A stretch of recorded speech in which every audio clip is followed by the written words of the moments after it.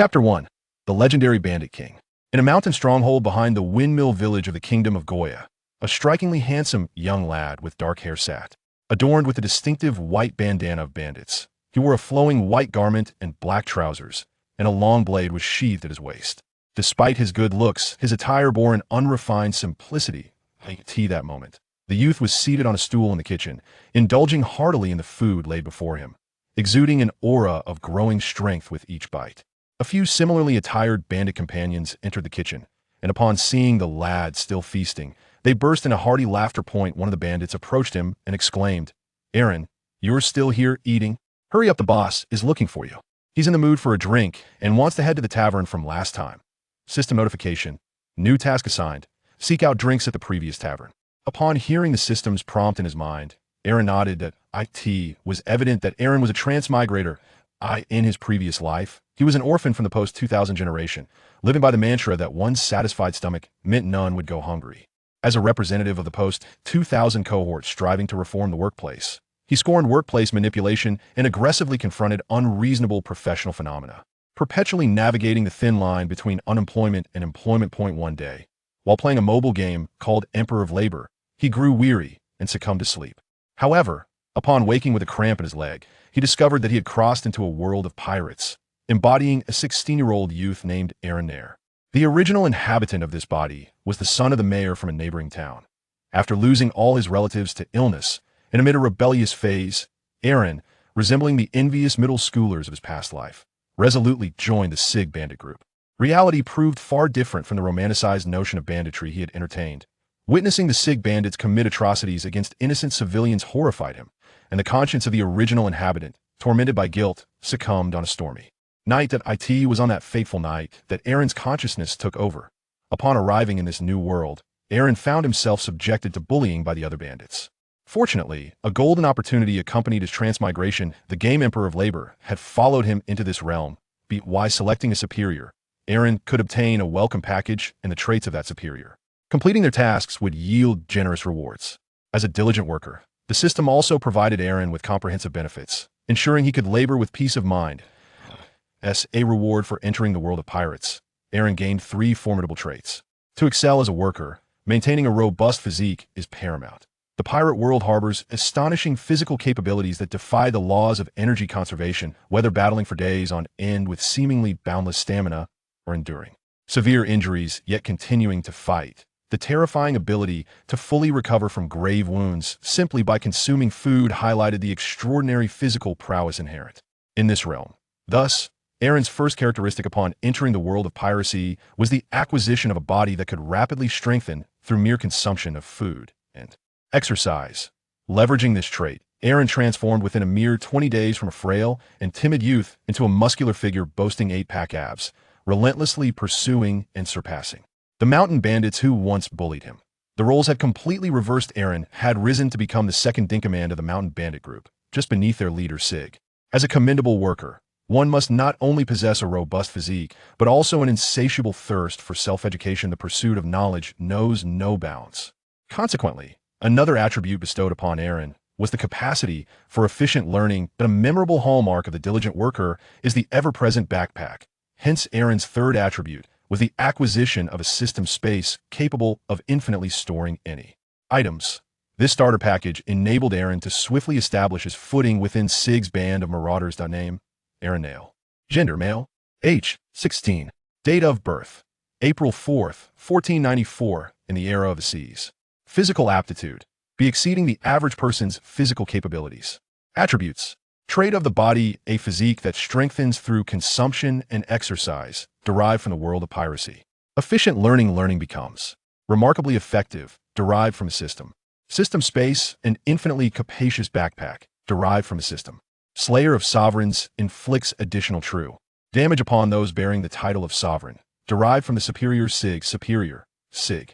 Since Aaron joined as a member of SIG's band, SIG automatically became Aaron's superior. System notification: you have a new superior SIG reward. Newcomer starter package, unlocking new attributes. Slayer of sovereigns inflicts additional true damage on those holding the title of sovereign. Reward from the newcomer starter package. Observing the attribute presented by SIG, Aaron found himself both amused and bewildered. He had never anticipated that playing with tropes could yield such a formidable trait. It appeared that a bounty's worth did not equate to one's true value. Even a modest 8 million could unlock exceedingly valuable attributes. It also suggested that good leadership comes in many forms. Evidently, for the system, selecting a commendable leader was paramount. According to the system's description, rewards were dispensed based on the status of the superior, meaning each superior could bestow rewards upon Aaron. This implied that the system indeed encouraged him to frequently change positions and work under various superiors. Sig had become devoid of value in Aaron's eyes. He intended to seek out another or perhaps multiple superiors. Not long ago, Aaron had witnessed Sig provoke the red-haired pirate stationed in Windmill Village. It would not be surprising if Sig soon became a relic of the past. This mission might very well be Sig's final task. Aaron hastily consumed the food on the table, wiped his mouth, and addressed the few mountain bandits still waiting for him. Let us depart. Not long ago, Aaron witnessed Sig wielding a wine bottle against the 4 emperors. Now, he is about to witness the rise of the future pirate king. As a person who relishes in entertainment, Aaron merely wishes to observe the spectacle. Sig, the captain of the Sig mountain bandits, by chance arrived at Windmill Village while seeking a drink and found himself at Makino's tavern, only to discover that the liquor had been entirely consumed by the red-haired pirates. Enraged, he struck Shanks to the ground with a wine bottle. Subsequently, the protagonist, Luffy, sought retribution from Sig for Shanks, only to be subdued by Sig. This act incited Shanks' fury, leading to the complete annihilation of Sig's bandit crew, leaving only Sig to escape with Luffy as a hostage to the sea. Ultimately, Sig was devoured by the Sea King, while Luffy was rescued by Shanks, who lost his left arm in the process, and Luffy inherited the Pirate King's straw hat. This encapsulates the brief and absurd life of Sig. Now, Aaron is poised to witness this moment. With an air of arrogance, the crowd followed Sig into Makino's tavern, striding with a sense of entitlement. Sig surveyed his surroundings and boasted, "Today, those foolish pirates are all absent. How tranquil it is." He strolled in nonchalantly, took a seat at the table, leaned back, crossed his feet upon the surface, and gazed at the dazed Luffy and Makino, slamming his right hand upon the table. Bang. "What are you still standing there for? We are esteemed guests. Hurry and bring us some wine." Chapter 2. Treading upon the future Pirate King. "Mayor, we have a grave situation." Makino burst into the mayor's office without knocking, her voice laced with urgency. The mayor, startled from his tea, was taken aback by Makino's sudden entrance. Remembering her as a gentle soul, he was alarmed by her evident distress and promptly inquired, "Makino, what is the matter? Why the haste?" Makino exclaimed, "Luffy has been captured by bandits." From her frantic words, the mayor learned that the bandits had returned. Luffy, unable to endure their prior disrespect towards his revered Shanks, had confronted Sig to demand an apology. However, Sig, being arrogant and dismissive, would never concede to such a request.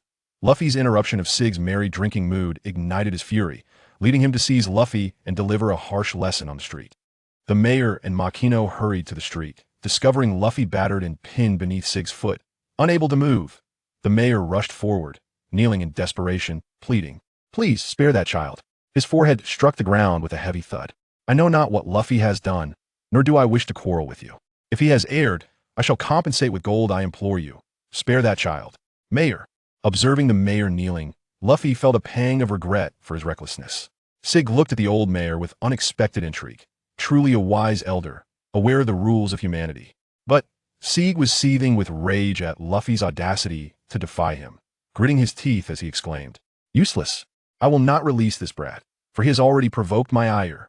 I shall end his life here." Aaron stood behind Sig, hand resting on the hilt of his sword, keenly observing the unfolding scene. It dawned on him that Luffy had always been this reckless. If Shanks did not arrive soon, he would be unable to restrain himself after all. One must not lay a hand on an innocent child, to be honest. Aaron was curious whether Luffy would transform into a sun god in such a situation that would certainly be entertaining. However, at this moment, Luffy was merely a child, and Aaron's moral compass forbade him from standing idly by while a young life was at stake. Suddenly, a formidable presence surged forth, compelling Sig to relinquish his left foot from Luffy and firmly plant both feet on the ground. He even had to thrust his long sword into the earth to steady himself against this overwhelming aura, as the other bandits were already swept off balance. Upon glancing towards the source of this imposing energy, Sig recognized the foul pirate he had recently dispatched. "So it is you, coward!" He had a vivid impression of Shanks. Only a wretched pirate could laugh heartily in the face of such insult. Sieg raised his longsword, directing a fierce declaration at Shanks. Shanks regarded Sieg with a dark expression. Upon finding no one to greet me at the alley, I knew something was amiss. Shanks advanced towards Sieg, taunting Luffy as he walked. Luffy, did you not boast that your fists are mightier than guns? How is it that you find yourself beneath someone's foot? Luffy felt a surge of joy at Shanks' arrival, but the immediate mockery shattered his composure. Stop your prattling. Observing Shanks' grim demeanor, Sieg swallowed hard. Noticing Shanks' disregard for him, he angrily retorted, mind your own business and flee while you still can. If you come any closer, I shall open fire. One of the bandit lackeys, eager to impress his boss, raised his gun at Shanks, disregarding the overwhelming aura that nearly obliterated their entire gang, warning him to halt his advance. Aaron, watching this unfold with disbelief, wondered if everyone in the pirate world was devoid of sense. Did they not notice that Shanks had already unleashed the sea? For some time now, those in the pirate realm, much like the third brother, carried an inexplicable sense of confidential, unwavering belief in their own superiority. This confidence left Aaron utterly bewildered. Since Shanks' arrival, Aaron had discreetly retreated to the back of the crowd, wishing to remain unnoticed, while the others continued to act foolishly. In the instant the bandit raised his weapon, the hefty officer from the red-haired pirates, Lucky Roo, swiftly drew his gun and dispatched the bandit in an instant. The gunshot signaled the commencement of battle. The bandits unsheathed their swords, shouting wildly as they charged towards the red-haired pirates. Die. Ben Beckman, smoking a cigarette, addressed Shanks. A bunch of worthless mountain bandits. I alone can handle them without requiring your intervention. Captain. Drawing his rifle, he deemed it unnecessary to fire a shot at such lowly foes, considering it a waste of ammunition. Gripping the gun barrel with both hands, he swung it lightly, as if playing golf, cautious not to exert too much force lest he reduce these miscreants to mere pulp.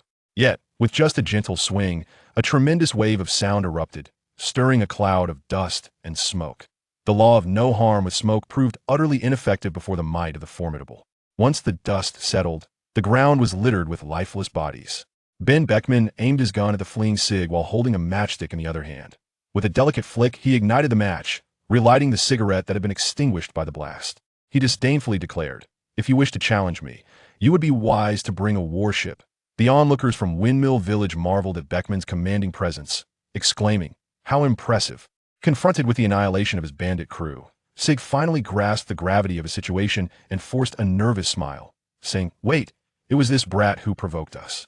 First, Shanks, exuding an aura of menace, fixed his gaze upon Sig regardless of your justifications.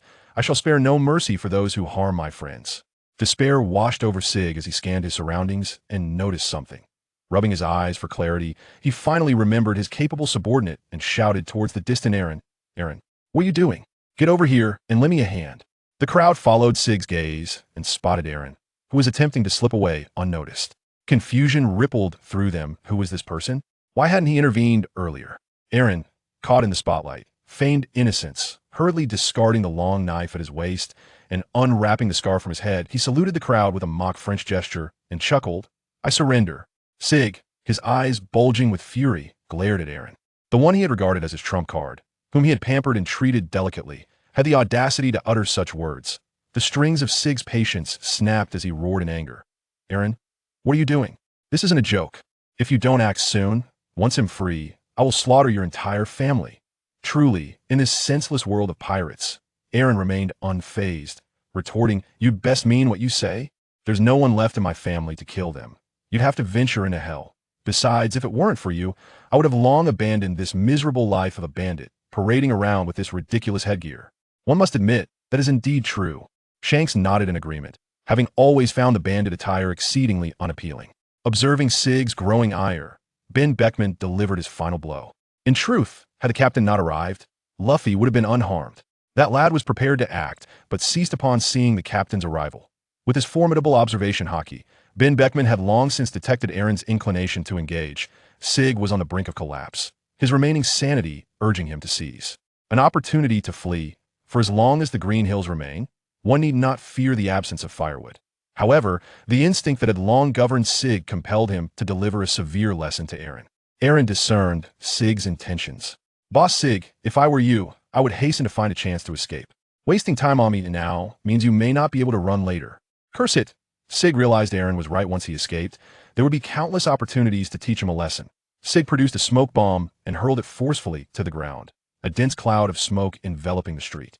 When the smoke dissipated, Sig had vanished, along with the figure of Luffy sprawled on the ground. Alas, if I cannot teach Aaron a lesson, how can I reprimand this mischievous child? The flustered Siggy has vanished with Luffy.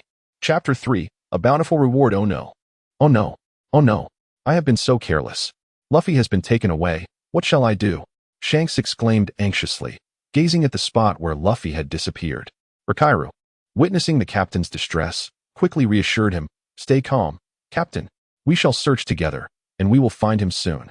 Observing the panicked crew, Ben Beckman sighed in resignation, muttering to himself, "This man truly is." Noticing Beckman's gaze, Aaron inquired with curiosity, "Sir, are you not going to search for that child?" "There's no need for me to go. Once they regain their composure, they will locate him in an instant. However, what of you? Are you not an accomplice to the mountain bandits? Why did you not join in the fray?" Ben Beckman replied, exasperated by the question. Which member of the red-haired pirates does not possess exceptional observation haki? Unfortunately, our foolish captain has led us to become somewhat foolish ourselves. Once they gather their wits, finding Luffy will be but a fleeting moment. He found himself intrigued by Aaron. The observation haki possesses myriad functions, such as sensing attacks, predicting an opponent's next move, discerning the strength of beings, perceiving emotions and thoughts, and detecting the location and quantity of objects beyond sight. These are the fundamental abilities of observation haki. Through his formidable power of observation haki, Ben Beckman had long sensed Aaron's emotions, which were rife with disdain for what should have been his comrades, even harboring a fierce intent to kill. After residing peacefully in this tranquil village for so long, with a rare ripple of excitement, Ben Beckman decided to indulge in some amusement. Meanwhile, the lingering Machino and the elderly village chief remarked, "This unfolding drama is one we too can partake in." Aaron then recounted the experiences of the original host, albeit with a slight alteration to the facts. He transformed the narrative of the original host's voluntary submission into one where he was captured by mountain bandits and forced aboard their ship. This presented a splendid opportunity for identity cleansing. Aaron spun a tale filled with dramatic twists and an emotional journey so riveting that it might just delight Ben Beckman enough to invite him aboard, thereby launching him into a new life. Alas, Ben Beckman's extensive experiences rendered Aaron's modest tale little more than a fleeting curiosity. Even Luffy had not managed to secure a place on the ship, let alone a mere stranger like Aaron. Fortunately, after sharing his story, the village elders surprisingly recognized the original host's parents and recalled holding young Aaron in his arms. Had it not been for the ever-present turban, the elder might have identified him much sooner. With the elder's affirmation, everyone instantly felt reassured. In the world of pirates, simplicity reigns. And as long as one claims to be a good person, most are willing to believe. System notification: your superior, Sig, has suffered an unforeseen demise and is now deceased. Superior Sig has been removed, and the founder of the Sig Pirate Group is dead. The company now has only one remaining employee, and it has gone bankrupt. You are now unemployed and in a state of joblessness. The final task assigned by your superior: find some alcohol. Task completed. Reward acquired. The host is currently in the novice internship period, and with the company's closure, the system compensates with doubled rewards. The host has lost employment and receives unemployment insurance benefits. With the system compensation, rewards doubled. The host has inherited the final trait of Superior Sig. Trait: intimidating aura of death. Gains the 3 types of haki. Armament haki. This enhances personal defensive capabilities, functioning like an invisible armor. It can also evolve into offensive strength, allowing one to contend against devil fruit users, even enabling contact with the entities of natural-type fruit users. However, armament haki can only interact with the physical forms of users and cannot incapacitate them like Sea Prism Stone, nor can it manipulate their powers. In addition to being applicable to oneself, armament haki can also be applied to objects. Observation haki. This allows one to keenly sense the presence of others, and once this ability is heightened, it enables the reading of enemies' positions, numbers, and anticipated actions beyond the line of sight.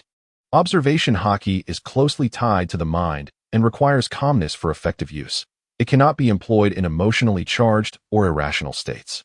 Observation haki possesses various functions, including sensing attacks, predicting the next moves of adversaries, gauging the strength of living beings, and perceiving emotions and thoughts.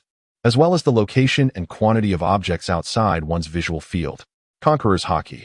This is the rarest form of Haki, which cannot be acquired through mere training. Conqueror's Haki embodies the essence of a ruler. Those who possess it can intimidate, deter, and even incapacitate foes without lifting a finger, relying solely on their formidable presence. A bountiful harvest, without a doubt. This is an extraordinary and unparalleled abundance. Truly, the notorious king of mountain bandits deserves to be mentioned alongside the pirate king. Under the benevolent compensation mechanism of the system, the emergence of the Conqueror's Haki is simply astonishing. Can there be anything superior to this in the world? Sig. You met your demise too soon. Arlong is almost tempted to master the forbidden technique of Edo Tensei to resurrect him, merely to reap rewards countless times over. Alas. Such a feat is unattainable. Yet, the existence of a comprehensive welfare system within the framework is remarkably generous. It brings tears to my eyes. The initial level of advancement allows Arlong to navigate the first half of the Grand Line with ease. Imagine the invincibility that could ensue with additional advancements. The thought of the upper echelon being vanquished, coupled with such substantial rewards, opens up a plethora of future possibilities. Almost instantaneously, shortly after Sig's demise, Arlong, having just recently awakened and still adjusting to his newfound observation Haki, suddenly sensed an overwhelming force, a presence he shall refer to as Aura, that was abruptly diminished. Surely, this must be reminiscent of a legendary moment involving Shanks. Aaron observed that Ben Beckman's expression suddenly grew grave, a powerful aura enveloping the air. Ben turned his gaze towards the sea, murmuring, "What is happening? Shanks, are there still entities in the East Sea that could harm you?" He hastened toward Shanks. As Aaron had anticipated, in an act of benevolence towards the sun god, and to guide him, Shanks had deliberately sacrificed an arm, claiming it was a gamble for the dawn of a new era. Regrettably, Aaron missed witnessing a dramatic scene. After a while, Shanks returned to the tavern, cradling the still sobbing Luffy in one arm. To commemorate their captain's loss of a left arm, the red-haired pirates held a celebration within the tavern, and they joyfully included Aaron in their festivities. After an entire evening of merriment, the red-haired pirates resolved to depart, having fulfilled Shanks' purpose for this journey. It was time to return to the New World. On the dock, Aaron stood alongside the village chief, Makino, and others, watching as Luffy bid farewell to Shanks. The content of their conversation remained a mystery, but ultimately, Luffy shouted towards the red-haired pirates, "I will undoubtedly become the Pirate King." Once again, Aaron witnessed a significant moment as Shanks bestowed upon Luffy the straw hat, a symbol of the Pirate King. Finally indulging in the much-anticipated spectacle, Aaron felt a sense of satisfaction as he stood among the unfamiliar crowd, realizing that this was precisely the moment he had awaited. Makino, holding Luffy who was still wiping away tears, approached the village chief, who then inquired about Aaron's plans. Aaron was contemplating a thorough exploration of the system's capabilities and thus inquired whether Makino would permit him to work at the tavern for a few months to save some money for a small boat to set sail. Upon receiving a favorable response, Aaron resolved to return to the stronghold of the West Sig Mountain Bandits to organize his belongings as a bandit lair. After all, held some intrinsic value. On his way back, he reviewed the recent notifications from the system. System notification: you have a new superior, Makino. Reward: newcomer's welcome package. Unlocking new traits. Gentle as water. Easily endears oneself to children. Newcomer's welcome package reward. System notification: you have a new superior, the village chief of Windmill Village. Reward: newcomer's welcome package. Unlocking new traits. Village chief of the novice village. Gains the favor of the savior more easily. Newcomer's welcome package reward. These traits seemed somewhat trivial, yet they held a hint of potential. They appeared to be tailored specifically to counter Luffy. Nevertheless, they were still traits, and Aaron gladly accepted them. Chapter 4. The powerful brother T. Sure unbeknownst to him, Aaron spent 2 months at Machino's tavern. During this time, thanks to the traits bestowed by Machino and the village chief, Aaron grew close to the trio of little ones. Luffy even extended several invitations for Aaron to join him as a crew member, each time met with Aaron's playful acquiescence. He was curious to discover what trait Luffy would offer. Was it that of the sun god, the savior, or perhaps the liberator? Regrettably, each time, the system remained unresponsive, indicating that Luffy currently lacked the potential to be a superior. Throughout these 2 months, Aaron worked during the day and trained at night, engaging in combat with the ferocious beasts. With the mastery of his 3-color Haki, the beasts of the windmill village's back mountains suffered greatly, ultimately finding their way into Aaron's belly. It must be said that the nutritional value of the enormous beasts in the pirate world was exceptional. After 2 months of sustenance combined with training, Aaron's physical prowess had ascended to level A, placing him among the elite in the pirate realm. Most significantly, during these 2 months, Aaron had nearly deciphered the operational principles of the system. Remaining in Windmill Village had begun to seem rather pointless. It was time to seek a new employer. In Machino's tavern, Aaron formally bid farewell to Machino and the village chief. At that moment, only the village chief was present, indulging in drink, while Machino looked affectionately upon the trio of little ones as they frolicked playfully. Upon hearing Aaron's farewell, the trio expressed their astonishment. Luffy, with his rubbery legs, leaped in front of Aaron, exclaiming in surprise, "Are you going to set sail too?" Not long after Shanks had departed, another friend was about to embark, leaving Luffy feeling a tinge of sadness. Suddenly appearing before him, Luffy startled Aaron, who was busy polishing a cup, prompting him to instinctively deliver a light punch to Luffy's head, much like carp would. "Ouch!" Luffy exclaimed, clutching his swollen head. "Aaron, your punch hurts just like Grandpa's." Ace observed as Aaron's dark fists gradually regained their normal hue. It appeared that he possessed the same formidable strength as Grandpa Carp, capable of inflicting pain on Luffy. Alas, such a powerful individual was setting sail, otherwise he could have sought his guidance.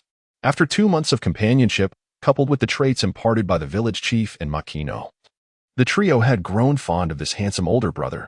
Sabo, in particular, admired him for his gentleness, reliability, vast knowledge, and his strength coupled with an egalitarian and courteous demeanor towards others. He aspired to embody such qualities in the future. As Sabo watched Aaron comforting Luffy, he couldn't help but wonder if someone like him yearned for the freedom of the open sea. It seemed that he needed to plan his own journey to set sail sooner rather than later. The old village chief was not at all surprised. He gently swirled his wine glass and remarked casually, "A true man should venture out to sea." In my youth, after having a couple of drinks, the chief found himself reminiscing about his own, albeit rather unremarkable, seafaring adventures. The next morning, at the seaside of Windmill Village, Aaron arrived at the seaside early, with only the village chief accompanying him, as he had confided in no one else. The village chief watched as Aaron effortlessly loaded a barrel of fresh water onto a small boat and could not help but exclaim, "Are you really not going to bid farewell to Luffy and the others? They hold you in such high regard." Aaron smiled at the village chief. "Not yet. For when the children begin to cry, it becomes troublesome. Besides, did you not say, esteemed chief, that a true man should meet his fate upon the vast ocean? I eagerly await the day when I can encounter them upon the sea." Upon hearing his own words echoed back to him, the village chief nodded thoughtfully and produced a maritime chart. "Here is the map to Frostmoon Village that you requested. Do you wish to journey to Frostmoon Village?" "Indeed. I have heard that there is a dojo there, and I wish to learn the art of swordsmanship." Aaron took the nautical chart and expressed his gratitude to the village chief with a nod. Over the past 2 months, he had diligently reflected on the storyline, pondering which notable individuals within the novice village of the East Sea could serve as his superiors. After much contemplation, Aaron resolved that his next destination would be Frostmoon Village. If all went according to plan, he would be able to learn the art of swordsmanship there. Although the sword techniques in the pirate world often relied on sheer strength to achieve remarkable feats, the allure of wielding a sword was undeniable. Strength may be fleeting, but charm is everlasting. Moreover, the swordsmanship in the pirate realm is both striking and formidable. Who doesn't harbor a youthful dream of roaming the world with a sword in hand? Mastering sword techniques is indeed a worthy pursuit. While still in his youth, it is imperative to acquire as much knowledge as possible, for it will surely prove useful in the future. The village chief agreed with Aaron's aspirations and once again regaled him with tales of his life experiences. After transferring fresh water and provisions onto the small boat, Aaron embraced the village chief warmly and said with heartfelt sincerity, "I am truly grateful for your and Machino's care over these past 2 months. I must be on my way, so please convey my apologies to Machino."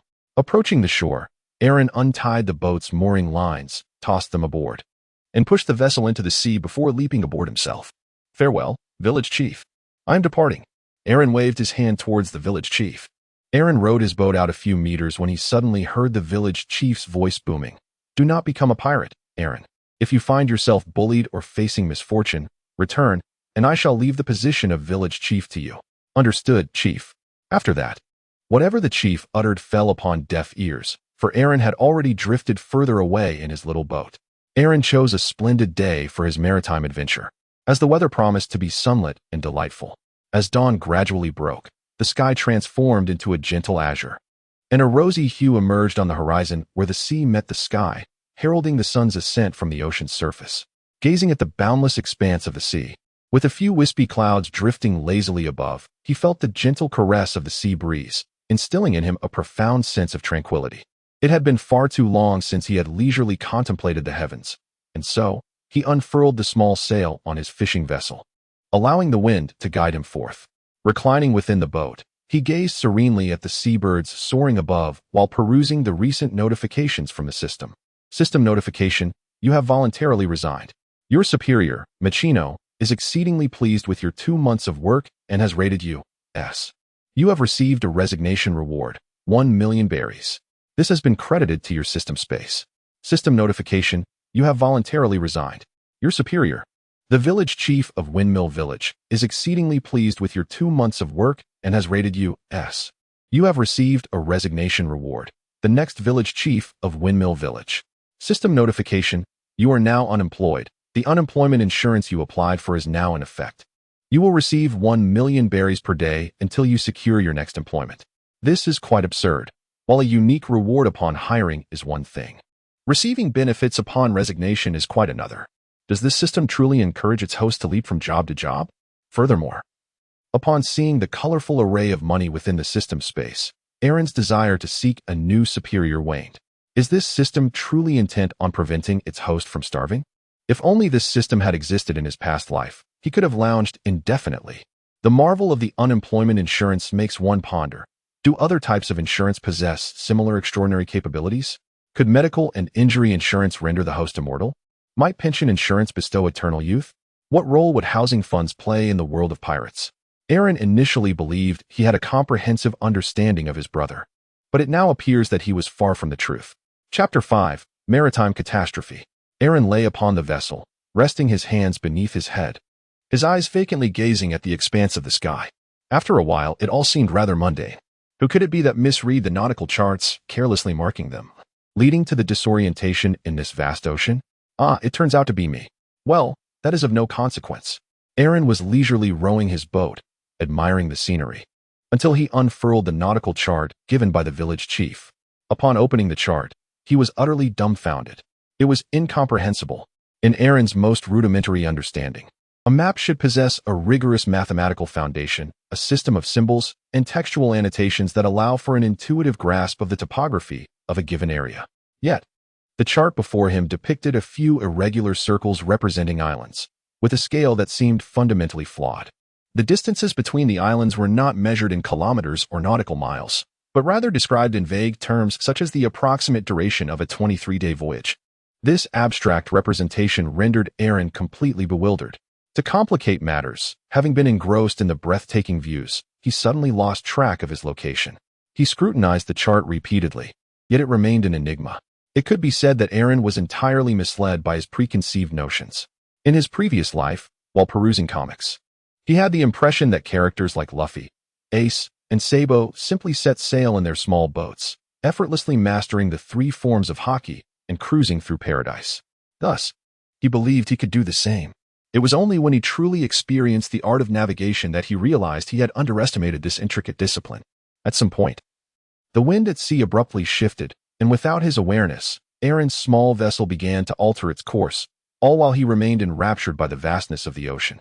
Having never before gazed upon the sea, he was wholly immersed in its grandeur for the first time. The ocean's ever-changing moods were as elusive as the temperament of a young woman. As evening approached, the sea breeze turned tumultuous, and the atmospheric pressure began to drop. Anyone with a modicum of knowledge would recognize this as a harbinger of an impending storm. It was only at this moment that Aaron finally came to his senses and began to lower the sail. As the fierce wind surged, a colossal oceanic vortex suddenly formed upon the water's surface. This immense whirlpool resembled an invisible, gaping maw, ensnaring the surrounding waters and vessels with an irresistible force, as if it sought to consume everything. The center of the vortex appeared like a dark, bottomless pit, drawing in all light and life, instilling a profound sense of dread. The vortex's pull was extraordinarily powerful, and coupled with the relentless winds, it rapidly drew Aaron's small boat toward its ominous center. On his inaugural voyage, Aaron encountered a calamity akin to that faced by Luffy, a modest fishing vessel. How resilient can it be against the tempest? This is well understood. Seasoned fishermen are accustomed to embarking at dawn to catch fish, returning by dusk, and they confine their endeavors to coastal waters. Luffy, aided by the aura of a protagonist, managed to survive the formidable ocean whirlpool.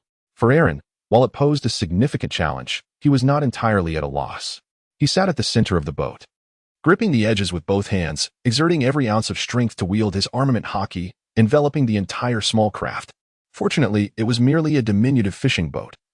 Had it been of a standard size, Aaron would have lacked the confidence to envelop the entire vessel.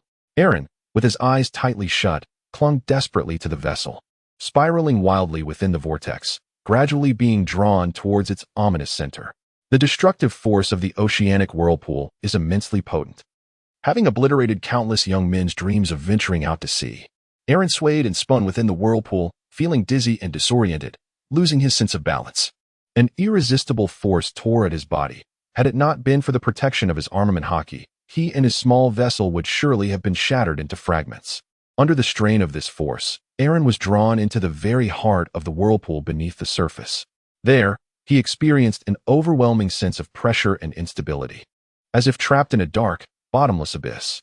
Fortunately, endowed with extraordinary physical resilience and the armor of haki, he clenched his teeth and persevered through immense hardship. When he finally floated back to the surface, Aaron had lost all sense of where the whirlpool had carried him. Aaron lay exhausted on the small boat, every ounce of strength drained from his body. Aaron gasped for breath, inhaling the crisp air as if his lungs were on the verge of bursting. In that moment, he finally comprehended why the legendary pirate king, Roger, refrained from consuming a devil fruit. And he understood why even a formidable figure like the Golden Lion Shiki could be vanquished by a tempest despite possessing overwhelming advantages. Acknowledging one's vulnerabilities, even the mightiest, like the Golden Lion, cannot entirely withstand the wrath of nature. Indeed, in the current context, it is the mastery of haki, physical prowess, and swordsmanship that reign supreme. This realization further solidified Aaron's resolve to pursue the art of swordsmanship. Alas, fate was not in his favor. Before he could catch his breath, the storm descended upon him. The fierce winds began to buffet his small vessel, raising towering waves that relentlessly crashed against it. Exhausted, Aaron could no longer worry about capsizing. He could scarcely move. So be it, he thought. Let destruction come swiftly. Aaron, in a moment of surrender, lay calmly upon the boat with his eyes closed, indifferent to the tempest raging outside. However, a notification from the system interrupted his solitude. To prevent you from incurring unforeseen injuries, the workers' compensation insurance you requested has officially come into effect. Please acknowledge receipt. A surge of warmth unexpectedly coursed through Aaron's body, rapidly circulating within him. Nurtured by this newfound energy, the weary Aaron suddenly regained his vitality, his entire being brimming with strength. Aaron glanced at the system panel, and indeed, his physical attributes had evolved to an A level. Originally, Aaron's unique trait was his ability to rapidly enhance his strength through rigorous training. This recent calamity had thoroughly tested both his body and spirit, and the results of this experience would likely take a considerable amount of time to replicate. Truly, contending against the heavens is an exhilarating endeavor. Alas, to speak candidly, the system is exceptionally benevolent compared to others, comprehensively safeguarding the host's rights. The host need only focus on their endeavors while the system manages everything else, leaving Aaron feeling somewhat reluctant to continue his idle repose. Aaron sat up, feeling the strength of his enhanced body and the further mastery of his observation haki. A surge of confidence filled his heart as he skillfully evaded the towering waves, thanks to his keen perception. The water that splashed onto the ship was swiftly absorbed into his system space, rendering the tempest a mere inconvenience for Aaron, who was both physically vigorous and well-prepared. With the storm endured, night fell, his clothes thoroughly soaked, and the barrel containing his provisions and fresh water had long been swept away. Fortunately, with the limitless space of the system, Aaron, being a meticulous individual, had stored countless items within it, untouched by the passage of time. He changed into a fresh outfit and savored a warm piece of roasted meat he had preserved in the system. After setting up a fire with his iron pot and cocooning himself in a blanket, Aaron, exhausted from the day's trials, comfortably drifted into slumber. Chapter 6. The first encounter with the little thief cat Kokoyashi village. After a night of relentless storms, the sun had just risen and the ground remained damp. A little girl with orange short hair, clad in tattered clothing, set out from her home towards the bookstore at the market. Her name was Nami, one of the two adopted daughters of the village's former naval officer, Belmir. Belmir had once been an exceptional sailor who, during a battle, encountered 3-year-old Nojiko and 1-year-old Nami. She brought them back to her hometown, raising them by cultivating oranges. Their life was frugal, often resorting to dressing Nami in her elder sister's hand-me-downs. From a young age, Nami harbored a dream of drawing a world map, dedicating immense effort to it. Since she began to read, she devoured books on navigation. And by the time she was nearly 9, she had amassed considerable experience in mapping islands. There existed a plethora of books on navigation, yet due to Belmir's meager income, young Nami could not afford to purchase them, leading her to frequently steal books from the store. The shopkeeper, a kindly old woman, often turned a blind eye to Nami's pilfering antics. However, the village constable, Aiken, who had a fondness for Belmir, typically assisted Nami by covering the cost. On this particular day, Nami, intrigued by the storm's formation from the previous night, arrived early at the bookstore. Finding it empty, she stealthily grabbed a relevant book, only to be caught by Aiken just as she was about to make her escape. Wearing a windmill hat, Aiken helped Nami pay for the book before lifting her up, intending to inform her guardians. By this time, the market was bustling with people who, upon seeing Aiken apprehending Nami, began to jest. Nami is at it again. She never learns, does she? As Aiken carried her towards Belmir's house, Nami clutched the book tightly and protested, "Let me go. I'm not a kitten." Aiken held her before him, glaring sternly as he admonished, "You foolish girl. How many times must I tell you? No stealing." Nami stuck out her tiny tongue and made a face at Ajien, indignantly exclaiming, "But my family is very poor. We can't afford books. What can we do? You miser." At that moment, a series of thunderous roars erupted from the seaside, as waves surged violently onto the shore. Upon hearing the commotion, the villagers abandoned their tasks and gathered at the coastline, fervently hoping that the source was not some sea creature or pirate, for they, mere common folk, possessed no strength to confront such threats. As the village's constable, Ajien felt an unwavering duty to protect his home. He set Nami down and sprinted toward the beach. However, after only a few steps, he felt a weight at his leg and looked down to find Nami clinging to his thigh. "Don't even think about leaving me behind. I want to go too." Despite his best efforts, Ajien could not pry her off. Given the urgency of the situation, he had no choice but to take her along. "All right, I'll take you with me, but you must let go. It's cumbersome to walk like this." With that, Ajien hoisted Nami onto his shoulders and dashed into the crowd. What followed was a breathtaking spectacle. A small boat raced toward the shore, its crew rowing with such speed that their movements were nearly imperceptible, creating a blur. With each stroke, the oars struck the water with tremendous force, producing a series of thunderous sounds. Each pull sent towering waves crashing forth, the immense power carving deep furrows in the water as if a ferocious beast were charging through. In mere moments, the boat, resembling a bullet, reached the shore, leaving profound scratches in the sand. The onlookers, awestruck by the marvel of such extraordinary power and velocity, wore expressions reminiscent of the thunder god Enel. Ajien swallowed hard as he watched a strikingly handsome young man with black hair leap from the boat. He adjusted his attire and surveyed the crowd, noticing their exaggerated expressions. With a bright smile, he waved and politely inquired, "Hello everyone. What brings you all together here?" This man was Aaron, who had been swept away by a whirlpool to an unknown location and had endured a tempest. Having lost his way, Aaron had drifted at sea for 2 days, staring at the endless blue sky or the vast ocean. The solitude began to weigh heavily on him. While he had once relished solitude in his past life, the loneliness at sea was an entirely different experience. In his previous existence, he had enjoyed various forms of entertainment, allowing him to thrive in solitude. Yet now, trapped on a small fishing boat, he was confined and utterly devoid of amusement. Aaron felt a twinge of anxiety. Next time, he resolved to acquire a larger vessel, one that at the very least could accommodate a dwelling. After drifting aimlessly for 2 days, his mood grew increasingly irritable until he finally spotted land on the horizon. A surge of excitement coursed through him as he grasped the paddle, channeling his haki with fervor, propelling himself towards the shore.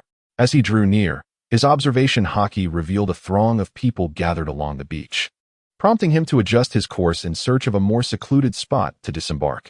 However, upon stepping ashore, he was met with the astonished gazes of the crowd, particularly that of a peculiar policeman adorned with a windmill atop his head and a little girl perched upon his neck.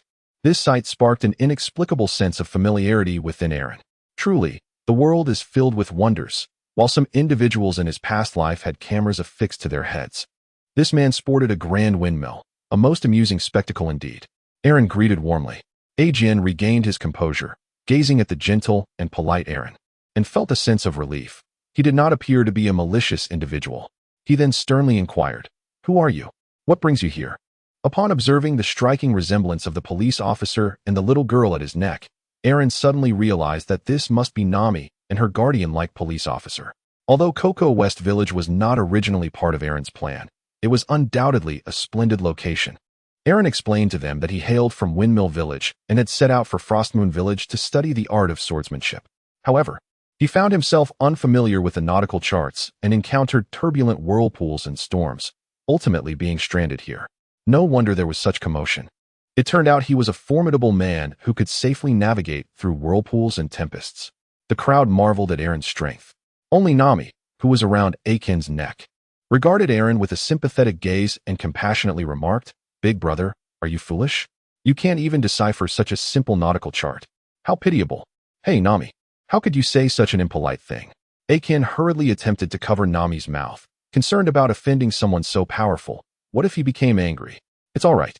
Aaron is not so petty as to be angered by the innocent words of a child, especially not by the gentle Nami, whose tenderness has nearly vanished since her coming of age. Aaron approached Attain, and at the age of 16, he towered over him by a head. He looked directly at Nami and gently said, "Little sister, judging by your words, you possess considerable knowledge about navigation charts, do you?" "Indeed."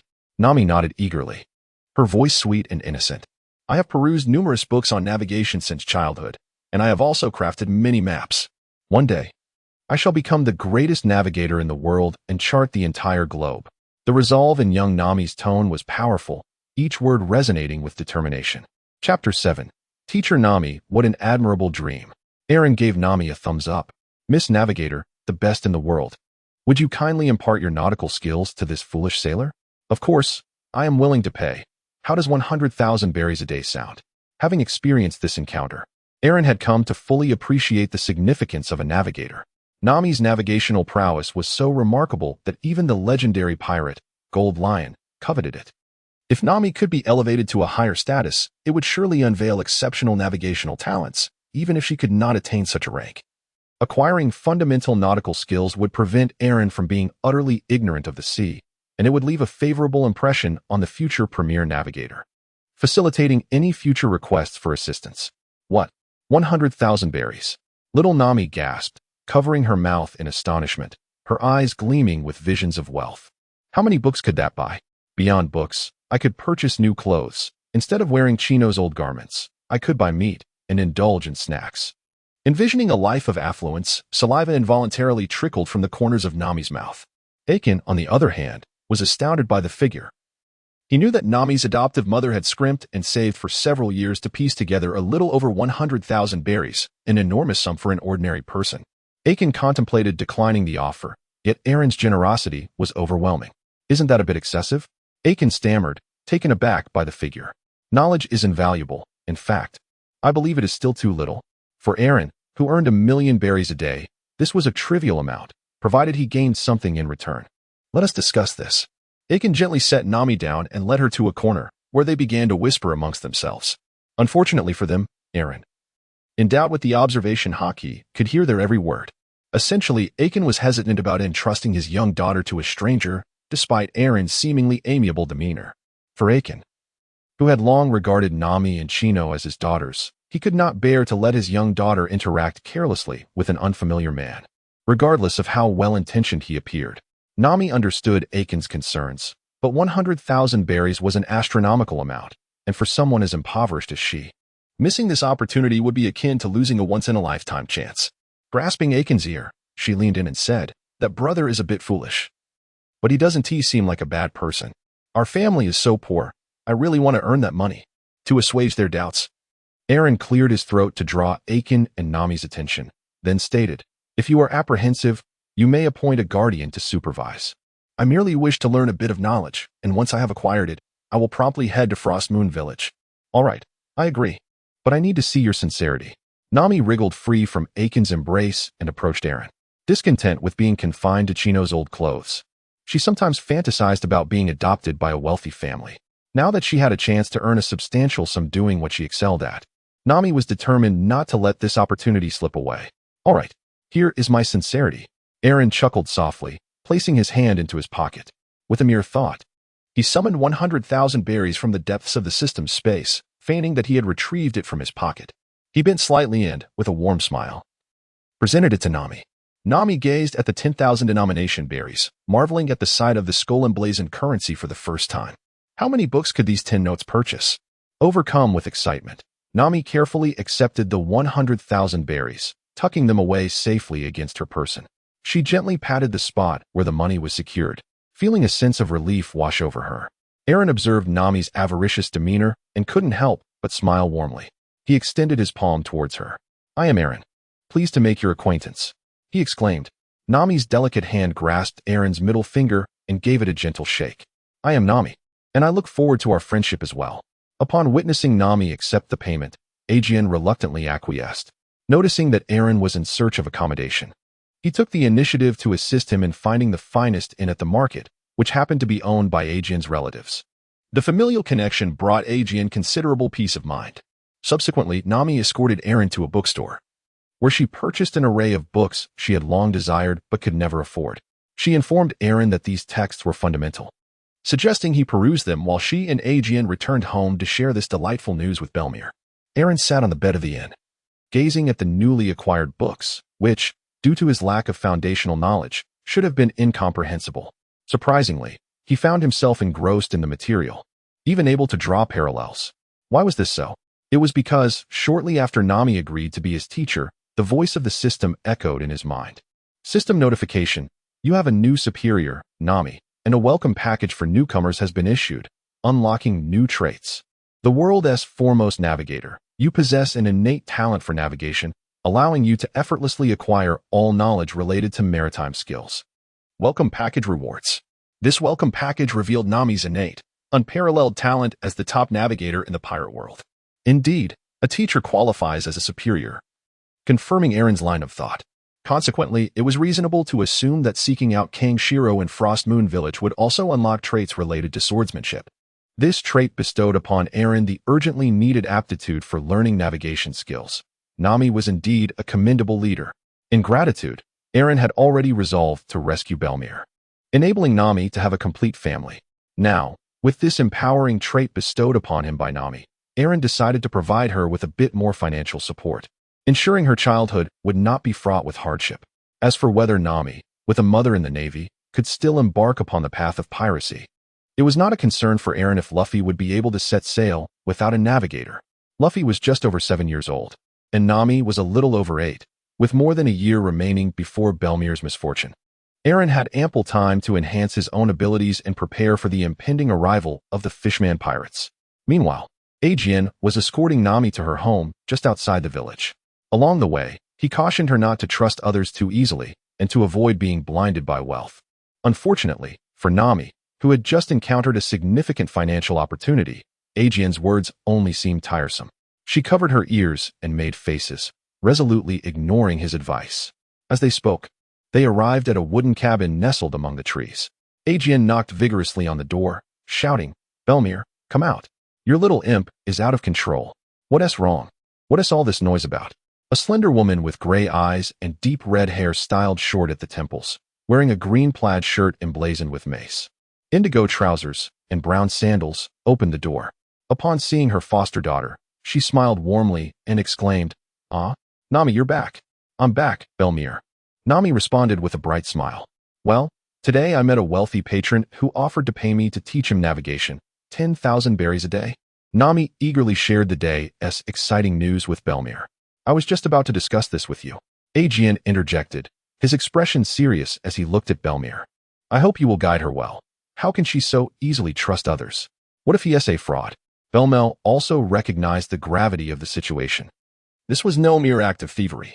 The villagers would turn a blind eye to such matters, but should they encounter human traffickers, it would be too late for regret. Consequently, Belmel gave Nami a sharp rap on the head. "Ouch, Belmel," Nami exclaimed, clutching her head. With arms crossed and a serious demeanor, Belmel admonished. "This is no laughing matter. You must heed the words of your Uncle Aji." Nami, wrapping her arms around Belmel's leg and pouting playfully, responded, "I understand my mistake. But that brother is handsome and a bit foolish. He is a good person. You know, I can tell at a glance whether someone is bad or not. Besides, there are plenty of uncles and aunties from the village around here. It's all fine." Indeed, Belmel nodded in agreement, reassured by her daughter's discernment from a young age, which allowed her to feel at ease when Nami wandered about. "Nokigao," Belmel called out to her elder daughter. "Let us go see who this person is, someone bold enough to employ an 8-year-old girl as a teacher." Belmel resolved to investigate this individual, trusting her instincts. During her time in the Navy, she could easily identify pirates. Perhaps Nami had inherited this talent from her, despite not being her biological daughter. With one hand grasping each daughter, Nami recounted the events of the day to Nokigao, patting her pocket where she concealed her savings, and declared grandly, "Belmel, Nokigao, Aji, I'll treat you all to a feast later." Upon hearing this, Belmel tugged Nami's ear, scolding, "How can you waste money like that? Hand it over to me for safekeeping. I'll help you save it. Tonight, I'll buy you meat." Nami protested with a reluctant expression. "But I want to buy books and new clothes." "Foolish child." Belmel affectionately ruffled Nami's hair, adding, "You wouldn't intentionally extend your lessons a few more days, would you? Is that even possible? Truly, you are remarkable, Belmel." Nami gazed at her with admiration, nodding in agreement. As they conversed, they arrived at the village street, which was typically bustling with preparations for dinner. However, the houses were nearly empty, and upon closer inspection, they realized everyone had congregated by the shore. As evening approached, the temperature dropped, and the salty, damp sea breeze added a touch of desolation to the air. Yet, the throngs of people on the coast felt no chill, their eyes fervently fixed on the sea.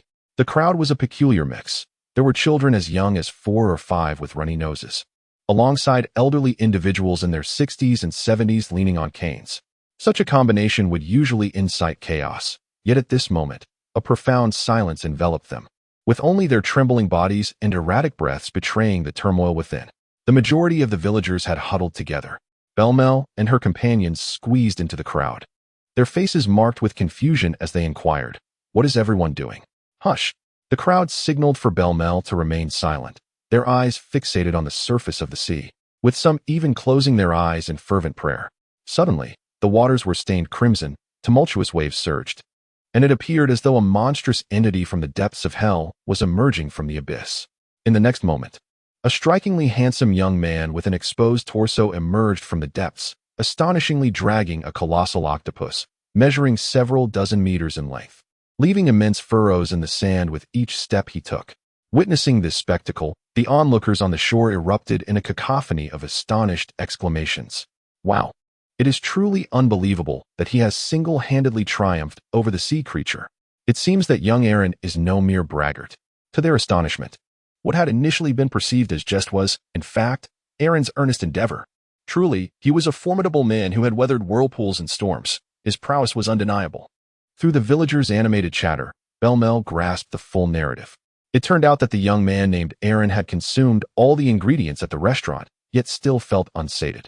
Hearing of a massive sea creature that had been threatening the villagers' safety near the coastline, he bravely volunteered to venture into the sea and hunt the beast.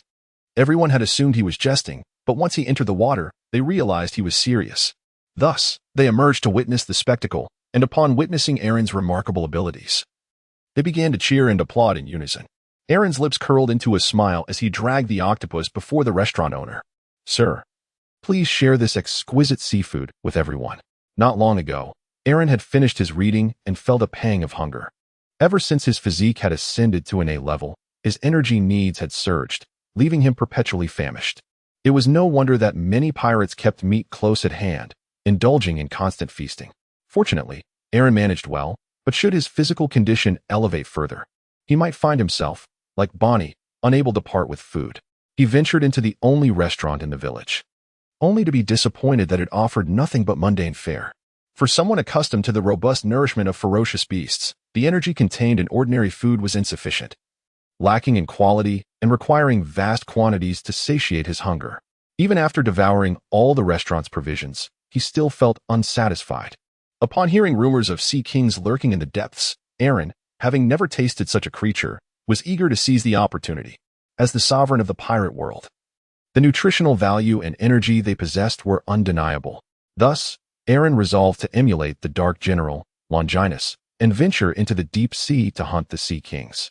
This endeavor would not only allow him to harness the ocean's pressure to strengthen his body and enhance his haki, but also provide him with nutrient-rich ingredients while ridding the village of a menace, truly a trifecta of benefits. Diving into the sea, he felt the pressure envelop him, convinced this would be an effective way to fortify his physique.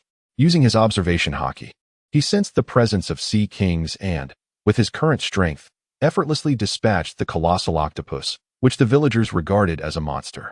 Dragging the octopus ashore and witnessing the villagers' excitement, Aaron realized he had garnered a level of respect in Cocoa West Village. After a vigorous workout, hunger struck again. Handing the giant octopus to the restaurant owner, Aaron's anticipation for grilled octopus was palpable. Faced with the massive creature, the restaurant owner found himself in a quandary.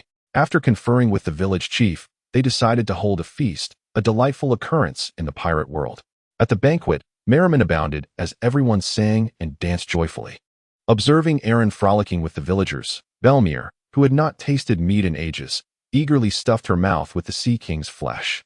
The meat, renowned for its exquisite flavor and abundant life energy, was the pinnacle of culinary treasures from the ocean, capable of fundamentally enhancing one's physical capabilities with prolonged consumption. Belmere had only savored it once during her time in the Navy. Turning to her two daughters, whose bellies were now swollen from indulgence, she cautioned, "Do not eat so much. Such rich sustenance may be too much for you to digest." Aaron continued to indulge himself, devouring the enormous octopus, most of which found its way into his stomach. Nami observed Aaron's gluttony with the same fascination one might have for a food broadcast, and before she knew it, she too had eaten her fill. Belmere, watching her two adopted daughters fixated on Aaron, sighed with regret, "Do not gaze too long. That is a talent reserved for the elite of the seas. In these waters, the ability to consume is indeed a gift of the strong. Tomorrow, you may accompany Noki Gao. I grant my approval. Such individuals are destined for greatness, and it is wise to forge a good connection." Belmere pondered this. Chapter 9. Learning navigation. The world of pirates exists in a dimensionally unique Earth, divided by the Red Line and the Grand Line. This vast expanse of ocean is segmented into 4 distinct seas: East, West, South, and North. The Grand Line on the eastern and southern sides is known as the First Half's Paradise, while the western and northern sections are referred to as the New World of the latter half. The Grand Line is teeming with formidable adversaries, and survival is uncertain. Its first half is a realm of delight, while the latter is a world of harsh realities, perhaps representing the stark contrast between sweet temptation and brutal nature. The Grand Line conceals its treacherous second half behind the bizarre and vibrant paradise of the first half. It is widely acknowledged that the Grand Line is a chaotic region concerning geomagnetism, celestial phenomena, ocean currents, and atmospheric flows.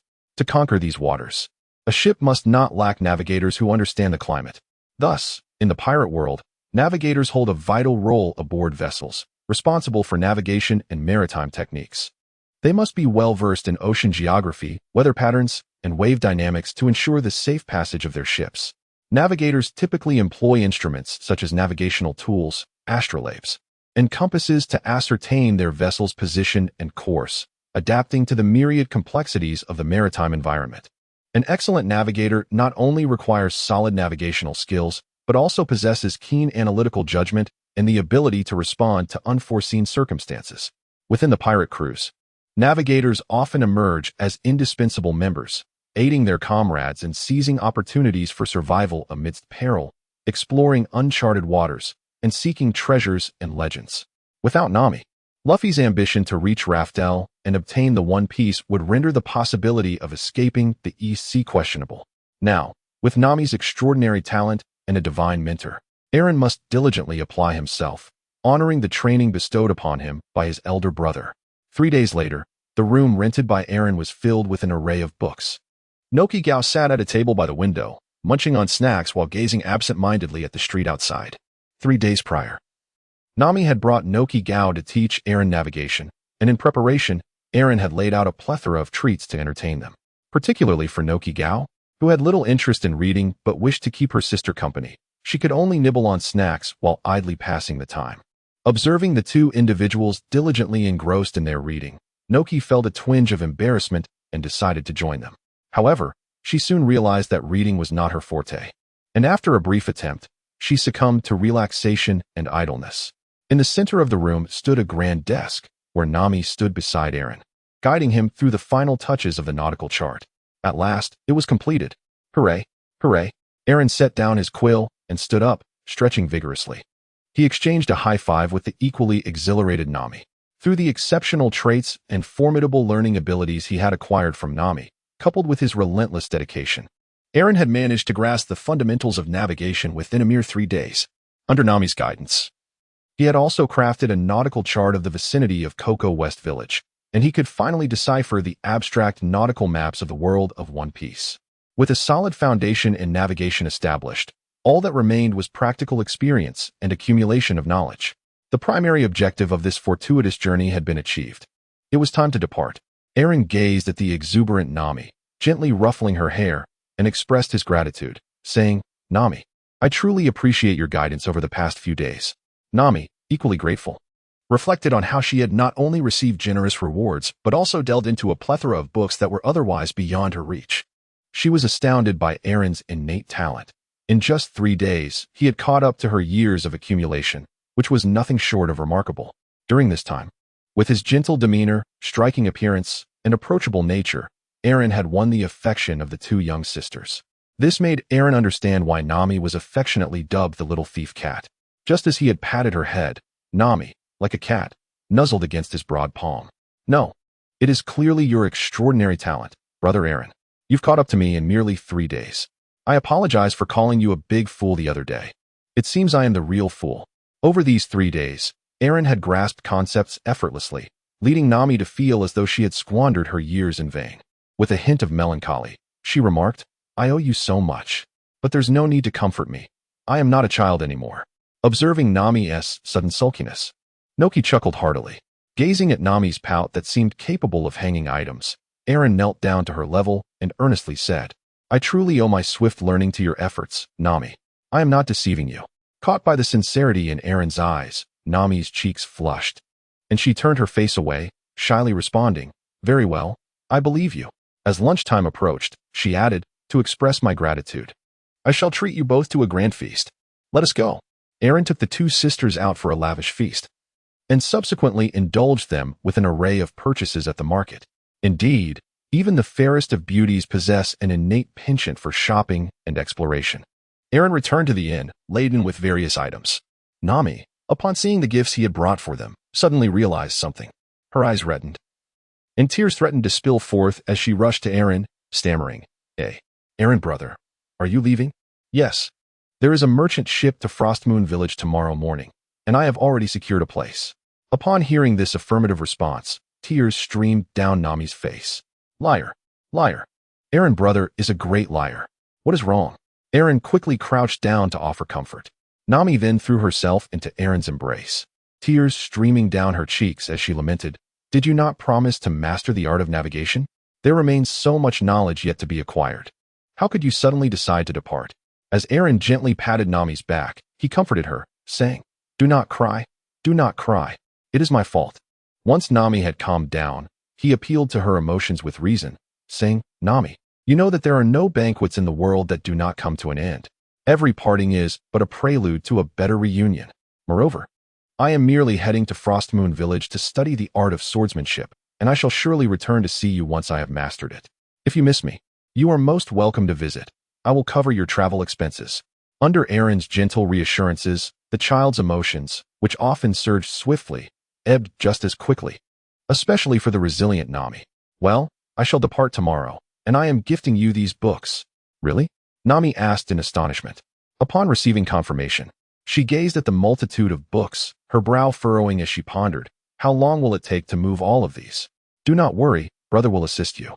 Aaron spoke as he stored the books in the room, along with the newly acquired items, into the system space. Observing the sudden disappearance of the objects from Aaron's hands, Nami covered her mouth in astonishment and exclaimed, "What? What is this?" There exists a wondrous fruit in the vast ocean. Upon consumption, it bestows various abilities upon the eater. However, the price for such power is that the consumer is shunned by the sea, becoming a landlubber. But brother, how can you swim? That is a secret of mine. Will you help me keep it? Nami nodded vigorously. Chapter 10, Journey to Frostmoon Village. Eren gathered all his belongings into the system space. As usual, he held the hands of Nami and Nojiko, making their way to their home. Along the journey, they encountered the villagers of Koko Village, who greeted them warmly. "Oh, is young Eren escorting Nami and her sister home once again?" one remarked. "I never imagined that little Nami's mischievous antics would prove to be truly beneficial," another added. "Indeed, it appears that her learning has borne fruit."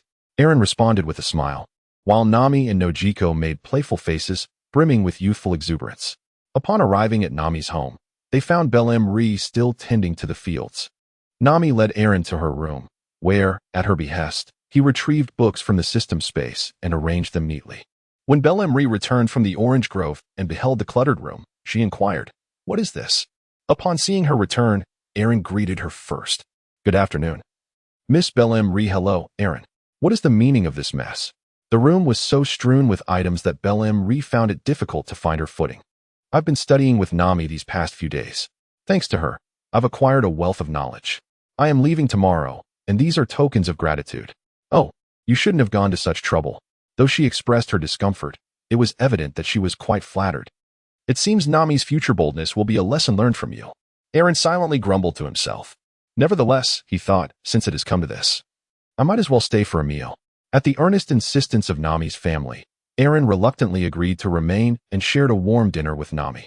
That evening, compelled by Nami's insistence, Eren laid out his bedding in the living room, reflecting on Belmer's care for Nami. He silently vowed, "Nami, in this lifetime, I shall ensure that you experience a joyful childhood." The following day, everyone gathered to bid farewell to Eren. In just a few short days, they had grown fond of this polite and handsome young man, and they all extended invitations for him to visit again whenever he had the chance. Eren greeted everyone one by one. Upon seeing Belmer approach with Nami, the others tactfully stepped aside, allowing Nami to take the stage. With tears streaming down her face, Nami bid farewell to Eren. "Brother Eren, promise me you'll return to see me. I will miss you dearly." Eren gently patted Nami's little head. "So am I. Well, it's time to go." Eren boarded the merchant ship, waving farewell to the crowd. "Goodbye, everyone." Nami, in tears, followed the ship until she reached the shoreline, where she finally came to a halt. "Let us go." Bel-Em lifted the sobbing Nami and began their journey home. This merchant vessel was far more comfortable than the previous small fishing boat. Utilizing his ability to obtain currency, Eren secured the finest room aboard, luxuriating in its comforts for 2 days before arriving at Frostmoon Village. This tranquil little village is bordered by the sea on 3 sides, with majestic mountains on the 4th. Frostmoon Village was established over 40 years ago when Kazuki Yasaku, having embarked from Wano country, along with a band of samurai, encountered various adventures before reaching the East Blue. Here, they assisted the indigenous people in repelling bandits and imparted the art of swordsmanship. During this time, Yasaku fell in love with a local woman, deciding to settle down, and subsequently led the villagers in founding Frostmoon Village, as well as establishing the Frostmoon Dojo, which was later renamed the One Heart Dojo. In time, Yasaku's son, Kazuki Yoshiro, who became Zoro's master, inherited the dojo and fathered a daughter named Kuni. The village, led by a samurai from Wano, primarily engaged in farming, fishing, and hunting, with most villagers opting to learn the way of the sword.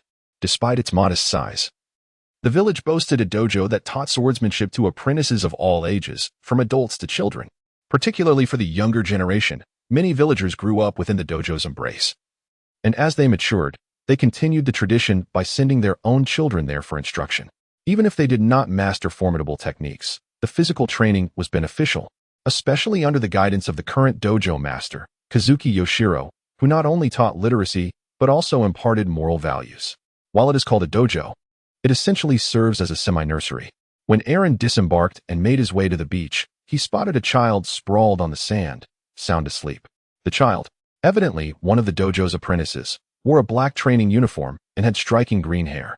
Scattered around him were 2 bamboo swords and a pair of dumbbells, suggesting he had exerted himself to the point of exhaustion. After an indeterminate period, the child groggily opened his eyes and was startled to see a stranger. Sitting up abruptly, he exclaimed, "Who are you?" Aaron smiled at him. "Hello, I have heard there is a dojo here. I have come to learn the art of swordsmanship." Upon noticing the vibrant green hair and the bamboo sword nearby, Aaron began to speculate about his identity. "Oh, so you are here to learn swordplay. I am part of the dojo, follow me." Little Zoro, realizing this person was indeed here to study swordsmanship, suddenly became enthusiastic. If he could successfully join the dojo, he would become his junior apprentice. Observing his robust physique, he seemed to promise a formidable challenge. Zoro swiftly gathered his belongings and led the way. Noticing Aaron still standing in place, he hurriedly called out, "Come on, what are you waiting for?" Aaron couldn't help but feel a twinge of toothache. If he guessed correctly, this young man must be Zoro. To have him lead the way would likely mean they wouldn't reach the dojo until next year. Oh well, let us treat this as amusement. As Zoro walked, he introduced himself. "I am Roronoa Zoro, a disciple of the One Heart Dojo, the second strongest here. However, I shall inevitably become the mightiest of all and the greatest swordsman in the world." 5 minutes later, the self-proclaimed greatest swordsman gazed into the familiar surroundings, lost in thought. Another 5 minutes passed, and he found himself still in the same place, feeling a touch anxious. Yet another 5 minutes went by, and he remained in the identical location. Beads of sweat forming on his forehead. After yet another 5 minutes, he was still in the same spot, drenched in perspiration. Truly, Zoro was remarkable. He could even lose his way in his own village. If he ever had the chance to reside in a grand villa, he might even get lost on his way to the restroom. Even Chopper, a renowned doctor whose medical skills approached the pinnacle of the world, could not cure the ship's lovesick, directionally challenged fool. Remembering the beautiful swordswoman bringing meat, Aaron followed behind, chuckling to himself, until he could no longer contain his laughter and erupted into a fit of guffaws. Little Zoro's cheeks flushed a warm crimson. "Enough already. You're going too far. Stop laughing." All right, I shall cease." Aaron quickly raised his hand in surrender. "Perhaps it would be better if I took over," Aaron suggested. "All right, come as you please." Aaron closed his eyes, channeling his full concentration into the observation hockey. At the edge of a precipice, he sensed an extraordinarily powerful presence. If his intuition served him correctly, it belonged to a warrior from Wano, the founder of Frostmoon Village, Kosaburo Shimatsuki. Chapter 11. Learning the way of the sword. This formidable aura was one that Aaron had only encountered within the ranks of the red-haired pirates. He was astonished to realize that this elderly gentleman still possessed such formidable strength despite his advanced age. Zoro, noticing the sudden heaviness on Aaron's countenance, inquired with curiosity, "What is the matter?" "It's nothing. Let us go." Aaron shook his head and proceeded towards the area filled with breath. Aaron walked for over 10 minutes with Zoro until they reached the entrance of the village. The primary reason for the delay was that whenever Aaron lost focus, Zoro, who was trailing behind, would inexplicably vanish, demonstrating an unparalleled sense of directionlessness that seemed utterly hopeless.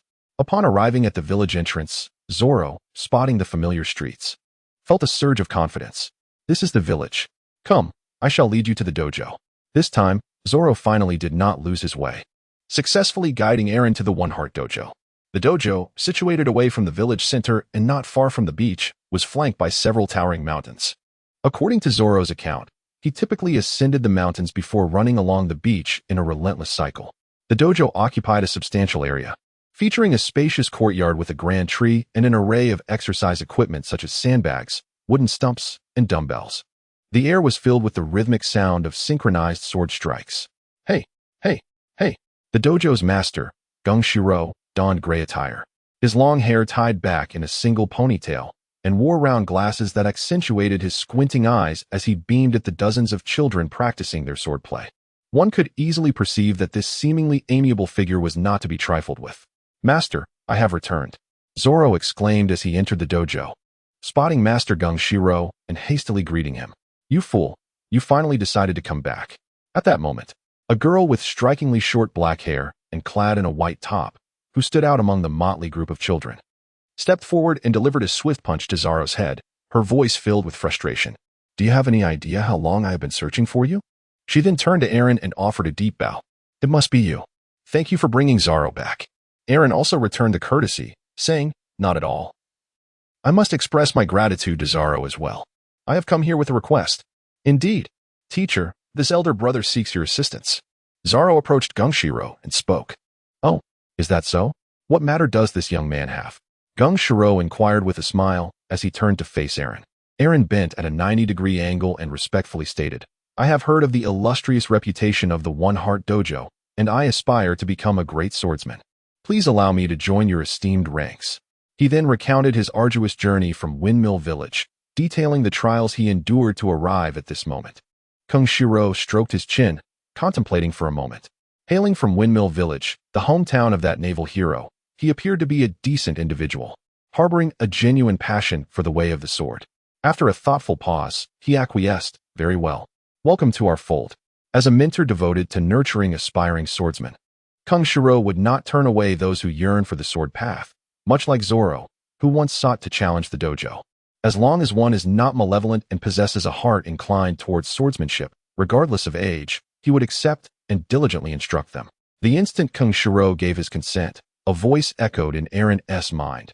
"System notification. You have gained a new superior, Roronoa Zoro. Rewarding you with a new recruit gift package, unlocking new attributes. Talented effort. While the host cultivates, rewards are guaranteed. New recruit gift package reward. System notification.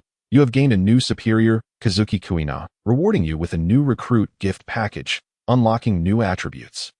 Swordsmanship prodigy, possessing extraordinary talent in swordsmanship, capable of effortlessly grasping the essence of the sword, easily mastering sword techniques, and continually surpassing personal limits. New recruit gift package. System notification. You have gained a new superior, Kazuki Gungshiro, rewarding you with a new recruit gift package, unlocking new attributes. Sword Saint, achieving mastery in swordsmanship, capable of executing flying slashes at will. New recruit gift package. System notification. You have gained a new superior, Kazuki Gungshiro, rewarding you with a new recruit gift package, unlocking new attributes. Flowing Cherry Blossom. Your understanding of hockey has deepened, granting you the hockey attribute. Flowing Cherry Blossom. New recruit gift package reward. Feeling invigorated by these four immensely beneficial attributes, Eren expressed his heartfelt gratitude to Gungshiro. "Thank you, Master Gungshiro. Excellence is born from diligence, while negligence leads to ruin." Zoro's ability to keep pace with the sun god stemmed from his unwavering dedication. Amidst the routine of their nautical adventures, he was the sole member of the crew solely devoted to training. Without consuming a devil fruit, it was through relentless effort that he transformed from someone who could barely contend with the peacekeeper into an equal of the admirals 2 years later. This was the hallmark of the hardest worker in the pirate world. Now, with this new attribute, Eren felt empowered to elevate his already rapidly strengthening physique. Kuina, who maintained an impressive record of 2,001 consecutive victories, was undoubtedly a swordsmanship genius. Had she not met an untimely demise, she would have undoubtedly secured her place among the greatest swordsmen in the world. What thrilled Eren the most was Gunshiro's revelation of the Sword Saint attribute, which would enable him to execute flying slashes freely. Wasn't that precisely the reason Eren sought to master the sword, to perform the most dazzling flying slashes in the pirate world? Nevertheless, simply unleashing a soaring slash is far from sufficient. In gaming terminology, Eren has effectively consumed an experience capsule, elevating him to his maximum level. Yet he possesses no active skills. The ability to execute a soaring slash is merely a passive trait. At this moment, Eren must cultivate his active skills, but his innate talent as a swordsmanship prodigy should enable him to swiftly acquire these abilities. These three traits are indeed intricately interconnected. Zoro and Kuina serve as Eren's senior mentors, effectively placing them in a position of authority. None of these three attributes came as a surprise to Eren. The sole revelation was that the retired Zabur Getsu, who has passed the dojo to Shur, could also assume a superior role, bestowing upon Eren such a formidable trait. Eren had anticipated that if a trait were to be granted, it would pertain to blade forging. However, it turned out to be the remarkably powerful Flowing Cherry Blossom trait. It seems that Brother TKO truly possesses a profound understanding. Eren was eager to seek out an open space at the earliest opportunity to fervently experiment with the newfound abilities he had acquired. Unfortunately, the moment was not yet ripe for such endeavors. Gung Sailang introduced Eren to the children as the new apprentice and encouraged him to present himself. Following this, Gung Sailang requested Gana to accompany Eren to the village to tailor his garments, as there was no suitable apprentice attire available at the dojo. Aaron paid for his clothing and also entrusted coin.I with his tuition fees before returning to the dojo to formally embark on his swordsmanship training, engaging in fundamental chopping exercises alongside the children. Chapter 12. Witnessing a memorable scene after completing their chopping practice, the time for relaxation arrived. However, the children did not disperse. Instead, they knelt down in a circle. Aaron wore a puzzled expression, resembling a question mark, while the child beside him tugged at his sleeve, urging him to take a seat. Brother Aaron, quickly sit down. A thrilling spectacle is about to unfold. Indeed, it was not long before Zoro approached coin.I, brandishing two bamboo swords. "Coin.I, I challenge you." The onlookers began to murmur in anticipation.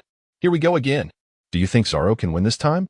Their voices crescendoed, fervently cheering for Zoro. The little one beside Aaron enlightened him, explaining that over the past year, Zoro had challenged coin.I a staggering 999 times, each time facing defeat. For even the strongest Zoro was no match for coin.I.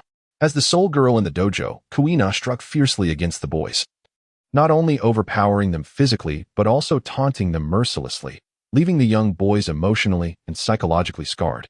Thus, every time Zoro took on the challenge, they rallied behind him. Zoro tightened his grip on the bamboo sword, his gaze resolute as he stood before coin.I. Coin.I smiled slightly, a glimmer of disdain and provocation in her eyes.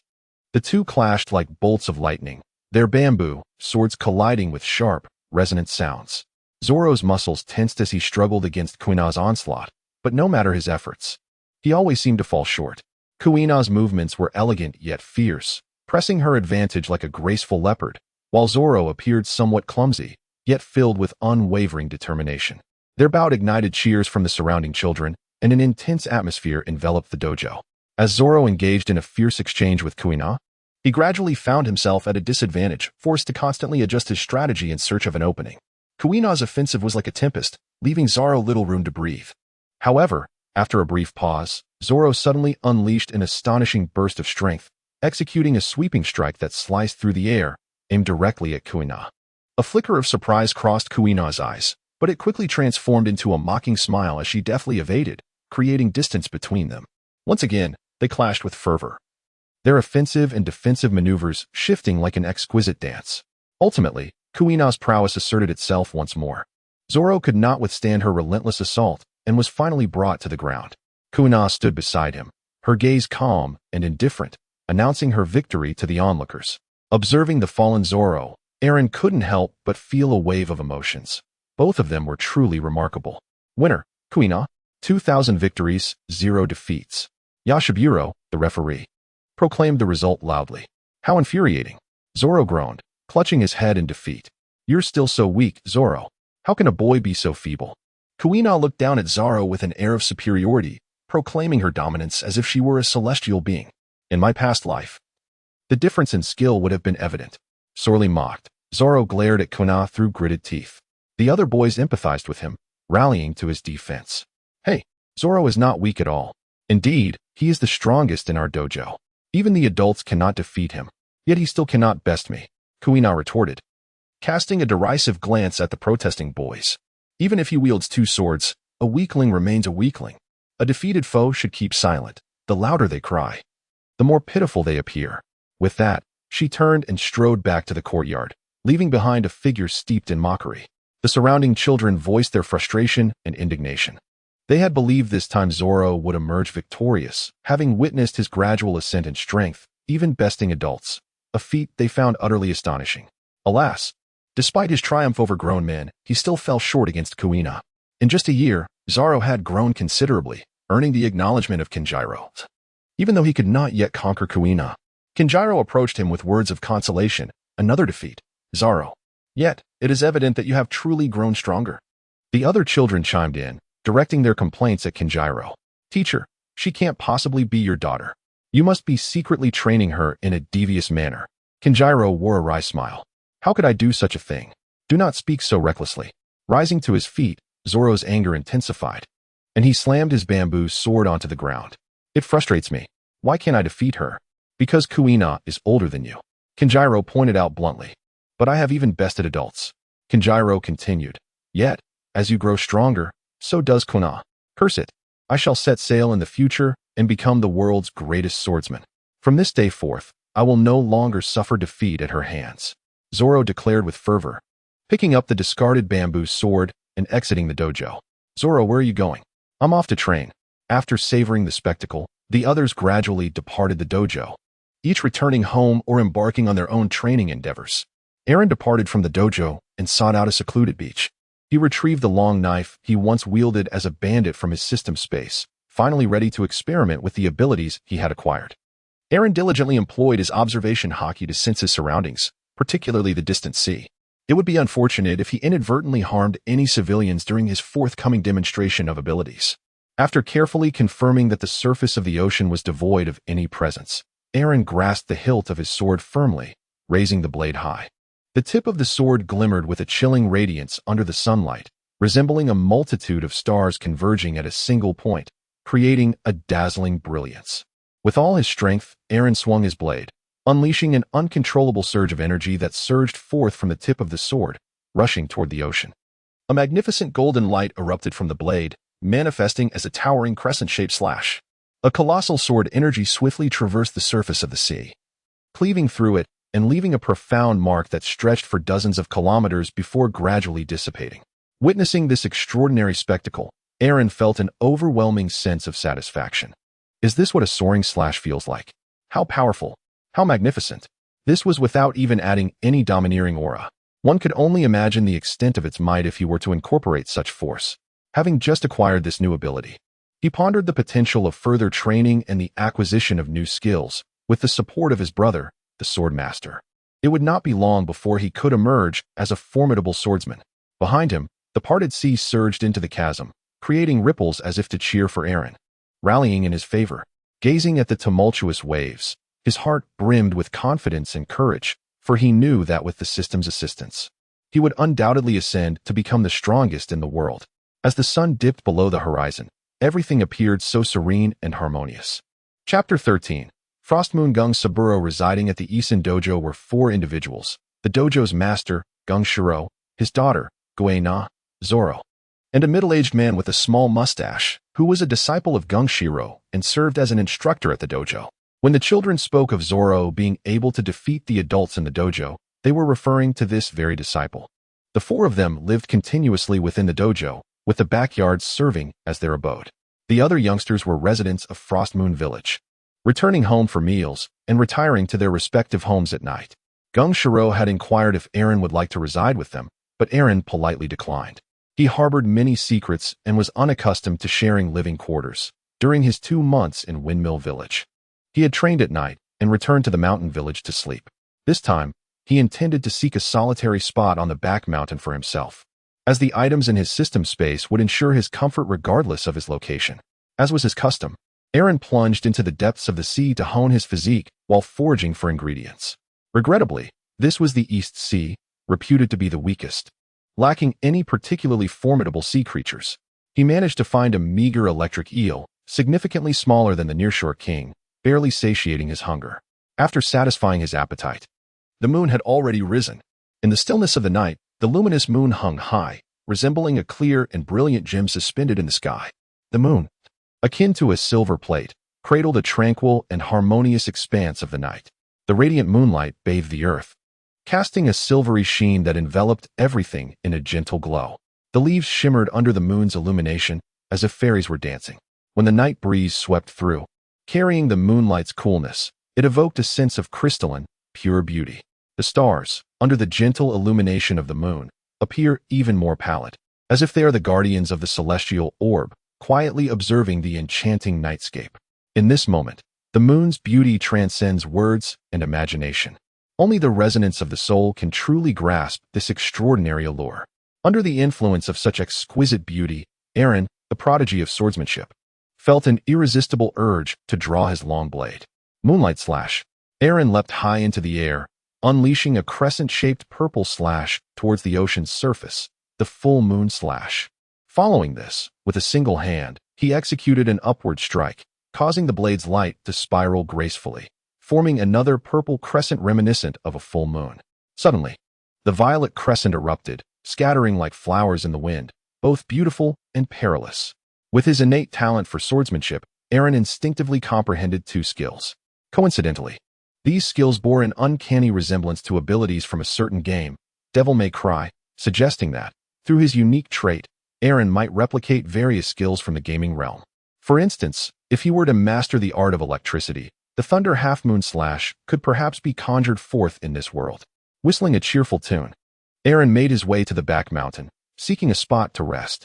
As he traversed a cliff en route to the back mountain, he was astonished to discover an elderly man seated at the edge, fishing with a pipe clenched between his teeth. Clad in the vibrant kimono of a samurai from the land of harmony, with a katana sheathed at his waist, the old man sensed Eren's approach and emanated a formidable aura, firmly locking onto him. Eren felt a prickling sensation on his back and hurriedly inquired, "Good evening, sir. Is there something you need?" Gong Sanlang set aside his fishing rod and pipe, rising to confront Eren with a stance reminiscent of drawing a sword, poised to strike at any moment. "Who are you, and what brings you here?" Sensing the elder's increasingly formidable aura, Eren responded, "I am Eren. Having just joined the Ichen Dojo today to study the art of swordsmanship." "Impossible," Gong Sanlang retorted emphatically. "I have just witnessed your soaring slash. As a swordsman, you wish to learn swordsmanship in this rural dojo? Do not jest. Though I may execute a soaring strike, I am indeed a novice in the realm of swordsmanship. Enough with the chatter. Prepare to receive my challenge." Gong Sanlang sidestepped and crouched slightly, gathering his strength as he placed his hand on the hilt of his sword, gently lifting it from its sheath. Eren's gaze was solemn as he faced the imperturbable elder, Gong Sanlang, feeling an overwhelming sense of pressure. Despite being a novice in the art of swordsmanship, a surge of warrior spirit welled up within him. Having just mastered the soaring slash, how could he endure such indignity? He resolved to embrace this unexpected challenge. Eren drew a long blade from the void, gripping it firmly with both hands. His body slightly bent as his gaze fixated intently on Gong Sanlang's movements.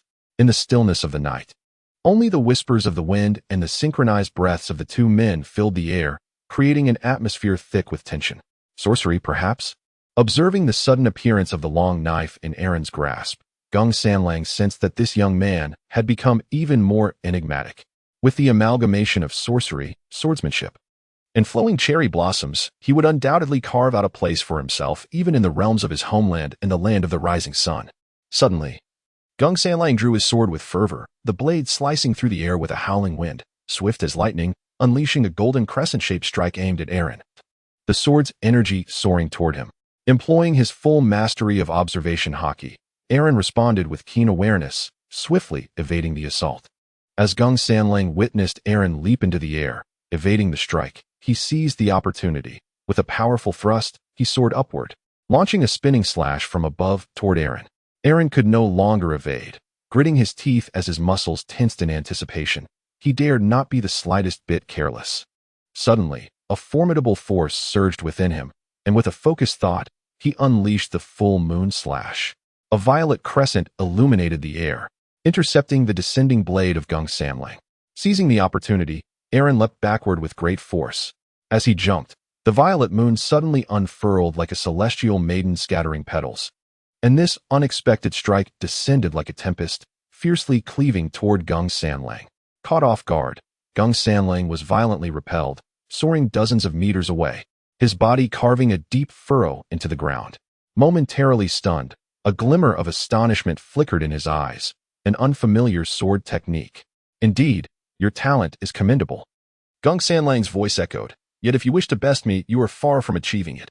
As he spoke, Gong Sanlang charged from a distance. One heart flow, one word slash.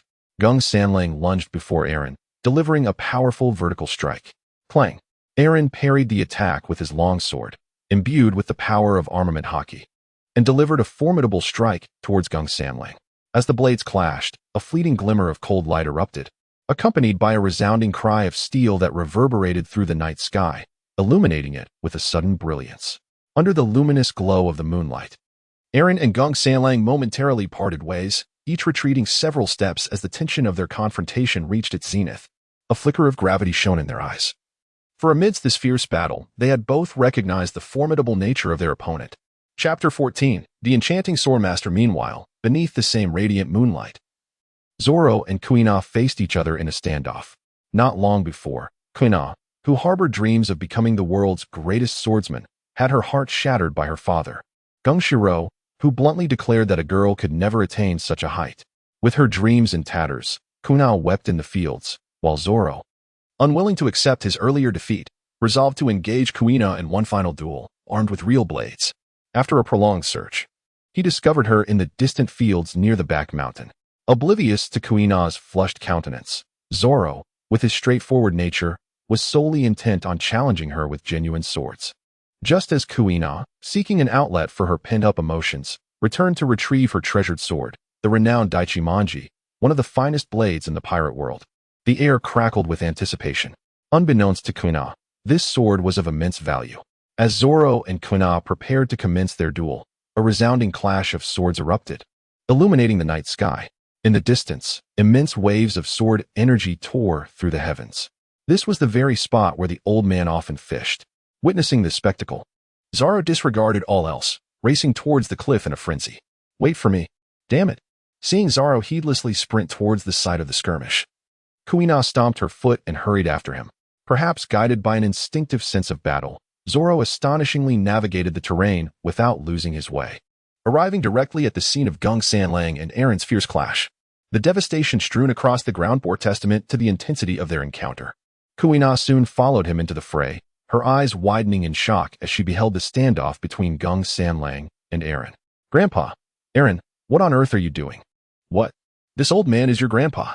How was I not aware of this? Zoro exclaimed in astonishment upon hearing Kuina's words, finally understanding the identity of the old man who had gifted him the sword. Idiot, is this really the time for such discussions? Kuina retorted, delivering a firm punch to Zoro. The pressing matter at hand was to comprehend how her grandfather had come to engage in battle with Aaron, and how they both exhibited such prowess, far surpassing her father, Gung Shiro. Kuina rarely visited her grandfather, having heard that he hailed from a feudal samurai nation that favored sons over daughters, a staunch traditionalist. Indeed, possessing such remarkable swordsmanship, yet never having imparted it to her, he truly embodied the essence of an antiquated patriarch. If Gung Sanlang could hear Kuina's thoughts, he would undoubtedly cry out in protest. Though he hails from a nation of warriors, he does not harbor a preference for sons over daughters. He fully comprehends the arduous journey that awaits a young woman aspiring to become a swordsman. Hence, he harbors a desire for Kuina to embrace the life of a refined lady, eventually marrying into a respectable family and nurturing her household. His reluctance to frequent the dojo stems from his perception of his son, Gung Shiro's, rather ordinary talent. Neither the family's cherished Ikari swordsmanship nor the ancestral art of sword forging can be passed down through him. Feeling that the lineage would come to an end upon transferring the dojo to Gung Shiro, Gung Sanlang chose to withdraw to the mountains, seeking solace away from the dojo, spending his days fishing and occasionally practicing with his blade. Kuina, what brings you here? Gung Sanlang inquired, his demeanor softening upon the arrival of his granddaughter. He then gestured toward Aaron, asking, do you know this lad? Kuina nodded and replied, he is a newly inducted apprentice at our dojo. What? He is truly a student of the dojo? Gung Sanlang exclaimed in surprise. With that, he sheathed his sword, relinquishing his imposing presence, transforming into an innocuous old man. Only then did Aaron find the time to explain. In his self-narration, Aaron described how he had suddenly acquired the ability to perform a soaring slash. Unaware of the reasons behind this phenomenon and lacking any foundational knowledge of swordsmanship, he had journeyed from afar to seek instruction. Upon hearing this, Gung Saburo readily accepted Aaron's explanation. During their earlier confrontation, Gung Saburo had observed Aaron's unsteady footwork and numerous openings. Apart from the soaring slash, he was incapable of even the most rudimentary hacking techniques. It was evident to Gung Saburo that Aaron was a novice in the art of the sword. However, the fact that a novice could engage him to such a degree while having already mastered a soaring slash spoke volumes of his extraordinary talent. Gung Saburo erupted in hearty laughter and offered his apologies to Aaron. Aaron's lips twitched as the old man immediately launched into an attack, offering him no opportunity to explain himself. However, in the world of pirates, many relationships are forged through conflict. The old man, despite his aggressive approach, possessed remarkable qualities and, by virtue of seniority, could be considered a mentor. Thus, Aaron chose to forgive him. Observing the exceptionally talented Aaron and reflecting on his own son, who was rather mediocre in comparison, the old man felt a pang of concern that his lineage might come to an end. He examined Aaron's physique, realizing he was indeed a promising prospect, and greedily suggested, how about this? To make amends, You shall train with my simple-minded son during the day to learn the basics. And in the evening, I will impart some true knowledge to you. What do you say? Sounds splendid. Without a moment's hesitation, Aaron readily agreed, his eyes glistening with envy at the one-mind flow swordsmanship that Gung Sanlang had just demonstrated. Given this opportunity, it would be a disservice to the very essence of a swordsmanship genius not to extract every ounce of knowledge from him. However, why had Zoro never employed the one-mind flow technique? Was it that Gung Sanlang had not imparted it to anyone else? Or had he perhaps been unable to do so before his untimely demise? As Aaron speculated and gossiped, he said, "Let us go. Come to my place. We shall commence the lessons tonight." Taking up the pipe and fishing rod from the ground, Gung Sanlang addressed Aaron. "By the way, Guena and Zoro, if you wish to learn, you are welcome to join." Gung Sanlang cast a glance at his granddaughter, who yearned for the way of the sword, and his heart softened. Additionally, he held high hopes for Zoro, thus deciding to teach them both together. Their progress would depend on their own abilities. On their way to Gung Sanlang's residence, Guena observed Aaron, who had grown remarkably strong through his own endeavors. She recalled the jibe she had made at the boys earlier that day, causing her cheeks to flush. After a moment, she slapped her own face to regain composure, tugged at the hem of Aaron's clothing, signaling him to lower his head. She then whispered in his ear, "Aaron, is it true that women cannot become the world's greatest swordsmen?" "Such a notion is unfounded," Aaron replied decisively to Guena's inquiry. "The only factors that determine a person's future potential are talent and diligence, perhaps with a dash of luck. The slight advantages stemming from gender differences are utterly inconsequential." "Is that truly the case?" Guena gazed at Aaron with hopeful eyes, as her father's previous words had left her heart in tatters, creating a deep-seated dilemma within her. "Indeed. As far as I know, this world boasts numerous renowned female swordsmen, such as the infamous pirate Charlotte Linlin and her daughter Smoothie, as well as the Vice Admiral of the Navy, Guion. All of them are formidable swordswomen." Chapter 15. The Gap Between Geniuses. "Yes," Guena exclaimed, overwhelmed with joy, nodding vigorously. Aaron cast a furtive glance around, noticing that no one was paying attention. In a hushed tone, he whispered, "I must confide in you. Do keep this to yourself. It is said that the most formidable being in this world is a woman." Aaron spoke of him, the enigmatic ruler behind the world government, the king of the world. The president of the world government, a figure shrouded in mystery who stands above the 5 elder stars, the ultimate power within the world government. He is the master of the empty throne, the supreme antagonist of the pirate realm. Although the cross-dressing King Ivankov suggested that it might be male, the majority of fans have long believed him to be female, Aaron among them. "Ah, is that true? You wouldn't deceive me, would you?" Guena exclaimed, her hands covering her mouth in astonishment. Could it be that the strongest in this world is indeed a woman? Guena was profoundly shaken. "Why would I lie to you? As I mentioned earlier, the only factors that can determine a person's future potential are talent and hard work. Any slight advantage from gender differences is utterly inconsequential." Aaron gently patted Guena on the shoulder, offering encouragement. "So, Guena, strive hard. I believe you can become a remarkable swordsman." Kayashiro hailed from the Shomotsuki clan in the Wano country. Wano is an exceedingly feudal society where the patriarchal ideology prevails, rendering it impossible for women to become samurai. Thus, no female swordsmen exist within its borders. Even if Kayashiro were to leave Wano, such beliefs would subtly influence him. Furthermore, having grown up in a small mountain village, Kayashiro likely had little exposure to accomplished female swordsmen, not due to ignorance, but rather the constraints of his environment. As a father, he understands that aspiring to be the best in the world entails a grueling journey. For a woman to become the strongest swordsman, she must exert far more effort than her male counterparts. Regrettably, both Guena and Kayashiro remained somewhat uninformed, had they encountered the Revolutionary Army and recognized Ivankov's abilities. Perhaps with a simple injection, Guena could have transformed into a male, thereby resolving all dilemmas, though it would undoubtedly sadden Zoro for a while. However, in such a scenario, Guena would cease to exist as a daughter, having become a son, and social death is still a form of demise. Kayashiro would likely find himself desiring death as well. Yet, had Guena survived, her innate talent for the sword would have propelled her growth to unforeseen heights. In terms of swordsmanship, her potential rivals that of Zoro's relentless effort. Nonetheless, in other aspects, Zoro possesses a significant advantage. Having rapidly ascended to the combat prowess of a general within just 2 years, mastering the extraordinary technique of haki, his talent is indeed formidable. In this life, Influenced by the butterfly effect of Aaron's actions, he firmly believes that coin.I will not perish for such absurd reasons. A healthy coin.I, accompanied by a rival in Zoro, ignites anticipation for their potential growth. Upon hearing Aaron's encouragement and learning that the strongest in the world is a woman, coin.I's wounded spirit finds redemption. Rejuvenated with confidence, she boldly declared, "I will undoubtedly become the world's strongest swordsman." Hearing coin.I's resolute shout, Kayashiro and Zoro, walking ahead, paused. Zoro quickly approached coin.I, asserting with confidence, "What? Were you all just mumbling back there? The title of the world's greatest swordsman will belong to me. Very well. Let us compete and see who among us, whether you, me, or Aaron, can claim the title of the world's strongest swordsman." Aaron thought to himself, "Do not compare with him. He is playing on a different level, not on the same track."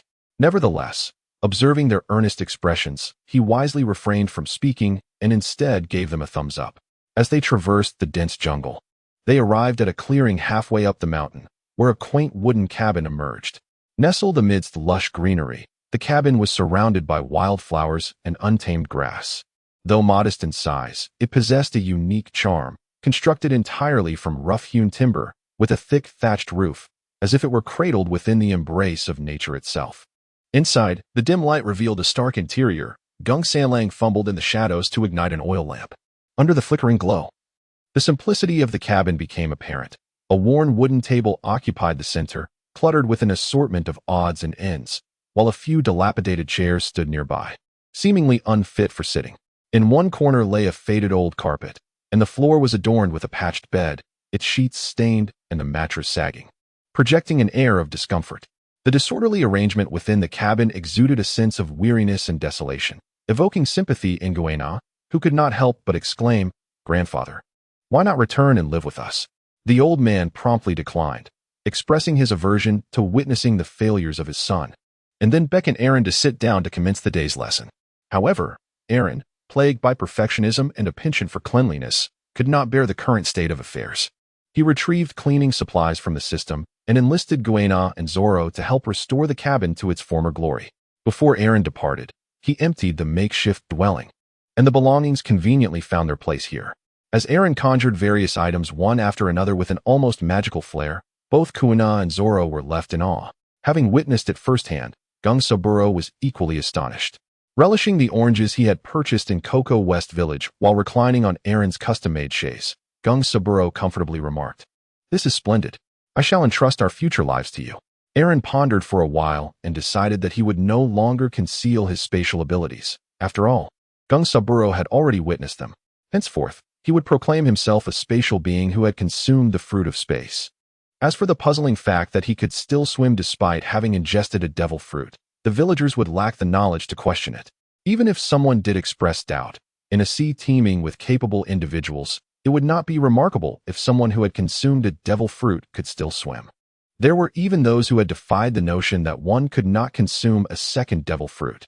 Thus, Aaron began his mornings with rigorous training in the depths of the ocean, searching for sustenance, followed by practicing the fundamentals of swordsmanship during the day at the dojo. In the evenings, he would learn the techniques of the one-mind style from Gung Saburo, including the flowing cherry blossom style and even the family's ancestral sword forging technique, occasionally engaging in sparring sessions. Under Gung Saburo's guidance, both coin.I and Zoro were making continuous progress. Although they could not yet master the one-mind style, Gung Saburo's teachings opened their eyes to new horizons, far surpassing those of Gung Shiro. With his extensive experience, Gung Saburo could easily identify their shortcomings and tailor his instruction accordingly. And so a year passed. Chapter 16, One-Mind Style. On a serene morning by the seaside, the sky was a brilliant blue, devoid of clouds. Everything appeared refreshingly tranquil.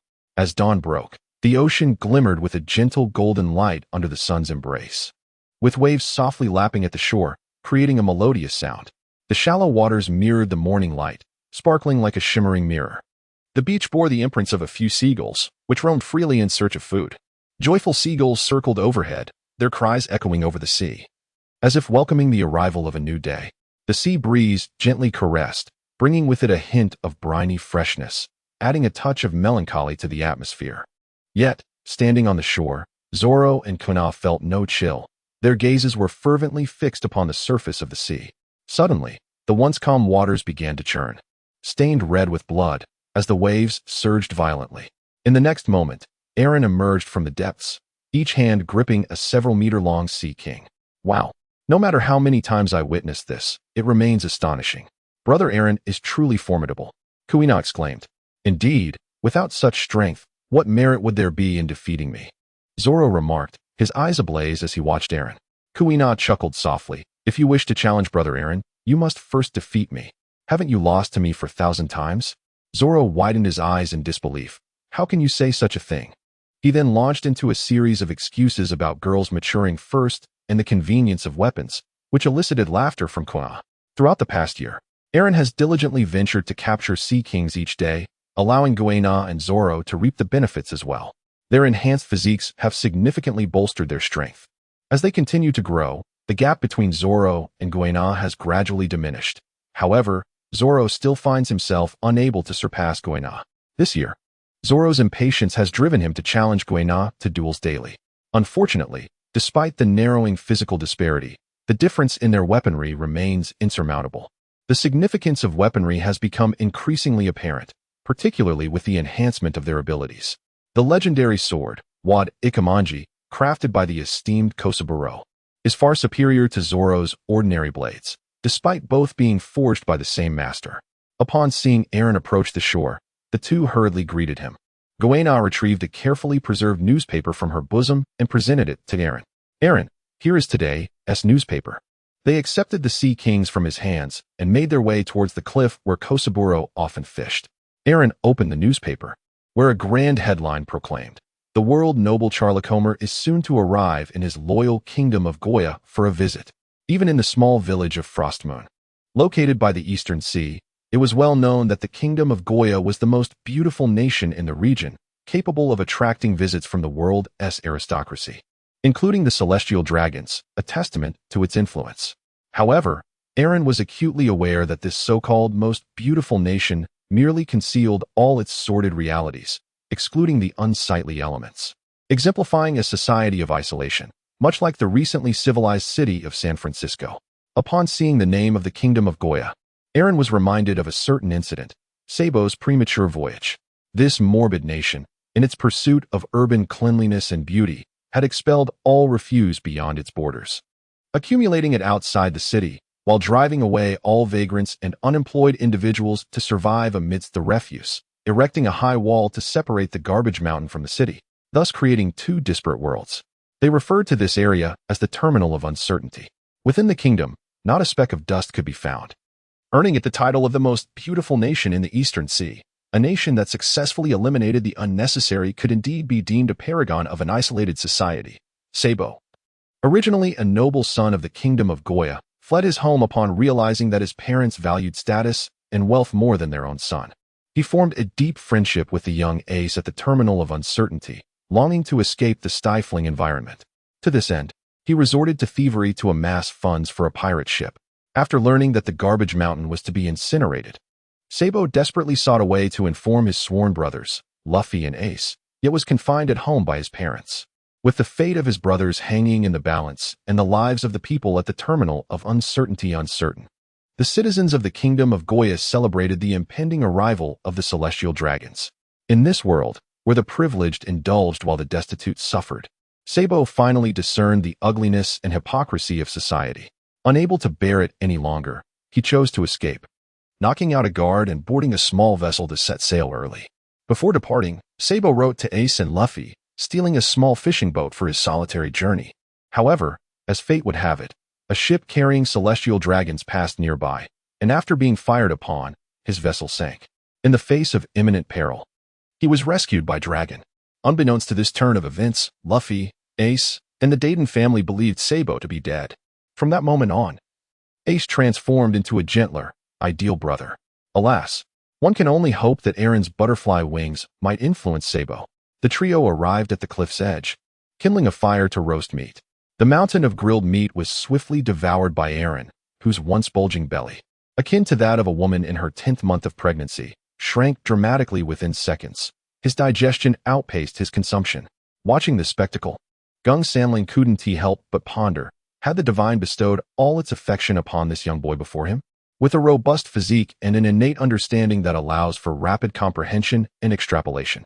Coupled with extraordinary magical skills and a natural talent for culinary arts that far surpasses that of others. It is indeed evident that the disparities among individuals can be even more pronounced than those between humans and dogs. Within a mere year, he mastered all of his techniques and even innovated upon them. If Gung Shiro possessed even 1% of his talent, he would not need to worry about the continuity of the lineage. Over the course of this year, Gung Sanlang has gradually come to appreciate Gung Shiro, as this satisfactory successor was brought forth by him. Observing the well-fed and satisfied Aaron, Gung Sanlang handed him a sword inscribed with the characters of Tao and said, "Aaron, give it your all, and let me see how proficient you have become in your ultimate techniques." "Yes, esteemed elder." Aaron grasped the sword inscribed with the words of Tao, enveloping the blade in a shroud of armament hockey. He crouched slightly, facing the vast ocean, his left hand resting upon the hilt, while his right hand firmly clasped the grip. Taking a deep breath, he gathered his strength, executing a precise Iaido movement. The essence of the One Mind flow, Dragon Flash. Aaron charged forward, his movements a blur as he unleashed a torrent of consecutive golden slashes at an almost imperceptible speed. In an instant, as he sheathed his sword, the energy coalesced into a magnificent explosion. These golden strikes formed a colossal golden dragon in the air, soaring majestically and emitting fierce roars, propelled by an overwhelming might toward the distant sea. Chapter 17. The Revolutionary Army. Meanwhile, off the coast of Frost Moon Village, tempests raged as a sinister dragon-shaped vessel sailed through the tumultuous waters, propelled by the fierce winds at a speed surpassing that of any sailboat. This was the infamous flagship of the Revolutionary Army, the Winter Grammar. Recently, the leader of the Revolutionary Army had learned of the Celestial Dragon's impending visit to the Kingdom of Goa. Having witnessed the kingdom's true nature, Dracul Mihawk understood well the extent of its depravity. In a quest for aesthetic purity, this sickly nation had exiled all refuse beyond its borders, relegating the homeless and unemployed to survive amidst the refuse heaps. They erected towering walls to segregate this refuse mountain from the city, creating two disparate worlds. They referred to this place as the terminal of uncertain entities. True to form, the aristocrats of the Kingdom of Goa, who have never regarded commoners as human, would undoubtedly choose to incinerate the refuse heap in anticipation of the Celestial Dragon's arrival. In a bid to rescue those in need, Dracul Mihawk, alongside the cross-dressing King Ivankov and Bartholomew Kuma, returned to his homeland. As foreseen, the Kingdom of Goa initiated a thorough cleansing in preparation for the Celestial Dragon's visit, setting ablaze the terminal of uncertain entities along with its inhabitants and the nation's refuse. This led to a catastrophic fire, from which Mihawk carved a path through the flames, prompting the Revolutionary Army to organize the evacuation of the afflicted residents, urging all who sought true freedom to board their ship. The Revolutionary Army welcomed all refugees back to their headquarters in Baldigo. This harrowing experience in the Kingdom of Goa solidified Mihawk's resolve to transform the world. The only regret was for the awakened noble youth. He hoped for a day they might meet again. However, the influx of refugees had depleted the ship's supplies. To replenish their provisions, Mihawk resolved to seek aid from a friend. Thus, he harnessed his abilities and swiftly made his way to Frost Moon Village. Standing at the bow of the ship, the fierce winds threatened to dislodge his hood. Ivankov approached, teasing, "Mihawk, you truly have friends everywhere." Mihawk, able to traverse the world with remarkable speed, rivaled only by Admiral Kizaru, had cultivated friendships across the globe through his exceptional abilities and eloquence. However, the friend he was visiting had a long story attached. As Mihawk reminisced, his extraordinary observation, Hockey suddenly sensed an impending danger. "Be cautious. Danger approaches. Prepare the crew and hold steady," Dragon solemnly instructed Ivankov. Ivankov, aware of Dragon's extraordinary foresight, though uncertain of what peril could arise in the seemingly tranquil East Sea, understood Dragon's character and promptly entered the cabin to relay the warning. Shortly thereafter, Kuma and Ivankov joined Dragon, with Kuma inquiring, "Dragon, what is amiss?" His gentle voice immediately instilled a sense of calm. Dragon's gaze was fixed on the distant sea, and he spoke gravely, "It has come." As the vessel surged forward, a series of thunderous booms erupted from the ocean's surface, followed by the emergence of a colossal dragon, radiating golden light, racing toward them. Under the dragon's presence, the surrounding air thickened with an unparalleled pressure, brimming with impending annihilation. How could this be? What formidable strike could manifest in such a place? Ivankov exclaimed in a state of alarm. There is indeed one who can achieve this. Yet, given his age, such a potent attack is unexpected. Dragon remarked with a knowing glance. Enough pondering. Whoever it may be, Dragon, utilize your unmatched abilities to devise a solution. Ivankov urged anxiously as the strike neared the ship. If you do not act soon, I will take matters into my own hands. You and Kuma should strike together. I shall mitigate the aftermath, Dragon calmly commanded. Recognizing that it was time to reveal his true strength, Ivankov and Kuma sprang into action, their synergy impeccable as they teleported to the forefront. Deadly gaze. Ivankov rapidly blinked his enormous eye, unleashing a tremendous wave of light toward the dragon. Simultaneously, Kuma removed his gloves, revealing paws akin to those of a bear. He forcefully clapped his hands together. Bear impact. The pads of his paws compressed and then released, generating a massive shockwave shaped like a bear's paw, hurtling toward the dragon. Ivankov and Kuma's attack struck the dragon almost simultaneously.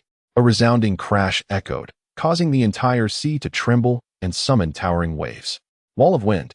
With a mere gesture, Dragon concentrated the raging winds, forming a colossal wall of air before the ship to obstruct the towering waves. The immense surge crashed against the wind barrier, yet it remained steadfast and unyielding. The Winter Grammar sailed smoothly upon the surface of the sea. After an extended period of tumult, calmness returned. Standing at the bow, Dragon gazed into the distance, profoundly shaken. The power of that strike surpassed his expectations, neutralized only by the combined might of the Revolutionary Army's two formidable forces. Who could wield such power? Could it be that legendary figure? Dorage found himself enveloped in doubt. Yet he understood that his primary obligation was to resolve the issues faced by those aboard the vessel. Everyone, the danger has passed. You may now emerge. Instantly, the cabin resonated with jubilant voices as all gazed gratefully upon the trio at the bow, particularly the recently arrived refugees, who recognized their fortuitous situation in having such formidable allies. Ivankov and the bear approached as well, with Ivankov turning to Dorage and inquiring, Dorage, who is the individual you mentioned? Was he the one who attacked us? Without hesitation, Dorage replied, it was a young lad. However, the person I referred to is also nearby. It appears to be a misunderstanding. Perhaps we should pay him a visit. With the wind as his ally, Dorage, utilizing his extraordinary observation hockey, discerned from afar the figure of Aaron, sheathing his sword at the precipice, accompanied by Gung Sanlang. It seemed he was unfortunate enough to have encountered that venerable master imparting wisdom to his disciple. Out of both politeness and curiosity, Dorage resolved to approach the esteemed elder. Meanwhile, on the cliff, Kuina and Zaro were astonished by the sheer power of the slash. Suddenly, a fierce gale erupted, and a colossal warship materialized upon the previously tranquil sea. They understood the magnitude of the strike, and anticipated that the immense vessel would surely succumb to its force. Kuina closed her eyes in shock, silently offering prayers for the ship's salvation. To their astonishment, two enormous shock waves emanated from the ship, entirely neutralizing the dragon's slash. Aaron gazed gravely at Gung Sanlang. Old master, this is... The elderly gentleman cast a deep glance at the colossal warship approaching rapidly and replied nonchalantly, it's nothing. Guests are arriving. Prepare yourselves. Chapter 18. The annoying Durag, the grand vessel swiftly reached the shore, docking at the entrance of the village's narrow alley. Three figures emerged from the ship, soaring towards the cliff. In a mere moment, they gracefully descended from the sky, flying. Zoro's expression tightened as he anxiously observed the three figures plummeting from above, instinctively placing his hand upon his weapon. Aaron raised his head, gazing at the three individuals who had appeared before him, evidently the renowned trio of the Revolutionary Army. The most striking among them was an exceptionally tall figure, towering at least 4 meters. He was enveloped in a black cloak, yet his visage was unmistakable within Aaron's line of sight. The man's face seemed to occupy half of his towering frame. To Aaron, this countenance was nearly equal to his own height, a sight that would surely frighten children if seen at night. Ivankov was not only tall, but possessed an enormous face, characterized by an exceptionally voluminous deep purple explosion of hair, long and thick eyelashes, pale blue eyeshadow, and purple lip gloss, creating an unsettling appearance. Following Ivankov's lead, Aaron's gaze fell upon an even more colossal figure, similarly cloaked in black, yet adorned with 2 round ears atop the hood. The juxtaposition of such an immense physique with such an endearing feature was thoroughly incongruous. This was none other than Bartholomew Kuma, another prominent figure within the Revolutionary Army, a character eliciting both admiration and contempt, evoking pity for his misfortune while inciting frustration for his inaction. Though capable of resistance, he remained passive, indulging in self-pity. Frankly speaking, his current predicament was largely self-inflicted and hardly deserving of sympathy. As netizens have remarked, the sole reason the world government has been able to govern for so long is that the world as populace consists of fools who lack faith in themselves, placing their trust solely in Nika, awaiting her salvation. As the song states, there has never been a savior, nor do we rely on deities or emperors. The happiness of humanity must be forged by our own hands. Standing between the two was undoubtedly the legendary man, the leader of the Revolutionary Army, Drago. His height appeared more normal compared to Ivankov and Kuma, also draped in a black cloak, sporting a horse-like face marked by a shoe print, reputedly left by Karp's sandal. His short black hair was slicked back, and he bore a fierce expression, devoid of eyebrows, with stubble gracing his chin. The mere sight of Drago ignited a surge of anger within Aaron. No further commentary was necessary, as he tarnished the sacred term revolution.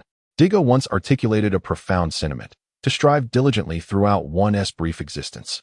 Leaving the fruits of one's labor for future generations to inherit is a remarkable testament to humanity's repetitive yet gradual growth. Revolution invariably arises from the bloodshed of those who came before. As Tan Sitong once proclaimed, it is vital that someone continues down this path. The selfless Tan Sitong embraced sacrifice, igniting the spark of hope. He mentored figures like Kai Yi and Yang Changji, who in turn influenced many others. As we are well aware of the subsequent narratives, a tiny spark can indeed ignite a vast conflagration. The Revolutionary Army, waiting for a savior, is unworthy of such a title. The three approached Gung Sanlang, unveiling their distinctive faces as they lowered their cloaks. As anticipated, both Zoro and Kuina were taken aback by their presence. Drago approached Gung Sanlang respectfully, greeting him. "Esteemed elder, it has been a long time. How have you been? As long as you refrain from causing chaos here, what more can I do?" Gung Sanlang replied calmly.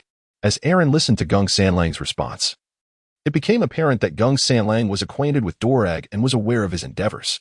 Dorag offered a faint smile, choosing not to elaborate. His gaze shifted towards Aaron, a hint of confusion evident, since earlier, the young man's demeanor had been rather unfriendly. Had he inadvertently offended him, or was it due to the earlier strike, when he himself had been the one wronged? He could not help but inquire of Gung Sanlang. Who is this young man? Upon mentioning Aaron, Gung Sanlang's expression brightened, as he proudly proclaimed, "He is my apprentice at the dojo. Quite impressive, Isntihi. Indeed, he is remarkably skilled." Dorag genuinely praised. This young man had achieved the status of a master swordsman at such a tender age and had even mastered Gung Sanlang's signature technique, clearly marking him as Gung Sanlang's prized disciple. With such extraordinary talent, it seemed a grave misfortune that he did not join the Revolutionary Army. Turning to Aaron, he asked, "Might I inquire if I have offended you in any way? You appear somewhat agitated." Aaron shook his head, yet his gaze remained unchanged.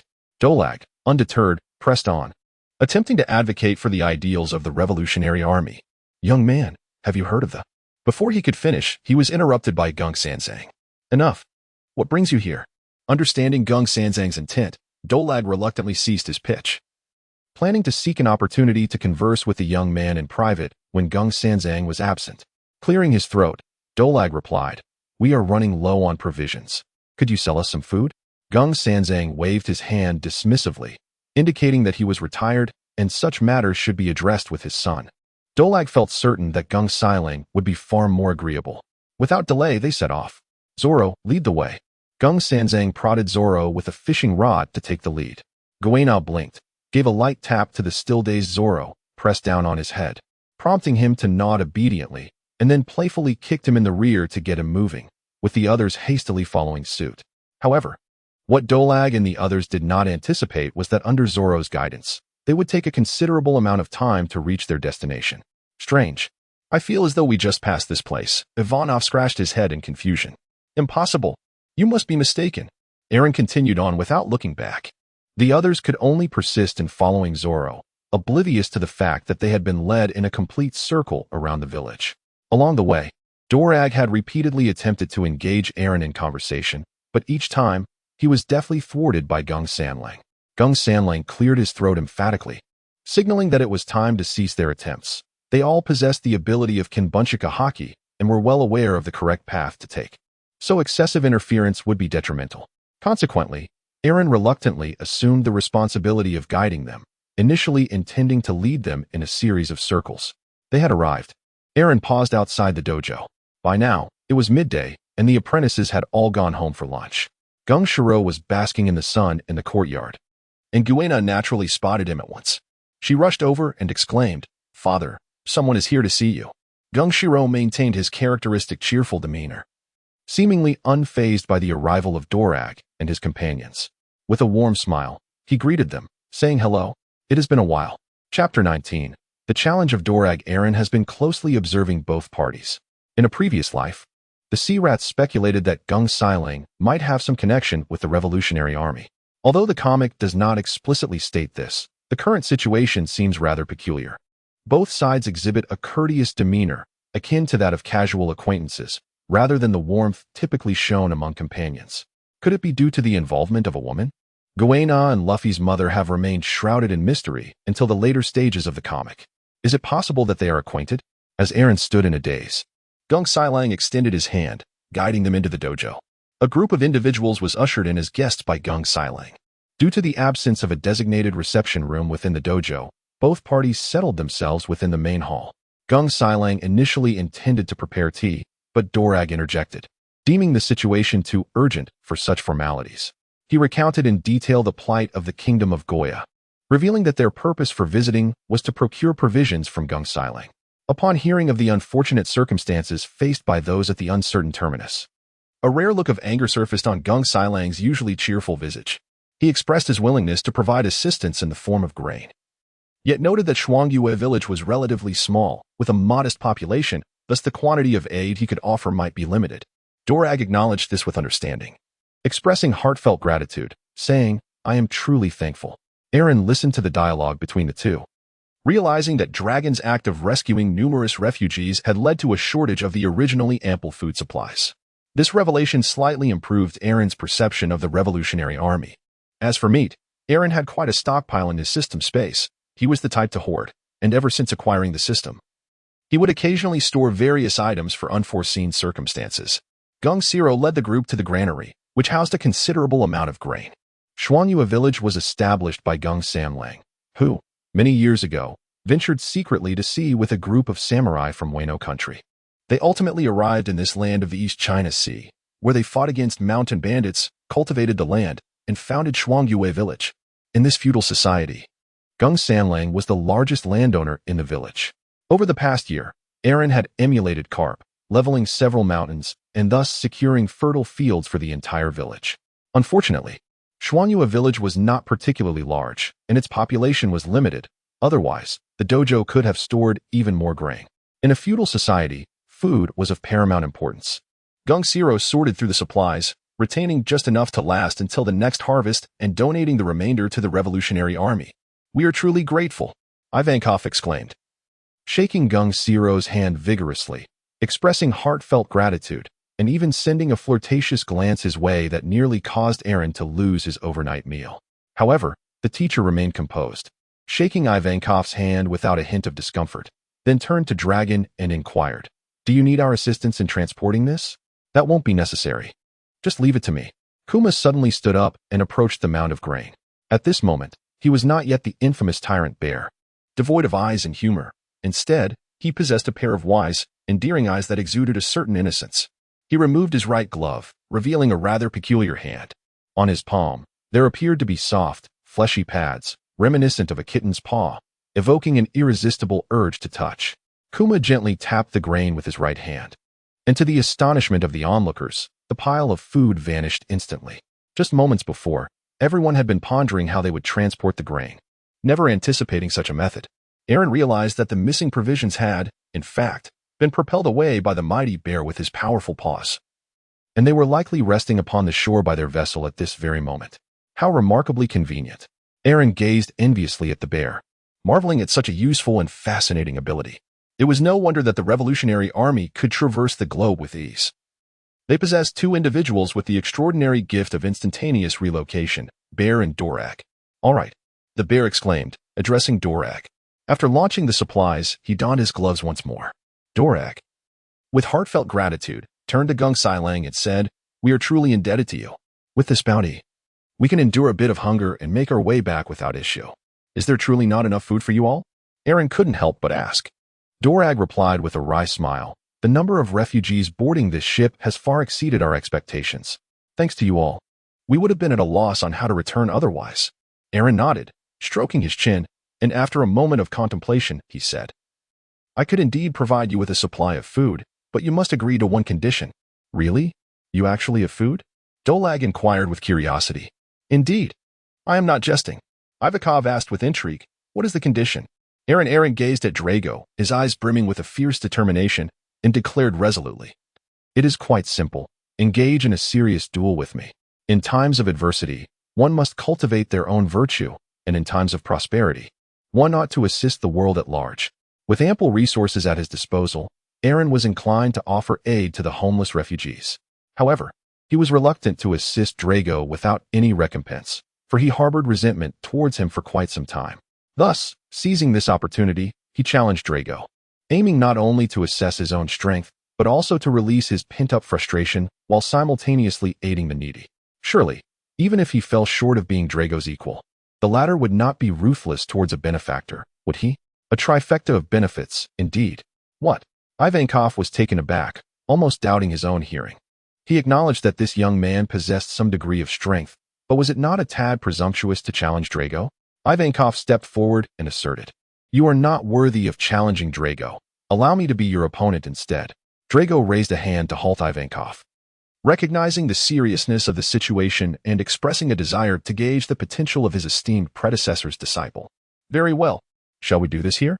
Drago nodded in acceptance of Aaron's challenge. Observing Drago's demeanor, Ivankov felt a flicker of concern, but ultimately resolved to respect Drago's decision. "No, let us go to the seaside. I have no desire to ruin this place."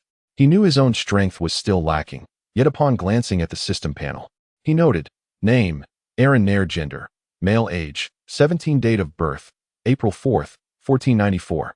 In the C circle calendar, physical qualities. S. Top-tier physique in the pirate world, traits, body characteristics, system space, Emperor's assassin, manifestation of hockey, diligent genius, swordsmanship prodigy, swordmaster, flowing cherry blossom, having already attained an S-level physique. Along with an array of combat traits, Aaron was eager to discern the extent of his disparity with the most formidable warriors of the seas. Chapter 20. Not an equal then. Let us proceed to the seaside. Drago preferred to avoid a confrontation within the dojo, as it could create too much commotion. "I shall not accompany you. The children will soon arrive for practice, and Gung Shiro does not wish to shirk his responsibilities. Is there anyone else who wishes to join?" Drago inquired of those present in the dojo. Gung Sanlang and Kuina stepped forward. Gung Sanlang wished to witness Aaron's development, while Kuina, in her innocence, simply desired to observe the battle. "Are you not coming, Zoro?" Kuina asked, directing her gaze at him. Zoro stretched his limbs. "You go ahead. I must make the most of my time training to narrow the gap between myself and Aaron. Is there anyone else?" Drago looked at Aaron, Gung Sanlang, and Kuina, raising his hand slightly, as a gentle breeze began to stir at their feet. "Please do not resist."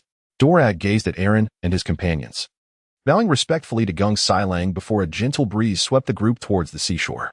Shuangyue village primarily focused on agriculture with a modest population. In the past, only a handful of fishermen navigated a few small boats, but after Aaron leveled several peaks and cultivated vast fields, the remaining fishermen turned to farming as well. After all, in this feudal era, who would prefer fishing when they could till the land?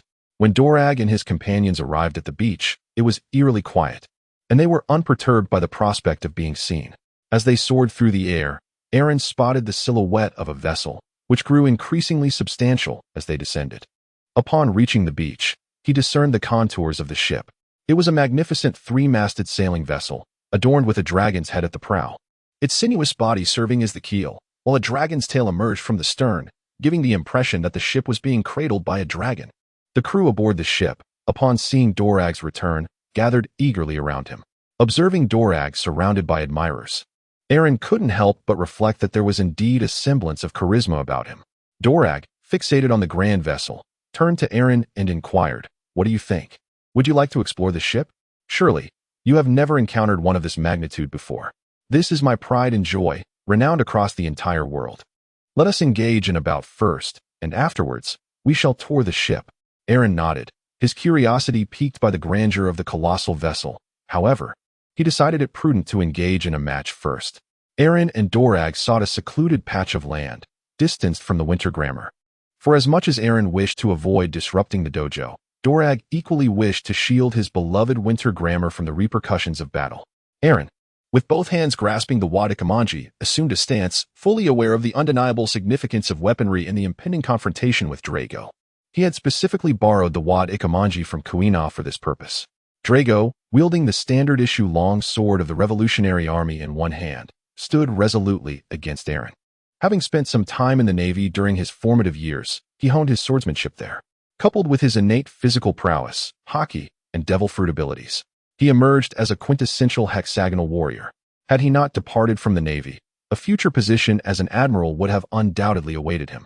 Unwilling to relent against the promising young challenger, Drago was determined to give his all. The tension between the two escalated, enveloping the alleyway in an oppressive atmosphere. Aaron's sharp eyes widened, and an inexplicable aura surged forth from within him, an overwhelming pressure rushing towards Drago. This was the Conqueror's hockey. Drago was momentarily taken aback. Yet he responded with a knowing smile, unleashing a formidable aura of his own. As their powers collided, the Conqueror's hockey clashed, creating sparks reminiscent of black lightning at the epicenter, accompanied by a powerful shockwave that swept through the surroundings. The ordinary bystanders clung tightly to the sides of the ship to avoid being toppled to the ground. Had they not been fixated on one another as targets, the force of the collision would have surely rendered them unconscious. How could this be? This was Conqueror's hockey. How could this young man possess such a potent aura? Ivankov was astounded. It was one thing for Aaron to wield Conqueror's hockey, but to have such an immense force that could stand against Drago was astonishing. "Grandfather, what is Conqueror's hockey?" Goena inquired, tugging at Gung Saburo's sleeve. Before Gung Saburo could respond, a gentle voice interjected nearby.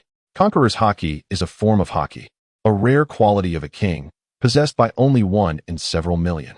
Those who wield Conqueror's hockey can intimidate, terrify, and even incapacitate their foes without lifting a finger, overpowering opponents far weaker than themselves." "Thank you." Goena expressed her gratitude to Bartholomew Kuma, surprised that such a rugged individual could be so gentle. Amidst the clash of Conqueror's hockey, Aaron found himself gradually at a disadvantage. After all, he was merely 17, having only acquired hockey for less than a year. Faced with a being of Drago's caliber, it was inevitable to falter. Drago had not endured for many years without reason. Seizing the moment while his aura peaked and before Drago could suppress him, Aaron enveloped himself in the armament hockey of the Way of the Sword. With a forceful stomp, the ground shattered beneath him, creating two deep craters as he leaped into the air, bracing himself against the collision of Conqueror's hockey. Gripping his sword firmly, he soared towards Drago, exclaiming, "Dragon's Desolation Slash." The aura before Aaron transformed into the head of a dragon, suddenly surging towards Dorag. The black blade in Aaron's hand struck down upon Dorag with the intensity of a lightning bolt. Dorag raised his sword, enveloped in hockey, to block the assault. Yet the overwhelming pressure coursing through his hands made him realize that he had underestimated this formidable strike.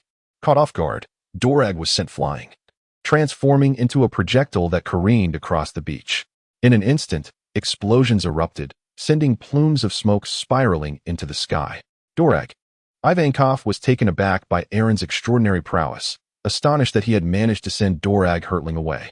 "Fear not, Dorag is unharmed." The gentle voice of Kuma instantly calmed Ivankov. "You are quite impressive." Dorag emerged from the dust, marveling at his own resilience. He had endured Aaron's full-force attack without a scratch, save for a slight coating of dust on his attire. Dorag vanished from sight, the sound of wind heralding his swift movement as he appeared behind Aaron. Before Dorag could draw his blade, Aaron sensed the shift in the air and swiftly pivoted. Spiral slash. Utilizing the centrifugal force of his rotation, Aaron unleashed a powerful strike. Dragon Claw Fist. Unfortunately, Dorag had grown serious. His response was fierce. With his unarmed left hand, muscles bulging and enveloped in hockey, his fingers transformed into dragon-like claws, forcefully seizing Aaron's sword. Aaron did not anticipate being caught off guard in such a manner, and he was filled with intense anger. This was a disgrace for a swordsman. With a fierce strike, he unleashed the breakthrough dragon ascension, executing an Iron Mountain crash that forcefully propelled Dorag aside. Eren was filled with fury, yet a profound calm settled within him. Seizing the fleeting moment when Dolag was knocked aside, he crouched low, poised for his strike. With the swiftness of flowing cherry blossoms, he unsheathed his blade. The forceful slash, empowered by his weapon, collided with the dragon's iron scales, producing a resonant clang reminiscent of a wolf forging metal. In an instant, Dolag was sent careening away. Perhaps caught off guard by Eren's mastery of the flowing cherry blossoms, Dolag's garments were severed, revealing a pitch-black torso. Upon closer inspection, a crimson line marred the darkness of his chest. Dolag was injured. Chapter 21. The full power of the dragon. Observing the opportune moment as Dolag was hurled through the air. The flowing cherry blossoms had served their purpose. Eren assumed the same stance as before for his unsheathing strike, but this time he tensed his body, widened his gaze, and concentrated all his strength and the essence of the flowing cherry blossoms into his sword, ready to unleash the void-splitting slash. Eren exerted every ounce of his strength as he drew his sword, unleashing a colossal wave of sword energy. This strike, imbued with an ancient bronze hue reminiscent of unearthed artifacts, was profound, stable, and substantial. The golden slashing arc harmonized with the inky black flow of cherry blossoms, culminating in this magnificent, archaic bronze-colored strike. The blade surged forward, its energy expanding and its power intensifying with each passing moment. Over the course of the year, Eren had meticulously replicated various skills from games he cherished in his past life, particularly the unarmed techniques that defined the youth of many. As the sword energy approached, radiating an overwhelming force, Dolag's expression turned grave. He had only employed basic swordsmanship thus far, neglecting to utilize his fruit abilities. Now, facing Eren, who had mastered the flow of cherry blossoms, he could not afford to be careless. Even a moment's inattention could lead to injury. Dolag, a versatile warrior, had honed his physical prowess under the guidance of Karp since childhood. However, it was evident that his fruit abilities complemented swordsmanship far better. For an ordinary person, being launched into the air would render them defenseless. Yet, Dolag was no ordinary individual. He spread his arms wide, and suddenly, a tempest erupted, forcing Eren to squint against the wind. Dolag harnessed the gusts to stabilize himself midair. His sword arm bulged with muscle, enveloped in a profound dark hue of armed color, while his gaze sharpened, exuding a conqueror's will that entwined itself around the long blade. The pinnacle of armed color and conqueror's will coiled around this seemingly mundane sword, causing it to tremble violently, as if lamenting. With a decisive swing, he struck at the oncoming wave of sword energy. Scythe. A surge of golden sword energy erupted, transforming into a legendary scythe surrounded by crackling black lightning. In a whirlwind motion, it charged at the incoming sword energy with the swiftness of the wind. Due to the hasty preparation and the nature of their sparring, Dolag did not unleash his full strength. Nevertheless, this maneuver carried an immense momentum, colliding with the now colossal sword energy. Boom! The impact generated a violent explosion, sending shockwaves that stirred the sea into tumultuous waves. Faced with the surging tide, Ivankov and the bear had no choice but to intervene to mitigate the residual force. Due to the rushed execution and the horizontal cut of the sword energy, Dolag's strike, combined with his fruit abilities, neutralized the central portion of the attack. However, some sword energy still penetrated the explosion's radius, hurtling towards Dolag. Wind slash. Dolag wielded his sword in a sweeping motion, compressing countless gusts into razor-sharp blades that soared towards the remaining sword energy. These wind blades were sharper than steel and swifter than the breeze, effortlessly dissipating the residual force of the sword energy. An extraordinary strike. Dolag, suspended in the air, expressed his admiration as the long blade in his hand shattered, scattering like petals in the wind. The previous strike had nearly exhausted all his capabilities. After all, it was merely a standard long sword, and the battle had unfolded remarkably well. Dorag stood bare-chested, the bloodstains on his body vanishing almost as swiftly as they appeared. Yet it was undeniable that Lu Ying had indeed inflicted harm upon him. The most prevalent manifestation of armament hockey envelopes the body in a protective layer akin to armor, serving both offensive and defensive purposes. However, Lu Ying was distinct. His ability allowed him to penetrate objects and inflict damage from within. When combined with the external application of armament hockey and slashing strikes, this triad of techniques was formidable enough to wound even the world's mightiest creature, Kaido, leaving behind scars that would never heal. Were it not for Eren still being in his novice phase, that strike would have been sufficient to send Dorag to his knees. The more he fought, the more Dorag marveled at Aaron's burgeoning talent. Now it was my turn. I refused to be underestimated. A tempest surged, and Dorag hovered in midair, his darkened fingers transforming into 3 deadly claws. Crossing his arms, he slashed towards Aaron with a fierce motion. Dragon Claw, Windblade. Amidst the raging winds, Dorag's figure abruptly dissipated. Where there is wind, there I shall be. Dorag suddenly reappeared above Aaron, striking down with another claw. Thus, he danced around Aaron, his form a blur, unleashing countless blades forged from the tempest upon him. Witnessing Dorag employing the royal combat technique left Aaron with no avenue for evasion.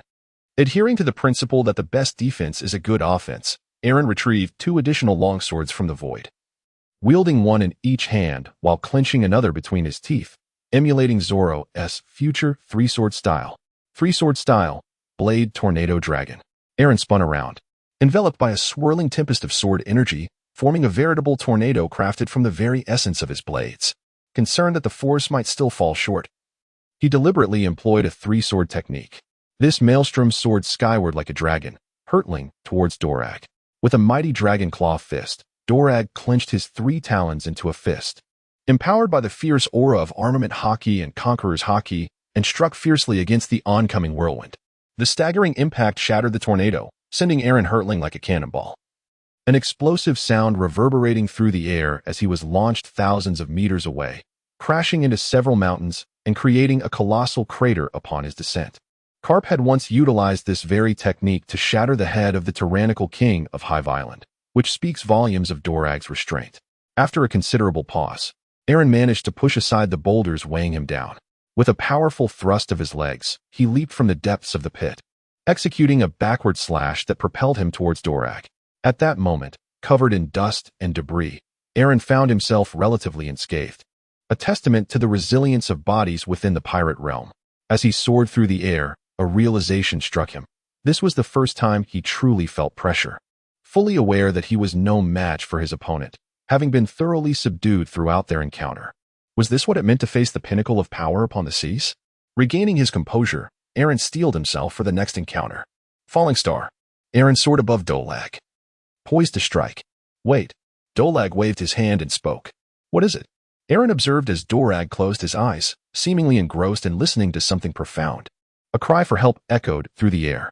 Upon uttering this phrase, a tempest arose, and his figure vanished from sight.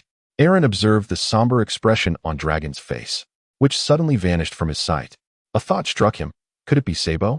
According to the original narrative, today marked the day Sabo set sail only to be sunk and subsequently rescued by Dragon. Had his butterfly effect truly failed to alter Sabo's fate? The mere thought that his challenge to Dragon might lead to Sabo's demise would haunt Aaron, leaving him to chastise himself in the dead of night. Chapter 22. Sabo. With such events unfolding, Aaron found himself devoid of the spirit to compete. He descended from the air onto the winter grammar, where the soldiers of the Revolutionary Army gathered around, inquiring about Dragon's whereabouts. Aaron informed the other party that Dorag had gone to save someone. After waiting for a while, Ivankov exclaimed, "Where has Dorag gone to rescue someone this time? How long must we wait? Could you at least keep us informed?" After Aaron and Dorag finished their match, it was already afternoon. Soon, evening would be upon them. Aaron instructed Gung Saburo and Gona to return first, as he intended to wait for Dorag to ascertain Sabo's condition. If Dorag were delayed, leading to Sabo's demise, Aaron would be consumed by guilt. However, he discreetly informed Gona that the large-faced individual possessed a remarkable ability to transform girls into boys. If Gona remained troubled by her feminine identity, she might seek his assistance. Given Gungshiro's connection, he would likely acquiesce. Gona, smiling, declined the offer, for since learning from Aaron that the world's strongest being was female, she no longer grappled with her gender. She resolved to become the world's preeminent swordsman through her own efforts. Suddenly, a gentle breeze graced their faces, and Dorag appeared on the ship. "I apologize," he said to Aaron, his voice tinged with sorrow. "Thank you for your patience. I had to save this child." As he spoke, Dorag removed his cloak, revealing the small Sabo nestled in his arms, wrapped in thick bandages. The bindings enveloped the child entirely, even covering his head and face. His mouth hung open in a state of unconsciousness, and through the gaps in the bandages, horrific burn scars were visible, with blood seeping ominously beneath the wrappings. Witnessing Sabo's dire condition ignited a fire within Aaron's heart, What kind of cruelty could inflict such harm on a mere child? The sight evoked a fury akin to that felt upon seeing the suffering of a child in a monk's robe, as empathy is a beautiful human emotion, especially for Aaron, who witnessed it firsthand.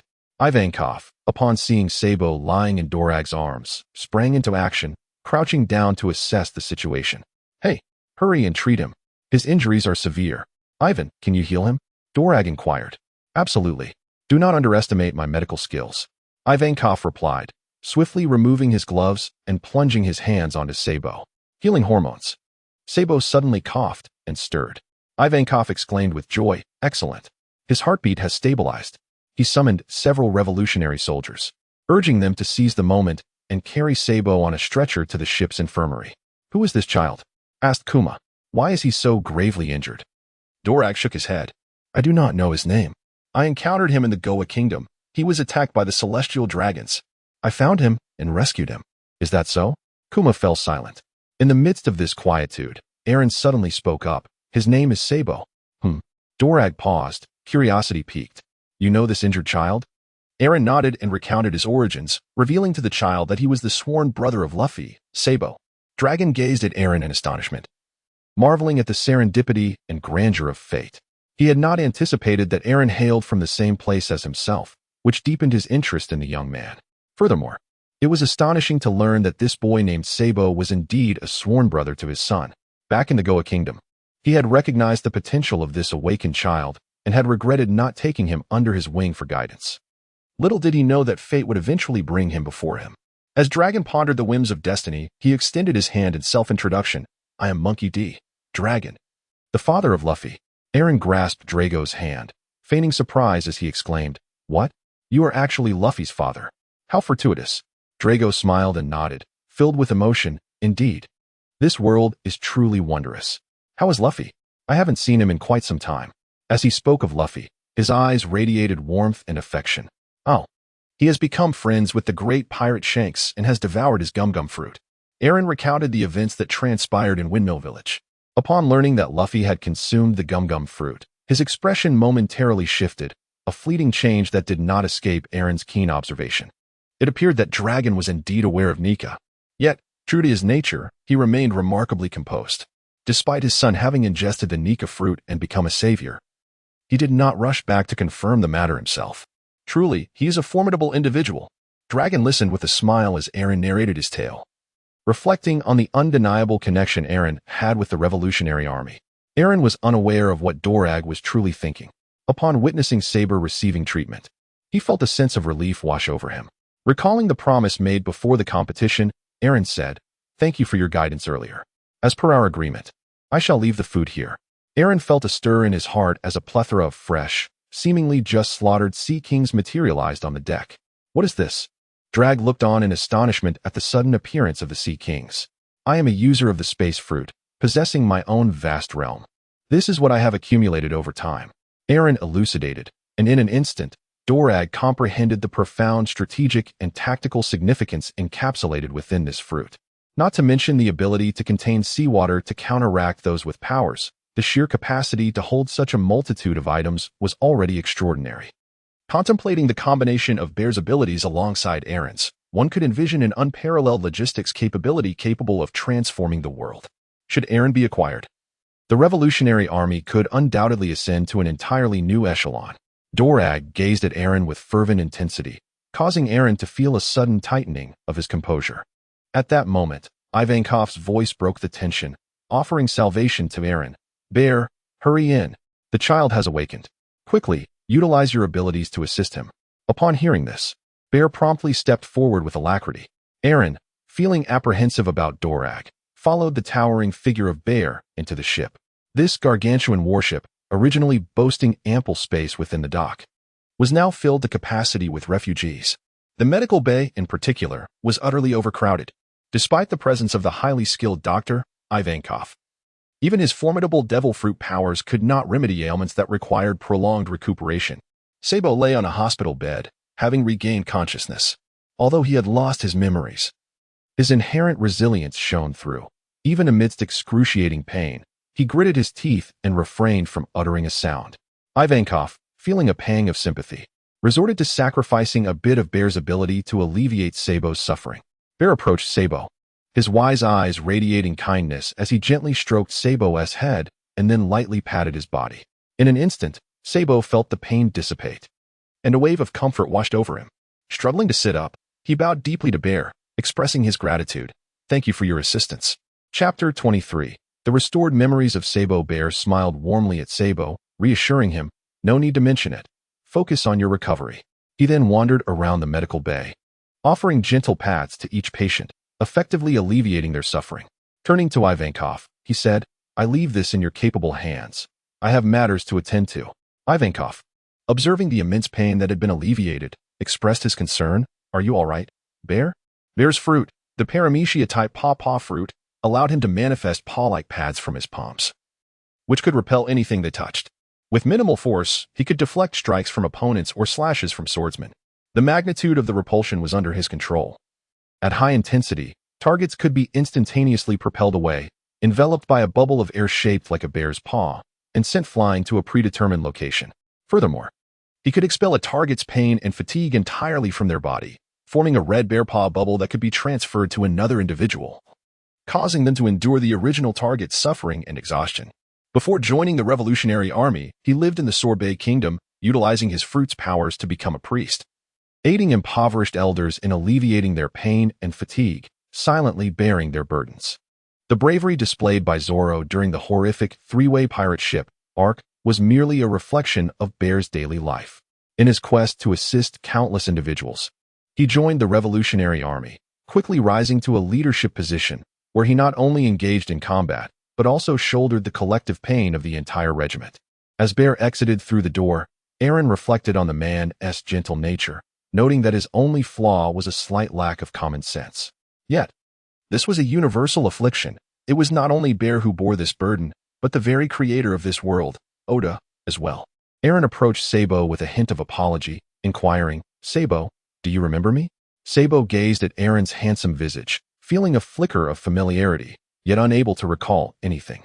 His mind was a blank slate, devoid of memories. Even the recollection of his own name eluded him. As Sabo strained to remember, a sharp pain surged through him.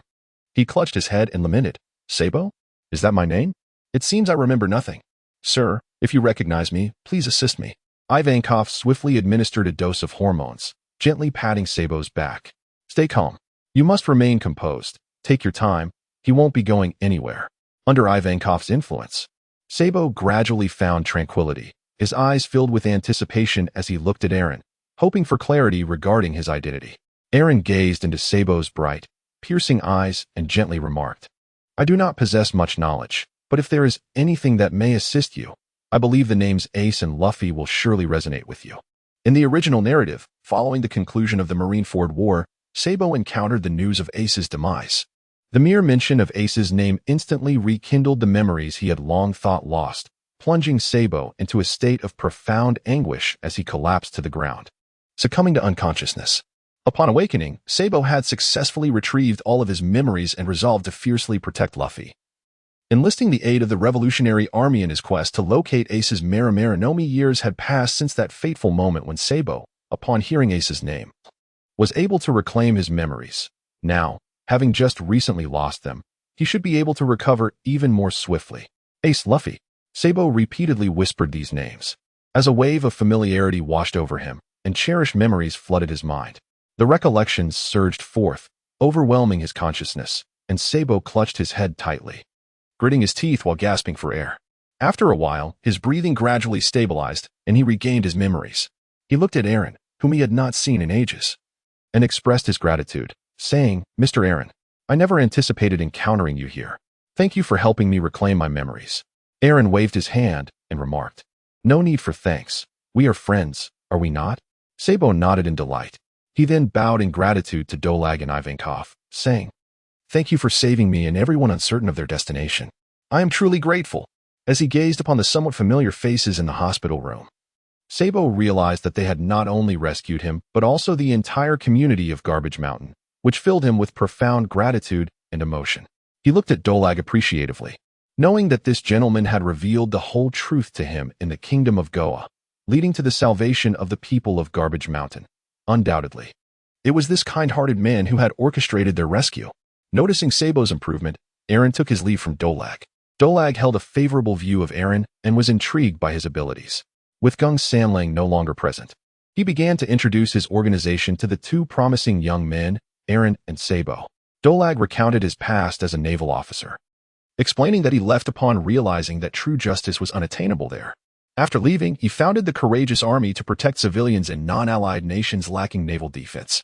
However, the O'Hara incident profoundly impacted Dolag, awakening him to the harsh truth that only by overthrowing the oppressive rule of the celestial dragons over the world government could further tragedies be averted. Thus, he aspired to forge a military force capable of combating the world government, which he named the Revolutionary Army. I yearned to dismantle the dominion of the world government, allowing people to live freely and equally. To realize this vision, I require more like-minded comrades.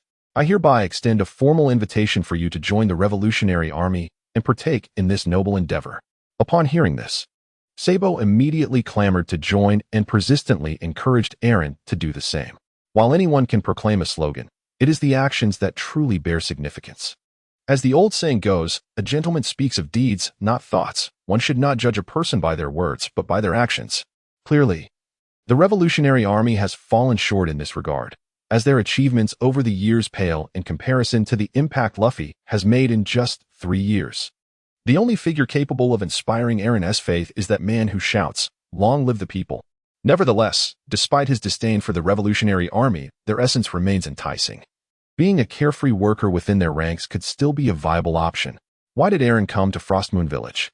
It was not solely for the purpose of mastering the art of swordsmanship. Rather, he harbored intentions to discern the characteristics of the Revolutionary Army. Aaron had long since devised a plan to exploit these traits. He waved his hand dismissively at Dorag and remarked, "How can I ascertain the veracity of your claims? At this moment, my sole desire is to embark on an adventure at sea. I have no inclination to engage in such grand endeavors." Upon hearing this, Dorag felt a twinge of disappointment, yet he resolved to respect Aaron's decision. He sought companions who shared his ideals, for to coerce others would tarnish the purity of the revolution. However, at that moment, Aaron suddenly interjected. "But what?" Dorag inquired with curiosity. Aaron gazed at the expectant Dorag, silently murmuring his apologies as he feigned seriousness and declared, "If the world truly resembles what you describe, I would undoubtedly be inclined to join your ranks. So, please, reserve a place for me, allowing us a period of observation. I shall seek you out when the time is right." He covertly added to himself, "This is merely to take advantage of your unique traits." "Excellent. Your presence is always welcome." In the infirmary, Sabo officially became a member of the Revolutionary Army. Aaron became a recognized member of the Revolutionary Army, with Drag welcoming his formal induction at any moment. He provided Aaron with a phone bug and his contact number, assuring him that he could reach out anytime. Gazing at the departing ship and reflecting on the powerful abilities he had just acquired, Aaron felt a twinge of guilt for having obtained their traits without compensation. It seemed he would need to make amends in the future. Chapter 24, Surge of Power System Notification. You have a new superior, Bartholomew Kuma, rewarding you with a newcomer-esque gift package and unlocking new abilities. The host has acquired a new ability, the Pawpaw Fruit. Paramecia type, Pawpaw Fruit. This fruit allows the user to grow paw-like pads on their palms, which can repel anything they touch. The strength of the repulsion can be directed by the user's will, with speeds that can even reach the speed of light. The objects that can be repelled include solids, liquids, gases, fatigue, pain, damage, heat, souls, slashes, shockwaves, energy, and all forms of matter or energy. Additionally, the user can create paw-shaped shockwaves that can penetrate objects continuously. If the paw pads are propelled, they can exert pressure on a vast area of atmosphere, forming small paw-shaped air masses, which, upon release, generate a tremendously powerful shockwave due to atmospheric reaction. Furthermore, the user can send living beings flying, enveloping them in a paw-shaped shockwave, allowing them to soar through the air for approximately 3 days and nights before being propelled to their destination, achieving spatial transfer. When combined with the Wind fruit, flight time can be significantly reduced. Newcomer-esque gift package reward. System notification. You have a new superior, Emporio Ivankov, rewarding you with a newcomer-esque gift package and unlocking new abilities. The host has acquired a new ability, the Hormone Fruit. Paramecia type, Hormone Fruit. This fruit grants the ability to control human body temperature, pigmentation, growth, and emotions, allowing the user to internally transform humans, even altering gender, thus becoming a new type of human. Newcomer's Gift Package Reward. System notification: you have a new superior, Monkey D. Dragon, rewarding you with a Newcomer's Gift Package and unlocking new abilities. The host has acquired a new ability, the Wind Fruit. Natural type: Wind Fruit. This fruit transforms the user's body into wind, granting immunity to physical attacks, non-hockey attacks, and most energy attacks, while bestowing the speed and power of wind. The user can unleash fierce gales through physical contact, significantly enhancing the range of their observation hockey. Combined with the pawpaw fruit, it allows for precise, rapid long-distance movement. Newcomer's Gift Package Reward. Upon receiving Drag's approval, Aaron finally reaped the benefits of the fruit he had schemed for an entire year. As anticipated by Aaron, he directly acquired the fruit abilities of the 3 leaders of the Revolutionary Army this time. Moreover, these abilities have been meticulously optimized by the system. They possess capabilities without the curse of demons, rendering them impervious to the disdain of the sea and immune to the influence of malevolent entities. Otherwise, had Aaron been endowed with multiple abilities, he would have perished long ago from the overwhelming burden. Aaron fully appreciates the greatest reward of his journey. The hormone fruit has endowed him with the remarkable ability to transform the human body, both internally and externally. It has granted him a rare healing power, the capacity to awaken latent potential, and even the ability to alter one's gender. Rumor has it that Crocodile underwent a transformation from female to male. The truth of this remains uncertain. This extraordinary ability is both fascinating and unsettling. Should he encounter a loathsome adversary, he could vanquish them and subsequently transform them into a woman, even enabling her to bear children. If such powers had existed in a previous life, the phrase "brother, you smell so good" would have transformed in a "brother, you have hatched." Truly, it would have provided immense pleasure to his companions. Aaron could not help but recall that extraordinary manga that transformed friends into girls after their indulgence. He wondered whether the hormone fruit possessed such capabilities. The powers of the pawpaw fruit were indeed fascinating. It could heal others, albeit at a significant cost. Most intriguingly, it could bounce away certain conceptual elements, such as pain and fatigue.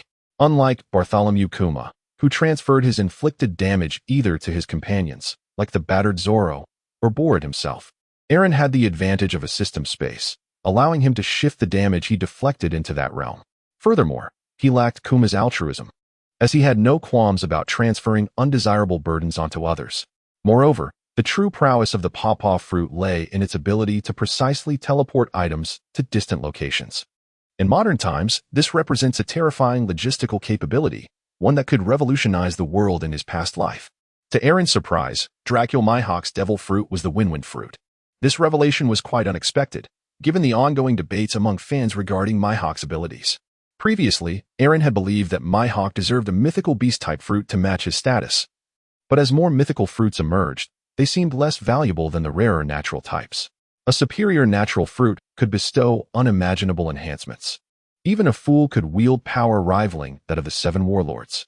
Not to mention the remarkable Wind fruit, which could amplify observation hockey akin to the Thunder fruit, allowing Mihawk to detect Sabo's distress from afar. It could also convey messages via the wind and manipulate temperatures to alter weather, indirectly harnessing other natural abilities. Most importantly, it could transform into wind itself, granting mobility second only to Kizaru's light fruit, enabling travel to any destination without a trace. It is well known that to return from the Grand Line to the 4 Seas, one must either traverse the Red Line or navigate the windless zone. With the Wind fruit, the ability to soar through the skies became attainable. One could fly wherever they wished. If one's strength permitted, they might even drag a ship along with them. The windless zone posed no significant challenge for the Wind fruit, unlike other seas, which explained why the World Government, despite its formidable intelligence capabilities, could not track Mihawk. He could truly go wherever he pleased. Furthermore, it could enhance the logistical capabilities of the pawpaw fruit. Coupled with Aaron's boundless system space, achieving poverty would be a challenge in the future. In comparison, even Buggy Express would pale in significance next to Swift Wind Delivery. Aaron could establish the largest logistics company single-handedly. Aaron felt a surge of joy within, for these 3 abilities had significantly enhanced his strength. Not only were they advantageous in combat, but they also proved to be remarkably beneficial in various other aspects. These newfound powers would undoubtedly facilitate his journey through the Grand Line in the future, with the opportunity to acquire multiple abilities devoid of adverse effects. The Zoan-type powers would greatly assist Eren, as each animal-based capability promised immense recovery, defense, and combat prowess. Should he attain an array of Zoan abilities, combined with his own extraordinary physique, he might very well achieve a physical condition rivaling that of Master Kaido. With a heart full of delight and a gentle breeze at his feet, Eren soared into the sky, heading towards the dojo. Chapter 25, Departure from Frostmoon Village. Eren returned to the dojo, descending gracefully from the sky. At that moment, Zoro was within the dojo, exerting himself beneath a boulder larger than any other, rhythmically squatting up and down while counting aloud. 998, 999, 1000. It was evident that he had been training for an extended period, his body drenched in sweat. Having reached the count of 1000, not far from him stood Kuina, wielding a bamboo sword, relentlessly striking at a vertical target. Upon noticing Eren's return, Kuina called out to him from a distance, "Brother Eren, you have returned. Grandfather and father are waiting for you inside." Eren smiled at them and nodded before stepping into the dojo. In the center of the dojo, Gung Sanlang languidly sat at a table, a cigarette in hand, while Gung Sailang knelt upright across from him. Holding an old teacup, he sipped his hot tea. Upon seeing Eren enter, he set the teacup down and inquired, "Have they departed?" Eren approached the table, kneeling down in a similar manner, and greeted the father and son, esteemed elder, respected teacher. "They have already departed. Is that so?" King Shiro, feeling a sense of loss, became ensnared in memories. Kong Sanlang set aside his pipe, tapping it gently on the tabletop, and, with a hint of anxiety, inquired of Eren, "You did not join them, did you?" Eren shook his head and replied, "No." "That's excellent." Gung Sanling nodded and stated solemnly, "Their affairs are not for a little brat like you to meddle in. Remember to keep your distance from them." "But, father, they still possess certain merits," gently countered Gung Surong. Gung Sanlang, infuriated, bellowed, "What merits are there? If it weren't for them?" Suddenly, both sides fell into silence. Observing the palpable tension between the two, Eren interjected, "Old man, teacher, I wish to venture out to see the Grand Line." Gung Sanlang was not surprised by Eren's words. His challenge to Dorag earlier that day clearly indicated his desire to test his own abilities. Over the past year, Eren had mastered all of Gung Sanlang's swordsmanship, leaving little for him to impart. It was time for him to explore the world beyond. Gung Sanlang gazed at Eren with satisfaction and smiled. "Go ahead. I have nothing more to teach you. Go out and see the world. If you have the chance, do visit the New World and Wano country for me." "Yes, I will definitely go." Eren nodded in acknowledgement. Even if Gung Sanlang did not speak, Eren was certain he would venture to Wano. The four emperors represent formidable forces upon the seas. If Eren could acquire the powers of those two fruits as he envisioned, he would undoubtedly leave his mark on every power that roams the ocean. The unparalleled teaching prowess of Master Kaido, the strongest in the pirate world, was an opportunity Eren longed to explore. Gung Shirlang sighed, casting a casual glance at his father before he spoke. "Eren, I have imparted nothing to you. Your current strength is solely the result of our father's influence. In truth, I should be addressing you as my junior. It is my belief that one who inherits father's swordsmanship ought to inherit this dojo as well. Yet, I understand that with the legacy of the Ishinryu, one would hardly wish to languish in a small village, idly passing the time. A man's heart yearns for the sea. I recognize that no one can deter a man from setting sail. Thus, please accept the Wad Ikamanji. Only in your hands can its true power be realized." As he spoke, Gung Shirlang presented the Wad Ikamanji, bowing slightly as he offered it to Eren. He understood that in his own grasp, the sword would be akin to a gem hidden in darkness, failing to showcase its might and only bringing shame to its legacy. The Wad Ikamanji trembled vigorously in Gung Shirlang's hands, as though eager to leap into Eren's embrace. Each blade possesses its own character, though the Wad Ikamanji was obedient. Having been touched by Eren's formidable haki, it was clear that the choice was evident. On one side stood a weary, middle-aged man, while on the other, a youthful, strikingly handsome boy, full of vigor and wealth, reminiscent of first love. The sword could hardly contain its eagerness to be cradled by Eren. Eren received the text from Dowie and, after typing in a commanding phrase, found satisfaction and subsequently calmed down. "However, I must refuse." Eren returned the sword to Gung Shiro. "What? You do not comprehend the significance of a sword to a swordsman?" Gung Shiro inquired, bewildered. A swordsman can truly rely only on his own blade. Precisely, Aaron proclaimed. I shall forge my own black blade. As for the sword Inma, it is better suited for Kazuki Hiyori. In the world of One Piece, there exists a plethora of renowned swords. Even in a solitary weapon shop in the East Blue, Zoro has already acquired the legendary swords Sandai Kitetsu and Shusui. Aaron's aspiration undeniably revolves around the famed Autumn Water, a renowned blade, distinct from the other black sword, the Knight of the Black Blade. Every predecessor who traverses the world of pirates typically acquires the Autumn Water. Aaron certainly cannot afford to bring shame upon his predecessors. As for the transitional phase, Aaron intends to intercept Zoro's Sandai Kitetsu. After all, Zoro has yet to forge a bond with the legendary Dowie sword, rendering the trio of famed blades unattainable for him at this juncture. Moreover, his departure from the seas is still a distant prospect, at worst. He can always return the Sandai Kitetsu to Zoro after securing the Autumn Water. Swords possess their own unique personalities. Demonic blades, akin to those whimsical beings with distinct traits, are often deemed demonic by those incapable of winning their affection. As for the well-mannered Dowie sword, that is a treasure better suited for Kuna. Aaron, however, is eager to test the allure of the cheeky Sandai Kitetsu. This is Aaron's considerate intention, and of course, Gung Shiro would not oppose it. Aaron bent down, prostrating himself before Gung Sanlang and Gung Sailang, offering them profound bows of gratitude, particularly to Gung Sanlang, who, throughout the past year, had imparted all his knowledge without reservation. Aaron was immensely thankful for their guidance. In the following 2 days, Aaron diligently hunted the sea's majestic creatures, augmenting the provisions destined for the Revolutionary Army, while also replenishing the food supplies for the dojo. As dawn approached, the sun had yet to rise over Suetsuki village, nestled by the sea. Only Zoro and Kuina had come to bid farewell. However, after acquiring the wind fruit, Aaron's extraordinary observation haki had already detected Gung Sanlang perched on the cliff's edge.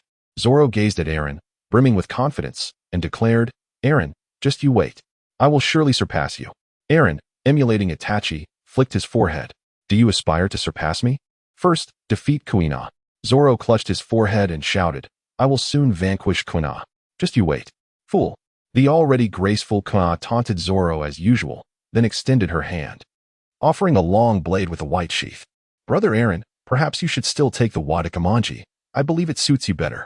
Aaron chuckled softly, refraining from taking it, and gently patted Guena's head. No need. I have a far more noble aspiration than competing with Wado Ikamanji. You keep it. Indeed. Guena embraced Wado Ikamanji, earnestly declaring, Brother Aaron, I shall surpass you and become the world's greatest swordsman. Zoro, standing nearby, protested vehemently, No, it will undoubtedly be I who becomes the world's greatest swordsman. Aaron extended his hand. Let us make a pact. Let us see who can become the world's greatest swordsman. Agreed. The 3 hands clasped tightly together.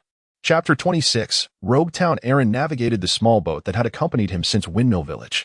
Once Nami could no longer see Zoro and Kuina, he retracted the vessel into the system space and transformed into the wind, soaring towards Rogue Town. Having learned the fundamentals of navigation from Nami and possessing an extraordinary mastery of observation haki, this time, he encountered no mishaps. The journey that would typically require 3 days was completed in mere half a day. As he gazed towards the land from the sky, he surmised that Rogue Town must be quite expansive. However, upon landing, he discovered that it was far grander than he had anticipated. At the harbor of Rogue Town, numerous vessels were docked, including fishing boats, merchant ships, cruise liners, and naval warships. Remarkably, even pirate ships bearing black flags were brazenly moored at the docks. Aaron sought out a secluded alley, gradually revealing his silhouette. Upon stepping out of the alley, he followed the throng onto the bustling street, only to discover that Rogue Town surpassed his expectations in terms of prosperity. This place was far grander than a mere town, indeed. Rogue Town had burgeoned into a city of considerable size in this realm. The broad streets were lined with an array of shops and signage, teeming with a vibrant crowd, where one could encounter a myriad of enchanting beauties. The ambience evoked a sense of being in a modern metropolis. This town served as a pivotal location, both a beginning and an end. It was here that the Pirate King, Gold, Roger, met his fate, marking the inception of the pirate era. Nestled near the entrance of the Grand Line, it was an essential passage for those venturing from the East Blue. With such a prime location steeped in history, prosperity was almost inevitable, particularly as a crucial gateway to the Grand Line. the presence of pirates was a given. Moreover, pirates represented a lucrative consumer base, living for the moment with a carefree attitude toward spending. They required supplies and leisure, and compared to ordinary folk, pirates spent their coin with greater abandon. In the words of Ewan, they seized more and thus spent more. This reality led Rogtown to welcome the presence of pirates, after all. It was the very sight of Gold. Roger's execution, wielding a significant deterrent against piracy. Furthermore, with the largest naval base in the East Blue situated here, there was little fear of pirates causing havoc or committing theft. In fact, the local navy often found themselves apprehensive about pirates being too orderly, as it meant missing out on opportunities for glory. The scene was set for an exhilarating adventure. As Aaron stepped onto the street, an overwhelming sense of familiarity washed over him. Compared to Frost Moon Village, he found himself more accustomed to the vibrant life of the city. Ah, that sister in the stunning fishnet stockings. Wow, that other sister's fiery attire reveals nearly half of her bosom. Goodness, and look at that allure. Is she not dressed at all at the summit of that peak? Although this world is entrenched in a feudal era, its technological advancements in daily life are remarkably sophisticated. After all, Oda may have a peculiar mind, but his creativity is undeniably remarkable.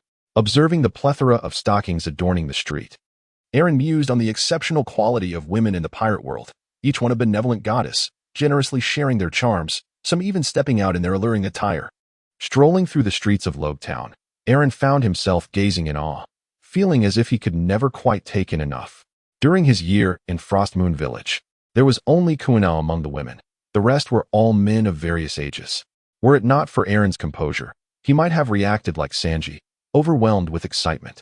For the first time in over a year, he found himself amidst so many benevolent souls bestowing their allure in one street, and he couldn't help but feel exhilarated. His Na'vi demeanor appeared as if he were a country bumpkin who had never set foot in a city. Yet, with his striking looks, no one uttered a word of reproach.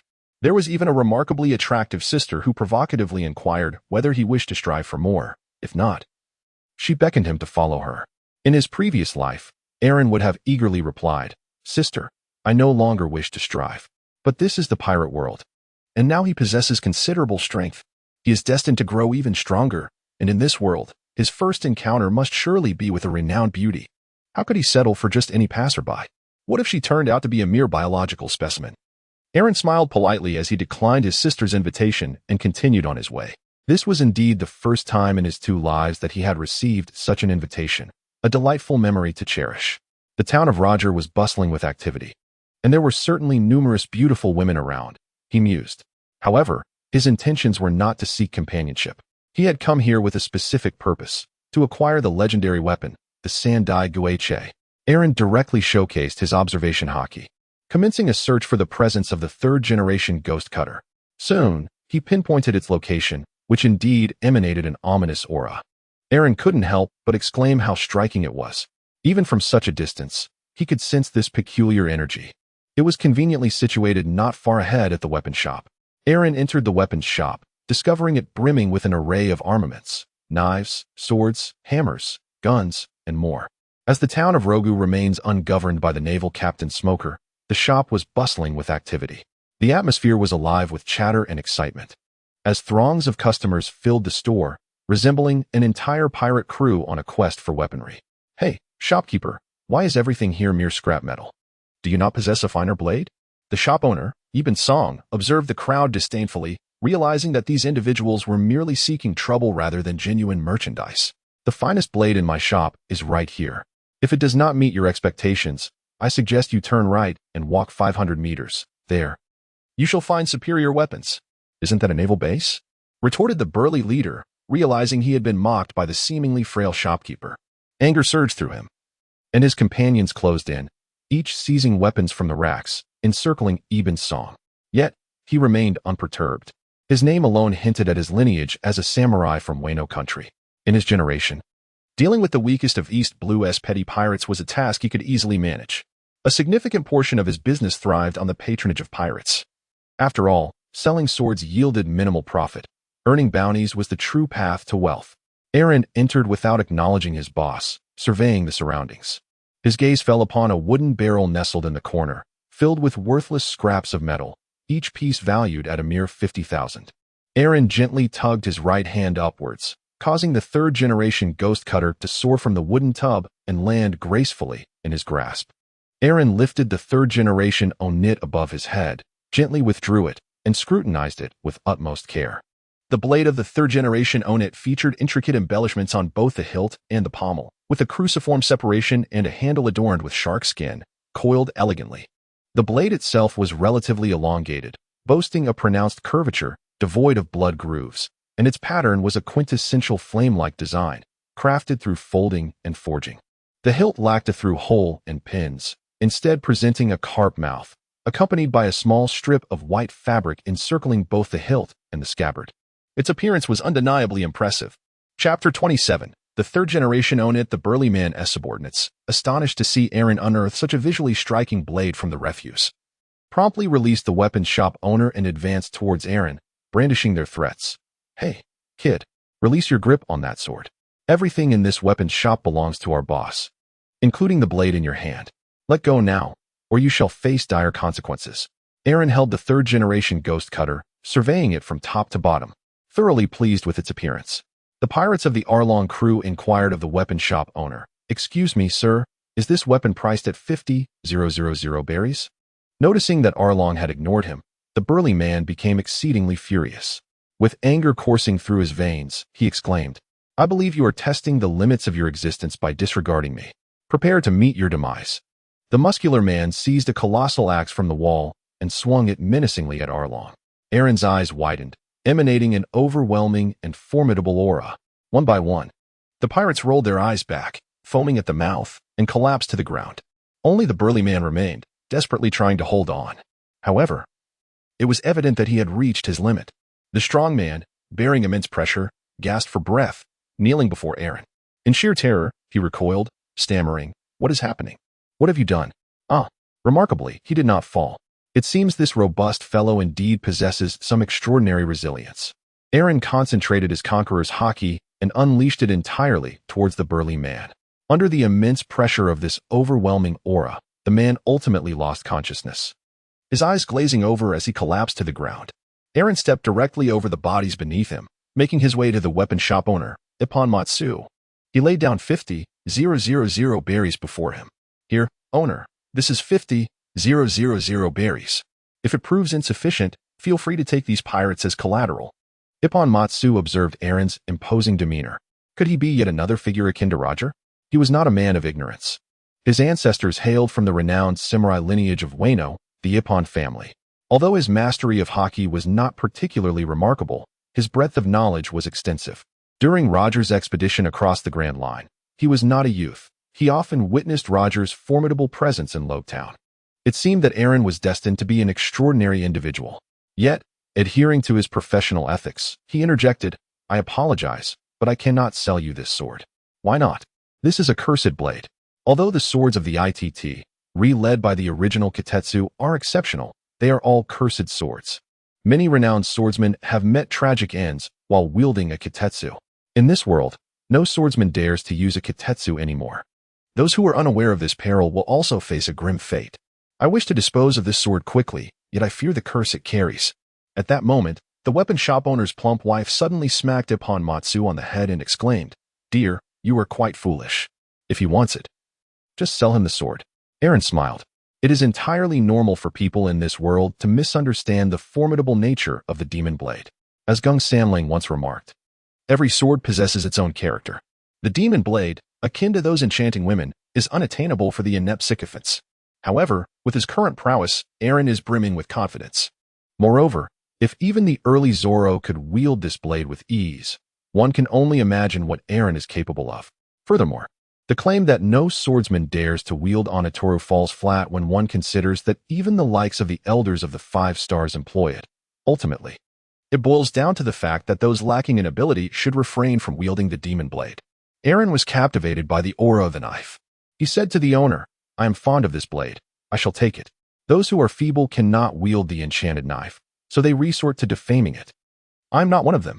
Aaron drew the third-generation ghost cutter, enveloping it with all his might, causing the entire blade to turn pitch black. The combination of the flowing cherry blossom and the unique traits of the third-generation ghost cutter unleashed waves of demonic energy from the enchanted blade. Holding the third-generation ghost cutter, Aaron resembled a fearsome Azura, exuding both dominance and an aura of wickedness. The third-generation ghost cutter expressed its delight, quivering slightly and emitting a resonant hum, as if urging Aaron to channel even more power into it. Aaron released his grip on the hilt of the sword. As a result, the legendary sword, Sandai Kitetsu, clung tightly to the palm of his hand, akin to lovers unwilling to part. The owner of the weapons shop gazed in astonishment at the obsidian blade, his eyes wide with disbelief as he murmured to himself, "This is Ri-Wai? Who would have thought to encounter such a genuine Ri-Wai in the East Sea, the weakest of all seas?" It had been ages since he had witnessed such a formidable swordsman. It is said that a sword chooses its master. It appears that Sandai Kitetsu has truly conformed to his very essence. "Ah, please wait," the shopkeeper exclaimed anxiously as he observed Aaron preparing to depart, then hurried into the inner courtyard. Emerging from there, he presented a lacquered black katana. He addressed Aaron, saying, "This blade is a fine katana, the Tachiyuki. Although my shop may be modest, this is the finest sword I possess. Please accept it, I implore you." Aaron caressed the blade of the third generation of Onitetsu. The smooth texture surpassed even that of a skilled craftsman, and as he stroked it, he could feel the gentle quiver of Onitetsu, akin to touching a bashful maiden. Aaron smiled at the weapon shop owner, waving his hand in refusal, saying, "No, thank you. One is sufficient for me. I am not the type of swordsman who wields multiple blades. However, should a swordsman with a gaze akin to mine ever come by, please entrust it to him. He will not disappoint you." Having acquired his weapon, Aaron strolled along the bustling street, captivated by the myriad of splendid items on display. He paused to procure various necessities for his journey, storing each item within his system space. Aaron, after completing his shopping, found himself unwittingly at the most renowned landmark of Rog Town, the execution platform of the Pirate King. Upon a brief glance, he deemed it rather unremarkable, for he harbored no fondness for pirates. If only his experience were akin to a check-in system, perhaps he might have reaped substantial rewards at this very location. Having acquired weaponry, he now found himself in search of a seaworthy vessel. His humble fishing boat was far too diminutive to satisfy his aspirations. He was no Mihawk or Ace, who could traverse the world on a mere skiff. Nonetheless, a bedroom, a bathroom, and a kitchen were essential. So, where in the East Blue could one procure a ship that would meet Aaron's needs? The answer was quite evident: the storied Going Merry, which had touched the hearts of countless fans.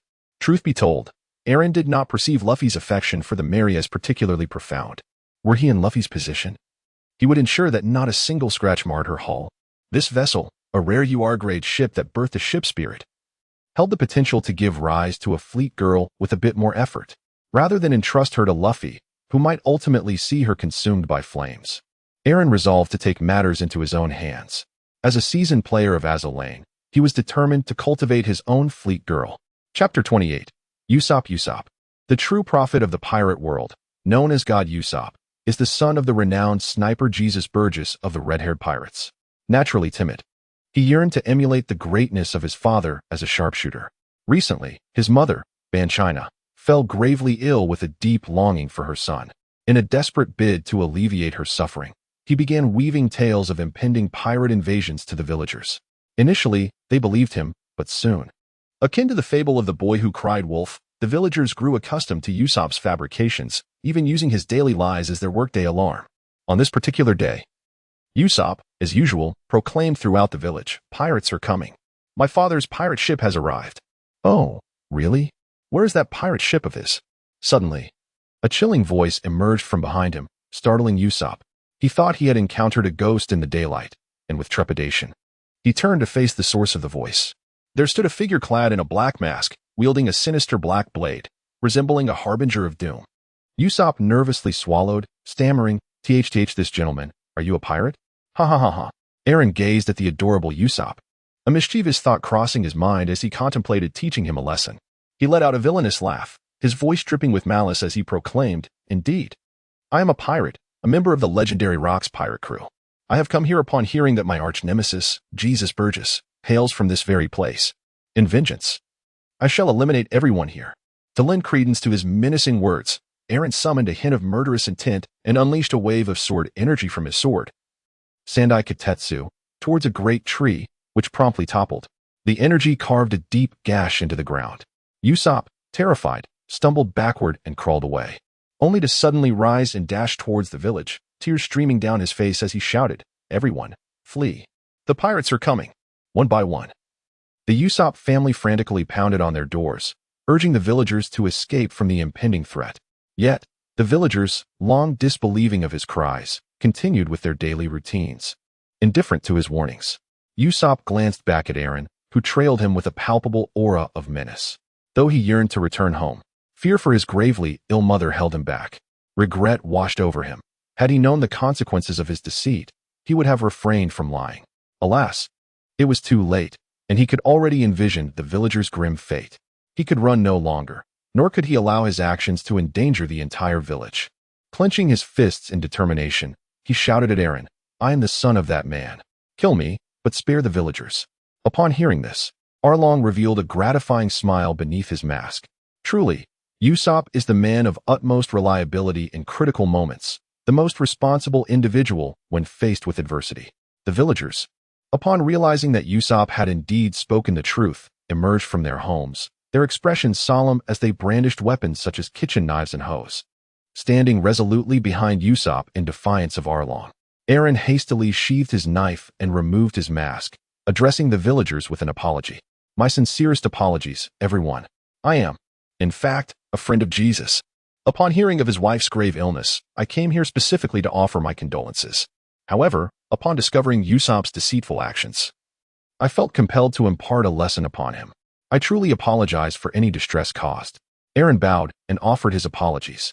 The onlookers, captivated by Eren's handsome visage, gentle demeanor, and soothing nature, were instantly swayed. Acknowledging his good intentions, they readily forgave him. The tale of the boy who cried wolf is well known, culminating in tragedy. While the story of Silab village avoided such a fate due to the intervention of the sun god, one cannot help but ponder, what if the sun god had not intervened? Would the villagers have perished? Thus, Eren resolved to impart a lesson to Usopp, and it seems the outcome is promising. Eren also extended his apologies to Usopp, saying, "I am truly sorry. I did not mean to startle you." Usopp patted his backside and feigned indifference, responding, "In truth, I recognized your disguise long ago. I merely chose not to expose you." Haha. Eren observed Usopp's trembling calves and chose not to expose him. Eren said to Usopp, "Could you take me to your home for a visit? Despite my appearance, I am a physician. Perhaps I can cure your mother's ailment." "Really?" Usopp exclaimed in astonishment, and then led Eren to his residence. Along the way, Usopp inquired how Eren knew his father and whether he was aware of his whereabouts. Eren informed Usopp that he had learned about Jesus Burgess a year ago in Windmill Village, and now he presumed that he had already arrived in the New World. Usopp ushered Eren into his home and, upon entering, exclaimed, "Mother, I am back. I have brought a guest." As Eren stepped through the threshold, he beheld a woman languishing upon the bed, her breath shallow and labored.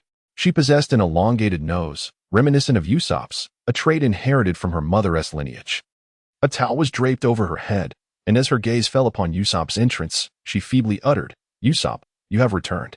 Her eyes then shifted to the unfamiliar presence accompanying him. "May I inquire who you are?" she asked, her voice a mere whisper, as if each syllable required an immense exertion of strength.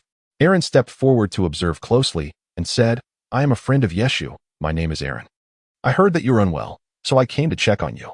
Moreover, I consider myself a healer. Perhaps I can remedy your ailment." Bangina's eyes sparkled with interest as she responded eagerly, "You are a friend of Yeshu? How is he faring?" Eren nodded and remarked, "He is far better than you." That's good. That's good," Bangina murmured to herself. Alas, the poor woman still clung to thoughts of the scoundrel who abandoned his wife and children. Eren had long discerned that Bangina's physical condition posed no significant issues. Her weakness primarily stemmed from insufficient nourishment. As for the reasons behind her grave condition leading to her demise, Eren surmised that it was akin to the lovesickness afflicting the emperors of the Amazonian realm. A malady of the heart requires a remedy of the heart. While her physical ailments could be readily addressed with a dose of healing hormones, the deadly affliction of lovesickness left Eren at a loss as to how to cure it. Eren simply cannot fathom what merits nostalgia for a scoundrel who has abandoned his family. In a previous life, such a person would have been publicly condemned on social media platforms. How can one consider such individuals to be exemplary men? One cannot help but be astounded by Oda's portrayal of these so-called good men. In another life, perhaps Bangina would have awakened her potential through mere physical training. Sharing her frustrations with the world, Dear friends, who can relate? Yet, in the realm of pirates, she can only lament the existence of such so-called good men. Enveloped in melancholy. Chapter 29, Deceiving the Deceiver. Aaron administered a dose of healing hormones into Bangina's body, resulting in a noticeable improvement in her physical condition. However, her spirits remained remarkably low. It is likely that, before long, she will succumb to melancholy once more. For the afflictions of the heart, only remedies for the heart can suffice. Aaron inquired, Sister-in-law, I do not mean to offend, but with words such as these. It is only a matter of time before your health deteriorates once more. Is Jesus-Bu truly worth such longing? Even Usopp has seemingly moved on. Bangina's mind drifted to cherished memories spent with Jesus-Bu, a blissful smile gracing her delicate features as she replied, You do not understand. I take immense pride in being married to Jesus-Bu. Were it not for me, he would have set sail long ago. I have delayed him for far too long.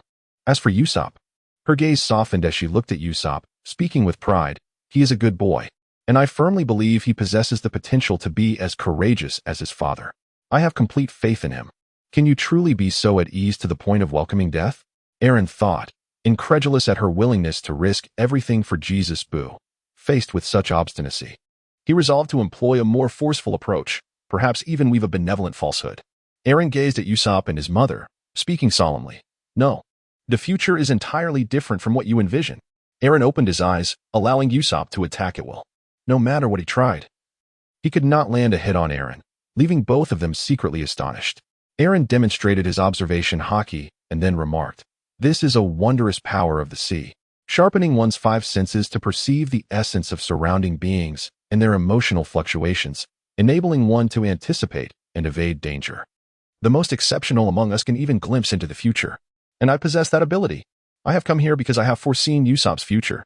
Aaron's observation haki, while abundant, cannot foresee the future. Though his quantity is ample, the quality remains significantly lacking. He expresses this sentiment because Usopp and his mother are unaware. Deceiving Sogeking with a benevolent falsehood brings an inexplicable sense of satisfaction. Is that true? The two exclaimed in astonishment. Aaron nodded and then remarked, In the future I envision. You will depart this world without witnessing the return of Jesus. From that moment on, Usopp developed a penchant for fabricating tales, proclaiming daily in the village that pirates had arrived. The villagers gradually became accustomed to Usopp's fabrications, even treating his daily deceptions as a herald for their work. Soon after, Usopp joined forces with the village children Pepperhead, Radish Head, and Onion Head to establish the Usopp pirate crew. He also forged a friendship with the daughter of a prominent family in the village. Aaron gave Usopp a thumbs up and enviously remarked, That Koya is truly stunning. Is that so? Usopp scratched his head, blushing with a shy smile, as the image of that adorable golden-haired girl danced in his mind. Bangina smiled warmly and replied, Then I have no regrets. However, Aaron has begun to weave tales. On the vast ocean, there exists a notorious pirate captain named Kuro, also known as the Master of Schemes, with a bounty of 10 million berries. He has set his sights on the wealth of the Kaya family, leading his crew. He arrived at this place, only to be discovered by Usopp. He rushed to the village, shouting to the villagers that pirates were approaching, yet none believed his words. Usopp then hurried to the Kaya residence, urging her to flee, but even her family dismissed his warnings. Ultimately, tragedy struck, and the entire village was mercilessly slaughtered. What? How could this be? Usopp cried out, having just been lost in thoughts of Kaya, only to learn that his actions had led to the annihilation of the entire village. Usopp felt a tempest of anger and fear. Therefore, it would be wise to refrain from making such statements in the future. However, boasting is still permissible. There is a distinction between boasting and deceit. Do you understand? Aaron cautioned Usopp. I shall not speak of it again. Usopp assured, still haunted by the memory. Aaron then turned to Bangina, offering words of comfort. Sister-in-law, now you realize the magnitude of your influence, don't you? In the foreseeable future, Usopp possesses talents that surpass those of his father, yet tragedy has struck. It is essential to live well. Even if not for Jesus-Bu, you must consider Usopp. Reflect upon that lovely little Koya. It is likely that she will become your daughter-in-law. And do you not wish to see what your grandchild will be like? Bangina, with a sense of foreboding, placed a hand upon her chest, never anticipating that her demise would catalyze the destruction of the village. Even more shocking was the thought that Usopp's once bright future would dissipate because of her.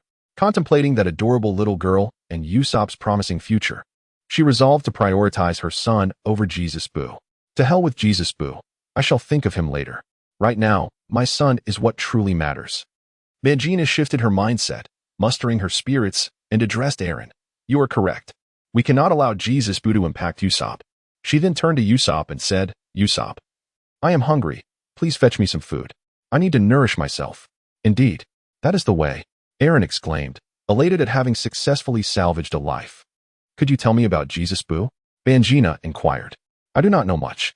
Aaron slightly polished the beginning of the story and recounted it. In other words, Aaron, you and Jesus are not particularly close. Vanquishing gazed at Aaron with a complex expression, surprised that their acquaintance was merely at such a level. Yet he still took the trouble to come and treat her. You are truly a good person, Aaron. I sincerely thank you. Vanquishing set down her spoon, which she had been using to eat her meat porridge, and earnestly expressed her gratitude to Aaron. Aaron replied, Not at all. My acquaintance with Jesus is undeniable, and Usopp's talent is certainly on par with that of Jesus. It would be a shame to let it go to waste. Vanquishing tapped the table, drawing the attention of the drooling Usopp, who was lost in his fantasies about Kaya. Did you hear that, Usopp? Usopp quickly responded, Yes. I will certainly train diligently. Observing the transformation of Vanquishing from despair to hope, Aaron felt a sense of relief and was free to pursue his original intention. Aaron inquired of Usopp, Are you aware of the whereabouts of the Kaya residence? Usopp nodded and asked, Brother Aaron, do you have business at Kaya's home? Surely, you wouldn't wish for your future girlfriend to be unwell. Aaron gently tapped Usopp on the head, noting that Luffy's touch was still a bit more adept. Usopp covered his mouth in excitement and exclaimed, Aaron, are you going to cure Kaya's illness? Upon seeing Aaron nod, Usopp quickly grasped his hand and dashed towards Kaya's home. Kaya's residence was the sole mansion in the village of Syrup, adorned with a vast garden replete with towering trees and exquisite flowers. The mansion boasted a grand porch and intricately carved columns. In the days when Kaya's parents were alive, prior to their tragic demise at the hands of Kuro, they frequently engaged with the villagers, having no walls to separate them, often inviting the townsfolk for visits, earning a stellar reputation in the community. Chapter 30. Healing Kaya. Usopp led Aaron to the opulent mansion, where they encountered the butler, Mary, watering the flowers. Dressed in a formal suit with a comical white goatee, he presented a humorous sight. Usopp approached him with a friendly greeting, Good afternoon, Mr. Mary. Mary straightened up and replied, Why, it's Usopp. What brings you here? I have delightful news to share. Usopp exclaimed, pushing Aaron forward. This is my brother Aaron, an exceptionally skilled doctor. He cured my mother's severe illness in an instant. Perhaps he could examine Kaya and heal her as well. Oh, is that so? You jest not. Mary responded calmly, a hint of skepticism in his voice. Aware of Usopp's penchant for exaggeration. Absolutely. If you doubt me, you may inquire about my mother. Usopp realized the drawbacks of his habitual lying, as no one seemed to believe him. Indeed, Mary stroked his chin, contemplating for a moment before nodding. Please wait here while I report this inside. He set down the watering can and entered the mansion. After a brief interval, Mary re-emerged, his face alight with a smile as he invited them inside. Upon entering the mansion, they were greeted by lavish decor, with exquisite oil paintings and tapestries adorning the walls. A magnificent crystal chandelier descended from the ceiling, casting a soft glow throughout the interior. At the heart of the mansion lay a grand hall, featuring a colossal mahogany table surrounded by several high-backed armchairs. The mansion boasted numerous rooms, each decorated in a splendid and unique manner. The top floor offered a spacious balcony, providing a breathtaking view of the entire village. Seated upon the chairs were a golden-haired couple.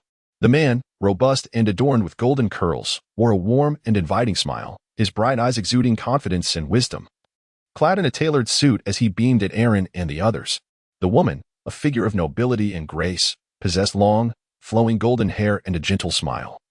Dressed in a pristine white gown, devoid of any adornments, embodying a purity reminiscent of a princess from a fairy tale, exuding warmth and elegance. They wore warm smiles, gazing at Aaron with affectionate eyes. The two individuals rose to their feet, eagerly welcoming Aaron. The gentleman extended his broad right hand to grasp Aaron's, his face alight with joy as he exclaimed, We are truly delighted by your presence. Please, do take a seat. As he spoke, he guided Aaron and Usopp to the sofa, personally pouring tea and serving water, while presenting an array of exquisite pastries that adorned the table, engaging in amiable conversation. He began by inquiring about Usopp. Is that not Usopp? It has been quite some time. I heard your mother was unwell. How is she faring now? Usopp accepted the teacup offered by the gentleman and replied, Thanks to Brother Aaron, my mother is much improved. She can now get out of bed. The gentleman, surprised, reflected internally. He had heard that Usopp's mother was gravely ill and confined to her bed, yet she was now able to rise. If this were indeed true, it seemed that despite his youth and lack of medical instruments, this young man was no charlatan after all. Shortly thereafter, another steward entered and whispered a few words into the gentleman's ear, confirming that Bangina had indeed shown signs of recovery. The gentleman felt a wave of relief wash over him and turned his hopeful gaze towards Aaron, rising to bow and apologize. I sincerely apologize for doubting your medical expertise. We have consulted numerous physicians, yet none have been able to cure Koya's ailment. Please understand the heart of a concerned father.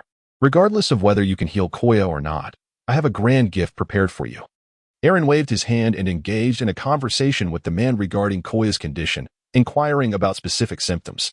Just as they were exchanging words, the butler, Mary, entered the parlor with Koya. She had shoulder-length, straight, light golden hair parted down the middle, and her large brown eyes sparkled with life. Her fair skin contrasted beautifully with her delicate, ankle-length light blue dress, and she wore charming purple slippers. However, due to her frail health, she often remained confined to her bed and consumed an array of medications.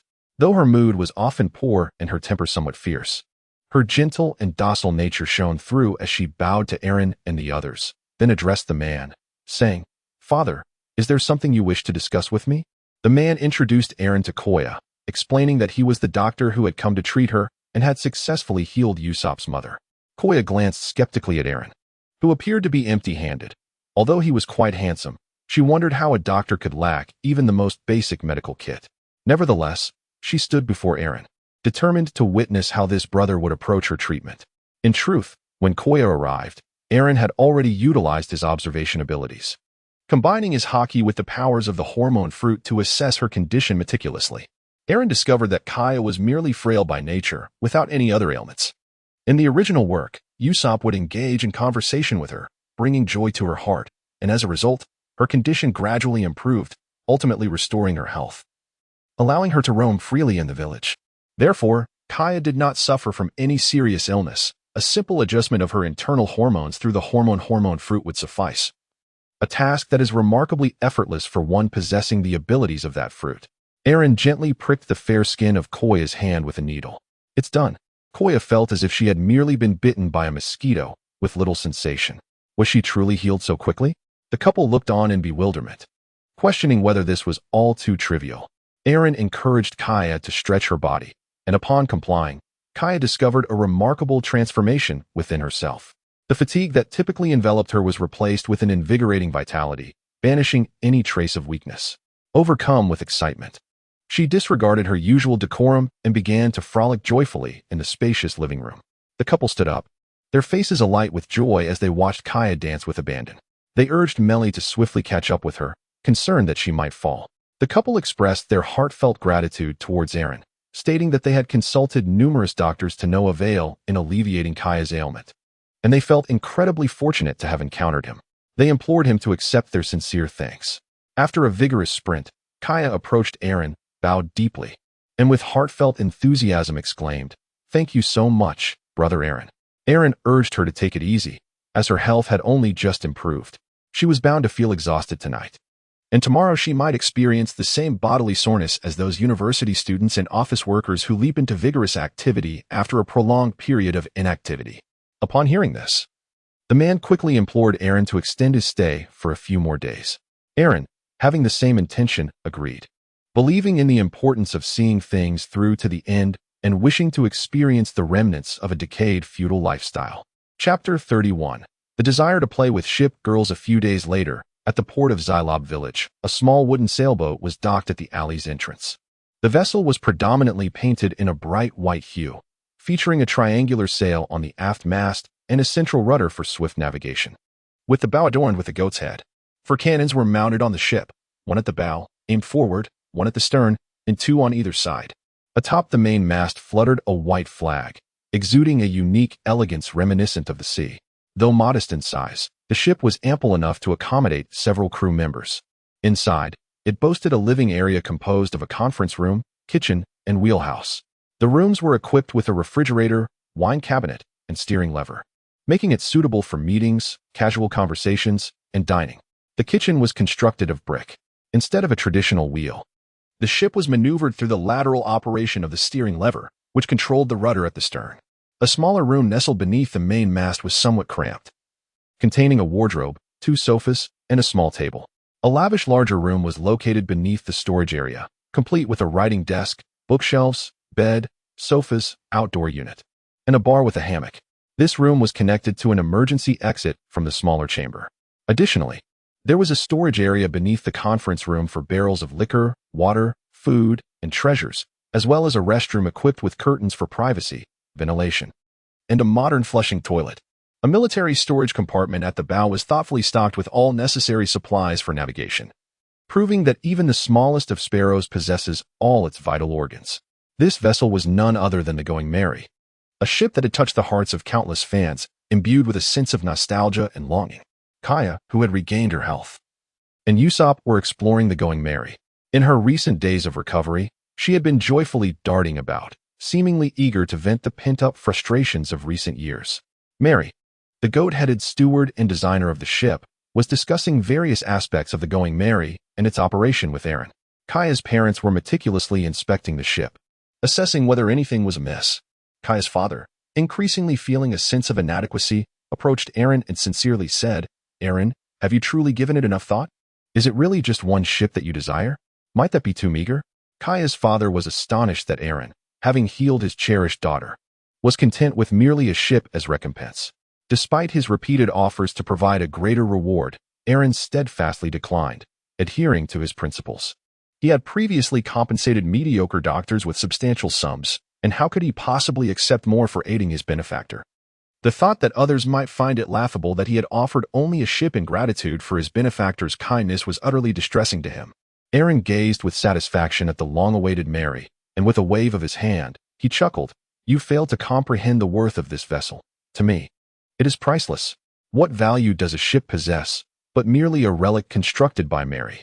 At that moment, Kaya and Usopp dashed onto the deck, overhearing Aaron's words. With a slight grimace, Kaya quietly remarked, "Aaron has cured the ailment that plagued me for so many years, restoring my health, yet like my father, I find it rather meager to offer a ship as recompense." Aaron gazed at the crowd and inquired, "Are you familiar with the ship spirit?" Upon seeing their heads shake in unison, he elaborated, "The ship spirit is a mystical entity born from the mutual affection and care bestowed upon a vessel by its crew. When the bond between the crew and the ship deepens to a certain extent, the ship manifests as a figure resembling a crew member, wielding a wooden mallet and clad in a raincoat. There is a possibility that Mary may also give rise to a ship spirit. Perhaps, in the future, the Mary will beget an adorable little companion akin to Kaya." In the original tale, the Golden Mary, gifted by Kaya, was cherished and lovingly maintained by Usopp. The Mary, in turn, felt this affection and transformed during the Sky Island battle, appearing as a figure with a wooden mallet and raincoat, emerging amid thick fog to assist Luffy and his crew in repairing the ship. In subsequent encounters, the spirit often appeared to alert the crew in times of peril, proving to be a significant aid. Ultimately, during the Judicial Island incident, Mary implored the iceberg for one final voyage to rescue Luffy and his companions. The ship's spirit, in its crucial moment, successfully saved them. However, due to severe damage to its keel, it could no longer sail. As its life waned along the journey, Luffy honored the Golden Mary with a cremation ceremony, marking the end of its glorious mission. The ship's spirit bid an emotional farewell to the Straw Hat Pirates, leaving countless fans in tears. To be candid, the emergence of the ship's spirit from Mary is not significantly related to Luffy. He cannot be said to have cherished or cared for Mary to a great extent. His recklessness led to the ship sustaining numerous injuries, hastening its demise. Had Aaron been in Usopp's position, he would have undoubtedly shown even greater concern and affection for Mary, ensuring she remained unscathed. Aaron hoped that the Mary would also give birth to a ship's spirit in his hands, and then he would find a devil fruit for her to consume, thus creating a fleet maiden belonging to Aaron himself. Having traversed the world of pirates, he reminisced about his 600 wives, filling him with anticipation for Mary. What? Is that even possible?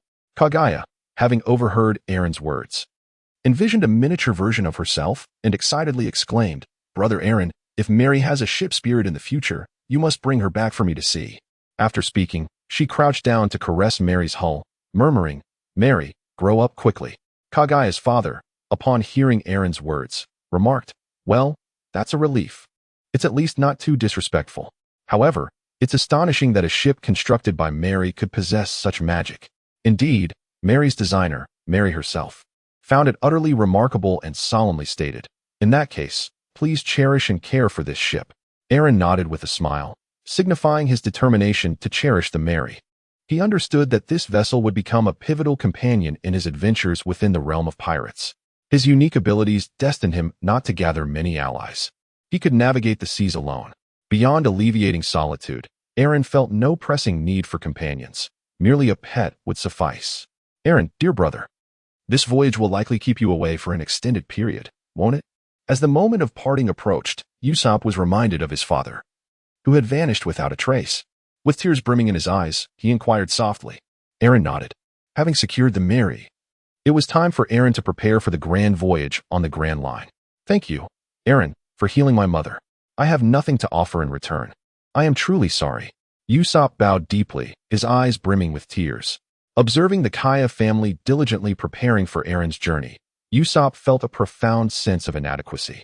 Realizing that he had nothing to express his gratitude, even the words of thanks seemed so feeble. It appears he was feeling a tad self-conscious. Aaron gently patted Usopp's head, urging him to raise his gaze, and said, "Then share your talents with me. When you establish your pirate crew in the future, remember to leave a position for me as your first mate." "Yes," Usopp exclaimed loudly. As a gentle breeze stirred, Aaron waved goodbye to everyone aboard the ship. "Farewell, everyone." Ghana. Chapter 32. Kuro upon the vast ocean, propelled by the powers of the wind fruit, the Mary was sailing autonomously. The cabin brimmed with various items sent by Kaya's parents, all thoughtfully organized. Aaron methodically placed them into the system's storage and discovered a chest filled with berries, an astonishing 50 million berries. Despite having declared he would not accept money, he had nonetheless received a fortune. After securing the belongings, the space aboard the Mary became considerably more spacious. From the collection of items prepared by Kaya's parents, Aaron extracted a reclining chair, settled into it, and examined the newly acquired traits of Usopp.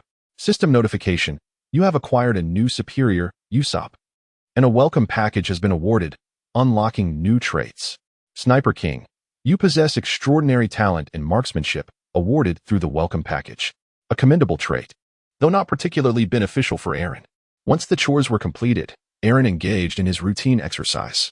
He shed his garments, revealing his perfect physique, leapt into the air, and plunged into the sea, swimming deeper into the abyss. He trained his body against the ocean's pressure beneath the Mary. Upon reaching his limits, Aaron soared from the water, landing softly on the bow of the Mary. Breathing in the fresh air, he gently caressed the figurehead of the sheep. After a sufficient rest, he sat atop the sheep's head, closed his eyes, and utilized the wind fruit to hone his observation haki. A gentle breeze wafted in, carrying tidings from afar. Kuro, captain of the Black Cat Pirates, known as 100 Plans, bore a bounty of 8 million berries and was a notorious figure in the East Blue. Due to his formidable strength, his fame had grown, drawing relentless pursuit from the government's hounds and bounty hunters, much to Kuro's displeasure. Just recently, the Black Cat Pirates had plundered a merchant vessel, and having just committed murder, trouble was already at their doorstep. A naval warship was swiftly approaching them. "Report, Colonel. We have located the Black Cat Pirates. Please advise." On board the warship, a Navy soldier reported to a burly man with black hair clad in a Navy justice coat, wielding a massive cutlass on his shoulder. This man, named Cayman, was a colonel from the former Navy's 153rd Division. He had been targeting the nefarious Black Cat Pirates for some time and had finally caught up to them. "Fire! Blast into smithereens!" Recalling the horrific fate of the merchant ship, Cayman's fury ignited. He was determined to make the pirates who harmed innocent civilians pay dearly. Boom, boom. The thunderous roar of the warship's cannons surged forward, fueled by Carmen's wrath, targeting the Black Cat pirate crew. In the face of the naval bombardment, the crew members were struck with terror, hastily hoisting the sails in a desperate attempt to flee. Their pirate vessel was no match for the formidable Navy ship. Boom. The pirate ship was struck by several cannonballs, its mast splintering and a significant portion of the deck cracking open, rendering it immobile. "Captain! Captain!" Within the Black Cat pirate crew, a pirate rushed into the captain's quarters, panic etched on his face. "The Navy is coming." "Silence!" came the calm response from a well-groomed gentleman reclining in a chair, draped in a black captain's coat, his hair meticulously styled and round glasses perched on his nose. With a pair of retractable claws adorning his fingers, he adjusted his glasses with a casual flick and replied softly, "I am aware. You may leave." "Captain." The pirate hesitated, but a piercing glare from him sent the man scurrying out of the captain's cabin. The Navy. Closed glasses gleamed ominously as he sat there, expressionless, already weary of this life. The fleeting joy he had recently grasped was shattered by the Navy's intrusion. The Navy. Clo's expression hardened as he strode toward the deck. The crew members under fire from the bombardment eagerly questioned Clo about retaliation. Upon hearing that there was only one naval ship, Clo waved his arm, and 5 elongated claws sliced through an incoming cannonball, cleaving it into 5 pieces.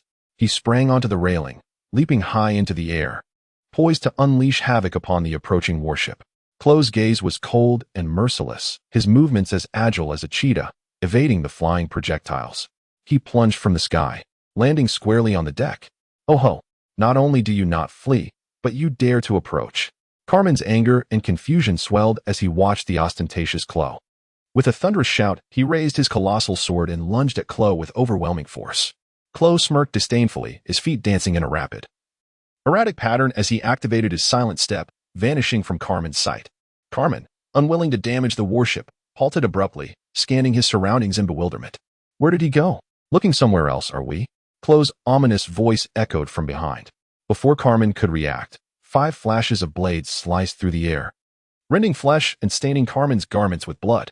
Yet, he appeared unfazed, striking backward with his sword. Regrettably, before Carmen could land his blow, Clo activated his silent step once more, disappearing before him again. So swift. Carmen marveled internally. He shouted to his subordinates, "Be cautious, you are no match for him. Do not approach." Observing that his assault only inflicted minor injuries upon Carmen, Clo felt an unsettling discontent within him. This was precisely the type he loathed most, those that demanded a considerable expenditure of effort to defeat. It was akin to a perpetually teleporting assassin confronting a heavily armored warrior. No matter how advantageous the mechanics, it still required a significant endeavor to resolve. However, it appeared that this naval officer held his subordinates in high regard. "Oh, you seem to value your subordinates greatly," Clo remarked, casting a predatory gaze upon the sailors. This glance caused Carmen's heart to tighten, prompting him to swiftly return to his men, raising his sword defiantly and bellowing, "What do you intend to do?" These sailors were his beloved subordinates. Should anyone wish to harm them, they must first tread over his lifeless body. Clo smirked with a sense of derision, formulating a plan. Lowering his head and allowing his hands to hang loosely by his sides, he entered a state of utter relaxation, swaying gently. Suddenly, a gust of wind swept through, and Clo vanished from sight. A moment later, a sailor was struck, 5 deep gashes appearing across his body, causing him to collapse in a pool of blood. Another soldier, attempting to render aid, found his arms severed into 5 pieces, blood spraying forth. The speed of this assault was astonishing. Carmen stood frozen, utterly at a loss for what to do. The naval soldiers, gripped by terror, sought to evade, but Clo's attacks were unfathomably swift, a whirlwind of blades encircling them. Clo unleashed a relentless barrage, leaving the sailors no chance to resist. The battlefield echoed with screams and pleas, the air thick with the scent of blood. "Damn it, do not harm my subordinates," Carmen cried, witnessing his men fall one by one into the crimson abyss, his eyes ablaze with fury. He rushed to shield his sailors with his imposing figure, enveloping them in a protective embrace. Chapter 33. What to do if you do not wish to be a superior. Just beat them up. Clo's spoon technique swept forth silently, indiscriminately attacking foes and leaving a multitude of sailors sprawled in their own blood. Even Carmen's substantial frame could not withstand the chaotic onslaught, resulting in significant injuries that left him reeling. Clo materialized directly before Carmen, no longer needing to wield his spoon. A single strike would suffice to extinguish Carmen's life. Clo licked his lips, akin to a cat that had tired of playing with its mouse, as his 5 claws lunged toward Carmen's head. At that critical moment, a pitch-black long knife suddenly appeared, intercepting Clo's assault. He felt a surge of immense power as his claws were severed by the dark blade. In shock, he realized that his weapon had been shattered, an overwhelming sense of fear and astonishment coursing through him. Startled, Klo leaped back. The claw blades he had painstakingly crafted at great expense over many years had simply been broken. Kuro's expression grew grave as he gazed at the unexpectedly appearing young man with black hair. He had no awareness of how the youth had materialized before him. Had he chosen to attack Kuro instead while he was preoccupied with rescuing the Navy officer, the outcome could have been dire for him. Sweat beaded on Kuro's brow as he inquired, "Who are you? What brings you here?" The young man was none other than Aaron. With the formidable perception granted by his observation haki, he had discerned Kuro's ruthless rampage aboard a Navy warship. He couldn't help but reflect on the intertwined fates of Kuro and the village of Siribu. The whispers carried by the wind led Aaron to believe that this Navy officer might be a true hero akin to T-Bone, a protector of the people, who must not be extinguished in the tempest of adversity. Aaron soared into the air, enveloping Mary within the confines of the system's realm, transforming into a tempest that surged towards the naval vessel. In a moment of peril, he ultimately caught up. "I am but an ordinary passerby," Aaron said lightly. "Don't jest." Klo gazed at Aaron, his heart sinking deeper into trepidation. The prowess of this dark-haired youth was evidently formidable. Merely standing there emanated an intangible pressure that made Klo tremble. Without hesitation, Klo launched an offensive, fearing that if he delayed any longer, he might succumb entirely to terror, losing all desire to fight. In an instant, Klo vanished from his spot. Uncertain of how he would strike, he remained oblivious to the fact that, to Aaron, Klo's movements were painfully sluggish. In a fleeting moment, Aaron appeared before Kroll, his gaze icy and devoid of warmth. Without a hint of courtesy, he unleashed a single strike, the dark blade slicing through the air, creating a radiant arc as it descended upon Kroll. This blow, executed without the finesse of swordsmanship, relied solely on brute force. Kroll had no time to react, and the strike landed with a resounding impact. With a thunderous crash, Kroll was propelled backward like a projectile, crashing heavily onto the deck, his body tumbling through the air before ultimately creating a deep indentation upon impact. His form was marred by numerous lacerations, blood gushing forth in torrents, exposing bone beneath the deep wounds. The blade had torn from his shoulder to his waist, inflicting upon him an overwhelming agony and despair. Aaron's formidable strength instilled an overwhelming sense of dread in Kro, who recognized his miscalculations and mistakes. Struck down and helpless, Kro staggered to his feet. Confronted by Aaron's icy gaze, fully aware that he had succumbed, with no room left for resistance. Like a bomb launched from the sky, Kro plummeted to the deck, crashing down with such force that he left a profound crater in its wake. Aaron stood there, having sheathed his dark blade, his gaze indifferent, devoid of any semblance of compassion. In dealing with such nefarious scoundrels, only violence could counter violence. With Klo already dealt with, the remaining task lay with the Black Cat pirates. Aaron soared through the air, unleashing his conqueror's haki to cleanse the remnants, leading to the utter annihilation of the Black Cat pirates. Aaron also acquired a remarkable trait, hypnosis. Initially, Zhang Ao was reluctant to accept Aaron as his superior, believing that Aaron had simply lost his mind. After all, how could one elevate a defeated subordinate to a position of authority? It was only after Aaron delivered a severe beating to Zhang Ao that he conceded. What does one do when others refuse to acknowledge your superiority? A simple thrashing suffices. Once endowed with the power of hypnosis, Aaron successfully entranced Klo into accepting him as a superior, subsequently gaining the system's recognition and obtaining the trait cunning, which purportedly enhances the host's intelligence. Although Aaron did not perceive a significant increase in his own intellect, this endeavor allowed him to successfully acquire both the forceful employment method and the hypnotic employment method. Those who are unwilling to accept Aaron as their superior in the future will certainly find themselves in a predicament. Aaron returned to the naval warship with only Zhang Ao. With a swift, cutting stroke, he cleaved the pirate ship in two, sending it to the depths of the sea. As for the others, Aaron remained oblivious to their bounties and left them to their own fates. Those who could survive beneath the might of Aaron's strike in the merciless sea were certainly not members of the Black Cat pirate crew. Aaron glanced at Common and noticed that the bleeding had ceased, and the wounds appeared to be healing, a testament to the extraordinary resilience found in the world of pirates. He marveled at the remarkable physical prowess that seemed inherent in this realm. Common, slowly regaining his composure, reflected on the sudden appearance of a young man who had single-handedly saved them, defeating Klo with but a single move. a clear indication of his formidable strength. Struggling to sit upright, Kamen earnestly expressed his gratitude to Aaron for saving not only himself, but also the injured crew aboard the ship. Aaron urged him to remain calm, as the immediate priority was to swiftly transport the injured for treatment. Although the casualties among the Marines were few, several were gravely wounded. Had it not been for Aaron's discreet use of healing hormones while Kamen was momentarily distracted, they likely would have succumbed to their injuries. However, it must be acknowledged that the ability of the hormone fruit merely regulates bodily hormones and offers limited assistance for bleeding and external wounds. Understanding this, Kamen quickly instructed some lightly wounded soldiers to assist their more severely injured comrades. They promptly raised the sails and set course back to Shellstown. 2 days later, in Shellstown, a tranquil and peaceful haven, the 153rd Navy Division was stationed. Kamen, akin to a T-bone, embodied a sense of justice focused on protecting civilians, earning him immense affection from the townspeople. Aaron and Kamen strolled down the street, fully immersed in the admiration and affection the townsfolk held for Kamen. The proprietor of a restaurant even brought out his newborn daughter, requesting Kamen to bestow a name upon her. Unable to decline such a heartfelt request, Kamen graciously chose a beautiful name, Li Xiang. Aaron also discovered Manka among the new recruits, who at that moment was filled with youthful fervor and a sense of justice. Emulating his idol, Kamen, in every action.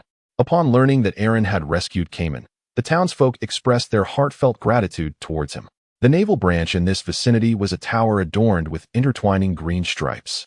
After collecting the bounty from the Black Cat pirates within the tower, Aaron, disregarding Kamen's entreaties, departed from Shellstown. Chapter 34. The Evil Dragon Morning. Kokoyasi Village. The village market gradually became bustling, with the sounds of vendors calling out their wares echoing throughout. Along the streets, several bounty posters featuring fishmen were affixed as men gathered below, gossiping about the schism within the fishermen pirates. Nami, clad in a lovely new outfit and cradling 2 books, emerged from the bookstore, cheerfully greeting the shopkeeper. "Goodbye, Grandma." The elderly shopkeeper smiled in return. "Ah, goodbye, little Nami." Following closely behind was her sister, Kinugao, who also held 2 books, relegated to the role of a mere book carrier by Nami. Ever since she had become Aaron's teacher for a few days, Nami had come into substantial wealth, and her life had notably improved, particularly after visiting the bookstore, where the shopkeeper informed her that Aaron had provided a generous sum to cover her future book purchases. This meant that the funds were not exhausted, and Nami would no longer need to spend money on books, with her primary expenses reimbursed. The money she earned could now be entirely dedicated to enhancing her quality of life, signifying that she would no longer have to wear Kinugao's hand-me-downs. She could buy whatever she desired, free from the pangs of longing. Regrettably, she had not received any news from Aaron in the past year, leaving her somewhat anxious.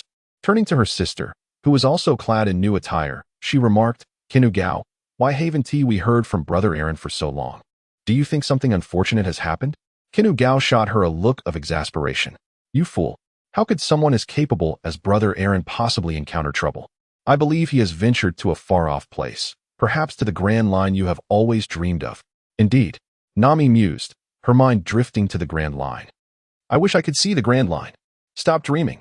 You haven't even ventured beyond Kokoyasi Village, and you wish to explore the grand line? Don't be absurd." With a playful grimace directed at her sister, Nami muttered to herself, "If only Brother Aaron were here. A little coaxing might persuade him to take me to see other places." Without the worry of financial constraints, Nami had devoured countless books over the past year, increasingly realizing that knowledge acquired from reading pales in comparison to first-hand experience. Now, she longed to witness other places with her own eyes and to validate the knowledge she had gained through practice. As they conversed, the two returned to their home. Compared to a year ago, a small wooden cottage had been added beside their log cabin. With Nami's growing collection of study materials, their home could no longer accommodate them, necessitating the construction of a new wooden cabin dedicated solely to Nami's study. Nami first placed her books within the study and then returned home, joyfully exclaiming, "Belle-mère, I'm back." Belle-mère, still clad in her old attire and with a cigarette between her lips, was diligently frying steaks. Upon seeing her 2 daughters return, she smiled and said, "Welcome back. The timing is perfect. I've prepared some delicious steaks." The enticing aroma of the steaks piqued the anticipation of both Nami and Nojiko. "Belle-mère, how could you afford such an extravagant treat?" Nami inquired, puzzled. In Koko Village, situated on a small island, The primary sustenance usually consisted of bread and fish. Steaks were a rare luxury, often unattainable despite having the means to purchase them. It was indeed unusual for Bellemare to indulge in such lavishness. Bellemare placed the perfectly cooked steaks on the dining table, alongside fresh white bread and 2 glasses of milk. Setting the breakfast table, she cheerfully remarked, "You should thank your students." Over the past year, Bellemare had invested her earnings into expanding her orange grove, but instead of oranges, she had taken to cultivating vegetables. With the recent favorable weather, her vegetable harvest had yielded a substantial profit, elevating her spirits to the point of indulging in luxuries. While Nami's family relished their breakfast, the villagers outside engaged in gossip about the fishermen. Suddenly, a fisherman rushed back, shouting, "Pirates! Everyone hide!" The villagers, in a flurry of chatter, had barely sought refuge when a pirate ship appeared on the horizon, swiftly approaching the village. This vessel bore a long, jagged, and menacing prow, unmistakably identifying it as the feared dragon pirate crew, the very group they had been discussing. In terror, they exclaimed, "It's the dragon pirate crew. How could this be? What brings the fishmen of the Grand Line here? Could the rumors of the Fishman Pirate Cruise Division be true?" An ominous laughter echoed from the pirate ship. "Ha ha ha." A group of fishmen disembarked, striding with a menacing swagger, their derisive laughter casting the villagers as mere livestock, ready for slaughter. The leader of the dragon pirate crew, known as the Sawtooth Shark Man, was a former officer of the Sun Pirates and now captain of the Dragon Pirates. Racists believe that fishmen are inherently superior to humans, and that human resistance against fishmen equates to defiance of the natural order. They impose a tyrannical rule over humanity, regarding human lives as inconsequential. Their character is marked by greed and brutality, with an insatiable lust for wealth, which they deem the most valuable and reliable possession. Formerly, they served as soldiers in the Ryugu Kingdom.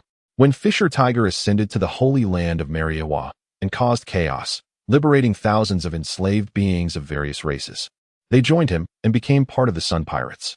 After Tiger was betrayed and met his demise at the hands of humans, they harbored a relentless desire to exterminate those who had betrayed him, but ultimately fell to the then Rear Admiral, Kizaru. They were imprisoned in the underwater prison known as Impel Down. Jinbe, the fishman, negotiated his release by becoming one of the 7 warlords of the sea. Upon his release, he chose to depart from the Sun Pirates and return to his former life, accompanied by those who had once followed him. They reformed the Don Quixote Pirates and set forth from the Grand Line to execute a plan for dominance over the East Blue, leveraging their natural strength, which is tenfold that of humans, aiming to rule the weakest sea. They have already attacked several villages, imposing fees on the subjugated humans under the pretext of establishing an empire, threatening annihilation upon those who refuse to comply, while also seeking navigational charts of the East Blue for better governance. The Don Quixote pirates approached the villagers with brazen confidence, gazing down upon them with disdain, declaring, "Filthy humans, be at ease." With arms outstretched, he proclaimed loudly, "From this moment forth, this village, no, this island, belongs to my dominion." The fishmen behind him erupted in fervent cheers. The leader addressed the villagers, saying, "Rejoice, for on this momentous day, you shall purchase your lives from me. Each adult shall pay 100,000 berries, and each child 50,000. He eyed the villagers with the predatory gaze of a hunter, menacingly adding, "Those who cannot pay will be executed." In Chapter 35, titled The Strongest Spirit Summoning Technique, members of the Don Quixote pirates stood in the streets, compelling villagers to deposit their money into sacks. Their greed knew no bounds, as they even rummaged through the villagers' homes in search of navigational charts. The leader inquired of his subordinate, "How much have we collected, comrade?" After a rough count, the subordinate replied, "Approximately 25 million. The leader stretched and beckoned to his crew, "Excellent. My comrades, let us return. We shall come again next month." The villagers, gritting their teeth in fury, whispered among themselves, "If they scour us like this every month, how can we survive?" For a typical family of 4, the ransom for their lives amounts to 300,000 berries, equivalent to over 14,000 Chinese yuan at the current exchange rate. What farmer can possibly earn such an amount in a month? Even though the farmers in the small village enjoy an income that generally surpasses that of our own, amounting to several million yen annually, the exorbitant cost of life insurance consumes the majority of their earnings, leaving little room for sustenance. Ajien advised everyone to endure for the time being, promising to seek assistance from the Navy later. "Boss, there's another household just outside the village," exclaimed one of the fishmen, having spotted the smoke from Belmir's cooking and reported it to the dragon. How could I have missed that? I nearly overlooked it. The dragon's countenance darkened, his mood souring as he realized he had almost let a fortune slip away. The dragon and his entourage made their way to Belmir's home, followed anxiously by the villagers who feared she might act recklessly. Inside, Belmir and her family were enjoying a delightful meal when an unsettling aura enveloped her. Having once served in the navy, she was acutely aware of such menacing presences. She retrieved a hunting rifle from the wall and fixed her gaze on the door, gathering her strength. Upon arriving at Belmir's doorstep, the dragon pushed the door, discovering it unlocked, and entered without hesitation. As soon as the door swung open, Belmir, who had been charging her energy, launched a powerful spinning kick that struck the dragon squarely on the chin, sending him crashing to the ground. Seizing the opportunity, Belmir mounted the dragon's back, thrusting the rifle's muzzle into his mouth, and declared, "Apologies, I was once a soldier. What business do you have here in Cocoa West Village?" Having traversed the Grand Line, the dragon, disregarding the gun barrel in his mouth, erupted into laughter. "What is so amusing?" Belmir shouted in fury. With a swift bite, the dragon severed the rifle barrel, chewed it to bits, and swallowed it with contempt. "I laugh at you, pitiful humans, for your utter ineptitude and overestimation of your own worth. Let me show you the true power of the sea." With that, the dragon turned and forcefully threw Belmir to the ground. In a cruel act of retribution for being overpowered moments earlier, he crushed her left hand beneath his foot. Belmir let out a heart-wrenching scream of agony. Witnessing the love of his life being trampled, a GN's rage ignited, and he transformed into a valiant warrior driven by love. "You wretched creature, release Belmir at once," he bellowed, charging at the dragon. The dragon responded with a mocking smile, swiping a hand dismissively. With a vast disparity in size and reach, a GN found himself within the dragon's striking range. A single punch sent him flying several meters away, crashing into multiple orange trees before finally coming to a halt. A GN, battered and bloodied, struggled to his feet, gritting his teeth and preparing to charge once more. The village doctor rushed in to embrace him.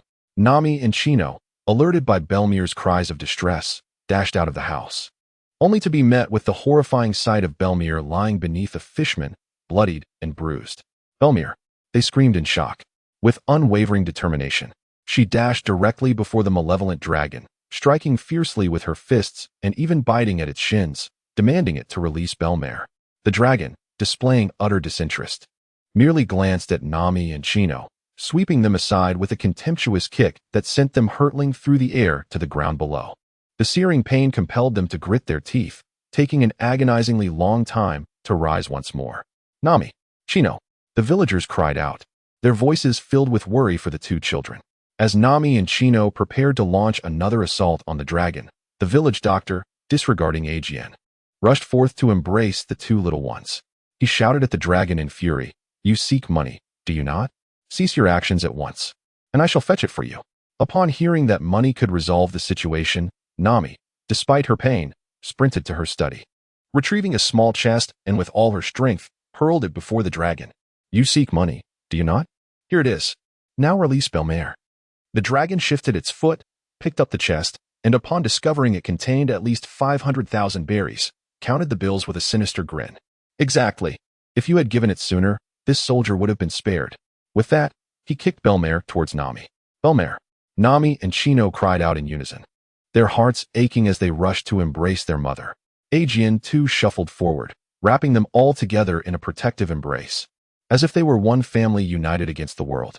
Now in possession of the money, the dragon's crew prepared to depart, but an octopus man, having discovered an abundance of books and nautical charts in Nami's still-open study, rushed to the dragon, exclaiming, "Boss, I found a treasure trove of navigational charts in this room." The dragon, marveling at the detailed maps, exclaimed, "This is splendid." His gaze then shifted to Nami. "This room belongs to this little sprite, does it not? If she can create such exquisite charts, she is the village's most valuable asset. Little 8, take her away." "Yes," the octopus man replied, seizing Nami by the neck with his massive hand and lifting her effortlessly off the ground, carrying her away. Nami struggled against the suffocating grip, clawing at his fingers in desperate need of fresh air. "Stop!" The villagers, filled with uncontainable rage, resolved to no longer tolerate the situation. They roared, "Do not lay a hand on the children," and surged towards the dragon's pirate crew. The air resonated with Nami's desperate cries. The dragon, observing the fallen villagers, laughed heartily. Do you now comprehend the disparity? Inferior beings, you pitiful humans must submissively accept the rule of the fishmen. Nami gazed upon the fallen figures, recalling the cherished moments spent in their company. Her hands clenched tighter, and she felt an increasing inability to breathe. Thoughts of that handsome brother surged in her mind. And in her final moments, she couldn't help but call out, "Brother Eren, save me." Much like Sakura summoning Naruto, Nami's cry resonated like the most potent summoning technique. The winds began to stir. Chapter 36. The brutal slaughter. Upon uttering those words, a fierce wind suddenly swept through the air. The tempest forced the octopus man to squint, compelling him to slightly loosen his grip around Nami's neck. In the next instant, a crescent-shaped flying slash swiftly sliced through the octopus man's body, severing 3 of his arms with a resounding thud. Nami collapsed to the ground, gasping for fresh air. This formidable slash continued its trajectory, cleaving the orange grove in 2 before crashing into a mountain, ultimately splitting the range and vanishing into the horizon. The octopus man clutched his wounds, wailing, "My arms! They've been severed!" Suddenly, the atmosphere shifted and the winds howled. An overwhelming aura surged forth, solidifying the very air around them. "What do you intend to do to my teacher?" A dark-haired man appeared abruptly, his countenance pale, brows furrowed tightly, and his eyes ablaze with fury. His lips were pressed in a thin line, and his breath came in heavy, rapid bursts, as if he were on the brink of erupting with volcanic rage. He emanated a chilling presence, akin to a demon that had emerged from the depths of hell. "Brother Eren," Nami exclaimed in astonishment. Eren was consumed by an overwhelming fury upon witnessing Nami's suffering. Had it not been for his concern over the potential brutality that might terrify her, that last strike was intended to cleave the octopus man in twain. What if he was acquainted with the Pirate King's first mate, Silver's Rayleigh? Even if the Pirate King were to be resurrected, he would remain unyielding. At worst, he would merely lose a unique characteristic. His visage turned an ashen hue, brows knitted tightly, with veins protruding ominously from his temples. His eyes blazed with a seething anger, as if they could incinerate all obstacles in his path. He advanced step by step toward the dragon pirates, wielding the legendary sword, Inma. This demonic blade thrived on Eren's current aura, exuding an enchanting malevolence. The fury emanating from Eren, combined with the sword's sinister essence, transformed him into a vengeful specter emerging from the depths of hell. With each stride, the earth beneath him fractured relentlessly. Members of the dragon pirates fell one after another, frothing at the mouth, their eyes rolling back in their heads, collapsing to the ground. As he neared, the fissures in the ground extended ominously toward the dragon itself. The only remaining conscious members of the dragon pirates were the beleaguered dragon, desperately holding on, and the fainted, yet pained, little 8 who had just regained consciousness. Eren halted, disregarding the furious dragon glaring at him, and knelt before Nami. Shifting his demeanor as he spoke gently, "Nami, I apologize for my tardiness." Upon hearing this, a torrent of grievances surged within Nami, and she flung herself into Eren's embrace, weeping heartily, releasing her pent-up emotions. "Brother Eren, it was so terrifying." Eren gently caressed Nami's head, soothing her with tender words. "Do not weep. Do not weep. Witness how I shall teach them a lesson." Nami clutched tightly to the fabric of Eren's shirt, burying her face in his embrace as she wept inconsolably. Eren's heart ached painfully as he beheld the marks etched upon Nami's neck. The tranquility he had briefly regained was swiftly overshadowed by a surge of fury. He cast a fierce gaze upon the octopus man, unleashing an invisible pressure that bore down upon him. Little 8 felt the weight of this oppressive force. Pinned to the ground, his recently healed wounds burst forth with blood, as if all the life within him threatened to escape. Hearing Little 8's anguished cries, the evil dragon's eyes blazed with rage as he shouted, "Stop! Cease this at once." The dragon, hailing from Fishman Island, recognized the manifestation of Conqueror's haki. Yet he found it astonishing that such a modest village could harbor such formidable strength. This recollection evoked memories of Kizaru, for he had felt less powerless in the presence of the admiral. After all, Kizaru had merely finished his task, while Eren was engulfed in a fiery wrath. Eager to torment them piece by piece, Eren cast a frigid glare at the malevolent dragon, devoid of any semblance of compassion. He did not falter in his actions. Xiao Ba, having lost a great deal of blood, succumbed to unconsciousness. Infuriating, the vile dragon struggled to rise, forcefully propelling itself forward, its serrated snout aimed menacingly at Eren. Shark on darts. Eren embraced Nami, his right foot enveloped in the formidable haki of armament. With a swift, powerful kick, he shattered the proud nose of the malevolent dragon, sending it soaring through the air. The dragon's head, now grotesquely deformed, was driven deep into the earth like a cannonball, leaving only the lower half of its body protruding from the ground. Aaron, perceiving through the observation of color, remarked with admiration, "Truly, the merman possesses formidable vitality. It is remarkable that he has survived such an ordeal." Aaron carried Nami before the villagers. Thanks to the unique physiology characteristic of the pirate world, the villagers were largely able to rise to their feet. They greeted Aaron with warmth, expressing their gratitude for his timely rescue. "Aaron, it has been quite some time. I always knew you were formidable. Thank you for saving us." Aaron greeted with a smile as he approached Belmel, saying, "Belmel, Ajian, Kino Gao. It's been a long time since we last met." Belmel looked at Aaron with a complex expression, and all her unspoken words condensed into a single phrase. "Thank you." Had it not been for him, Nami would have been taken away by the vile dragon, which would have been an unbearable blow for a mother.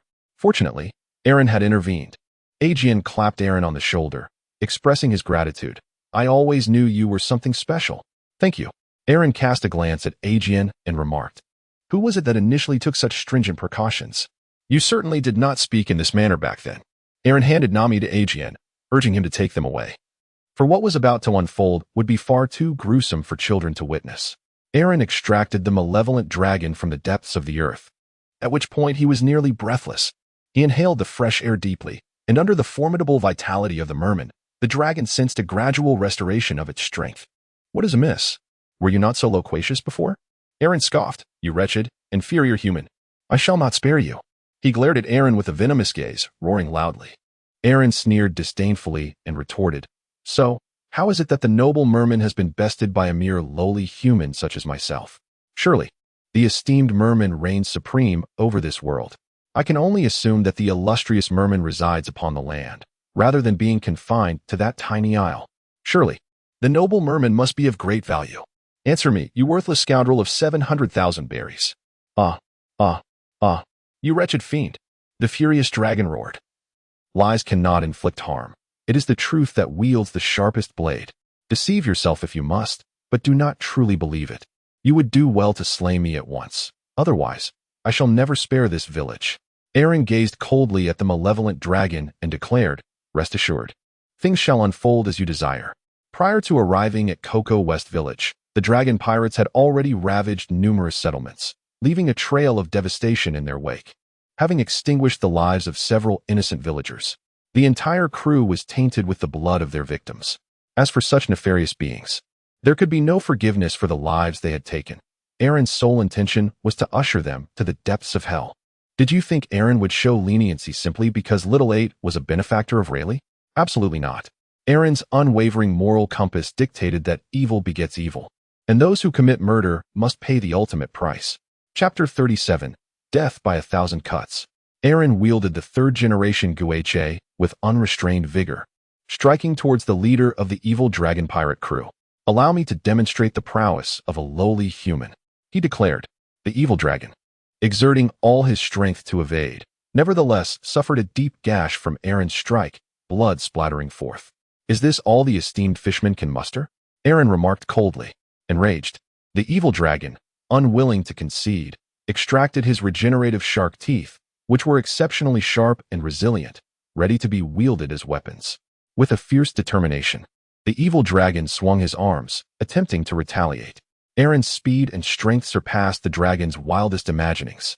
He effortlessly evaded the dragon's assaults, retaliating with a swiftness akin to lightning, each strike inflicting a fresh wound. The dragon roared in agony, its injuries multiplying, and it sensed that its endurance was waning. Aaron, merciless and relentless, continued his assault upon the malevolent dragon, treating it as a cat might toy with a mouse, denying the beast even a fleeting moment of respite. At last, the dragon collapsed onto the ground, its eyes brimming with fury and despair. Acutely aware that its dreams of establishing an empire of mermen on land were on the verge of obliteration, it was a bitter realization. Had it known of such an adversary in the East Sea, it would have exercised greater caution. Alas, it would never have the chance to rectify its misjudgment. "Finish me off," it implored. Aaron stood beside him with an air of indifference, gazing down upon him. "It is far too early to contemplate death." Aaron injected a healing hormone into the body of the malevolent dragon, momentarily suspending its life. To perish so easily? Not a chance. Windblade. Aaron unleashed blades of wind towards the fallen merman, severing their tendons with precision. The other members of the evil dragon pirates were jolted awake by the excruciating pain, rendered immobile as they writhed upon the ground, emitting cries of despair. They beheld the evil dragon lying in a pool of blood, cursing Aaron with fervor. Aaron disregarded the group of doomed individuals, suspending all members of the dragon pirate crew in midair with the wind. What is this? What do you intend to do? The dragon roared. If the roles were reversed, I would show you the true meaning of cruelty. Aaron's words left the malevolent dragon utterly perplexed. Aaron had no intention of speaking. He raised his right hand high, and a gentle breeze began to swirl around him before he forcefully brought it down. 1,000 blades. Countless cuts. The breeze transformed into innumerable tiny razor-sharp edges, whirling and slicing through the bodies of the members of the dragon pirates, extracting fragments of flesh no larger than millimeters. This scene was reminiscent of the torturous method of slow slicing. Furthermore, the 1,000 cuts unleashed by Aaron's power surpassed human cruelty by leaps and bounds. The historical record of slow slicing was merely 3,600 cuts. Yet in the instant Aaron unleashed his assault, he far exceeded that number. Coupled with the exceptional physical prowess of the fishmen, they were indeed subjected to an exquisite torment. Those fishmen, caught in the throes of their gruesome punishment, could no longer utter curses against Aaron. The immense and enduring pain compelled them to emit mournful wails. What a delightful agony it was. Listening to those melodious cries, Aaron contentedly closed his eyes.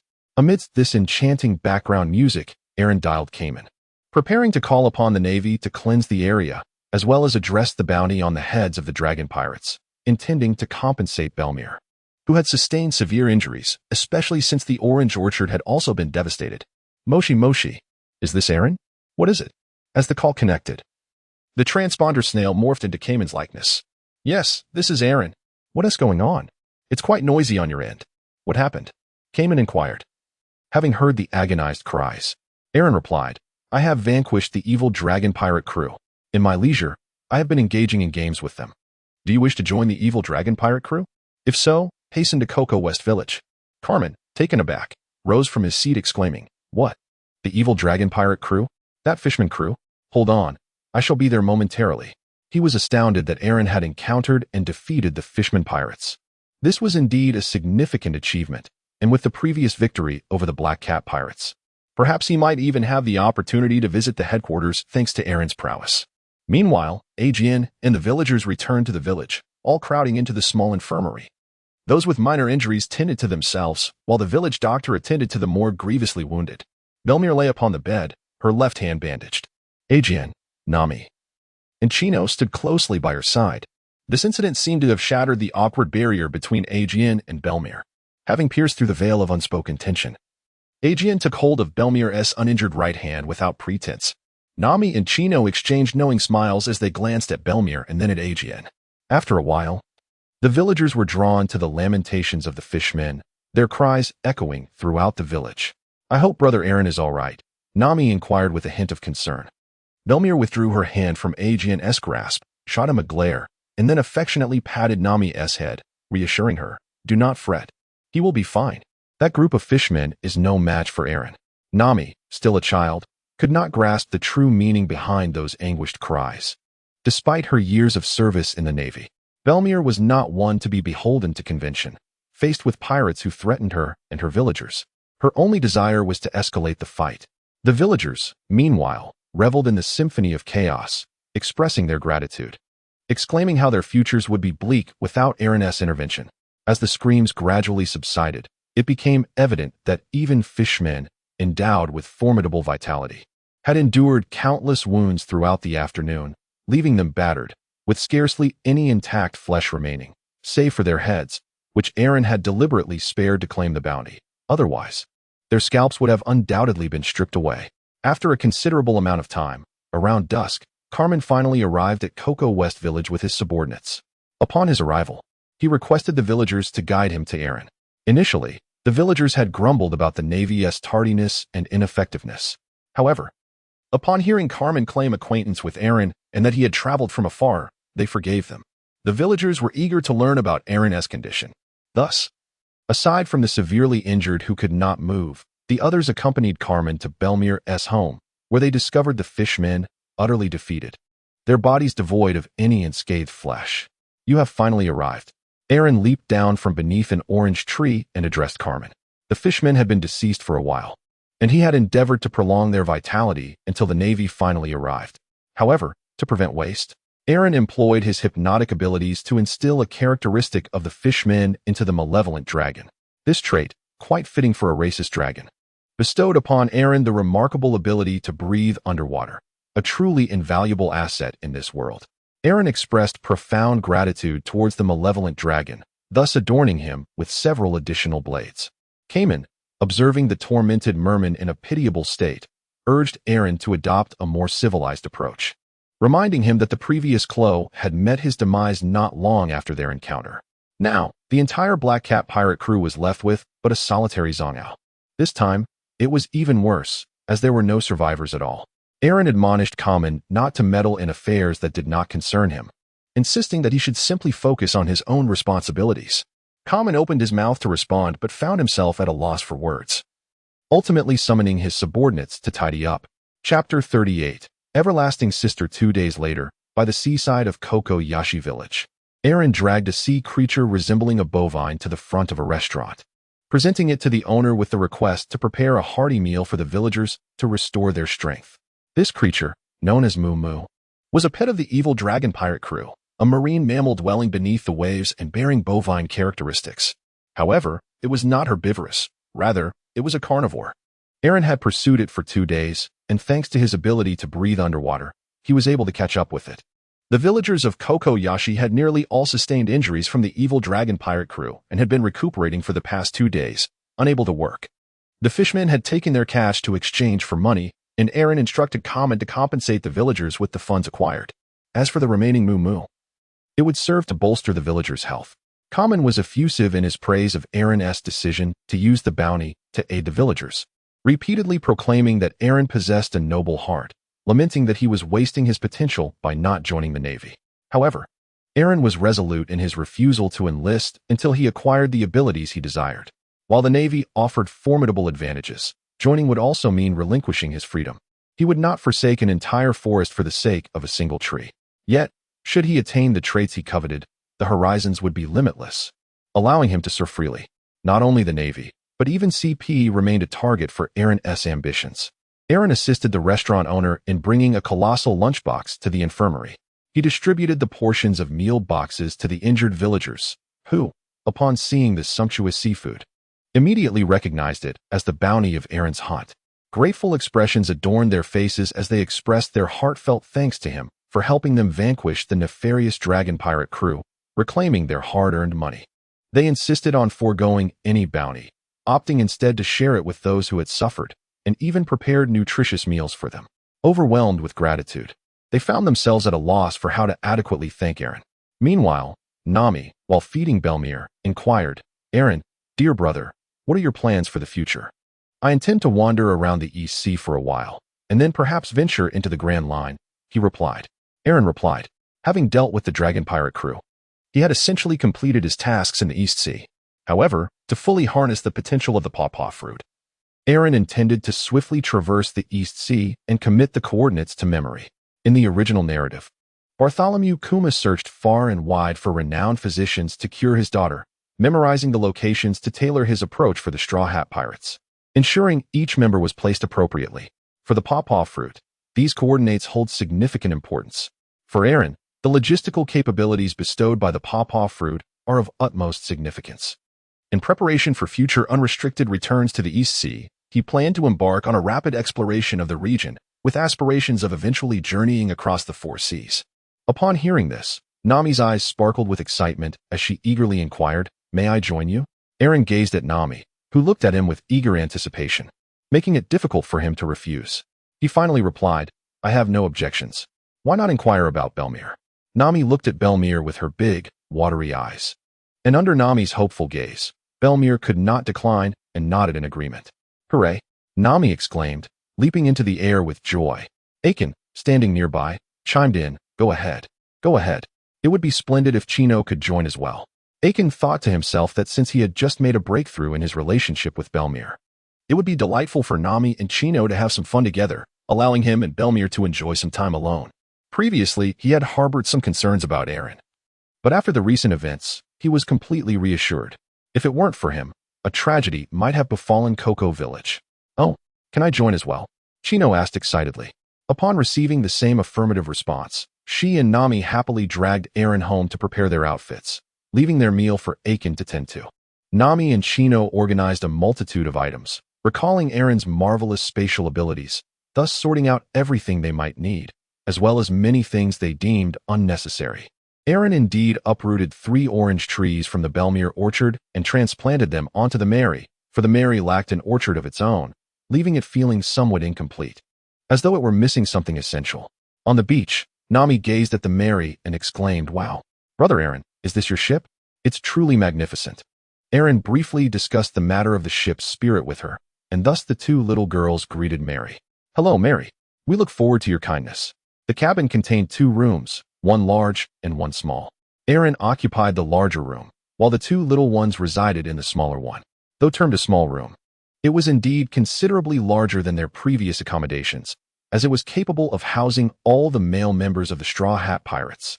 Observing the array of amenities within, Nami and Kinu were filled with anticipation for their voyage. Aaron first returned to Windmill Village to pay a visit to the old village chief, who was greatly impressed by him. Aaron consecutively vanquished the Black Cat Pirates and the Dragon Pirates, 2 notorious pirate crews of the East Sea, thus earning himself a formidable reputation. Even if Aaron himself refuses to acknowledge it, others have spontaneously begun to regard him as a pirate hunter. Particularly with the downfall of the Dragon Pirates, Aaron's triumph has garnered him immense renown, a feat that resonates from the Grand Line. The village chief holds great admiration for Aaron's newfound status as a pirate hunter, yet he harbors a tinge of disappointment. For Aaron has risen to prominence and is no longer in a position to inherit the chief's role. Subsequently, news spread that Dayton, accompanied by Ace and Luffy, had come to express their gratitude to Aaron for saving Sabo. It turns out that shortly after Sabo's rescue, he had requested Bartholomew Kuma to send a letter back home, informing Ace and Luffy of his survival and his enlistment in the organization led by Luffy's father, assuring them not to worry, for they would reunite in the future. Upon receiving the letter, Ace and Luffy wept for a considerable time, and now, upon learning of Aaron's return, they hurried to convey their thanks. Inside the Makino Tavern, the atmosphere buzzed with excitement. To express his gratitude, Ace took out his personal savings and hosted a grand feast. Nami, observing the gentle and serene Makino, reflected that Aaron's kindness must have originated from her. It seems that everyone is indeed a good person, save for the individual before her, who, while picking his nose with one hand and digging in his ear with the other, spoke with utter rudeness. Aaron observed Luffy, who had unknowingly provoked Nami and received a punch for his trouble, and he sighed, realizing that only Nami could truly discipline Luffy. However, he pondered, "Luffy, having angered Nami now, what shall you do when you no longer have a navigator in the future?" After bidding farewell to the others, Aaron returned to Frost Moon Village with Nami and Nojiko. A group of young boys gazed at Aaron with admiration, lamenting why he had not showcased his prowess in the past to diminish Kuina-I's formidable reputation, for even now, no one could surpass her. Aaron lightly tapped one of them on the head and advised that if they wished to challenge Kuina-I's renown, they should do so themselves. Yusaka grinned as he watched Zoro challenge Aaron, only to be swiftly defeated with a single strike. Kuina took Nami and the others on a tour of the village, sharing tales of Aaron's past. Yusaka stood contentedly at the cliff's edge, watching Aaron, but cautioned him to venture to the New World soon, for that was where his true stage awaited him. Chapter 39. The great buggy on the tranquil sea at midday. The surface shimmered, and gentle waves caressed the shoreline. The distant horizon melded seamlessly with the sky, which gradually shifted in hue as a light breeze danced across the water, creating delicate ripples that produced a crystalline sound. Sunlight poured over the ocean, transforming the water into a dazzling cerulean expanse, radiating an enchanting glow. Seagulls soared above, gliding gracefully amidst the azure sky and white clouds, occasionally diving to hunt or chattering amongst themselves. Dolphins leapt from the waves, displaying their elegant forms as if engaged in a playful dialogue with the sea. In such splendid weather, a white sailboat floated upon the water, glistening like a pristine cloud beneath the sun's embrace. Nami and Nojiko sat comfortably under a familiar orange tree, with Nojiko cradling a small puppy, while Nami diligently sketched nautical charts. The recent voyages had provided her with ample practical knowledge, and she had meticulously charted their journey thus far. Now, she focused on creating a map of Orange Town, from which they had just departed, having acquired the puppy from a pet shop owned by the amiable Hoka. Nami had recently discovered that most of the oranges from her village were sold in this very town, which explained its name. Suddenly, bubbles surfaced on the sea, and Aaron emerged onto the deck, dragging a large fish behind him. Nami rushed forward with a clean towel, presenting it to him. "Here you go, Aaron." Aaron took the towel, expressed his gratitude, and began to dry himself. Then, utilizing the wind as a makeshift blow dryer, he dried his entire body. "Where shall we go next, Brother Aaron?" Nami inquired. Aaron replied, "First, I shall treat you all to a splendid feast, and then we shall explore Rog Town. Once our voyage is nearly complete, I will escort you back to Cocoa West Village, and then I can embark on the Grand Line. The places I intended to document have been largely noted. It is time to venture to the Grand Line." Nami nodded in agreement. This time, she refrained from requesting Aaron to take her along. She understood the perils that the Grand Line presented, and bringing along a mere child would hinder progress significantly. She resolved to seek out companions for her own journey when she matured.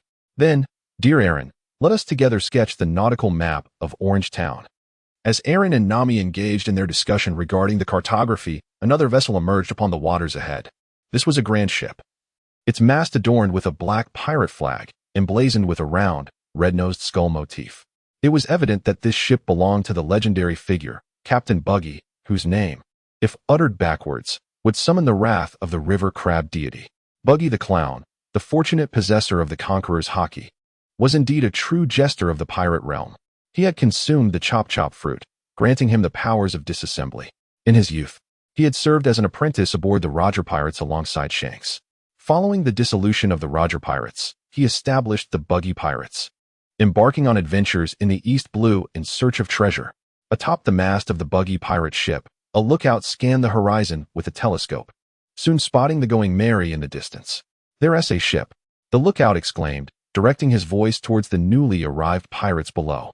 "It's a round-headed goat sailboat. It appears to be quite valuable." On the deck below, a figure adorned with a captain's hat and draped in a coat sat with his chin resting on his hand, dressed in a clownish attire. His forehead bore the visage of a white skull, while his eyes were marked with 2 blue streaks. He sported an oversized red nose, painted lips, a jester's hat, and long blue hair cascading from beneath it. Clad in a red and white striped long-sleeve shirt, a purple scarf around his neck, white gloves, blue trousers, and clown shoes, his appearance was unmistakable. To his left was the beast tamer Moji, riding a lion, and to his right, the unicyclist Kabeji. Even the attire of his subordinates bore semblance to circus performers, and their ship's paint scheme was infused with circus elements, featuring a target on the bow and cannons shaped like elephants. A plump pirate, recently inducted into their ranks, rushed forward to announce, "Captain, we have spotted a vessel with a round goat head sailboat ahead." However, before he could finish, Buggy interrupted. "What did you say? Repeat that." "A ship with a round goat head." The subordinate, perplexed, repeated the words. Buggy, in an instant, was filled with fury. One of his hands detached from his body and flew forth, seizing the neck of the newly arrived pirate. He bellowed, "Whose nose do you say is round?" Enraged, Buggy's dismembered form sent tables, barrels, and weapons flying across the deck. "I didn't say that. Lord Buggy, you've misunderstood," the pirate whimpered, having soiled himself in fear, realizing that his captain had misheard him. Buggy, being particularly sensitive about his round, red nose, despised any mention of it. Whenever it was brought up, his wrath would ignite. Over time, the crew of Buggy's pirates learned well his taboo. The terms round, red, or any synonyms were to be avoided at all costs. Unfortunately, this newcomer, having just arrived, inadvertently transgressed the captain's sacred boundary. "You dare call it a big, red nose? I swear, you will meet a most terrible fate." Buggy was taken aback that this subordinate would dare to further provoke his sensitive topic, and his anger intensified. If he did not discipline someone who spoke ill of him, how could he maintain his authority as captain? The surrounding pirates were filled with terror, beads of sweat trickling down their faces. The demon's power has manifested. They perceived a flash before their eyes as the unfortunate soul who had angered the captain was lifted by the throat through some unseen force. He struggled desperately to pry Buggy's grip from his neck, but to no avail, and was brought before Buggy. With a menacing grin, Buggy questioned, "Who am I?" The small pirate, gasping for breath, struggled to respond. his legs flailing in the air. Buggy shouted to his crew, "Prepare the cannon." "Huh, yes." His subordinates trembled. Yet they dared not disobey, quickly standing at attention to comply. Buggy's aversion to discussions of his nose often led him to frenzy, resulting in the unwarranted suffering of innocents. He took pleasure in tormenting the weak, and had previously unleashed chaos upon towns with his cannonballs in fits of rage. The execution by cannon was a signature spectacle aboard his ship, and his crew had witnessed it many times before. Though terrified, they prepared with remarkable efficiency. Chapter 40. Buggy consumes a buggy cannonball. "Please spare me," cried the pirate, who was hoisted aloft by his neck, struggling to breathe as he desperately attempted to pry Buggy's hand away, losing control of his bodily functions in the process. Buggy, with an authoritative gesture, coldly declared, "Let us test the might of the experimental buggy ball on him." The pirate emitted a haunting wail. Captain Buggy, spare my life." Observing Buggy's frigid gaze, the other crew members hastily loaded the buggy ball into the cannon. Unlike ordinary cannonballs, the buggy ball possessed immense power, capable of demolishing an entire street with a single shot. However, at present, Buggy is still utilizing a recently experimented weapon, its power not nearly as formidable as it will be a decade hence. With a resounding boom, a shell was discharged, resulting in a tremendous explosion, reducing the pirate to mere fragments. Buggy nodded in satisfaction. Although it had yet to reach its optimal effect, the explosion's force was already quite pleasing to him. "Yaha!" Buggy cackled boastfully. "My minions, aim the cannon at that ship." "Aye." Two small minions obediently lifted a red shell adorned with the emblem of Buggy's pirate crew and loaded it into the cannon's chamber. At Buggy's command, the fuse was ignited, with the target being the merry-go sailing across the sea. On board the merry-go, Arlong was engaged in a discussion with Nami regarding studies. Suddenly, the sound of a cannonball being fired echoed through the wind. Aaron swiftly rose to his feet and approached the goat's head, closing his eyes to attune his senses. Within the realm of perception, a projectile was hurtling towards him. Aaron raised his right hand, and in an instant, a tempest erupted. Barrier of the winds. The fierce gusts coalesced before the merry, forming a formidable wall of air. A brilliant flash of fire illuminated the scene as a cannonball struck the barrier. Yet it stirred not the slightest ripple. Aaron extended his right hand, and the Pakistani shell fell into his grasp. Aaron gazed at the swiftly approaching pirate ship in the distance. It was a substantial vessel, its mast adorned with a black flag bearing the emblem of a round, red-nosed skull. A flicker of surprise crossed Aaron's mind. Could it be that revered deity? For some inexplicable reason, his spirits lifted suddenly, casting aside the cannonball in his grasp. Aaron mused to himself, one must reciprocate in kind. It was the perfect opportunity to test Usopp's unique ability. Fist of Meteor.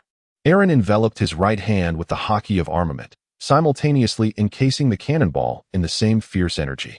With a vigorous throw, he launched the projectile towards the buggy pirate ship as if it were a mere baseball. The swiftness and force of his throw far surpassed that of any naval artillery. Aboard the buggy vessel, the pirates eagerly awaited the outcome after the cannonball was fired, their imaginations running wild with visions of their ship being obliterated. And a malicious grin spread across their faces. However, the anticipated explosion never materialized. Confusion began to ripple through their ranks. "Captain Buggy, what is happening?" Buggy, momentarily taken aback, had grown accustomed to such inexplicable occurrences during his ventures. He placed his hands on his hips and commanded his crew to prepare for a boarding action. "Oh!" the pirates exclaimed with excitement. Suddenly, a blinding flash of fire erupted before their eyes, followed by a deafening explosion. The very cannonball that was meant to wreak havoc had culminated in a catastrophic blast upon their own ship. The mast splintered, and a large section of the deck was torn apart, causing the vessel to sway violently, with several pirates reduced to mere fragments. The remaining crew, stricken with terror, scattered in all directions. What on earth is happening? In the instant of the explosion, Buggy had used his powers to seize two of his subordinates as makeshift human shields, successfully absorbing the brunt of the blast. Casting aside the mangled remains of one unfortunate soul, he surveyed the severely damaged pirate ship, cursing inwardly. How did I end up creating such a powerful cannonball? Damn it! Who could have intercepted it and returned it with even greater force? As these thoughts swirled in his mind, a cold sweat broke out across Buggy's brow. He recalled that the only individual known for deflecting cannonballs with such prowess was none other than that person. The mere thought of him intensified Buggy's conviction that the recent attack bore the hallmark of Captain Garp. As a former member of the Roger Pirates, Buggy was all too familiar with the naval hero who had been entangled in a decades-long rivalry with his captain. Even if it was T-Garb, anyone capable of such an assault would surely be a formidable adversary. How did I attract the attention of such a character? Has Lady Luck abandoned me? Buggy, drenched in cold sweat, felt a retreat brewing in his mind, contemplating escape. Yet, with his ship in such a critical state, attempting to flee would only lead to inevitable pursuit. If only I hadn't consumed that devil fruit, I could simply abandon ship. The thought filled him with rage towards Shanks. Curse you, Shanks. Just you wait. On the Mary, Aaron observed the colossal explosion unfolding on the Buggy pirate ship and could not help but exclaim, truly, the power of Buggy's cannonball is remarkable. How fitting to return his own tactics against him. I wonder how he feels about this. He turned to Nami and the others, saying, stay here. I shall investigate the situation on the pirate ship. With that, he gently propelled himself forward, soaring towards Buggy's vessel. The pirates aboard the Buggy ship gazed in terror as Aaron approached, chills running down their spines. Aaron boarded the pirate ship, where Buggy was frantically devising an escape plan while clutching a subordinate. The sudden appearance of Aaron set his heart racing. Is it you who launched that cannonball? Buggy bellowed. Upon realizing that it was not the anticipated carp, he felt a slight sense of relief. He continued to shout, do you even know who I am? I am the illustrious Captain Buggy of the East Blue. Cross me, and you shall regret it. Indeed, crossing paths with the Buggy pirates would spell disaster for anyone. At that moment, the chief strategist, Kabeji, positioned himself before Aaron on a unicycle. With his hair obscuring one eye, clad in a scarf and a cape, he coolly declared, you ought to surrender at once. The first mate, Machi, also made his presence known, riding a lion, adorned with a plush doll headpiece, though it was, in fact, his own hair, and wielding a whip, he donned attire that exuded a wild essence, complete with furry garments and clawed footwear. Behold, its first mate Machi and chief strategist Kabeji. The pirates rallied, their spirits rejuvenated. Wonderful. Victory is assured. Buggy felt a surge of joy. With the duo's combined strength, they could buy time to facilitate their escape, even if it meant overcoming this young adversary.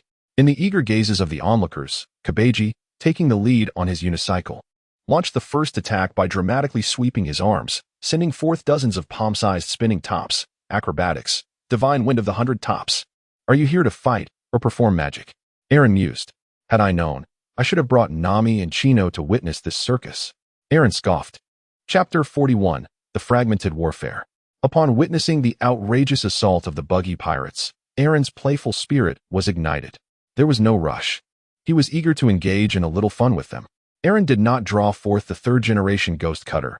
Instead, he nonchalantly swatted the spinning top back, perceiving it as slow and feeble. Kabaji twisted and turned, struggling to evade the top. How infuriating. Do not belittle others. Kabaji felt a profound sense of humiliation as his own top struck him, and in a fit of rage, he exclaimed, acrobatics, fire breathing. It was as if he were performing a circus act, unleashing flames towards Aaron. Behold, the chief's acrobatic combat technique, exclaimed the onlookers in awe, confronted by the flames. Aaron took a deep breath and exhaled a powerful gale. The whirlwind extinguished the flames momentarily, but the flames, fueled by the gust, surged forth, transforming into a fiery tornado. The inferno engulfed Kabaji. In a frantic response, Kabaji leaped into the sea to extinguish the flames consuming him. After a brief interval, Kabaji re-emerged from the water, drenched and thoroughly disheveled. He gasped for fresh air, seething with anger as he glared at Aaron. Then, with determination, Kabaji propelled himself skyward atop his unicycle, descending from above with his blade poised to strike, ready to deliver a lethal blow. Acrobatics, summer fireworks, wheel of death. At the opportune moment, Aaron delivered a powerful kick to Kabaji. The latter, along with his unicycle, was sent flying through the air, ultimately collapsing to the ground with a roll of his eyes. Rendered unconscious. The chief of staff. That Kabaji, the chief of staff, has been defeated. The minions were left in a state of fear and confusion. What a chance. Just then, Machi, riding on the back of the lion like Ricky, leapt towards Aaron, momentarily instilling a spark of courage in them, only to be swiftly replaced by terror.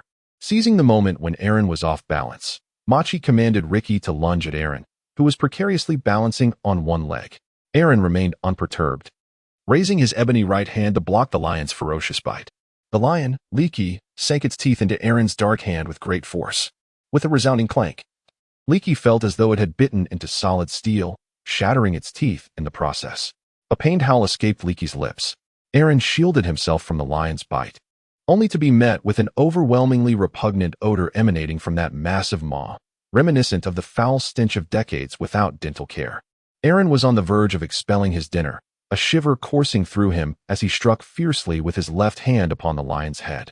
The lion, along with Machi who was mounted upon it, was sent soaring into the air before plummeting back down onto the ship, creating a substantial crater upon impact. Both Machi and the lion, Ricky, were left gravely injured and unconscious. Even the first mate, Machi, pondered the true identities of these individuals. The remaining pirates, still capable of action, hastily sought to summon Buggy to intervene. Regardless of the enemy's prowess, surely the captain's devil fruit abilities would be sufficient to vanquish him, right? This is the power of armament hockey, Buggy contemplated as he observed Aaron's obsidian arms. Who are you? Buggy inquired. For he was not among the uninformed pirates aboard the vessel. It was unfathomable that such a formidable individual could exist in the East Blue. Me? I suppose I am a bounty hunter, came the reply. Aaron touched his nose and responded with a hint of embarrassment.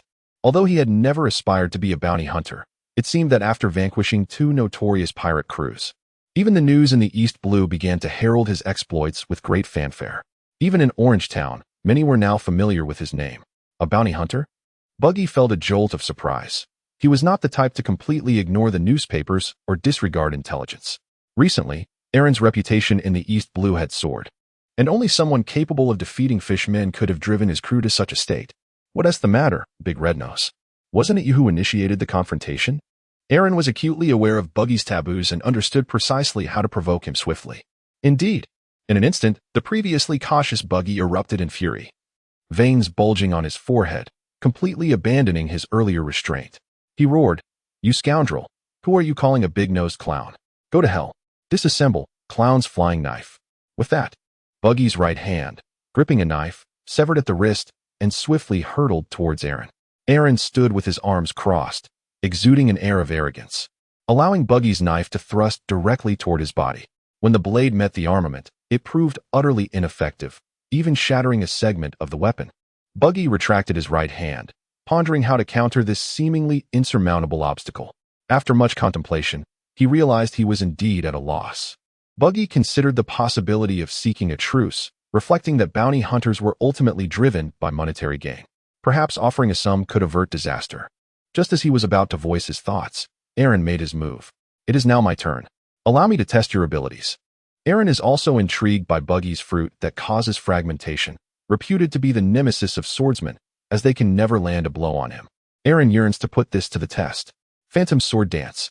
Suddenly, Arlong appeared before Buggy, wielding the 3rd generation of the cursed sword, Shodai Kitetsu, and launched a flurry of rapid, successive slashes, moving with such speed that countless afterimages were created.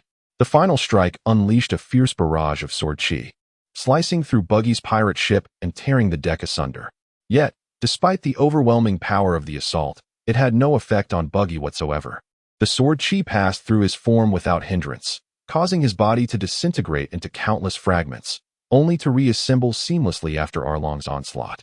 Even his garments returned to their original state. Buggy, with a cold smirk, remarked, "Ineffectual."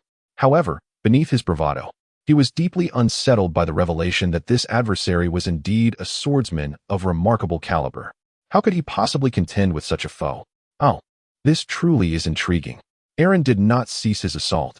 He was well aware of Buggy's fruit abilities, yet he possessed an array of additional techniques at his disposal. Recognizing that physical strikes proved ineffective, he resolved to experiment with magical attacks. Flameblade. As the saying goes, even the most unpalatable fruit is disregarded by dogs. Anyone with a modicum of strength is essentially capable of wielding the power of fire. In Aaron's grasp, the 3rd generation of the Ghost Cutter ignited into a blazing inferno.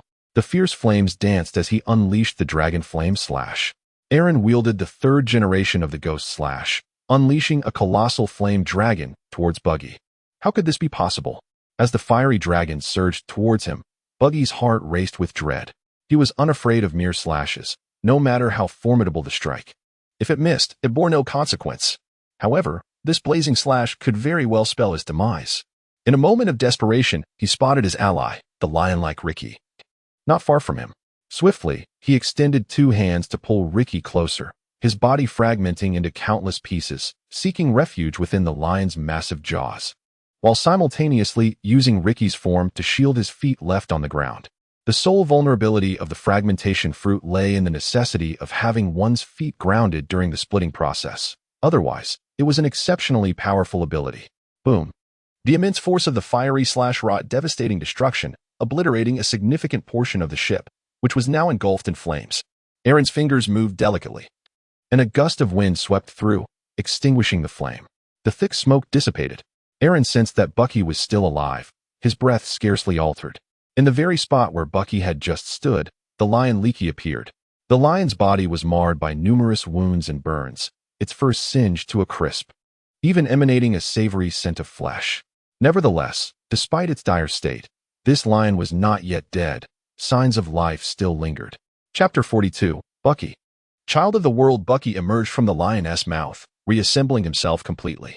He soared through the air, concealing his feet beneath Leaky's body. Gazing at the near-dead Leaky, his face was drenched in cold sweat. Had that blow struck him instead, it would have been he who lay grievously wounded.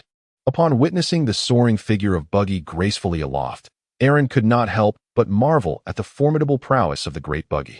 However, Buggy's belief that his subtle maneuvers could evade Aaron's keen perception was indeed a grave underestimation of Aaron's abilities. Cross-slash. Suddenly, Aaron materialized before Bucky, wielding his blade with swift horizontal and vertical slashes, unleashing a cross-shaped attack aimed at Bucky. Upon witnessing what appeared to be a mere ordinary strike, Bucky felt a surge of confidence. He fragmented his body into several pieces, dispersing in all directions to evade the blow. However, Aaron's true target was not Bucky himself, but rather the feet that Bucky had left behind on the ground. Aaron kicked open the lion, revealing the feet that remained stationary. Aaron flashed a mischievous smile as he extracted seawater from the system space and poured it over Bucky's feet. In an instant, Bucky found himself devoid of strength, plummeting from the sky and shattering into pieces upon impact. Weakly, Bucky uttered, "What is happening? Why have I suddenly lost all my strength?" Aaron displayed a benevolent smile as he seized Bucky's nose, lifting his head and binding his scattered body into a cohesive form. He then produced an enormous glass container and unceremoniously tossed Bucky's feet inside. Bucky found himself in a predicament from which recovery seemed nearly impossible. Captain Bucky. The small minion sprawled on the ground, gazed in despair as the mightiest Bucky lay defeated. "I'm so exhausted. What do you intend to do?" Bucky's voice trembled, tears welling in his eyes, as he felt a sense of impending doom. It had been ages since he had experienced such weakness. The last time he recalled feeling this way was in his youth when Shanks had tricked him into consuming that cursed fruit, leaving him to drown in the sea. Damn Shanks. Bucky's mind seethed with resentment. Aaron bound Bucky's head and Kabaji, Machi together. Then he entered the cabin to plunder the spoils. The three of them exchanged glances, uncertain of Aaron's intentions. Aaron entered the captain's quarters and acquired numerous nautical charts, diligently noting the map of the evil dragon pirate crew. He is now prepared to embark upon the Grand Line. Upon seeing Aaron appear on the deck, Bucky weakly exclaimed, "Hey, what are you up to, kid?" Aaron looked down from his lofty position at his companions, sensing that it was time to reap the benefits of their unique attributes. He crouched down with a cheerful smile and inquired, "Great Captain Bucky, would you consider granting me a favor? Nothing too grand. Merely a position just beneath the acrobat will suffice. Enough with the jesting. Speak plainly about your intentions and do not toy with me." Captain Bucky replied, summoning what little strength he had left, despite his frailty. Kabaji was tempted to clarify that he was not an acrobat, yet upon witnessing Captain Buggy's predicament, he wisely chose to remain silent. Aaron smiled wryly, clenched his fist, and delivered a thrashing to them. The bruised and battered Bucky, bewildered by Aaron's sudden outburst, had no choice but to acquiesce in order to avoid further punishment. System notification: you have a new superior, Kabaji. Reward: Newcomer's Welcome Package, unlocking a new trait. Acrobatic Combat Technique. You possess extraordinary coordination. Reward from the Newcomer's Welcome Package. A commendable trait, immensely beneficial for combat. System notification: you have a new superior, Machi. Reward: Newcomer's Welcome Package, unlocking a new trait. Beast Tamer. You can communicate with animals and command them to serve you, compelling their submission. Reward from the newcomer's welcome package. A minor character has unlocked an exceptionally useful trait, akin to a small whisperer to the voices of all beings. System notification. You have a new superior, Buggy. Reward. Newcomer's welcome package. Unlocking a new trait. Conqueror's luck. You have become a child of the world, transforming misfortune into fortune, encountering continuous adventures. Loved by all. Flourishing like blooming flowers. The entire world dotes on you. Reward from the newcomer's welcome package. What a tremendous explosion of abilities. Truly, the greatness of Buggy shines through. This trait has reached a level of world-altering significance. It is likely that few traits in the entire world could rival it. What kind of divine entity is the Buggy Pirates? All three traits are exceedingly useful. Aaron gazed at the mighty Buggy with a benevolent expression, gently inquiring, "Captain, do you have any requests?" Upon hearing this tender tone, Buggy felt a sudden pang of trepidation. He cautiously responded, fearful of provoking Aaron's ire. "Could you perhaps grant us our freedom?" System notification. Ultimate mission from Superior acquired. Regain freedom. Mission reward. Fragmentation fruit ability. It had been ages since he received a task from a superior, and this was an ultimate mission, with the reward explicitly stated, a rare boon indeed from the illustrious Buggy. Naturally, Aaron was inclined to fulfill his request. Aaron nodded with a smile. "Indeed. You are not deceiving me, are you?" Buggy was overjoyed. "Could it be that this young lad truly wishes to join me? It seems that the illustrious Captain Buggy is indeed capable of anything." However, Aaron said, "Could you perhaps perform a show for us? I have yet to witness a circus performance in person. My two younger sisters have never seen one either. Do not push your luck, you scoundrel. I am a pirate, after all." Aaron silently gestured towards the adjacent glass tank, within which floated the feet of the great Buggy. Buggy promptly changed his tone with a smile, stating, "Though we are pirates, performing circus acts is indeed our specialty. If you do not mind, we would be delighted to present a show for you." Thus, Aaron returned to the Mary, preparing to take Nami and Chico to witness the circus performance. Upon Aaron's return to the Mary, Nami and Chico eagerly gathered around, inquiring about the developments. Aaron informed them that the pirates had been dealt with and that he would take them to witness a circus performance. Prior to their departure, Aaron also made a phone call to Cardi, instructing her to wait at the seaside restaurant for the handover of the Buggy Pirates. Aaron piloted the Mary, arriving alongside Buggy's pirate ship, which had lost its means of navigation and now relied entirely on the Mary for movement. Buggy's crew, each a remarkable talent in their own right, earnestly prepared for a circus performance. In the brief time since Aaron's departure, they had constructed an elaborate stage for the show, a refreshing anomaly among pirate captains. The performance commenced. Kabeji balanced on a unicycle, deftly performing a variety of acrobatic feats along a taut wire strung between the two vessels, captivating Nami and Chino with his astonishing skills. Next, the animal trainer Machi entered with the lion Ricky.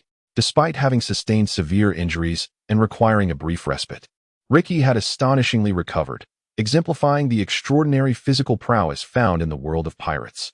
However, swathed in bandages and entirely devoid of its fur, Ricky presented a uniquely humorous spectacle. Chapter 43, Shamelessness. The hairless lion executed a daring act of jumping through a ring of fire and traversing a tightrope.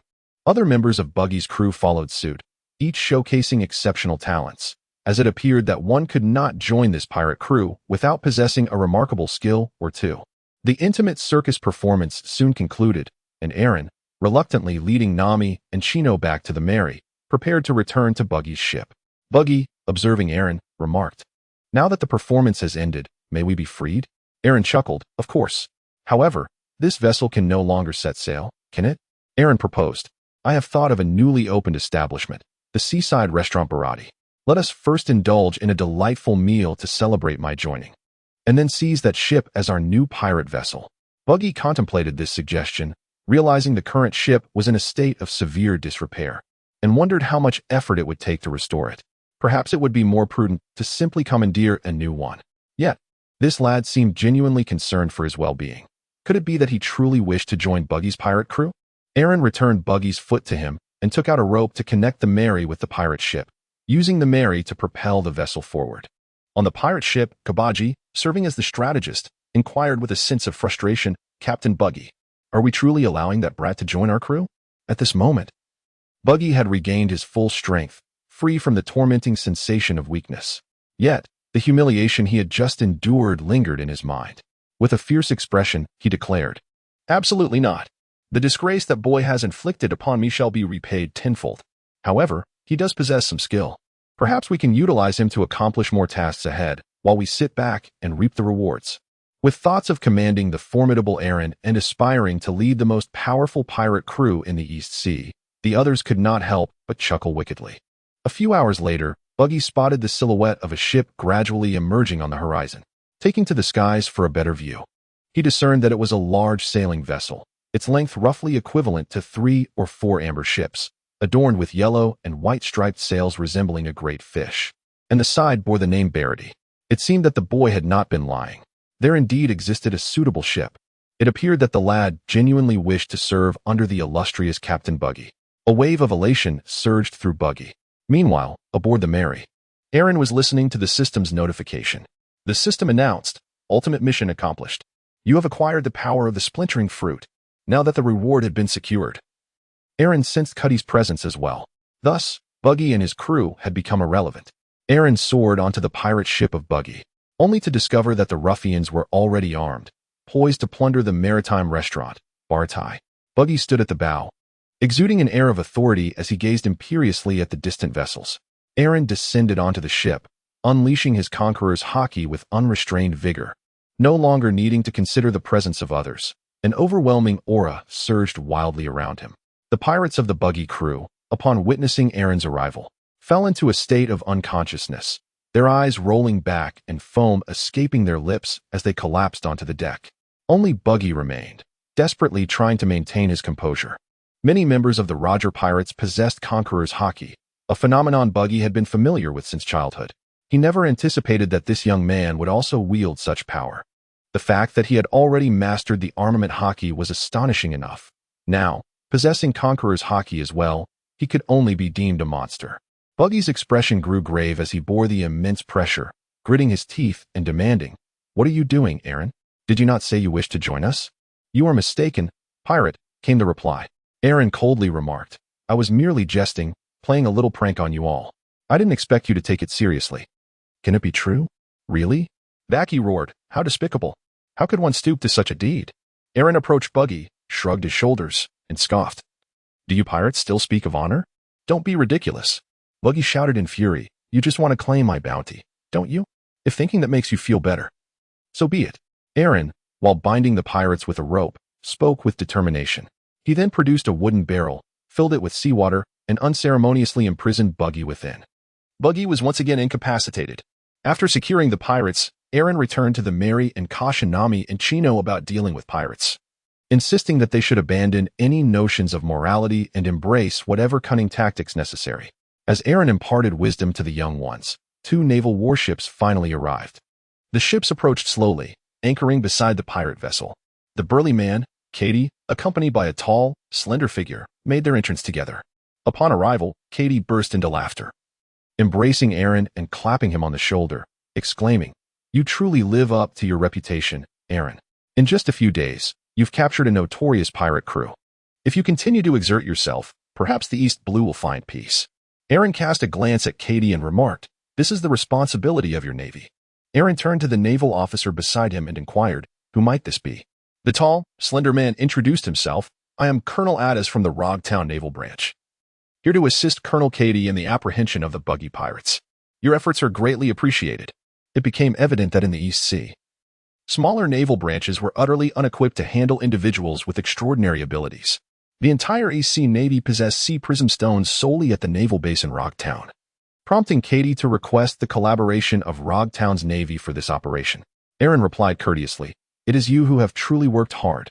Before Aaron could finish his words, he was interrupted by Katie, who boldly declared, "Enough with the pretenses. Where's the Buggy pirate crew? Hurry up and take charge." Aaron led them aboard the Buggy pirate ship. Cuddy noted that this time, Aaron had managed to avoid any casualties, as all the pirates were securely bound. He gave Aaron a thumbs up, remarking that Aaron had finally shown a measure of maturity. They discovered Captain Buggy hidden within a wooden barrel, and the tall, slender Navy officer Atlas also gave Aaron a thumbs up, stating that this was an excellent strategy for dealing with devil fruit users. Report to the Colonel. All members of the Buggy pirate crew, including the clown Buggy, as well as a lion, have been confirmed. Awaiting instructions. A sailor approached with an excited demeanor, responsible for the capture. From the Black Cat pirates to the current buggy pirates, Aaron had successfully eliminated 3 notorious pirate crews, and he envisioned a rising star in the realm of bounty hunters.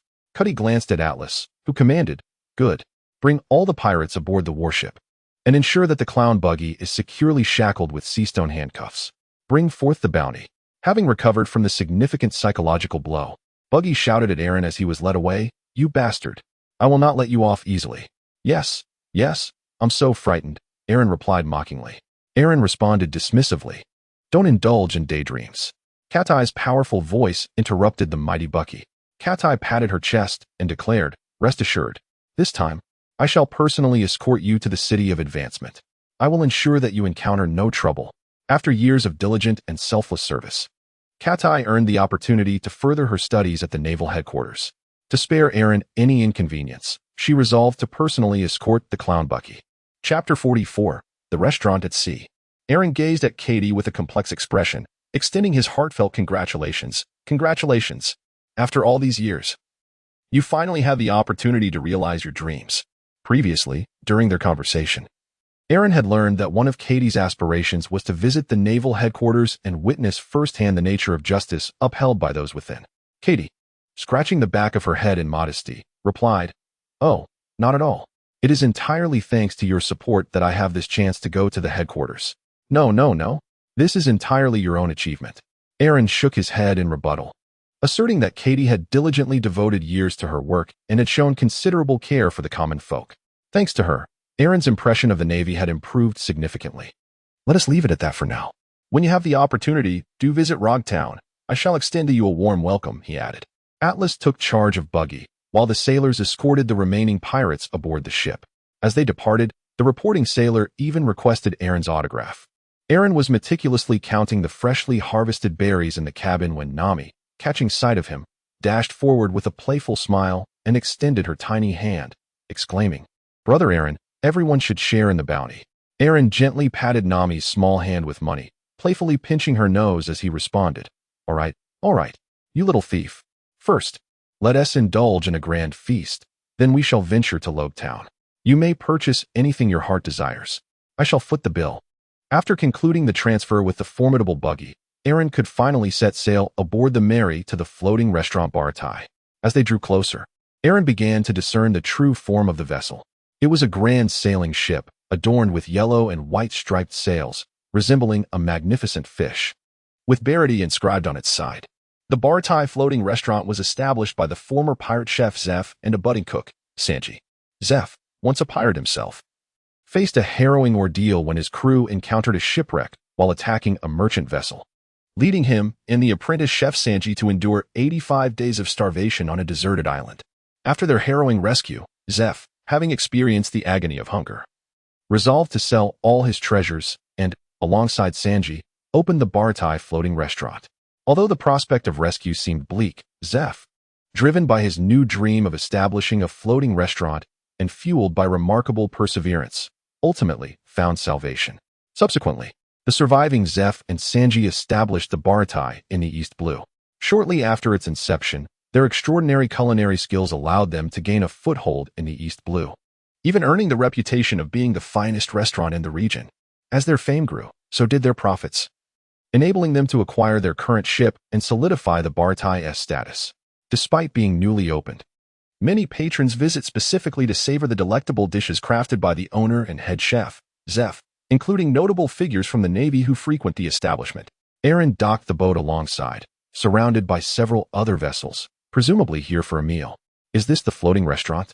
It certainly appears to exude an air of sophistication. Aaron nodded and said, this was the first time for Nami and Chino to visit such an establishment. Usually, they only dined at the modest eateries in their village. Feeling quite anxious, they were apprehensive about making any blunders in this upscale setting. Aaron perceived their urgency and extended his hand, grasping one of the little girls with a gentle touch. Leaning down slightly, he whispered reassuringly, there's no need to be anxious. You see, dear ones, I've just received a windfall of over 10 million berries. Fear not. Feel free to act as you wish. Aaron cradled a petite little girl in his arms and leaped onto the Baratai. Welcome, exclaimed a burly waiter at the entrance, whose fierce appearance was accentuated by his chef's attire, and a white apron tied around his waist. Despite his intimidating visage and the rude words that slipped from his lips, he wore an almost obsequious grin that radiated warmth and hospitality. This striking contrast in expression startled both Nami and Chino, prompting them to retreat behind Aaron for safety. Aaron was startled by this abstract demeanor and, with a hint of authority, cast a fierce glare at the burly man. The man, suddenly gripped by trepidation, broke into a cold sweat. He wiped his brow, his hands, resembling those of a gorilla, raked through his hair as he inquired, "Good day, sir. We do not welcome the impoverished here. Might I ask if you possess any money?" The burly man, known as Paddy, was once a fearsome pirate who later sought refuge with the renowned Chef Zepp in the Oceanic restaurant. Although he professed a customer-first philosophy, he remained true to his violent nature, frequently resorting to force against patrons, particularly those unable to settle their bills. Aaron gazed at Paddy in speechless astonishment, reflecting inwardly on the harsh realities of life. With such subpar service, the thriving business made him ponder just how extraordinary Zepp's culinary skills must be. Aaron retrieved a substantial stack of banknotes from the system's space, tossing them playfully in his hands. "Thank you for your understanding. Wealthy patrons are indeed akin to deities." Paddy rubbed his hands together, his smile growing even more fervent, gesturing invitingly as he called out, "3 esteemed guests." This eagerness for wealth opened Aaron's eyes to the reality of the situation. The restaurant appeared immaculate, adorned in a style reminiscent of an elegant Western dining establishment. Several tables were occupied, predominantly small ones, indicating the absence of private dining rooms. Zhangde and his companions settled around the table, which offered a splendid view of the sea through the window. "Here's the menu." Paddy distributed the menus, standing attentively with a small notebook in hand, his smile radiating genuine warmth. Indeed, wealth holds undeniable sway. Were it not for his affluence, this ruggedly handsome fellow would surely not have displayed such cordiality. Aaron perused the menu, and although he had mentally prepared himself, he couldn't help but find the prices rather exorbitant. Nami and Chino shared the same sentiment, their gazes lingering on the staggering figures displayed. In an effort to spare Aaron's pride, they cautiously suggested, "Brother Aaron, perhaps we should reconsider? The prices are quite steep. Shall we return to the village for a meal?" A subtle shift marred the smile on Paddy's face.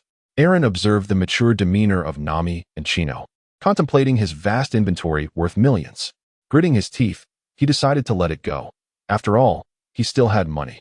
It was time to indulge in a splendid meal. "No worries. Today I have a substantial income, so I can relax." Aaron spoke generously, and gratitude shimmered in the eyes of Nami and Chino. Paddy observed this scene with quiet satisfaction, realizing that today's business was secured. He promptly summoned the kitchen, instructing the chefs to commence preparations. "What will you be ordering?" Aaron inquired. Nami and Chino, feeling somewhat bashful, opted for a selection of the most affordable dishes. Aaron gazed at the prices on the menu, reflecting on today's earnings. It was nothing of great concern, and he resolved to indulge in a sumptuous feast. "Bring forth your finest dishes." Aaron spoke with great enthusiasm. "All right, dear guests, please hold on for a moment." The restaurant had been open for a few months, yet this was the first time Paddy encountered such a generous patron, ordering freely without restraint. This was more than just a divine presence. If a deity truly graced them today, even they would have to yield. Chapter 45. The Poisoning. With a beaming smile, Paddy strode into the kitchen and called out to the chefs, "You rascals, step it up. Don't keep the guests waiting." Moments later, the kitchen erupted in a cacophony of clattering sounds, accompanied by the retorts of other chefs, among which a child's voice could be discerned. "What are you saying? You scoundrel! You filthy cook! What right do you have to call me a filthy cook?" The ensuing clamor resembled a brawl. Nami listened to the commotion, pondering that the waitstaff did not appear to be of reputable character. The chaotic noises emanating from the kitchen caused her perception of the restaurant to shift dramatically. Was this establishment truly reliable? Nami wondered. Before long, a small boy, clad in a miniature chef's uniform, emerged from the kitchen, pushing a serving cart. He approached Aaron's table and carefully placed each dish on the table, unveiling the covers one by one. The boy's long bangs obscured his left eye, while the brow above his right eye was coiled like incense. And with each cover he lifted, he announced the name of the dish with a serious and focused demeanor. If one overlooked the bloodstains on his uniform, he would have been the epitome of a perfect waiter. Aaron gazed at the distinctly recognizable brow, nodding in acknowledgement. It was undoubtedly the youthful Sanji. However, observing the bloodstains upon Sanji's attire, one wondered if he had indeed triumphed over that burly man. "Please, take your time." The snakeskin Sanji, with one hand positioned in front and the other behind his back, slightly bowed in a gentlemanly manner, exuding an air of politeness. "Excuse me. May I inquire about that gentleman from earlier?" Nami asked. "Him? He is already deceased," Sanji replied nonchalantly. "Nanny? How is that possible?" Nami exclaimed in horror. Eren struck Sanji on the head with a swift chop, exclaiming, "Speak properly. Do not frighten my sister." Sanji, just lifting his gaze to apologize, was immediately captivated by Nami and Chino's sparkling eyes, which were uncontrollably radiating hearts.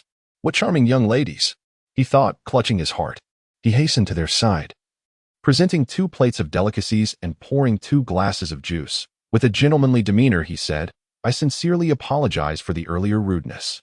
That gentleman was merely preparing a meal in the kitchen. As a token of my contrition, I offer you an assortment of treats and orange juice. Please enjoy, your highnesses." "Thank you," Nami replied politely. "It is my pleasure." Sanji feigned solemnity.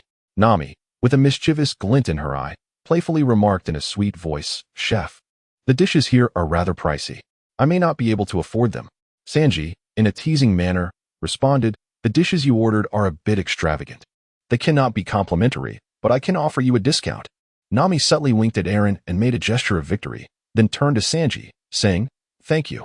Observing Sanji's adeptness, Eren shook his head. So young yet so lecherous, truly a gentleman of the pirate world. However, noticing Sanji's infatuation, Eren tapped the table, saying, "Young man, perhaps you should check on the meal preparations? We wouldn't want any delays." "TCH." Sanji muttered under his breath, frustrated that this fellow was hindering his admiration of beauty. Nevertheless, understanding the customer is king principle, he begrudgingly strode towards the kitchen with a resolute gait. Finally, he has gone. I could hardly speak with him around. Chino sighed in relief as she watched Sanji depart. "Forget him. Let us indulge in our meal." Eren gazed at the exquisite array of culinary delights before him, exclaiming, "Delicious." As Eren, Nami, and Chino embarked on their gastronomic journey at the floating restaurant Baratai, each dish unveiled a symphony of unprecedented flavors and pleasures. First to grace their table was a refreshing seafood salad, a harmonious blend of fresh shellfish, succulent shrimp, and crisp vegetables, all drizzled with a delectable sauce that was both invigorating and savory. Next came the grilled shrimp, their tender flesh infused with aromatic spices, perfectly charred to release an enticing fragrance, each bite a blissful experience. Following this was a succulent steak, seared to perfection with a crispy exterior and a melt-in-your-mouth interior. Its juices bursting forth, enhanced by a rich black pepper sauce that rendered it utterly irresistible. There was also a signature casserole, where vegetables and meats were paired flawlessly, yielding a sweet and savory taste that tantalized the palate and left one yearning for more. The seafood soup, exuding an alluring aroma, was another must-try. It was imbued with the tenderness of the seafood, the broth rich and nourishing, warming the heart and soul. Nami and Chino's choice of dessert was nothing short of extraordinary, a chocolate cake, its golden, crisp exterior encasing a delicate, silky interior. Soft and sweet with each mouthful inviting yet another. Every dish had been meticulously crafted and paired, boasting both flavor and visual appeal, leaving an indelible impression. It seems the only downside to such luxury is its cost. Even Nami and Chino remarked that the value matched the price, for there is a reason behind the expense. In the blink of an eye, 99% of the sumptuous feast had vanished into Eren's eager belly. Once Eren indulges in his voracious appetite, he will undoubtedly be comparable to Luffy. Eren rapped his knuckles on the table, calling out to the kitchen, "Where's the food? Why is it not served yet?" "What? It's all gone already." Sanji, incredulous, rushed out and indeed found the plates completely emptied. How infuriating. He cursed under his breath, hurriedly pushing the serving cart back, which was already laden with vacant dishes. He dashed into the kitchen, exclaiming, "Speed it up. The guests at table 4 have finished their meals." "What? That can't be true." The chefs, taken aback, could hardly believe it, but the empty plates Sanji brought back were undeniable evidence. "Enough chatter. Get to work," Pudding commanded briskly as she diced vegetables. At that moment, Zeb's calm voice resonated, "Allow me." His decisive actions quelled the chef's restlessness as he approached the stove, retrieving 4 pans to begin cooking. Though he was managing 4 pots simultaneously, he exhibited no signs of panic. Everything was executed with remarkable orderliness, clearly a testament to his frequent practice. The other chefs, inspired by their leader's adeptness, rallied their spirits and resumed their culinary battle with renewed vigor. Before long, an array of delectable dishes emerged, and Sanji swiftly carried them out. I apologize for the wait. Aaron fully displayed his prowess in combat, devouring a delectable dish with fervor. Before long, the entire table of delicacies was utterly cleared. Aaron was indulging in a feast of exquisite delicacies. To be fair, the culinary prowess of the Bharati chefs was truly exceptional in comparison to their artistry. His own skill seemed a mere squandering of ingredients. The dishes on the table had been cleared away multiple times, and several chefs had already collapsed from exhaustion. The other patrons, wide-eyed and astonished, remained seated in a stupor, captivated as Aaron savored each delightful morsel, akin to an enthralling food broadcast that drew them in completely. Chapter 46, The Baroque Workshop. Some guests, after a brief period of observation, chose to depart, while others were determined to stay, eager to witness just how much Aaron could consume. Aaron was indulging in exquisite cuisine when two unexpected guests suddenly arrived. One was a towering figure, muscular and imposing, with a shaved head and a prominent scar running from his hairline to his cheekbone on the right side of his face. His eyebrows were thin and connected, and his lips were notably thick. He was clad in a monk-like attire, adorned with serpent patterns on each side of his chest, and the character embroidered prominently on his garment. The other was robust yet adorned with an eccentric and heavy makeup, complete with false eyelashes, blunt bangs, and a wide grin.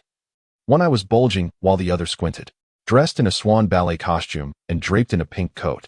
The back of the coat featured a pair of swan heads and wings, with leg hair exposed. This was clearly someone with a unique aesthetic sensibility. They were Mr. 1 and Mr. 2 from the Baroque works. The Baroque works were established by Crocodile, one of the 7 warlords of the sea, with the ostensible goal of overthrowing Alabasta to create an ideal kingdom, while the true aim was to acquire the ancient weapon, Pluton. In his youth, he gained renown across the seas with astonishing prowess. At the age of 20, he encountered Douglas Bullet, a former member of the Roger Pirates, in a battle that ended indecisively. Subsequently, Crocodile faced a disastrous defeat against the world's strongest man, Whitebeard. He harbored ambitions of world domination, yet due to his insufficient power, he sought external means to realize his aspirations. To vanquish Whitebeard and fulfill his ambitions, Crocodile came to Alabasta in search of the legendary ancient weapon, Pluton. In pursuit of this weapon, he founded the Baroque works. Within the organization, all members operated under code names rather than their real names, with most commands issued in pairs. Where male agents were designated as Mr. followed by a number, the lower the number, the greater the strength. Female agents were referred to as Miss followed by a combination of holiday dates.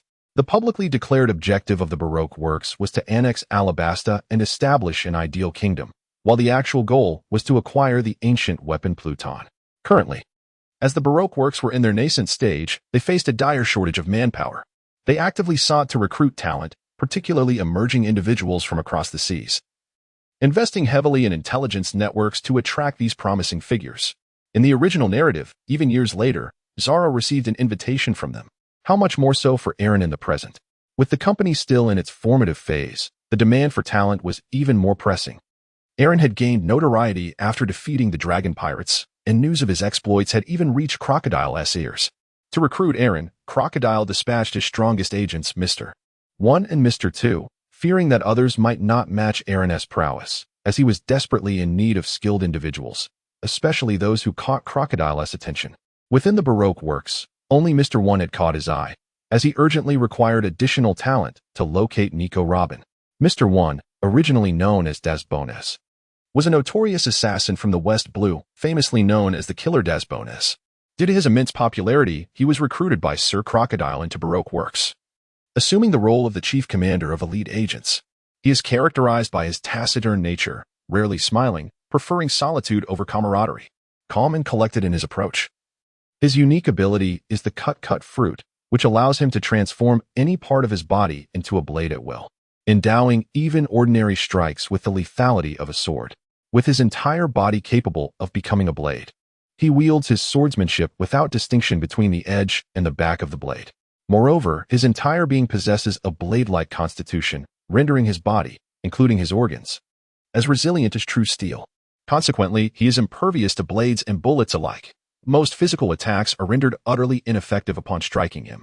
As long as an object cannot sever or penetrate steel, it cannot inflict harm upon him. Therefore, Mr. 1 holds a certain disdain for swordsmen, deeming those incapable of cutting through iron as unworthy opponents. Though he harbors reservations about his boss's request to bring back a swordsman, he ultimately accepts the task. Mr. To, affectionately known as Little Fong, is a unique figure in the pirate world, embodying both masculinity and femininity, and takes pride in being a hermaphrodite. He refers to himself in the feminine form, adhering to the path of the hermaphrodite. Generally carefree and lacking a strong sense of morality, he values friendship and loyalty, selflessly willing to risk his life for those he cares about. His ability is the paramecia-type mimicry fruit, enabling him to transform into any person he has touched, replicating their appearance, physique, and voice. Furthermore, he possesses the capacity to retain memories, allowing him to mimic previously encountered individuals and even synthesize features from multiple people into a composite visage. Proficient in the art of the hermaphrodite's martial techniques, he employs combat skills derived from ballet postures, excelling in both striking and kicking techniques, predominantly the latter. Upon receiving their mission, the duo hastened to the East Blue in search of Arlong, ultimately locating him in a floating restaurant indulging in a feast. They forcefully kicked open the door, striding into the establishment with an air of indifference, making their way toward Arlong's table. The patrons, sensing the disturbance, contemplated fleeing but hesitated at the door. Mr. One produced a portrait, scrutinizing Arlong with a cold, disdainful glare, and inquired, "Are you Arlong Neil?" Their unusual attire, particularly Little Fong's, appeared less daunting in animation but was far more unsettling in reality, causing Arlong to nearly regurgitate the meal he had just consumed. Aaron gazed at their attire, suppressing a wave of nausea, his face betraying a hint of perplexity.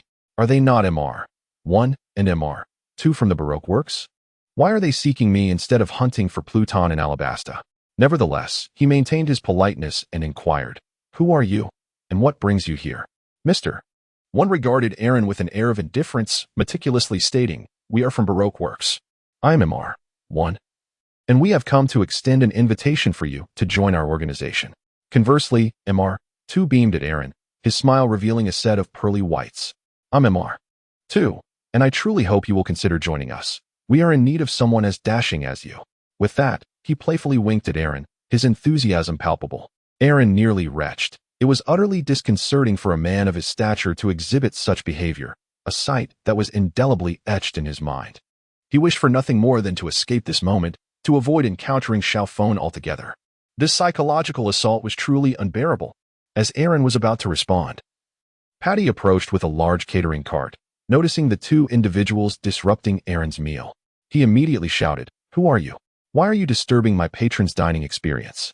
Are you too impoverished to afford a meal? If so, leave this place. We do not serve the destitute." Chapter 47. The chefs battle. MR1 and MR2 were not accustomed to such indignity. Little Fong, with keen precision, targeted Patty and charged toward him with agility. The transformation was swift. With a powerful push off the ground, he propelled himself towards Patty, appearing before him in an instant. With a sudden rotation of his body, he executed a fierce kick, showcasing his martial prowess, the transgender fist technique, elegant swan dance. Little Fong delivered a concentrated single-leg strike with remarkable speed. Patty, caught off guard, could not evade in time and was struck by this formidable blow, feeling a tremendous force that sent him flying. He crashed to the ground, rolling several times before finally stabilizing himself in the kitchen, gritting his teeth as he struggled to rise. Chef Chapu, setting down the iron pot and extinguishing the flames, wiped his hands with a towel and approached Patty, helping him to his feet while casting a grave glance at MR1 and MR2. Patty was now the second strongest chef after himself. However, it was imperative that the dining experience of the customers remained undisturbed. "Can you still fight?" Chapu inquired of Patty. Patty flexed his muscles, thumping his chest confidently, and replied, "Boss, no problem. Let them witness the might of a battle chef." Chapu loosened his limbs, having not fought in quite some time. Chef's wooden leg flying kick. Chapu straightened his body, channeling all his strength, his gaze sharp as a blade. He swiftly assumed a combat stance, his wooden prosthetic leg gleaming in the sunlight. With a powerful shout, Chapu maintained balance on his wooden limb while executing his skilled kicking technique at lightning speed, targeting MR2. His leg became a streak of lightning, hurtling toward MR2's body. The force of the kick generated a howling rush of air, and in an instant, it was directed at Little Fong. In just one strike, Chapu demonstrated his extraordinary kicking skill. MR2, witnessing the assault, wore a look of surprise. He had not anticipated that this seemingly ordinary head chef possessed such prowess. Cautious, he quickly retaliated, throwing a punch directly at Japu's leg. Transgender fist technique, Swan Beauty. Little Feng's fist moved with incredible speed, imbued with immense power, striking Japu's leg with a thunderous impact. Both combatants felt the overwhelming force and were sent sprawling to the ground. Old man, your kicking technique is impressive. Little Feng exclaimed as he stood up and adjusted his attire, offering his admiration to Japu. Ignoring Little Feng's words, Japu launched another attack, Chef's 1,000-pound drop. Zep soared into the air, wielding his wooden prosthetic leg with an overwhelming force aimed at Xiao Feng. Observing the might of the attack, Xiao Feng remained vigilant. With the technique of the transgender fist, memories of that summer, he pivoted rapidly on his axis, harnessing centrifugal force to execute a spinning kick. The atmosphere in the kitchen became palpably tense as the two engaged in a flurry of strikes, each move infused with immense power and finesse. Zep maintained his composure, exerting all his strength to counter his opponent's onslaught, while Mr. Tu adeptly responded to every threat. The collision of fists and feet generated a powerful gust, the wooden prosthetic resonating with a crisp sound. Zep's leg traced a graceful arc in the air, contrasting sharply with Xiao Feng's unpredictable counterattacks. Their duel intensified, creating a spectacle that left the onlookers in awe, their hearts racing. Zep's legwork was masterful and elusive. Each strike brimmed with both strength and speed. His legs, as sharp as forged iron, inflicted pain and pressure upon Xiao Feng. Yet, Xiao Feng proved to be no easy adversary. He skillfully evaded Zep's strikes using the transgender fist, seizing opportunities to retaliate and apply pressure back on Zep. The battle raged on with neither side gaining the upper hand, resulting in a stalemate. Meanwhile, Patty watched eagerly as his leader engaged in combat and could hardly contain himself before launching an attack on Mr. One. Towering in stature with a muscular build, his arms were powerfully reminiscent of a gorilla's. Clenching his fists, he fixed a sharp gaze on Mr. One and bellowed, "Double fist storm." Without hesitation, he unleashed a ferocious onslaught, his punches thrown with such speed that they appeared to create an illusion. The wind howled as his fist surged toward Mr. One. Mr.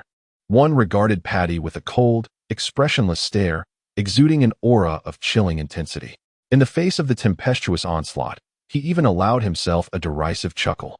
He met the incoming fists with his own, taking a stable stance. Human slash. As a user of the quick slash fruit, he possessed an inherently invulnerable physique. When executing this technique, his resilience was further augmented, surpassing even steel in hardness. Patty's fists rained down like a storm, each blow laden with formidable pressure that seemed to suspend the very air around them. His strikes were fierce and destructive, generating a cacophony of clanging sounds as they connected with Mr. One. Yet, as Mr. One employed his human slash, he found himself unable to move freely, being driven back by Patty's relentless barrage. Suddenly, Mr. One sprouted countless blades from his body. Caught off guard, Patty's fist struck the blades, resulting in a shower of blood. Enduring the pain, he deftly shifted his weight and leaped back, only to discover that his hands were now a bloody mess. With blood gushing forth and his fingers at risk of detachment, Patty exclaimed, "What is happening? What exactly are you?" Mr. One turned around to face Patty's fierce onslaught, utterly unfazed. He calmly replied, "I am the quick slash man, having consumed the quick slash fruit, capable of transforming any part of my body into a blade. My entire form possesses a blade-like constitution, akin to true steel, rendering me impervious to knives and bullets alike. Most physical attacks are entirely ineffective against my body.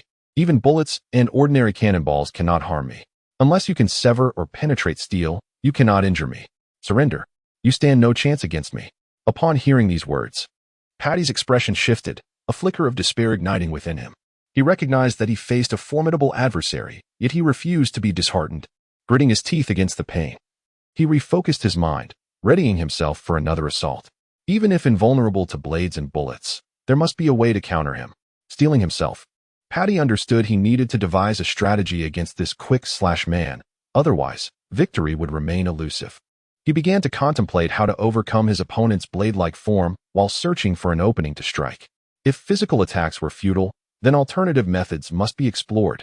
At that moment, a small, slender man wearing sunglasses and sporting a bushy beard stepped forward, brandishing a kitchen knife. "Patty, I'm here to assist you." Chapter 48.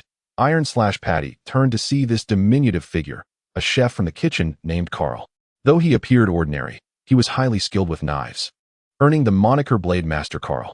Alongside Patty, he was known as one half of the notorious duo. Blade Master Carl sprang into action, charging at MR1 with his kitchen knife. Beef cutting. Carl's knife techniques were uniquely exquisite. Each strike was precise and powerful, making evasion nearly impossible. He resembled a master swordsman, his blade gleaming and dazzling. Upon witnessing Carl join the fray, MR1 displayed a look of indifference. His invulnerability rendered him unaffected by the skill of any opponent. Carl's technique was both accurate and graceful, every cut aimed at Mr. One's vital points. His strikes echoed like the relentless clang of iron. Master Slash. MR1 transformed his fingers into blades, curling them into a claw-like shape, reaching back before slashing forward to seize Carl's knife. With a sinister grin, he crushed Carl's kitchen knife. Then, crossing his blade-like fingers over his chest, he unleashed 10 razor-sharp claws in an X formation towards Carl. Carl was sent flying, crashing down before Patty, his chest marred by 10 deep gashes, blood pouring profusely. Witnessing this, a surge of intense anger and sorrow welled up within Patty. Carl was not only his comrade in battle, but also his friend. Patty dashed to Carl's side, assessing his injuries. "Carl, are you all right?" Carnier struggled to rise, exclaiming, "I am not yet dead." Patty supported him, whispering, "I have devised a plan. That fellow is impervious to blades and bullets. Physical harm is futile against him. I will hold him off while you fetch the gas canister from the kitchen. I refuse to believe that we cannot harm him with an explosion." Taking a deep breath, Carnier nodded in agreement. Patty gave his shoulder an encouraging pat, declaring, "I leave it to you." With that, he dashed toward MR1. Seizing the opportunity, Carnier hurried into the kitchen. However, as Patty charged at him with fervor, MR1 swiftly evaded the assault. Cataclysmic slash. MR1 crossed his arms before him, delivering a vicious strike aimed at the limping Carnier. This technique could pierce through its target and unleash a radial slashing attack behind it, capable of instantly severing objects into numerous pieces. Carnier's sunglasses flew off, revealing his terrified eyes as he watched the blade advance towards him. "No!" Patty roared from a distance, desperately sprinting toward Carnier. Just as doom seemed imminent, a dark blade materialized, intercepting MR1's lethal strike. "What?" MR1 was taken aback, having not perceived how this blade had come to be. He lifted his gaze to discern the identity of his assailant, only to be astonished to find it was Aaron. Aaron deftly intercepted Mr. One's assault, seizing the moment as MR1 was caught off guard, delivering a powerful kick to his chest that sent him sprawling away. Aaron gazed at the injured Patty and Carney, as well as the severely impacted Barati. Rubbing his head, he apologetically remarked, "I sincerely apologize for the unwarranted harm you have endured. Rest assured, I shall ensure that those two individuals compensate for the restaurant's losses." Patty responded, "Not at all. It is our failure that customers cannot dine in peace." Aaron was engaged in conversation with Patty when MR1 rose from his seat and approached Aaron, declaring, "Your strength is commendable, yet it is regrettable that it remains insufficient to inflict harm upon me." MR1 taunted Aaron, having observed from the sidelines for so long. "You must realize that swordsmen like you are incapable of causing me injury. Today, I shall make an exception and grant you an opportunity. I will stand here, neither evading nor retaliating, allowing you to strike at me as you wish. Should you fail to harm me, how about accompanying me to the Baroque Employment Agency?" Aaron wore a peculiar expression, bewildered by the confidence exuding from his opponent. Did he genuinely believe that there was no one in the East Sea capable of wielding hockey? Innocently blinking, he inquired, "Are you certain? What troubles you, swordsman? If you're hesitant, it would be wise to surrender promptly and accompany me back to the Baroque works, saving us both considerable effort." With his arms crossed, Mr. One stood resolutely before Aaron, ready to unleash the profound technique of the one-heart flow, instant slash. Aaron assumed a horse stance, the flowing cherry blossoms enveloping the 3 generations of ghostly blades. With his right hand firmly gripping the hilt of his sword, he took a deep breath, channeling his energy throughout his body, and executed a kata reminiscent of Iaido. Aaron stepped forward with his left leg, forcefully striking the ground to create a deep pit. With a powerful push from his right leg, his form transitioned from stillness to motion, reaching its zenith in an instant. A fleeting shadow pierced through the air, while the howling winds trailed behind him. He aimed directly at Mr. One's chest, and the flash of his blade glimmered momentarily. Aaron appeared behind MR1, slowly sheathing his blade. In that very instant, deep gashes manifested all over Mr. One's body, causing blood to spurt forth as he collapsed into a pool of crimson. Lying on the ground, MR1 murmured to himself, Is this the art of the sword that can cut through iron? How can this be? As MR1 succumbed to the bloodied floor, a profound silence enveloped the entire restaurant. Even the fierce battle between Xiaofeng and Zep came to an abrupt halt. Xiaofeng exclaimed in disbelief, "How is this possible? That MR1 has been defeated." Aaron sheathed his sword and turned his gaze towards Xiaofeng. Startled by his attention, Xiaofeng instinctively shielded herself, her voice trembling with fear as she asked, "What do you intend to do to me?" Aaron immediately thought of stepping forward to cover Xiaofeng's mouth. What does it mean to have intentions towards you? He could not allow Xiaofeng to speak recklessly. Otherwise, his lifelong reputation would be tarnished. With a powerful stomp, Aaron propelled himself towards Xiaofeng. His right foot, enveloped in the aura of armed hockey, struck fiercely against Xiaofeng's face. Xiaofeng attempted to counter with his footwork, but with a resounding crack. He was met with an overwhelming force that shattered the bones in his right leg. Unable to resist, Xiaofeng plummeted onto MR1 like a cannonball, exacerbating Mr. One's injuries. The residual force shattered the deck beneath them, sending both Xiaofeng and MR1 tumbling into the sea, where neither, being users of their respective abilities, could swim. Xiaofeng cried out for rescue. Aaron rescued the two of them, while Zeph found a place to confine them. The chefs observed the disheveled duo, chuckling to themselves as if contemplating how to exact revenge on these two individuals. Zeph expressed his gratitude to Aaron. Aaron remarked that he was not yet satiated. "Let us not become complacent. Our battle is far from over." Zep addressed the chefs, proclaiming that truly triumphing meant filling the guests' bellies. Indeed, the chefs first attended to Patty and Carney, then returned to the kitchen to continue this unfinished skirmish. Zep remained behind to address all the patrons in the restaurant, expressing his sincerest apologies for any disruption to their dining experience. As a gesture of goodwill, Barati offered each guest a complimentary dessert. In truth, this was not his responsibility, and no one else was harmed. If blame were to be assigned, it would fall upon those who lingered to witness the commotion instead of departing after their meal. Zep felt a modest gesture would suffice. Following such an incident, Barati had suffered considerable damage, and the patrons were not inclined to linger any longer. However, it was foreseeable that these individuals would return home to share a myriad of gossip. Chapter 49, The Sand Crocodile.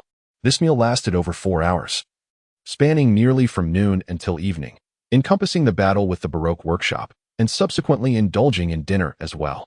Aaron picked up a napkin to dab at his mouth, still lingering in the afterglow of his meal. Regrettably, all the ingredients had been consumed, leaving only Zep standing in the entire Barati. The other chefs were languishing in the kitchen, exhausted. Zep brought forth the last portion of dessert and, with an air of apology, stated, "I sincerely apologize, but we have exhausted our supplies, and the chefs have reached their limits.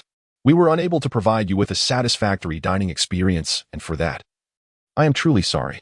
Aaron gave Zep a thumbs up. "I am thoroughly satisfied. This is the finest restaurant I have ever encountered. Indeed, it is our honor to receive such praise." Zep smiled with delight, for to him, the admiration of satisfied guests is the sweetest melody. Aaron negotiated a favorable price with Zeb, who calculated an 8% discount, ultimately spending the entirety of the bounty amassed by the entire Pakistani pirate crew. After Aaron completed the payment, he asked Nami and Chino to wait briefly while he made his way to the ship that Xiaofeng and the others had arrived on, eager to discover what treasures awaited him. Fortuitously, their vessel was docked right beside the Mary, a coincidence that could hardly go unnoticed. This ship was of a similar size to the Mary. Through Aaron's keen perception, he sensed that there were several individuals aboard this vessel as well. After all, it was impractical for just 2 people to traverse the treacherous mountains alone. Someone had to be at the helm of the ship. Aaron boarded the vessel, and upon realizing he was not the captain, several billionaires aboard launched an assault against him.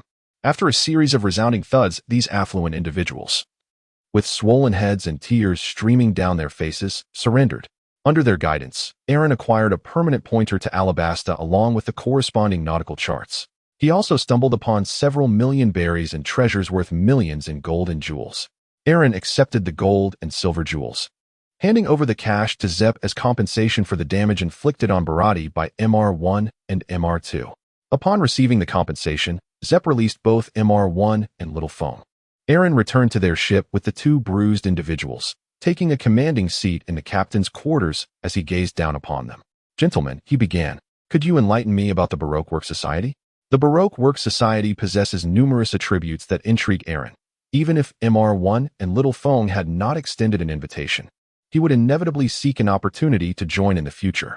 However, the manner of joining would differ, and consequently, the benefits received would vary greatly. The distinction between a headhunter's introduction and a proactive application is indeed substantial. Noticing Mr. One's reticent demeanor, Little Phone felt compelled to elaborate. Clearing his throat, he spoke in his distinct, croaky voice. Our aim at the Baroque Work Society is to establish a utopian realm devoid of war. Are you not a bounty hunter? Then it is even more imperative for you to join our ranks. Aaron pretended to stroke his chin, pondering for a moment before saying, That sounds rather intriguing. Aaron, grasping the everlasting pointer of Alabasta, declared, Very well. I shall take this pointer with me. Should the opportunity arise, I will visit Alabasta. If it truly is as you say, I shall contemplate joining. At that moment, the notorious warlord Crocodile, who had a bounty of 81 million berries, was ensconced in his office, savoring a cigar while contemplating his grand scheme. Following his disastrous defeat against Whitebeard, Crocodile had succumbed to a prolonged spell of despondency. The man who was deemed the closest to the pirate king after Roger, hailed as the strongest in the world, left him bereft of any glimmer of hope for victory. Yet, after a period of silence, he realized that his aspirations remained unchanged. He still yearned to become the pirate king. Recognizing that individual strength alone would not suffice, he resolved to pursue external forces. With the legendary ancient weapon, Pluton, capable of sinking an island with a single shot, he believed he could conquer the entire world. Crocodile secretly learned that Alabasta harbored clues regarding Pluton, and given that much of the nation was desert terrain, his devil fruit ability, the sand fruit, aligned perfectly with his ambitions. He felt as though fate was conspiring in his favor, prompting him to settle in Alabasta. Everything appeared to unfold smoothly, publicly. He was the warlord Crocodile, combating pirates in Alabasta and gaining a reputation as a hero. Simultaneously, his clandestine identity as Mr. Zero saw the Baroque works flourish. However, it was foreseeable that the information regarding Pluton would be inscribed on a historical text, an indestructible stone tablet inscribed with ancient script. Following the destruction of O'Hara, only Nico Robin remained capable of deciphering the historical texts. Consequently, to interpret the information inscribed on the tablet, he required Nico Robin's assistance. After the fall of O'Hara, Robin was issued a bounty of 79 million berries and was dubbed the Demon of O'Hara. In her struggle for survival, she sought work to sustain herself.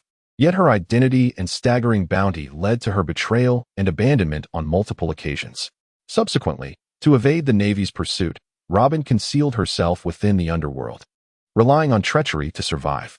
Having been betrayed from a young age, Robin developed a cautious demeanor, even with Crocodile dispatching most of his subordinates to the West Sea.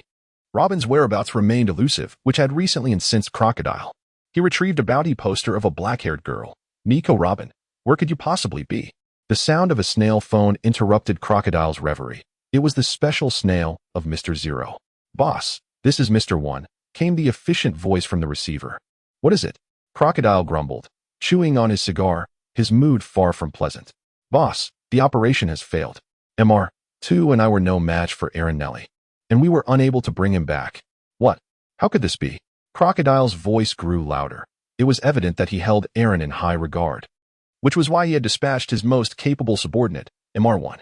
It must be noted that MR1 was a swift executioner, impervious to blades and bullets. How could he possibly be defeated by a swordsman from the East Blue? What transpired? Explain yourself. MR1 recounted the events that unfolded at the floating restaurant bar Thai, emphasizing Aaron's ability to cut through iron and the peculiar phenomenon of his weapon turning black during attacks. This indicated the use of armament hockey, Crocodile pondered. A grave miscalculation. I never anticipated that a swordsman who mastered armament hockey would forego fame and fortune in the Grand Line to languish as a pirate hunter in the East Blue. How utterly pathetic. However, given Aaron's mastery of armament hockey, it was only logical that MR1 and MR2 would be no match for him. Thus, there was no need to deal with them. Crocodile, known for his ruthless nature, trusted no one, and he would eliminate anyone who lost their utility, treating his subordinates with utmost severity. Chapter 50. The wedding yet? Could there be a chance to win him over? Crocodile gazed at Aaron's portrait, contemplating that this individual likely possessed the ability of observation hockey as well. He required someone like Aaron to locate Nico Robin. Ordinary individuals would be futile. Someone with the gift of observation should be able to find her. Furthermore, Mr. had mentioned that this lad showed some interest in Baroque works and might be coming to Alabasta soon. Crocodile believed that if it were this young man, he ought to personally recruit him and reveal his true intentions. As for the notion that he was not a match for Aaron, Crocodile had never considered it. Even if Aaron wielded armament hockey and could potentially strike him, he remained confident in his Sand fruit abilities, especially in Alabasta, where the Sand fruit was truly invincible. Since he would be coming to Alabasta, there was no need to concern himself further. Proceed to the West Blue and continue your previous mission. Since MR1 was no match for Aaron, and Aaron would undoubtedly head to Alabasta, remaining in the East Blue was pointless. He should continue the pursuit of Nico Robin. Yes, boss, MR1 replied promptly. This was precisely what Crocodile admired about him. On another note, Aaron had just finished what could be considered dinner. Therefore, he did not linger long and, after bidding farewell, set off on his journey anew. However, during the farewell, he subtly employed his hypnotic abilities to acquire the chef's skills from Baratai, elevating his culinary prowess to the pinnacle of this world. As Aaron navigated towards his ultimate destination, Rogue Town, he took out the Grand Line sea charts acquired from the Fishman pirate crew, Buggy's Pirates, and MR1 and MR2, engaging in a lively discussion with Nami.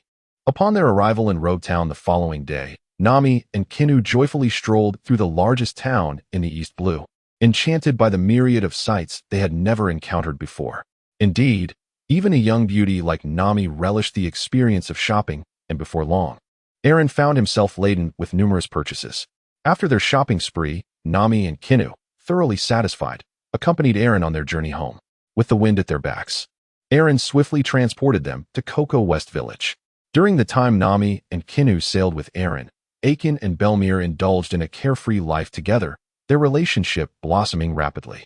Aiken had even moved into Belmere's home, and the villagers were abuzz with plans for a wedding. Upon their return, Nami and Kinu were both astonished and delighted by Aiken's new familial ties, joining the villagers in their enthusiastic calls for a wedding. Belmere playfully chastised them, but found it difficult to scold Aaron, their savior who had offered them so much assistance. Ultimately, she graciously accepted everyone's goodwill. The wedding took place in the village square of Cocoa West Village, with the entire community participating in the jubilant celebration. The houses were adorned in vibrant colors, festooned with wreaths and colorful balloons, creating a festive atmosphere filled with joy. Aiken donned a neat suit, exuding charm and radiating happiness, while Belmere looked stunning in a white wedding gown, her bridal bouquet capturing attention. Nami and Kinu followed closely behind in elegant white dresses.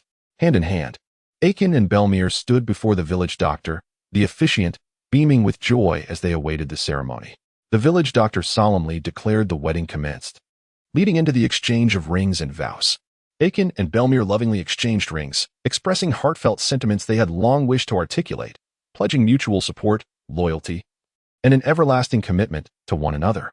Following this, they faced the gathering and solemnly vowed to become each other's beloved, promising to confront all future challenges together. The audience was deeply moved, showering the couple with blessings and applause. As the ceremony reached its pinnacle, the couple shared a kiss, officially declaring their union as husband and wife. The atmosphere erupted with exuberance as jubilant attendees rushed forward to congratulate them, showering the scene with confetti and cheers, creating an extraordinary celebration. Aaron gazed contentedly at the scene before him. Perhaps this was the very reason for his journey across realms. May you all find eternal happiness, he silently wished. Observing the joyous crowd, he felt compelled to exclaim, "Oh, how splendidly the vile dragon has met its end." Suddenly, a bouquet of flowers descended from the heavens, landing gently in Aaron's embrace. The villagers congratulated him, wishing him a swift marriage and the blessing of offspring. Aaron wore a bewildered expression, utterly perplexed. Can this thing truly be accepted by a man? Furthermore, Belmere, was your fall into Aaron's embrace truly unintentional? Nami, harboring her own thoughts, stepped forward and with a gaze full of affection, inquired, "Brother Aaron, would you consider marrying me?" Aaron playfully tapped her little head and remarked, "You mischievous little sprite, why ponder so much? I am certainly not a fan of lowly. Wait until you blossom into a curvaceous beauty before we discuss this further." Nami's eyes sparkled with excitement as she replied, "Really? If I grow up to be a stunning beauty, you must not refuse me then." Observing Nami's earnest expression, Aaron teased, "Just look at this bouquet. By the time you mature, I might very well be married." Nami, feeling anxious, quickly snatched the bouquet from Aaron's hands and declared fiercely, You are not allowed to marry before I grow up. Do you understand? All right. Aaron gently patted Nami's small head and agreed. The wedding festivities lasted an entire day, filled with joy and laughter. Ultimately, the celebration concluded on a high note, as the guests bid farewell to the newlyweds and returned home to rest.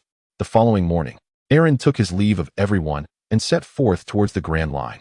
The Grand Line, which runs perpendicular to the Red Line, is divided into two halves by this very landmass. The first half begins at the Leviathan Mountains and extends until it meets the Red Line. The second half starts at the Red Line and once again reaches the Red Line. Surrounding it lies the doldrums. The first segment is known as Paradise, while the latter is referred to as the New World. Generally, ordinary vessels cannot traverse the doldrums, which is why most ships enter or exit the Grand Line via the Leviathan Mountains. Navy ships, powered by their own engines and equipped with sea stone at their hulls, are not reliant on wind and are impervious to various sea kings, allowing them to navigate freely in and out of the Grand Line. In truth, Aaron, possessing the Wind fruit, could also enter and exit the Grand Line at will. However, he chose to traverse the Leviathan Mountains for two reasons. First, it was his inaugural journey, and he was uncertain of what awaited him beyond the doldrums. Second, he yearned to visit Drum Island, coveting the abilities of the Munch fruit for quite some time. Chapter 51. Laboon. The Leviathan Mountains feature 5 water channels, with 4 flowing inward and 1 flowing outward. The 4 diagonal channels draw water from the 4 seas, converging at the mountain's summit, where it then exits through a horizontal channel, leading directly to the Grand Line. This island is a winter isle, with waters significantly colder than those of the surrounding seas. The swift currents and perennial storms have claimed the lives of many pirates who perished before reaching the peak. The doldrums of the Grand Line present an insurmountable barrier for ordinary ships, compelling most to navigate through the Leviathan Mountains. Navy vessels, with their independent propulsion and sea stone reinforcement, face no such hindrance and can traverse the doldrums at will. Typically, one departs from Logtown, heading westward, and it isn't long before the Red Line comes into view. Following the Red Line leads to the entrance canal of the Leviathan Mountains, granting access to the Grand Line. However, this journey carries significant risks, as the proximity of the canal to the doldrums is perilously close. A moment's inattention could lead one astray into the doldrums, resulting in a daunting encounter with colossal sea kings, much like what happened to Luffy and his crew. Moreover, the currents near the Leviathan Mountains are particularly treacherous. Aside from the canal entrance, all currents collide with the mountain's walls and plunge rapidly downward. A careless misstep could spell disaster, leading to the destruction of both ship and crew.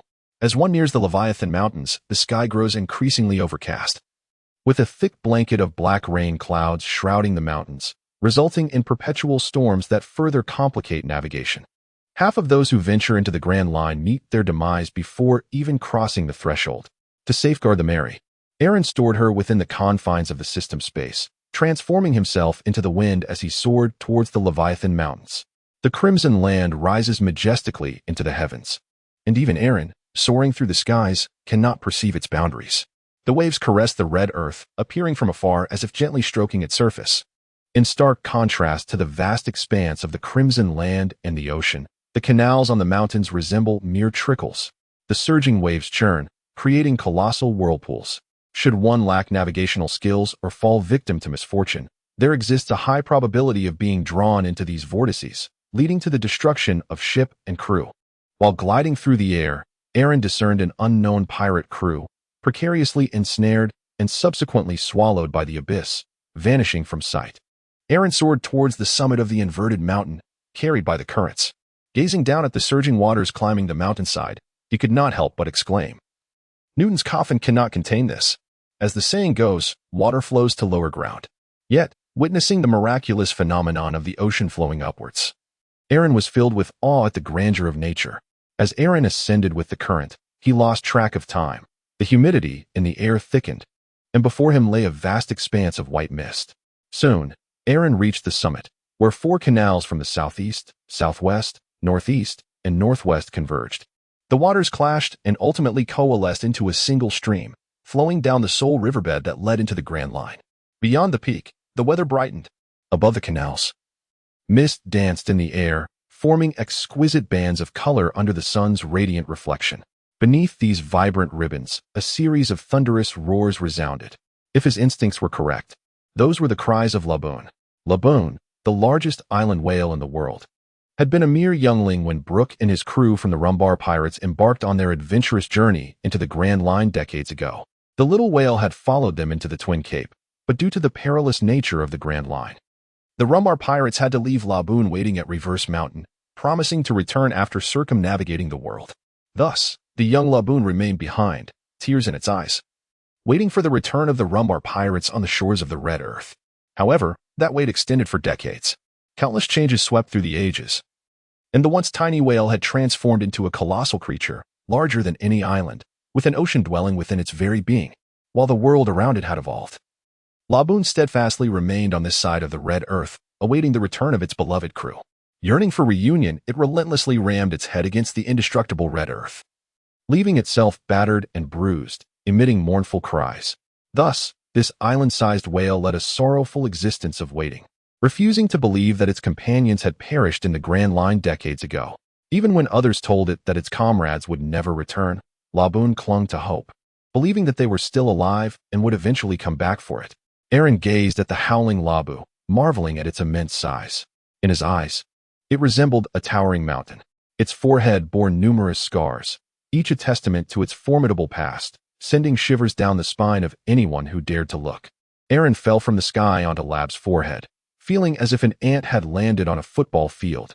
Aaron greeted Lab with the beast tamer ability he acquired from Machi, the deputy chief of the Baki pirate crew. "Hello, Lab. Who are you? How is it that you can converse with me?" Lab responded to Aaron with a thunderous roar, yet in Aaron's ears, it transformed into an adorable sound reminiscent of Gazette from Digga. Observing the effectiveness of the beast tamer ability eased Aaron's mind, and it appeared not only to be useful, but also remarkably enchanting, rivaling the ability to hear the voices of all things. After all, although the protagonist Luffy could hear the voice of the elephant god, he was unable to convey his words to the deity. Whereas the beast tamer ability not only enabled communication with animals, but also allowed one to command them. Aaron patted Lab's large head and smiled, saying, "I am Aaron. It is a gift of mine to be able to converse with you." "Oh, do you have something to discuss?" Lab appeared quite innocent, easily believing Aaron's words. Aaron rose to his feet, brimming with anticipation, and cautioned, "Calm yourself for a moment. Do not become overly excited. I have some news to share. Brooke from the Rumbar Pirates is alive." Before Aaron could finish his words, he was interrupted by Labu's exuberant voice. "Really? I knew they were still alive." Labu was ecstatic, behaving as if in a frenzy. With a swift shake of its head, it tossed Aaron into the air and then plunged into the sea, its massive tail creating towering waves that surged through the ocean. Labu's jet hull erupted, shooting forth a colossal column of water that propelled Aaron high into the sky. The joyous sound echoed across the heavens, lingering in the air for a long while. Chapter 52. Coloca's. After a spell of exuberance, Labu suddenly calmed down. Aaron surmised that Coloca's had administered a sedative within Labu's body. In a charmingly sweet voice, Labu inquired, "Thank you for sharing the news about the Rumbar pirates." Under the influence of the sedative, Labu had become considerably more polite. Aaron recounted the experiences of the Rumbar pirates. The original captain, Plain White Cloth Yuki, along with a dozen crew members, fell victim to an infectious disease and attempted to breach the doldrums aboard their erstwhile pirate ship, seeking to escape the Grand Line. Meanwhile, the remaining crew, led by Brooke, continued their adventures on a new vessel. They later encountered foes in the treacherous Devil's Triangle, where they faced an assault with toxic weaponry, resulting in the death of their ship's doctor. Following a grand ensemble performance on board, the crew was ultimately annihilated, with Brooke being the last to perish during the concert. In his final moments, he experienced the profound loneliness and terror of watching his comrades fall one by one. Endowed with the powers granted by the Yomi Yomi no Mi, Brooke's soul departed for the afterlife, yet upon attempting to return to his body, he became lost in the dense fog of the Devil's Triangle for an entire year. When he finally located his corporeal form, it had transformed into a skeleton, albeit with his signature fro still intact. Thus, he was condemned to exist as a skeleton aboard the ship, assisting in the burial of his companions' skulls. Ultimately, Brooke remained the sole survivor of the Rumbar pirates, having only revived after death. He now finds himself trapped within the confines of the Devil's Triangle. Upon hearing this tale, Lab's tranquil demeanor was stirred with excitement, and he immediately resolved to venture into the Devil's Triangle in search of Brooke. Aaron urged Labu to reconsider. The treacherous waters of the Devil's Triangle are fraught with peril, a realm not easily traversed by the ordinary individual. Moreover, it is the territory of the fearsome Moonlight Moria, a foe not to be trifled with. Even should you possess great size, it would merely serve to cast a larger shadow. Yet, Labu remained resolute in his decision to venture forth, for he believed that Brooke was his most cherished friend and could not bear the thought of him suffering alone in such a dire place. Furthermore, Labu had acquaintances aplenty. With a mighty gulp, he swallowed Aaron whole. Had it not been for Aaron's knowledge of the expansive world within Labu's being, he might have truly become a meal for his friend. Aaron followed the ocean's currents into Labu's interior, soon arriving at a new expanse of sea. In the midst of this ocean lay a small island, upon which stood a peculiar dwelling. Before the house sat an elderly man, whose hairstyle resembled a saffron blossom, adorned with petals of purple and yellow, while the back of his head was crowned with white hair, complemented by a white mustache and beard, with the rest of his scalp completely bare. His physique was robust, with a jawline distinctly broader than his face, and he donned spectacles. He wore a pink shirt embellished with yellow and green patterns, while his lower half was clad in light blue shorts and sandals. A scar marked his left arm, and he adorned his hand with a bracelet of green gemstones. This elderly figure was Kureha, the former lighthouse keeper of Twin Cape, the entrance to the Grand Line. Decades prior, he had promised the captain of the Rumbar pirates, Yorkie, to care for the young Laboon. Later, he encountered a pirate crew led by Gold Roger, who invited him aboard as the ship's doctor, ultimately reaching the Grand Line's endpoint, Raftel.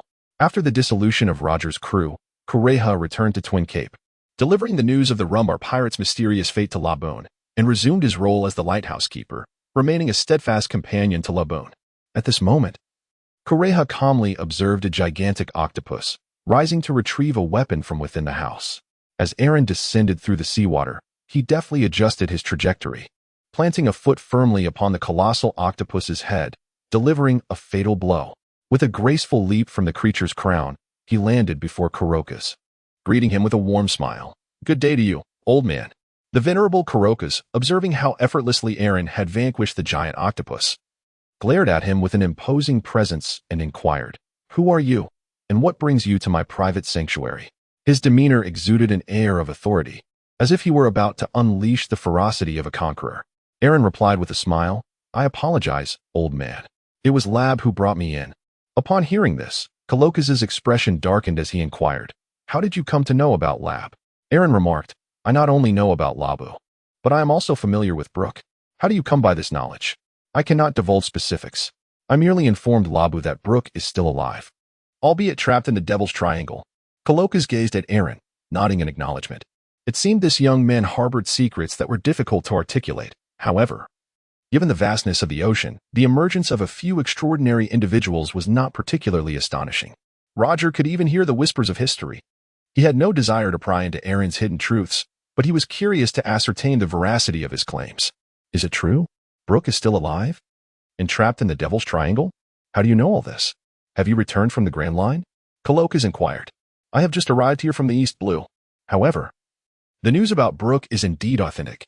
As for how I came by this information, let us just say I possess prophetic abilities." Aaron replied, "I am also acquainted with Shanks. How could I dare to deceive you? I would never resort to dishonesty in such matters." "Are you aware of my identity?" Kalokas retorted, for the mention of Shanks implied that he was cognizant of his own identity as well as that of Shanks. "Do not underestimate my network of intelligence, dear ship's doctor." Aaron grinned widely as he responded, producing a photograph of Ace and Luffy. This was taken during the time Aaron accompanied Nami to Windmill Village. Aaron pointed at Luffy and said, "Behold, this is your captain's straw hat." Then, gesturing towards Ace, he whispered, "This gentleman is the son of your captain." Kalokas gazed at Aaron in astonishment and remarked, "It appears your intelligence is quite impressive, young man. You seem to be well informed about many matters." Aaron touched the back of his head and humbly remarked, "Oh, not at all. Is he Roger's son? I have yet to meet him. May I have a glimpse?" Kalokas gazed at Ace, memories of his voyages with companions flooding his mind, and then he requested Aaron to show him the photograph for a closer inspection. Aaron handed the photograph to Kurokas, introducing, "This is Ace." "Is it?" Kurokas took the photo, scrutinizing it intently, murmuring to himself. After a considerable pause, he returned the photograph to Aaron, stating, "Since you are aware of matters unknown to me, I shall place my trust in you this once." Aaron informed Kurisakas that it was time to deliberate, as Labu insisted on venturing into the treacherous Devil's Triangle to rescue Brooke. The journey was perilous and the territory belonged to the formidable warlord, Moonlight Moria. Thus, a thorough strategy was imperative. Aaron directly suggested that Coloccus seek assistance from Shanks. After all, Shanks is known for his wandering nature and holds the title of one of the 4 emperors. With just a flick of his power, he could easily deal with Gecko Moria. Chapter 53. A brief listen to the voices of all things Shanks, you say? Coloccus murmured to himself. Indeed, he has aged significantly, and his strength has waned considerably. Furthermore, he no longer possesses a vessel capable of navigating the treacherous waters of the Devil's Triangle. Even if he did, he lacks trustworthy companions to share the perilous journey. With all these factors considered, embarking alone to the Devil's Triangle seems an insurmountable task. As Coloccus pondered deeply, he realized that enlisting Shanks' help was truly his best option. He cast a thoughtful glance at Aaron and remarked, "You truly have a knack for this." Suddenly, his previously grim expression softened, transforming into that of a kind old man. With a smile, he inquired, "Young man, what is your name and where do you hail from?" Aaron offered a brief introduction of himself. Upon hearing this, Coloccus beamed with delight. "Is it true that Roger hails from the East Sea?" Remarkably, he shares the same origins as Garp. The more Coloccus gazed at Aaron, the more he found him agreeable. He proceeded to enlighten Aaron about the locale, revealing that the clouds and birds in the sky were, in fact, painted creations. The very source of light above was crafted with the assistance of the shipwright from Roger's pirate crew. Aaron was utterly captivated by the wonders of this world within his stomach. After a brief introduction, Coloccus extricated a small boat from his abode, leading Aaron through an opening and into his residence located within the Gemini lighthouse. He first poured 2 cups of tea, handing one to Aaron before retrieving a telephone worm, disregarding Aaron's presence as he dialed Shanks. Shortly thereafter, the call was connected, and a cacophony of sounds emanated from the receiver, suggesting a lively banquet was underway. Moments later, Shanks's cheerful voice resonated. "Moshi Moshi. Is this Mr. Coloccus? Long time no see. How have you been lately?" Coloccus replied, "Shanks, I shall not dawdle. I will speak plainly. I require your assistance." Upon hearing Coloccus's earnest tone, Shanks became serious as well, gesturing for silence, which fell over the gathering in an instant, and then responded, "Speak. I am listening." Coloccus continued, "I need you to venture into the Devil's Triangle and seek out an individual named Brooke." "Wait a moment, Mr. Coloccus," Aaron reminded. "It's a skeleton, not a human." "Oh, it's a skeleton, not a person," Coloccus corrected. Shanks seemed to have heard a somewhat familiar voice and inquired, "Mr. Coloccus, is there an unfamiliar voice beside you? Do you have a guest? How keen is your hearing?" Aaron silently scoffed at this, then politely addressed the microphone, "Greetings, Mr. Shanks. It has been quite some time. I am Aaron. We met back in Windmill Village."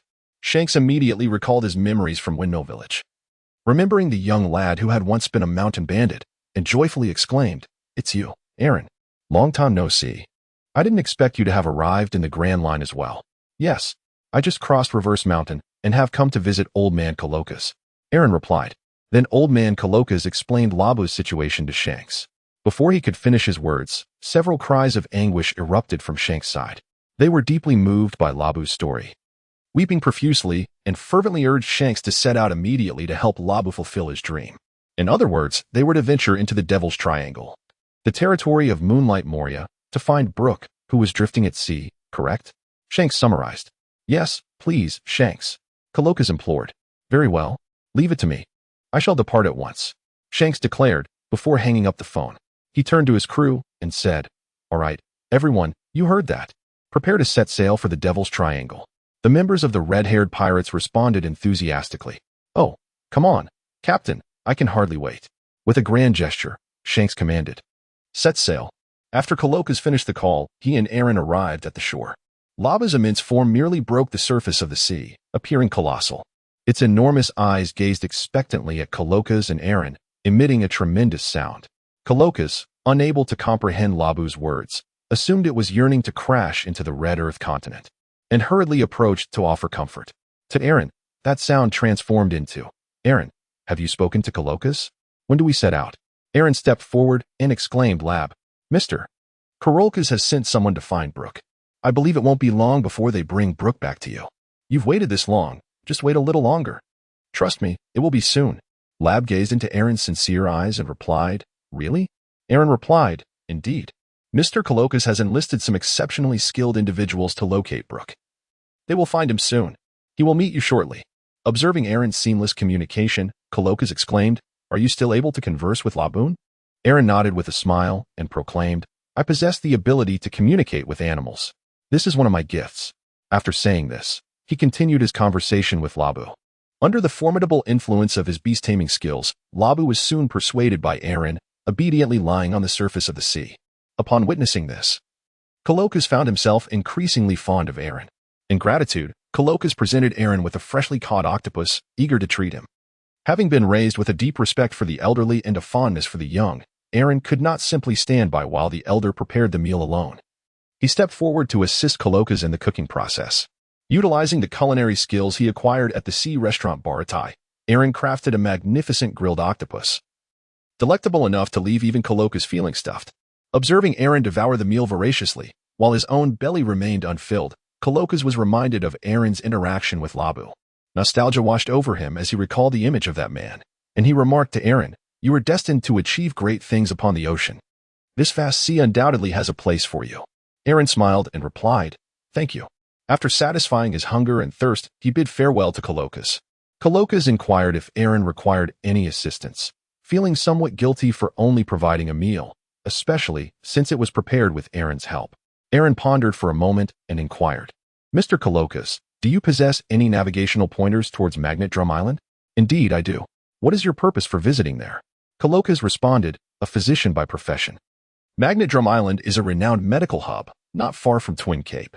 He had previously studied on the island, hence he retained the eternal pointers of Magnet Drum Island. Aaron informed Colokas that a trash king had emerged on Drum Island, and he intended to defeat him. Chapter 54, A Sudden Encounter with Ice and Snow. Aaron informed Colokas that ever since the ascension of Wapol, the new king of the Drum Island Iron Kingdom, the nation has been subjected to a tyrannical regime. The king relentlessly contemplated the imposition of laws to govern the populace with an iron fist. Recently, Wapol executed a campaign to eradicate physicians, expelling nearly all of the country's esteemed doctors, leaving only 20 within the confines of the castle's research institution. Consequently, the entire nation's medical practitioners became Wapol's personal physicians, forcing the ailing to beseech him for care, while countless individuals suffered and perished without treatment. Upon hearing this, Colokas was filled with righteous indignation, his hair standing on end like a blooming saffron flower. He slammed his fist on the table, gritting his teeth, and exclaimed, That despicable beast! If it weren't for my obligation to accompany Labu, I would gladly deliver him a thorough beating. He could hardly fathom that a nation renowned for its medical prowess could be ruled by such a wretched king. The memories of his time studying on Drum Island ignited a fierce anger within him. He retrieved 2 recording pointers from the room and addressed Aaron, saying, One of these is the eternal pointer to Drum Island, while the other is a standard recording pointer. He solemnly placed the recording pointer in Aaron's hand and added, That king is now your responsibility. Along with my share, make sure to deliver him a resounding blow. Yes, I will certainly give him a thorough thrashing. Aaron agreed. Having accomplished everything, he was truly prepared to bid farewell. He approached Labu, who gracefully floated silently upon the sea, and gently caressed it, whispering his goodbyes. Labu emitted a soft growl and a plea for him to stay. Although their acquaintance had been brief, Aaron had brought news of Brooke and was the only one with whom it could communicate freely. Moreover, Labu had developed a fondness for Aaron's very essence. However, since parting ways with the Rumar pirates, Labu had come to understand that no feast in this world lasts forever. After a moment's hesitation, it inquired of Aaron, expressing deep gratitude and offering any assistance he might require, vowing to do its utmost to oblige. With a smile, Aaron remarked to Lab, If you wish to express your gratitude, then strive to become his superior. Should you achieve this, I would certainly be thankful to you. Although Lab was uncertain of Aaron's true intentions, he readily accepted the proposition, believing it could be of benefit to him. Upon Lab's acquiescence, Aaron was bestowed with the remarkable trait of the great whale's strength, which granted him not only Lab's formidable power, but also the essence of his vitality. Consequently, his physique ascended to the SS rank, and a new attribute, Strength S, emerged on his panel.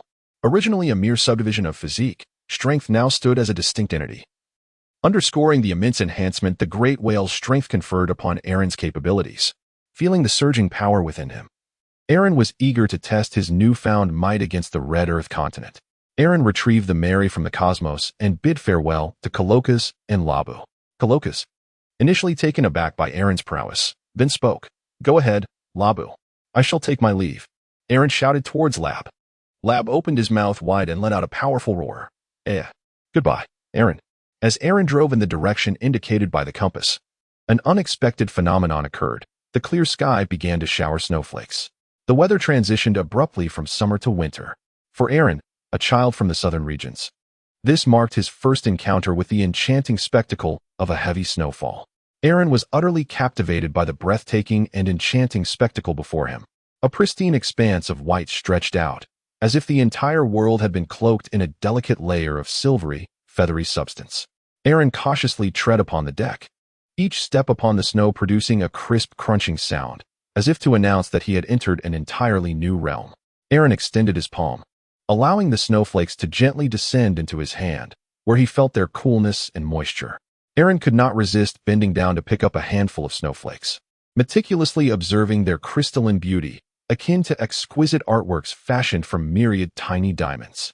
The expansive white clouds in the sky drifted gracefully with the gentle breeze, while the snowflakes continued to descend, resembling a fantastical dance. Closing his eyes, Aaron experienced the soft touch of the snowflakes as they gently kissed his cheeks. The icy sensation and the refreshing aroma enveloped him, transporting him to a fairy tale-like wonderland. Aaron paused for a moment, gazing at the breathtaking scenery before him. A surge of inexplicable joy and wonder welling up within his heart. It was akin to a young potato's first visit to Harbin, where he developed a profound appreciation for the marvels and beauty of nature.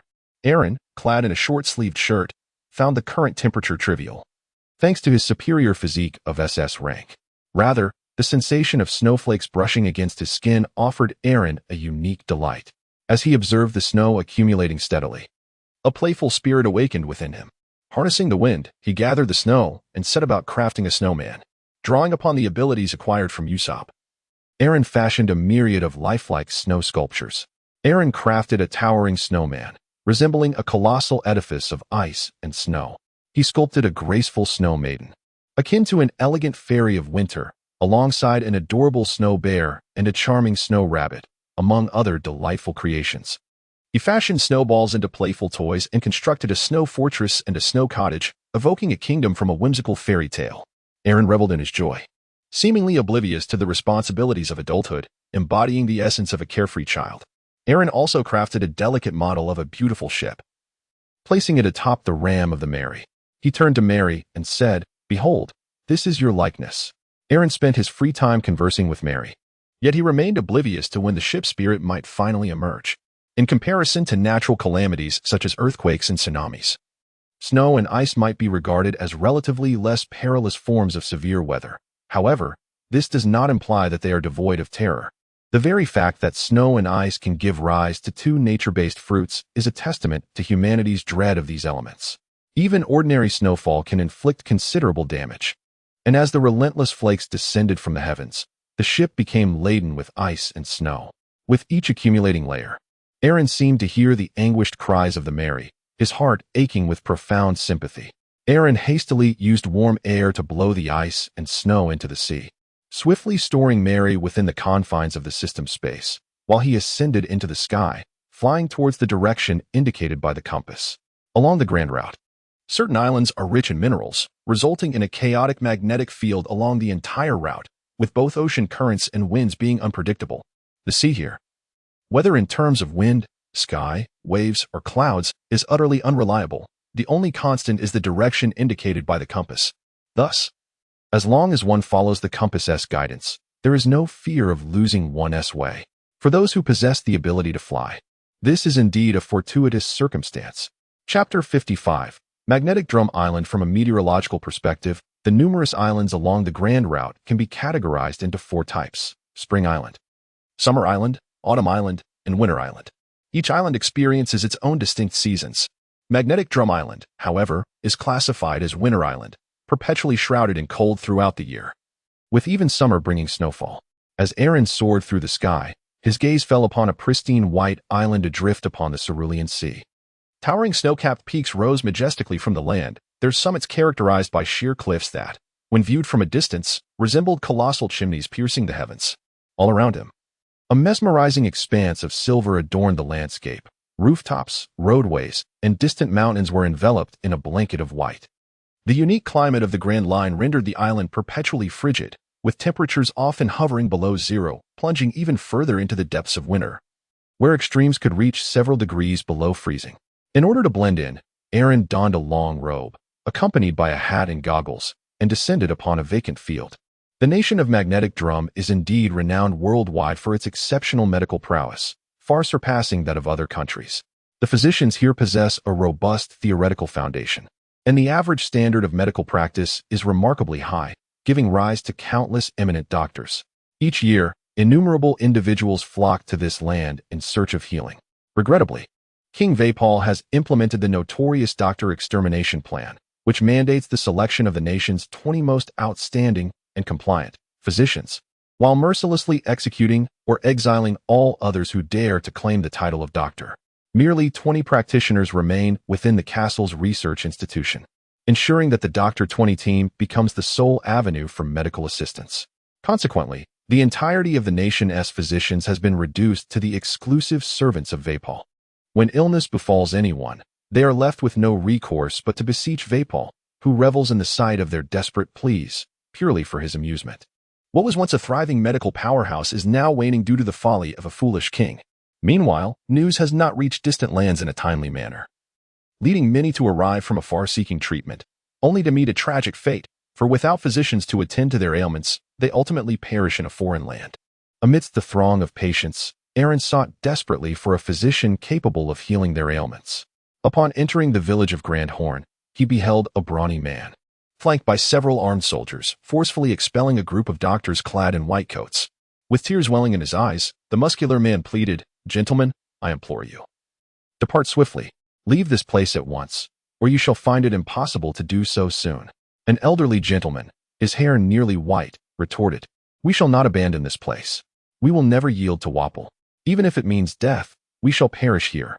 The soldiers, having discerned the multitude of patients, halted their advance, with a few remaining vigilant, weapons drawn. "Who are you, and what brings you to the kingdom of Magdrum?" they inquired. The patients offered a myriad of responses, yet all shared a singular purpose, the pursuit of medical treatment. Upon hearing their plight, the soldiers' expression softened, their initial wariness dissipating. The imposing leader, Dalton, meticulously examined the belongings of the group to ensure their safety before declaring, "I am Dalton, the captain of the Iron Communication Kingdom's Guard. I beseech you to return home. There are no doctors left here to treat you." The patients gasped in disbelief. Why is that so? After traversing countless mountains and enduring untold hardships to arrive here, how can it be that no physicians remain? Is this not a nation renowned for its healing arts? Dalton struggled to elucidate. Recently, the king enacted a law stipulating that aside from the 20 medical professionals directly under his command, all acts of providing medical care are deemed criminal. Those esteemed doctors have either been exiled or executed. What? How can this be? This must be a deception. Why would such atrocities befall the healers? The patients' faces betrayed their astonishment. Had the doctors committed some unforgivable transgression? Surely, the entire medical community could not be punished for the actions of a few. Why would the king make such an incomprehensible decree? This matter is difficult for me to convey. Dalton's countenance bore the weight of sorrow, his fellow soldiers displaying a similar shame. This situation was equally hard for them to accept, yet they were powerless to defy the king's orders, even forced to partake in the apprehension of the doctors. Pointing at the white coats, the patients questioned, "Are they not doctors?" Dalton gestured for his subordinates to hasten in removing the physicians, lest higher officials arrive and enact lethal consequences upon them. He solemnly explained to the anguished patients, "They are expelled doctors, forbidden from practicing medicine here. If you do not leave now, you will face execution." How can this be? The patients were incredulous. For such a ludicrous reason, the doctors were to be condemned to death? It was utterly absurd. Dalton shrugged helplessly, for he too wished for a different outcome, yet the king's decree was absolute. The patients exchanged glances, feeling a profound sense of helplessness. They had come in search of healing, only to discover that the physicians here had been stripped of their authority. Observing their despair, Dalton sighed and addressed the patients, "Dear friends, it is best that you return home. There are no healers left here to tend to your ailments, and remaining will only place you in greater peril." I sincerely hope for your swift recovery. The patients, filled with sorrow, were overwhelmed by a sense of futility and despair. Was this truly the Dalton who could transform into a minotaur? Aaron recognized a familiar name and scrutinized the figure before him, a square-faced man, tall and athletic, adorned with pale yellow arm guards and clad in a green cotton robe. In the original narrative, he served as the captain of the guard for the former king of Drum Kingdom. Both he and the king harbored grave concerns regarding the actions of Prince Wapple. Following the king's demise, the spoiled Wapple ascended to the throne. Dalton also became a guard for Wapple, yet he opposed the prince's tyrannical rule. Upon witnessing the tragic death of Hilialik at Wapple's hands, Dalton was moved to tears. When Chopper sought vengeance for Hilialik, Dalton resolutely intervened, urging Chopper to flee swiftly. Wapple perceived Dalton's actions as insubordination and, in his wrath, struck him down, imprisoning him for 7 days. When Blackbeard invaded, Wapple abandoned his kingdom, prompting Dalton to take charge of Drum Island, steering it away from chaos and swiftly earning the people's trust. After Wapple's defeat by Luffy, Drum Island was renamed the Sakura Kingdom, with Dalton crowned as its king. Ultimately, he was one of the few relatively sane individuals within the piratical world. The patients were reluctant to leave and gathered here, eager to ascertain the situation. Dalton had no choice but to accommodate them in the village. Chapter 56. The Cunning Dragon and the Phoenix Chick. Once Dalton had organized the crowd, he hurried to the palace to plead with King Wapple on behalf of the doctors, a task he undertook almost daily. At that moment, Wapple, the king of the Iron Barrel Kingdom, was indulging in a meal. He carelessly lifted a table, stuffing food into his mouth. Wapple was corpulent, his hair a deep purple, with a large mouth and a barrel-shaped chin forged from iron. Clad in heavy winter garments, he wore an iron shell over his attire. Draped in the fur of a white beast, Wapple was a selfish tyrant, ruling with an iron fist and indulging in his whims. Displaying no sense of responsibility befitting a king, he even sacrificed the health of his subjects to fortify his power, prioritizing his own interests above all else. He enacted regulations that benefited only himself, regardless of the welfare of his people, and issued inhumane decrees to eliminate doctors, leading the once great Iron Barrel Kingdom to decline. His sole focus was on his own pleasures, indifferent to the fate of the nation or the lives of its citizens. Although Wapple was slightly shorter than Dalton, his horizontally expansive physique gave the impression of being much shorter. This transformation was linked to the abilities of his devil fruit as a consumer of the Munch Munch fruit. Wapple was perpetually ravenous, willing to consume anything, even the most repugnant items. There was no telling what lengths he might go to in his insatiable hunger. As he approached the table, his mouth suddenly expanded, effortlessly biting off 2 legs and nearly a third of the tabletop, crunching loudly as he chewed.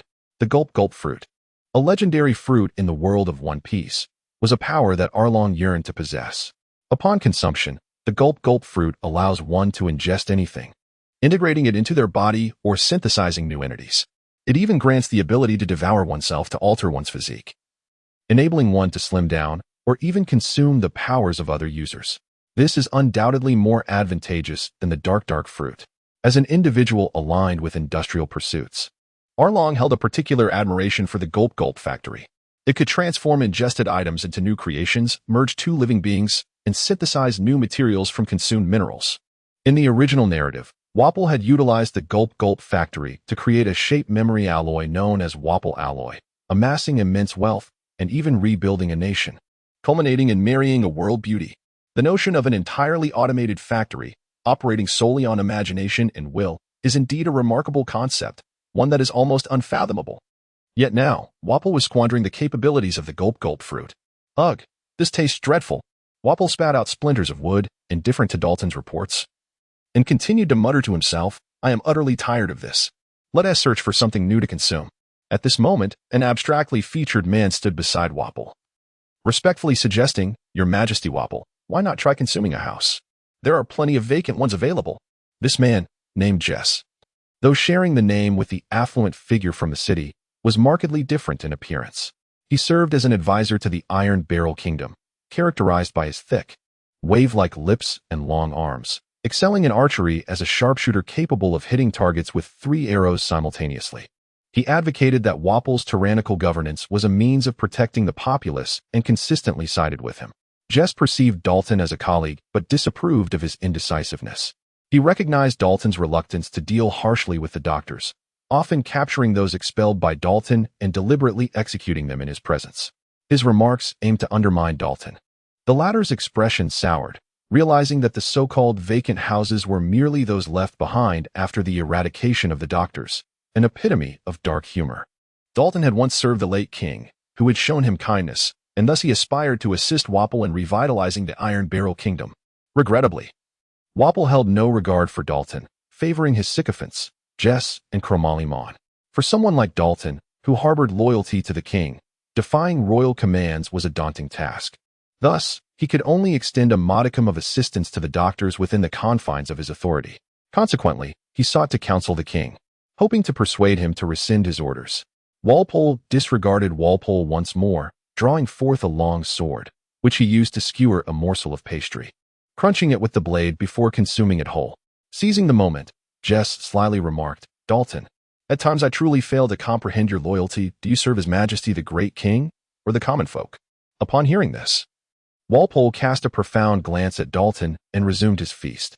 Dalton, instantly drenched in cold sweat, fell into silence, mulling over the implications for an extended period. Meanwhile, Aaron, accompanied by the others, was dining at a tavern in the village, absorbing the local gossip. "Are there truly no other doctors available?" the patients inquired of the tavern owner. The proprietor sighed, his voice laden with sympathy. "Ever since the king issued that decree, physicians have fled or been apprehended. If you seek a doctor, I regret to inform you that the timing is indeed unfortunate. Even if a doctor were present, they would scarcely dare to treat anyone. Many have long since concealed their identities to evade capture. Those who dare to resist will not survive much longer." The patients pressed on. "So what should you do if you fall ill?" The owner replied grimly, "You either endure the ailment or seek the king's favor to summon Dr. 20 for assistance. If the king is in good spirits, you may find relief. Otherwise, you can only await your demise." However, the owner furtively glanced around the doorway, ensuring no soldiers were patrolling nearby before whispering, "In truth, there are still some honorable doctors wandering between towns, evading capture while quietly tending to the sick. With a stroke of luck, you might still encounter them." He did not shy away from discussing this with the other patrons, as it had become an unspoken secret among the populace. Indeed, some tavern owners in public venues had ways to contact them. The owner, moved by the struggles these individuals had endured to arrive here, felt compelled to share this information. A gravely ill patient urgently inquired, "Where shall we seek these doctors?" "That depends on fortune," the owner replied. "Each town and village may harbor such encounters. The more lax the soldier patrols, the greater the chance of finding help. But do exercise caution." He added, "While seeking a doctor is not without hope, you must be wary of two individuals, the Witch Kareha and the Quackililik. Both are formidable doctors in their own right, in various senses of the term, and if it can be avoided, no one wishes to engage with them." Indeed. Upon the mention of these two figures, patrons eagerly voiced their opinions, passionately critiquing them. The tavern was instantly filled with a buoyant atmosphere. Chapter 57. The Secret of Eternal Youth. People whispered behind closed doors, discussing these two characters. One, an elderly woman known as the Witch, and the other, a self-proclaimed physician of dubious merit. These two extraordinary figures have become the legends of the small town, their tales recounted by the residents with vivid detail. When the witch is mentioned, villagers display a mixture of reverence and fear. At the age of 131, she appears remarkably untouched by the passage of time. While she tends to the sick, her methods are anything but conventional. She first assesses the financial circumstances of her patients before determining her fees. This may seem somewhat reasonable. However, her pricing often leaves many in astonishment, as affluent families are required to pay exorbitant sums. Moreover, some patients have reportedly faced harsh treatment for expressing dissatisfaction with her charges. Consequently, the witch's reputation in the town is rather unsavory, with some likening her more to a pirate than a healer. In contrast, the notoriety of the quack physician is even more resounding. Not only is his medical expertise superficial, but his conduct is also egregiously vile. It is said that he arrives for consultations armed, forcibly entering patients' homes regardless of their consent, insisting on treatment. Such actions are akin to those of a bandit. What is most terrifying is the perilous nature of the quack's methods. The so-called remedies he employs are often incomprehensible mixtures, which not only fail to cure ailments, but exacerbate them. Rumor has it that a mere common cold in his hands could escalate into a life-threatening condition. Even more appalling, he demands exorbitant fees post-treatment, resorting to arson to destroy patients' homes to achieve his aims. While the witch's charges may be steep, she at least possesses the ability to cure certain ailments. Conversely, the quack is a complete charlatan and villain, whose presence only inflicts further suffering and despair upon the afflicted. Aaron listened to the gossip, aware that Kiriha's character was somewhat eccentric. However, her competence and sense of responsibility as a physician were undeniably commendable. As for Hilialik, his tragic fate caused people to instinctively overlook his unreliability, and his cavalier treatment of patients was truly excessive. Moreover, his notion of causing cherry blossoms to bloom in this nation, thereby invoking miracles to save it, was rather fanciful. Just as the discussion reached a fervent peak, the restaurant's door was abruptly thrust open. Excuse the interruption. A tall figure stood silhouetted against the light, lifting her sunglasses to her forehead, revealing a cheerful smile. Hee. How have you been, little ones? What? Dr. Kiriha? The restaurant was instantly filled with the terrified exclamations of patrons, accompanied by the sound of chairs scraping against the floor, as those who recognized her were evidently alarmed. Kiriva, hands on her hips, laughed. What? Are you inquiring about my secret to eternal youth? No one asked you that, retorted other guests. A patron near the entrance blurted out. You look exactly the same as before. You don't look a day over 140. Who are you calling an old hag, you little brat? Kiriha unleashed a swift kick, sending the patron flying, exclaiming, The youth of today are truly impolite. I am still in the prime of my 131 years. What brings you here? He. I heard someone was searching for a doctor. Kiriha stepped into the restaurant, placing her medical kit on an empty table, surveying the surroundings as she inquired, So, where are the patients? Someone instinctively replied, There's no one sick here. Kiriha fixed her gaze on him. Are you a doctor? The man averted his eyes, feeling guilty. In truth, he was uncertain whether anyone was ill, but even if there were, who would want this witch to treat them? Kiriha noted the fearful expressions surrounding her, chuckling as she patted her medical kit. I possess the antidote, you know. If you don't believe me, you may test it. However, the fees are rather steep. Can you truly heal? Someone couldn't help but ask. Of course.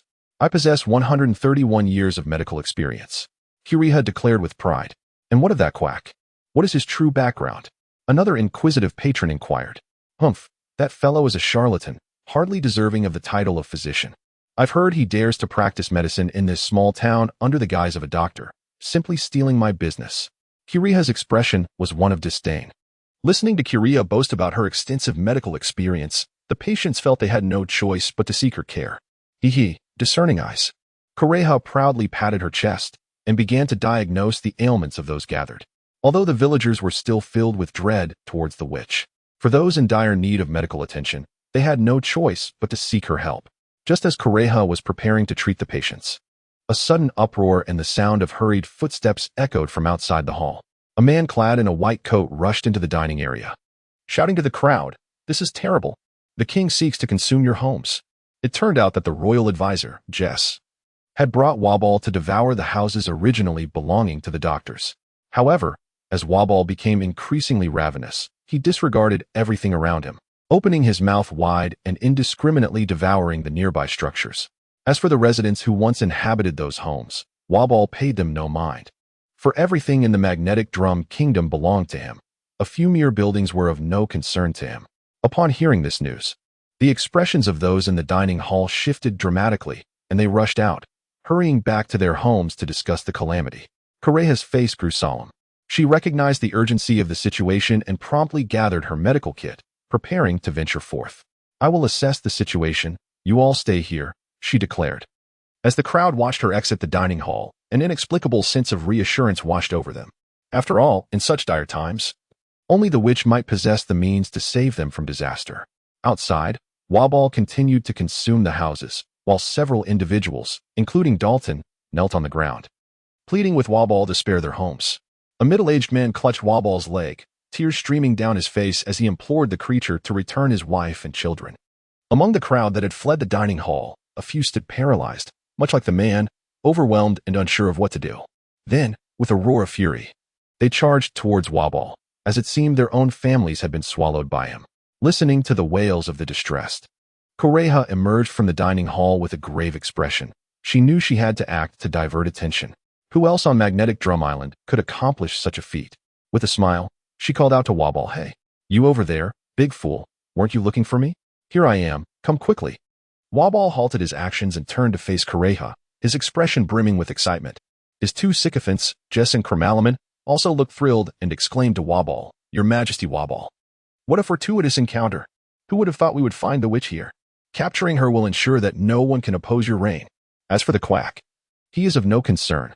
Wobble sneered, his eyes glinting with exhilaration as he slowly approached Kureha, with a serious demeanor.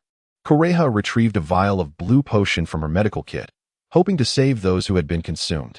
Amidst the throng, Aaron observed the desolate faces of those who had lost their loved ones to a cruel fate, a profound anger swelling within him.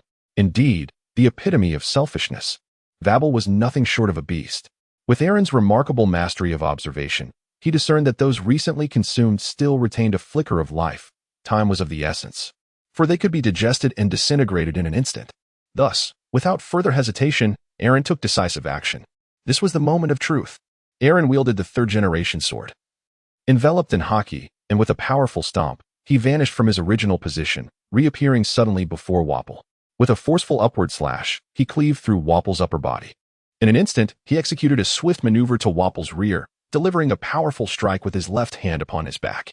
The shockwave of Bear's impact surged forth. Wobble was immediately struck by an overwhelming force, which, under Aaron's precise control, sent the recently devoured individuals flying. Subsequently, Aaron delivered a decisive kick, propelling Wobble away. Aaron harnessed the force of the meatball fruit to propel individuals away with astonishing impact. Those engulfed in sorrow, upon witnessing their family members, rushed forward to embrace their loved ones from the ground, disregarding any gratitude towards Aaron, and beseeched the witch Kureha to examine their kin. Who is it? Exclaimed the explosive-haired Chromalomon in astonishment. This sudden onslaught startled Jace and Chromalomon, who were utterly unprepared, leaving Wobble to react in shock to the attack. It hurts terribly. I am dying. Someone save me. Wobble lamented, clutching his abdomen on the ground. Chromalomon, attempting to display bravado, shouted, Come forth. Dr. 20. Let them witness your prowess. 20 doctors clad in white coats struck poses as they made their entrance. Needles, surgical knives, white iron sheets, hammers. Aaron observed as 20 doctors busily tended to Wobble's body, stitching and hammering as if they were mending a machine.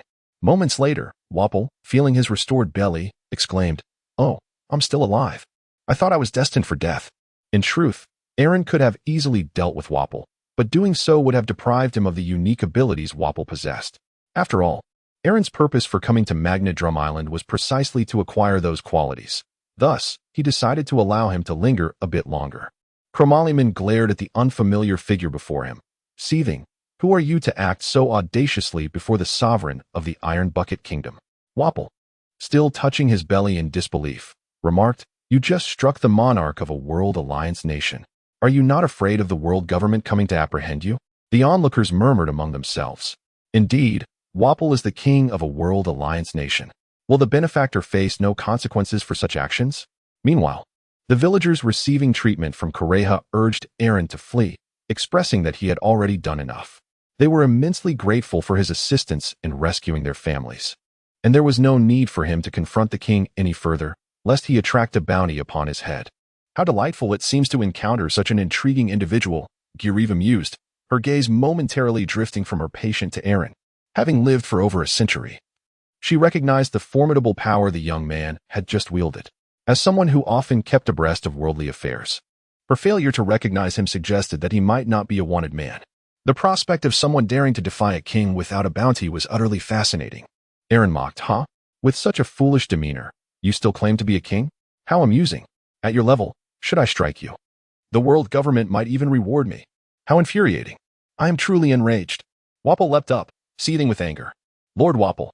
The sycophants Jess and Chromalomon exclaimed in astonishment, fear evident in their eyes as they exchanged glances. Enough of this nonsense, let us take action. The soldiers of the kingdom charged towards Aaron. With a smile gracing his lips, Aaron stood his ground, observing the advancing soldiers. For a mere trifling sum, why risk one's life? He closed his eyes, leaping gracefully to evade their attacks while deftly maneuvering among them, and with the weapon still sheathed, he struck at their necks with precision. The phantom of Aaron materialized around the soldiers, and by the time it vanished, Aaron had returned to his original position. One by one, the soldiers fell to the ground. Foaming at the mouth, their eyes rolled back in unconsciousness. What? Jace and Cromalaman were taken aback, astonished that the soldiers had succumbed so swiftly. It seemed they had no choice but to take matters into their own hands. Jace drew his bow from behind, the elegant curve resembling a full moon, and took aim at Aaron. 3 arrows were unleashed simultaneously, soaring with incredible speed and overwhelming pressure towards Aaron. Cromalaman, more devious in nature, was the affairs officer of the Iron Barrel Kingdom, sporting a frizzy beard and boxing gloves, primarily wielding electrically charged wool balls for his attacks. Derived from his own explosive hairstyle, he believed that controlling the populace was far more crucial than genuinely governing the kingdom. The wool balls he hurled, when magnified due to their static charge, would cling to opponents, hindering their movements. Furthermore, these wool balls were highly flammable, often delivering unforeseen blows to enemies. Seizing the moment while Jace attacked Aaron, he directed his assault towards Kureha, who was still treating patients afflicted by Wapple's gastric acid. Kureha was occupied healing a villager burned by the corrosive substance, and faced with Cromalaman's onslaught, she found herself at a loss. Several villagers spread their arms wide, shielding Kureha from harm. As the 3 arrows hurtled toward him, Aaron merely remarked, "So slow." He then extended his right hand, fingers splayed, and with a refined perception, he expertly caught the arrows between his fingers. With a swift motion, he flipped his hand, redirecting the arrows back towards Jace with an exponentially greater force and speed than before. In an instant, he appeared before Kureha, performing a soccer kick to send the wool ball back to its origin. Even though the wool ball could adhere to an opponent, could it cling to his armament? Both attacks returned with a potency far surpassing their initial power. What?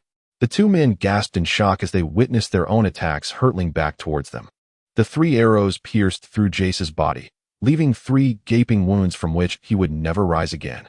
Meanwhile, the once soft wool ball struck Cromalaman like a cannonball, igniting into flames. He rolled in the snow, desperately attempting to extinguish the fire. Ultimately, the flames were quelled, but he succumbed to unconsciousness as well. Chapter 59. The hero Dalton Wapple observed in dismay as his 2 most capable subordinates were vanquished, leaving him seemingly alone among the villagers.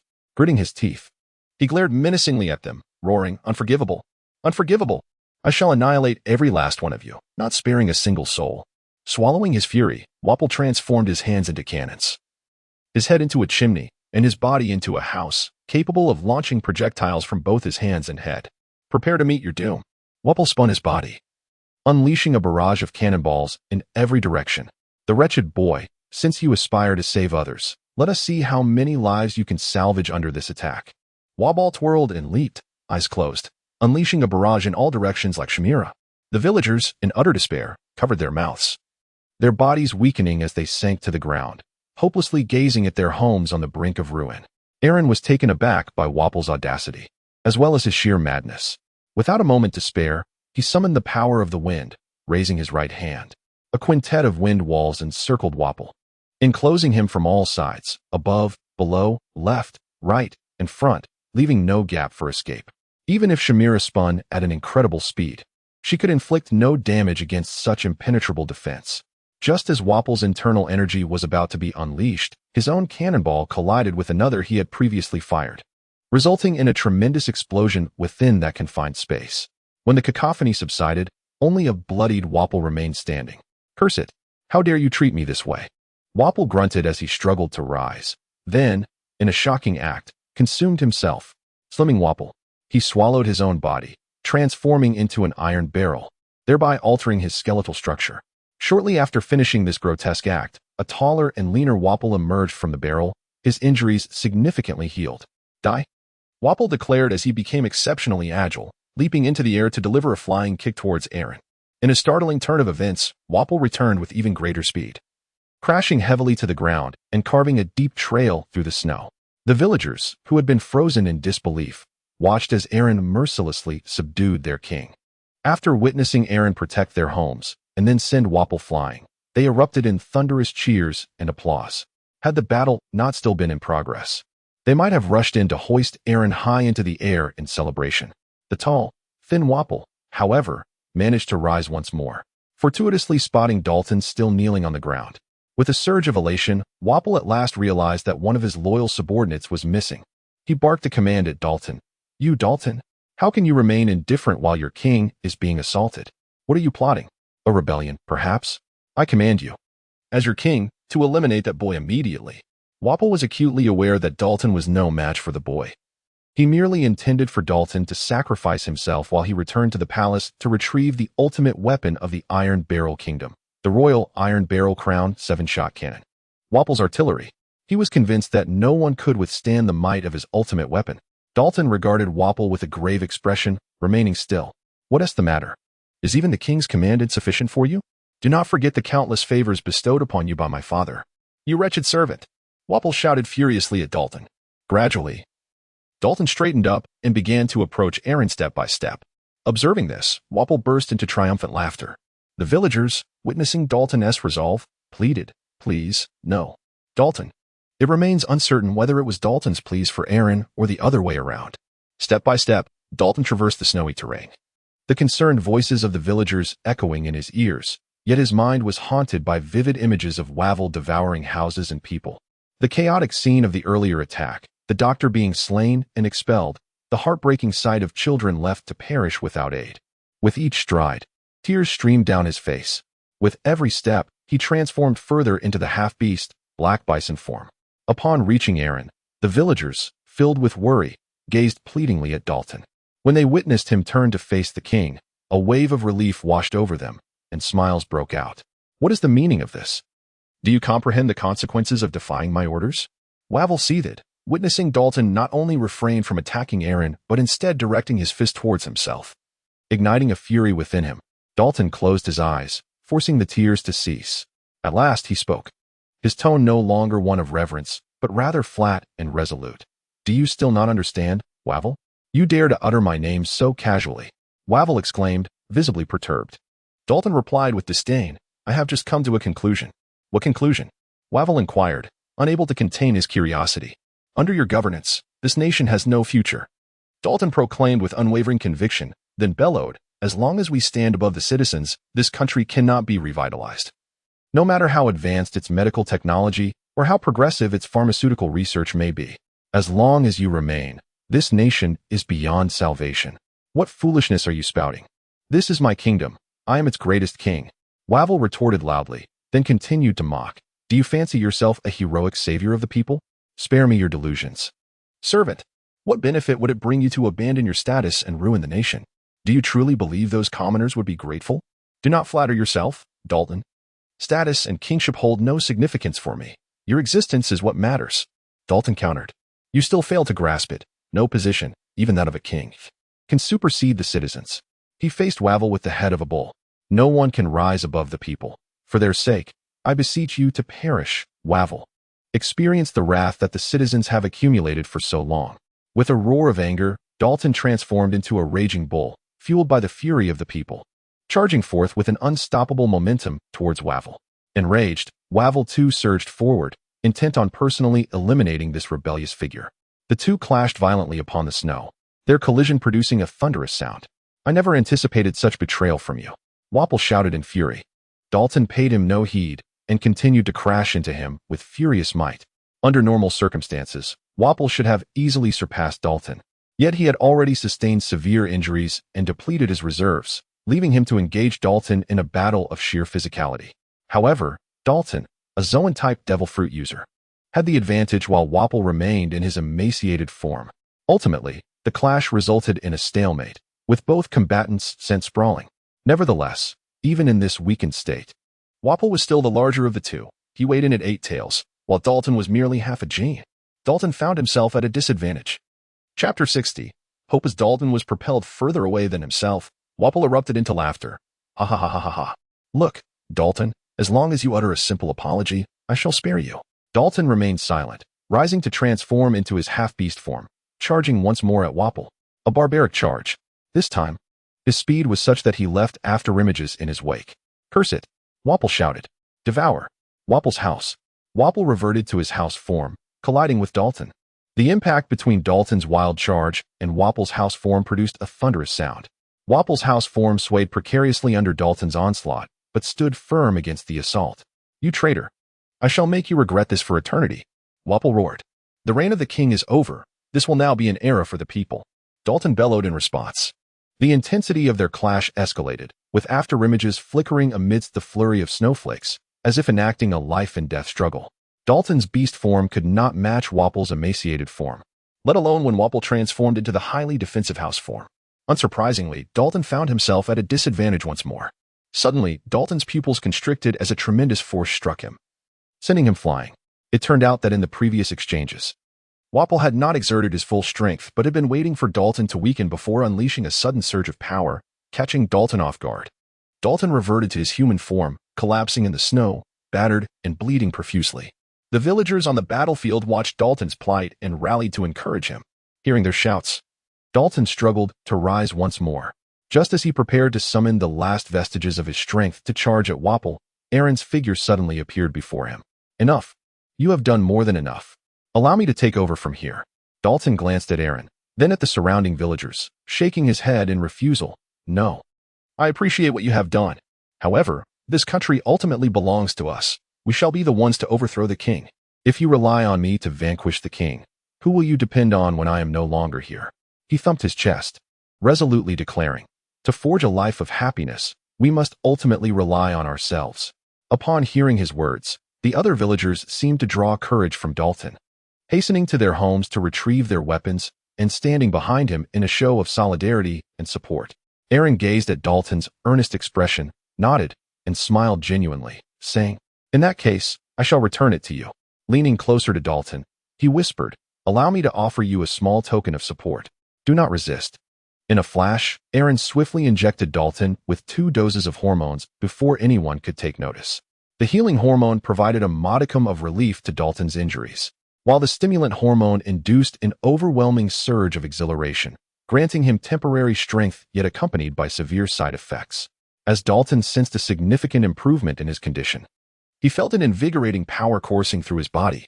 Astonished, he gazed at Aaron and exclaimed, What is this?" Aaron whispered, "It can grant you a fleeting surge of power, but there will be formidable side effects. Time is of the essence." Dalton felt an overwhelming force surging within him. He closed his eyes, took a deep breath, and tensed his muscles, bracing himself for the repercussions of this newfound strength. Suddenly, his body began to tremble violently, as if it were on the verge of bursting apart. The intense pain was nearly unbearable. Yet, he understood that there was no time to squander. He had to harness this power swiftly. "Thank you." Dalton gritted his teeth and persevered. With a furious roar, he stomped the ground, creating a deep crater in the snow.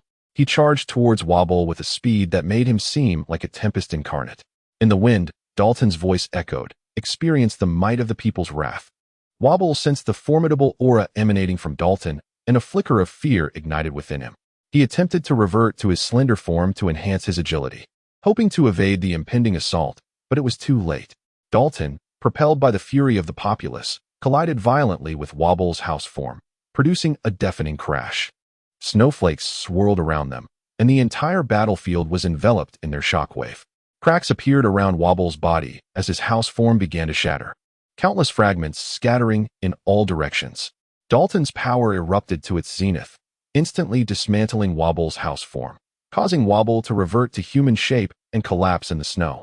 Battered and unable to move, Dalton ceased his assault and stood before Wobble, his eyes ablaze with fervor. "The reign of the king has come to an end. This will usher in an era belonging to the people," he declared coldly. With that, he turned away, facing the villagers on the battlefield, and offered a faint smile. He made his way, step by step, to Aaron, kneeling heavily yet proclaiming loudly, "Thank you. The Iron Barrel Kingdom shall be reborn." The villagers erupted in joyous cheers, laughter ringing out as they embraced one another, celebrating their victory. Young ones joined hands, dancing exuberantly, as jubilant music echoed across the battlefield, spreading the elation of triumph. They surged into the fray, chanting "Long life," as they lifted Dalton high into the air. They attempted to do the same with Aaron, but he deftly evaded their grasp. Aaron vanished before the crowd, accompanied by Wopple. Correa smiled as she watched Aaron disappear, then approached the excited throng and exclaimed, "Hey, little ones, if you don't stop, Dalton may very well perish." Upon hearing this, the crowd realized that Dalton had already succumbed to unconsciousness, and they hastily laid him down with great care. They anxiously awaited Correa's diagnosis, timidly inquiring about Dalton's condition. Correa cast a disdainful glance at them and replied, "He is not in serious trouble. A bit of rest will suffice." The villagers breathed a sigh of relief and resumed their jubilant celebrations. They raised their weapons, leaping in the snow while singing merry songs, embodying their joy and elation. Some women, having procured flowers from an unknown source, scattered them into the air, allowing the petals to drift with the wind, like blessings bestowed upon them. The villagers encircled one another, exchanging congratulations and well wishes, sharing in the delight and happiness brought forth by their victory. Some kind souls ignited a bonfire, grilling meat in the snow, emitting an enticing aroma that elevated everyone's spirits further. Children frolicked in the snow, their laughter and cheers resonating throughout the battlefield, showcasing their carefree innocence. Meanwhile, the elders sat quietly aside, gazing into the distance, their eyes filled with anticipation and hope for the future. Chapter 61. A grand upgrade for the merry. In a deserted corner, Aaron roused Vapal from slumber, skillfully inducing a hypnotic state to acquire the unique abilities of the Munch Munch fruit. The objective of this journey has now been splendidly fulfilled. Aaron gazed at the feeble Vapal, sprawled helplessly on the ground, wrestling with a profound dilemma. He had no desire to take Vapal's life. The Gura Gura no Mi was an extraordinary fruit, and should Vapal perish, leading to its rebirth in an unknown location, it would be disastrous if it fell into the hands of the world government. Aaron contemplated for a moment and directly confined Vapal within the confines of the system space. Here, Vapal shall eternally exist in a state of Schar Dinger's paradox, perpetually tormented by unending suffering. Aaron returned to the village of Great Horn, where he discovered the jubilant townsfolk engaged in song and dance, as well as those gathered around the witch, inquiring about Dalton's health. The villagers, upon noticing Aaron, approached him one after another to express their gratitude. With a smile gracing his lips, Aaron approached Kiriha and greeted her. "Dr. Kiriha, the esteemed old man Kalokas sends his regards." Kiriha lifted her gaze, curiosity sparkling in her eyes as she inquired, "Oh, the mischievous little rascal from before? Are you acquainted with that imp?" Aaron mentioned that he had just passed by Twin Cape and fortuitously encountered Kalokas. No wonder. Kiriha gazed at Aaron's empty hands and inquired, "What of the king?" Aaron replied, "To prevent his resurgence, he has vanished forever." Upon hearing this, those nearby erupted into cheers, eagerly pulling Aaron into their revelry. After the festivities, the villagers invited Aaron to stay for a while, promising that once Dalton's health improved, a public election would be held, and they would welcome Aaron to witness the event. Aaron also wished to explore this country thoroughly while familiarizing himself with the abilities of the gum gum fruit.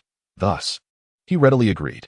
Aaron traversed the various locales of Magnetic Drum Island, where scenes of healing were abundant. The multitude of patients gathered from all corners could finally receive treatment.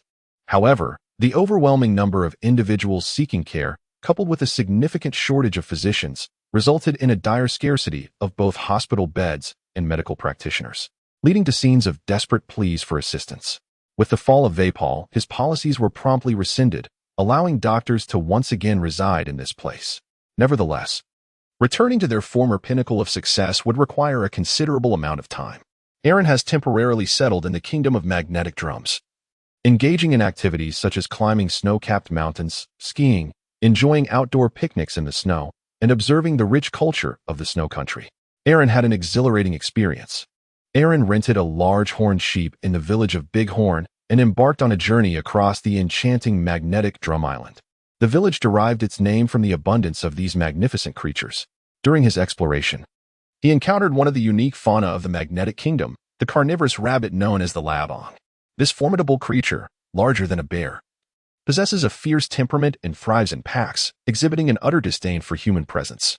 Highly aggressive, these terrifying communal beings on Winter Island only acknowledge the strength of their own kind, readily attacking any perceived intruders with brutal force.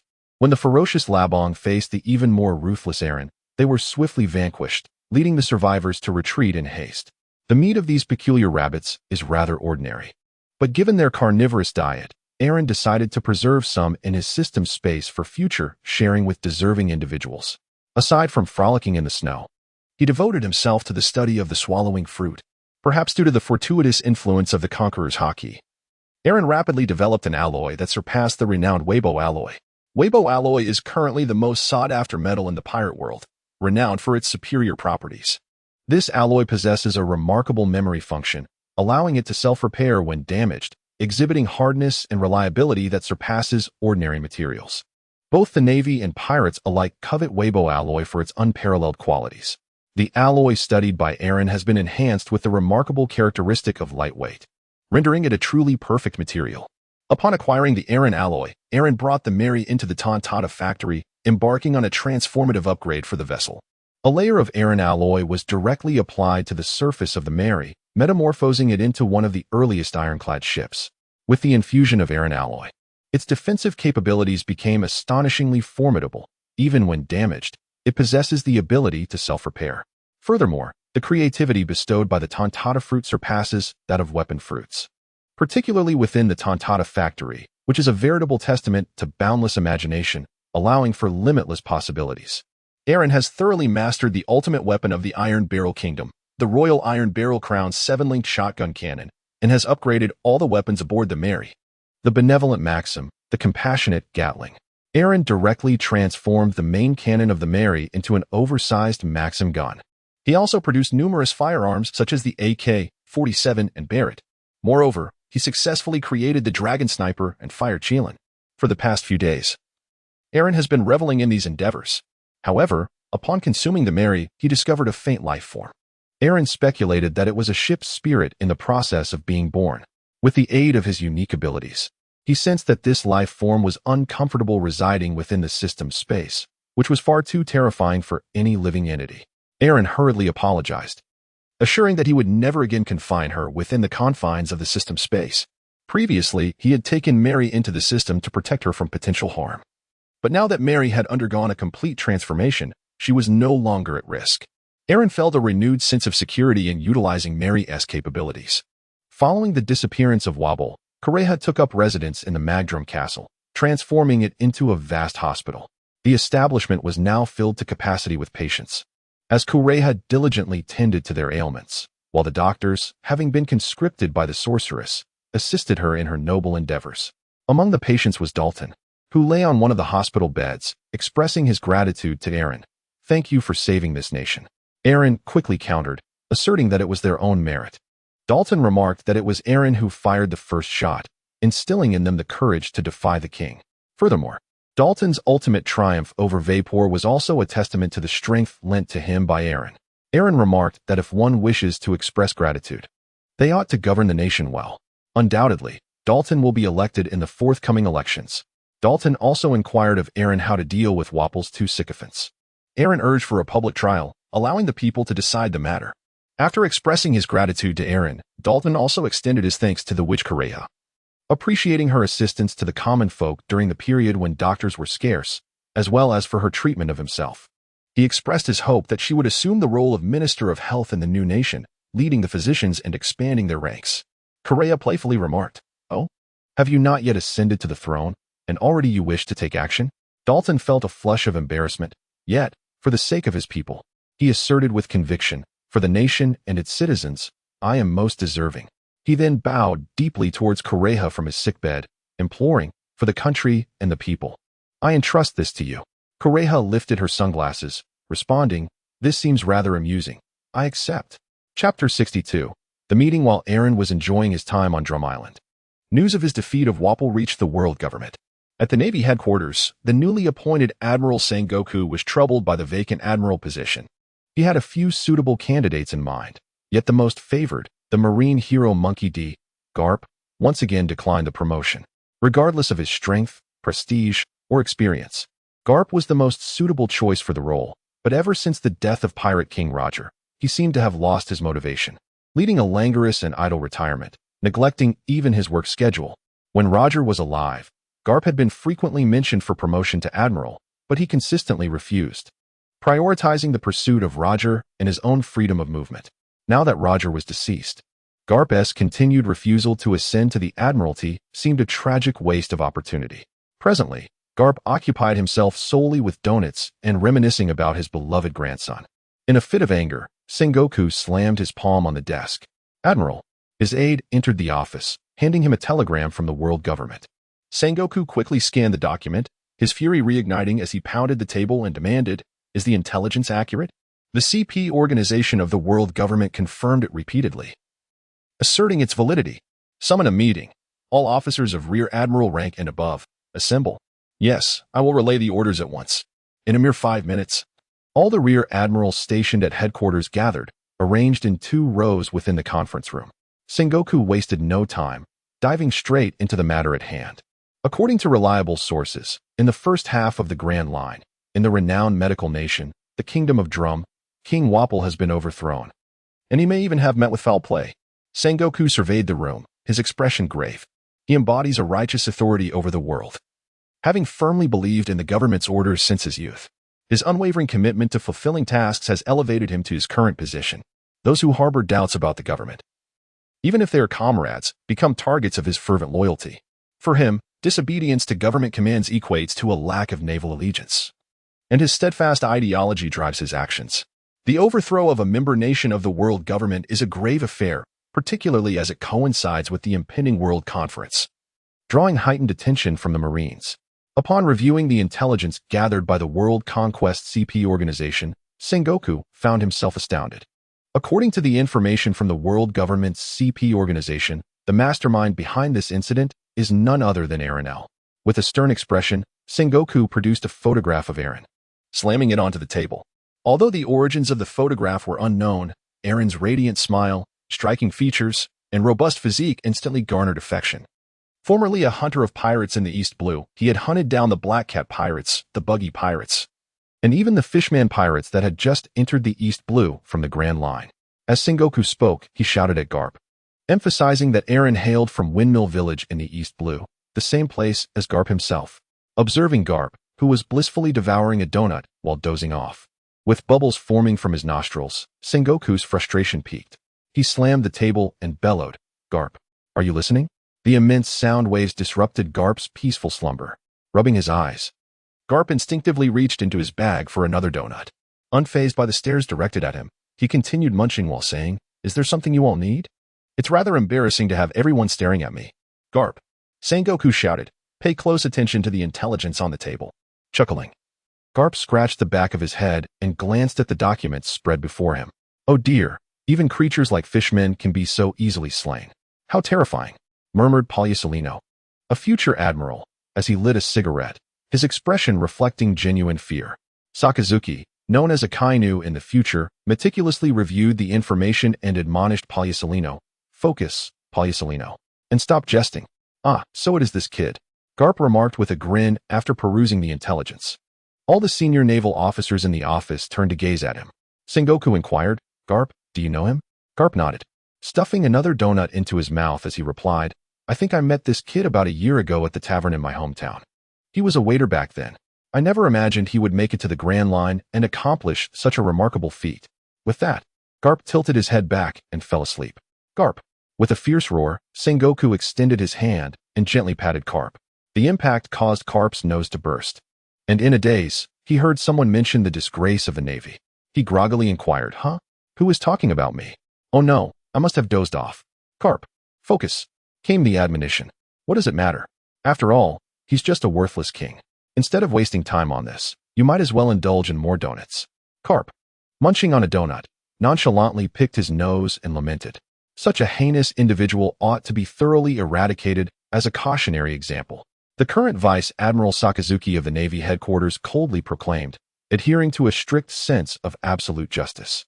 He was resolute and ruthless, leaving no room for leniency, and would not tolerate even a hint of evil. To fulfill his mission, he would mercilessly target both comrades and innocent civilians. Having executed numerous Navy soldiers who contemplated fleeing out of fear of battle, all in the name of absolute justice. With all due respect, why hold such a grand meeting over a mere king? Kazara remarked, resting his chin on his hands. Isn't it a bit wasteful to convene a high-level conference for a king of a world government member nation? It's not that simple.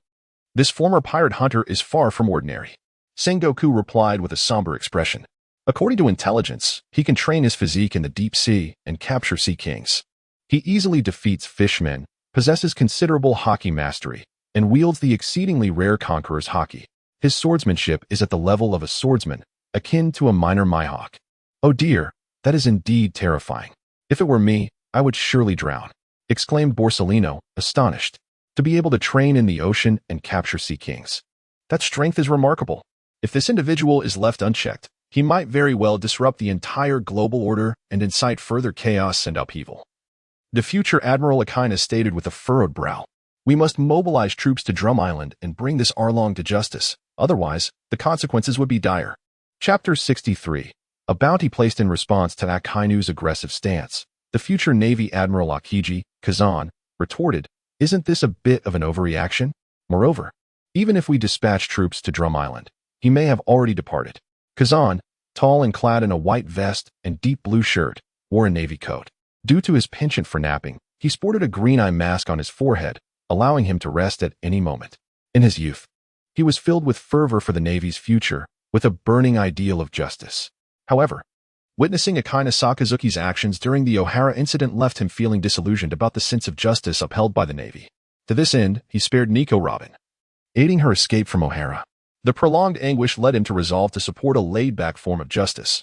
Believing that the perception of justice varies among individuals based on their differing positions and can shift accordingly. Thus, he refrains from questioning others' notions of justice. However, when someone threatens his own sense of justice, he will not relent. Characteristically languid, he maintains a calm demeanor, even after his departure from the Navy. Kazan continues to protect the populace. There is a saying within the maritime circles, the warmest individuals often reap the coldest fruits, the most ruthless consume the hottest, and the laziest enjoy the swiftest rewards. Following the O'Hara incident, Kazan found himself bewildered by the Navy's steadfast adherence to justice. Upon witnessing Aaron topple a tyrannical king, he felt a sense of admiration rather than the outrage exhibited by his colleagues, prompting an instinctive rebuttal to Akainu's remarks. Sakazuki cast a glance at Kazan and retorted, "How can we allow pirates to go unpunished for such trivial matters? Such cowardice shall not be tolerated." Sengoku, however, concurred with Kazan's viewpoint, noting the current shortage of personnel in the Navy and questioning the practicality of dispatching forces solely to apprehend him. The immediate concern was the inexplicable mobilization of the red-haired pirates in the Devil's Triangle. The warlord, Gecko Moria, had sent multiple distress calls. Resources could not be spared for a singular pursuit. Noticing Kazan's intent to counter, Sengoku cleared his throat and stated, "Our priority is to ascertain the reason behind the red-haired pirates' presence in the Devil's Triangle. As for Aaron, let us issue a bounty and allow the bounty hunters to take their chances. Why convene an assembly for such trivialities? This is a waste of time," Sakazuki interjected. Showing no regard for the marshal's dignity, Kong, resting his chin in his hands, interjected to ease Sengoku's burden. "He is not an ordinary criminal. Do you not recall he hails from the East Blue, Carp's village? Understand, individuals from the East Blue either emerge as exceptional talents or do not emerge at all. Moreover, Aaron is not the focus of this meeting. The red-haired pirates are the central topic, and Aaron is merely an ancillary consideration." Upon hearing the mention of the East Blue, the assembly turned their attention to the renowned Carp, who challenged the record of the donut. "Why are you all looking at me?" Carp innocently exclaimed, followed by a hearty laugh. "He is quite the intriguing young lad, is he not? To eliminate a king from a world government allied nation takes a remarkable amount of audacity. That lad is impressive, ha ha ha." "Carp, silence yourself." Sengoku could no longer endure Carp's antics, angrily seizing the pile of donuts before him and devouring them all. "Ah, my donuts." Sakazuki refrained from retorting. He understood that figures like Pirate King Roger, Navy Hero Carp, and World Criminal Dragon were not merely ordinary individuals. Those who rise from the East Blue are undoubtedly formidable characters. Thus, he aimed to capture Aaron while he was still unsteady in the Grand Line. Once he has firmly established his footing, capturing him will become a troublesome endeavor. Nevertheless, he understands the gravity of the situation in comparison to red-haired Shanks. Alan Nair is of little significance. Yet he still inquired, "What is the bounty set at?" "Initially determined to be 120 million berries," said Sengoku, savoring a donut while sharing a meal with Garp, a master swordsman who has adeptly mastered the 3 forms of hockey. "With all due respect, might that not be somewhat low?" Akina questioned. Truth be told, it was the first time he had encountered a newcomer with such formidable strength at the Paradise. Such prowess could certainly carve out a place for itself in the New World. How could the bounty merely amount to a paltry 120 million berries? However, he was aware of the underlying rules surrounding bounties and ultimately nodded in agreement. They then proceeded to convene a meeting regarding red-haired Shanks. Meanwhile, in the headquarters, the ever-evolving Dracula Mihawk was in high spirits. The newly arrived Sabo was particularly endearing to him, and he contemplated taking Sabo under his wing as a disciple for proper guidance. "Dracula, a major event has transpired," Ivankov exclaimed. brandishing a newspaper as he approached Mihawk with palpable excitement. The king of the Iron Barrel Kingdom has been slain, and it was that rascal Alan who did it. What did you say? Mihawk quickly took the newspaper, which reported the assassination of the king of the Iron Barrel Kingdom. The article, from the perspective of the world government, depicted a certain Alan Nair as a heinous criminal who had dispatched a beloved monarch, detailing his brutality in vivid terms and cautioning the populace to be wary of him while promptly alerting the Navy. After perusing the article, Mihawk gazed at the wanted poster. The nation destroyer Alan Nair, charged with the assassination of the king of the Iron Barrel Kingdom and the obliteration of the kingdom itself. His crimes are egregious, and his fate is indifferent. The bounty stands at 120 million berries. Note, this individual is exceedingly dangerous. He sighed deeply, feeling a sense of pride as he remarked, it likely won't be long before he joins our ranks. Ivankov chimed in joyfully, indeed, this wretched world. I knew that young Master Alan would surely attract a bounty, and to surpass 100 million berries on his first bounty, he has truly become a supernova. Mihawk nodded in agreement, saying, yes. Having accomplished such a significant feat in such a short time at sea, I must make a call. With that, he retrieved a Den Mushi and dialed a number. Before long, the call connected. Moshi, is this Mr. Dracule? It's been a while. Alan's voice came through the receiver.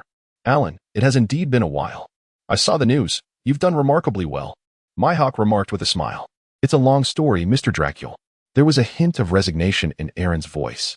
Aaron was quite perplexed as to why the world government had placed all the blame squarely upon his shoulders, though he did not mind. Early this morning, the villagers flocked to Aaron, brandishing newspapers to share the joyous news. They congratulated him on becoming the notorious villain with over 100 million followers. Even children came to behold his visage. Dalton frantically apologized to Aaron, realizing that it was his own burden that he had unjustly laid upon Aaron. Aaron, on the other hand, was indifferent, or rather, the world government had conveniently placed the blame on him, which suited his intentions perfectly.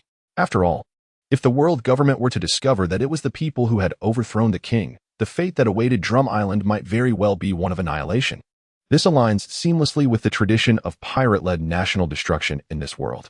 Chapter 64. The election, what happened? Could you enlighten me about the events that transpired? Asked Dorag, his curiosity piqued by the occurrences on Drum Island. Aaron recounted the events that transpired on Drum Island, emphasizing that it was the island's inhabitants who valiantly overthrew their king. With little involvement from himself, he expressed his bewilderment at how the world government placed the blame entirely on him. Is that true? Drago inquired with palpable excitement, noting that a revolution born from the people's own volition is a concept entirely distinct from one that is covertly orchestrated. Such instances are exceedingly rare. Indeed, I am not deceiving you. The people of Drum Island are currently preparing for an election to choose their own king. If you do not believe me, you are welcome to witness it for yourself. Observe the true essence of the inhabitants of Drum Island. Aaron responded, emphasizing that Drum Island would conduct its own elections, specifically inviting Dorag to witness the distinctions between the revolution on Drum Island and his own.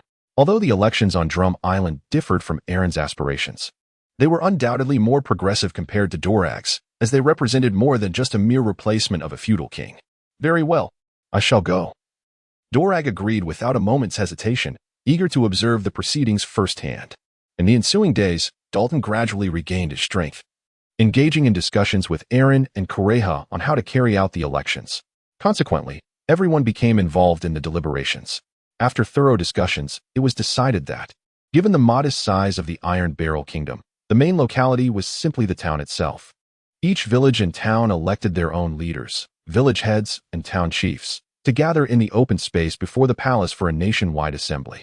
A few days later, under Aaron's formidable observation hockey, he sensed three powerful auras approaching rapidly. In a clearing, he discovered the three prominent leaders of the Revolutionary Army cloaked in capes, Dorag, Bear, and Ivankov. It appeared they had swiftly arrived, utilizing Bear's extraordinary delivery capabilities. Aaron greeted them warmly, expressing that their arrival was indeed timely. As the elections were in full swing, Aaron led them to the front of the castle, where a throng of people gathered, creating a lively atmosphere. In the open space before the castle, a platform was set up, upon which several individuals were seated. Aaron informed Dorag that these were representatives chosen from various villages and industries across Drum Island. Dalton was unanimously elected as the new leader, publicly declaring himself the king. Standing upon the platform, Dalton articulated the forthcoming policies. Firstly, he vowed to refrain from the abuse of power. Secondly, he emphasized the vigorous development of the education and healthcare systems. Finally, he pledged to implement social security, ensuring that the new nation would safeguard the fundamental rights to a decent living for its citizens. Dalton then announced the renaming of the Iron Barrel Kingdom to the Kingdom of Drum, officially marking its establishment today. The people of Drum Island erupted in resounding cheers. Dorag silently observed the scene and remarked to Aaron, "Surely, this cannot be your idea?" Aaron nodded. In recent days, he had engaged in extensive discussions with Dalton regarding the affairs of the new kingdom within the castle. Due to the pressing nature of time, their conversation was somewhat brief. Aaron's multitude of perspectives was graciously embraced by Dalton. He no longer assumed the role of king himself. However, he still proclaimed to the outside world that he was a king, albeit merely a title. He implemented a democratic system, fervently advancing healthcare, education, and social security. In essence, it resembled an exceedingly diminutive cigar nation. Naturally, to avoid the scrutiny of the global government, he continued to assert that it remained a kingdom, while still paying the heavenly tribute. Nevertheless, with the absence of a king and nobility, the savings were substantial, allowing for ample funds for development even after fulfilling the tribute obligations. Dolag was enlightened.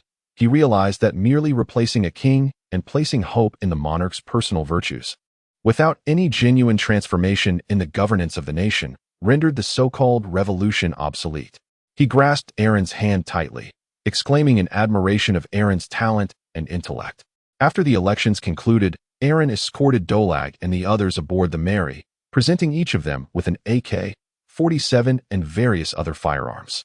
In a world of pirates where flintlock guns predominantly prevailed, witnessing the advanced automatic rifles and sniper rifles was nothing short of a dimensional assault. Aaron harbored no concerns regarding the Revolutionary Army's capacity to produce automatic rifles and the requisite ammunition. After all, this was the world of pirates, where the technological landscape was utterly askew. Laser guns and coal-powered energy sources were mere commonplace. Moreover, the current pirate world was far more outrageous than that of the Grand Line. While the latter merely excavated technologies from decades past, the former delved into a millennium of history, an entire millennium without significant technological advancement, and in fact, a considerable regression. The world's foremost scientist, Vegapunk, was essentially an archaeologist, which was truly astounding. Dragon personally engaged with various firearms, and when compared to the weaponry currently employed by the Revolutionary Army, it was a stark contrast in sophistication. He exuberantly expressed his gratitude to Aaron. "I cannot thank you enough, Aaron. The insights I have gained from this experience are truly invaluable." This time, Dragon not only learned how to manage the aftermath of overthrowing a regime, but also acquired firearms that transcended the era, making his gains exceedingly fruitful. However, the question of how Aaron had procured such advanced weaponry inevitably arose in Dragon's mind. Aaron stated that this was crafted by Wapol, the king of the original Iron Barrel Kingdom, who possessed a miraculous fruit of swallowing that could conjure an array of extraordinary items. Dalton recalled that Wapol had been dispatched by Aaron and could not help but lament internally. What a pity. Resolutely, he resolved to thoroughly investigate the rebirth of this fruit upon his return, for if the Revolutionary Army were to acquire it, their endeavors would ascend to even greater heights. Aaron also bestowed upon Drago the Royal Iron Barrel Crown, a 7-shot tin cannon, the ultimate weapon of Magnet Drum Island, which had been upgraded with Aaron alloy. Even the headquarters could be pilfered by Blackbeard, and Aaron hoped this would aid in safeguarding his home. "Your kindness is beyond words, Aaron," Drago exclaimed, grasping Aaron's hand with excitement. Before inquiring, "Would you care to accompany us back to the Revolutionary Army headquarters?" Aaron expressed his intention to continue sailing, deferring further discussions for another time. Drago was equally curious to witness the kind of winds Aaron could summon. After all, it was merely the beginning of the Grand Line, and Aaron had already accomplished such a remarkable feat, igniting Drago's anticipation for Aaron's future endeavors. After bidding farewell to Aaron, Drago and his companions departed, laden with abundant rewards. Meanwhile, at the dock of Magnetic Drum Island, a throng of people gathered once more to bid farewell to Aaron, offering their heartfelt gratitude for his assistance. Aaron gradually receded into the distance, the silhouette of the Mary gradually fading away. Dalton observed the throngs of people still bidding their boisterous farewells, and in his mind echoed Jess's poignant question, "Do you pledge your loyalty to the king or to the people?" Dalton murmured to himself, "Of course, it is the people." "What are you saying, Your Highness Dalton?" Someone inquired, noticing the movement of Dalton's lips. Nothing. But when we are alone, just call me Dalton. Dalton replied with a smile. Chapter 65. Crocodile sailing is indeed a most fascinating endeavor. Aaron perched upon the bow of the Mary, brimming with vitality as he faced the unpredictable weather of the Grand Line. Following the upgrades to the Mary, the tumultuous conditions of the ocean seemed to exert little influence over the ship. Even extreme weather was thwarted by Aaron's application of hockey for defense. Perhaps, in the future, there would emerge another magnificent vessel. The small boat sped across the ocean, weaving through the undulating waves. As they approached Alabasta, the heat intensified. Shortly after traversing a smoke-laden sea, Aaron spotted a sea creature resembling a beckoning cat on the surface, realizing that Alabasta was drawing near. The enormous sea cat raised its right paw and placed its left paw on its forehead in a saluting gesture, gazing at Aaron with a delightful expression. As if greeting him, Aaron cheerfully greeted the sea cat, wishing fervently that he could take it aboard as a pet, were it not for its imposing size. Yet, he pondered whether this creature was a mammal or a fish. Upon hearing Aaron's voice, the sea cat was startled and swiftly plunged into the depths of the ocean, making its escape. Aaron reluctantly lowered his hand, surprised that such a fierce little creature could be so timid. Even before he could make a move, it had already scurried away. He had hoped to engage with the sea cat and discern the differences between it and a domestic feline. It seemed he would have to await another opportunity. After continuing their voyage for some time, they finally glimpsed the port city of Alabasta, adorned with fields of canola flowers. From a distance, Aaron could hear the lively sounds of a bustling crowd, suggesting an atmosphere of great merriment. As Aaron arrived at the port, he discovered a pirate ship moored there. Just as he secured his vessel, a voice wafted through the wind. Lord Crocodile. Lord Crocodile has arrived. Salvation is at hand. With Lord Crocodile's presence, the skies have brightened. Could it be that Crocodile was engaging in noble deeds? With curiosity piqued, Aaron made his way toward the town. At that moment, in the town of Rapeseed Flower, a band of pirates had taken hostages, inciting chaos, pillaging, and committing heinous acts. In their despair, the townsfolk prayed for rescue. Suddenly, Crocodile's figure appeared atop a building, and upon recognizing him, the people, from the depths of their hopelessness, found a glimmer of hope and fervently called out to him, expressing heartfelt gratitude for his arrival.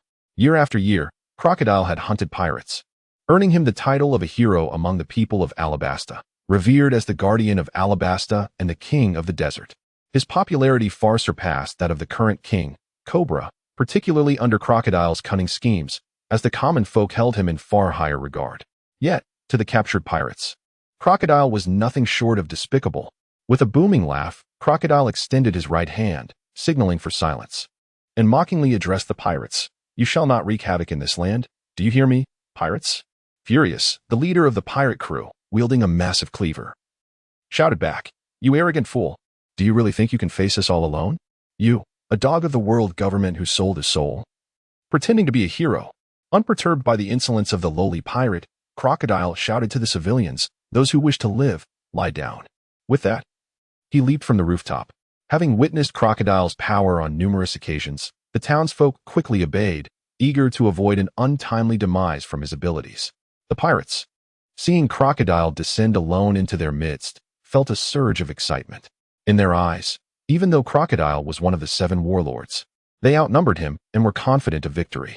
The pirate captain, filled with exhilaration, exclaimed, "Fool, you are sealing your own doom. Men, eliminate him. All the riches of Alabasta will belong to us." With cheers of "Oh, oh, oh," the underlings raised their weapons in response. Observing Crocodile boldly plunge into the throng, the pirates hesitated for a moment before thrusting their swords into his body. As Crocodile was impaled like a porcupine, it was clear he was doomed. The pirate captain could not help but burst into laughter, declaring, "Ha ha ha. Is this the legendary 7 warlord? How amusing." Crocodile's gaze sharpened as he raised his golden hook, activating the powers bestowed upon him by the sand fruit. A gust of sand swirled around the hook, intensifying into a formidable sandstorm that enveloped him. The ferocious winds ravaged the landscape, toppling the few remaining trees to the ground, while a layer of sand gradually blanketed the earth beneath. Crocodile possessed the ability to transform any part of his body into sand, crafting it into the shape of blades to launch attacks. His right hand, devoid of the golden hook, could drain the moisture from any living being or object it touched, extracting water from rocks or soil, reverting them to mere grains of sand. or siphoning the underground water of the desert to create quicksand. Furthermore, by accumulating sand in his hands, he could summon a tempest of sand. However, his vulnerability lay in his physical form becoming tangible upon contact with water or blood, rendering him susceptible to physical assaults. Gradually, the storm subsided, leaving the town cloaked in sand. The band of pirates had been utterly desiccated, reduced to mere husks. Observing the lifeless figures, Crocodile derided them, exclaiming, "How can you worthless scum ever compare to me, fools?" With that, he hoisted the ill-gotten riches of the pirates and sauntered away from the city with an air of arrogance. The survivors, rising from the swirling dust, expressed their heartfelt gratitude to Crocodile, spontaneously chanting his name. "Crocodile! Crocodile! Crocodile! Crocodile!" Aaron wore a perplexed expression, internally mocking, "Crocodile, you truly are pretentious. Relying on the elemental nature of your Logia fruit, you stand there allowing attacks to come your way. How utterly ostentatious." Aaron yearned to infiltrate the ranks of the pirates, secretly delivering a lethal strike to Crocodile's heart, cloaked beneath the veil of flowing cherry blossoms, eager to witness the aftermath. Alas, escape was not an option. Observing the exuberant crowd fervently cheering for Crocodile, Aaron felt a twinge of confusion. After all, were they not aware that this very man had plundered their fortunes? It appeared that, when weighed against the value of life, material wealth paled in comparison. Perhaps these individuals, adorned in white turbans, were akin to the desert prince. Swimming in affluence, regarding money as trifling. Gazing upon the familiar desert architecture and attire, Aaron was tempted to dig into the earth. Could it be possible that a nation with such a striking sense of déjà vu truly lacked oil? Chapter 66. The first encounter with the Annihilator, a piercing and powerful cry resonated from the heavens, drawing the attention of the jubilant crowd, who lifted their gazes skyward. A colossal falcon descended gracefully, transforming into a tall young man. He donned an Arabian-style headdress, his eyes adorned with deep purple starry makeup, and wore a flowing white robe embellished with numerous black geometric patterns, complemented by 2 orange necklaces. Tall and statuesque, with long brown hair and a robust physique. He bore a prominent star-shaped scar on his left chest and a stitched scar beside his right. A long sword hung at his waist, and his face bore markings reminiscent of tear stains. He was the vice commander of the Alabasta Kingdom's Guard, celebrated as the mightiest warrior of the realm, a guardian enshrined in a grand statue within the palace. Possessing the powers of the bird fruit, falcon form, he could transform into a falcon, one of the 5 universally recognized flying abilities, earning him the moniker of Pelu the Falcon. Pelu. The crowd, upon sighting him, approached with expressions of reverence, for he was heralded as the strongest warrior of Alabasta. From the skies, Pelu had heard the calls for Crocodile and felt a wave of discontent wash over him.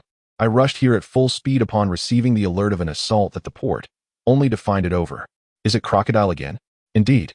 It is none other than Lord Crocodile," responded a young and beautiful dancer, who mockingly added, "Thanks to Lord Crocodile, had you arrived any later, we would likely have perished." "Such words cannot be spoken. Lord Pelu has also exerted his utmost efforts," interrupted an elder, though it was clear he shared the dancer's sentiments. "He merely sought to prevent her from offending the nobility. My apologies for my tardiness." Pelu could only offer his regrets. Alas, once more, it is Crocodile. Pelu pondered within himself that such occurrences were far from rare. There were times when pirates would land, ensnaring the soldiers of the royal army in fierce battles, only for Crocodile to descend from the heavens and, with a mere wave of his hand, dispatch all the pirates. This led many to perceive the king's soldiers as inept, merely wasting resources to sustain a seemingly incompetent lot. Some even suggested it would be more prudent to directly compensate Crocodile instead. Furthermore, as seen just moments ago, even if Pelu rushed to the scene with utmost haste, he would arrive too late.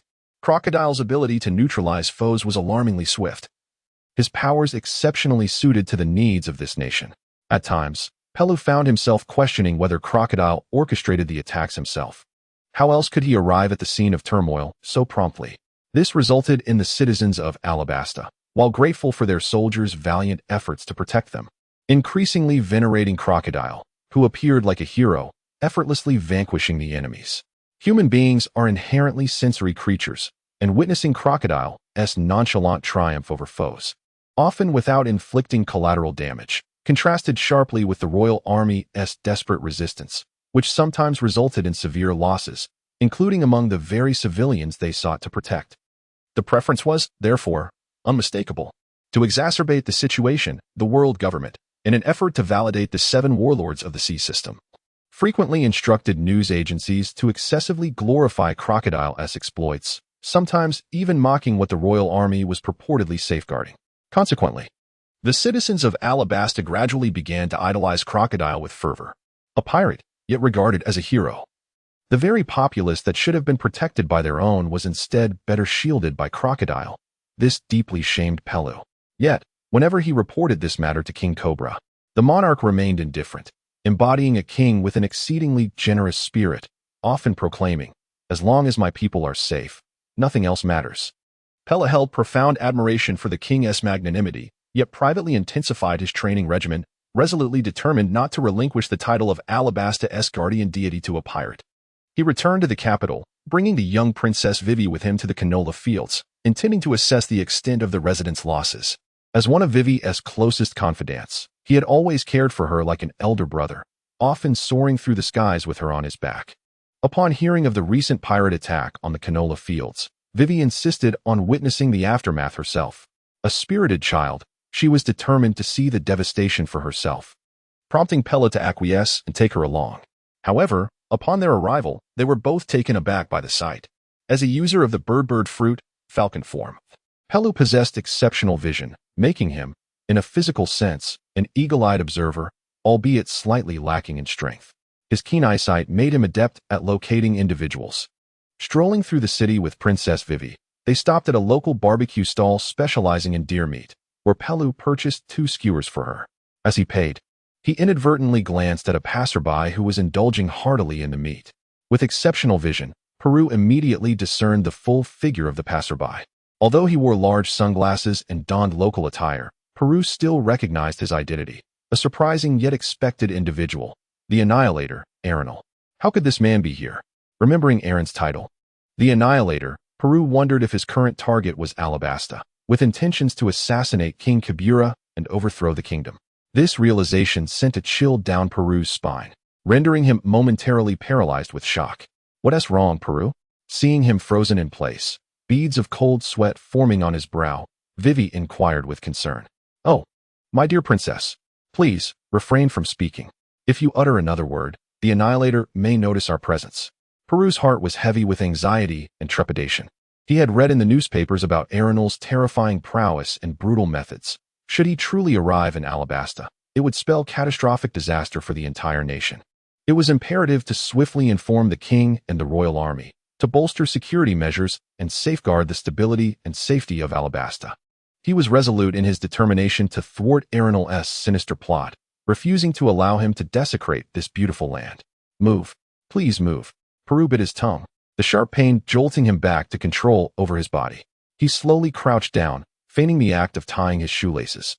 Entirely oblivious to the fact that his shoes had no laces, he clasped Vivi's shoulder and whispered, "Show. Princess Vivi, lower your voice." "What's the matter?" Vivi, understanding the urgency, also lowered her voice. "The man over there, devouring grilled meat, is the infamous criminal reported in the newspapers, the Annihilator, Arenal. His appearance in Alabasta surely signals a nefarious scheme." Princess Vivi cautiously glanced at the man eating meat, and indeed, it was the Annihilator.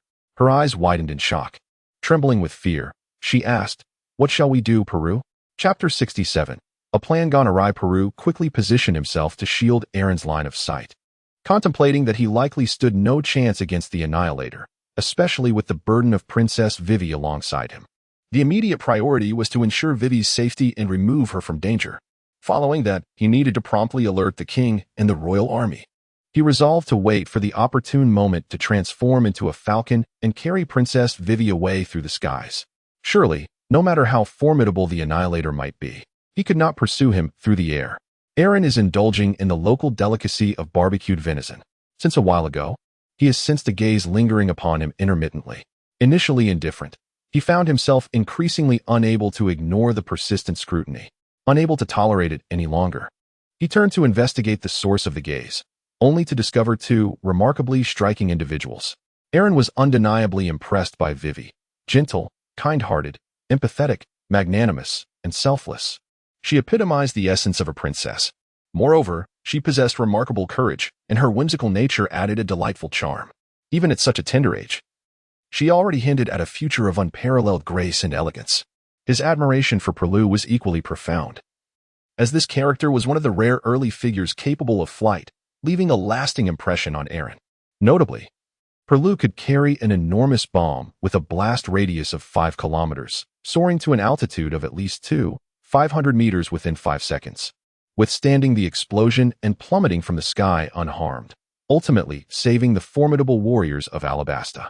This showcased an extraordinary resilience and vitality. In stark contrast, Guena would surely weep at such feats.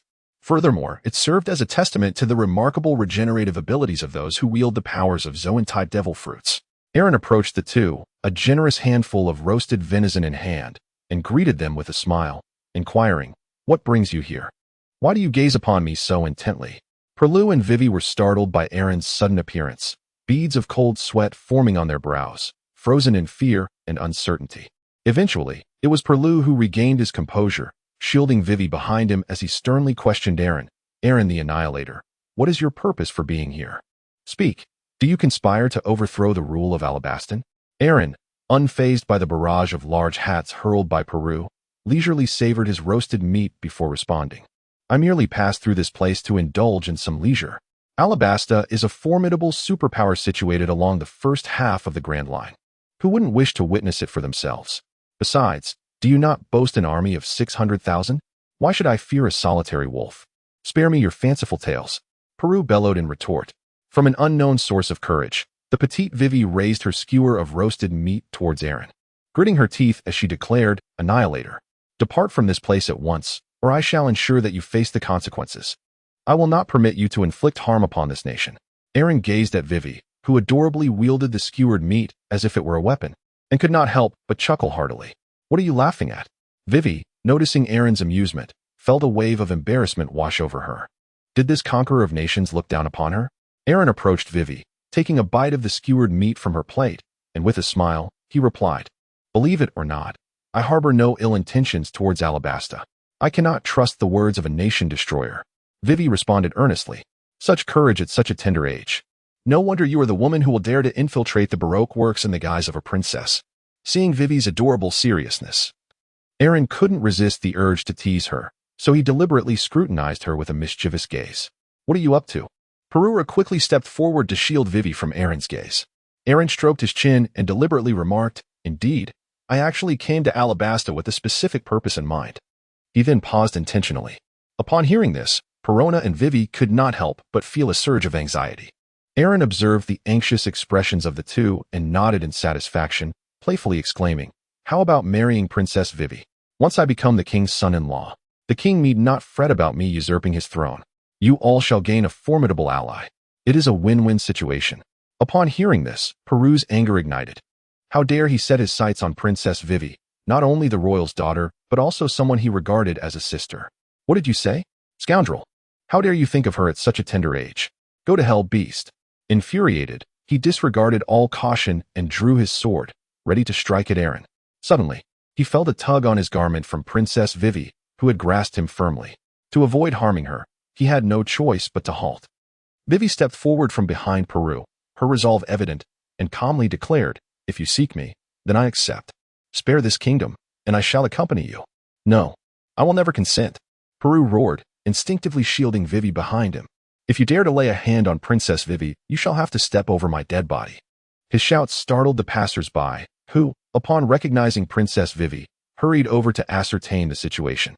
Seeing the gathering crowd, Vivi anxiously called out, "Do not approach. This place is perilous." Hearing her words, the crowd hastened their steps towards her. Aaron observed the reactions of Perlu and Vivi, realizing that he had taken his jest too far and inadvertently created a predicament. A pang of regret washed over him. Such humor was ill-advised. With a sheepish smile, he set down the skewered meat, bowed deeply, and earnestly apologized. "I beg your pardon. I merely intended to jest, with no ill will intended." "Just a jest? What do you take this nation for?" Perlu's anger surged at Aaron's words, his veins visibly throbbing. As the crowd thickened around them, Aaron found himself at a loss for words and decided to defer any explanations for the future. At worst, he could offer compensation by assisting them in driving Crocodile out of Alabasta. Surely, That would suffice. Thus, he addressed the gathering. I harbor no malevolence. I shall take my leave at once. I will provide compensation in due course. With that, he leapt away, vanishing from their sight. The crowd exchanged glances, murmuring in hushed tones. Perlu and Vivi watched the scene of Aaron's departure, their emotions tangled and complex.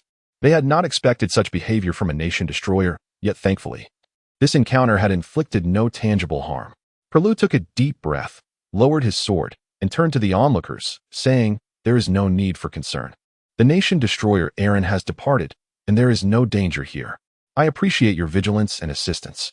Chapter 68. The Kung Fu Manatee. Upon hearing Perlu's words, the spectators were astonished by the appearance of the nation destroyer and began to chatter amongst themselves. After their gossip subsided, they gradually dispersed, returning to their daily lives. Vivi gently patted Perlu on the shoulder, signaling him not to worry excessively. "Perlu, we must swiftly inform Father and the army to remain vigilant. Whatever the nation destroyer intends, we must be prepared," she urged, having grown considerably from this experience. Perlu nodded in agreement, and together with Vivi, they departed the scene, transforming into a giant falcon and soaring back to the palace to report the incident. As they flew, both reflected on the earlier events. Vivi recognized that throughout his disappearance, the nation destroyer had caused no harm. Perhaps he truly bore no malice. Yet, jesting about a girl's future was inexcusable, especially at her tender age. Regardless, the nation destroyer remained an impudent figure. Upon returning to the palace and recounting the entire episode to the king, Cobra also grasped the potential threat posed by the nation destroyer. He was incensed by the nation destroyer's actions towards his daughter. Immediately, he devised a cunning plan, sending a message to Crocodile, informing him of the nation destroyer's presence in Alabasta. "Crocodile, do you not aspire to be a hero of Alabasta? Now, the ruthless criminal known as the nation destroyer has emerged here. Should you not, as a warlord of the sea under the world government, take action to eliminate him?" Imagining the spectacle of two adversaries clashing, the tension within the palace eased considerably. On the other side, in the rain-soaked streets of the casino, Crocodile, upon receiving the news, cursed, "Damn it, that brat is also in the rapeseed flowers. He arrives without a word. If I had known earlier, I would have had him as my dog." After speaking, he called MR1, instructing him to contact Aaron and inquire about the situation.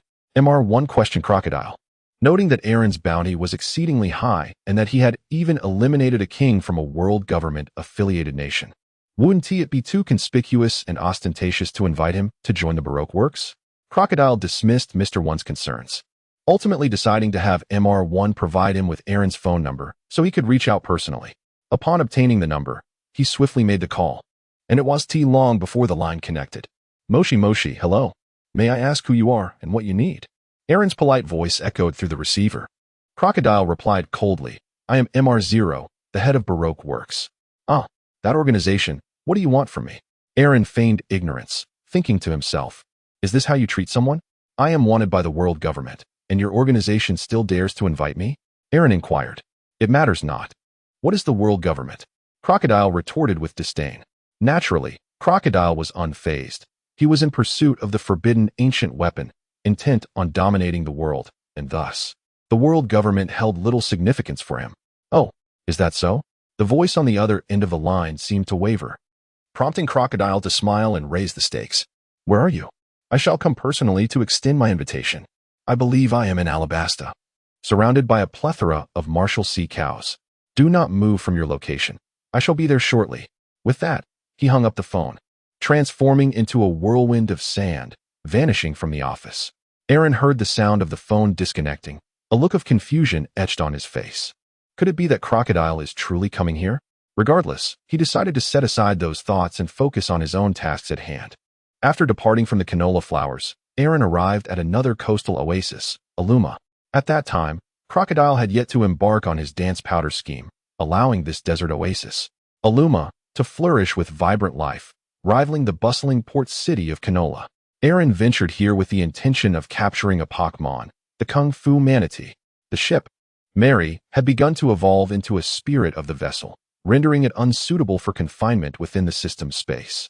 Consequently, when docking, he could only anchor at the alley's entrance. However, Aaron was alone, unable to allocate anyone to guard the ship. Now, with Mary undergoing a significant transformation, blossoming into an opulent entity, Aaron harbored great concerns about the possibility of someone absconding with her. After much contemplation, he realized that he lacked suitable crew members. But capturing a pet seemed feasible. Moreover, his unique ability allowed him to communicate effortlessly with animals, enabling him to tame them with ease and ensure their unwavering loyalty. Even if they were to part ways, few in the entire pirate realm could comprehend the language of animals, making the acquisition of a loyal pet to guard the ship imperative. In Alabasta, the creature Aaron most eagerly anticipated was, without a doubt, the kung fu manatee. They possess an adorable appearance, adorned with a shell reminiscent of an elephant's, and are fervent enthusiasts of martial arts, even harboring the potential to master hockey. Once defeated, they would eagerly seek to become his disciples, steadfastly following him, a truly fitting companion for his journey. Aaron secured the Mary, and from the depths of the sea emerged a lively troop of kung fu manatees. They gestured animatedly towards Aaron, exclaiming with fervor, "If you wish to come ashore, dare to defeat me. If you lack the courage, return home to your mother, coward." The raucous cries of the kung fu manatees reached Aaron's ears, effortlessly translating themselves. To his surprise, this delightful group exhibited such spirited exuberance. Aaron leapt from the vessel, effortlessly defeating a formidable manatee skilled in martial arts. The manatee rose, its eyes sparkling with stars, bowed deeply to Aaron, and humbly declared, "Master, please allow me to pay my respects." Aaron raised his hand to halt its bow, saying, "Hold on, I have yet to decide which one to accept as my disciple." Aaron pointed towards the manatees gathered around him. These gentle creatures had all congregated at Aaron's feet, gazing up at him with adoring eyes, yearning for him to accept them as his disciples. Upon hearing Aaron's words, they were astonished to discover that this master could communicate with them. This was truly magnificent. They clung to Aaron's legs, whimpering and pleading for him to take them under his wing and lead them away. Aaron found himself in a predicament as he gazed at the motley crew of kung fu manatees. His initial desire was to tame merely one, yet it appeared that an entire clan was being offered to him without hesitation. However, Aaron had no need for such an abundance of kung fu manatees. Thus, he proposed a plan to the manatees. He would select the strongest among them as his apprentice and take it along on his voyage. Eager to accompany Aaron, the charming creatures agreed, prompting the inaugural Kung Fu Manatee Championship to commence. After a spirited competition, two contenders emerged, one slightly taller and the other more robust. In the end, as neither could claim definitive victory, Aaron decided to take both, considering there was still ample space aboard his vessel. Aaron named them. The robust one was called Afyu, and the tall one was named Fitz, a tribute to the youthful days of a previous life that had slipped away. Chapter 69. Personally recruiting. After determining the two most formidable Kung Fu manatees, Aaron presented them with a sumptuous feast. Once they were satiated, under Aaron's guidance, they assumed a horse stance and began practicing their martial arts. A group of Kung Fu manatees energetically waved their fists, training with vigor and flair, exuding an aura of strength. Suddenly, a gust of sand swept through, and Crocodile appeared not far from Aaron. Observing Aaron leisurely training the Kung Fu manatees, he remarked, "You truly are quite relaxed." The nation destroyer Aaron Nelly. Empowered by his observation hockey, Aaron had sensed Crocodile's presence the moment he arrived. He was taken aback that Crocodile had indeed come. Did he truly harbor such an insatiable desire for confrontation with Aaron?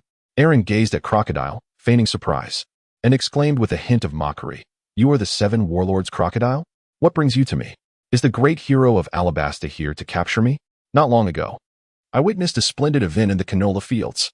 As he spoke, he deliberately retrieved the 3rd generation of the sword, Yoru, and fixed his gaze intently upon Crocodile.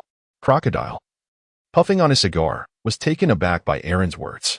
He had not anticipated that his performance in the canola fields had been witnessed and ridiculed. Perhaps Aaron had seen through his true nature, which stirred a flicker of anger within him. Nevertheless, he suppressed his ire and replied, "Hero, that is merely a ruse. As I trust you have discerned, my true identity is that of the owner of Baroque Works, who just recently contacted you. I have personally come to extend an invitation for you to join Baroque Works, a gesture of sincere intent." With arms outstretched, the golden hook glimmered under the blazing sun, casting an alluring glint as he seduced. "Before long, I shall seize control of this nation, and at that moment, I will reign as the emperor of its underbelly, unmatched by any adversary. Power, status, and wealth, all of these shall be within your grasp." Aaron stroked his chin and feigned surprise, exclaiming, "That certainly sounds intriguing. But how could a figure of your stature, a warlord of the sea, establish such a criminal enterprise? What is your true intention? Crocodile replied, join Baroque Works, and I shall reveal everything to you. To which Aaron retorted, expecting me to serve as a mere pirate's subordinate without divulging anything is rather excessive, wouldn't you agree? Aaron feigned a melancholic expression and remarked, what's the matter? Do you still hesitate to join? Do not spurn the invitation, only to face the consequences. Upon hearing Aaron's words, Crocodile's countenance darkened, and he replied in a somber tone. Aaron scoffed softly. What? Do you intend to teach me a lesson? Merely based on your bounty of 81 million berries? Crocodile, filled with rage, retorted with a mocking smile. When did a bounty ever equate to a person's true strength? Moreover, once I ascended to the position of a shichibukai, my bounty was revoked. Otherwise, it would have long surpassed yours by a significant margin. Crocodile's argument holds substantial merit. A bounty does not accurately reflect one's prowess. Judging by his formidable display during the Marineford War, as well as his financial support to Buggy in establishing Buggy's delivery service. Along with being the true architect behind the Cross Guild, it is evident that his bounty far exceeds 81 million berries, likely multiplying several times over. Regrettably, upon becoming a shichibukai, the original wanted poster was annulled, and his bounty would no longer increase. Thus, Crocodile would forever bear the ridicule of superficial pirates for his bounty remaining below 100 million. Following the dissolution of the shichibukai system, Crocodile, upon establishing the Cross Guild, was immediately assigned a bounty of 965 billion berries, which undeniably reflects his true strength. Oh, is that so? Aaron feigned nonchalance as he spoke. It wasn't that he despised Crocodile, though there was indeed a hint of disdain. Crocodile was the first true boss in the early days of the Pirate King saga, exuding an imposing presence upon his introduction, and his devil fruit powers were fearsome indeed, possessing both strength and cunning. His defeat at the hands of Luffy was ultimately a consequence of Luffy's overwhelming protagonist aura, bolstered by countless sit-ups. One could only argue that Crocodile was simply unfortunate, having appeared too early in the narrative. The sand fruit granted him the ability to transform any part of his body into sand, enabling him to fashion weapons from it for offensive maneuvers. He could drain moisture from any creature or object he touched, extracting water from rocks or soil to revert them to grains of sand, or siphoning underground water in deserts to create quicksand. Additionally, he could concentrate sand in his hands to conjure sandstorms. In terms of ability, Crocodile had honed the sand fruit to near perfection, wielding impressive offensive power in both close and ranged combat. Yet, he was unexpectedly vanquished by Luffy, who manifested his own blood to counter Crocodile's might.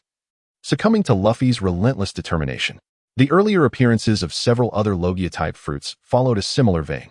Whether it was Crocodile, Ace, or Enel, each had developed their respective powers to profound depths. Had the concept of fruit awakening existed at that time, these individuals would likely have been on the cusp of such a transformation. Regrettably, Crocodile had become somewhat complacent. As one who had faced Whitebeard and witnessed the true pinnacle of power in this world, he had strayed on his path to becoming the Pirate King, foolishly seeking to ascend through the power of the underworld. Legendary figures of the past, such as Roger, Whitebeard, Shiki, and Rayleigh, as well as the current sovereigns of the New World, achieved their empires without relying on external forces. The reason they instilled fear in the hearts of many was their monstrous strength. In fact, some of the strongest, like Roger's crew or the red-haired pirates, would not even consume a devil fruit, willingly adding to their own vulnerabilities. The might of this world is forged through sheer power, while ancient weapons possess formidable strength. Instilling fear even in the world government, this realm fundamentally hinges on one's innate strength. External forces are akin to a foundation without roots. They are destined to crumble eventually. The taller the structure built on such a foundation, the greater the impact of its collapse. Observing Aaron's contemptuous demeanor, Crocodile resolved to teach him a lesson, reminding him that merely making a name for himself in the weakest East Blue did not grant him the right to disregard others. He raised his golden hook and declared with fervor, "Why not personally test the worth of my 80 million berries?" "Very well," Aaron nodded, observing the encroaching sand around him. He raised his hand and declared, "Wait a moment. What's the matter? Are you conceding?" Crocodile mocked. "Not at all," Aaron inquired. "Are you certain you wish to engage in battle here? The city is right beside us." Upon reflection, Crocodile realized the potential consequences.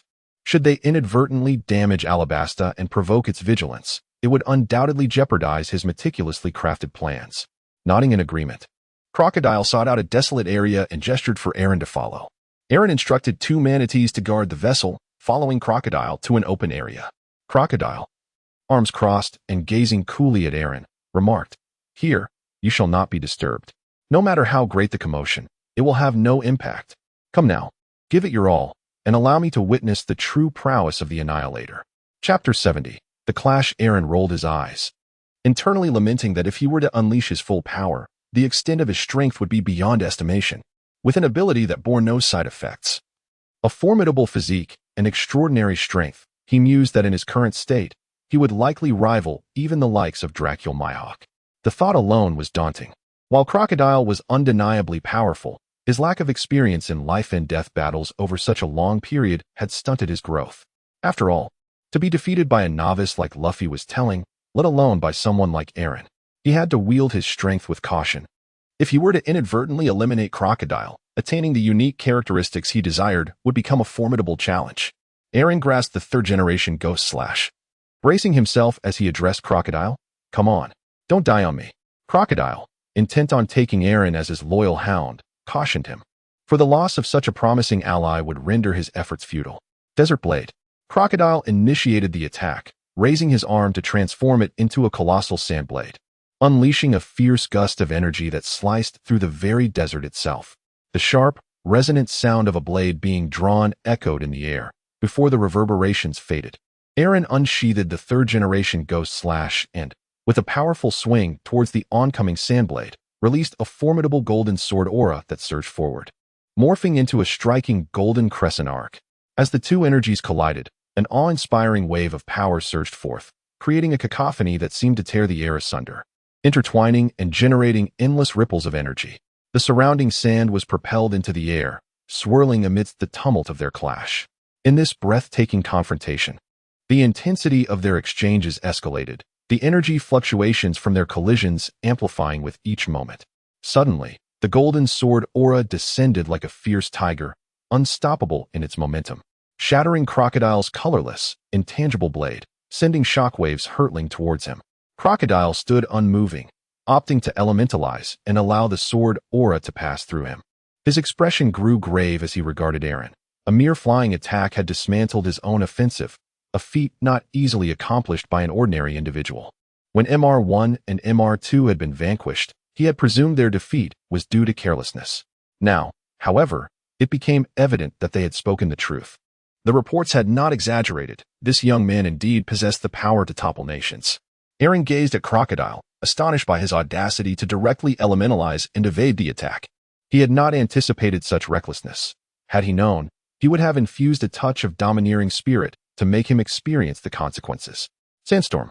Crocodile raised his palm, and from its center emerged a rapidly spinning miniature sand vortex. The swirling yellow sands expanded outward from his hand, growing ever larger. In the blink of an eye, the small vortex, initially no larger than a palm, transformed into a colossal sandstorm capable of engulfing an entire city. Under his command, the ferocious desert tornado roared, tearing through the fabric of the world as it surged toward Aaron. Aaron, with a newfound seriousness, traced his fingers along the blade of the Santoriu's sword, its surface enveloped in a layer of inky darkness. Gripping the sword firmly with both hands, he raised it high, his taut arms swinging downward with conviction as he shouted in a dramatic flare, "One Heart style, ultimate technique." Dragon Flash. A colossal wave of sword energy sliced through the swirling sands, transforming into a magnificent golden dragon that roared defiantly into the raging sandstorm. Two formidable forces clashed violently in the air, producing a thunderous explosion that reverberated across the desert, causing the very ground to tremble. The golden dragon and the desert tornado engaged in a fierce battle, the scene unfolding with extraordinary intensity. This technique, imparted by Gung Saburo, was already astonishingly powerful. Compounded with the myriad of traits Aaron had acquired, the dragon-shaped sword energy overwhelmed the tornado, annihilating it completely. The once swirling yellow sands lost their momentum and plummeted into the desert below. This formidable wave of sword energy surged relentlessly toward Crocodile. In Aaron's novice days, such a technique required the combined might of both Kuma and Ivankov to neutralize. How much more so now with Aaron's growth? Faced with this onslaught, Crocodile's expression shifted. He had presumed that even if Aaron possessed Haki in the East Blue, the weakest of seas, his youth would render him merely a novice. Yet this assault gave Crocodile the unsettling sensation of contending with Mihawk. Moreover, judging by Aaron's prowess, his mastery of Haki appeared formidable. What of Crocodile himself? Years of neglect had led him to forget his once pitifully low level of Haki, having concentrated all his efforts on developing his fruit's powers. Infuriated, he bellowed, "This is my territory," and retreated a considerable distance, conjuring a desert tornado even more ferocious and destructive than before. "Do not underestimate me," Crocodile roared, veins bulging as he exerted all his might to control the formation of the tornado. In the desert nation of Alabasta, Crocodile held the home advantage. Amidst the vast expanse of desert, it was as if his fruit's abilities had awakened, granting him dominion over the sands of the entire country. Yellow sands danced through the air, the rapidly swirling tempest casting a colossal shadow that obscured the sun. The fierce winds whipped up the earth's sands, creating a tornado far larger than the previous one, charging toward the Golden Dragon.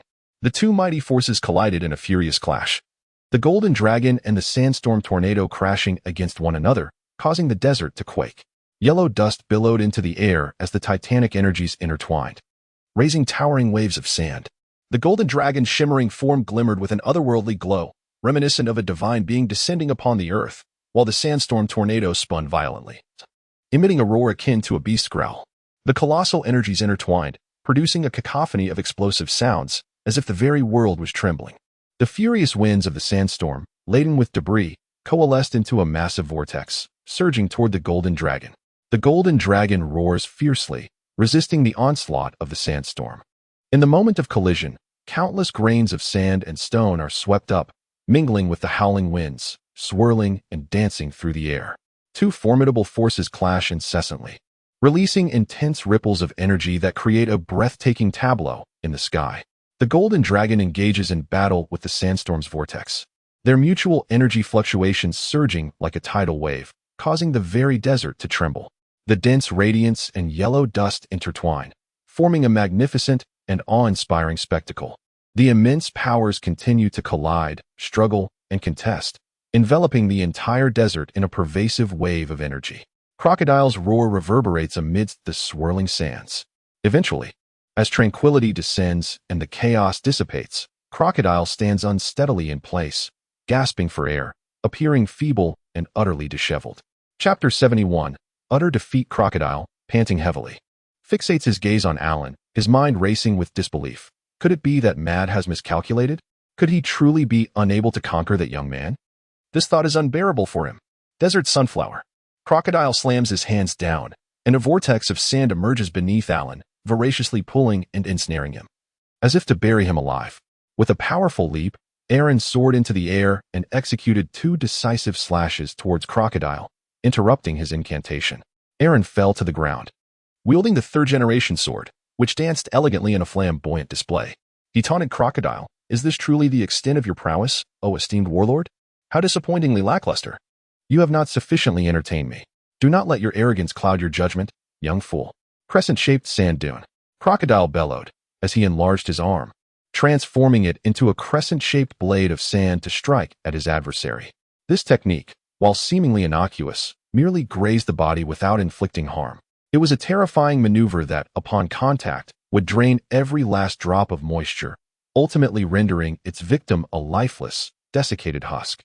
Crocodile had employed this very tactic to desiccate countless pirates who dared to challenge him, turning them into mummies, and in the original tale, even left Luffy's arm as a withered corpse. Aaron, having read the original work, is undoubtedly aware of the terrifying nature of this move. However, with his formidable mastery, he has no reason to fear it. His entire being is enveloped in the color of armed Haki. Aaron enveloped his entire being in the armor of Haki, transforming his skin into a pure black hue, with its hardness increasing in proportion to the strength of his Haki. It was only when confronted with an opponent whose Haki surpassed his own that his attacks would prove effective. This technique, while undoubtedly foolish against adversaries of equal or superior caliber, was undeniably a formidable skill when used against weaker foes. One must remember that when Virgo employed this maneuver, he left Smoker utterly astonished. The crescent-shaped slash aimed at Aaron, draped in impenetrable darkness, had no effect whatsoever. The desert sword. Crocodile transformed his hands into 4 colossal sand blades, sharper than the desert sword itself, possessing a cutting edge capable of slicing through even the thickest rock walls. Reputed to cleave anything in its path, Crocodile had nearly perfected the development of the sand fruit. Yet his sole focus on enhancing the fruit while neglecting haki ultimately led to his downfall. Moreover, the sand fruit, despite belonging to the Logia category, was not a fearsome fruit that guaranteed instant death upon contact. The speed and power of sand were not among the elite. In the face of Aaron's full-body haki, which rendered attacks effective only when the opponent's haki was superior, Crocodile's assault was utterly futile. Aaron strode resolutely towards Crocodile, his attacks effortlessly repelled by the black armor. The raging sand blades, mere inches away, struck Aaron with a force akin to a gusting wind, yet he experienced this onslaught as though it were a mere massage. Inwardly contemplating, Master Crocodile, do refrain from such aggression. Nevertheless, he couldn't help but marvel at the prowess of nature's calamities, thinking, had you employed such tactics earlier, the straw hat would have long ascended to the status of a sun god. Aaron gripped the dark blade tightly, striking at the astonished Crocodile with a single, decisive blow. Crocodile hastily raised his golden hook in a desperate attempt to defend himself. As their weapons clashed, a sharp sound reverberated through the air. Crocodile felt an overwhelming force surging towards him. He clenched his teeth and summoned every ounce of strength within him to barely withstand the assault. Aaron continued his tempestuous assault, executing his moves with both elegance and ferocity, consistently maintaining his advantage and pressing forward with relentless determination. Crocodile, however, resisted fiercely, retreating step by step. Aaron's assault was akin to a tempest, leaving Crocodile gasping for breath. After a dozen grueling exchanges, Crocodile finally succumbed, sent hurtling through the air for hundreds of meters, carving a deep trench in the ground. Struggling to rise, he gazed at the gaping wound on his chest, blood streaming forth, his expression a portrait of despair. Stripped of the previous arrogance and composure he once possessed, he was, indeed, outmatched. Standing beside the chasm, Crocodile appeared disoriented, having previously believed he could effortlessly vanquish Aaron and reduce him to servitude. To his astonishment, his opponent's strength far exceeded his expectations. Doubts began to creep in regarding his former disdain and contempt for Aaron, as he grappled with the bitter realization that he was not even a match for this mere youth. Sand Giant, Crocodile bellowed, plunging his hands into the sands. The desert surged with life, emanating a powerful aura as countless grains rushed toward him, merging with his very being. His form expanded, transforming into a colossal giant towering hundreds of meters high. Prepare to experience my ultimate technique, boy. The giant roared, charging toward Aaron, causing the earth to tremble and the heavens to dim. Do you truly believe this will suffice to contend with me? Aaron let out a chilling laugh as he slowly raised his black blade. The dark armor adorning his body began to fade, and he concentrated all his formidable aura into the weapon. His power coalesced to an unparalleled intensity, instilling an overwhelming sense of oppression. One heart flows profound mystery. The dark grand world. Aaron let out a thunderous roar, and a deep black blade of light surged forth from his sword, causing the surrounding air to warp. Crocodile felt an immense pressure bearing down on him, and hastily steadied himself, striving to withstand the onslaught. In an instant, the blade of light struck Crocodile, producing a resounding explosion that engulfed the entire battlefield in darkness. The blade cleaved through the sand giant, which emitted a piercing scream as its colossal form began to fracture and slowly disintegrate, transforming in an instant into a vast cloud of sand that cascaded from the sky, creating a magnificent rain of sand. Crocodile was caught amidst the sandstorm, plummeting to the ground. The visage of his sand giant had vanished, replaced by a barren and desolate stretch of dry earth. In the aftermath of the battle, the arrogance and confidence that once adorned Crocodile's face had been supplanted by a profound sense of despair. He had believed he could effortlessly subdue Aaron and compel him into submission, yet the harsh reality before him brutally revealed his folly. He was merely a deluded fool. Struggling to rise, Crocodile found his weakened body only able to sway precariously. His chest wound continued to bleed profusely, the vibrant red blood mingling with the sand, falling to the ground in stark contrast. He gazed down at his wound, a mix of astonishment and helpless laughter escaping his lips. He could not fathom that he was not a match for Aaron, a sorrowful smile freezing upon his face, his pride utterly shattered. He had never suffered such a defeat, save for his encounters with Whitebeard, especially after becoming one of the 7 warlords of the sea. He had toyed with and dispatched countless rookie pirates who dared to challenge him, nearly forgetting the sensation of injury.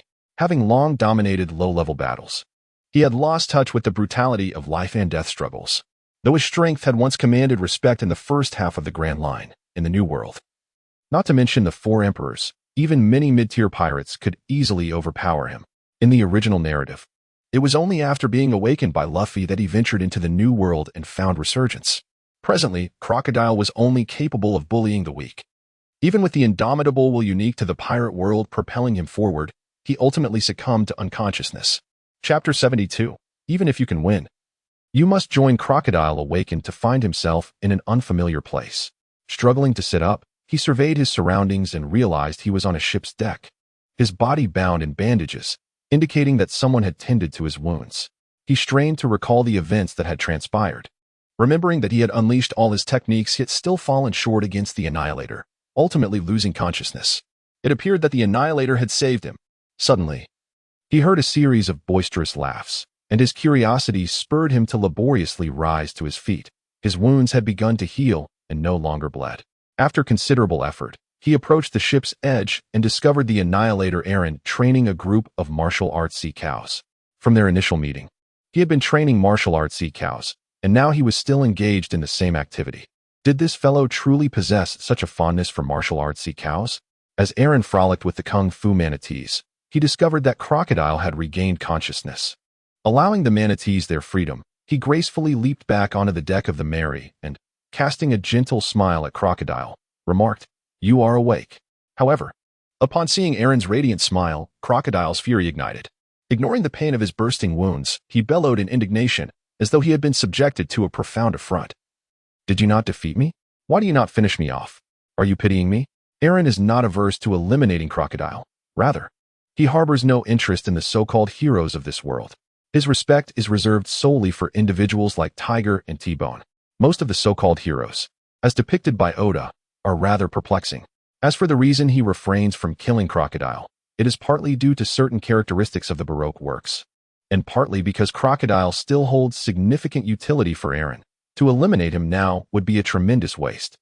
Aaron carried Crocodile back onto the ship and tended to his wounds with minimal care, for in this world, the average person possesses an abundance of blood, making it rather difficult to perish. Of course, this does not apply to coin.I. Gazing upon the unconscious Crocodile, Aaron briefly entertained the notion of utilizing hormone therapy. For Ivankov wielded a potentially fatal weakness against Crocodile. The whispers among the former sea denizens suggested that this vulnerability stemmed from the possibility that Crocodile was originally a female, transformed into a male by Ivankov. Aaron wished to give it a try, to ascertain its authenticity. However, after some contemplation, he decided against it. Should he truly be driven to the brink of exasperation, it would lead to undesirable consequences. Aaron gazed at the furious Crocodile and offered some words of comfort. "Calm down. There's no need to be so angry. Did you not claim that it would not be long before you could seize control of this nation? You are the emperor of its underbelly. No one can oppose you. Power, status, and wealth are all within my grasp. Now that I wish to join you, are you having second thoughts?" Crocodile retorted, "You are already so formidable. Are these not easily attainable for you?" Indeed, with his immense strength, such matters were trivial. Furthermore, inviting him into their ranks was akin to inviting a formidable sovereign. Once inside, he might choose to heed his own counsel over directives. Should he seek to dominate the organization, there would be little recourse, resembling a usurpation of power. Aaron gazed at Crocodile with an expression of bewilderment, inquiring, "Isn't this already available? Moreover, aren't you the one leading the charge? And as a warlord of the sea recognized by the world government, you must possess numerous advantages. Correct?" Crocodile, true to his formidable nature, stifled his irritation, contemplating the potential benefits for himself, and posed the question, "Do you genuinely wish to join the organization?" Aaron nodded and said, "Indeed. However, I shall not engage without wealth and splendor. Once you join, will you heed my commands?" "Certainly, as long as the payment is sufficient." "Even if it involves seeking someone in the Western Sea?" "Absolutely. I have been longing to explore the Western Sea myself." Crocodile envisioned the scenario of Aaron's arrival, and a smile crept across his face. With Aaron on board, what more could he desire? He extended his hand to Aaron, beaming, and exclaimed, "It's merely a matter of money. Welcome aboard." Aaron extended his hand, shaking his companions with a smile, exclaiming, "I look forward to your guidance, boss." Upon hearing Aaron utter the term boss, Crocodile chuckled heartily, embracing Aaron with warmth, and remarked, "With a genius like you joining us, it cannot be this simple. Come, let us return to Rain Base. I shall treat you well. Once you have had your fill of fun, I will utilize the authority of the 7 warlords to arrange your journey to the West Blue. Rest assured, the passage to the West Blue is quite effortless. Allow me to showcase the power of the 7 warlords. All right, let us go, boss." Ignoring his own bandage form, Crocodile led Aaron to the nearby oasis city of Alabasta, where they purchased 2 speedy ducks and rode them towards Rain Base. Aaron still named the 2 kung fu manatees Afu and Fizz to guard the house, while he followed Crocodile to the Rain Base for some excitement. The swift-running duck is the fastest creature in the Alabasta Kingdom, and Crocodile and Aaron soon arrived at Rain Base. In the Alubarna market, Crocodile's appearance, wrapped in bandages, drew considerable attention, with the townsfolk expressing concern for his well-being. It must be said, Crocodile is indeed a formidable figure. His superficial charm deftly assuaged the worries of the common people with mere words. Shortly after Crocodile acquired the swift-running duck, a large falcon appeared in the Alubarna market. After assessing the situation, Perlu flew back to the royal castle to report to the king, having previously scrutinized the battlefield where Aaron and Crocodile clashed, given that the site of their fierce confrontation was not far from the city of Alubarna. And with the intensity of their battle visible to the townspeople, Perlu transformed into a falcon to investigate the situation before returning to deliver his report. Perlu informed the king that his scheme to pit the tiger against the wolf had indeed succeeded. Crocodile was embroiled in a conflict with the nation destroyer. Moreover, he had suffered severe injuries in the encounter. Perlu excitedly exclaimed that the 8 million was certainly no match for the 120 million. He then lamented that the 120 million had become entangled with the 8 million. What was to be done about Alabasta? King Cobra reassured Perlu, advising him not to worry. He understood Crocodile's nature and his inability to tolerate subordinates stronger than himself, indicating that the two would not last long together. If the nation destroyer truly bore no ill will towards Alabasta, he could reach out to facilitate their swift division. Meanwhile, in Crocodile's lair, Rain Base, in the lavish confines of the casino, Crocodile was discussing his grand ambitions with Aaron. In a luxurious private room within the Rain Base casino, Crocodile was indulging in food and conversation with Aaron. Crocodile revealed to Aaron that the ostensible aim of the Baroque works was to overthrow Alabasta to establish an ideal kingdom. However, the true objective was to acquire the ancient weapon, Pluton. According to legend, this ancient weapon could sink an island with a single shot, and possessing Pluton would guarantee dominion over the entire world. Alabasta harbors clues about Pluton, recorded on an indestructible stone tablet inscribed with ancient script. Currently, only Nico Robin can decipher this historical text. Thus, in order to interpret the information etched upon the tablet, he requires Nico Robin's assistance. Since the destruction of O'Hara, Robin has been offered a bounty of 79 million berries, and there has been no news of her whereabouts. Even with the majority of his men dispatched to the West Blue, no trace of Robin has been found. Thus, he requires a person of remarkable insight and charisma to venture into the West Sea in search of Nico Robin. Therefore, he seeks out Arlong, hoping she will embark on a quest to uncover the whereabouts of Nico Robin. Aaron and Crocodile clinked their glasses, feigning surprise and exuberantly exclaiming the magnificence of his plan. Aaron winked at Crocodile and declared, "Boss, leave Nico Robin to me. If you acquire the ancient weapon Pluton and dominate the world, do not forget your little brother." Crocodile and Aaron clinked their glasses together. "As long as you assist me in locating Nico Robin, the riches and glory shall be yours to enjoy." He laughed heartily, patting Aaron on the shoulder while painting an enticing picture of the future. "Once I obtain Pluton, I shall share this world with you. You will be my right-hand man." "All right, boss." Aaron certainly does not mind his daydreaming, for it is destined to be unsuccessful. Crocodile inquired which codename Aaron preferred, suggesting MR1 as an option. Aaron declined, expressing to Crocodile that taking the highest code upon his arrival would dishearten those beneath him and complicate Crocodile's work. He suggested that an MR6 would suffice. Crocodile gazed at Aaron, somewhat moved. He had not anticipated being bested by Aaron, who was so considerate of him, despite being an exceedingly self-centered individual, who never trusted his subordinates or contemplated their feelings, regarding them merely as tools. Aaron's thoughtfulness genuinely touched Crocodile. He remarked that he did care for his subordinates' sentiments, and if Aaron desired, the position of vice president could be offered to him. However, after Aaron's insistence, Crocodile ultimately acquiesced to his request. Thus, Aaron officially joined the Baroque works as MR6. In that instant, a multitude of system notifications resonated within Aaron's mind. System prompt: congratulations on joining Baroque works. Reward: newcomer's welcome package. You have acquired the ability of the sand fruit. The sand fruit allows any part of your body to transform into sand, enabling you to shape the sand into blades for offensive maneuvers. The right hand, devoid of a golden hook, can drain moisture from any living being or object it touches, extracting water from rocks or soil to revert them to sand, or siphoning underground water from deserts to create quicksand. Additionally, by gathering sand in your hand, you can generate sandstorms. Crocodile's most prized possession was thus bestowed upon Aaron. Regrettably, for the current Aaron, it bore little significance. Although the sand fruit could develop into an almost cataclysmic force, yielding formidable combat capabilities, Aaron was not in want of offensive methods. He already possessed the wind fruit, which was superior in utility. Nevertheless, while the sand fruit did not enhance Aaron's immediate power, it held considerable importance for his future plans. You have acquired the ability of the swift cutting fruit. The swift cutting fruit allows any part of your body to transform into a blade at will, granting ordinary punches and kicks the lethality of a blade. His entire being, including his organs, possesses the resilience of true steel, rendering him impervious to blades and bullets. Most physical attacks are rendered entirely ineffective. This ability is commendable, providing Aaron with a nearly unbreakable physique, enhancing his passive defense, and allowing him to conjure weapons even when unarmed. You have acquired the ability of the thorn fruit. The thorn fruit allows your entire body to become extraordinarily sharp, easily piercing stone walls.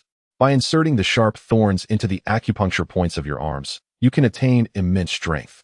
This ability, akin to the swift cutting fruit, also bolsters passive defense. You have acquired the ability of the mimic fruit.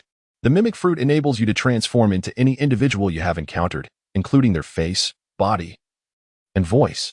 With system optimization, you can utilize this ability in conjunction with other abilities simultaneously. This ability is the true purpose behind Aaron's accession to Baroque works. This is the ability of the fruit that can transform into anyone. Furthermore, thanks to system optimization, there is no need to touch with the right hand to transform. Merely having seen someone is sufficient. Additionally, the drawback of not being able to utilize the original abilities before transformation has been eradicated.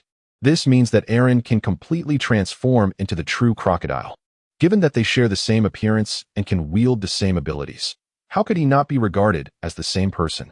If he were to acquire Robin's flower fruit's duplication ability in the future, the world would truly be his oyster. Aaron could venture anywhere his heart desires. He could join all organizations upon the sea to amass power. You have acquired the trait, wax fruit. Wax fruit. The fruit user can generate candles from their body and can shape the candles into any form or create various items with them at will. The creations made from wax are harder than steel and possess high malleability, allowing for the crafting of any tool, such as wax figures or keys for lockpicking. This trait proves to be immensely useful, serving not only as a source of power, but also for the creation of figurines. Here I come, life-sized figurines. You have acquired the trait, mole fruit. Mole fruit, a zoan-type ability that allows one to transform into a mole, enabling combat by burrowing underground. This trait elevates Aaron's already exceptional physical prowess even further. You have acquired the trait, explosion fruit. Explosion fruit, any part of the body can explode. Even the ejected boogers are not exempt. Air expelled from the mouth can also serve as an explosive. The user is impervious to bombs, unaffected even if they consume one. This trait is one that Aaron eagerly anticipated. With this ability combined with his color-changing powers, Aaron can cosplay as the explosive genius Datara. It is time for the world to understand that art is indeed an explosion. You have acquired the trait, light-heavy fruit. Light-heavy fruit, upon consumption, one can freely manipulate their weight between 1 kilogram and 10,000 kilograms. They can float like a feather or exert tremendous weight to suppress foes. The only drawback of this trait is that it cannot be applied to objects outside of oneself. Otherwise, it would rival the capabilities of both the float fruit and the heavy fruit. A bountiful harvest. A total of 8 traits, propelling Aaron's strength to new heights. Chapter 74, West Sea. Concurrently with the acquisition of traits, a mission from Crocodile has emerged. System prompt. New mission. Locate Nico Robin and bring her before Crocodile. Mission reward. experience in developing the Sansan fruit. This mission aligns perfectly with Aaron's intentions, and the development experience of the Sansan fruit would enable him to reach Crocodile's level instantly, without wasting time on abilities that may not be of great use to him. Aaron indulged in revelry at Crocodile's lair for several days, surrounded by luxurious cars, beautiful women, exquisite wines, and sumptuous feasts. He was thoroughly enjoying himself, almost forgetting his roots. Seizing this opportunity, Crocodile arranged for a ship bound for the holy land of Mariehwa.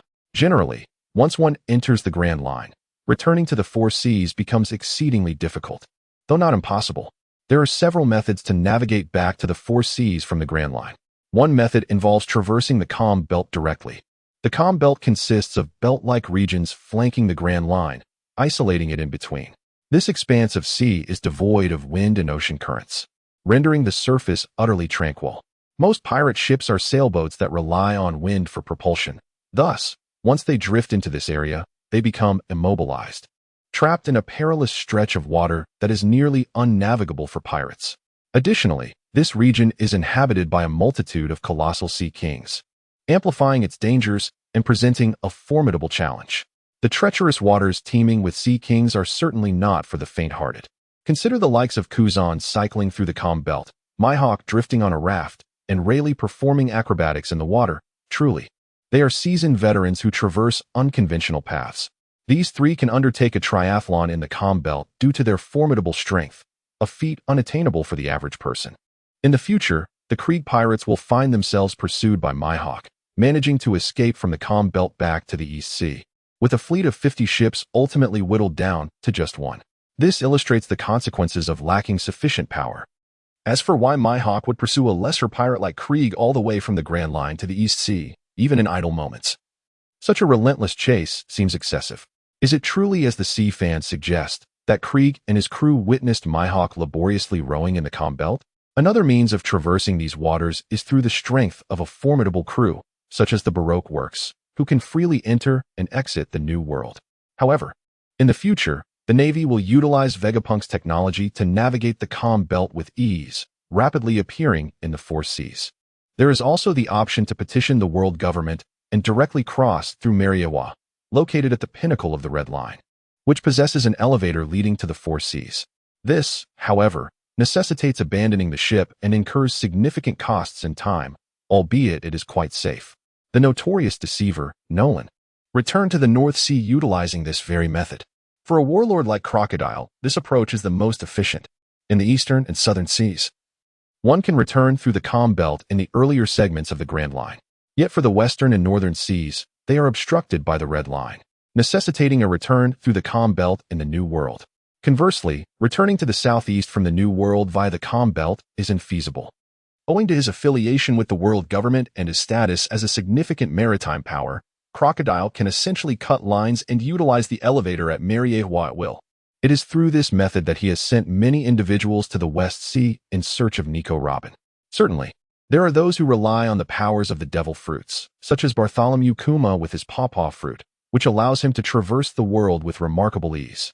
Similarly, Monkey D. Dragon wields the wind fruit, granting him the freedom to go wherever he desires. Then there is the formidable Shiki the Golden Lion, whose float fruit enables him to soar above without others even perceiving his presence. In essence, there are myriad methods to journey from the Grand Line to the Four Seas. Crocodile has mastered one of the most convenient and secure routes. The only requirement is the passage of time from Alabasta to the Holy Land of Mariehwa. Several days later, Crocodile arranged for a grand cruise ship to whisk Arlong away, ensuring his comfortable arrival at Mariehwa. He also appointed several young and charming maids to attend to Arlong's needs, while coordinating with the world government to have personnel ready to receive him in Mariehwa, enabling Arlong to proceed to the West Sea without a care in the world. Aaron comfortably boarded the luxurious cruise ship, the only source of his unease being the impending confinement of Mary in the small dark room once more. Despite his previous assurances to never subject her to such a fate again, he found himself ensnared by the deceitful nature of men, overwhelmed with guilt for breaking his promise. Aaron resolved to instruct Crocodile to forego any unnecessary formalities and expedite their journey to the West Sea, ensuring that Mary would not remain in the small dark room for too long. Crocodile, of course, readily agreed, eager for Aaron to locate Nico Robin swiftly. Consequently, the grand vessel was left with Aaron as its sole passenger, while the remaining space was filled with a plethora of essential supplies, guaranteeing their direct arrival at the destination. Aaron, accompanied by the two kung fu manatees, Afu and Faizi, boarded the cruise ship, setting sail directly toward Mariewa. The voyage was remarkably smooth, devoid of the incessant stops characteristic of a city bus. Upon reaching Mariewa, Aaron, having donned a slight disguise, was swiftly ushered in by the staff arranged by Crocodile, allowing him to bypass the queue and access the elevator immediately. In no time, they arrived at the far side of the Red Earth continent, in the West Sea. The West Sea is one of the most formidable maritime regions, and during the World Conference in the original narrative, several infamous entities from the Blue Planet made their appearance, including the floral nation of the Qing dynasty. This nation's king embodies the malicious archetype reminiscent of the traditional Western figure, Fu Manchu. The floral nation boasts formidable military strength, with at least 8 pirate crews, among which the notorious leader of the 8 Treasures Water Army, Green Pepper, is a legendary figure, having once commanded a bounty exceeding 500 million berries during his prime, rivaling even the peak of Carp in strength. Proficient in the use of all 3 forms of hockey. The original narrative depicts the inclusion of 1,000 members into the Straw Hat Grand Fleet, not to mention the forces of this very division. Such a naval force is but a fraction of the floral nation's might, and the true size of its military remains shrouded in mystery. In the original tale, due to Joker's extensive arms dealings within the dark underworld, the floral nation faced a disastrous defeat in war. Consequently, the king of the floral nation summoned the reclusive former leader of the 8 Treasures Water Army, Green Pepper, to lead an assault on the underground arms transport lines. This formidable floral nation, embroiled in warfare and yet suffering defeat, invites contemplation. The Fu Manchu-like king, akin to the 8 Banners, commands 8 pirate crews, reminiscent of the revolutionary wars of the late Qing dynasty. Is this not a reflection of our own Qing? Let us not forget that the prototype of the floral nation, Shabbatai, took shape during the reign of Kangxi. In the original narrative, the Fu Manchu's king proclaimed his desire to voice a plethora of concerns at the World Conference. Could this be attributed to the local revolutionary factions? The West Sea is notorious for its rampant mafia presence, serving as the birthplace of organized crime, led by 5 prominent mafia groups that dominate the underground society. Among them, the Capone family stands out as the most powerful, reigning over the underworld of the West Sea. His formidable stronghold Fruit is one of the objectives of Aaron's journey. Chapter 75. The Mafia. Aaron surveyed the town before him. The buildings rose and fell in a harmonious rhythm. The streets were impeccably neat, vibrant shops bustled with activity, and the residents wore smiles of contentment, painting a picture of tranquility. The scale of this town surpassed that of Roger Town. After all, it served as a crucial junction from the Red Earth continent to the West Sea. Most travelers along this route were affluent and influential individuals, and upon their arrival here, they were bound to indulge in lavish expenditures. This locale belonged to the West Sea and was under the jurisdiction of the World Government, from which various organizations ventured forth to different regions of the West Sea. The public safety here was markedly superior to that of other areas. Aaron could not help but marvel at the existence of such a serene town under the governance of the World Government. Aaron strode purposefully towards the town, intent on locating the stronghold established by Crocodile here, in hopes of uncovering any intelligence regarding Robin from the esteemed billionaires residing within the base. Aaron walked down the street and encountered several individuals adorned in white masks and suits, exuding an aura that deterred any approach. Behind them trailed a group of subordinates clad in black suits. Undoubtedly, this was the CP organization of the World Government. To his astonishment, they had appeared in broad daylight, indicating that this town was completely under their dominion. Robin was the sole individual capable of deciphering ancient texts in this world. Eliminating her would enable the World Government to conceal the truths of history for an extended period. In their quest to eradicate Robin, the World Government had invested substantial manpower and resources in the West Sea. Robin's memories were rife with images of CP, lacking any intelligence on Robin. One might consider tracking the CP organization, as it could potentially lead to her discovery. However, Aaron possessed the fortuitous trait of Conqueror's Haki, which almost guaranteed his desires would manifest. He was confident that he would locate Robin in no time. As anticipated, the Baroque Works stronghold yielded no information regarding Robin. They were truly inept. Yet, one could hardly blame them. Even the World Government's CP organization struggled to capture her, rendering this group even less capable. After all, Robin's abilities allowed her to evade capture effortlessly, making her a master at espionage and intelligence gathering. With no leads available, Aaron decided to thoroughly deplete the stronghold's resources and promptly release the ship spirit, Mary, from the system's confines, setting sail in a random direction. During their voyage, Aaron rested his head on Mary's figure, earnestly apologizing to her. As a newly awakened ship spirit, Mary had little choice but to forgive Aaron, for he was her father. It was through Aaron's unwavering love and care that Mary had come into existence. Utilizing his unique trait, Aaron discerned that Mary's spirits had lifted. He quickly summoned Afu and Fizz to introduce them to Mary, urging them to be attentive and nurturing towards her. On the island of Sicily, the stronghold of Capone Beach, the land was fertile, with mild springs and autumns, sweltering summers, and damp winters. It boasted abundant underground water and springs, complemented by enchanting natural scenery, making it a remarkably prosperous and beautiful locale. The majestic Mount Etna enriched the soil, facilitating bountiful harvests. The agricultural and forestry sectors thrived here, producing an abundance of citrus fruits, lemons, and olives. The landscape was dotted with orchards heavy with fruit, lemon groves, and vast olive tree plantations. The 5 major mafias of the West Sea all trace their origins back to this region. Palermo, the largest city on the island of Sicily, served as a naturally fortified harbor, embodying the essence of this legendary isle. The headquarters of the Capone family is situated here, with its fertile land and advantageous natural location. The inhabitants thrive far better than in many other regions, even under the oppressive grip of the mafia. Countless young individuals flock to this place, aspiring to join the ranks of Capone's organization. The rich soil, excellent natural harbor, and the ambition of youth pursuing a life of crime have transformed this locale into a bustling metropolis.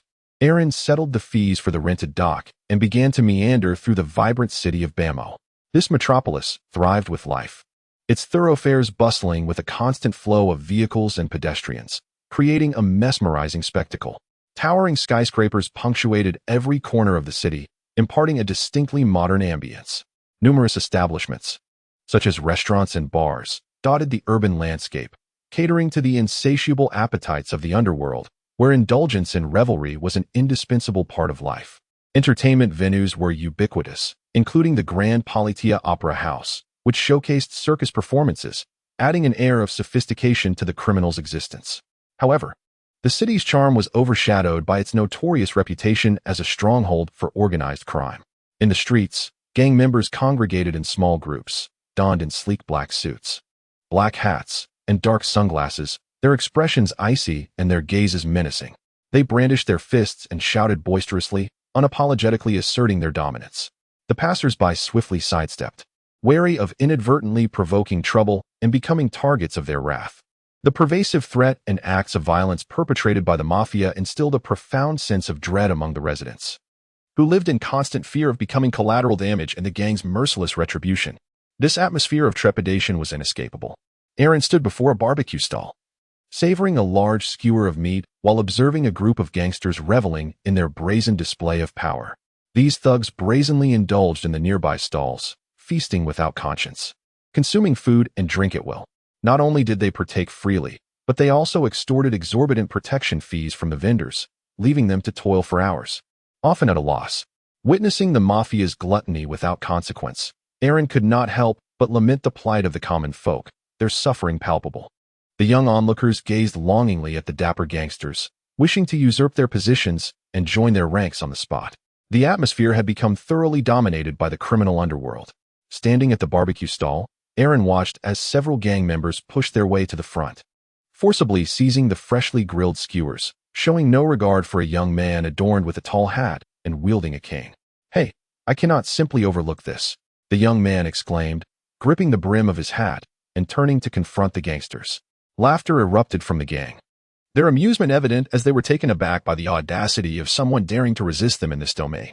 Wielding the skewers menacingly, they taunted the young man. "What's the matter, kid? This is our territory. If you know what's good for you, kneel and apologize quickly, or you'll regret it." Upon catching sight of the man's visage, Aaron involuntarily drew a sharp breath, silently beseeching for the safety of the gang. This individual appeared strikingly familiar, without a doubt. He was Lafayette, the infamous Devil Sheriff, who would later captain the 5th ship of the Blackbeard Pirates. Chapter 76, Lafayette, formerly of the West Blue Police, adorned a grand black top hat and was garbed in theatrical attire, possessing the extraordinary ability to sprout wings from his back and take flight. Armed with a pistol and a cane, he was known by the monikers of Devil Sheriff and Devil Policeman. His reputation had been tarnished due to excessive violence, leading to his recent dismissal and subsequent exile.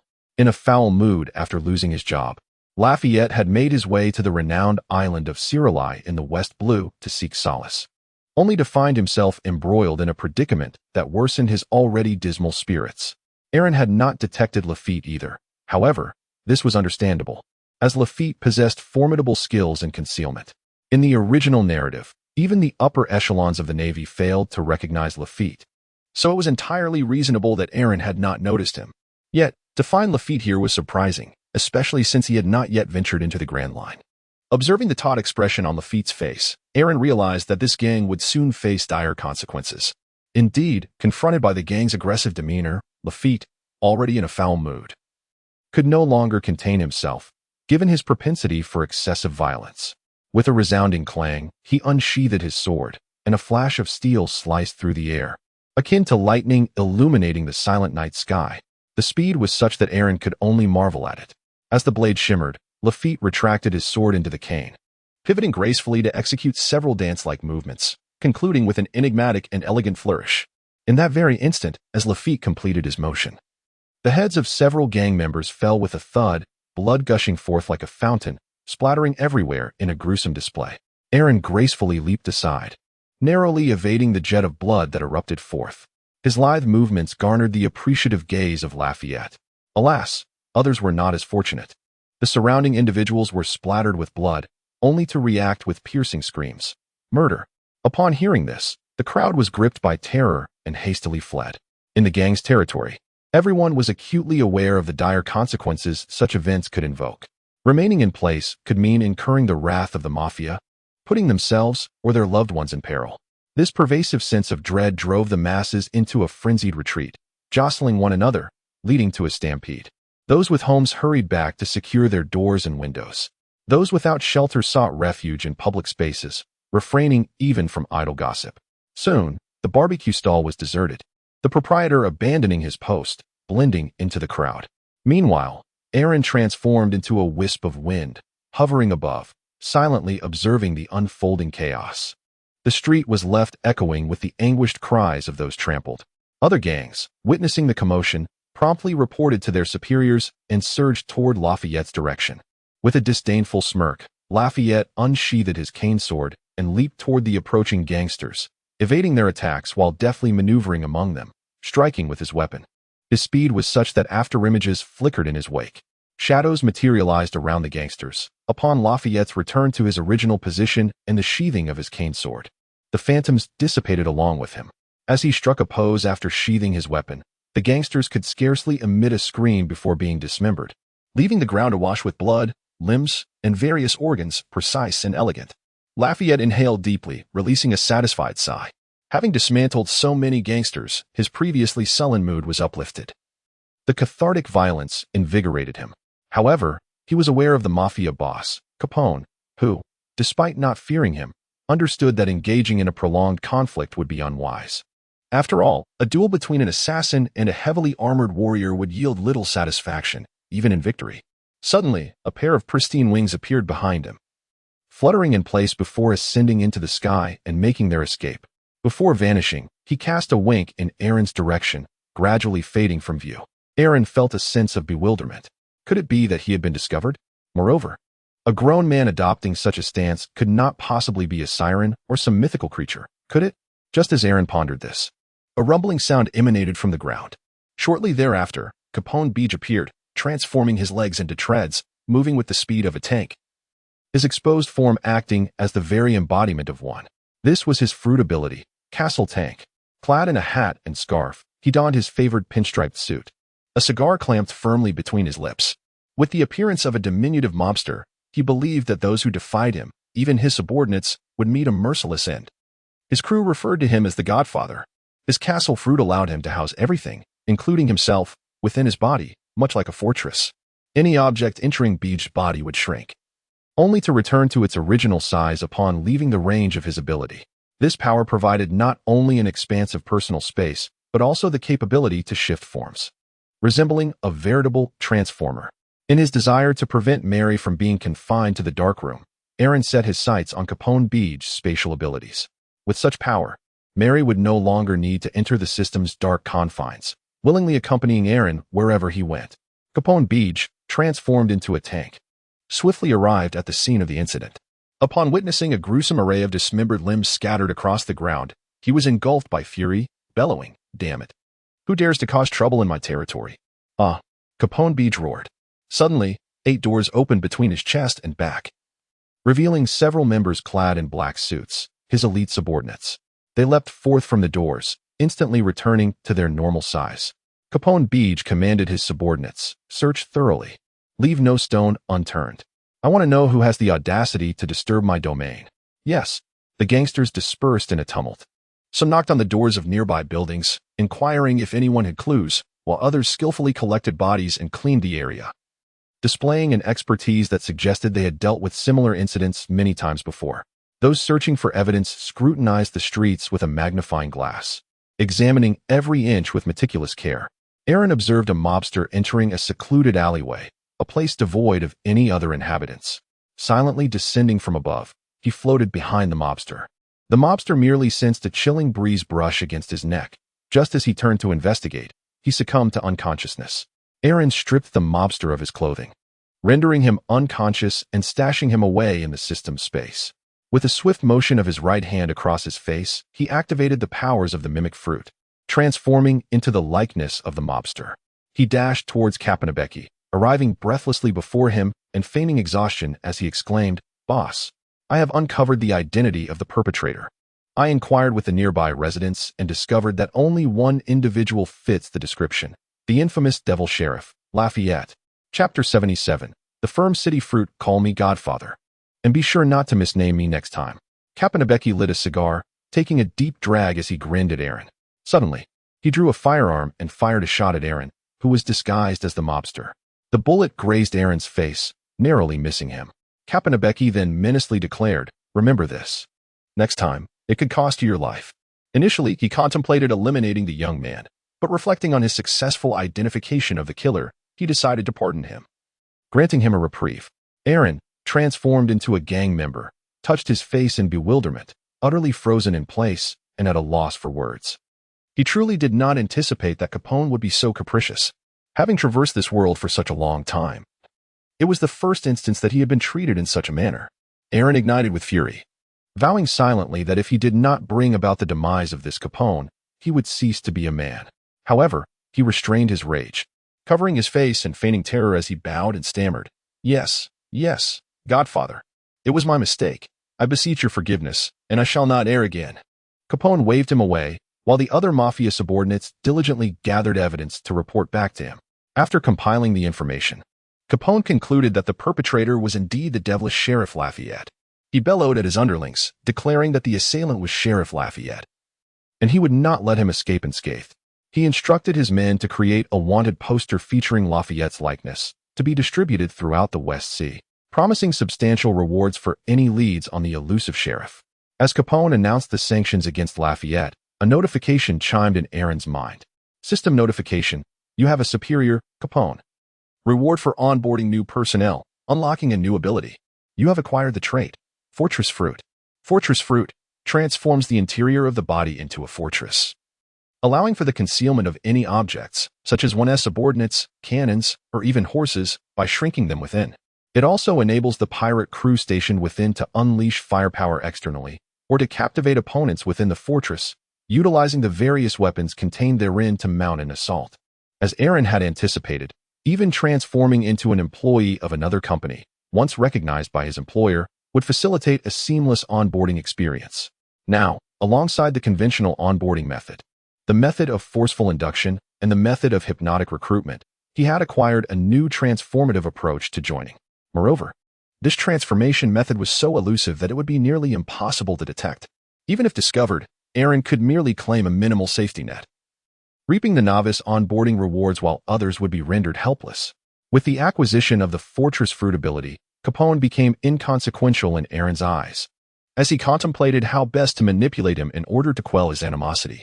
Following a lengthy tirade, Capone opened a trapdoor in his chest, and one by one, the gangsters leapt toward it, seeming to pass through some kind of membrane. Suddenly, these mobsters shrank in size and landed upon the door, entering into Capone's body. In order to fit in, Aaron had no choice but to enter the stronghold of Cap'n Becky. Upon stepping inside, the space opened up, resembling a military fortress. The walls were adorned with various portraits of Cap'n Becky, an undeniable display of his narcissism. In addition to his own likeness, the walls were also lined with an array of weapons. At the center stood a grand dining table, atop which rested a candle holder, exuding a distinct medieval charm.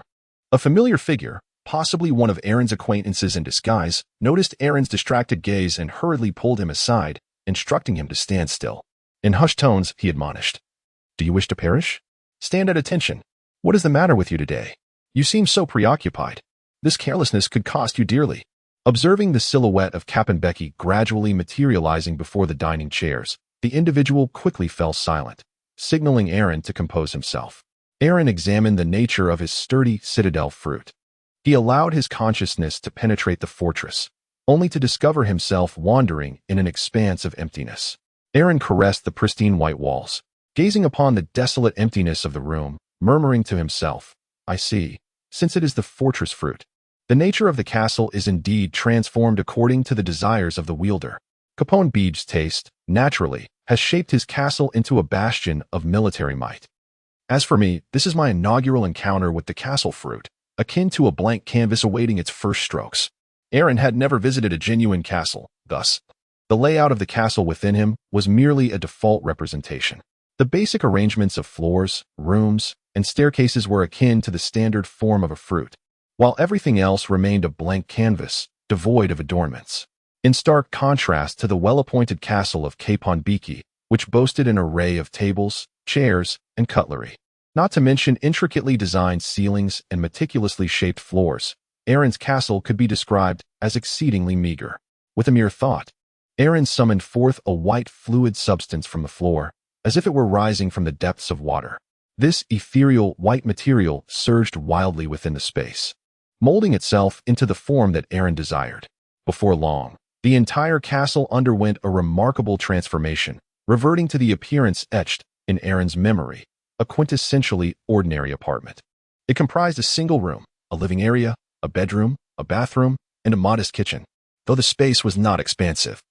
It was the very abode that Aaron had rented in his previous life, thanks to the skyrocketing housing prices of that era. And being a solitary soul who needed only to feed himself, this quaint little dwelling represented Aaron's most profound recollection of his former existence. Before the bedroom stood a computer desk seamlessly integrated with a bookshelf, adorned with a computer that Aaron had splurged on at a tech shop, a powerful 4060 model. Yet, in retrospect, it seemed an extravagant expenditure, especially considering the uncertainty of his current circumstances. The thought of his browsing history on his phone and computer becoming public was disconcerting. However, contemplating his solitary existence, the fear of social embarrassment seemed trivial. After all, he had already traversed into another realm, and it no longer affected him. What lingered in his thoughts were the books that adorned the shelves. Aaron surveyed his bookshelf, pondering how he could have read so many books. How is it possible that there are so many volumes upon the shelves? Aaron approached the bookshelf and began to meticulously peruse the array of volumes before him. He discovered that these tomes encompassed a myriad of genres, including fiction, history, science, and art, as well as some peculiar works he had never encountered before. What could this phenomenon signify? Could it be one of the peculiar traits of the fruit of the steadfast city? Aaron pondered in silence, reflecting that it made sense. The wielder of the fortress fruit ability was akin to the creator of a castle within their body. The design and layout of the castle, as well as the interior decor, could be tailored at will. Even furniture, such as tables and chairs, could be conjured with but a thought. Furthermore, amenities like candlelight and electricity could also be provided. In the comics, Capone Beege's internal castle even boasted a refrigerator, functioning perfectly to keep its contents cool. It was not surprising for books he had read to manifest within the castle as well. Chapter 78, The Great Treasure of the Sea. Aaron perused the titles on the bookshelf, the first row showcasing the educational tomes from his early childhood. followed by the volumes from his elementary, secondary, and tertiary education. As Aaron took down a book and opened it, forgotten memories surged forth, overwhelming him. Gazing at the familiar words, tears welled up in his eyes. It was truly a reminiscence of running beneath the setting sun, a reflection of lost youth. Most of these memories were ones he had long forgotten, yet here they were, meticulously recorded. This towering bookshelf not only held the longings of a past life, but also represented a remarkable reservoir of knowledge. Adjacent to it, a shelf brimming with various books that Aaron had perused, far exceeding the number of textbooks. Even the electronic novels he had read in his previous life had transformed into tangible volumes displayed upon it. Among them were renowned works such as 30 Years in the East River and Revive, My Beloved, alongside an array of comics. Aaron perused the illustrious manga of One Piece, revisiting memories that had gradually faded from his mind. There exists a notion that the fabled treasure of the seas is, in fact, the very manga of One Piece, rendering the comic in Aaron's hands a treasure of the ocean. Among the various classifications of manga, Aaron stumbled upon an unfamiliar and peculiar tome, only to discover it was a collection of notebooks. His nightly indulgence in the enchanting realm of a pink software paradise had not been in vain. Aaron gazed at the stack of notebooks before him, feeling a sense of astonishment at the sheer number he had perused. As he opened one of the notebooks, a multitude of female protagonists, once impulsively conceived and later forgotten in moments of contemplation, flooded his mind. Aaron cast a furtive glance around, and with a mere thought, the shelf containing his notebooks and similar items sank into the second layer, leaving only an array of ordinary books. As for these treasures, Aaron would be fortunate during his future voyages, no longer fearing the tedium of sailing. Aaron settled into the ergonomic computer chair, utilizing the wheels beneath him to propel himself forward with a firm push of his feet. The chair remained just as comfortable as ever, allowing Aaron to relish the exhilarating sensation of driving. Aaron leaned closer to the computer on the table, extending his finger to casually tap on the mechanical keyboard. The crisp sound of the keystrokes evoked memories of joyful gaming moments. He wondered, with a tinge of regret, whether the Black Wukong had been released yet. Aaron settled into his seat with an air reminiscent of the esports equivalent of Stephen Hawking, his limbs sprawled in a rather disorganized manner. He smacked his lips, tilted his head, and grasped the mouse with an intensity that suggested a spirit had taken possession of him, swinging it about wildly. Finally, he bowed his head and pressed the power button on the computer. To his dismay, the screen displayed no response whatsoever. Indeed, no matter how extraordinary the fortress fruit might be, it could not revive the computer, and even the swallow fruit proved ineffective, merely enhancing the bizarre mystique of the fortress fruit's castle. After his futile endeavor with the computer, Aaron surveyed the empty room and felt an insatiable itch to create. He fashioned a collection of lifelike anime figurines of beautiful women using the wax fruit, strategically placing them throughout the room. Among them was the masked Miss 2B, the long-haired Tifa known as the Jerusalem Beauty, the patriotic priestess Kikyo, and the magnanimous Tsunade. Of course, all were designed for an all-ages audience. There were indeed more mature figures, but those were discreetly stored on the lower floor, akin to private collectibles.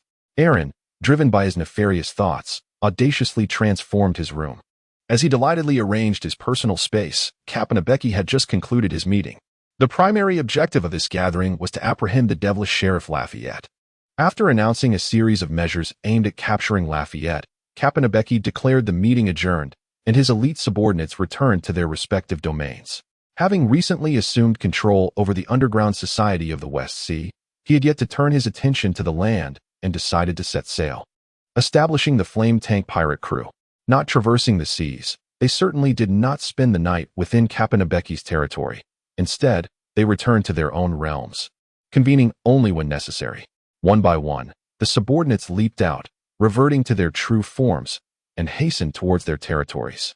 Just as Aaron prepared to slip away with the crowd, the individual who had earlier assisted him caught hold of him, whispering, "Aliora, what is the matter with you today? Had I not held you back, you would have perished several times by now. Do you truly wish for death? Were it not for your sister's request for me to look after you, I would have long since abandoned you." Aaron gazed upon the man adorned with a full beard, who turned out to be his brother-in-law. It was no wonder he appeared so anxious. Observing Aaron's dazed expression, the bearded man could not help but exhale a sigh, clearly troubled by Aaron's condition. He scrutinized Aaron from head to toe, attempting to discern a flicker of familiarity in his countenance, only to find his eyes brimming with confusion and bewilderment. "Aliora, do you have any awareness of what you were just doing? Your demeanor causes me great concern." Do you understand? The bearded man's tone was imbued with genuine care. Aaron shook his head slightly. He indeed knew nothing about the underworld. If only the powers of the imitation fruit could bestow upon him the memories and abilities of its original users. Perhaps awakening the imitation fruit would grant one the capability to mimic other abilities. The bearded man gazed at Aaron, his concern deepening. He understood that his brother-in-law might be in trouble. Taking a deep breath, he addressed Aaron. Let us return to the gang first. Then we shall go home to consult your sister. Under the guidance of the bearded man, Aaron returned to the gang that belonged to him. There, he encountered a throng of underlings, all dressed in suits akin to the bearded man's. They referred to him as Big Brother and designated Aaron as Second Brother.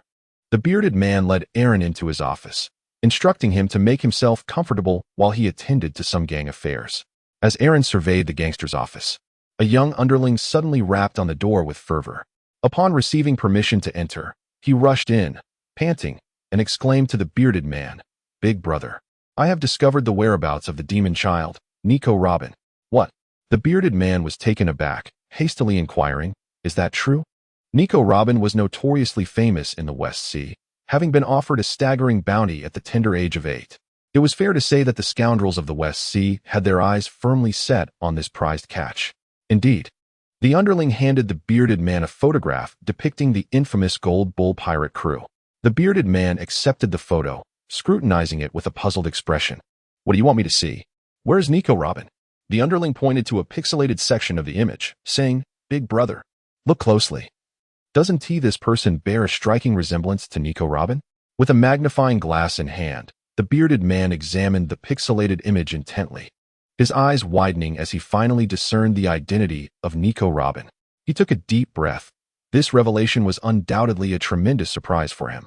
Nico Robin was the most renowned pirate of the West Sea, and her presence symbolized immense wealth and opportunity.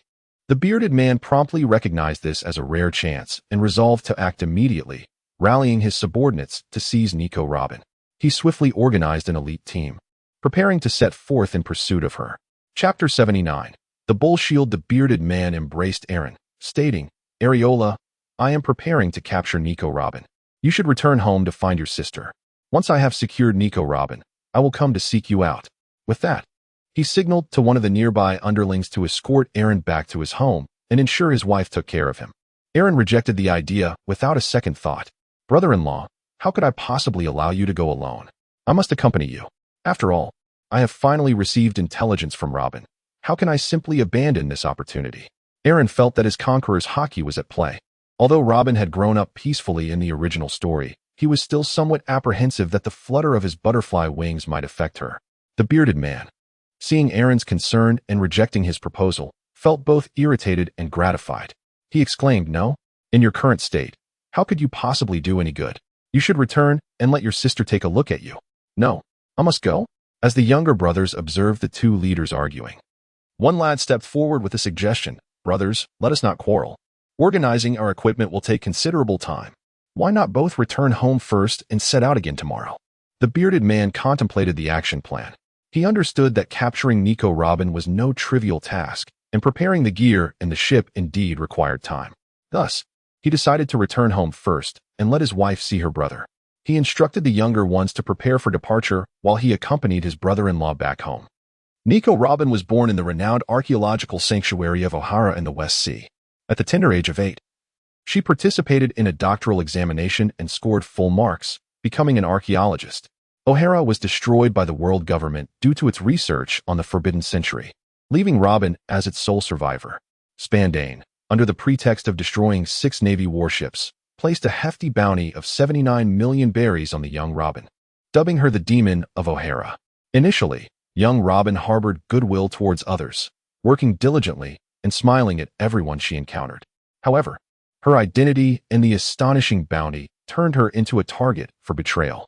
Over time, she ceased to trust anyone, and in order to survive, she learned to betray others before they could betray her, earning herself the title of the Betraying Witch.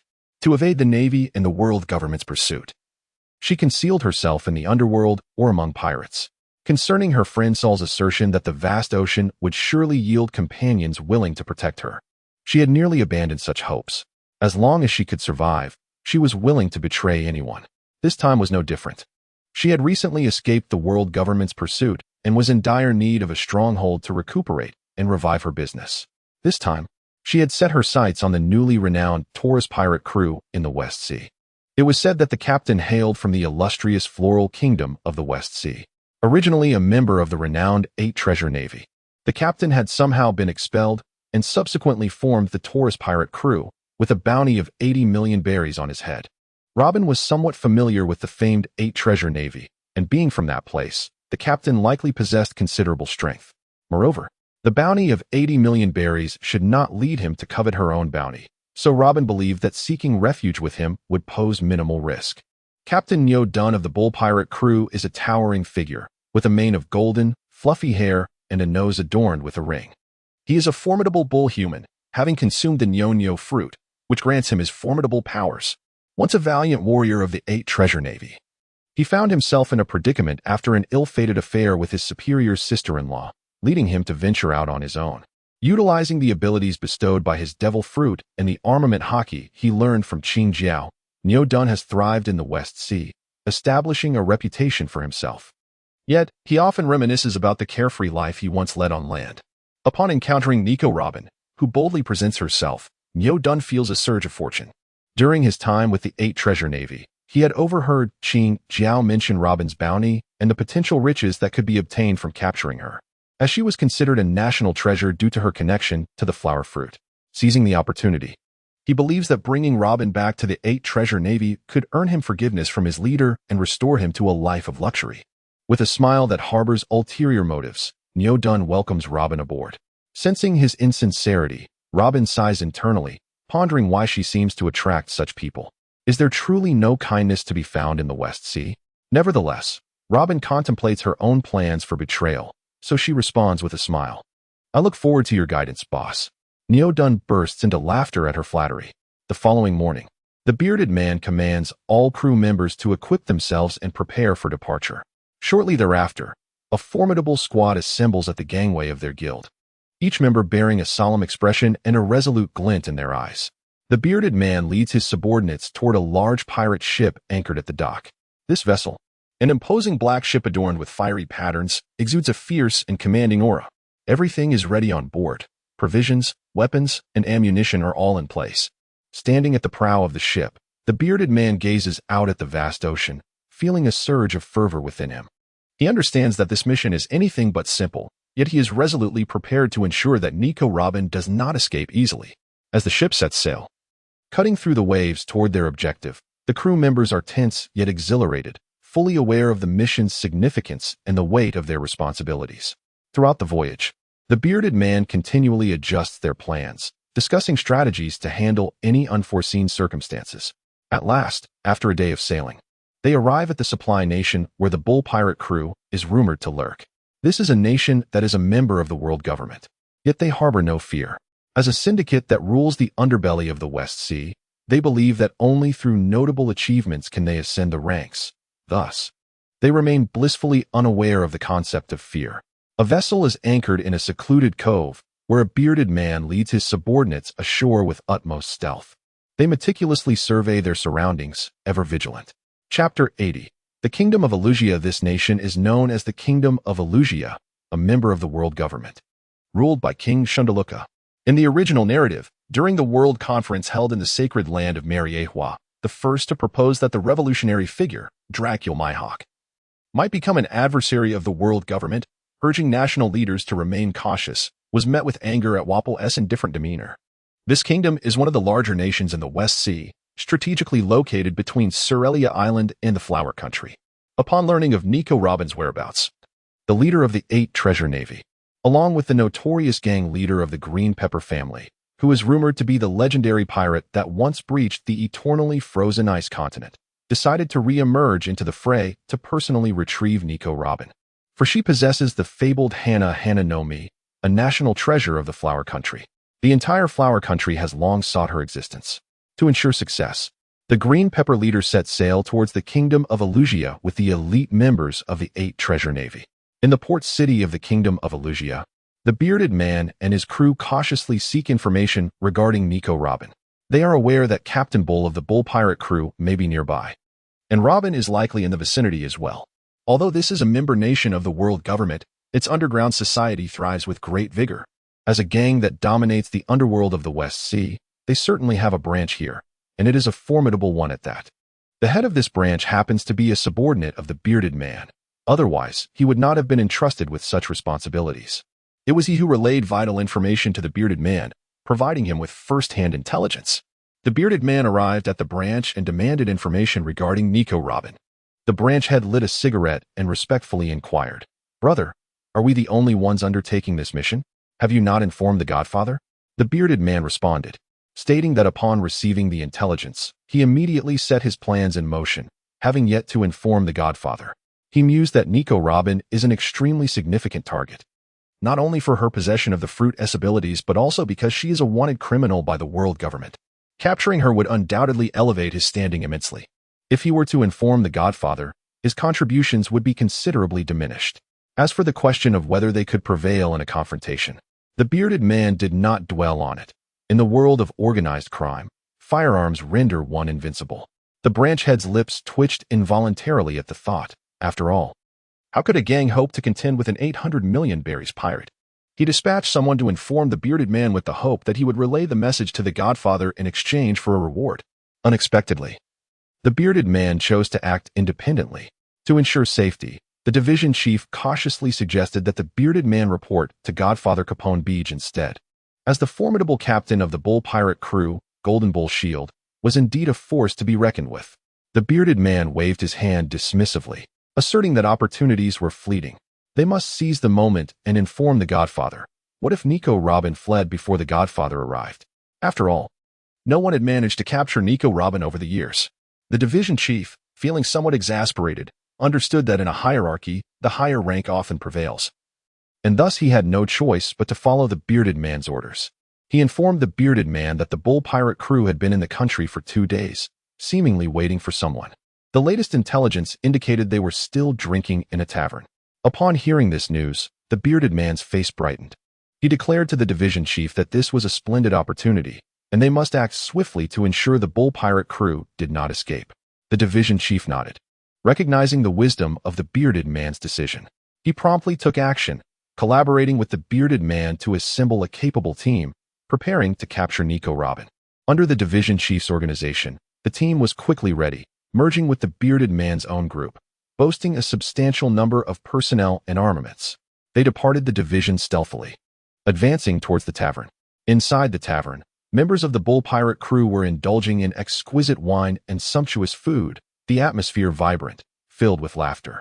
Golden Bull Shield was boasting to Robin about his recent adventures when suddenly, a squad of soldiers clad in black uniforms kicked open the tavern's doors, surrounding the drinking members of the bull pirate crew.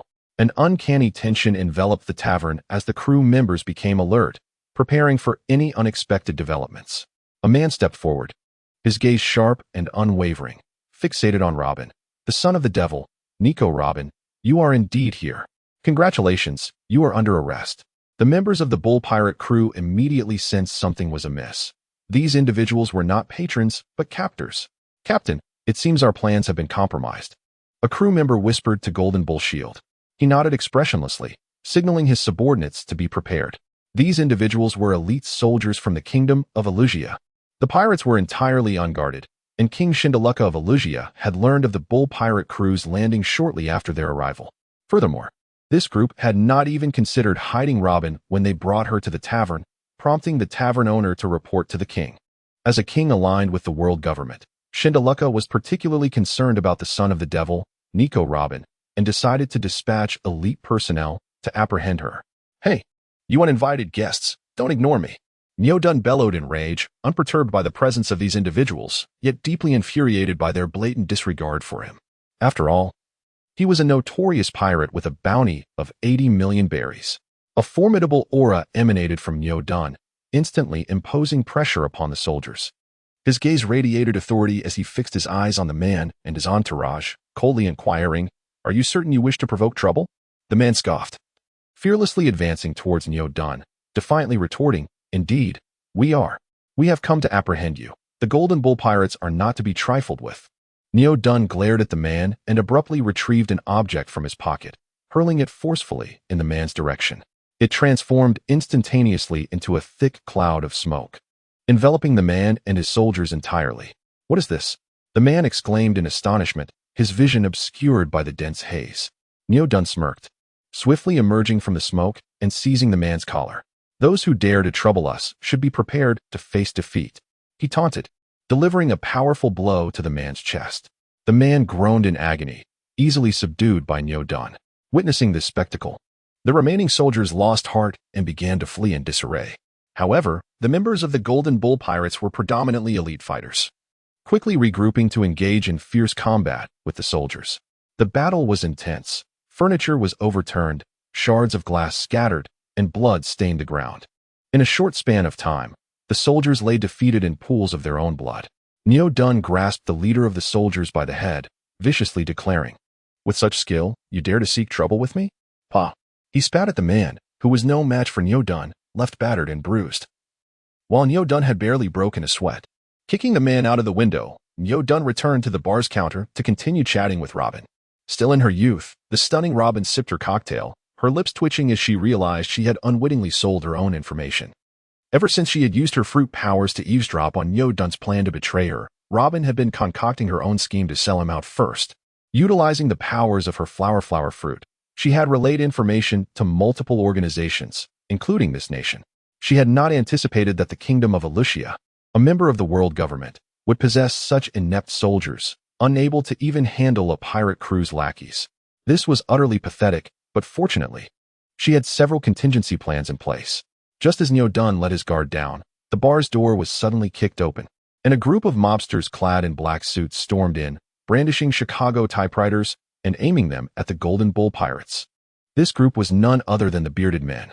They had stealthily arrived at the bar, only to find the kingdom's soldiers had arrived before them. Embracing the notion that when the clam and the snipe contend, it is the fisherman who benefits, the bearded man instructed his followers to wait while allowing the soldiers of the kingdom to advance first, thereby testing the prowess of the bull cow pirates. Should the kingdom's soldiers capture Nico Robin, they would seize her from their grasp. Even if the kingdom's soldiers proved no match for the bull cow pirates, it was certain that the pirates would be significantly weakened, rendering their eventual defeat all the more effortless. The arrival of the bearded man and his mobsters intensified the already chaotic situation. The Chicago typewriters in their hands instantly escalated the combative atmosphere within the bar to a fever pitch. Bull Shield sensed an immediate threat. He understood that these mobsters were also intent on claiming Nico Robin for themselves. To his astonishment, such a fortunate turn of events had arisen. The bearded man surveyed the fallen bodies of the Alucia Kingdom soldiers with a sense of secret delight. He believed that the bull cow pirates had been sufficiently drained, allowing him to effortlessly seize Nico Robin. Brandishing his Thompson submachine gun, he coldly sneered at the members of the bull cow pirates, declaring, "If you wish to avoid death, stand still. My sole purpose here is to claim Nico Robin." Aaron gazed at the Chicago typewriter in his hand, perplexed. He had not anticipated that the underworld of this world would wield the Thompson submachine gun. After all, most firearms in this realm were still flintlocks. It was astonishing how vast the technological disparity was. The islands within the Grand Line, due to the arduous nature of navigation, had not exchanged cultural ideas, resulting in each island harboring its own distinct civilization. Some islands boasted advanced cultures, while others had stagnated for millennia, clinging to their primitive ways. The disparity across the seas was indeed staggering. The giants of Elbaf still fought with axes crafted from stone. In Alabasta, transportation relied on beasts of burden. Sailing ships were the predominant mode of aquatic travel in most nations. The inhabitants of Amazon Lily lived a semi-primitive existence, practicing slash-and-burn agriculture. Yet, concurrently, on the waters near Water City, there existed a high-speed maritime train. Sky Island had mastered the art of artificial rainfall and could even conjure colossal storms. The clones of the Vinsmoke family, the devil fruits, could be mass-produced. Cola could serve as a source of energy. The lack of sufficient interconnectivity meant that the people of the East Blue regarded devil fruits as mere legends, while the residents of Gaia Island mocked the notion of Sky Islands. The dissemination and promotion of technology proved exceedingly challenging. If One Piece were to unite the seas, then the spread of technology should be considerably easier. Alas, it seemed the world might submerge beneath the waves. This was indeed a disheartening thought. If that were the case, Then the dragon's assertion that fishmen were inherently superior held true. The emergence of mafia members intensified the already tense situation. Now, Bull Shield not only had to contend with the soldiers of the Alicia Kingdom, but also faced the threat posed by the mafia. However, Bull Shield was unafraid. He understood the true capabilities of the West Sea gangsters. If they were genuinely formidable, they would not be content to lurk in the shadows causing chaos. Observing this sudden influx of gangsters, he looked down upon them with disdain and scoffed, "Do not jest. You fools are the ones seeking death." The bearded man was merely intimidated by his unpredictable boss, Capone Beach. In other circumstances, he would never have endured such indignity. Enraged, he waved his right hand downward and bellowed, "Open fire. Strike fiercely. Spare no one except Nico Robin." These mafia members were the elite of the elite, rigorously trained in their craft. Upon receiving their leader's command, they unleashed a barrage of gunfire. The bullets rained down like a torrential storm. A veritable hail of lead directed at the Bull pirate crew. Seeking death, Bull Shield roared. In the past, he would have only looked after himself, neglecting his subordinates. But now, he needed these men for his ventures at sea. Becoming accustomed to relying on them made their demise a troublesome affair. He directly utilized the power of his devil fruit, transforming into a towering figure of over 8 meters, an imposing golden centaur, embodying his half-beast form. He leaped before his crew, spreading his arms wide, using his robust physique as a shield to protect them. Bullets struck against the bovine shield, resonating with a clang reminiscent of metal on metal. This devil fruit inherently possessed immense defensive capabilities, and without even employing his haki, the bullets failed to leave a mark upon him. The bull-headed giant even emitted a contented grunt, encouraging the mafia to fire more. The bearded man, now somewhat rattled, urged his comrades to unleash their volleys without restraint, to empty their magazines upon him. Astonishment swept through the bearded man and his mafia associates as they witnessed the formidable defense of the bull-headed figure. They had not anticipated that a pirate could so effortlessly withstand their gunfire. The expression on the bearded man's face darkened, for he realized that if they could not swiftly subdue the bull-headed giant, they might indeed leave empty-handed today. A glint of ruthless determination flashed in the bearded man's eyes as he bellowed, "Cease fire. Bring me the rocket launcher." The mafia operatives reacted with remarkable speed, swiftly retrieving rocket launchers from their packs, aiming them at the bull-headed giant. The power of the rocket launcher was immense, and the bearded man believed that even the bull-headed giant's defenses could not fully withstand it. Boom! The bull-headed giant sensed the imminent threat of the rocket launcher and roared in defiance, his muscles swelling rapidly, while his upper body became enveloped in haki, the dark armor melding with his golden skin to create an extraordinary bronze heel. "Fire!" commanded the bearded man, as flames erupted from the rocket launcher's nozzle, the projectile hurtling towards the bull-headed figure at breakneck speed. Chapter 82. The Fall of the Mafia. The rocket slammed into the bull-headed giant with a deafening explosion, engulfing the area in a cloud of smoke. As the ancient adage goes, where there is smoke, there is no harm. Indeed, as the smoke cleared, the bull-headed giant emerged unscathed. Aside from startling the onlookers, he had suffered no damage. The fire spread within the bar, but the bull-headed figure let out a thunderous roar, unleashing a gale from his mouth that extinguished the flames in an instant. The mafia members were sent reeling by the force of the wind. There were no signs of the explosion on the bull-headed giant. He surveyed the disoriented mafia members with a derisive smirk, declaring, "A bunch of worthless fools. With such meager skills, how dare you venture into this realm?" The bearded man stood frozen, staring at the bull-headed figure, who remained unscathed in the midst of chaos. For years, he had followed Capone and had seen countless foes fall before their overwhelming firepower. Yet this pirate was an anomaly. The rocket launcher had proven utterly ineffective against him. At that moment, a wave of terror began to seep into his heart. In a panic, he shrieked, "How is this possible? How can he be completely unharmed?" The other subordinates were equally astonished by Nyo Dun, instinctively tightening their grips on their Thompson submachine guns, and shouted, "Big brother, we must retreat at once." However, at that moment, the man with the beard appeared utterly flustered. Originally intent on seizing Nico Robin as a bounty to profit from, he found himself devoid of any such thoughts. The leader of the Golden Bull pirates before him was simply too formidable. With such immense defensive prowess, not even the notorious godfather Capone Beach could hope to vanquish this Golden Bull. At that moment, he had lost all desire to remain. Paralyzed with fear, he stood frozen, unsure of what to do. Nyo Dun, observing the terror-stricken man before him, couldn't help but smirk. He relished the sight of others in despair. Coldly, he declared, "I am the captain of the Golden Bull Pirates. Wish to leave? Not a chance. Prepare to meet your demise." As soon as Neo Dun's words echoed in the air, he strode purposefully towards the stunned, bearded man. Each step was firm and resolute, a proclamation of his unwavering determination and strength to the mafia members. The bearded man, witnessing Neo Dun's approach, felt his fear intensify. He realized that the Daya scheme had utterly unraveled. Not only had he failed to capture Nico Robin, but his very life was now in jeopardy. Regret flooded him. Why hadn't he retreated the moment he recognized Neo Dun's power? Why hadn't he reported to the Godfather instead of acting independently? Alas, there is no remedy for regret. What was done, and no amount of remorse could alter the course of fate. The other mafia members were engulfed in panic. Their weapons seemed utterly ineffective against Neo Dun. Their bullets and rockets posed no threat. At this moment, all they desired was to flee this terrifying place, to escape the invincible pirate. With each step Neo Dun took, the mafia members retreated further, their dread spreading like a contagion. The bearded man, realizing he could no longer hesitate, bellowed, "Retreat! Run!" The mafia members, feeling a wave of relief, turned to flee, but soon they discovered they had underestimated Neo Dun's speed and strength.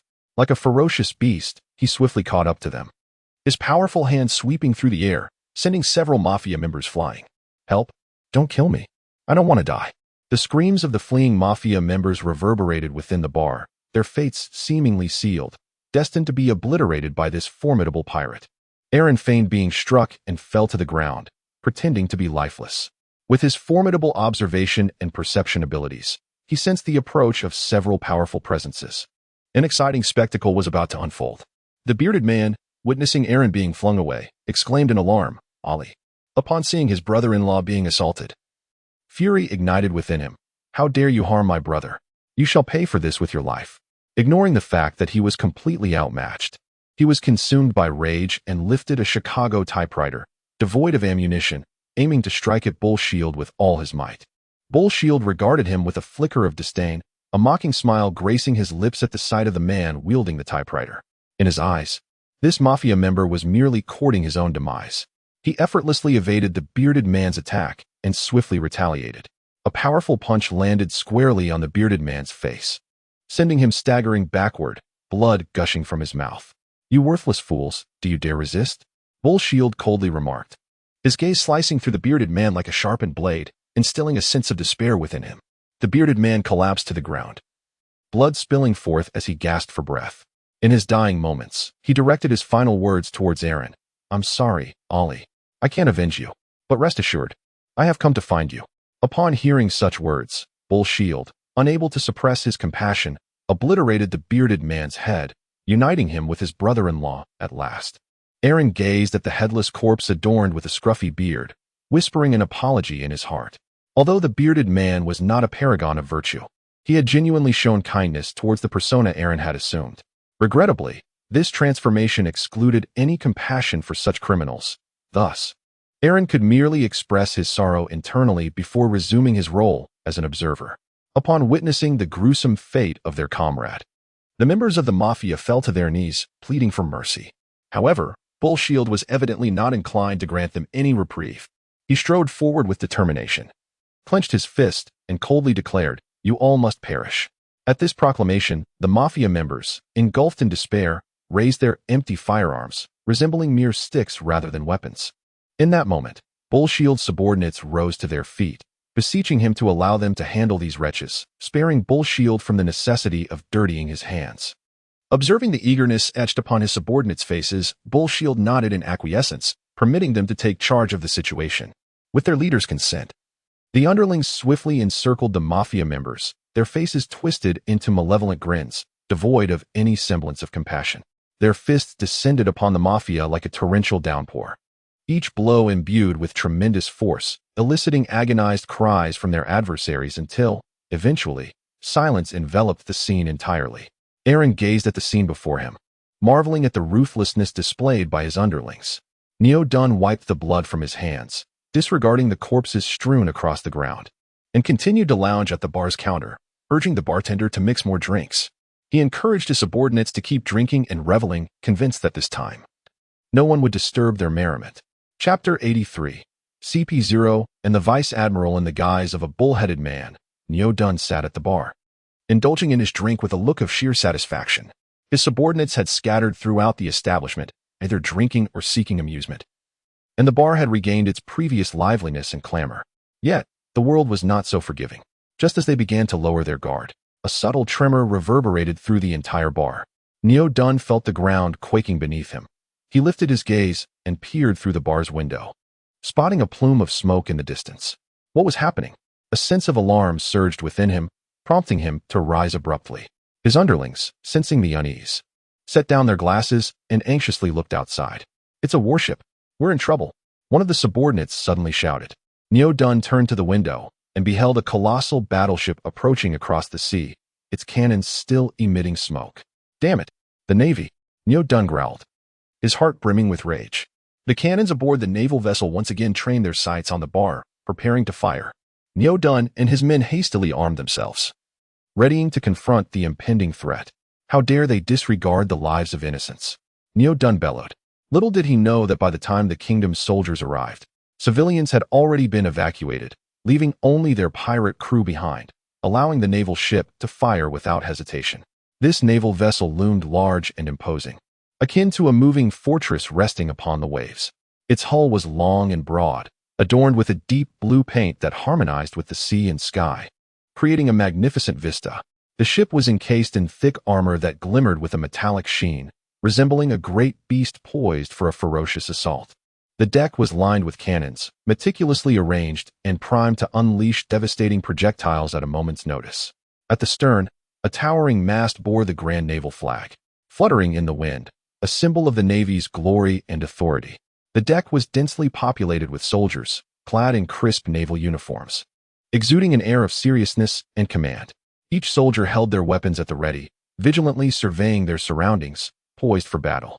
The authoritative voice of a commander echoed among the ranks, and the entire ship operated like a finely tuned war machine, prepared to tackle any challenge that lay ahead. On the bridge of the ship stood a middle-aged man in a naval uniform, his eyes closed, a smile gracing his face, yet radiating a profound sense of authority.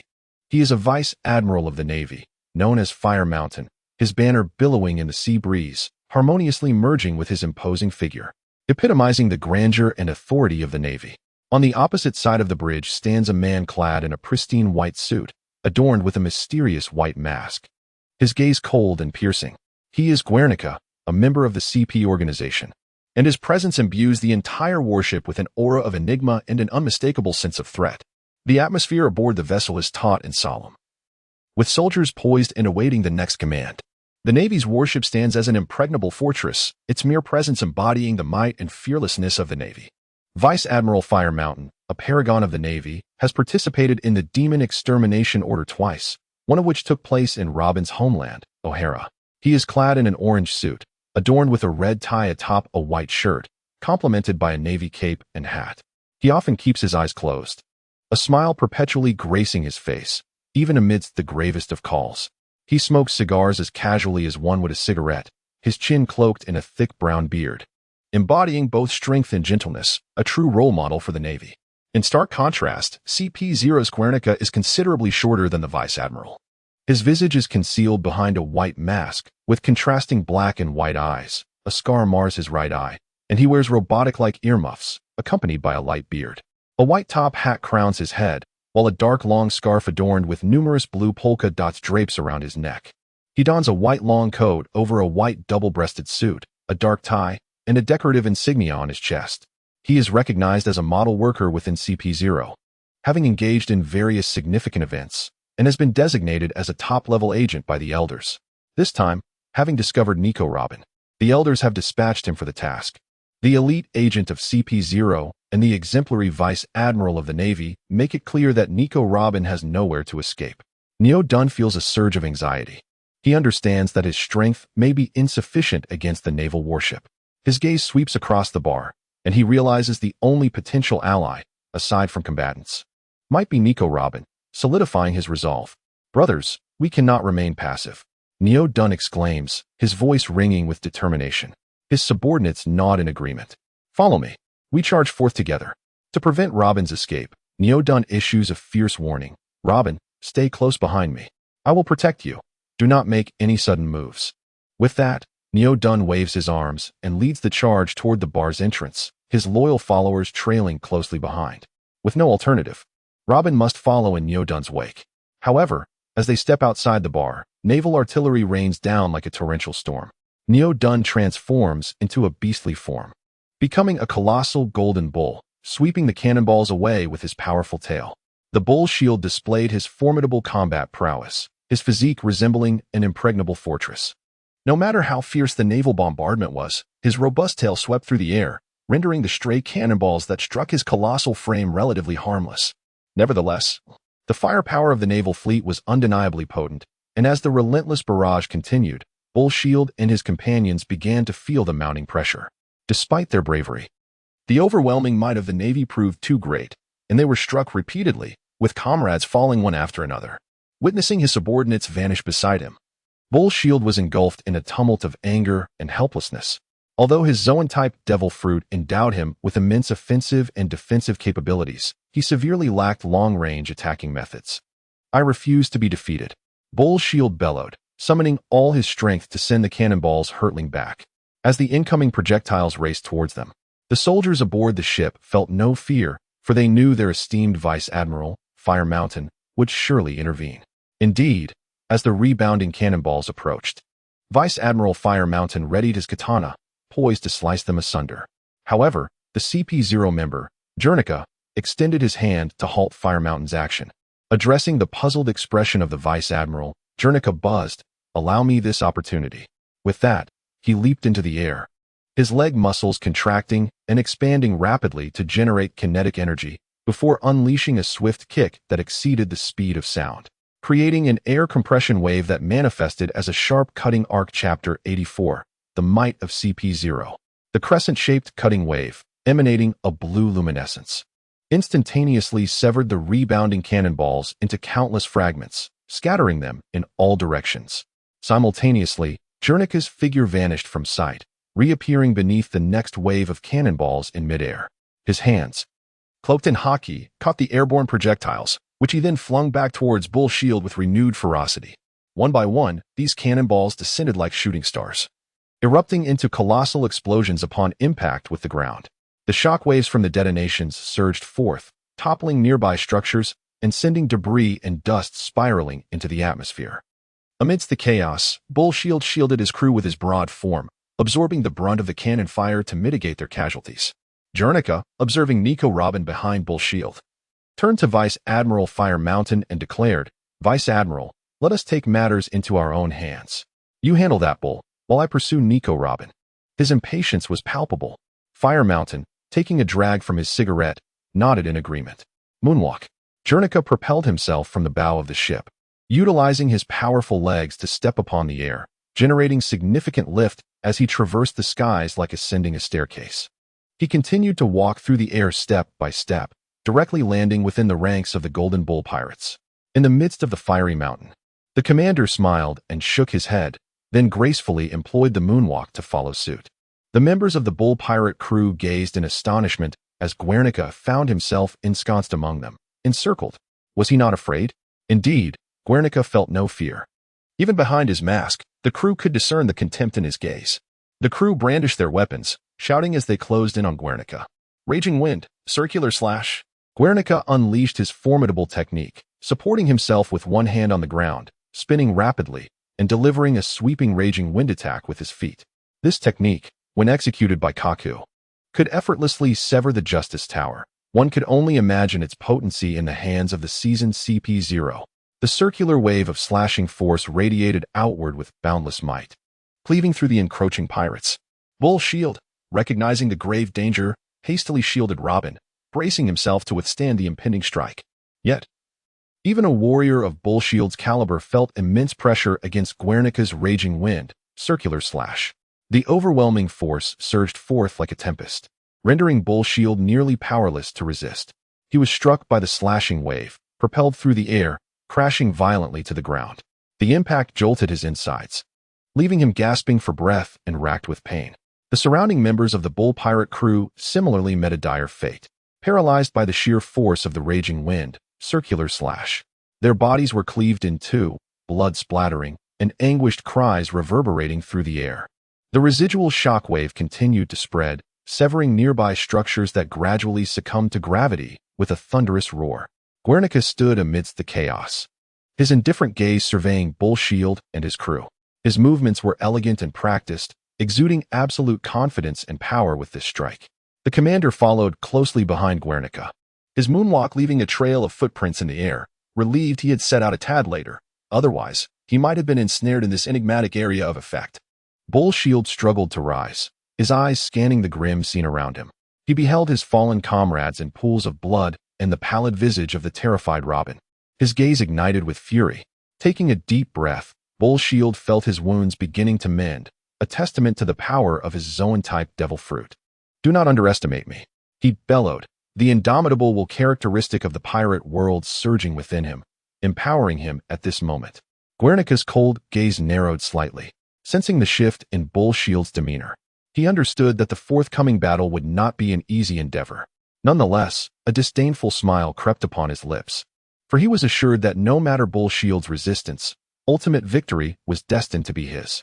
"Let me see if you possess the merit to be my adversary." Guernica's voice resonated with icy determination as he prepared to unleash his true strength to conclude this confrontation. Though Guernica harbors disdain for pirates, he remains vigilant in the face of a true adversary. The Bull King unleashed a devastating earth-shattering strike. With a thunderous roar, the Bull Shield stomped the ground, causing the earth to fracture and fissures to rapidly spread, as if intent on consuming Guernica whole. Swift as lightning, Guernica's form zipped through the air, his speed nearly imperceptible to the naked eye. He charged directly at the Bull Shield, prepared to unleash his most formidable attack to conclude the battle. Armed finger puncture. Guernica concentrated all his strength into his index finger, which he had hardened with hockey, driving it toward the Bull Shield's neck in a flash. Sensing the imminent threat of Guernica's strike, the Bull Shield's expression turned grave. He understood that this blow would be Guernica's utmost effort, necessitating his own full strength to withstand it. Arm body. A dark aura of hockey enveloped his golden skin, forming a resplendent bronze armor. Guernica's finger pierced toward the Bull Shield's neck, and upon collision, a thunderous roar echoed. A brilliant light erupted in the air, and the surrounding atmosphere was torn asunder by the sheer force. The shockwave of the explosion radiated outward, demolishing nearby structures and rending the ground. The silhouettes of the Bull Shield and Guernica flickered amidst the brilliance. As the light gradually faded, both figures re-emerged before the onlookers. Though Guernica's finger had penetrated the Bull Shield's neck, the wound was shallow and inflicted minimal harm. Despite the potency of Guernica's attack, the Bull Shield's defenses proved formidable. Guernica's strike was thwarted. He had not succeeded in vanquishing the Bull Shield outright. With a fierce charge, the Bull Shield rammed Guernica away with his horns, standing firm while taking deep breaths to recuperate. Thanks to the extraordinary regenerative capabilities of his Zoan-type fruit, the wound inflicted upon him healed swiftly. "You are indeed stronger than I anticipated," Guernica remarked, a hint of astonishment in his voice, for he had not expected this pirate from the West Sea to possess such prowess. Though weary, the Bull Shield's eyes burned with fury. "Your strength is formidable, yet I shall not concede so easily." "Oh, is that so?" As he beheld the descending Marine Major Fireburn Mountain, he murmured, "Unfortunately, your opponent is no longer me." Guernica addressed Fireburn Mountain. "This fellow is now in your capable hands." With that, he surged toward Nico Robin. Chapter 85. What it means to be an elite major. Tactical retreat. As Major Fireburn Mountain descended from the sky, he observed the Bull Shield's injured massive form with a tinge of remorse. However, for the sake of his convictions, he resolved to act. Yet, out of courtesy, he prefaced his approach with, "My apologies. It is not in accordance with my principles to strike a grievously injured opponent. Might I request your surrender?" Neo Dunn felt a deep sense of indignation, exclaiming with fury, "Do not indulge in fantasies, Navy. Come forth, if you possess the courage, and take my life." At that moment, Neo Dunn's thoughts were solely consumed by Robin, for she represented his gateway to a life of leisure in the land of flowers. However, he had no time to dwell on her, as the enemy had already launched their assault. The Vice Admiral of Fire Mountain soared into the air, his body performing acrobatics in rhythm with the moonwalk. His gaze fixated on Neo Dunn, as the sword in his hand was enveloped in the hockey of armament, bursting forth with a blazing brilliance. He unleashed a fierce slash towards Neo Dunn, the blade, ablaze, slicing through the night sky, aimed directly at Nyodun's form. Indeed, the Mera Mera no Mi was not to be underestimated. Even the slightest capable warrior could wield its fiery prowess. Nyodun transformed into a more combat-efficient half-beast form, darting forward as his horns glimmered with haki, successfully deflecting the Vice Admiral's onslaught. Sparks erupted as the Vice Admiral's attack was forcefully intercepted. "You are quite impressive," the Vice Admiral exclaimed, vanishing from sight in an instant, reappearing behind Nyodun. With his long blade raised, he struck fiercely toward the back of Nyodun's head. In a rapid spin, Nyodun evaded the Vice Admiral's strike, while simultaneously retaliating with his tail. Harnessing the centrifugal force from his rotation, his tail, imbued with haki, whipped through the air. The Vice Admiral sidestepped, yet the tail still grazed his body, leaving a crimson streak in its wake. The Vice Admiral faltered momentarily due to the injury, presenting an opportune moment for Nyodun. Earth shatter. Nyodun seized the moment, hammering his fists into the ground, propelling the Vice Admiral into the air. Brutal charge. Nyodun collided with the Vice Admiral using his massive horns. The Vice Admiral, sensing the impending blow through his haki, could not fully respond and resorted to blocking with a steel block. Yet, the force of the impact was immense, sending him hurtling several hundred meters away, crashing through numerous structures before finally coming to a halt. Vice Admiral. A group of naval soldiers disembarked from their ship, their faces etched with terror at the sight of their commander being flung away. The Vice Admiral, employing moonwalking, approached swiftly, landing before the soldiers, assuring them, "I am unharmed. Do not fret." Though he had not sustained significant injuries, he appeared somewhat disheveled, which marred his image before the troops. With a serious expression, he regarded Nyodun. Having witnessed Nyodun's previous battle against CP, he acknowledged that Nyodun was no ordinary foe. However, he had not anticipated such formidable strength. He could not afford to underestimate him any longer and resolved to give his all. Taking a deep breath, the Vice Admiral summoned every ounce of his strength, preparing for the next round of confrontation with Nyodun. He understood that to truly defeat this formidable Zoan-type pirate, mere flames would not suffice. He must employ all his combat skills and intellect. "General Huashishin, your strength surpasses my expectations, yet the forces of justice shall ultimately prevail." His voice resonated with confidence. The imposing half-orc form of Nyodun exuded an aura of intimidation. With a cold smirk, he retorted, "Navy, spare me your platitudes. Your concept of justice holds no value in my eyes. As long as I draw breath, I shall never yield to you." The tension between the two escalated, the surrounding air thickening with anticipation. Suddenly, General Huashishin swayed, skillfully employing the Navy's 6 styles to evade Nyodun's line of sight, reappearing at his flank. With swift strokes of his katana, he unleashed a flurry of blade gleams, launching a fierce assault upon Nyodun. Countless sword shadows, imbued with the color of armament haki, surged toward him. A flicker of surprise crossed Nyodun's eyes. He had not anticipated that General Huashishin could maintain such combat efficiency even after sustaining injuries. He vigorously swung his tail, kicking up a cloud of dust to obscure Huashishin's vision while using his horns and arms to deflect the onslaught. Each clash resounded with a thunderous metallic impact. Sparks flew, and the struggle persisted, both warriors gradually feeling the strain. Although General Huashishin's strikes were fierce, they seemed incapable of truly injuring Nyodun. Conversely, while Nyodun's defense and strength were formidable, his movements had begun to slow, clearly affected by the earlier battle. Nevertheless, with the powers of the Golden Bull Fruit, it would not be a simple task for Huashishin to defeat him, unless his strength vastly exceeded that of his opponent. Dealing with a Zoan-type Devil Fruit user would invariably consume considerable time. Suddenly, General Huashishin altered his strategy. He ceased his relentless assault and began to circle Nyodun with rapid movements, seeking to uncover his weaknesses. Nyodun, sensing Huashishin's unusual behavior, grew increasingly tense. As expected, after careful observation, Huashishin's gaze fixated intently on Nyodun's neck. The earlier attack from CP0 had indeed taken effect, and Nyodun had not yet fully recuperated. With a sudden burst, he charged forward, his blade aimed at 10 vulnerable points on Nyodun's neck. Nyodun attempted to defend with haki, but the strike was too abrupt, and he had not yet completely recovered before engaging Huashishin, his injuries remaining a constant burden. The fiery black blade, enveloped in armament haki, struck Nyodun's wounded neck. With a furious roar, Nyodun felt the blow penetrate his defenses, landing directly on the wound. He forcefully swung his tail, sending General Huashishin flying. However, respite was fleeting, for Huashishin quickly returned, eyes fixed on Noduan's profusely bleeding injury, realizing that his strategy had succeeded. As Huashishin charged once more, Noduan understood that he could not continue this way. He required an opportunity, an opening that could decisively alter the course of the battle. At that moment, he caught sight of a figure in the distance. It was Robin. "Navy, do you not desire Robin? She is right there. Go seize her," Bullshield shouted, attempting to divert the attention of Admiral Firemountain. Indeed, the Admiral's gaze was drawn to Robin, yet he remained unfold, declaring, "The demon child Nico Robin will be captured.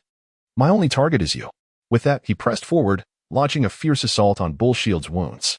The battle raged on, both sides displaying astonishing prowess and determination. However, as the confrontation persisted, Bullshield began to feel overwhelmed. He realized that if this continued, he might very well be defeated by this Marine. Chapter 86. Robin. It was evident that their struggle would consume considerable time, yet CP0 Jernica had already been pursuing Robin for quite a while. As CP0 closed in, Robin hastily fled, knowing that even her temporary captain was no match for them, let alone herself. However, it seemed she had miscalculated. She had not anticipated the formidable strength of the World Government.To agents, and it appeared that her chances of survival were slim. Nevertheless, Robin sprinted with all her might. As long as there remained a glimmer of hope, she would not relinquish her will to live.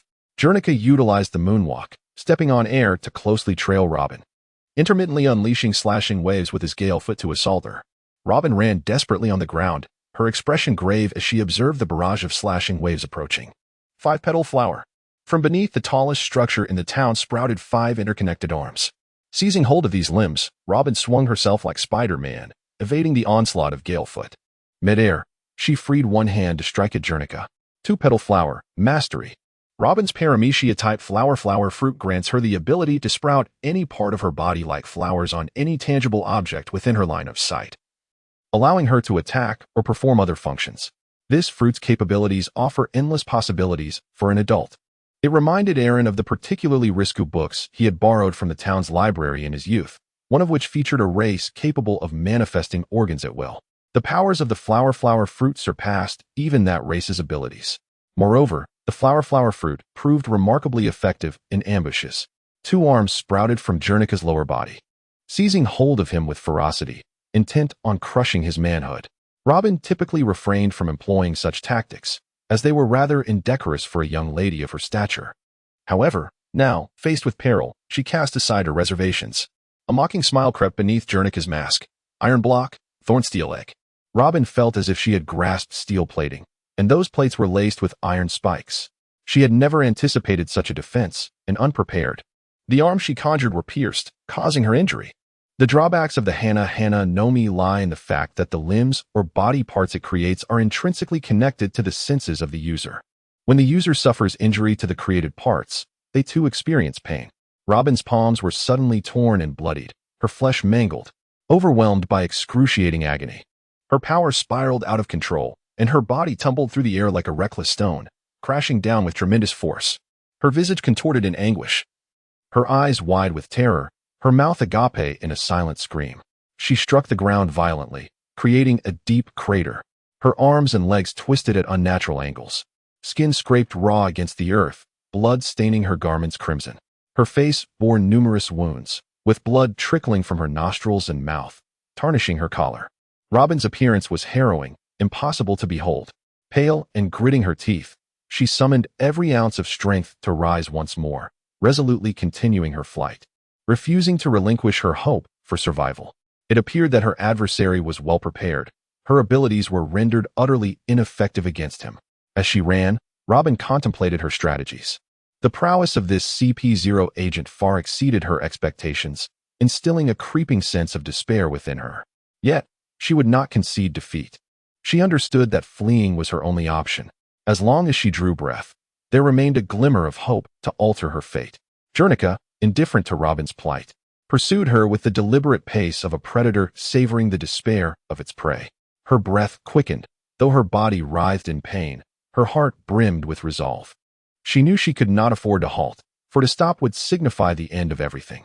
Her gaze remained fixed ahead, each step a monumental struggle. Her arms, legs, and even her spirit were battered, yet she clenched her jaw tightly, persisting, unwilling to surrender. Casting a glance over her shoulder, she noted Jernika's looming form, growing ever closer. His stride steady. It seemed he had already sealed her fate. He refrained from striking hastily, as if relishing this game of cat and mouse. Tactical thoughts raced through Robin's mind as she sought a means to vanquish Jernica. Regrettably, the disparity in their strengths left her utterly powerless. As she continued to slow, fatigue enveloped her. Suddenly, she stumbled and fell to the ground, this time appearing incapable of rising despite her desperate struggles. Jernica approached Robin, mocking her. "Run. Why have you stopped running?" He observed her bloodied hands with satisfaction, pleased that his preparations had borne fruit. Upon learning of Robin's Hana no Mi abilities, he had remained vigilant against her potential tricks. To fortify himself, he had donned several layers of steel plating, even hardening his very flesh to the toughness of steel needles. His body was as resilient as an iron cactus, impervious to harm, capable of rebounding damage with ease. With an air of triumph, he explained to Robin. Gasping and filled with despair, she nevertheless summoned her last vestiges of willpower to rise. Even in death, she resolved to stand. It seemed that he had grown weary of the game, for Jernica turned his gaze upon the wounded Robin, launching an assault. In that moment, Robin's mind was a blank canvas, with death looming ever closer. A vivid montage of memories flashed before her eyes. Her aunt's indifference during her childhood, the relentless hunger and cold, the disdain of relatives and neighbors, and being treated as a pariah by the local children. Her journey alongside the accepting Dr. Kroba and the scholars of O'Hara, where she excelled in archaeology, the arduous path to earning a doctorate in history. Only to witness her homeland engulfed in flames by the Navy's demon-slaying edict, the joy of forming her first friendship with a giant who taught her the art of laughter. The bittersweet reunion with her mother, which turned out to be a final farewell, the death of Saul, who perished in a bid to protect her, and now, as the last remnant of O'Hara, the flicker of hope seemed destined to extinguish here. "I am sorry, Doctor, Mother, for disappointing you. Saul, you spoke of the vastness of the sea and the inevitability of finding companions willing to protect me. Yet, I must apologize, as I am to perish."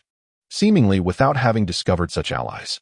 As the montage faded, Robin found her tranquility, spreading her arms wide, a serene smile gracing her face as she calmly embraced her impending fate.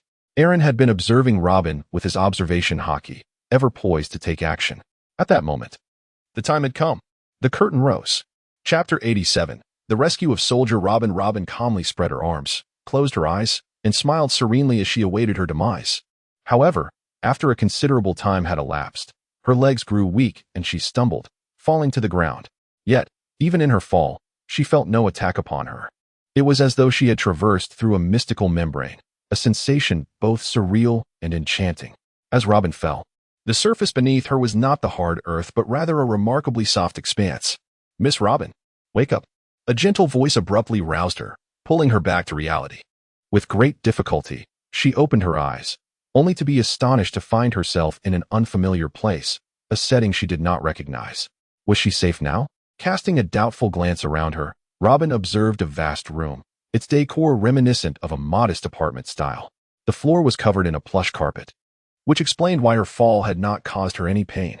The walls bore no adornments, but the space was filled with an array of lifelike wax figures of beautiful maidens.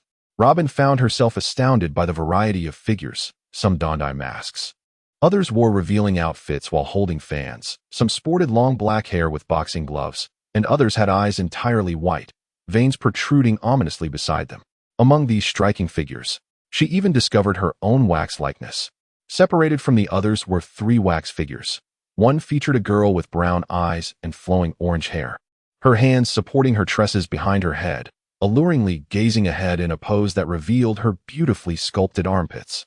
The figure in the center was her own likeness, depicted quite normally in a white shirt paired with a black long-sleeved suit, complemented by a professional skirt.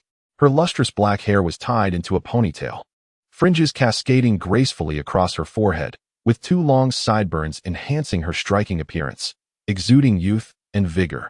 There was also a beauty crouching and glancing sideways, whom Robin recognized as the renowned Boa Hancock, often hailed as the most beautiful woman in the world. Who had crafted these wax figures? Did placing herself alongside Boa Hancock imply that she too was of that caliber of beauty? A flush crept across Robin's cheeks at the thought. As she moved past the multitude of wax figures, her gaze was drawn to an astonishing sight, a sailing ship. This vessel was none other than an ironclad. How had such a ship found its way into this room? With immense curiosity, Robin scrutinized the ship, realizing that it had originally been a standard sailing vessel, now transformed through special modifications into an armored ship enveloped in alloy. Beyond the ship, a row of towering bookshelves stood, filled to the brim with a variety of books. The titles looked familiar to her, inscribed in the square characters of the Flower Country. Robin was filled with excitement. She had always possessed a profound love for literature, and upon encountering such an array of books, her innate joy surged within her. Were it not for the unfamiliarity of her surroundings, she would have undoubtedly been unable to contain her excitement and eagerness to delve into research. Suppressing her exhilaration, Robin's gaze continued downward, ultimately discovering a sofa beneath the bookshelf, accompanied by a coffee table. Seated upon the sofa was a young man alongside two manatees. Robin scrutinized the young man. He was remarkably youthful, with a head of short black hair. His facial features were sharply defined, and his face held a pleasing symmetry. His long, well-shaped eyebrows arched gently, framing a pair of bright, spirited phoenix-like eyes. His gaze emanated a blend of determination and confidence, and despite his youth, he exuded an air of maturity. The corners of his mouth curled ever so slightly upward, revealing a natural and warm smile. His physique was upright and harmonious, his demeanor both effortless and graceful. Not only did the young man possess striking good looks, but he also radiated a captivating charm that irresistibly drew Robin's attention. Yet, Robin couldn't shake the feeling that he bore an uncanny familiarity. Suddenly, the realization of his identity struck her, and in astonishment, she exclaimed, "You are? You are the nation destroyer, Arenal. It was you who saved me." Aaron gently nodded, somewhat puzzled by Robin's delayed response. However, upon observing Robin, he found it in his heart to forgive her. His gaze was drawn to her long, elegantly toned legs, encased in a professional skirt that accentuated her alluring curves from just above the knee to her hips. Further up, a waist delicate enough to be grasped, paired with her prominent bosom. The white shirt complemented by a black tailored jacket lent an air of sophistication and poise to her already enticing figure. Two buttons at the collar were left undone, subtly revealing her exquisite collarbone. This was her original attire, yet now Robin appeared somewhat disheveled, with glimpses of her allure becoming all the more pronounced, leaving Aaron utterly captivated. Coupled with her injured, fragile demeanor, there was an extraordinary beauty that emanated from her. A glimmer of astonishment flickered in Aaron's eyes, but he swiftly concealed it. He approached Robin, crouched beside her, and gently inquired, "Are you all right?" His voice was tender and resonant, instilling a sense of comfort. Robin shook her head. Her complexion remained somewhat pallid, yet there was a semblance of vitality returning to her. "Are you truly unscathed?" Aaron inquired once more, his voice imbued with concern and anxiety. Robin shook her head again. She had regained some strength and was able to rise to her feet. Gazing at Aaron before her, her heart swelled with gratitude. "Thank you for saving me," Robin uttered, her voice faint yet brimming with appreciation. Aaron smiled gently as he extended his hand to help Robin up. His hand was large and warm, instilling a profound sense of comfort in Robin. Aaron, with benevolent intentions, administered a dose of healing hormones into Robin's body. However, Robin, in a state of sheer terror, forcefully pushed Aaron away, collapsing onto the ground. With a voice laced with fear, he demanded, "What have you injected into my body? What do you intend to do to me?" Clutching his body tightly with trembling hands, Robin was engulfed in panic, utterly bewildered by the intentions of the nation destroyer, Aaron. Aaron quickly raised his hands, performing a French salute, and bowed slightly while softly reassuring, "I apologize. I bear no ill will towards you. I merely noticed your grievous injuries and wished to offer my assistance. I did not anticipate your fear. Please forgive me." Aaron continued to defend himself, stating, "If I had intended to harm you, I would have done so when you were gravely injured, rather than waiting until now." A warm sensation coursed through Robin. Gentle as the sun, the bleeding ceased, and her wounds began to heal rapidly. It appeared that Aaron spoke the truth. He genuinely wished to treat her. Indeed, if a destroyer sought to inflict harm, even a healthy version of herself would be powerless to resist. Robin silently gritted her teeth, feeling an overwhelming sense of embarrassment. "I am sorry. I did not realize you intended to heal me. I mistakenly believed you meant to harm me. I apologize for the misunderstanding." With great difficulty, Robin stood up and bowed deeply to Aaron. However, She remained oblivious to her current state of attire. Two prominent, droplet-shaped peaks stood boldly before Aaron, leaving him utterly astonished. Chapter 88. Robin and the Kung Fu Manatee. "Oh!" Robin exclaimed. Her face instantly flushed, and she collapsed to the ground, her hands covering her suddenly exposed form. Having just reached adulthood, she was far from the seasoned veteran who would later indiscriminately distribute favors in Wano. Although she had encountered many experiences, this was the first of its kind, and her cheeks burned with embarrassment as she covered her body, utterly at a loss. Aaron swiftly turned his head away, avoiding Robin's gaze, yet the image of her voluptuous figure lingered vividly in his mind. Even with his back turned, he could still perceive the alluring aura that emanated from her. He endeavored to rein in his emotions, retrieving a blanket from the system space and draping it over Robin's flushed face. Rising to his feet, he gently addressed her. "Please, take a moment to compose yourself. I shall attend to some matters outside." Aaron gestured towards the restroom in the room and said, "There is a bathroom here where you can freshen up. If this one doesn't suit your preference, there is also a bathroom on the ship. Should you require anything, simply inform the manatee." Aaron gestured for the two manatees to approach, instructing Robin to convey her needs directly to them, as he intended to step outside to deal with the masked individual. After obtaining the sturdy city fruit, Mary would no longer need to enter the small dark room of the system space.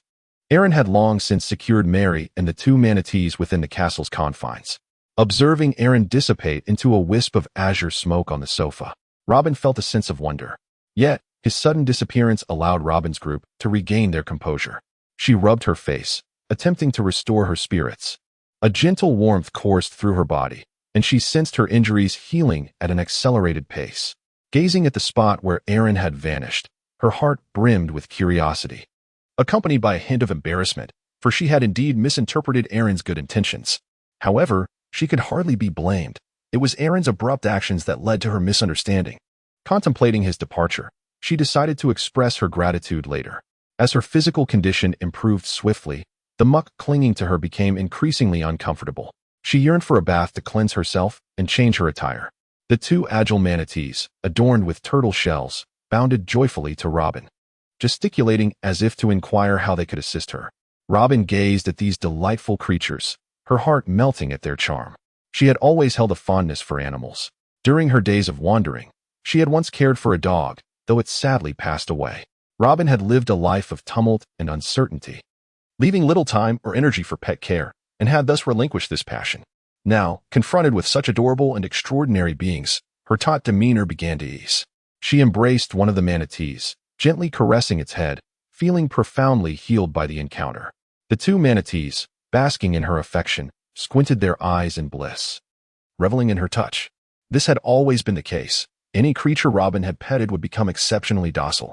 Were she in the digital monster world, she might well be a chosen child. In the Pokemon realm, she could likely ascend to a champion level, and in the Beastmaster world, even the great beast tamers would yield to her presence. In comparison to the so-called hidden mastermind of the sea beast pirates breed, Robin's innate ability to bond with animals surpassed his fruit-based powers. Robin held the two manatees tightly, indulging in their company, her mood settling into tranquility, which gradually blossomed into joy. Observing the endearing and contented expressions of her newfound companions, she realized she had completely won them over. She couldn't help but wonder what expression Aaron, the nation destroyer, would wear upon discovering his pets had turned loyal to another. Lost in her thoughts, she chuckled softly, her spontaneous smile akin to the warmth of spring sunshine, brightening everything around her. The corners of her mouth lifted gently, revealing a captivating elegance and affability. This smile seemed to possess a certain enchantment, capable of melting hearts in an instant, leaving others entranced and unable to resist its allure. Her eyes sparkled playfully, curving into a joyful smile that seemed to narrate her happiness and gentleness. Yet, no one around her witnessed such a radiant expression, save for two manatees. Enchanted by Robin's smile, the manatees, captivated as if under a spell, stood silently, relishing the tenderness and affection emanating from this human. Their eyes gleamed with satisfaction and bliss. Realizing her uncharacteristic demeanor, Robin quickly composed herself, retracting her smile and gently patting her cheeks. She caressed the heads of the manatees, expressing her desire for a bath. The two playful manatees understood her intentions and hopped eagerly, leading Robin to the restroom aboard the ship. Compared to the castle within the sturdy fruit, They favored the familiar company of Mary, especially after the birth of the ship's spirit, with whom they had formed a deep bond through constant interaction. Following the manatees aboard the Mary, Robin observed her surroundings closely. The vessel, not particularly large, featured a bow adorned with a goat, enveloped in a special alloy that indicated the crew's affection for her. As Robin walked along the deck, she noted that it too was constructed from this unique alloy, suggesting that the exterior of the ship was similarly protected. Ascending the stairs with the manatees, she entered a room equipped with a refrigerator, a liquor cabinet, and a steering wheel, evidently a space for meetings, casual conversations, and dining. Traversing this room, she arrived at a storage area, which was meant for barrels, water buckets, food, and treasures. However, it appeared rather empty and desolate. The manatees scoured the storage and retrieved clean towels for Robin. Passing through the storage, she finally reached the bathroom. Although not large, it was well appointed with all necessary amenities, including a toilet and a bathtub. Robin turned on the faucet, and a steady stream of warm water flowed forth, enveloping her in comfort. Taking a deep breath, she prepared for her bath. She shed her tattered garments and stepped slowly into the warmth, applying the shampoo set nearby to cleanse away the dirt and fatigue. Once refreshed, she eased herself into the bathtub, savoring the soothing embrace of the hot water. In the warmth, Robin closed her eyes in bliss. Had it not been for her injuries, she might have drifted into slumber. Her thoughts turned to Aaron, his appearance leaving her both perplexed and intrigued. Why had he rescued her? Was it merely for her bounty? Yet, for the sake of a reward, he wouldn't have cared for her so attentively. Did he wish for her to join him as a companion? Contemplating Aaron's handsome visage and the extraordinary effect of his gallant rescue, Robin couldn't help but cover her face in bashfulness, feeling a flush of embarrassment at the thought of being so exposed before him.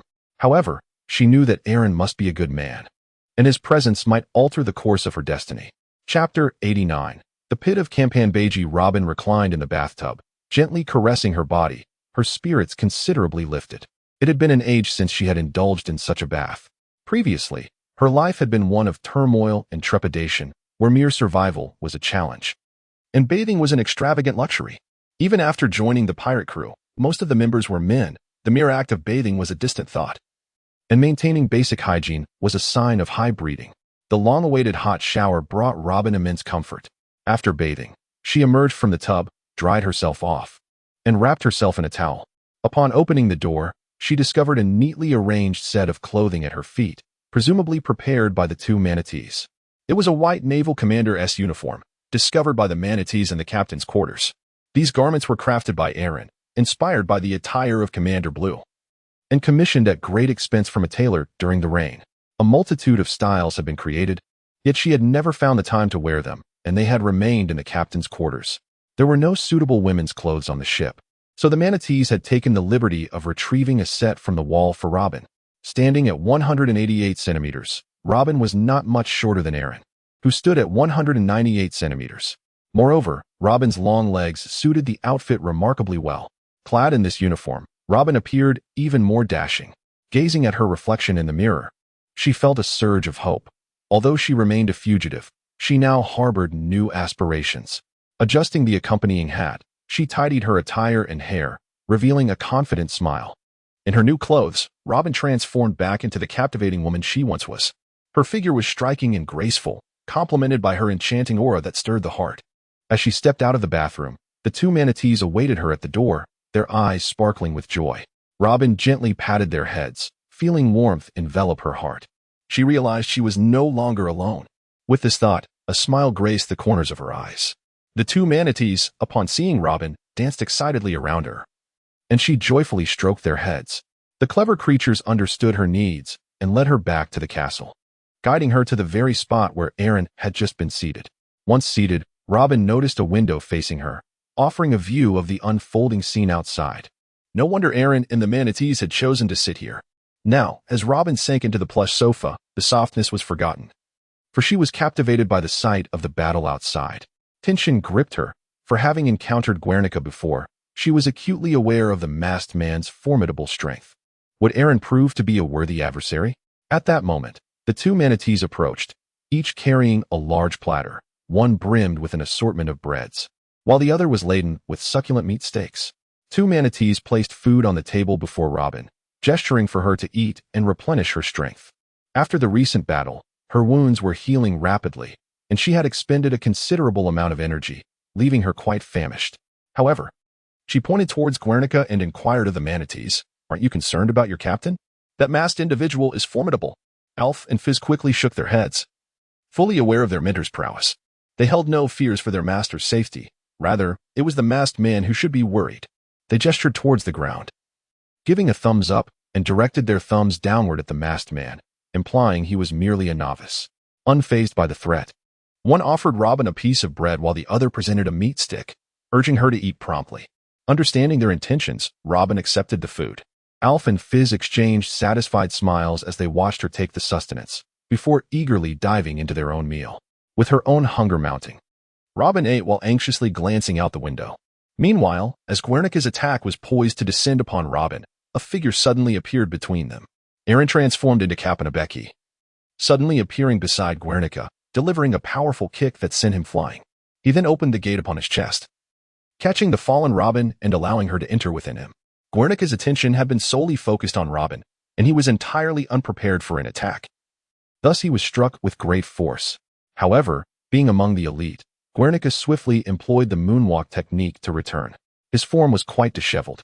He had not anticipated such an intervention at this moment, and was caught off guard, sustaining significant injuries. As he gazed at Aaron's transformation into coin.I, memories of intelligence regarding coin.I flooded his mind. With Robin's sudden disappearance, she must have been drawn into his castle. How infuriating! He had been so close to eliminating Nicole Robin. Had he known, he would have refrained from engaging. Now, with coin.I's emergence, the challenge had intensified. Contemplating this, Guernica hissed fiercely, "You are coin.I? Why have you forsaken your gang games to appear here? Do you also covet Nicole Robin?" Aaron, puffing on a cigar, coldly remarked, "Of course, a talent like Nico Robin is someone I would certainly wish to employ again." Employ again? Are you unaware that Nico Robin is a notorious fugitive under the special watch of the world government? Do you also wish to defy the world government and become a wanted man? Do you not care for your criminal enterprise? Guernica threatened. Had it been the original owner, the current Capone Beach might have felt fear, but this is Aaron. Furthermore, Capone Beach had severely offended Aaron, who now only desired to dig an even deeper pit for him. Aaron cast a frosty glance at Guernica, his eyes shimmering with a chilling light. "Humph. Do you think I would be afraid?" Aaron pointed towards the distant bodies of the gangsters and declared, "Having slain so many of my brethren, do you truly believe I would let you off so easily? Those who dare to take my brothers' lives will undoubtedly pay the price." Guernica was taken aback, astonished that even the lowliest of rats would dare to defy the world government. He gazed at Aaron, searching for any sign of hesitation on his face. Yet all he encountered was an abyss of indifference. Guernica replied, "Surrender Nico Robin, and I may choose to overlook your transgressions, letting bygones be bygones. Do not jest." Aaron spoke coldly. Guernica chuckled, gazing at Aaron as if he were the subject of a jest. "Are you certain?"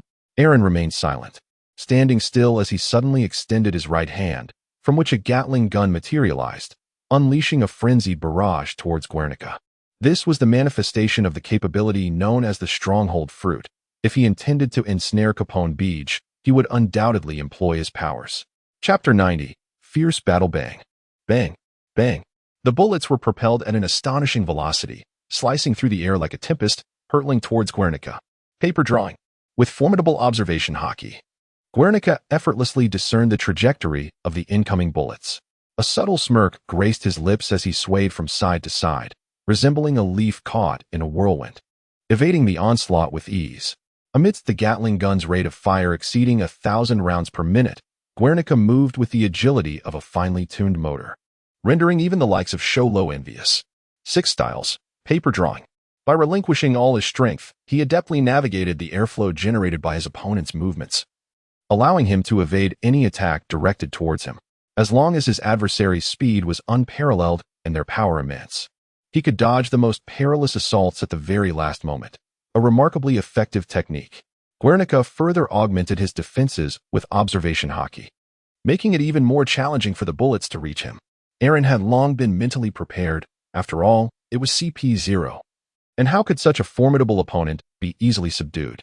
Of course, the primary concern for Aaron was to regard himself as Capone Beach, refraining from excessive exertion, lest he could have dealt with the situation long ago. Nevertheless, leveraging Usopp's unique characteristics and observation haki, even with just the use of the solid fortress fruit, Eren had to exercise considerable restraint. Bang, bang, bang.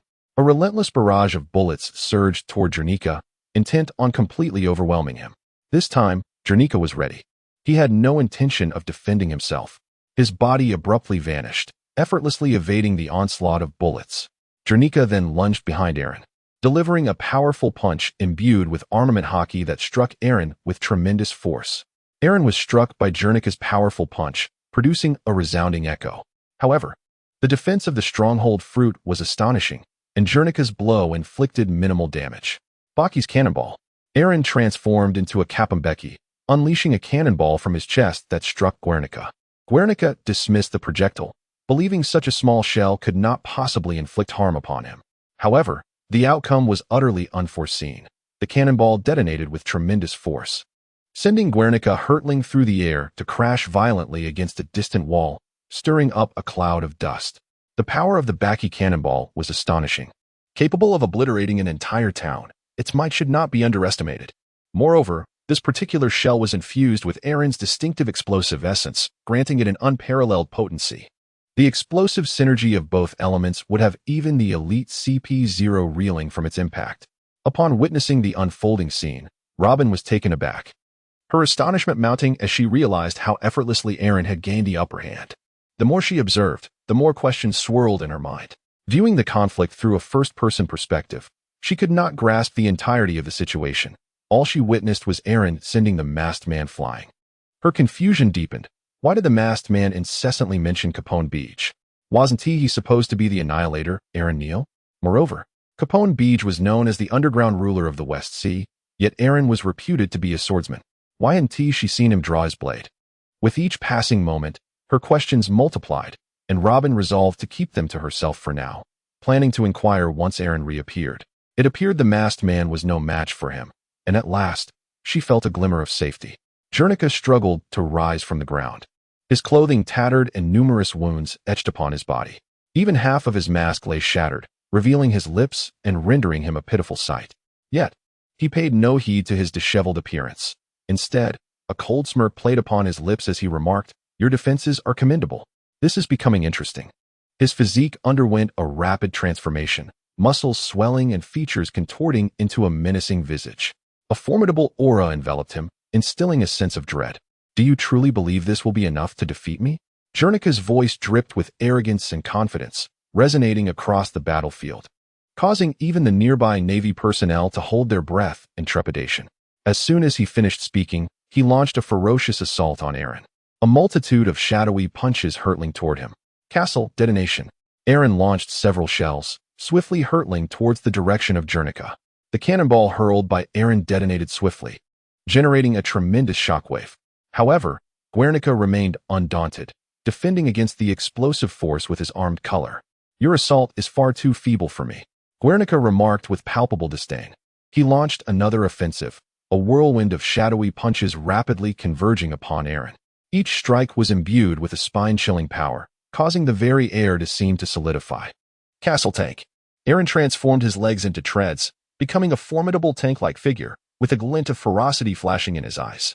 He met Guernica's heavy punch with his arm, resulting in a tremendous clash that sent shockwaves through the surrounding air. The two figures intertwined in the air, their attacks and defenses swift as lightning. Though Guernica's assaults were fierce, they proved ineffective against Eren's tank-like embodiment.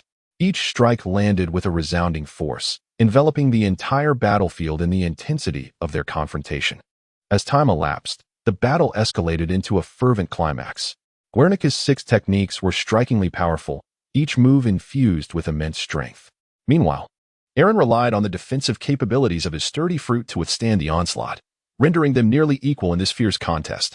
Yet, Guernica remained the elite among elites. Eren, convinced that Capenbeek could never match his prowess, feigned defeat following one of Guernica's strikes, allowing himself to be forcefully propelled away. Upon witnessing the scene, Robin within Eren's body leaped to the window, exclaiming with palpable concern, "Be careful." Her voice was laden with an overwhelming sense of dread as she clawed at the window, yearning to break free and assist Eren. AFO and Fitz hurriedly intervened, restraining Robin and assuring her that there was no need for alarm, for their master was remarkably strong. He was merely acting. Robin was drawn back to the sofa, her anxious gaze fixated on the outside world. Aaron feigned being struck and rolled on the ground, ultimately crashing heavily to the earth.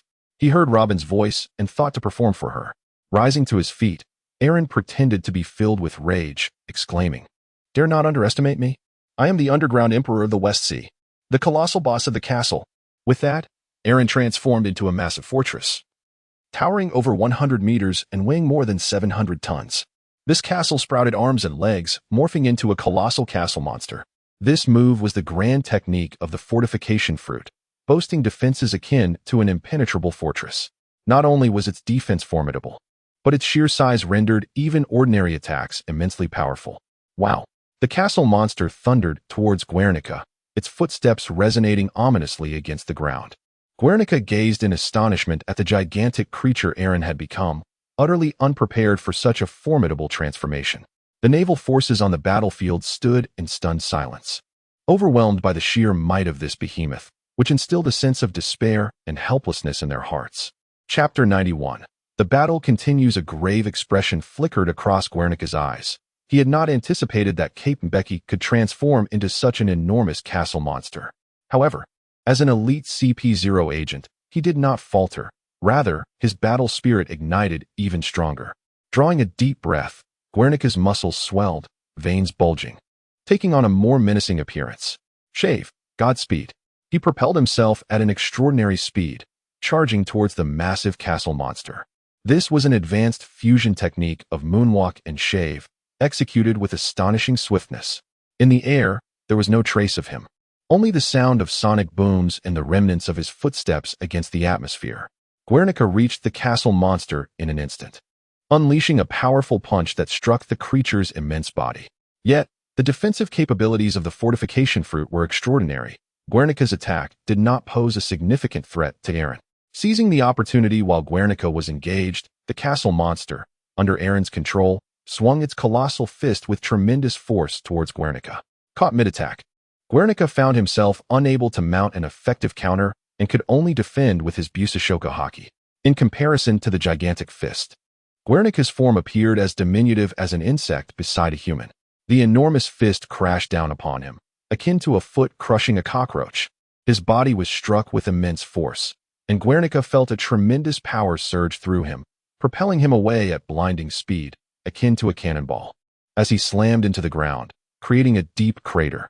Upon witnessing this scene, the Robin within Aaron took a deep breath, feeling a measure of relief wash over its anxious heart. The enormous castle, transformed by Aaron, loomed ominously as its colossal foot rose, poised to descend into the abyss where Guernica resided. On the other side, Bullshield was already bloodied from the relentless assault of the Mount Fireburn general, teetering on the brink of collapse. Just as he prepared to press his advantage, the formidable castle appeared, sending his comrade hurtling away with a single blow from the monstrous behemoth. His initial intention had been to eliminate Bullshield first, but witnessing the titanic creature about to crush Guernica forced him to abandon that plan and prioritize the rescue of his ally. With both hands firmly grasping his blade, the Mount Fireburn general enveloped his katana in an aura of fierce determination, raising it high before delivering a powerful downward strike. A tremendous wave of sword energy surged forth, imbued with an overwhelming force, racing towards the gargantuan castle. The sword energy screamed as it sliced through the air, tearing apart the atmosphere in its wake and creating a terrifying fissure. Aaron sensed the looming threat of the sword energy. Truly, as an elite vice admiral of the Navy, he possessed considerable strength. He endeavored to shield himself with his enormous arms. However, the potency of the sword energy was formidable, even with the powers of the stronghold fruit. Its defenses were insufficient to fully withstand the assault.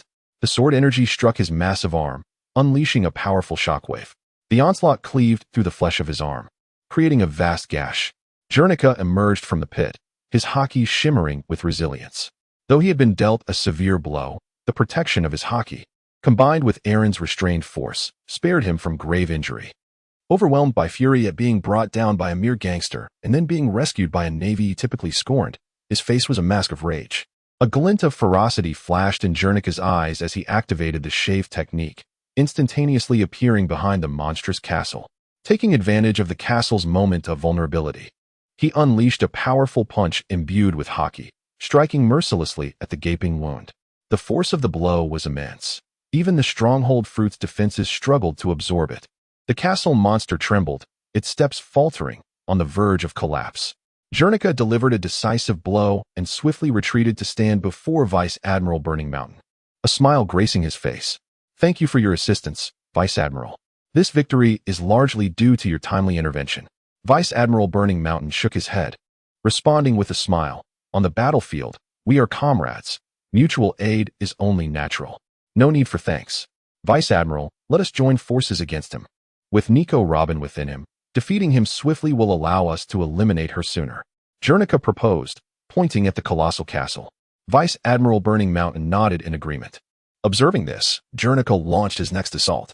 He leaped into the air, channeling immense power, and executed the 6 styles, finger gun, swiftly targeting the head of the castle monster. Meanwhile, Vice Admiral Burning Mountain wielded his crimson-black blade, aiming to strike at the opposite side of the creature's head. As Aaron perceived the impending assault, he instinctively crouched down, shielding his head with his hands.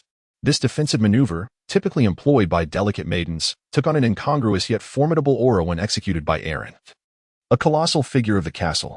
Despite its oddity, this technique proved remarkably effective. The assaults from Guernica and Mount Firestorm struck against the castle guardian, their ferocity grand yet failing to breach the creature's vital defenses. In that moment, Aaron unleashed a massive fist, aimed directly at Guernica and the general of Mount Firestorm. The sheer force behind this blow was capable of obliterating a mountain. Perceiving the threat, the general of Guernica and Mount Firestorm swiftly summoned their powers, both executing the 6th style, Iron Block, to confront the impending strike. A tremendous collision of force reverberated through the air, creating a violent tremor. The surrounding atmosphere surged tumultuously, as if poised to upend the very world itself. With veins bulging and eyes wide with intensity, the general shouted defiantly, ultimately withstanding the onslaught. Employing the moon step beneath their feet to engage in a standoff against the towering castle. A sudden pang of regret struck Aaron's heart. He began to doubt whether Captain Becky was truly as formidable as he had presumed, and he hastily restrained his power, withdrawing most of his strength. With Aaron's concession, the 2 adversaries managed to topple the colossal castle he had transformed into. The immense structure crashed to the ground with a thunderous roar, sending a cloud of dust billowing into the air.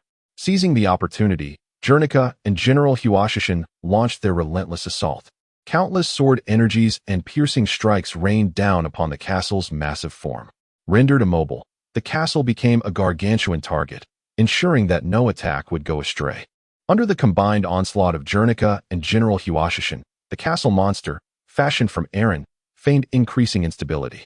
The monstrous castle swung its massive fists in an attempt to vanquish Jernica and Huashishin. With agile grace, Jernica evaded the blows, retaliating with a flurry of punches that struck the castle monster's body with fierce intensity. Meanwhile, General Huashishin wielded his exceptional swordsmanship to carve into the castle's form, each slash igniting searing flames that further rent the castle's already ravaged surface. The castle emitted an unending roar of fury, its body gradually succumbing to the relentless barrage. It teetered ever closer to the brink of collapse, swaying precariously. With an increasingly harmonious cooperation, Jernica and General Huashishin created opportunities for each other to attack, cornering the castle monster into a dire situation. At last, under the weight of their united assault, the gigantic castle monster could bear no more. Fissures began to appear across its vast frame, stretching from the ground to the heavens, from its head to its tail, until the grand structure shattered into countless fragments, reminiscent of a cookie on the verge of crumbling. Debris scattered, and it seemed as though a rain of stones fell from the sky. Jernica and General Huashishin swiftly employed their armed haki to defend against the flying rubble. As the dust settled, Aaron reverted to his guise as Captain Becky, feigning breathlessness as if he had sustained grave injuries. General Huashishin gazed at Aaron and proclaimed, "Captain Becky, your dark reign ends here. You shall pay for your transgressions." Jernica, echoing the sentiment, coldly added, "Surrender Nico Robin, and I may spare your life." Upon hearing Aaron's words, Robin was consumed by terror, her complexion turning ashen. She had endured countless betrayals, and had it not been for her cunning, she would have long since met her demise. To evade betrayal, she had learned to preemptively betray others. Trembling with apprehension, She dreaded the sound of Aaron's acquiescence. However, Aaron, transformed into Capone Beach, lit a cigar and proclaimed with audacity, "Do not rejoice too soon, Navy. Do you truly believe your victory is assured?" Even during the combat examination, Aaron's formidable observation hockey had detected a colossal battleship sailing in the distant sea, radiating an immensely powerful aura that drew ever closer. Anyone with even a modicum of proficiency in hockey could sense it. Robin couldn't help but exhale in relief. Aaron's resolute demeanor rekindled a glimmer of hope within her. Transformed into Capone Beach, Aaron moved beside the Bull Shield, who had finally managed to seize a moment of respite, and inquired, "Golden Bull, is that formidable presence upon the sea one you summoned? It feels incredibly powerful." Seizing this fleeting opportunity to recuperate from his injuries and regain his imposing aura, Bull Shield too sensed the potent essence emanating from the sea, recognizing the formidable figure as none other than his former leader, the Green Pepper of the Needle, the true powerhouse of the West Sea. With his arrival, Bull Shield felt an invigorating surge of courage. With a hint of petty triumph, he declared, "Indeed, he is my leader, the Green Pepper of the Needle." Casting a menacing glance toward the direction of Fire Mountain and Guernica, he proclaimed, "Surely, you are aware of his identity. He is the legendary pirate of the sea. The humiliation you have inflicted upon me shall be repaid tenfold." He further taunted Aaron, exclaiming, "Capone Beach, hand over Nico Robin without delay, or when my leader arrives, you shall face dire consequences." Indeed, the essence of piracy is unmistakable. Aaron, puffing on a cigar, replied, "Are you certain? Your boss is yet to arrive.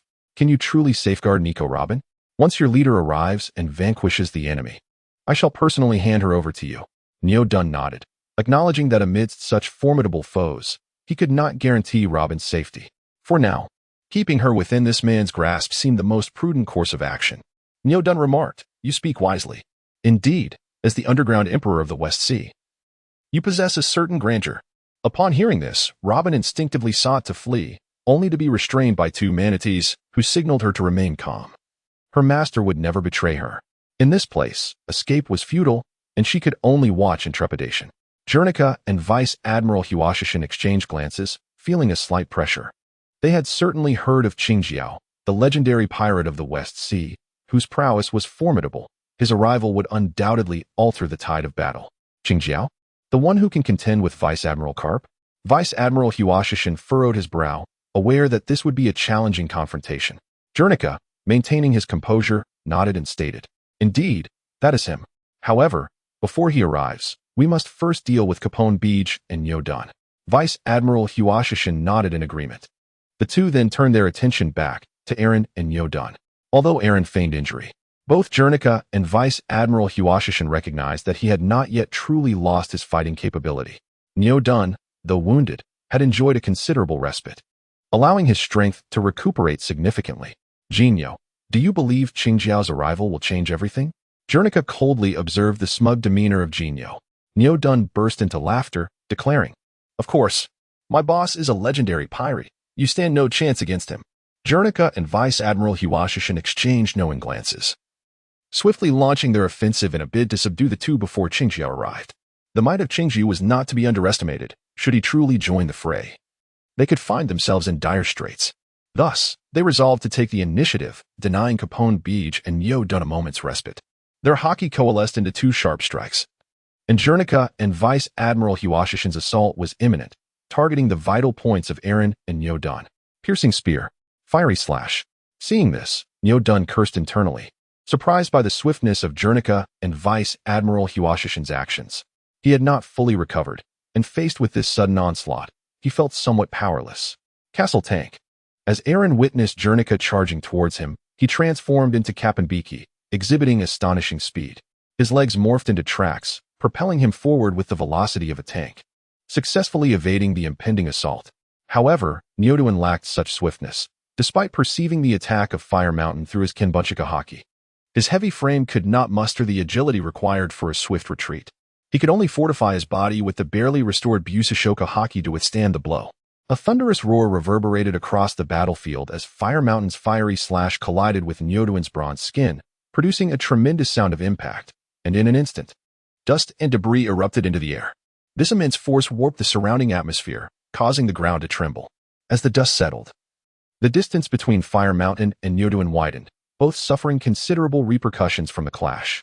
Although Fire Mountain's strike did not inflict severe damage, the flames igniting on Nyoduin signified that he had not fully mitigated the attack. At that moment, the battleship of Qingjiao drew ever closer, intensifying the tension upon the sea. Jernica and Fire Mountain felt a growing urgency. They understood that if they could not vanquish Eren and Nyoduin within this critical time frame, they would face the formidable pressure from Qingjiao. Recognizing the necessity of targeting the immobile Nyoduin first, they resolved to eliminate this wounded adversary. Chapter 93. The arrival of Qingjiao. Jernica and Fire Mountain exchanged a knowing glance, their gazes locking onto Nyoduin, and they decided to concentrate their firepower to eliminate this vulnerable opponent. With unwavering resolve, Jernica unleashed the life restoration technique, allowing his body to attain its optimal form. Simultaneously, he harnessed his Busashoka Haki, channeling all his strength and resolve into his index finger, aiming for Nyoduin's vital points, preparing to deliver a devastating strike. Meanwhile, Fire Mountain concentrated flames upon the edge of his blade, readying a fierce slash. The blazing inferno, in the absence of a smile on his face, underscored his determination. Nyoduin felt an unprecedented pressure. He recognized that he had become a living target. If he did not respond accordingly, he risked being defeated before his leader arrived. Taking a deep breath, he called out to Eren, who was still deftly maneuvering like a tank. Kapambiki, let us unite to withstand their assault. I will speak favorably of you before our leader, allowing you to continue your reign as the Underground Emperor. Eren, transformed into Capone Becky, nonchalantly replied while holding a cigar. I must decline. I no longer possess the strength to resist them. Enraged, Nyoduin cursed, vowing to teach Capone Becky a harsh lesson upon the arrival of his leader. At that moment, he could only rely on himself. With all his might, he enveloped his body in armament haki, bracing himself for the impending assault. Finger gun, stripes. Jernica's attack was incredibly swift, reaching Nyoduin in an instant. With both hands, he unleashed a rapid barrage of finger guns, firing countless projectiles. Although Nyoduin's armament haki could deflect most strikes, how could an elite of Jernica's caliber lack the mastery of haki? Countless finger guns pierced through his defenses, directly assaulting his body.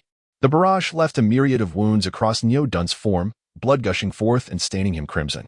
Under the relentless onslaught of Jernica's finger guns, Nyoduin was overwhelmed by excruciating pain, his body trembling uncontrollably. He staggered backward, blood spilling onto the ground. Damn it! A low growl of fury escaped Nyoduin's throat. His eyes ablaze with resentment and rage. He struggled to maintain his composure, yet an unprecedented weakness enveloped him. His body had been severely injured, and his life force was rapidly diminishing. His vision began to blur, and his consciousness faded. He realized he was on the brink of collapse. Desperately, he called out to Eren, Capone Becky, for the love of all that is holy, save me. If I fall, you shall be next. Eren contemplated that if Qingjiao were to arrive later and discover his indifference in the face of danger, she might direct her ire towards him. Consequently, he realized he could not remain an uninvolved bystander while indulging in the spectacle. Eren extended his hand and unleashed 2 explosive shells toward Jernica, intending to disrupt his offensive. Sensing the projectiles hurtling towards him from behind, Jernica understood that he could no longer persist in his attack. He steadied his stance, disregarding the bombs trailing behind him, and clenched his fists to deliver a counterstrike. With the 6 forms of the ultimate technique, the 6 King's Spear, Jernica concentrated his power into his fists, striking the bull shield's chest with tremendous force, unleashing a powerful shockwave that penetrated the body and inflicted severe internal damage. The bull shield momentarily lost consciousness, his vision fading to white as he expelled copious amounts of blood from his mouth, mingled with countless fragments of his own insides, scattering like petals in the wind. Deprived of awareness, the bull shield was flung skyward with great force. Jernica, however, was also struck by a bomb, but in comparison to the bull shield's plight, it was but a minor inconvenience. Seizing the opportunity, the Flame Mountain General sought to deliver a fatal blow. His blazing katana had been ignited for some time, its blade glowing a fiery red, heating the surrounding air to an unbearable degree. In a flash, he teleported above the bull shield, delivering a devastating slash downward. That strike bore immeasurable might, infused with the righteous fury of Flame Mountain, cleaving into the bull shield's already battered form. The resounding clash echoed once more, as the inferno of Flame Mountain's assault collided with the bull shield, sending shockwaves through the atmosphere and igniting the air around them. The bull shield ignited into a figure of flames, plummeting to the ground with astonishing speed. The earth cracked violently beneath him, creating a vast and deep crater upon impact. The bull shield experienced an unprecedented agony, blood gushing from his wounds, and despite gritting his teeth, he ultimately succumbed to the torment, wailing in despair. Aaron approached the edge of the deep pit and shouted into its depths, "Golden Bull, have you perished?" The mournful howl of the bull shield paused momentarily as he clenched his teeth and bellowed, "Did you not hear my cries? Hurry down and rescue me." Having endured the relentless assaults of the 6 kings of Guernica and the devastating techniques of the Burning Mountain, even the remarkably resilient bull shield found himself gravely injured and on the brink of collapse. At this moment, he was merely clinging to life, sustained by the regenerative powers granted by his Zoan-type devil fruit. Aaron cast a fleeting glance at the struggling bull shield in the abyss, weighing the gravity of the situation in his mind. "Hang on a little longer, Golden Bull. I shall devise a way to rescue you forthwith," Aaron shouted loudly, his gaze shifting towards Guernica and Fire Mountain. Both Guernica and Fire Mountain were panting, their conditions significantly better than that of Bull Shield. Yet the previous battle had drained them considerably, particularly for Guernica. After utilizing life restoration, although his power surged, such enhancement demanded immense physical stamina. Otherwise, he would have employed it much earlier. Fire Mountain's situation was akin, despite the might of his flame blade. Maintaining such a high-performance state placed a tremendous burden on his body. Upon hearing Bull Shield's cries for help, Guernica and Fire Mountain disregarded their need for rest. Eager to eliminate Bull Shield before the arrival of Green Pepper, which would complicate matters further. "Captain Bikey, do you truly intend to obstruct us?" Fire Mountain coldly inquired, his katana igniting anew with flames, as Yao Yao moved towards Aaron, attempting to force him away from Bull Shield's side. At that moment, both Fire Mountain and Guernica suddenly sensed an overwhelming presence swiftly approaching, an immense aura locking onto them, rendering them unable to move freely. It was the aura of Green Pepper. A flicker of joy flashed in Bull Shield's eyes. The boss had finally arrived. They looked up to behold a colossal warship emerging from the sea, upon which stood a towering figure, radiating a formidable and undeniable sense of oppression. This was the legendary Green Pepper, the true powerhouse of the Western Sea. The expressions of Guernica and Fire Mountain grew grave. The arrival of Green Pepper stirred an uncontrollable unease within them. Although Green Pepper had not taken action in many years, they were acutely aware of his strength and reputation, which had commanded a bounty of 542 million berry decades ago. If they were not cautious, they could very well meet their demise at his hands. Their failure to resolve the situation with Bull Shield before Green Pepper's arrival was a critical error, and there was no room for regret now. Green Pepper's Conqueror's Haki had them ensnared, preventing any easy movement. Standing on the warship, Green Pepper's gaze crackled like lightning as he surveyed the scene before him. He was incensed. Bull Shield was his old subordinate.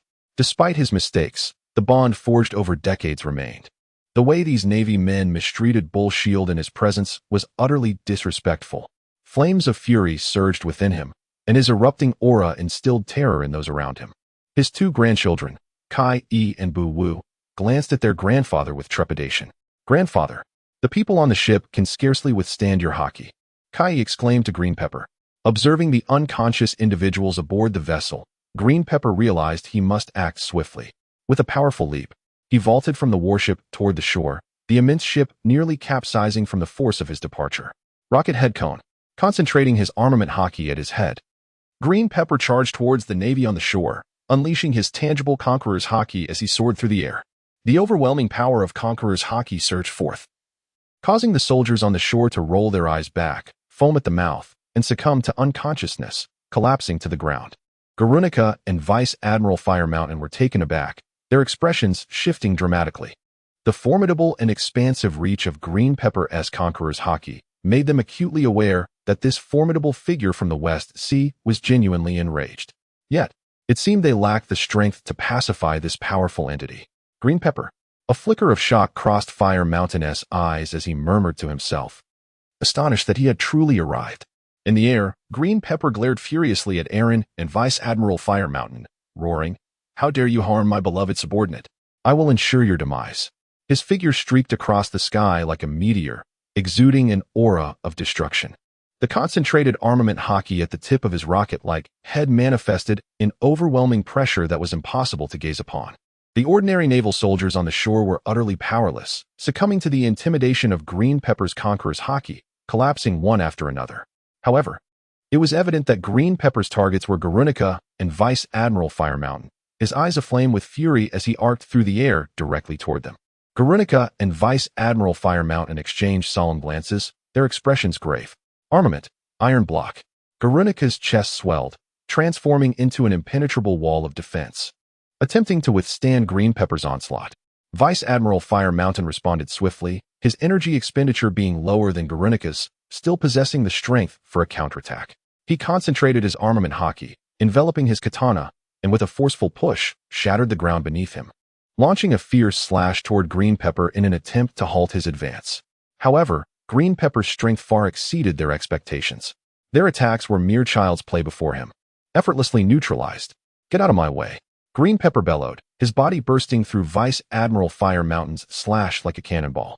The strike left no mark upon Green Pepper, whose defensive capabilities were astonishing, rendering Fire Mountain's efforts futile. In the original narrative, 2 years later, the formidable Monkey D. Luffy faced Green Pepper, and even his assaults proved ineffective, let alone those of Fire Mountain. Huh, did you think this would stop me? Green Pepper's form moved like a tempest, suddenly appearing before Vice Admiral Fire Mountain. He unleashed a punch, enveloped in Conqueror's haki, his armament haki-imbued fist radiating tremendous force as it hurtled toward Fire Mountain. Fire Mountain, sensing the impending strike, turned pale. He realized he could not withstand Green Pepper's might and had no choice but to flee. Yet, the speed of Green Pepper's attack was too swift for him to evade. His body was struck, sent hurtling through the air to land beside Guernica, creating a deep crater upon impact. Huh, do you still dare to resist?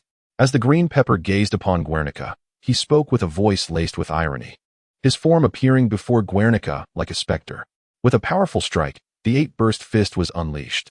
Towering at over 5 meters, the Green Pepper's colossal fist, imbued with armed color and domineering might, struck Guernica with tremendous force. The eight-burst fist, a technique passed down through generations of the Eight Treasures Water Army for a century, unleashed a devastating shockwave, while simultaneously attacking the opponent, rendering ordinary shields utterly defenseless. In addition to its offensive prowess, the eight-burst fist also boasted formidable defensive capabilities, impervious even to swords and guns. Guernica felt an unprecedented pressure weighing upon him. The impact of the Green Pepper's eight-burst fist was akin to a mountain crashing down upon him. His armed color defense could not fully absorb the blow, and he felt pain radiate throughout his body as if his bones were shattering. Unable to contain himself, he emitted a cry of anguish. He was subsequently struck violently by the Green Pepper's fist, sent crashing to the ground, rolling for an indeterminate distance and kicking up a cloud of dust. In an instant, the Green Pepper had vanquished both Fire Mountain and Guernica. After defeating his foes, the Green Pepper transformed back into a smiling elderly figure, appearing harmless and benevolent, his countenance gentle and kind. Had one been unaware of his true identity, he might have been mistaken for an ordinary old man. He approached the position where Bull Shield was located, a flicker of tenderness gleaming in his eyes. Addressing Bull Shield, he inquired, "Are you all right?" Upon seeing the Green Pepper, Bull Shield immediately burst into tears, his sobs flowing forth like a fountain. "Boss, you have finally arrived. Do you have any idea of the suffering I have endured?" He lamented, pouring out his woes to the Green Pepper. Bull Shield seemed to have regained some strength. His pallor was evident. Yet the wounds upon his body had ceased to bleed, and some minor injuries were even beginning to heal. The Green Pepper gently stroked Bull Shield's head, reassuring him. All is well now.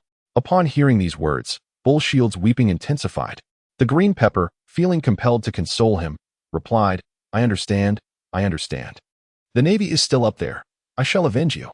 Wiping his tears away, Bull Shield urged. "That masked man and the one wielding the flame blade inflicted the deepest wounds upon me. Be sure to exact vengeance upon them."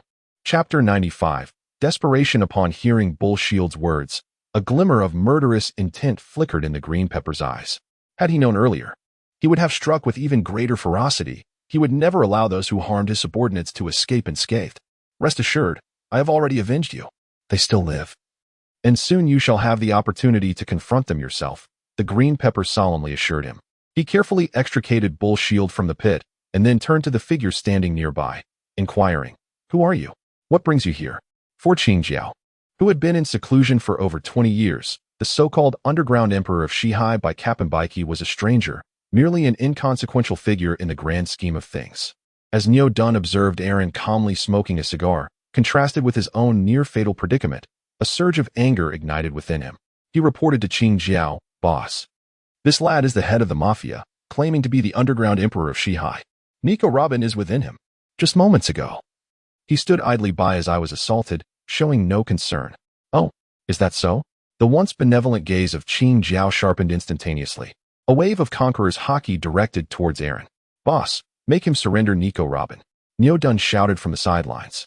Upon hearing Niodun's words, Qing Jiao intensified his conqueror's haki and addressed Aaron.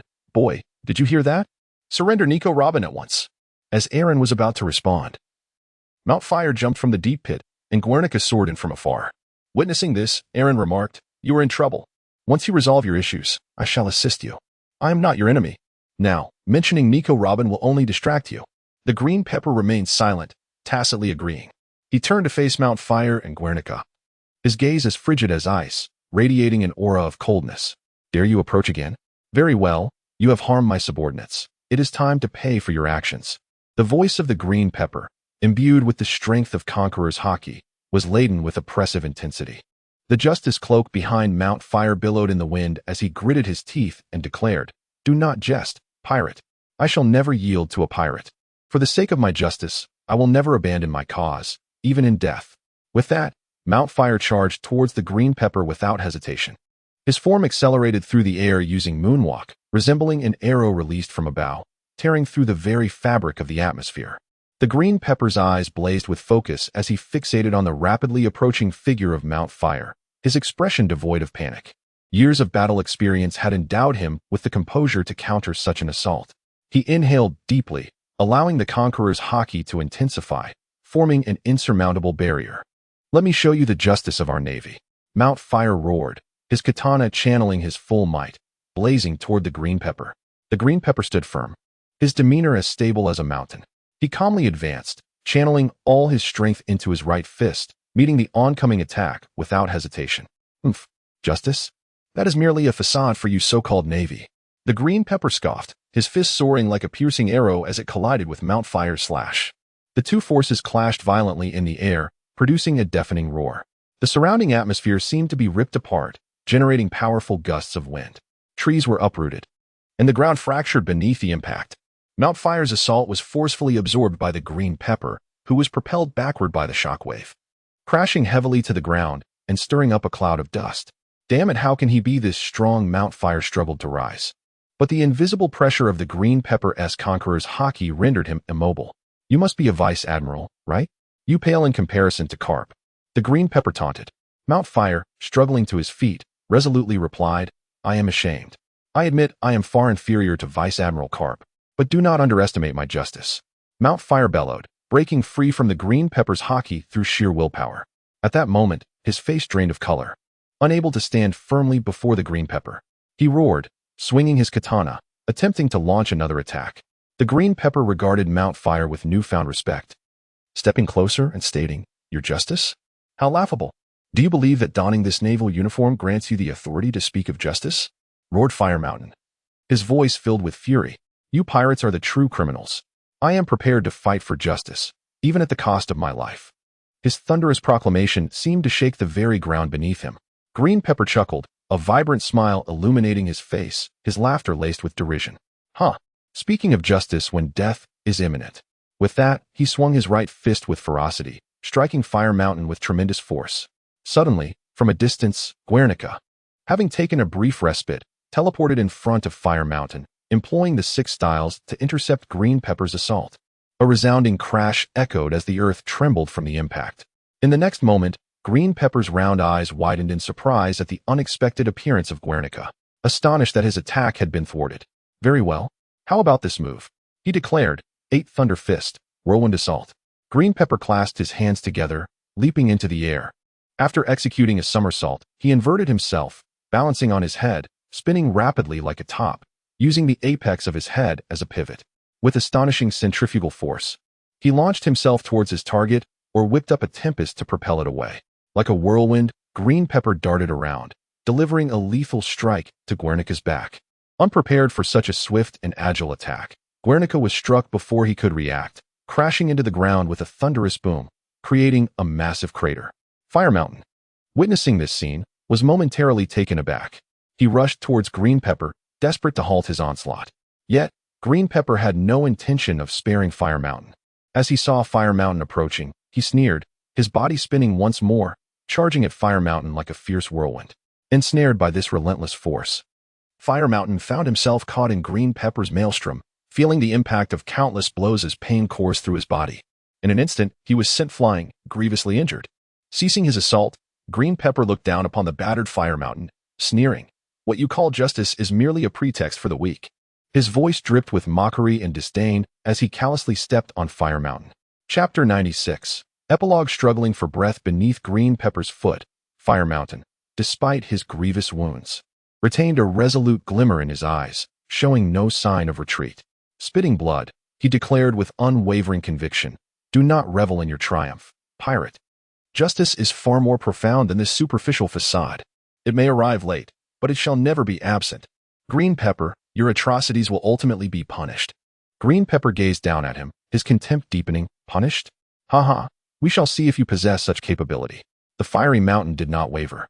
He struggled to rise from beneath the feet of the Green Pepper, exerting all his strength to proclaim loudly, "Green Pepper, do not underestimate us, the Navy. Though I may lack the prowess to vanquish you, my comrades are not to be trifled with. They will surely avenge me. Do not forget. It was Vice Admiral Carp who crushed your head cone." Aaron couldn't help but chuckle inwardly. The camaraderie within the Navy was hardly commendable. Each deserter, upon capture, would exert every ounce of effort to rescue their own. It was truly absurd that T-Bone, one of the two genuine heroes of the pirate world, had passed away yet became fodder for gossip. Qing Jiao regarded him, a flicker of fury igniting in his eyes. The humiliation of having his head cone shattered by Carp had always been his Achilles heel. Coldly, he declared, "Dare to mention Carp before me? You shall perish." With that, he swung his fist once more, delivering a ferocious blow towards Fire Mountain. This time, no one intervened to halt Qing Jiao's assault. His strength surged like a tempest, launching Fire Mountain high into the air. As Fire Mountain soared, he coughed up blood, crashing heavily onto the ground. The light in his eyes gradually dimmed. He knew this time, he might truly be unable to rise again. Yet, even in such dire straits, Fire Mountain refused to concede. He struggled to his feet, wielding his katana with every ounce of strength he could muster. His gaze brimmed with resolve and determination. He was intent on fighting to the bitter end in his own fashion. "Well done, lad." Qing Jiao's eyes sparkled with admiration. His commendation stemmed not from pity, but from a recognition of Fire Mountain's indomitable spirit. He understood that such a foe was worthy of his utmost effort. "Since you possess such resolve, I shall oblige you." 8 Burst Fist. Qing Jiao's voice resonated with martial fervor. He charged once more at Fire Mountain, his fist now imbued with even greater power, howling as it surged forth to strike. 6 Styles Ultimate. Maximum Round 6 King Spear.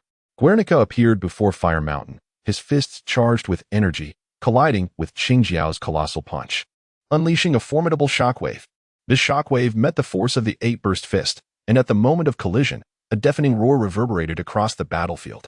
Sparks flew, and the energy waves exploded outward, creating an invisible force. Surrounding structures were obliterated in an instant, debris scattering. The overwhelming shockwave engulfed the entire battlefield, agitating the very air itself. A tempest roared, air currents swirling as if the world trembled in response. The aftershock of the blast radiated outward, spreading like lightning. Innocent, unconscious Navy personnel were swept up in the chaos, propelled several meters away, blood cascading. At the epicenter of the shockwave stood Guernica and Qing Jiao. Yet, both Qing Jiao and Fire Mountain, as the combatants, bore the brunt of immense pressure. They could both sense the magnitude of this force. Guernica steadied himself, his legs deeply embedded in the ground as if rooted, channeling his strength into the earth to withstand the onslaught. Meanwhile, Qing Jiao was also buffeted by the shockwave of the 6 King's spear, the ground beneath him cracking. In that moment, the forces of both sides appeared to be fully unleashed, clashing as if 2 colossal mountains had collided. Their bodies trembled slightly, their powers intertwining continuously. The force of Guernica surprisingly matched the 8 trigram punch of Green Pepper, which flickered a hint of astonishment in Green Pepper's gaze. He did not cease his assault. Instead, he intensified his output of strength, utilizing the Conqueror's Haki to unleash a more formidable armament Haki-infused punch. Guernica let out a deep roar, countering with pure armament Haki. The collision between the two unleashed a tremendous explosion, warping the surrounding space. Sparks flew, and waves of energy radiated outward. Guernica shouted, pouring all his might into overpowering green pepper, and with a forceful thrust, he sent green pepper soaring. Breathing heavily, Guernica gazed at the airborne green pepper, longing to follow up with another attack, yet fatigue overwhelmed him, hindering his ability to chain moves. Green pepper executed a somersault in midair, landing firmly on the ground. His eyes burned with intensified fury as he regarded Guernica. He had not anticipated that this seemingly frail adversary could thwart him so significantly. Enraged, Green Pepper roared and launched a renewed offensive. He concentrated all his armament haki, resembling a furious beast, charging towards Guernica. Sensing the imminent danger, Guernica raised his right hand. Gathering haki, their fists collided in midair, unleashing a powerful wave of energy. The battlefield's currents churned, forming a colossal vortex of energy. The tremendous shockwave obliterated the surrounding landscape, sending debris flying. With clenched teeth, Guernica stood resolutely against Green Pepper's onslaught. Though his body had reached its limits, he persevered with unwavering determination. Their attacks intertwined relentlessly, their figures darting across the battlefield. Guernica utilized Shave to appear in the blind spots of Green Pepper's strikes, yet Green Pepper effortlessly neutralized each attempt with observation haki. Each clash was a life-and-death confrontation. Gradually, Guernica, injured and weakened, found himself unable to withstand the next blow, as a colossal fist smashed him into the ground. Creating a sizable crater, his head contorted beneath the impact. Remarkably, his mask remained intact. One must admit, the quality of CP0's masks is indeed exceptional. After dispatching Guernica and the burning mountain, Green Pepper rubbed his shoulders and remarked, having not fought for so long, I find myself a bit out of practice. He approached Aaron with a piercing gaze, declaring, Boy, it's time to hand over Nico Robin. Within Aaron's body, Robin was filled with terror, unable to utter a sound. Covering his mouth in a state of utter confusion, silently praying for salvation. Upon witnessing this scene, Aaron thought to himself, there will be no more fruit to enjoy this time. It is time to depart. Yet, before taking his leave, he resolved to leave behind a grand gift for Capenbeck and all those present on the battlefield. Aaron, transformed into the formidable Capone Beach, puffed on a cigar and replied with a grin, very well, let us release Nico Robin. As he spoke, countless gates swung open around him. Upon hearing this, Robin felt as though struck by lightning. She collapsed to the ground, tears silently streaming from her eyes.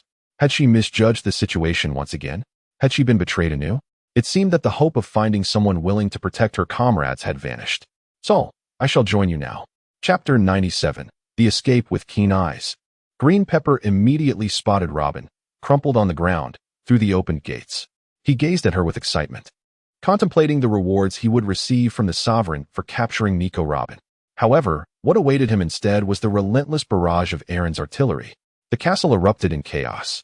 Aaron unleashed a formidable barrage of artillery crafted from the tontata fruit, directing an endless stream of cannonballs towards Green Pepper. These cannons, forged from Aaron's unique alloy, boasted rapid firing capabilities, rendering concerns of barrel overheating moot. The projectiles were enhanced versions of the Baki shells, produced in Aaron's factory, exhibiting astonishing power. Amidst them, smoke bombs and various other munitions wreaked havoc on the battlefield, igniting a fiery inferno reminiscent of the ultimate moves of female gunslingers and captains alike. Green Pepper endeavored to evade the relentless bombardment. However, the sheer volume of ordnance blanketed the entire arena, leaving him with no avenue for escape. The thunderous explosions carved deep craters into the earth, causing structures to collapse around him. Faced with such overwhelming firepower, Green Pepper was compelled to envelop himself in armament haki to withstand the onslaught of cannonballs. The chaos persisted as the battlefield became engulfed in flames, surrounding him with a relentless hail of projectiles. Despite his formidable defenses, the sheer number of incoming shells rendered his efforts seemingly futile. Each projectile blazed through the air with remarkable velocity, leaving Green Pepper little room to maneuver. Each explosion unleashed a devastating shockwave, subjecting his body to immense strain. The flames erupted from the detonations, consuming everything in their vicinity, while smoke and debris filled the atmosphere, plunging the battlefield into disarray. The earth trembled, buildings crumbled, and dust swirled in the chaos. Among the munitions were smoke bombs, their noxious fumes making it increasingly difficult for Green Pepper to breathe. After what felt like an eternity, the artillery finally ceased. The remnants of the explosions and the flickering flames left the battlefield in utter ruin. As the smoke drifted away, it became evident that Green Pepper's remarkable fortitude had spared him from significant injury, though he emerged somewhat disheveled. Scanning his surroundings, he realized that Capone Beach had mysteriously vanished amidst the dissipating haze. Utilizing his observation hockey, he meticulously searched for any trace of Capone, but to no avail. A surge of rage welled within him. Despite his considerable efforts, disregarding the world government's severe blows to the Navy and CP, and witnessing his subordinate, Jinby, near death, he had failed to capture Nico Robin, who had slipped through his fingers. The futility of his endeavor stung like a bitter defeat. Consumed by anguish and ire, he unleashed a powerful burst of Conqueror's hockey, sweeping across the battlefield like a tempest. As for Aaron's escape, it was a trivial matter, much like how Sig used a mere smoke bomb to whisk Luffy away right in front of Shanks, or how the Gazelle Man snatched away Yamato before Luffy and Zoro's eyes, or how Sabo fled directly before the elders and him. A true warrior finds myriad ways to vanish without a trace. Aaron, adept in his myriad abilities, could effortlessly elude capture, regardless of the circumstances. Recently, Aaron unleashed a plethora of artillery, intermingled with upgraded smoke bombs. Seizing the opportunity while Green Pepper was preoccupied with the barrage, he employed the meatball fruit to propel himself away. Bull Shield stood in disbelief, staring blankly at the spot where Aaron had vanished. How could this be? After expending so much effort, witnessing his crew annihilated, and sustaining grave injuries that nearly cost him his life, how could he allow Capone Beach to escape? Taking Nico Robin with him? All his efforts seemed utterly futile. As Bull Shield grappled with this harsh reality, Green Pepper's Conqueror's hockey surged forth, overwhelming the battered Bull Shield, who struggled to withstand its force. He shouted at the still-fuming Green Pepper, "Boss, please calm down. I can't hold on much longer." Blood erupted from his wounds anew. After venting his frustrations for a time, Green Pepper gradually regained his composure. The monk may have fled, but the temple remained. Capone Beach could not escape to anywhere beyond Silk Island. He addressed his two grandsons, who had just reached the shore. "We shall proceed directly to the Silk Island of the Black Hand. The monk cannot run from the temple. He will undoubtedly be there. We must capture him and bring Nico Robin back." Bull Shield, pointing at the fallen Navy personnel, interjected, "Boss, what about these Marines? Are we just going to let the two who harmed me go unpunished?" Green Pepper replied, "Let them be for now." He explained to Bull Shield that he had not been a pirate for many years. The 8 Treasure Water Army was still the official force of the Flower Kingdom, a member state of the world government. Eradicating this group of Marines without regard for the world government could adversely affect the Flower Kingdom, so it was prudent to spare them.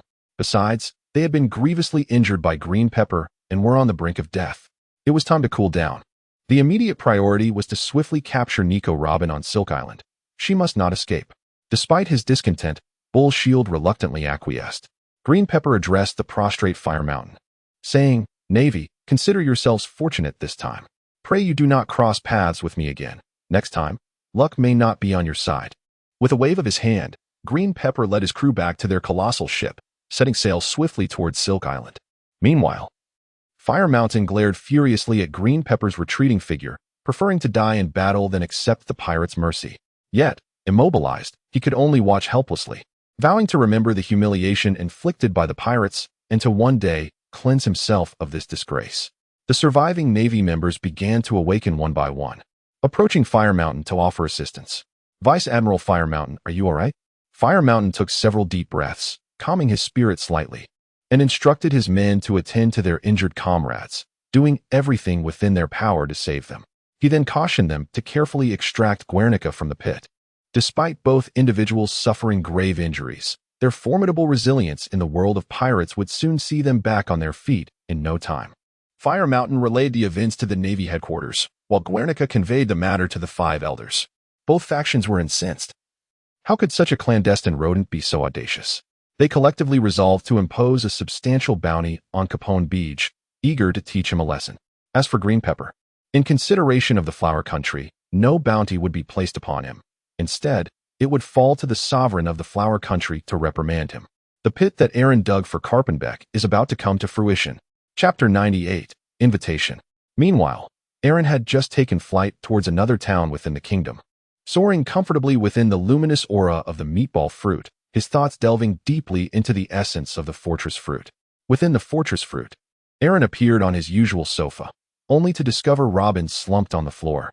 At that moment, Robin believed he had been betrayed, lost in his own world. Aaron gazed at Robin, whose eyes were devoid of light and whose spirit seemed lost, resembling a once vibrant toy now broken. A pang of guilt washed over him.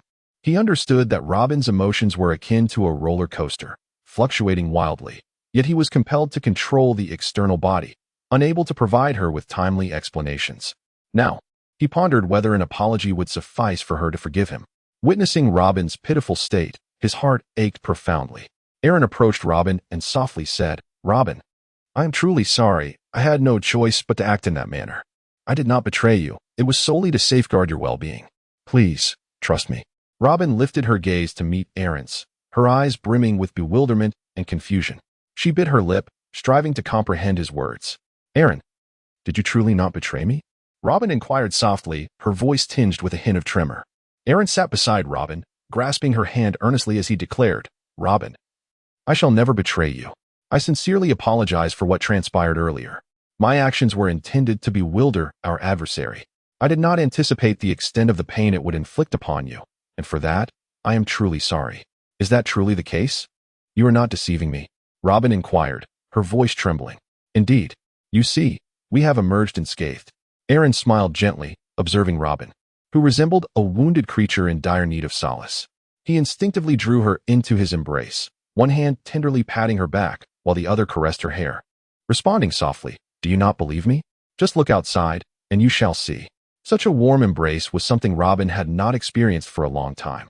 Ever since her mother had ventured out to sea in search of historical exploration when she was just 2 years old, she had not felt such comforting warmth.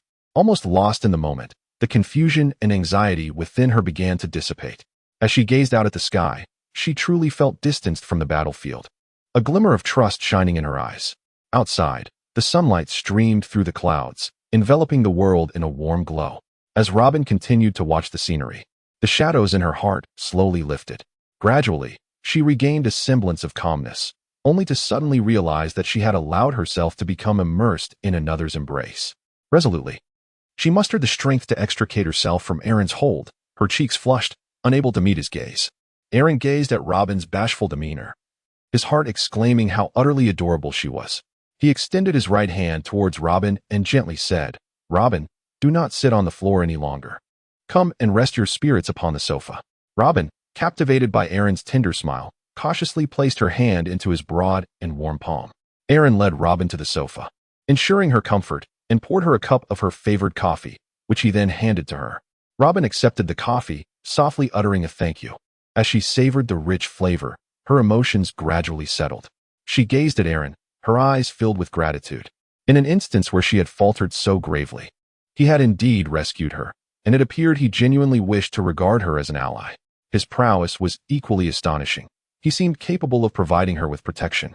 Moreover, Aaron possessed the ability of Kapinbiki, which hinted at an air of mystery, alleviating her fears of betrayal. This aligned perfectly with what Salo had mentioned. Yet, Robin knew nothing substantial about Aaron, only the superficial details presented in the newspapers, which could hardly be deemed trustworthy. What were his true intentions for saving her? Until she could discern that, her heart would remain unsettled. She genuinely desired to be Aaron's companion, yet having been betrayed countless times, she felt a persistent unease unless she sought clarity. Observing Aaron's gentle smile, she resolved to ask, "Aaron, I am grateful for your rescue. But could you enlighten me on your reasons for saving me? While I appreciate your assistance, I do not wish to become a mere tool for your ambitions. What is your true objective?"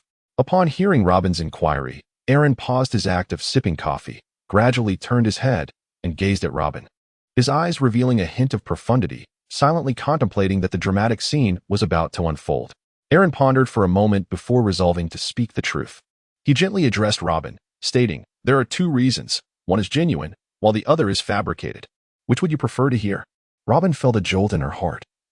Slightly bewildered by Aaron's response, she gazed silently at him and replied, "Then let us begin with the falsehood. I am curious to discern the difference between the two."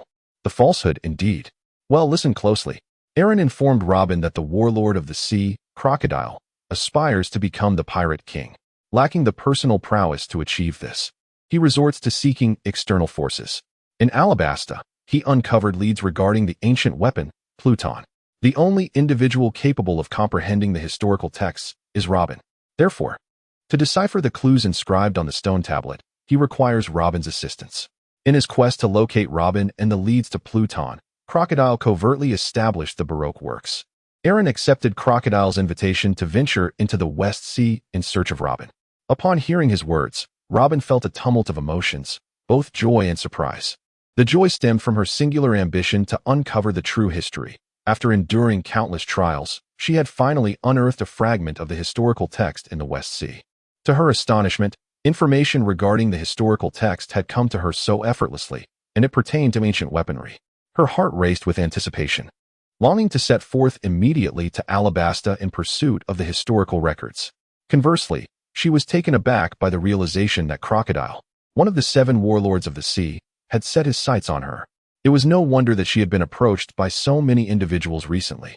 Moreover, the formidable Aaron, a renowned destroyer of nations, was in fact a subordinate of Crocodile? Confused, Robin inquired, "Aaron, you are so powerful, and your bounty exceeds even that of Crocodile. How could you possibly be his subordinate? It seems implausible." Aaron scoffed. "I joined the Baroque workshop he established merely to utilize his resources in my quest to find you." Upon hearing this, Robin felt a sense of relief. But what was the true reason behind it? Robin couldn't help but inquire, hoping for a more explicit elucidation. Aaron observed the expression on Robin's face and discerned her confusion regarding his response. With a gentle sigh, he resolved to speak candidly. "Robin, I harbor no desire to conceal anything from you. The reason I saved you was not driven by ulterior motives. I rescued you for your fruit abilities and to extend an invitation for you to become my companion and sail together." Chapter 99. Robin joins. As Robin listened to Aaron's sincere words, a tremor of emotion stirred within her. She had never anticipated that someone would genuinely invite her to be a partner, particularly given her history of betrayal. After a moment of silence, she contemplated the significance and worth of such an invitation. Although she remained somewhat skeptical of Aaron's true intentions, she could not help but feel the warmth and sincerity emanating from him. She then inquired, "I have heard that the flower country has long coveted my Hana no Mi. What is it that you wish to do with my fruit abilities?" Upon seeing Robin, Aaron was immediately misunderstood. He explained, "I literally desire your fruit's ability." As he spoke, Aaron traced his right hand across his face, transforming into Robin's likeness. Feeling the weighty essence of Robin's fruit, he exclaimed in her voice, "Behold, this is the mimic fruit." He then extended both hands, one swirling with sand and the other with a tornado, proudly declaring, "This is the sand fruit and the wind fruit." Robin gazed in astonishment at Aaron's transformation into her form, her eyes widening and her mouth agape in disbelief. She turned away, extending a trembling hand to touch the visage that mirrored her own, exclaiming in shock, "It's truly real. How is this possible?" Gradually, she began to comprehend why Aaron possessed Capone Bede's abilities and why others referred to him as Capone Beach. To her astonishment, Aaron seemed to wield multiple powers, an unfathomable notion that left her bewildered. Robin was engulfed in shock and confusion, struggling to accept the sight of Aaron embodying her likeness while exhibiting an array of fruit abilities. Her thoughts spiraled as she grappled with the incredible reality before her, even questioning whether she was merely dreaming. Aaron smiled gently, reverting to his original form, and explained, "Robin, this is my ability. I comprehend your confusion and skepticism, but it is indeed true. I possess a multitude of powers, and my motivation for joining the Baroque Work Society was precisely for their abilities. The true purpose behind my rescue of you is your unique talents, as well as an invitation for you to become my partner." Aaron resolved to disclose to Robin his extraordinary ability to exist in multiples, as he had always conducted himself with ease around Mary. The two manatees and Mary had long been aware of Aaron's unique talent. If he were to invite Robin to join him, it was inevitable that she would eventually discover his capability through their daily interactions. Therefore, it seemed prudent to reveal this truth to her now, allowing her to witness his sincerity. Abilities should serve to enhance one's life, rather than hinder it. Although Robin still found it difficult to accept this astonishing reality, the earnestness and authenticity in Aaron's words began to convince her that this was not merely a figment of her imagination. "Aaron, this is utterly incomprehensible," she stammered, her voice quivering as she struggled to fathom the existence of such remarkable phenomena in the world. Aaron intensified his resolve and divulged a significant secret to Robin. "You are indeed an archaeologist deciphering the annals of history. I possess a certain understanding of the truths concealed by the world government." "What? You are aware of the century that vanished?" Robin grasped Aaron's shoulders, her gaze piercing into his eyes as she inquired urgently. Nestled in the West Sea, the archaeological sanctuary of O'Hara appears to be an unassuming isle. However, it is renowned for harboring the world's foremost archaeological experts, elite teams, and the grandest repository of knowledge, the Tree of Knowledge. This colossal, pod-like tree houses invaluable texts from across the globe. O'Hara is home to a cadre of passionate and erudite scholars who clandestinely engage in the study of historical texts, delving into the obscured truths of the century erased by the world government. In pursuit of historical veracity, Robin's mother, Nico Alvia, departed from their homeland of O'Hara, setting sail into the vast ocean with her daughter, Robin. The relentless quest of O'Hara's scholars for historical truths ultimately beckoned calamity upon the island.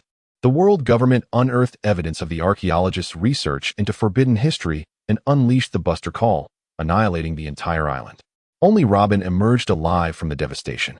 The 8-year-old girl, now bearing a bounty of 79 million berries, learned the arts of assassination and intelligence gathering in order to survive, enveloped in a life rife with betrayal. She faced constant treachery from others, compelling her to betray and turn to elude the Navy and bounty hunters.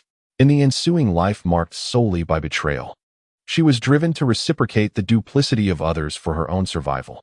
With nothing left, she clung to the legacy of the O'Hara scholars as her sole source of sustenance.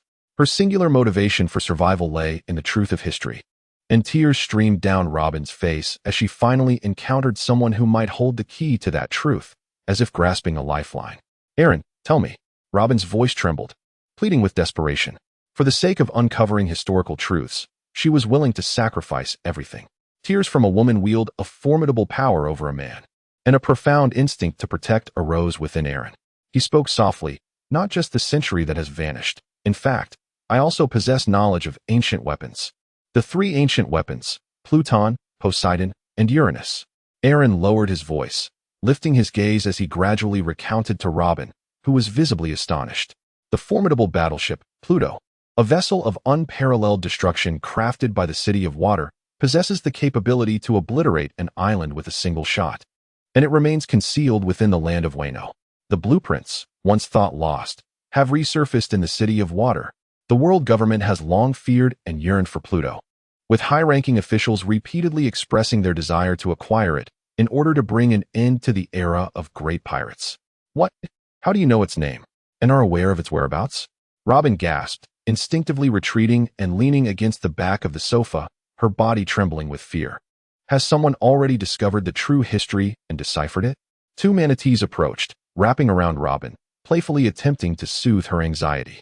With the comforting presence of the adorable creatures, Robin gradually regained her composure and, filled with profound curiosity, inquired of Aaron, "How did you come to know of Pluto's location? And why did you not inform Crocodile once you did?" Aaron replied softly, "I possess my own network of intelligence. I shall divulge more at a later time. As for Crocodile, I certainly won't share anything with him. He is not you." Robin felt a warmth in her heart, an inexplicable source of comfort. Understanding that being privy to the secrets hidden by the world government brought her a measure of solace. "Is there more?" Robin inquired. "Indeed, there are many more secrets." He continued, "The Sea King Poseidon was reborn in Fishman Island several years ago. As for Uranus, I truly am at a loss." Upon learning the whereabouts of the 2 ancient weapons, Robin's heart raced with excitement, leaving her momentarily speechless. "Do not be so exhilarated. I have many more secrets to share." Aaron patted Robin on the back, urging her to remain calm, for there were many secrets yet to be unveiled. Upon hearing his words, Robin's excitement only intensified.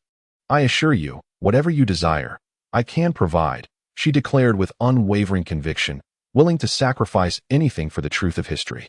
"Really? Anything at all?" Aaron inquired. "Indeed," Robin replied, nodding vigorously. "Then I shall continue," he said. Robin gazed at him with eager anticipation, eager to uncover what further truths he had to share. "Do you not have a passion for historical texts?"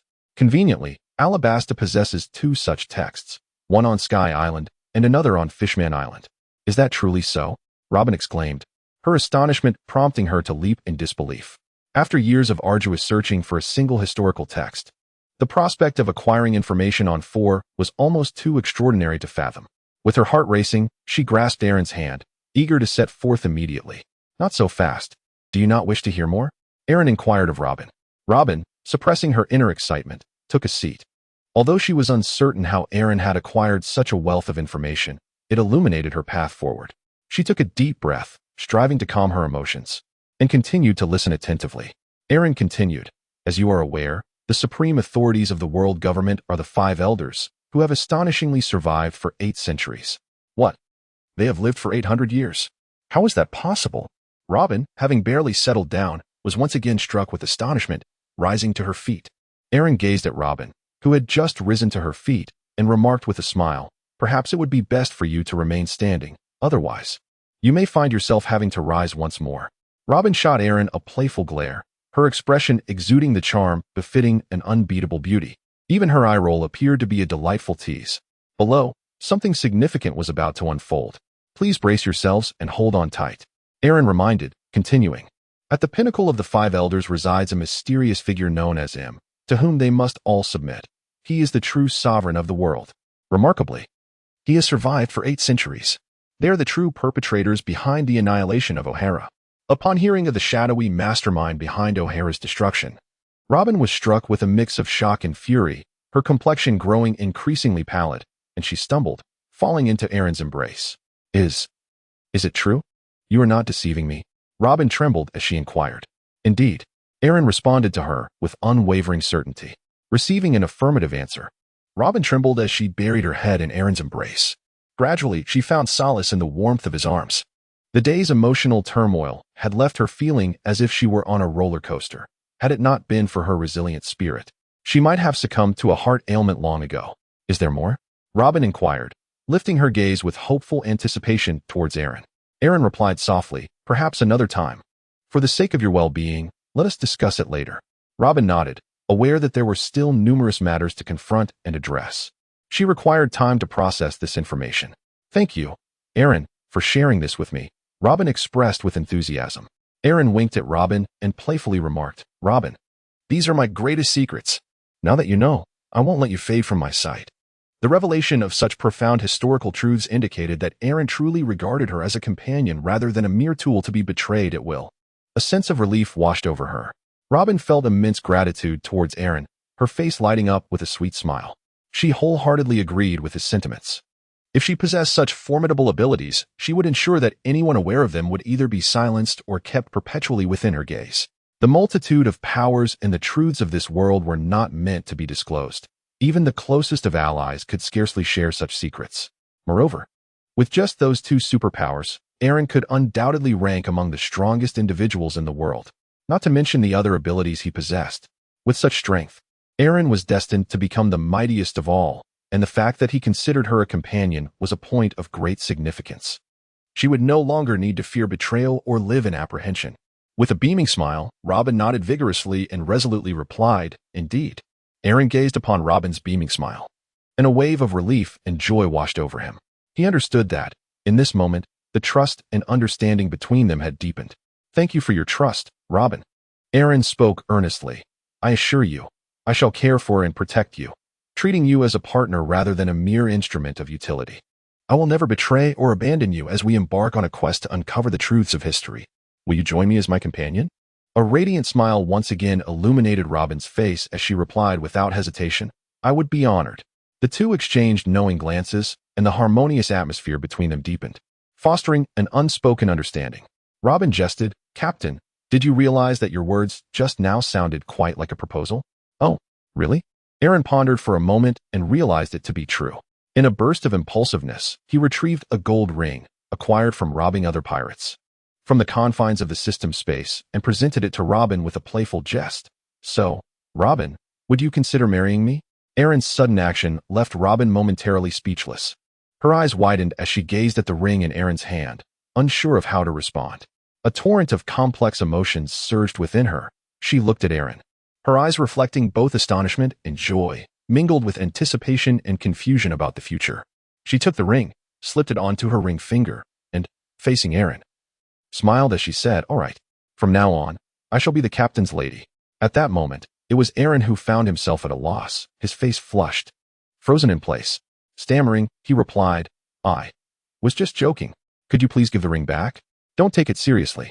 Seeing the once confident Erin reduced to this state brought a laugh from Robin. You really scared me just now, she thought to herself, covering her mouth. Amused by his innocence, she couldn't help but feel a mischievous urge to tease him further. Aaron watched as Robin slipped on the ring, his heart swelling with both astonishment and joy. What had begun as a mere jest took an unexpected turn when Robin genuinely accepted it. Realizing the gravity of his playful folly, the innocent homebody found himself at a loss for how to proceed. I truly was only joking. Please do not take it to heart. Aaron stammered, the flush on his face becoming even more pronounced. Observing Aaron's embarrassment, Robin felt an even greater surge of delight. I certainly understand that you are jesting, Captain, Robin said with a smile, but I shall regard this ring as a symbol of our partnership, one that I will cherish forever. Upon hearing Robin's words, a weight was lifted from Aaron's heart, yet a sense of despondency lingered. He scarcely noticed the system's notification. Lost in his melancholic reverie, wishing fervently that it were true. Chapter 100, The Flower Fruit. System notification. You have a new superior, Nico Robin. Reward, Newcomer's Welcome Package. Unlocking new abilities. You have acquired the trait, Flower Fruit. This allows any part of your body to bloom upon any tangible object within your line of sight, enabling attacks or other uses. During combat, petals will dance around you. Flowers emerge from visible objects, producing any number of blooms for varied purposes. You can briefly utilize this ability in the sea, even achieving a doppelganger effect through your powers. Despite obtaining Robin's Flower Fruit, Aaron felt little joy. When Robin accepted the ring, the system automatically designated Aaron as her subordinate. As depicted in Kaguya-sama, love is war, the act of confessing love, followed by union, is widely celebrated as a beautiful journey. However, this notion is flawed. A significant power disparity exists between lovers, the oppressor and the oppressed, the victor and the vanquished. Love is akin to warfare. The one who confesses first is destined to lose. In the system's assessment, since Aaron presented the ring first, he became the losing party, relegated to a subordinate status, thus acquiring Robin's trait. Aaron marveled at how remarkably efficient this system was, presenting numerous loopholes to exploit and even occasionally offering features proactively. The only unfortunate aspect was that this system failed to comprehend human emotions. In its eyes, it perceived itself as a mere sycophant. How infuriating! Robin noticed Aaron abruptly descending into a somewhat melancholic state and inquired with concern, Captain, what troubles you? Robin gently leaned closer, sensing that something was amiss with Aaron's demeanor. Aaron sighed inwardly, taking several deep breaths to regain his composure, and said, It's nothing. Robin leaned in closer, gazing with concern.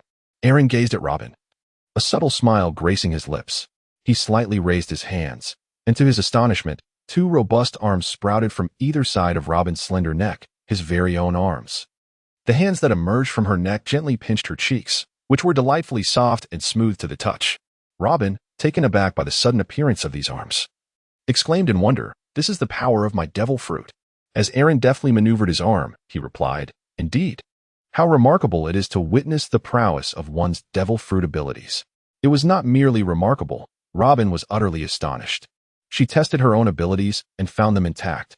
The question lingered, when and how did the captain acquire such powers? Unable to contain her curiosity, Robin inquired, Captain, how did you come to possess my abilities? Aaron replied, Just a moment ago. In such a brief span of time, the captain has acquired his abilities. How astonishing.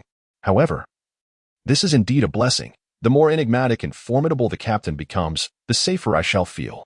Aaron's hands, which had been playfully pinching Robin's cheeks, transformed quietly into delicate petals, cascading gently upon the girl's slender shoulders. Aaron chuckled, remarking on the intriguing nature of the ability, both entertaining and formidable.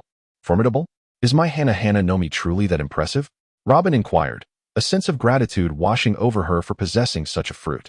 It was indeed the power of the Hana no Mi that had allowed her to survive thus far.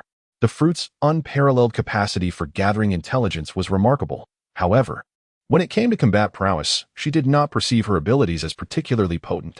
Moreover, the organs she manifested were intrinsically linked to her own body. If the conjured organs were injured, her own body would suffer as well, which was why she seldom employed the Hana no Mi for direct assaults. Aaron was certainly aware of the characteristics and weaknesses of the flower fruit. In the original work, Robin, 2 years prior, contributed little on the battlefield for the Straw Hat Pirates. However, 2 years later, she had the remarkable ability to conjure over 10,000 hands and feet. Whether on Fishman Island or on Onigashima, Robin's prowess on the front lines was undeniable, and her capability to clear obstacles was truly formidable. Many Sea fans expressed that once Robin mastered hockey, her strength would experience a significant enhancement. The versatility of Robin's fruit abilities is exceptionally high. As long as her own strength remains formidable, the ceiling of her potential will soar to unimaginable heights. Therefore, after Robin's inclusion, Aaron resolutely decided that he must ensure she learns hockey. Conveniently, the two manatees are also studying hockey, allowing them to learn together. Aaron replied with a smile. The capabilities of the flower fruit are immensely powerful. They serve not only for offense and defense, but also for reconnaissance and intelligence gathering. In the right circumstances, this ability can prove to be extraordinarily effective. Your current limit should be around 200 limbs, I presume. Robin, aware of Aaron's vast abilities, nodded in acknowledgement of her own limitations. Aaron continued, in the past, you have always been forced to hide, with little time for training and limited combat experience. If you dedicate yourself to your training from now on, you could produce over 10,000 limbs and even harness your abilities to achieve a form of duplication. Coupled with the power of armament hockey, I assure you, your strength will rival that of the masked man we encountered. Consider this. Robin, true strength lies in self-reliance rather than depending on others. As Robin listened to Aaron's words, her eyes sparkled with curiosity and anticipation. She had always perceived her Hana-Nomi abilities solely as tools for evasion and intelligence gathering, never contemplating their potential significance in combat. Robin, I am confident that your abilities can accomplish so much more. Inspired by Aaron's encouragement, a surge of determination welled up within Robin. He was right. To survive in this ruthless world of pirates, she must become stronger. She no longer wished to rely on others. She aspired to harness her own power. A fervent flame ignited in her heart as she resolved to push the limits of her Hana-Nomi abilities, transforming herself into a formidable warrior who could seize her own destiny. Bending slightly, she declared with unwavering resolve, Captain, I will entrust the future to you. As she bowed, the angle revealed her unwavering commitment, though Aaron's gaze inadvertently lingered on what it should not have. Aaron sat down, pinching his nose to stem the flow of blood. Indeed, witnessing it firsthand was markedly different from viewing it on a screen. The intensity was overwhelming. Aaron crossed his legs, pressing down on the gun, afraid to make a move lest Robin discern something amiss and undermine his captain's authority. Noticing Aaron's silence, Robin straightened up and inquired, Captain? Aaron stammered, yes. All right. I hope for your continued guidance in the future. Robin observed Aaron's reaction and found it somewhat peculiar, yet he did not dwell on it, assuming that Aaron might be contemplating something of great significance. For a moment, silence enveloped the scene. Chapter 101. The bubble bomb. Robin gazed at the rapidly changing scenery outside and could not help but inquire, Captain, where are we headed? Aaron gazed at Robin. Although she appeared strikingly dashing in her commander's uniform, it was undeniably less convenient than her own attire. With a smile, he remarked, We are heading to other cities in the kingdom of Illusia to procure some items for you. After all, as you are about to embark on a journey, it is essential to acquire some fine goods. Robin nodded vigorously, for what girl does not relish the joys of shopping? Especially for one like her, who had been perpetually on the move. The prospect of shopping filled her with eager anticipation. However, there were still matters to attend to before that. Aaron stood up and approached Robin, inquiring, What is the matter? Robin replied, You stand up first. Stand straight and remain still. Aaron instructed Robin to stand up. Confused, yet obedient, Robin complied and rose to his feet. Aaron's palm transformed into a fleshy pad reminiscent of a bear's paw. He gently placed his hand upon Robin's abdomen, utilizing the powers of the meatball fruit. What are you doing, Captain? Aaron's warm palm rested gently upon Robin's abdomen, the fervent heat penetrating through the fabric and reaching her skin.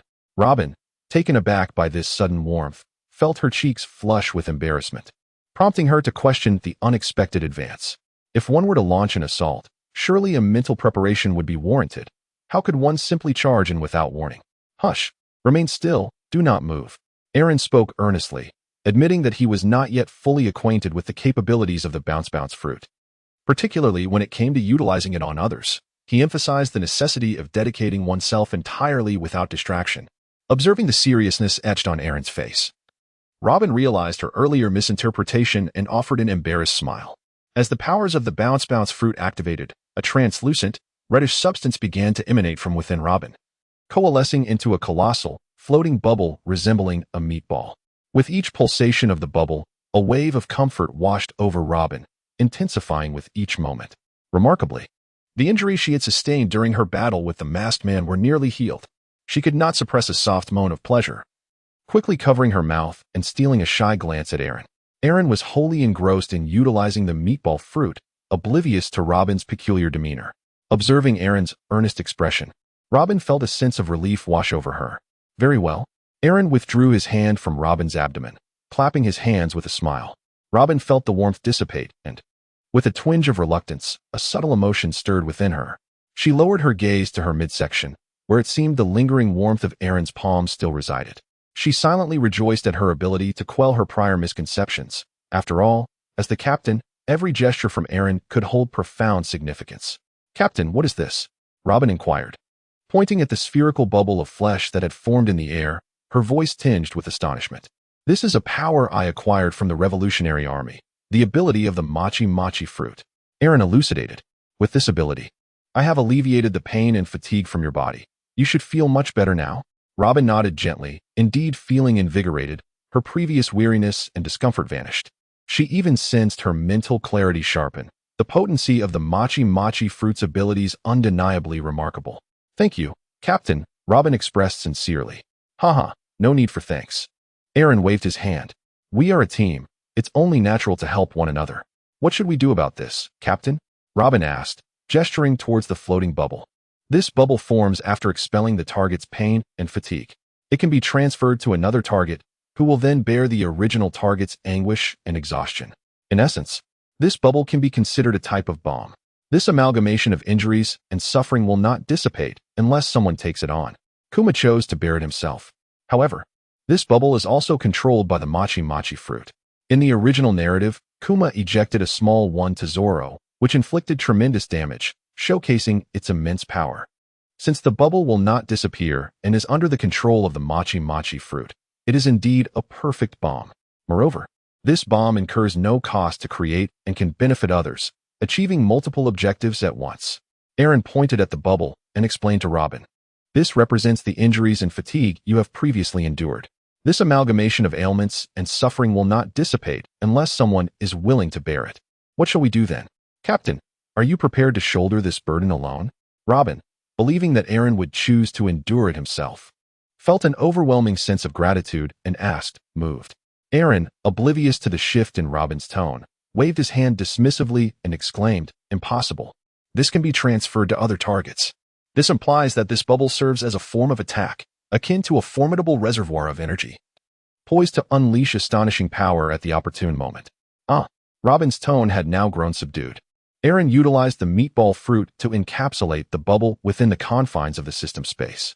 At this moment, the system space was already filled with countless bubbles, each significantly larger than the one just captured, all a result of Aaron's diligent training, awaiting those fortunate enough to sample them. With such an abundance of bubbles, Aaron pondered whether even the four emperors would find it a challenge to contend with them. Robin, observing Aaron's gesture, watched as the bubble vanished into thin air. Her curiosity piqued as she inquired, "Captain, where has the bubble gone?" Aaron's smile bore an air of mystery as he said to Robin, "I have collected these bubbles. I possess a spatial ability that allows me to store a multitude of items." Upon hearing this, Robin's eyes sparkled with excitement. This revelation indicated that the captain could carry an immense space with him, a strategic advantage of monumental significance. Simultaneously, a glimmer of curiosity flickered in her gaze. She realized that Aaron's power from the meatball fruit was undoubtedly a formidable force. Furthermore, the fact that Captain Aaron had connections with the Revolutionary Army was equally astonishing. "Captain, do you also have ties with the Revolutionary Army?" Robin inquired, her mind brimming with questions. "Indeed," he replied. Aaron nodded and said, "I had the fortuitous opportunity to meet the leader of the Revolutionary Army and his cadre. Moreover, they have been searching for you." Robin pointed to himself and inquired, "Me?" Aaron nodded affirmatively. "Indeed. They too wished to uncover the truth behind the blank century that toppled the world government. What say you? Shall we reach out to them?" Upon hearing this, Robin's demeanor shifted. Her interest waned as she realized that the Revolutionary Army sought to reinterpret history for their own purposes. She shook her head in refusal, her tone laced with subtle sarcasm. "With you harboring so many secrets, Captain, do you truly believe you can allow me to depart?" Aaron clenched his palm into a fist.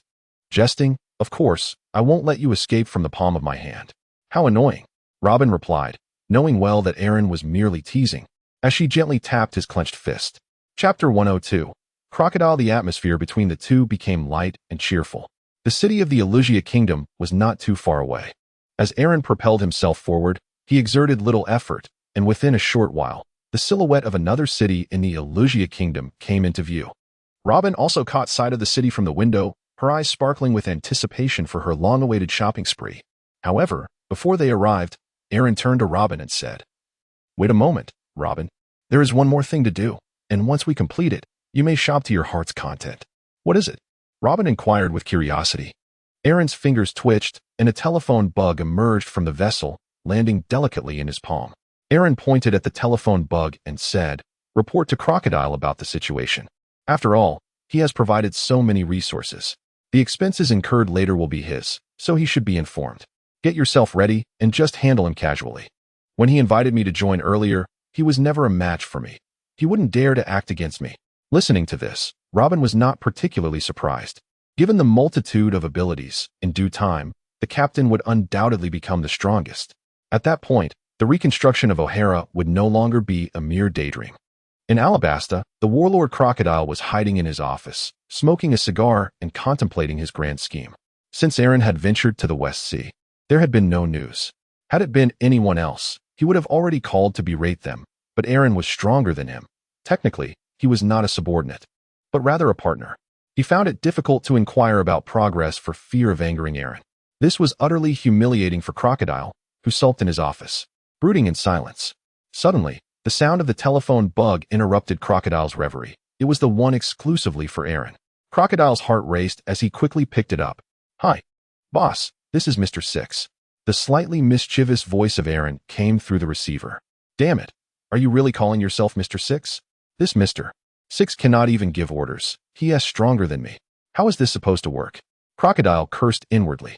Biting down on his cigar, Crocodile, feeling rather displeased, asked in a low voice, "What is it?" "Boss, don't get too excited, but I have found Nico Robin." "What?" Crocodile exclaimed, standing up in excitement. "You found Nico Robin? Where? Should I go personally?" He was so thrilled that he paced around his office, eager to rush out immediately. "No need. No need," came Aaron's voice through the receiver. Aaron continued, "In fact, Robin is right beside me.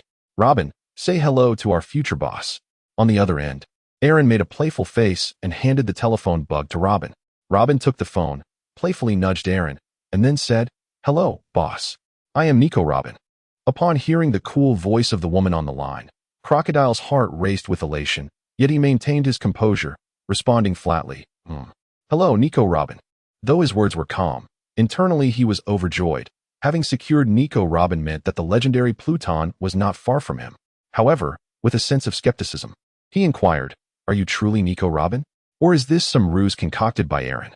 Robin replied with a smile, "Mr. Crocodile, I can understand your doubts. The captain and I are currently in the West Sea, and I believe it will not be long before we reach Alabasta, at which point all will be revealed." Her voice traveled through the transponder snail to Crocodile's ears, conveying a calmness tinged with politeness. Crocodile did not entirely dismiss her words. After all, Aaron had demonstrated remarkable strength in the past. His inquiry stemmed from a place of suspicion, yet Robin's revelation astonished him. "Captain, Nico Robin, have you become one of Aaron's subordinates?" "Indeed. He saved me, and in gratitude, I have no choice but to serve him," came Robin's deliberately coy voice through the receiver. This left Crocodile in utter disbelief, causing him to bite down on his cigar in frustration. He had always harbored a certain wariness towards Aaron, and now that Nico Robin was aligned with him, did that mean he must also regard her with caution? It seemed rather humiliating for him as the boss. Suppressing his anger, he addressed Robin, "Very well. Since you are Nico Robin, allow me to explain why I sought you out." He then proceeded to share his so-called grand plan, attempting to entice her with promises of power and prestige, suggesting that if she joined his Baroque works, she would instantly secure the position of vice president, a rank second only to him. Once he ruled the world, she would enjoy endless wealth and glory. Listening intently, Robin internally scoffed at yet another ambitious individual. The world was rife with such dreamers. Alas, her interests lay solely in uncovering the true history, showing no desire for the so-called riches and fame. Moreover, She had already found the companion spoken of by Saul, one who not only could protect her but also reveal the truth of history. Was there anyone more suitable than Aaron? Absolutely not. Without hesitation, Robin replied. I will follow the captain. Whatever the captain instructs, I shall do. Damn it. Crocodile cursed inwardly, deeming her ungrateful. He restrained his fury and said, Nico Robin. Pass the transponder to Aaron. I have something to discuss with him. Robin returned the device to Aaron, who responded, What's up, boss? Is there something you need? Crocodile ground his teeth. Aaron, what is the meaning of this? How could you have taken Nico Robin as your subordinate? How will the operations proceed now? Will the company heed your orders or mine? Aaron replied playfully, Oh, don't be angry, boss. With someone as lovely as Nico Robin, it's only natural to have thoughts about her. Besides, what is yours is mine, so why the distinction? When Robin travels to Alabasta, I can certainly assist with translations. Crocodile pondered for a moment before responding, Very well. When are you coming to Alabasta? Hurry up. I can hardly wait. Aaron replied with a smile. We are currently in the kingdom of Illusia, preparing to indulge ourselves. After all the effort I put into finding Robin, I deserve a moment of respite. Don't you think, boss? Once I have rested sufficiently, I shall naturally return to Alabasta. Boss, please hold on for a moment. Chapter 103. Fury upon hearing this. Crocodile chose not to respond further. He had come to understand a painful truth. Without the Pluton at his disposal, neither Aaron nor Robin would heed his commands. Thus, he resigned himself to the notion that they should revel to their heart's content. Very well. Enjoy yourselves, he stated before abruptly ending the call. In a fit of rage, Crocodile contemplated hurling the transponder snail across the room. However, realizing that he might lose contact with Aaron, he reluctantly spared the creature. His anger only intensified, an inferno of fury igniting within him. Crocodile surveyed his surroundings, his brows furrowed, eyes glinting with a chilling light. His complexion turned ashen, filled with an amalgamation of rage and torment. He bit down hard on his lower lip, his knuckles whitening from the pressure of his grip. His hands trembled, instinctively clenching into fists, exuding an aura of wrath that seemed to freeze the very air around him. With resolute strides, he approached the window, yanking open the curtains to allow sunlight to flood the room. Yet, the rays could not dispel the tempest of anger within. His gaze hardened further. He began to pace back and forth in the chamber, akin to a caged beast. The heavy thud of his footsteps echoed through the empty space, resonating with the agony that plagued his heart. His fists remained tightly balled, nails digging into his palms, yet the turmoil within remained unquenched. A shadow loomed over his face, rendering him increasingly menacing. Through gritted teeth, he let out a low growl, his voice saturating the air with fury, reverberating like a distant thunder. Crocodile's wrath surged, and his furious eyes scanned the room, seeking an object upon which to unleash his pin-up rage. His gaze settled on a glass vase atop a table. Without hesitation, he seized it, gripping its neck with fervor.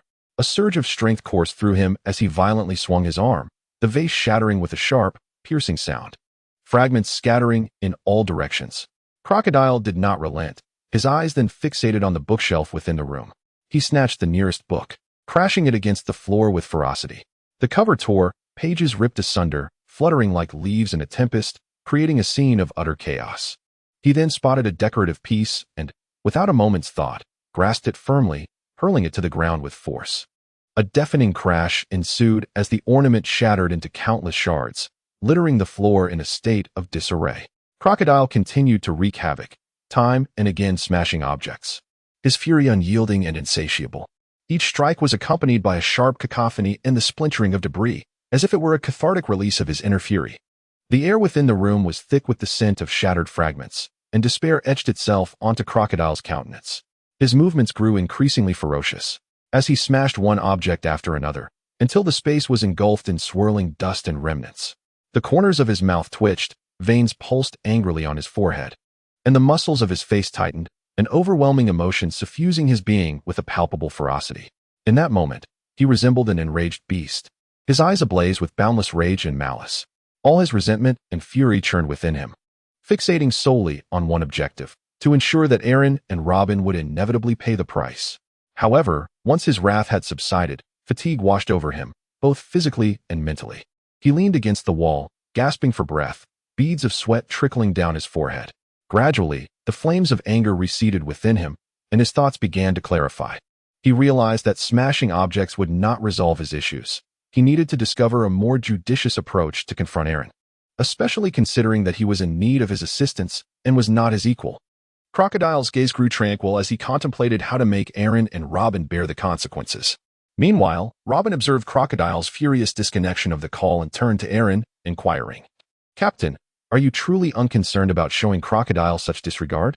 Aaron waved his hand dismissively and said nonchalantly, "There's no need to worry. He is not capable of affecting us in any way. Moreover, I have devised a series of strategies to deal with him. Rest assured." Aaron joined the Baroque works for two primary reasons: to harness their unique attributes and to leverage the resources of the 7 warlords of the sea in his quest to locate Robin. With both objectives now fulfilled and Crocodile rendered obsolete, he resolved to take preemptive action against him, even if Crocodile bore no ill will towards him. Aaron would not hesitate to confront him first. He had meticulously devised a series of grand plans. As he swiftly navigated through the skies, the city loomed ever closer. Robin gazed out of the window, her eyes sparkling at the sight of the city, filled with an eager anticipation for her long-awaited shopping expedition. After years of living in hiding, constantly on edge, she had never truly crossed a street in her life. The prospect of this shopping adventure filled her with exhilaration. Aaron gazed at Robin's expectant expression and couldn't help but chuckle.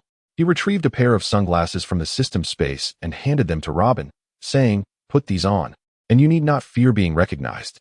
You can stroll about with complete confidence." Robin took them with a hint of skepticism, and after donning the sunglasses, inquired with curiosity, "Is it truly effective?" Aaron nodded and remarked, "You trust me, don't you?"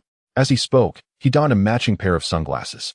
In the original narrative, following the conclusion of the Sky Island arc, Luffy and his crew found themselves at the Navy's G8 fortress. In a bid to acquire the fortress's map, Robin ensnared a special agent dispatched by Navy headquarters. Disguised in a naval uniform and sporting sunglasses, she successfully assumed his identity. This ruse proved remarkably effective, allowing Robin to infiltrate the library. Meanwhile, the king of cosplay, Black, and his crew managed to impersonate the Straw Hat crew with merely a simple change of attire. Even more astonishingly, they succeeded in masquerading as Kid's crew. It appears that the logic of this world is somewhat flawed. With just a minor alteration in appearance, one can easily deceive the vast majority. Aaron found a secluded corner to land and opened the castle gate on his chest to release Robin. Standing at the gate, Robin gazed outside with a look of wonder, and then, with a gentle leap, she crossed through the threshold. Once outside, she returned to her normal size, curiously observing her surroundings, and exclaimed to Aaron, "Captain, how marvelous." Aaron closed the city gates, gazing at the figure clad in a commander's uniform, adorned with sunglasses, exuding a commanding presence that surpassed even the most disguised naval officers. Others who beheld this scene could only think of a naval high-ranking female official accompanied by her youthful subordinate, never suspecting that this was indeed a wanted criminal pursued by the world government. Aaron smiled knowingly at Robin's excited expression. He was aware that Robin had lived in peril for so long, and now he finally had the opportunity to revel in joy. "Let us go," Aaron spoke to Robin. Chapter 104, Porcelain. Robin excitedly took Aaron's hand, stepping into the bustling streets of the city, her eyes sparkling with curiosity and anticipation. Sunlight bathed her in warmth, while a gentle breeze caressed her cheeks, adding a touch of joy to this rare shopping excursion. This vibrant little town bore a resemblance to Orange Town in the East Sea, infused with a unique blend of medieval and pirate aesthetics.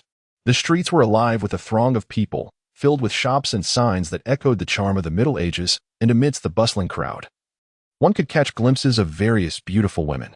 In the pirate world, most young women were strikingly attractive and generous in their displays of charm, making the streets a feast for the eyes. Robin, with a playful sense of authority, pulled Aaron closer, teasingly warning him not to gaze at the bad women. Remarkably, no one recognized her. Many thought her attire signified a high-ranking naval officer, instinctively stepping aside to avoid any trouble as they passed by her. Even as Robin and Aaron walked down the street, people would subconsciously part to allow her passage. With a complex mix of emotions, Robin navigated through the crowd's natural openings. They traversed a narrow lane flanked by various shops, each exuding a rich medieval atmosphere, showcasing handicrafts, antiques, and specialty goods. Unable to resist, Robin paused to admire the array of unique items that piqued her curiosity, igniting a desire to uncover the stories behind them. She stepped into an antique shop that radiated historical charm. The air was thick with nostalgia, and an assortment of antique ornaments was displayed in the windows, each exuding a sense of history. Robin noticed an elderly gentleman diligently restoring a piece of antique porcelain. Approaching him, she politely greeted the elder, expressing her interest in antiques. The old man smiled and replied, "Every item here possesses a distinctive story. This porcelain originates from an ancient town called Jingdugin in the Flower Kingdom, known for its 2,000-year history of porcelain making. As for this piece, he carefully examined the porcelain and remarked, this particular item has a history of several centuries. Having withstood the test of time and witnessed countless emotions and experiences of people throughout the ages." Listening intently to the elder's explanation, Robin's gaze remained fixed on the porcelain. She envisioned the splendor and historical evolution of that ancient town, imagining the stories of those who once owned this exquisite piece. The elder continued, "This porcelain is celebrated for its exquisite craftsmanship and unique patterns, representing one of the finest achievements of local traditional artistry. Each decorative motif is meticulously painted, symbolizing happiness, prosperity, and harmony.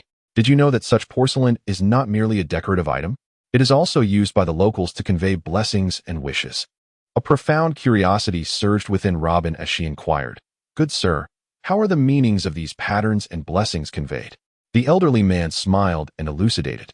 Each design embodies a distinct significance. For instance, the floral motif symbolizes beauty and prosperity, while the swallow pattern represents auspiciousness and happiness. When one receives such a ceramic piece, they believe it harbors blessings and good fortune. Consequently, people often place these ceramics in prominent positions within their homes, hoping to attract luck and joy. Captivated, Robin began to realize that these antiques were not merely objects, but rather vessels of cultural heritage and emotional resonance. As the old man continued, his voice gradually softened, and with a tone of deep regret, he remarked, "Alas, such ceramics are becoming increasingly rare." Aaron, captivated by the conversation, couldn't help but inquire, "Sir, do you comprehend the situation?" The elderly man replied curtly, "Of course, if everyone is destined to perish, who will craft porcelain? Not only porcelain, but the art of silk is also gradually fading. The only thing that remains is flowers, as if life were solely meant for them." The old man lamented, "I suspect it won't be long before the splendid civilization of that nation descends into oblivion." Robin, deeply moved by the elder's words, asked, "What is the reason for this? Do you know, kind sir?" The old man glanced around cautiously and replied, "It cannot be spoken of. It cannot be revealed.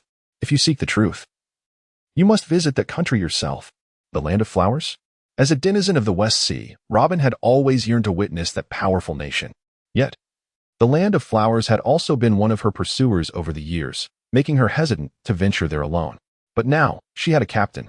Robin gazed at Aaron with pleading eyes, hoping he would accompany her to the land of flowers. Such a vast and formidable nation might possess the very essence of history.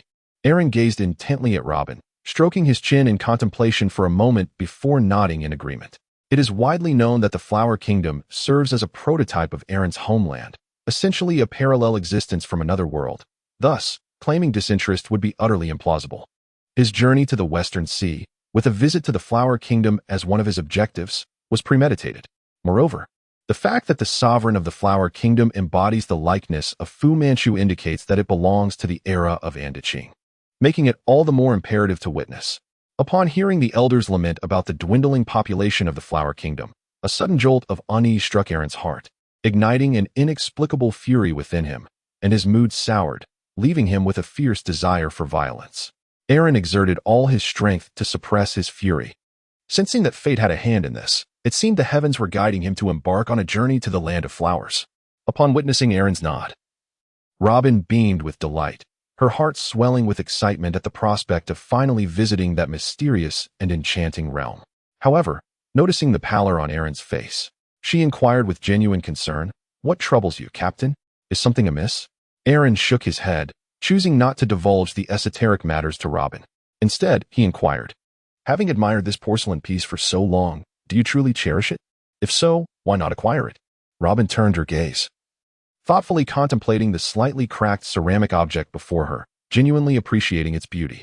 She lifted her eyes to meet Aaron's, a smile gracing her lips as she replied, "You are indeed correct. Such a ceramic piece is not merely a decorative item. It embodies history and the emotions of those who have come before. I can sense the blessings and beauty it conveys, and I believe it deserves to be treasured and collected." Aaron smiled and nodded, turning to the elderly man to convey his admiration for the exquisite ceramic piece and his desire to purchase it.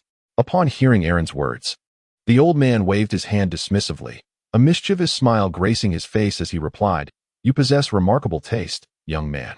But who says I intend to sell it?" With a gleam in his eye, he continued, "I invested a considerable sum to acquire this porcelain treasure, one of the rare few remaining in existence. I restored it with the intention of passing it down as a cherished heirloom." Upon hearing the elder's words, Aaron felt a tinge of embarrassment and resorted to the tactic of offering more money. Yet, money is not omnipotent. The elder chuckled at Aaron's attempts and gently admonished him, saying, "Young man, money cannot solve everything. This porcelain piece is not for sale at any price." He then gestured towards the items on the shelf, adding, "Those items are for sale. If you fancy any of them, feel free to choose. Just do not disturb me while I restore this porcelain." With this polite dismissal, Aaron found himself momentarily at a loss and glanced at Robin, who smiled slightly, signaling him to not take it to heart. Approaching the shelf, Robin selected a piece of porcelain that appeared quite exquisite. Aaron paid for it and placed it into the system space, leaving the antique shop with a hint of awkwardness. Outside, he expressed his slight regret to Robin, saying, "I'm sorry, Robin, for not being able to procure what you liked." Robin was taken aback. She never expected such a formidable individual to care so much about her feelings. A warmth enveloped her heart, and she shook her head, touched, replying, "Captain, you need not apologize. If anything, it's my fault for not discerning the situation. Besides, the porcelain you got is beautiful. I truly like it." Noticing a clothing store not far ahead, Robin took the initiative to grasp Aaron's hand, leading him towards it. "Let us go buy some clothes," she exclaimed. Her slender fingers, with their smooth, fair skin, exuded a natural radiance as they lightly curled, embodying an elegance and grace. In the sunlight, her fingertips shimmered with a soft pink hue, as if dusted with a delicate mist. Her neatly trimmed nails were subtly visible along the gentle curve of her fingertips. Her palm radiated warmth, its touch soft and yielding, with well-defined knuckles that did not protrude. As she extended her hand and clasped Aaron's strong, warm hand, a slight tremor coursed through her fingers before she firmly grasped his. Their palms melded perfectly together. The gentle contact sent a current of warmth through them. Instinctively, they held each other's hands tightly, silently conveying mutual support and reliance. This simple yet profound gesture was imbued with endless warmth and understanding.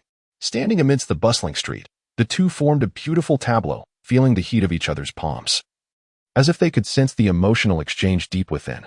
Aaron lowered his head, his cheeks flushed, allowing Robin to lead him forward, yet he clung tightly to Robin's delicate, fair hand, unwilling to let go. Robin, taking the initiative, grasped Aaron's hand and walked ahead, while Aaron, oblivious to the fact that Robin's face was equally crimson, hurriedly made his way into the clothing store. The surrounding onlookers were captivated by the palpable chemistry between the two, with amused smiles gracing their faces as they observed the pair. Upon entering the shop, they were greeted by the warm welcome of the middle-aged female owner, who smiled brightly. As they registered the friendly greeting, both turned to glance at each other, their faces ablaze with embarrassment, before reluctantly releasing their hold. Standing there, they each clutched the hand that had just been intertwined, their faces still flushed, savoring the lingering warmth of their connection. Simultaneously, they cast furtive glances at one another, only to quickly avert their eyes, pretending to peruse the surroundings. The shopkeeper, a charming middle-aged woman, observed the youthful couple with a knowing smile, reminiscing about the sweetness of first love. Such innocent feelings could only be experienced by young souls at their tender age, she mused. With an amused smile playing on her lips, the shopkeeper approached the pair and softly inquired, "Is there something you two wish to purchase?" Her voice was gentle and soothing, as if she feared to disrupt the enchanting moment shared between them. Aaron regained his senses and surveyed his surroundings, discovering that the store was adorned with a minimalist yet contemporary decor, with an array of fashionable garments displayed in an orderly fashion. He observed that the lighting within the establishment was soft and warm, evoking a sense of comfort and relaxation. Aaron surveyed his surroundings, feeling a sense of satisfaction with the store's displays and decor. Blushing, he gestured for the shop owner to look at Robin and replied, "I would like to purchase some clothing for her." Robin, equally flushed, chimed in, "I want to buy clothes. Do you have any recommendations?" "Certainly. We have the latest fashionable attire suitable for various occasions and styles. Leave it to me." The shop owner responded enthusiastically. She began to recommend clothing styles that would complement Robin, showcasing a series of meticulously selected garments. Robin paid close attention to the design, fabric, and details of each piece, thoughtfully considering which would best reflect her style and personality. Under the guidance of the shop owner, Robin tried on several outfits, and soon after, she appeared before Aaron. Impeccably dressed, she wore an ensemble in shades of white stockings paired with a white shirt dress, and white Mary Jane shoes. The overall monochromatic look seamlessly integrated the beauty of the white stockings into the ensemble's elegant tone. Notably, the short shirt dress's flowing hem created a wave-like effect under the matching belt, accentuating the ruffled appearance and further highlighting the allure of Robin's long legs clad in white stockings. The lines of her legs appeared straighter and more enticing. This ensemble on Robin exuded a blend of artistic freshness and sweet charm, while also showcasing her unique, confident demeanor. It was truly both adorable and sophisticated. "What do you think?" Robin inquired, her cheeks still tinted with a blush. Aaron gazed at Robin clad in her ensemble of pristine white, his eyes shimmering with admiration. He perceived that in this attire, Robin appeared even more enchanting and captivating, while simultaneously accentuating her distinctive grace and allure. Aaron covered his nose with his left hand to prevent the blood from flowing, while his right hand extended a thumb towards Robin, giving her an enthusiastic thumbs up. He buzzed with excitement, proclaiming, "This outfit suits you perfectly, Robin." Robin, feeling a tinge of shyness, lowered her gaze and softly inquired, "Do you like it?" Her words pierced through Aaron's heart, delivering a direct blow that left him momentarily stunned. He felt as if he might succumb to overwhelming emotion, much like a certain Japanese otaku who tragically passed away from excitement when addressed as Oni-chan. Fortunately, his robust health saved him. Observing Aaron's reaction, Robin realized just how much he adored the outfit she had thoughtfully put together. Earlier, when Aaron had entered the store and glanced around, the astute Robin had noticed that his gaze lingered a moment longer in the sock section. Though it was but a fleeting moment, she had captured it effortlessly. Understanding Aaron's preferences, Robin catered to them, leading to a splendid outcome. The shop owner chuckled softly from the side, reflecting on the innocence of youth and how easily they could be understood. If she had approached him, she mused, the boy would likely have been left in tatters. "Captain, snap back to reality," Robin exclaimed, standing before Aaron, her fair hand waving in front of him, signaling that it was time for him to regain his composure. Aaron, upon hearing Robin's voice, slowly regained his senses. As he did, he was greeted by the sight of Robin's radiant, flower-like smile. Aaron was once again pierced, as if he had entered a world illuminated by the soft glow of moonlight and adorned with peach blossoms. In that moment, he finally comprehended the meaning of a visage akin to peach blossoms. Robin stifled her laughter, covering her mouth. The proprietress, aware of Aaron's current state, approached Robin with a knowing demeanor and gently suggested, "Let him be for now. Once he engraves your image in his mind, he will become inseparable from you. Then, we can try other garments, ensuring that your essence fills his thoughts, making it impossible for him to envision any other woman." Blushing, Robin nodded in agreement. Indeed, following the proprietress into the fitting room, she attempted to don the attire recommended. When Aaron emerged from his reverie, he was once again astonished by Robin's transformation. Clad in a simple white shirt adorned with a tie, complemented by black stockings and knee-high boots, Robin's ensemble, combined with her alluring figure and commanding presence, created an unparalleled allure. Aaron felt an overwhelming heat within him, as if he were on the verge of a nosebleed. Robin's alluring voice inquired, "Captain, how do you find it?" Listening to Robin's tempting tone, Aaron felt as though ants were crawling on his skin, causing an unbearable itch. He pressed his arm against his nose to prevent any blood from escaping, while his right hand continued to give a thumbs up, rendering him speechless. Robin discreetly gestured a thumbs up to the proprietress, a testament to her understanding of human nature, honed by her own experiences. When Robin emerged dressed in a striking black and white ensemble, Aaron was utterly rendered mute. The delicate white wool sweater tucked into a high-waisted skirt accentuated the exquisite curves of Robin's waist, while the short A-line skirt paired with white stockings showcased her enviable long legs. With a confident smile gracing her face, Robin approached Aaron, occasionally lifting her skirt to flaunt her elongated limbs. Aaron unconsciously swallowed hard, captivated by Robin's beauty and charm, contemplating how the dazzling sirens of the street could not possibly compare to his ethereal Robin. As Robin tried on outfit after outfit, each ensemble magnificently showcased her beauty, presenting the essence of youthful allure to Aaron. His mind became wholly consumed by the image of Robin's graceful form. Truly, Robin was a natural beauty, effortlessly suited to every garment she donned.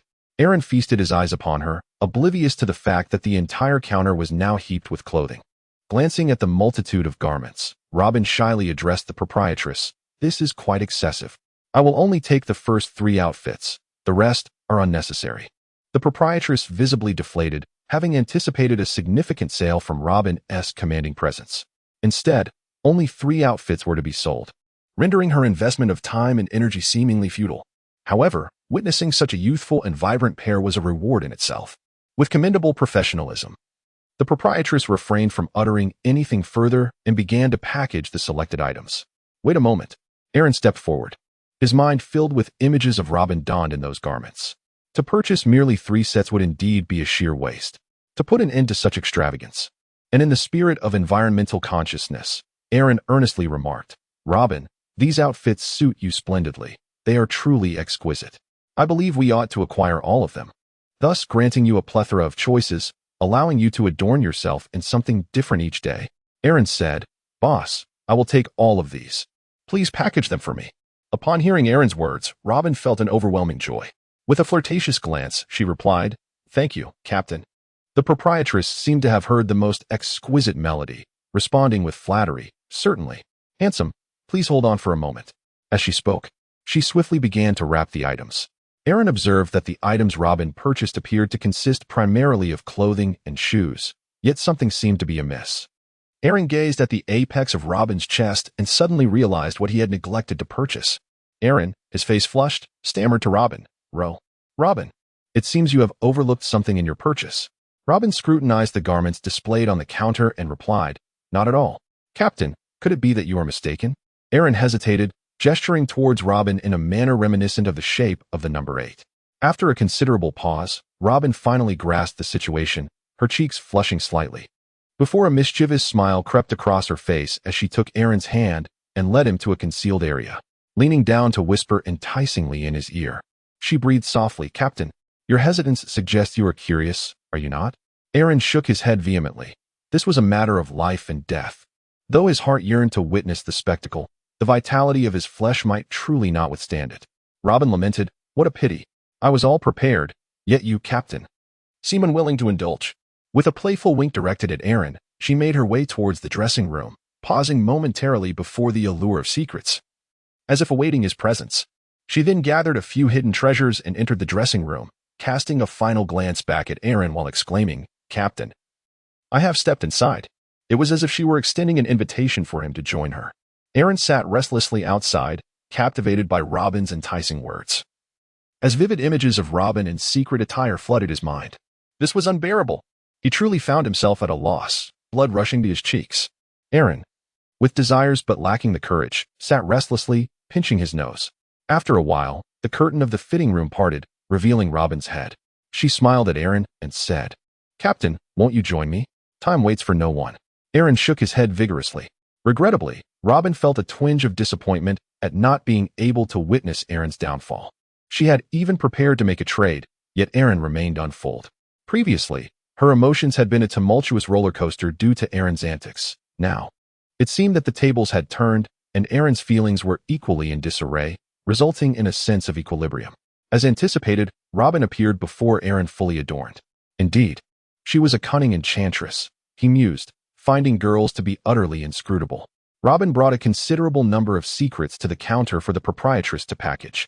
The shopkeeper's hands ached by the time she finished wrapping the multitude of garments. Observing the heap of bags, she felt a flicker of curiosity regarding how they intended to transport them, prompting her to inquire whether they required assistance in carrying their bounty home. This transaction could only be described as a clearance sale, significantly depleting the stock and yielding a bountiful profit. However, noticing the two of them empty-handed, she wondered how they could possibly conceal such wealth, fearing they might lack the means to pay and resort to theft. The proprietress had encountered similar situations before, and unease began to settle in her heart. Aaron, amidst the astonished gaze of the proprietress, retrieved a box of wealth from the system's space, instructing her to take care of the matter. Meanwhile, he collected all the items into the system's space. After settling the payment, the two departed the clothing store, accompanied by the proprietress's enthusiastic farewell. Chapter 106. The purchase. After acquiring the garments, the duo ventured through the town once more, procuring various essentials that Robin required. Notably, they purchased a generous supply of coffee and black tea, both of which were Robin's favored beverages, with Aaron ensuring to acquire an ample quantity. Aaron roamed the town, indulging in a shopping spree that nearly emptied the stalls of their wares. Unsure of what to cease purchasing, he continued on. With heartfelt gratitude for the patronage of the benefactor crocodile, Robin indulged in a delightful shopping binge, liberating herself from years of suppressed retail therapy. Having concluded her shopping with a joyful spirit, she gazed contentedly at the bustling crowd. Her eyes sparkled with happiness, and her face radiated a smile filled with satisfaction and joy. This shopping experience filled her with immense contentment and elation. Clutching her newly acquired treasures, she inhaled deeply, relishing the profound sense of release that had long been suppressed within her. For years, she had restrained her feminine nature, hesitant to fully embrace the joy of shopping. But now, she finally had the opportunity to unreservedly indulge her shopping desires. In this fleeting shopping extravaganza, Robin's spirit found fulfillment. She had unleashed years of repressed yearning for retail exploration and reveled in the sheer joy of shopping. Now, she felt lighthearted and utterly delighted. Robin and Aaron returned, laden with an array of shopping bags, engaging in lively conversation about their recent buying escapades, their laughter echoing through the air. After their purchases, Aaron invited Robin into his being as he soared towards the seaside, releasing Robin, the kung fu manatee, and Mary from within. Aaron gazed at Robin, pointing at the manatees, and with a smile, he introduced, "These are the kung fu manatees, of which you are already aware. The robust one is named Afu, while the tall one is called Fizz. They are my disciples, as well as my cherished pets and fighters." Afu and Fizz joyfully bounded over to Robin, exuberantly waving their flippers in delight at his presence. They were particularly fond of Robin, and with his arrival, their happiness soared. Robin smiled as he affectionately patted their heads, greeting them, "Hello, Afu and Fizz. I look forward to your guidance in the days to come." Delighted by the charming kung fu manatees, Robin, who had a fondness for small creatures, found immense joy in their company. In the original short story, after being propelled by a bear, Robin was rescued by the Revolutionary Army and ultimately ascended to become the queen of Animal Kingdom. Yet, gazing at the endearing manatees, Robin curiously inquired, "Captain, did you mention they are fighters?" Aaron replied with a smile, "Do not underestimate them. They are quite formidable. They have now begun to master the art of armament hockey." Upon hearing this, the two kung fu manatees proudly puffed out their chests and gazed at Robin with a sense of accomplishment. Robin exclaimed in astonishment, "How is that possible?" Aaron responded, "In this world, nothing is truly impossible. You will also need to train alongside them in armament hockey. Do not let them outshine you." Aaron smiled as he arranged Robin's future. After listening to Aaron's introduction of the kung fu manatees, Robin was somewhat astonished yet filled with curiosity. She had not anticipated that these seemingly gentle and endearing creatures possessed such remarkable abilities. Despite the challenges ahead, she was imbued with a considerable confidence in her capacity to learn. Robin declared, "I eagerly anticipate what lies ahead." As she spoke, she gently patted the heads of the two manatees, softly adding, "I hope to rely on you both in the future." The two kung fu manatees responded with lively gestures. Seemingly delighted, Aaron gestured towards Mary and continued, "This is my beloved ship, Mary. She has accompanied me from the East Sea until now. She is my most cherished daughter." Were others in the pirate world to hear Aaron's words, they would undoubtedly assume he had succumbed to madness, treating a vessel as his daughter. Such a notion would seem utterly bizarre. However, Robin harbored no such thoughts. She maintained a profound confidence in Aaron. Indeed, he went on to elucidate, "Robin, do you know about ship spirits?" "Ship spirits? I have heard of them." Robin, well-read and knowledgeable, was familiar with the concept. As she gazed at the Mary, a sudden realization struck her, and she exclaimed, "Captain, are you suggesting that a ship spirit has been born from Mary?" "Indeed." Aaron spoke with pride and excitement. Under Aaron's tender care and affection for Merrily, she felt his love, and at last, the ship spirit was born. However, Aaron's overwhelming adoration for Merrily left no room for her to experience injury. Thus she could not transform into a figure clad in a raincoat, wielding a wooden mallet. To assist in the repairs of the ship, Aaron shouted to Mary without hesitation, "One day, I shall find the devil fruit of the Everyone series. Mary, wait for me. I will surely transform you into a human." Mary's goat head was enveloped in Aaron's alloy, and beneath this metallic exterior, she felt at ease to change her expressions. Sweat trickled down her forehead. While the captain was admirable in many ways, his exuberance was somewhat overwhelming for her. Robin's eyes widened in astonishment. She had not anticipated the captain's prowess or the extraordinary capabilities of the ship, truly remarkable. Aaron said to Robin, "Come and greet Mary." Using her abilities, Robin conjured two arms atop Mary's head, gently caressing her while softly saying, "Mary, I look forward to your companionship." At that moment, a sweet little girl's voice unexpectedly resonated in Robin's mind. Robin assured herself that she was not imagining things. She smiled at Mary, realizing that everyone aboard this vessel was indeed a splendid companion.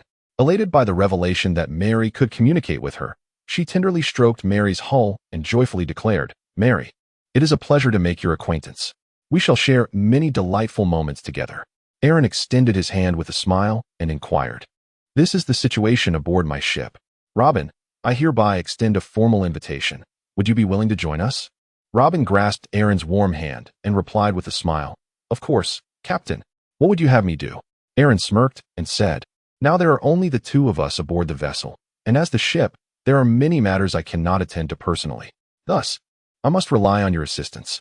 From this moment onward, you shall assume the roles of navigator, chef, combatant, cleaner, musician, magician, and secretary to the captain. Oh, and let us not forget your primary profession as an archaeologist." Aaron began to count on his fingers, soon realizing that 10 digits were insufficient. Robin, looking bewildered, was fully aware that Aaron was jesting. Yet, despite the lightheartedness, the multitude of responsibilities left her pondering whether she could manage them all alone. How could he be so callous as to burden a young woman with such toil? Is your heart devoid of compassion? You possess the powers of the flower fruit, allowing any part of your body to bloom wherever you desire, making it effortless for you to rival 10 seasoned sailors in managing a ship.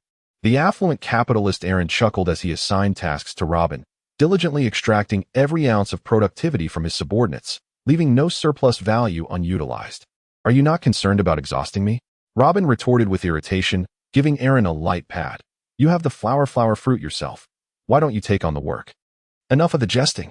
Aaron spoke earnestly. "I do not require anything from you. Simply learn the art of armed hockey alongside the manatees and develop your flower fruit." Robin, her expression a tapestry of conflicting emotions, pondered the purpose of her presence aboard the ship. Torn between the fear of others exploiting her abilities and the dread of being deemed worthless and abandoned by Aaron, she found herself in a quandary. With a conflicted heart, Robin followed Aaron onto the Thousand Sunny. The two manatees had already given her a brief tour, and Aaron promptly led her to a small room on the ship. He occupied the larger quarters himself, leaving Robin to reside in a separate chamber. In the original narrative, this room was designated for the male members of the Straw Hat crew, and although Robin was to inhabit it alone, it was by no means small. After all, life at sea was inherently arduous, and having her own room was a considerable blessing. As Robin surveyed her new abode, she felt no discontent. Rather, a sense of joy enveloped her. Since childhood, she had never possessed a space to call her own, even during her time at her uncle's house. She shared a room with her cousin. Following the destruction of O'Hara, the notion of personal space had become a distant memory. Her heart soared as she requested Aaron to retrieve the items they had purchased earlier. The modest room was furnished with a comfortable bed, a spacious writing desk, and a wardrobe. This was her private sanctuary aboard the ship, and she felt an immense sense of satisfaction. As she opened the window, sunlight streamed into the room, enveloping Robin in a warm embrace. Aaron possesses a systematic space, thus the warehouse belonging to Mary remains largely unoccupied. It conveniently serves as a storage for Robin's newly acquired garments. Within the confines of the warehouse, Robin declined the assistance of Aaron and the two manatees, opting instead to organize her belongings independently, arranging her new apparel and miscellaneous items with meticulous care. As she tidied up, a swell of anticipation for her new life enveloped her. In the warehouse, Robin gently caressed her exquisite new attire, while the sounds of the two manatees practicing their skills resonated in her ears. The air was infused with the delightful aroma of food, as Aaron busied himself preparing dinner. Lost in her thoughts, Robin felt her eyes moisten with emotion. She had once lost everything, forced to wander the streets, enduring a decade of hardship. The place where those who long for you reside becomes your true home. Now, Solo, it seems I have genuinely found my sanctuary.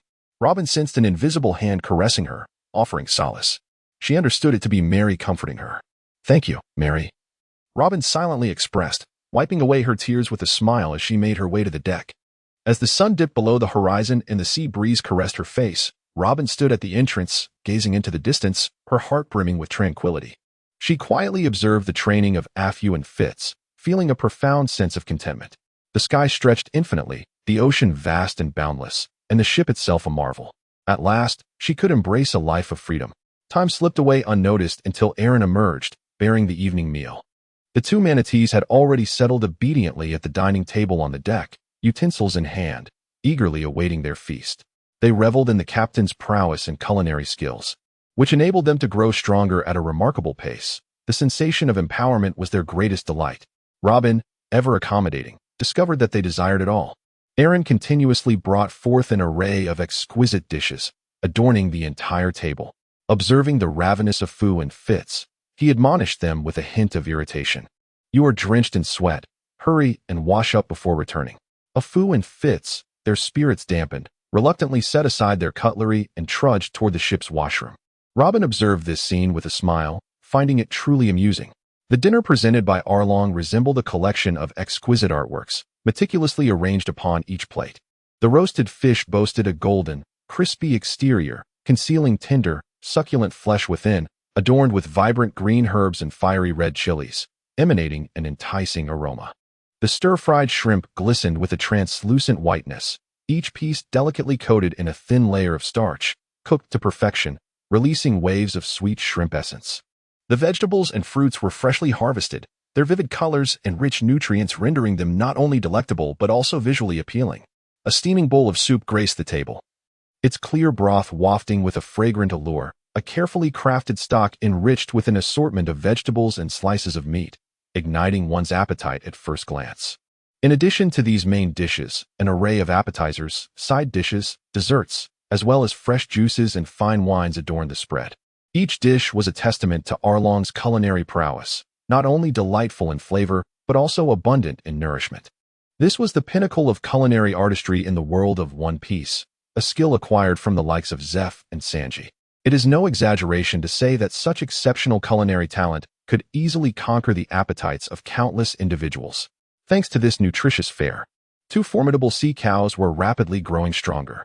And with Arlong's extraordinary physique, he could effortlessly consume his way to becoming a powerhouse.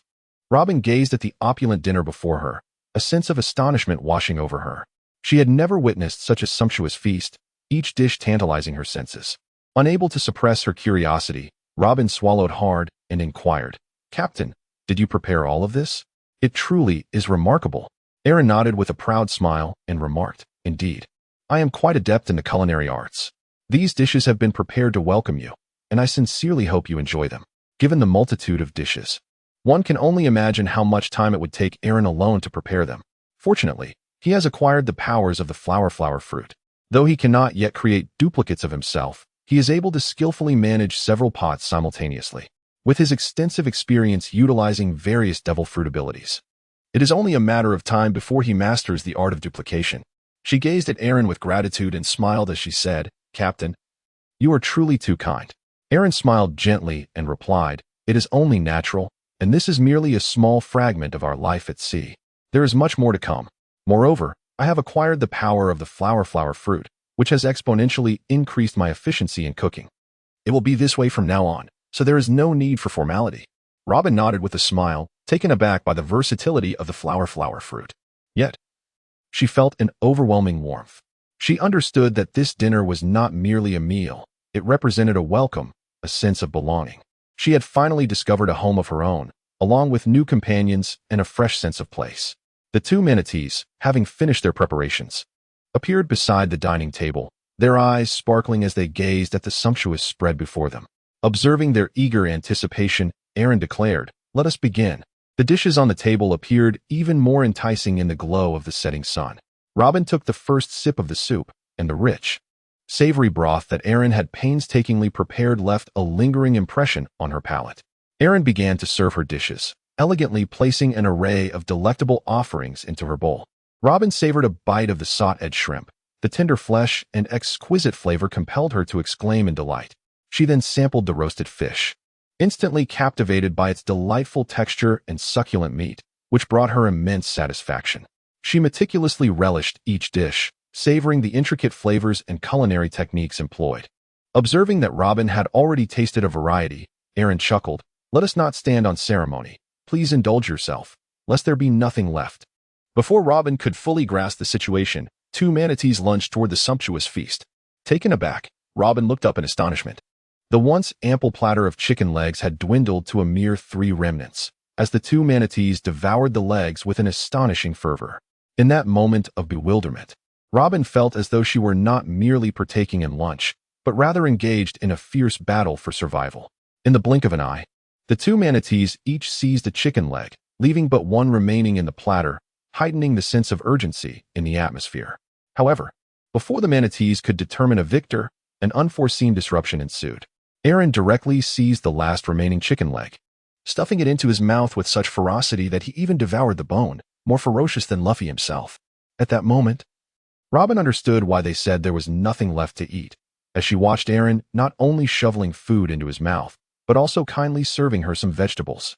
Observing Robin's astonishment, Aaron urged, "Hurry up and eat. How can you grow stronger if you don't? If you don't eat soon, there will be nothing left." Watching the captain and the two sea cows devour their meal, Robin felt as though she were witnessing a live eating broadcast. Her appetite ignited further by the sheer deliciousness of the food, and soon she too was overindulged. Ultimately, both sea cows were also satiated, leaving Aaron to consume all the remaining food with astonishing speed. Then, Robin witnessed Aaron's belly, which had swelled larger than a woman in the 9th month of pregnancy, suddenly flattening. It dawned on Robin that their captain was terrifyingly strong in every aspect. After relishing their dinner, Robin assisted in clearing the table, using her abilities to wash the dishes, aware that this was also one of her values aboard the ship. During the dishwashing, Robin and Aaron shared their stories, exchanging experiences. She learned much more about the captain. Their conversation flowed joyously, and before they knew it, it was deep into the night. The gentle sea breeze of the late hour caressed them, bringing a hint of coolness. After finishing his shower, Aaron used his abilities to dry his hair and sat on the bed, his mind wandering in a tumult of thoughts. Just a wall away, Robin was bathing. Whether it was the alluring scent of Robin or the unique fragrance of the Hana Hana no Mi, an incredibly delightful aroma wafted into Aaron's room, overwhelming the scent of shampoo and invading his senses, stirring his heart and igniting a restless energy within him. Soon after, to Aaron's astonishment, Robin did not retreat to the storage room, but instead ventured into his chamber. With her hair still damp and wrapped in a towel, she opened the door to Aaron's room without a hint of self-awareness, standing before him unabashedly, her cheeks flushed, whether from the warmth of the bath or some other reason. She flashed a mischievous grin at the astonished Aaron and said, "Captain, blow-dry my hair." How could he possibly do that? Aaron felt as though he might explode. He never anticipated Robin's cunning nature. He was utterly captivated by her charm. Aaron gaped in astonishment, pointing at Robin, and as he beheld Robin's triumphant smile, a forgotten piece of information suddenly resurfaced in his mind. Aaron smiled smugly and said, "Robin, don't blame me for unleashing my ultimate move." Rising to his feet with hands on his hips, he declared, "Robin, I possess a grand secret. It's not too late to surrender now." "Oh, is that so? What secret could you possibly share with me?" Robin inquired softly as he approached Aaron's bedside and sat beside him. The tone of his voice nearly drove Aaron to the brink of madness. Aaron declared with fervor, "In truth, Sauron still lives." Tears streamed down Robin's face in an uncontrollable torrent. She paid no heed to her tears, gripping Aaron's shoulders tightly as she cried out, "Is it true? You are not deceiving me." Observing Robin, her face a portrait of sorrow, Aaron suddenly regained his composure, feeling a pang of regret for revealing such news in this moment. He embraced Robin gently, murmuring, "I would never deceive you." In fact, following the destruction of O'Hara, a plethora of documents lay undisturbed in the tranquil waters of the island's central lake, preserved with care, until a towering giant, wrapped in bandages, along with his crew, transported these precious artifacts to the giant's homeland, Elbaf. "Surely, you are familiar with that giant, Captain." Robin then collapsed into Aaron's arms, weeping bitterly, as if endeavoring to release the burdens of countless years. Aaron gently patted Robin's back, softly whispering, "In truth, it was O'Hara who triumphed." "Robin, the spirit of O'Hara continues to blaze in this world." Robin's sobs grew louder, engulfed in the overwhelming joy of something once lost, but now regained, tears cascading like a fountain. Aaron tenderly caressed her back, offering solace and strength. He understood the profound significance this news held for Robin. Gradually, She composed herself, wiped away her tears, and lifted her gaze from Aaron's embrace, smiling as she said, "Thank you, Captain. You have brought me this news." As Robin raised her head, the towel that had loosened during her moment of vulnerability slipped away entirely, and Aaron's eyes widened in shock as he beheld everything. Rather than resecuring the towel, Robin, blushing, opened her arms to Aaron, playfully exclaiming, "Captain, all your words were leading to this moment. Come." Aaron could no longer contain himself and immediately lunged forward. Yet, he still summoned his last vestige of dignity to exclaim, "Mary, dear child, please avert your gaze." At that moment, the garden path had never been swept, and the entrance to the humble abode had just opened. This moment was akin to the golden wind and jade dew meeting, surpassing countless encounters in the mortal realm. Moreover, with both of them bearing fruits of passion, the experience was truly ineffable. In the tranquil stillness of the deep night, Robin lay contentedly in Aaron's embrace, harboring no regrets regarding the events that had just transpired. In comparison to the revelations Aaron had shared, her own crimson secrets seemed trivial. Through their time together, Robin had come to believe that Aaron was someone worthy of lifelong trust. What could be more solid than such a bond? With a heart full of contentment, Robin gradually drifted into slumber. Chapter 107. The reckoning arrives the following morning. Robin felt the warmth of departure and awakened. Upon opening her eyes, she saw Aaron wielding scissors, busily cutting the bed sheets. Noticing the bloodstains on the fabric, Robin blushed and inquired, "Captain, what on earth are you doing?" Aaron held the bed sheet as if it were a sacred relic, carefully putting it away before he replied with a hint of reluctance. "This is a tradition from my hometown." Aaron then elucidated, "In my hometown, after such an event, it is customary to preserve the memory as a sign of respect and appreciation for the other party." Robin bashfully nodded, realizing that the captain was indeed a rather traditional individual. Captain, shall we freshen up a bit before having breakfast?" Robin suggested. Her cheeks flushed as she recalled the wildness of the previous night. The captain's physique was undeniably formidable, even with her flower fruit powers.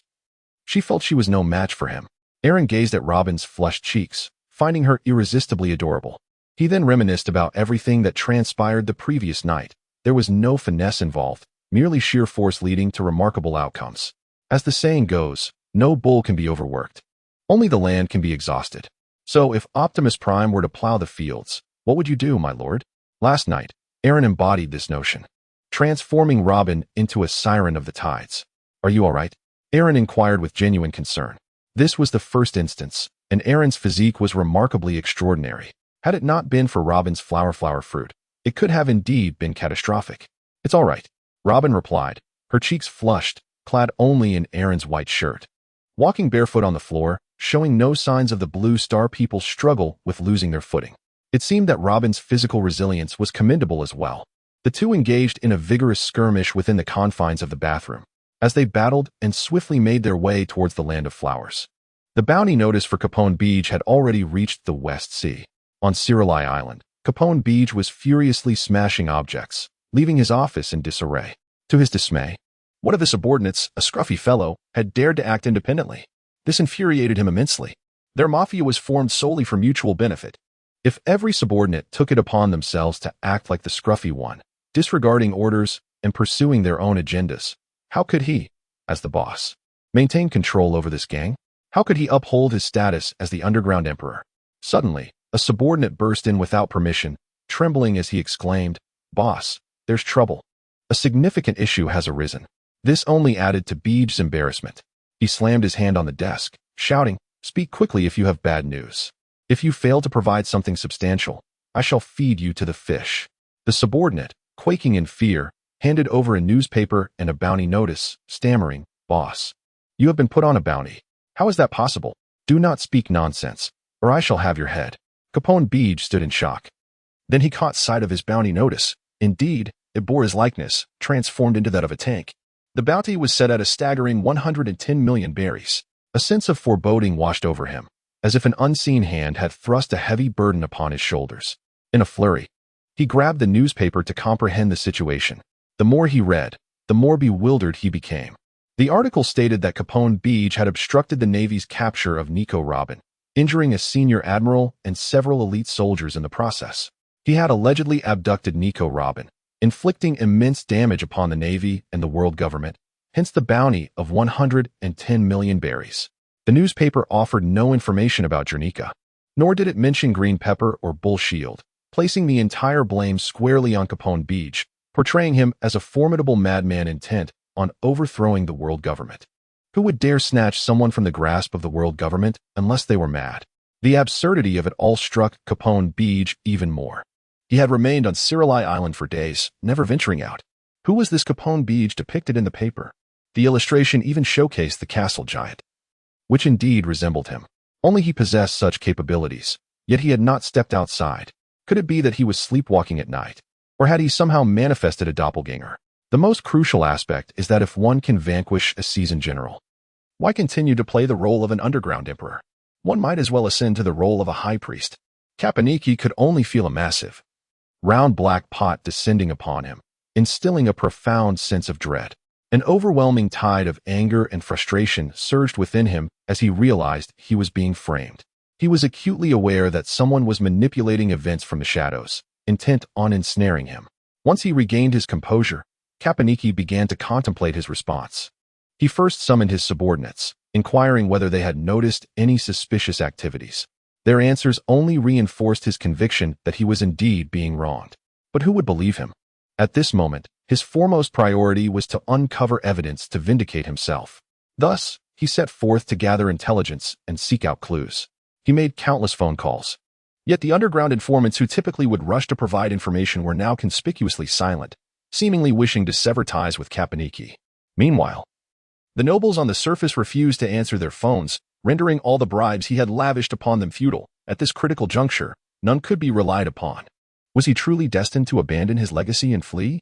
Although in the original narrative, Caponiki had shown little interest in terrestrial affairs after unifying the underground and chose to venture into the seas by establishing the flame tank pirate crew.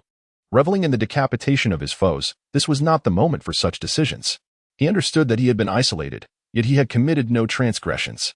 Caponiki felt suffocated, grappling with the question of who had betrayed him. His heart brimmed with rage and helplessness. He knew he could no longer remain passive. He resolved to take matters into his own hands, to uncover the truth and clear his name. However, before he could act, it was already too late. Green Pepper had landed on Sicily Island. Filled with the fury of being deceived, as soon as Green Pepper entered the territory of the Mafia, he unleashed his conqueror's haki. Countless individuals fell to the ground, unconscious. Along the way, bodies littered the ground. The 8 Treasure Navy, upon spotting individuals clad in suits, mercilessly struck them down, indifferent to whether they were gangsters or not. To spare anyone on the island was already an extraordinary act of mercy from the 8 Treasure Navy. It seems we, the 8 Treasure Navy, have been too low-key of late.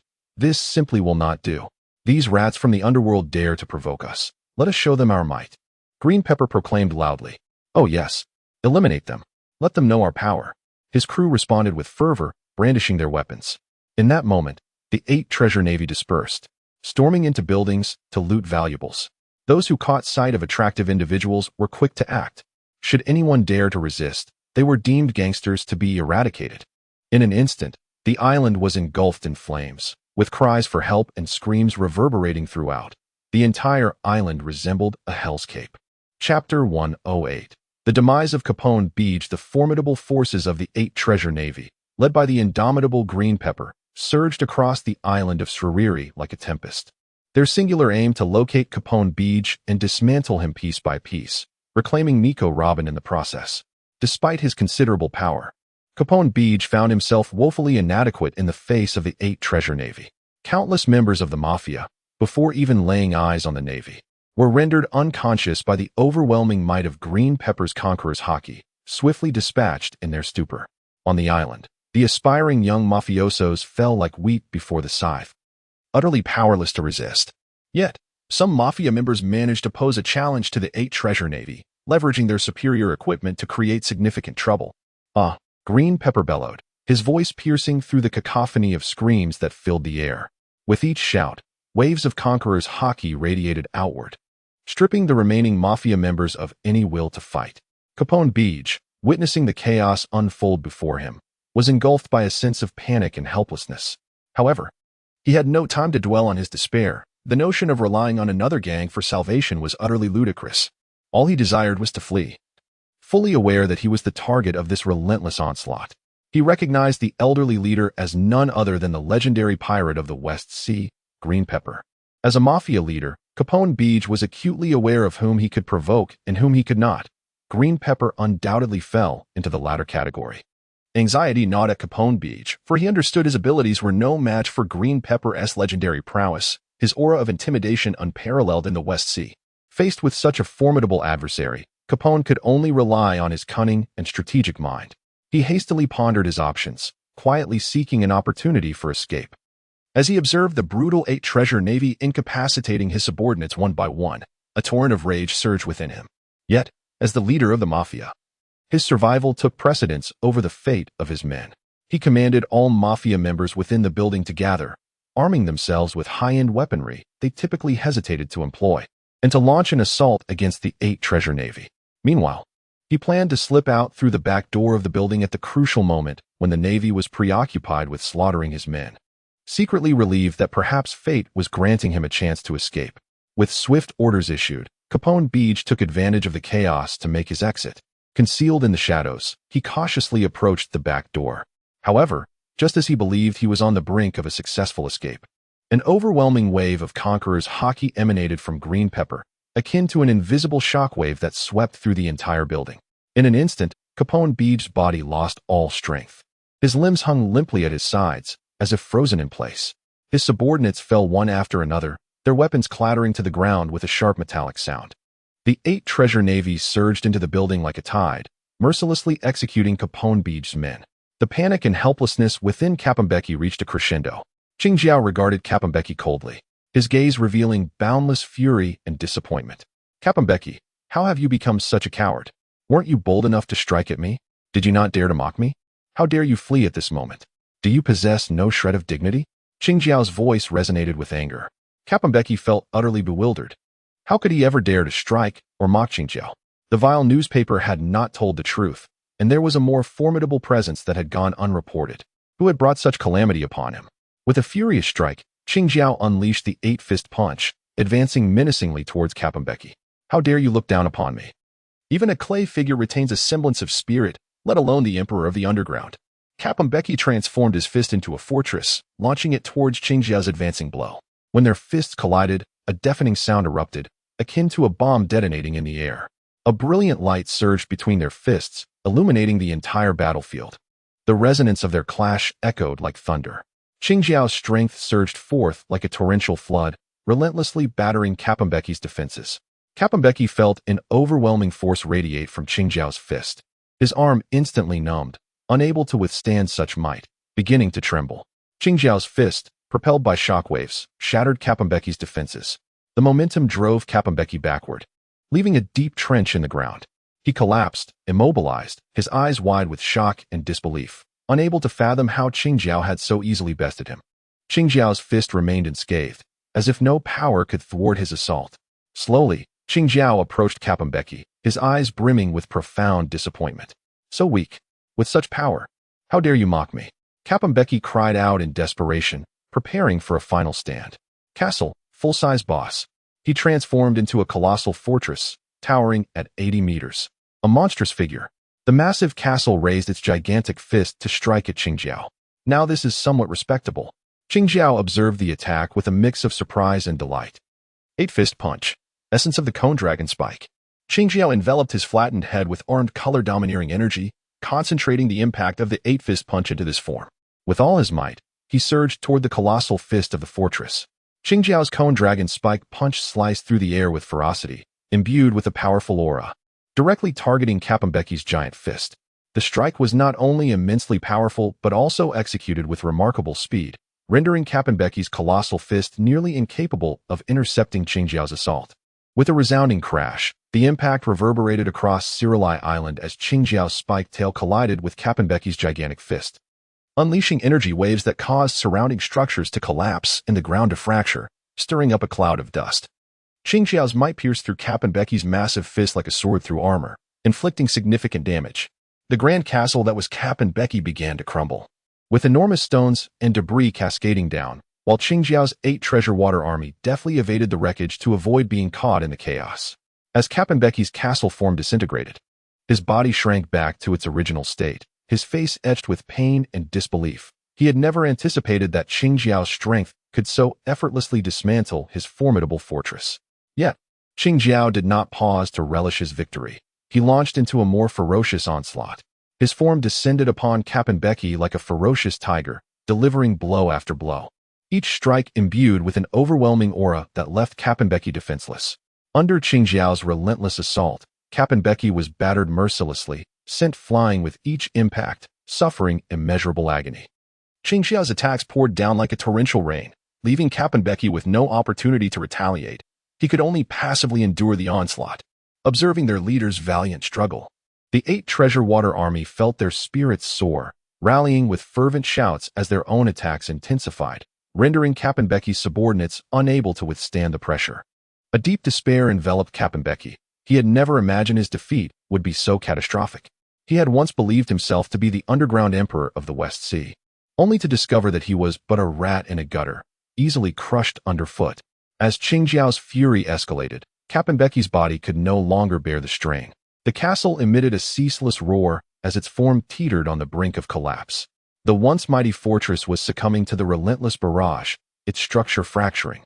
As bricks began to fall from head to tail, crumbling like a cookie on the verge of breaking, stones scattered in all directions, resembling a rain of boulders from the heavens. As the dust settled, Kappenbecky gasped for breath, blood streaming from his wounds, appearing gravely injured. In his moment of desperation, he heard a distant commotion. Turning his gaze towards the source of the noise, he beheld a large naval force arriving at Siralai Island. They were confronting Qing Jiao's 8 Treasure Water Army, thwarting their continued malevolence against the innocent. The arrival of the Navy offered Kappenbecky a glimmer of hope. He surmised that this group might clash with the 8 Treasure Water Army, providing him with a chance to escape swiftly from this dire situation. However, this group of naval officers did not engage in a fierce confrontation with the Baobao Water Army. Instead, they merely intervened to prevent the Baobao forces from harming innocent civilians, refraining from combat altogether. Leading this contingent was the bandaged rear admiral of Burning Mountain, who had arrived late. It was evident that Kappenbecky was the spoils of Qing Jiao, and attempting to seize him would be unwise. Still nursing grave injuries, he recognized that he was no match for Qing Jiao. Protecting the civilians was sufficient to uphold his sense of justice. Observing the Navy's reluctance to confront the Baobao Water Army, Kappenbecky felt a sense of despair. He mocked the Navy, saying, "Is this your version of justice? How amusing." A strong vein of sarcasm marked his features as he addressed the rear admiral. "Are you truly prepared to stand aside and watch this villain oppress the weak?" The rear admiral fixed a penetrating gaze on Kappenbecky and replied, "The Navy's justice is not for a scoundrel like you to judge. Your death would be the true justice." Qing Jiao stepped forward, asserting, "Enough with the nonsense. Kappenbecky, where is Nico Robin? Hand her over." He was not intimidated by the Navy. In fact, he had no fear of these officers, as they were all his former subordinates. He simply wished to avoid further complications. Kappenbecky, exasperated, hung his head and said, "I truly do not know who Nico Robin is. I have been on this island for days without venturing out. And as for Kappenbecky, I assure you he is not me. Do you believe that? Do not jest. You look just like him and can even wield the same castle fruit. You expect me to believe you are not him? Do you take me for a fool?" Qing Jiao shouted angrily. "But it is genuinely not me. I have no knowledge of Nico Robin." Kappenbecky was on the verge of tears. "I see you will not shed tears until you see the coffin. Do you think everyone else is a fool?" Having grown weary of idle words, Qing Jiao decided that if a beating was in order, then another beating it would be. He approached Kappenbecky with clenched fists.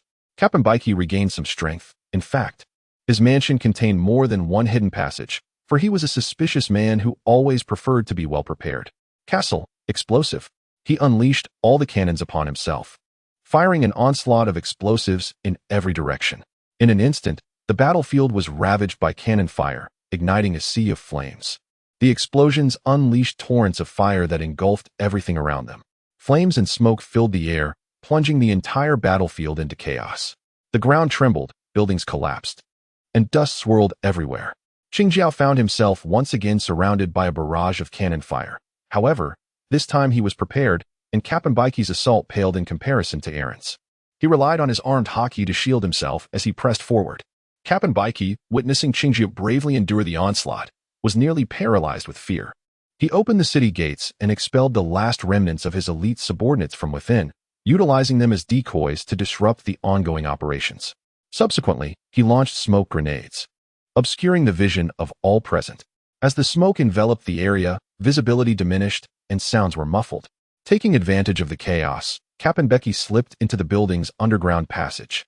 He was intimately familiar with the structure and was confident that if he could reach the tunnels, he would successfully evade his pursuers. Green Pepper and his elite 8 treasure water army were hindered by the smoke, temporarily unable to mount a swift pursuit.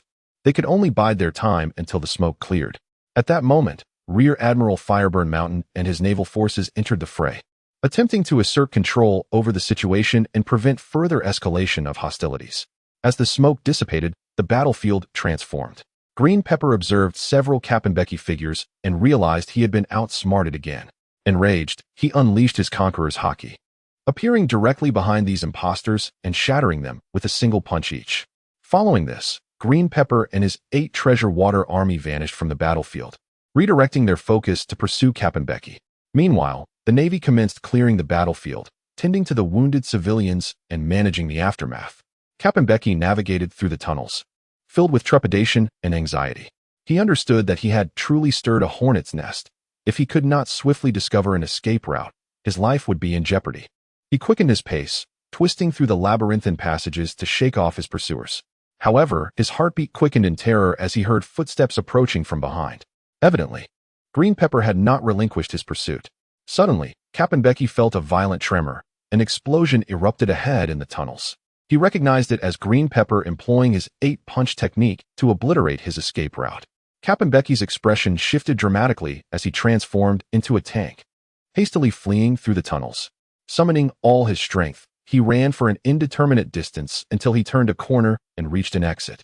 This opening led to a cavern where he had stashed a small boat for emergencies, and now it proved fortuitously useful. With the last of his energy, he pulled the boat into the ocean and positioned himself in the center, desperately rowing. Finally, after exhausting his final reserves of strength and drifting for a while, Kappenbecky confirmed that no vessels were in pursuit.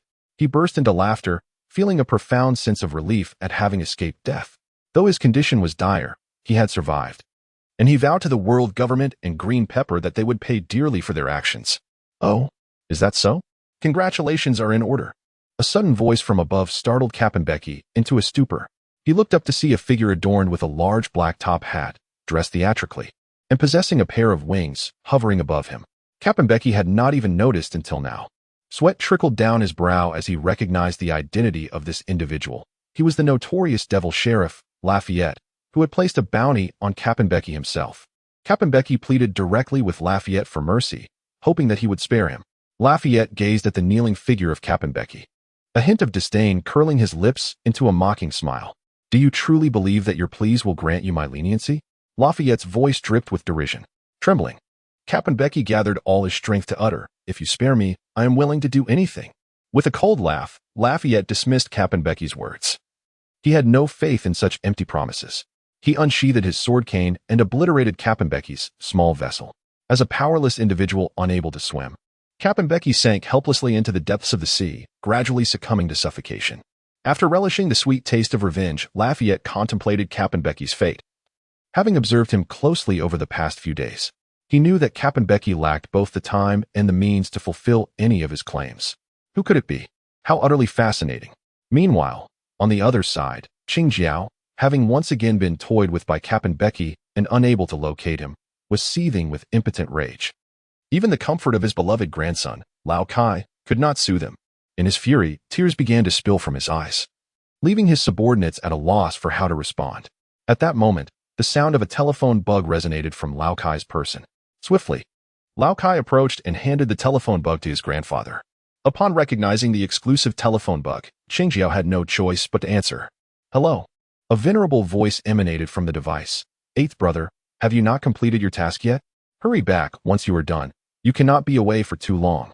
Qing Jiao's countenance shifted to one of distress as he cautiously replied, "Second brother, I have not yet finished.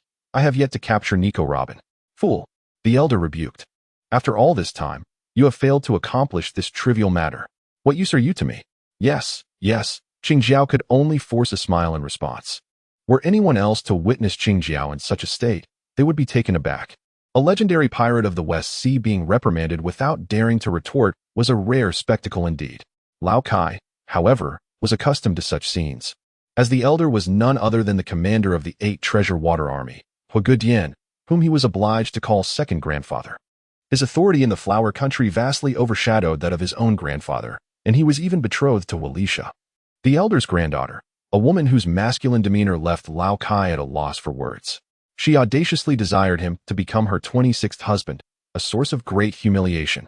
Yet, for the sake of the 8 Treasure Water Army, which had fallen into a position of weakness, one could not defy the commands of his father.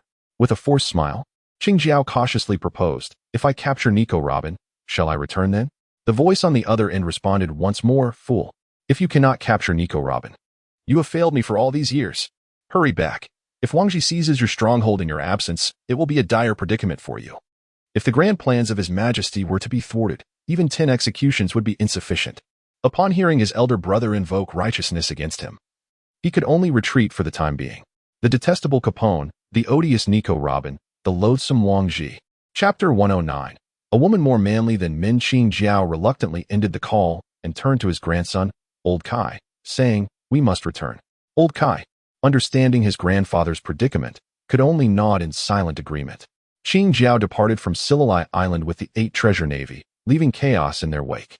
Their exit brought a sigh of relief to the island's inhabitants. With the mafia nearly eradicated, it signified the dismantling of the ruling class.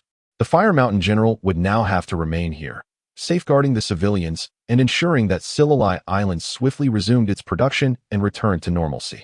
Meanwhile, on the open sea, the Mary was sailing swiftly across the waters.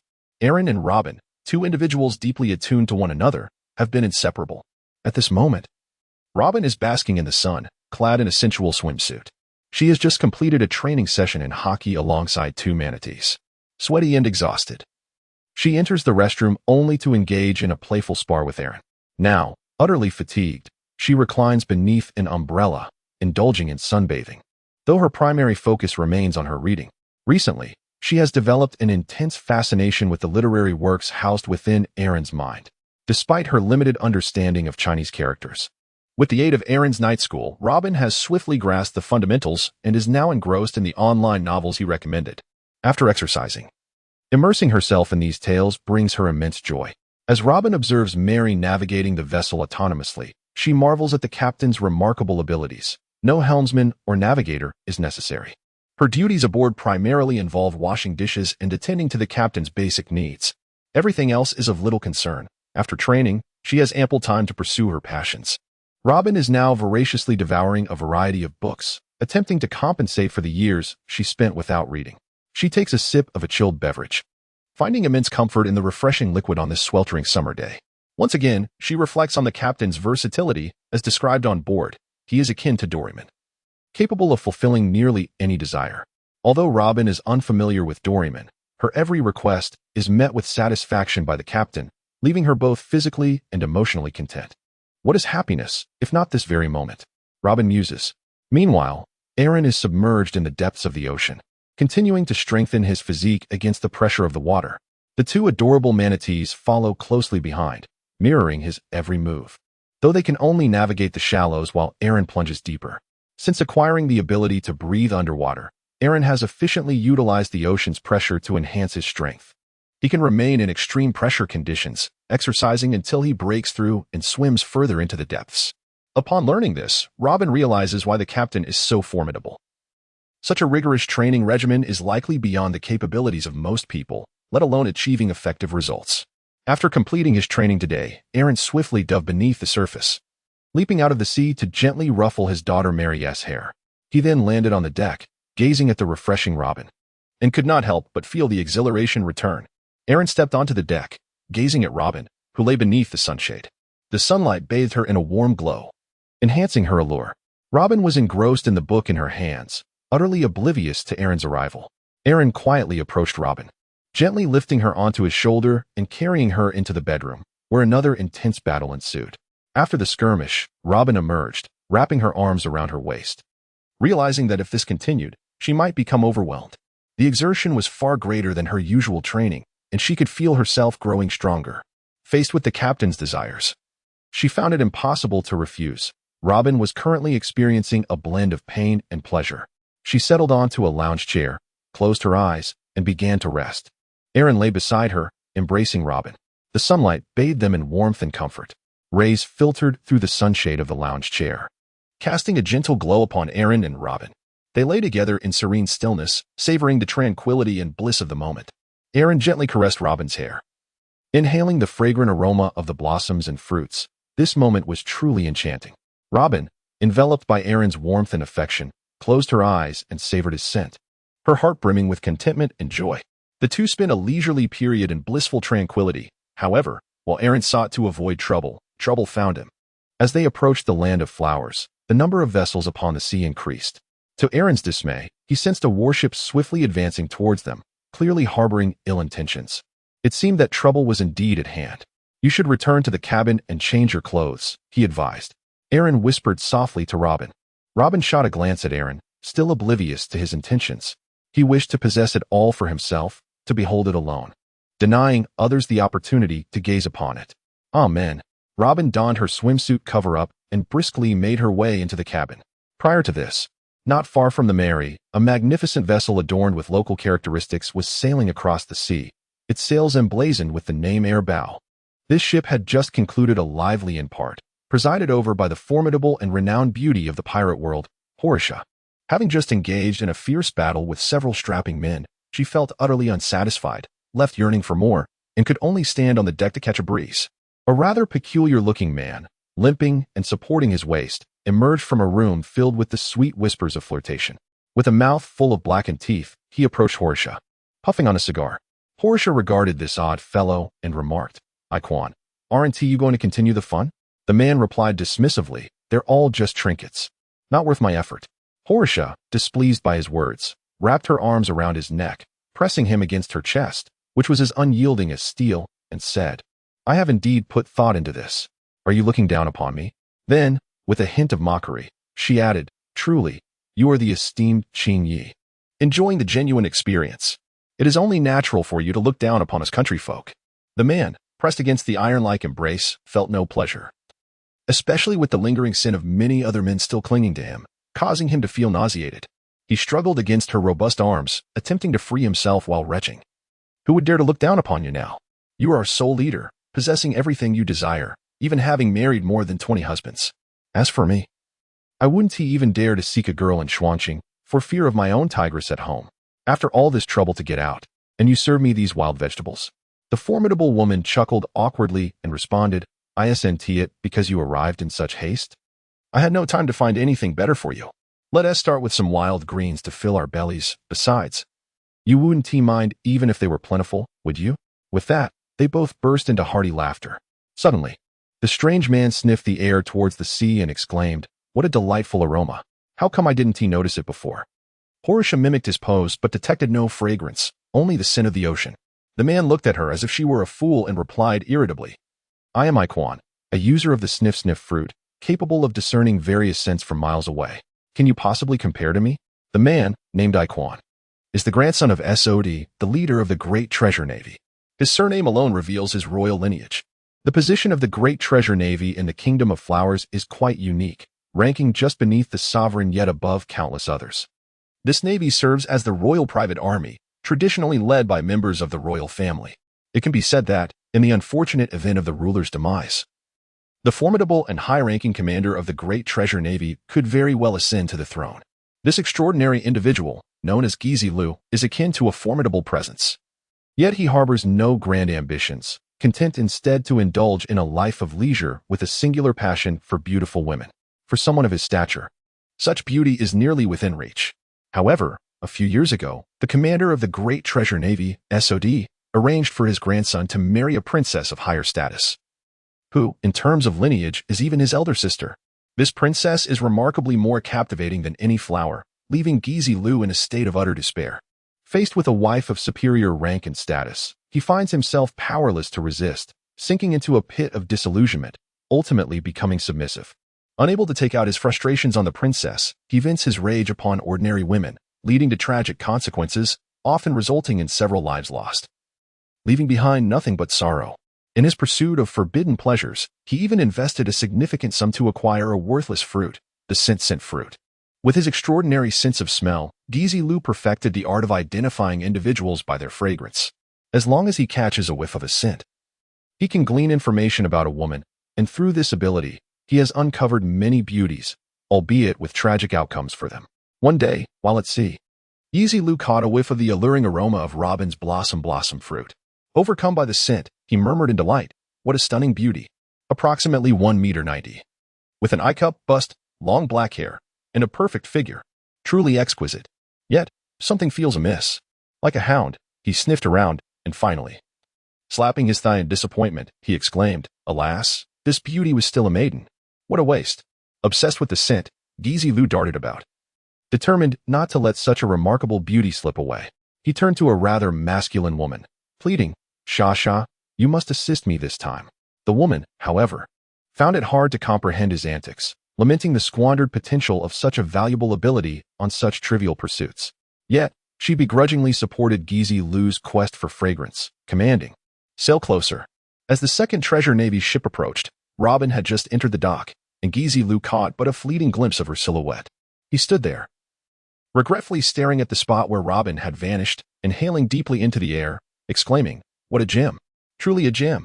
The masculine woman, Horisha, however, was transfixed, her eyes sparkling as she beheld Aaron's flawless physique. Aaron stood on the boat clad only in a triangular swimsuit, his physique nothing short of perfection. Towering at approximately 2 meters, his form was harmoniously proportioned, with well-defined muscular contours shaped by years of rigorous training in the deep sea. His broad chest, accentuated by prominent rib lines, showcased a robust set of pectoral muscles. Aaron's arms were powerful, exhibiting bicep muscles reminiscent of a mythical creature, while his narrow waist and solid abdomen presented a striking six-pack, arranged with the precision of fine chocolate. Aaron's legs are long and powerful, with well-defined thigh muscles and gracefully contoured calves. His broad feet rest upon high arches, yet no matter how much he basks in the sun, his skin retains an exquisite, fair complexion.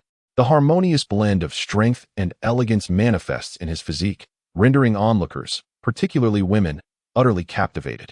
Such is the case for the robust Horisha, who, having just emerged from a fierce battle, finds herself entranced by Aaron's flawless form. A wave of heat washes over her, and before she realizes it, she begins to bleed from her nose.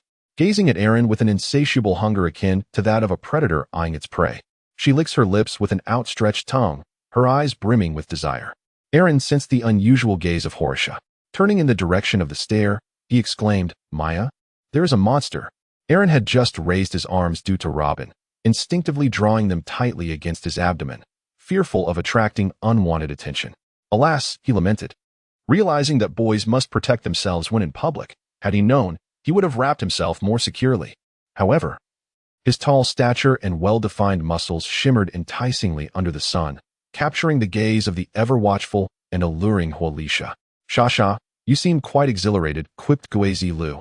Observing her reaction, Horisha, with her enchanting eyes and playful demeanor, licked her lips and replied, "With a physique like his, it's hard not to feel a flutter."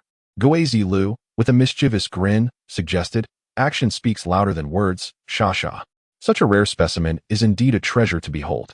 How about we divide our spoils? He belongs to you, and she to me." Horisha shot him a glare, yet her eyes betrayed an undeniable greed and desire. She licked her lips once more and called out to Aaron, "Hey, handsome, care to join us on our boat for some fun?" Aaron was taken aback, not expecting to encounter such a situation. He gazed coldly at Horisha and remarked, "I have no interest in you odious men." Horisha paused momentarily, then burst into laughter, exclaiming, Ha, handsome, you are truly amusing. However, I must clarify that I am a woman." Aaron was taken aback, not expecting that Horisha was a woman. This imposing figure, reminiscent of a Barbie, was indeed female. Who could possibly believe that? Had she not been adorned in a feminine chi-pao, her gender would have been nearly indistinguishable. He furrowed his brow and remarked, "Regardless of whether you are a man or a woman, I harbor no interest. I suggest you leave promptly, or I cannot guarantee what may ensue." "How amusing. You are the first to speak to her in such a manner in the land of flowers." Gizi Lu scoffed, casting a disdainful glance at Aaron. The imposing Horisha licked her lips, her eyes ablaze with desire, yet she spoke in a sultry tone. "Come now, don't say that. After all, others may not be aware of my true identity." In a flirtatious manner, the imposing woman addressed Aaron, handsome. I presume you intend to visit the Land of Flowers? I am affiliated with the most formidable power there. If you would but keep me company for a while, I assure you, you will enjoy a life of luxury and ease. You need not strive for success in your later years. Please, consider my proposal one to you. Aaron cast a cold gaze upon the figures of Gizi Lu and Hualisha before him, a wave of revulsion swelling within him. His perception of the Land of Flowers had never been favorable, and it had now deteriorated further. These individuals exhibited an alarming proficiency, suggesting they had coerced countless others into submission through their wielding of power. To yield to authority before his crossing into this realm, and to continue to do so after would render his journey utterly futile. Moreover, given Aaron's current prowess, even the four emperors would find themselves challenged. To bend the knee to these petty figures would indeed be a most ludicrous spectacle. Aaron resolutely declared, I care not for your identities. If you do not depart at once, I can only perceive you as troublemakers. I am more than willing to teach you a lesson. The androgynous figure, Hualisha, furrowed her brow in discontent and retorted, Handsome, are you truly unwilling to accept? Miss this opportunity, and there shall be no second chance. Gizi Lu's lips curled into a sardonic smile as he muttered audibly, How audacious of someone to be so arrogant. They are courting disaster. He glanced at Hualisha beside him, shaking his head in a silent cue for her to cease her words and resort to brute force instead. Hualisha's heart sank. She was reluctant to harm Aaron, as it would spoil the fun later. With a smile, her enchanting gaze shifted, and she sweetly proposed, Handsome, I see you possess considerable strength. If you can defeat me, I shall grant you one request. Aaron let out a cold laugh and said, Do you truly believe I would engage in such games with you? I merely wish for you to depart swiftly and cease your ostentatious displays before me. Gizi Lu disdainfully retorted, What an arrogant little brat. It seems you do not comprehend the respect due to the strong. At that moment, Robin emerged, having changed into a new outfit and donned sunglasses. Gizi Lu, captivated by Robin's unparalleled beauty, dropped his cigarette in astonishment, oblivious to his own reaction. He murmured, A true masterpiece. Such exquisite beauty can only be enjoyed by me. Perish. With that, Gizi Lu moved swiftly, transforming into a shadow as he charged towards Aaron. Although Gizi Lu's skills were lacking, as a leader of the Dabashui Navy, he still possessed considerable physical prowess. Hey, spare his life, the Amazonian exclaimed suddenly, her voice rising in alarm. This was her treasured possession, and she could not allow him to perish before she had her fill of amusement. Understood. Do not worry. You will have your fill, Gizi Lu replied loudly. As a nation that revered martial prowess, even a misfit like Gizi Lu could wield the formidable armament hockey. 8 Extremes Palm. Gizi Lu concentrated his energy, channeling it outward with great force, his palm imbued with a commanding aura as he struck towards Aaron from a distance. A mere punch. Observing this lackluster attack, Aaron dismissed it, perceiving it as an ordinary strike. Gizi Lu, however, returned with a speed far surpassing that of his previous assault. Gasping, Gizi Lu's expressions morphed dramatically as the wind buffeted him, creating a series of abstract facial contortions. He screamed as he landed atop the mast of the Second Treasure Navy's warship, only to plummet downwards. Had Aaron exerted any force, it would have resulted in a bloodbath. Aaron, with a contemptuous expression, arrogantly remarked, Is this what you call a strong warrior? I haven't even exerted myself, and you have already fallen. Chapter 110. Hualisha, the man known as Gizi Lu, climbed down from the mast, somewhat embarrassed, and addressed the formidable woman Hualisha. That was a bit too intense. I am no match for you. The woman scoffed. You should have trained harder under Lord Qing, or perhaps indulged in better fruits. Otherwise, this is your just dessert. Upon hearing her words strike a nerve, Gizi Lu quickly interjected, Enough with the taunts. We need to think of a solution, Shasha. A heaviness settled in Hualisha's heart. She realized from the recent encounter that Aaron was not an easy opponent. Yet, this only fueled her determination against him. Erlang fist. Hualisha shouted, her body instantly brimming with power as her robust arms became enveloped in a dark, formidable aura. In the blink of an eye, she vanished from the deck of the ship, launching a formidable punch toward Aaron. Her fists fell upon him like a relentless downpour, each strike imbued with overwhelming strength. Rendering resistance futile, Aaron faced the fierce onslaught of Hualisha without revealing the slightest hint of panic. He calmly analyzed the trajectory and force of each punch using his observation hockey, gracefully maneuvering across the deck as though he were dancing with the wind. He deftly evaded the flurry of punches from the burly woman, each time narrowly escaping Hualisha's blows with precision. Taking advantage of Hualisha's assault, Gizi Lu approached the merry-go. his eyes glistening with lust as he beheld the enchanting Robin. With a lewd grin, he exclaimed, "My dear, why not surrender to me? Following this man leads nowhere. I am the prince of the land of flowers. With me, all your desires can be fulfilled." He lewdly licked his lips, exuding a repugnant aura. "Oh, is that so? Anything can be had," Robin retorted sharply. Gizi Lu, extending his grubby hand, advanced toward her with a smirk. "Of course. Anything at all. Just give me the head of a general, and I shall follow you." Robin scoffed in response. Gizi Lu was taken aback. He had merely been jesting to incite interest. Yet this woman took him seriously. Annoyed, he snapped, "How could that be possible? Don't be ridiculous. Enough. Attack." "AFO Fizz," commanded Robin. Suddenly, two powerful sea cows appeared from either side, swiftly unloading their burdens. In unison, they unleashed a punch towards Gizi Lu's face. Completely unprepared, he was struck by both blows and sent hurtling backward, crashing against the ship's railing. Already a frail figure, the impact from Aaron's earlier assault compounded his injuries, leaving him in excruciating pain, especially as his cravings for tobacco surged after being knocked away. Tears streamed down his face in anguish. AFO and Fizz, unperturbed by his lamentations, had become far more cunning since joining Aaron and Robin. Ignoring Gizi Lu's cries, they each seized one of his legs and dragged him toward the mast.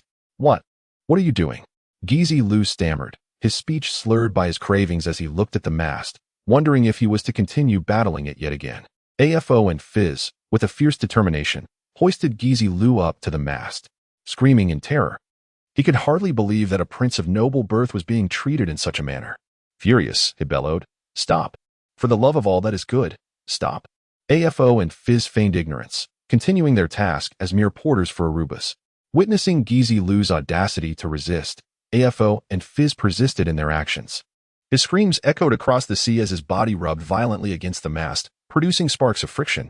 His trousers ignited momentarily, only to be extinguished by the Arubas. The smell of roasting chicken wafting through the air. Overwhelmed, Gizi Lu finally succumbed to unconsciousness.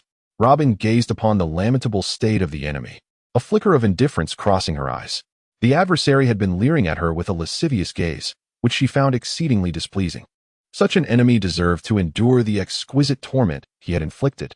Meanwhile, the formidable warrior, Hualisha, was locked in a fierce battle with Aaron. Each of her strikes was imbued with vigor and ferocity, yet Aaron navigated her assaults with effortless grace. How infuriating! Her inability to land a blow made it abundantly clear that this man's perceptive abilities far surpassed her own, and he had yet to engage earnestly. Frustration surged within Hualisha as her movements grew more frantic. Her breaths became labored as she realized her attacks were failing to inflict any significant harm on Aaron. A sense of agitation welled up within her. As a fighter, the inability to conquer her foe left her deeply unsettled. "Who are you? How can you be so formidable?" Hualisha inquired amidst her onslaught, seeking to uncover a chink in Aaron's armor. Aaron remained composed, his gaze as sharp as a leopard stalking its prey. He replied, "Asking now is too late." With that, Aaron's body suddenly sprang into motion, his movements becoming swifter and more elusive. Hualisha felt a blur before her eyes as Aaron darted through the shadow of his punches, now standing right before her. He had no desire to engage with such an adversary. A piercing strike, a colossal fist conjured by the force of the wind surged toward the androgynous figure. As Aaron unleashed his devastating blow, the entire vessel seemed to tremble. His fist transformed into a formidable shadow, propelled by a searing current, hurtling towards Hualisha. She sensed an unprecedented weight of pressure, understanding that the might of this punch could obliterate anything in its path. She dared not exhibit the slightest hint of hesitation, bracing herself with every ounce of strength to confront the impending strike. In a state of frenzy, Hualisha's physique underwent a rapid transformation. Her muscles swelled, tearing her garments as she morphed into a veritable embodiment of raw power.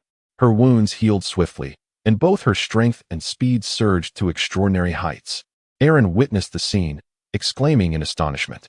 However, it was not the grand spectacle of an invincible heroine, but rather a delicate beauty that left him profoundly shaken. She let out a fierce cry as a formidable power coalesced around her fist, enveloped in a dark and commanding aura. With all her might, she unleashed her punch, colliding with Aaron's strike. The impact resonated with a thunderous roar, akin to a tempestuous explosion. The forces of both combatants clashed in midair. generating a powerful gust that rendered the surrounding atmosphere sweltering. Holisha felt a searing pain shoot through her arm, as Aaron's strength surpassed her wildest expectations. Her footing faltered, and the force of his punch sent her hurtling backward. She soared to the summit of the observation deck, where she collided forcefully with the mast, shattering it completely. Holisha crashed heavily against the platform, the immense impact causing the entire airship to tremble. Fragments of the mast scattered in all directions, and the turbulent waters of the sea were violently disturbed by the shockwave. Aaron stood still, his gaze coldly observing the movements of Horisha. He was acutely aware that this woman was not easily subdued. Although she had received a heavy blow from him, he understood that her formidable strength, akin to that of a muscle-bound demon, remained intact. Horisha sprang from the shattered lookout point, her body entirely exposed, a fact that inflicted substantial damage upon Aaron. The fierce glint of murderous intent flickered in the woman's eyes. In this state, she had neither time to hesitate nor to rest. She was compelled to continue the battle. Horisha roared, once again gathering her strength, preparing to unleash an even more ferocious assault. Black armored haki surged along her arms, enveloping her entire form like a war deity. Cloaked in this black armor, her powerful muscles were tightly wrapped, and the light of battle shone fiercely in her eyes, exuding an overwhelming aura. She charged at Aaron once more, each of her punches imbued with immense power and destructive force. Her fists stirred up a tempest, akin to the furious waves of an enraged sea crashing against Aaron. Aaron suddenly felt an overwhelming sense of pressure. Had he been of the same caliber, he would have been rendered breathless by the fierce onslaught of Holisha's punches. Aaron's muscles tensed as he endeavored to withstand Holisha's relentless assault. However, the sheer force and ferocity of Holisha transformed her strikes into a tempestuous barrage, as if capable of obliterating anything that dared to impede her path. Each punch landed upon Aaron with a jarring impact, eliciting waves of discomfort that coursed through him. If he were to remain stationary and allow her to unleash a multitude of blows, it was conceivable that his defenses would falter, ultimately leading him to suffer grievous harm. Aaron had had enough. "Do you truly believe your strength can vanquish me?" he murmured. Upon hearing this, Holisha's eyes widened with fury. Her muscles tensed as she lunged toward Aaron like a roaring beast. Her assaults grew increasingly ferocious, each punch unleashing an inexhaustible surge of power. As Holisha observed Aaron suddenly crouching, uncertainty flickered in her gaze, yet she pressed on with her relentless onslaught. No longer did she harbor the hope of capturing Aaron. Anyone witnessing her current state was deemed an adversary to be eliminated, and thus she exerted all her strength. Suddenly, Aaron crouched low, and a katana materialized at his waist. With steady hands, he grasped the hilt and scabbard, simultaneously pushing the blade free from its sheath. He raised his torso, extending his legs vertically while twisting the scabbard to the left. Just as Holisha launched her attack, he drew his sword with a swift motion. The flash of the blade cut through the air like a silver lightning bolt, slicing through Holisha's fist wind and heading directly for her upper body. Startled by the approaching brilliance of Aaron's sword, Holisha felt an unprecedented sense of danger. In this life-threatening moment, her instincts kicked in, her muscles swelled rapidly, forming a formidable shield in an attempt to absorb Aaron's lethal strike. However, the speed and power of Aaron's draw were too overwhelming, rendering even Holisha's frenzied state insufficient to fully withstand the blow. The blade carved a deep gash across her muscular shield, blood staining her body almost instantly. Struck by Aaron's draw, Holisha was propelled like a meteor, crashing heavily onto the deck of the ship. The impact severely compromised her frenzied state, her muscles gradually reverting to normal as her injuries worsened, ultimately causing her to lose consciousness. Chapter 111. The Land of Flowers. Observing the surrounding ships closing in, Aaron realized he was ill-prepared to confront an entire kingdom alone. His intention in the Land of Flowers was merely to survey the situation within. Yet he had unexpectedly encountered the elite of the realm in the open sea. To eliminate them now would undoubtedly invite immense trouble, jeopardizing his journey through the Land of Flowers. He decided to spare their lives for the moment, pondering that he might deal with them later. Aaron shouted at Aluba, "Enough of the games. Hand that over to me, and prepare to flee." AFO and Fizz hastily abandoned their playful antics and hopped over to the artillery, for they were indeed the sentinels of their own ears. Aaron hoisted the grotesque figure of the enemy and hurled him back to the opposing ship. The mast of that ship was shattered, rendering it incapable of pursuit. They could only watch as the Mary grew ever faster, gradually vanishing from their sight. Under Aaron's adept control, the Mary surged ahead, successfully breaking free from the encirclement of the Second Treasure Navy, and made its way towards the port city of Xiaport in the Flower Kingdom. In the Flower Kingdom, in the vibrant capital of Xuanqing, nestled amidst lofty mountains, stood the majestic Shabatai. The design of the Shabatai Tower is a marvel of ingenuity, displaying unique craftsmanship. Its overall layout harmonizes with the mountain terrain, with buildings clinging to sheer cliffs, seamlessly integrating wood and stone. The tower ascends in layers, with eaves that spread like wings, tapering inward as they reach for the heavens, embodying the essence of traditional pagoda architecture and the grandeur of palace structures. The materials chosen for the tower are exquisite, primarily utilizing the resilient and durable wood of the long-grown masong tree, which remains intact to this day. The structure features a distinctive braced framework, with not a single iron nail used, a rarity in the world. Each level of the tower tilts toward the mountain to alleviate the load, with 3 sides adorned with wooden lattice windows and a circular window of about 1 meter in diameter facing the river, facilitating ventilation and scenic views while minimizing resistance.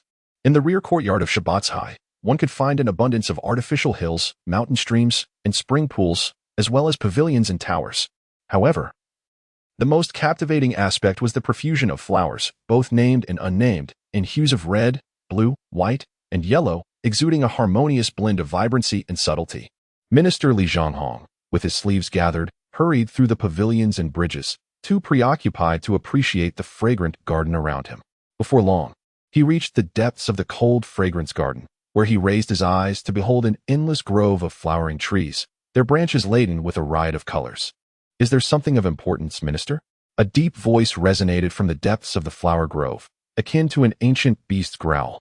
"Your Excellency," Li Zhonghong replied respectfully. "News has arrived regarding Minhong." Amidst the flowering trees, the immense shadow moved gracefully, erupting into thunderous laughter upon hearing the news, before abruptly shrinking in size. Soon, a frail, stooped middle-aged man with a long beard emerged from the grove, sporting small round sunglasses and a polished bald head topped with a golden cap, adorned with a black dragon tattoo on his forehead. He bore a striking resemblance to Fu Manchu. Li Zhonghong continued, "According to our informant, Li Shi has regained power. The trio of Minhong, Li Shi, Wu Hao, and Wang Kai have ascended to their positions." Fu Manchu stroked his beard thoughtfully and remarked, "Does this signify the failure of our plans?" A sheen of sweat appeared on Li Zhonghong's brow as he respectfully replied, "Not entirely a failure, for it has indeed drained a considerable amount of their military strength." Upon hearing this, Fu Manchu erupted into hearty laughter. They deployed several times the troops. Yet the outcome stands at 1-2. Indeed, this cannot be deemed a failure. Li Zhonghong fell to his knees, trembling as he addressed, "I am terrified." Fu Manchu cast a satisfied glance at Li Zhonghong and replied coolly, "Rise."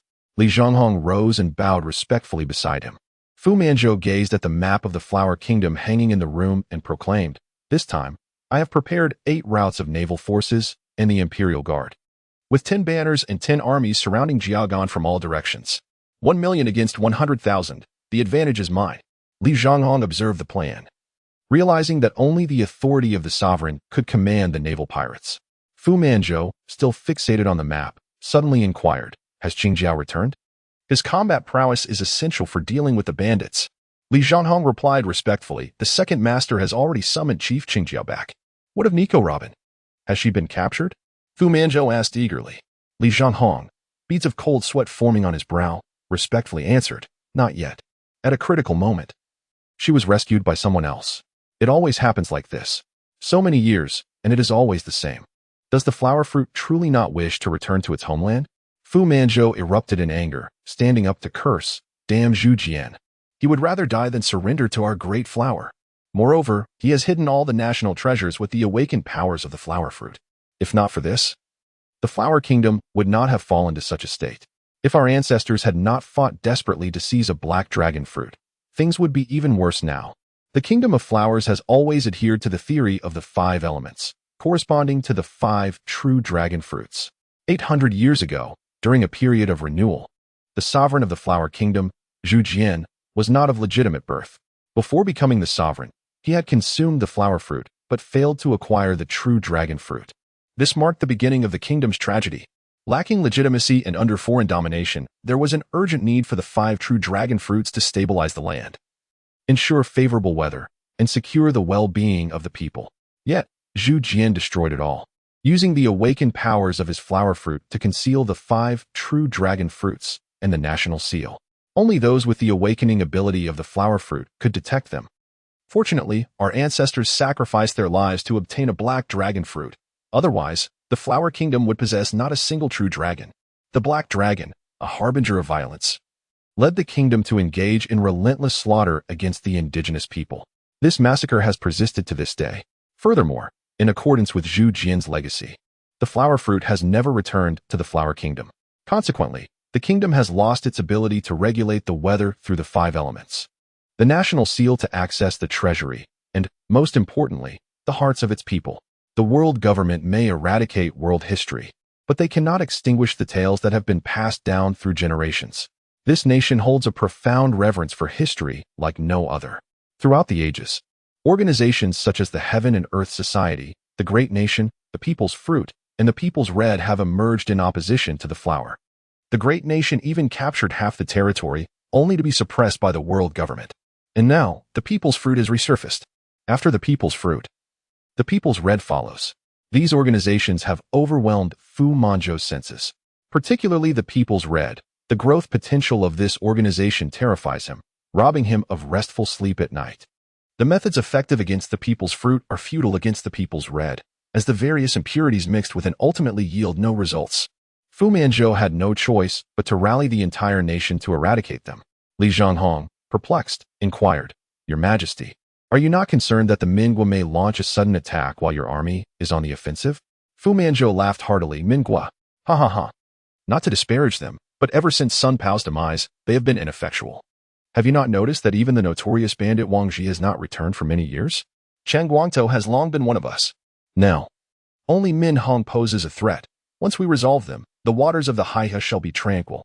As laughter filled the air, Fu Manzhou's expression abruptly darkened, and he growled in a low voice, "Why do Li Shi and his ilk dare to rebel against me? Were they not living well? Why do they not seek official positions and alleviate the burdens of the nation?" "Your Majesty, quell your anger," Li Zhanghong cautiously replied. "I am at a loss. Perhaps these rascals have had their consciences devoured by dogs." Fu Manzhou vehemently retorted, "You speak of conscience. Feel your own conscience, and see how much you have greedily taken. Conscience indeed. Were it not for the absence of ripe fruits, I would have obliterated them long ago." Hearing this, Li Zhanghong quaked inwardly, too afraid to utter another word. Fu Manzhou continued, "Now, tell me about the plans of the 3 bandits in the Flower Kingdom."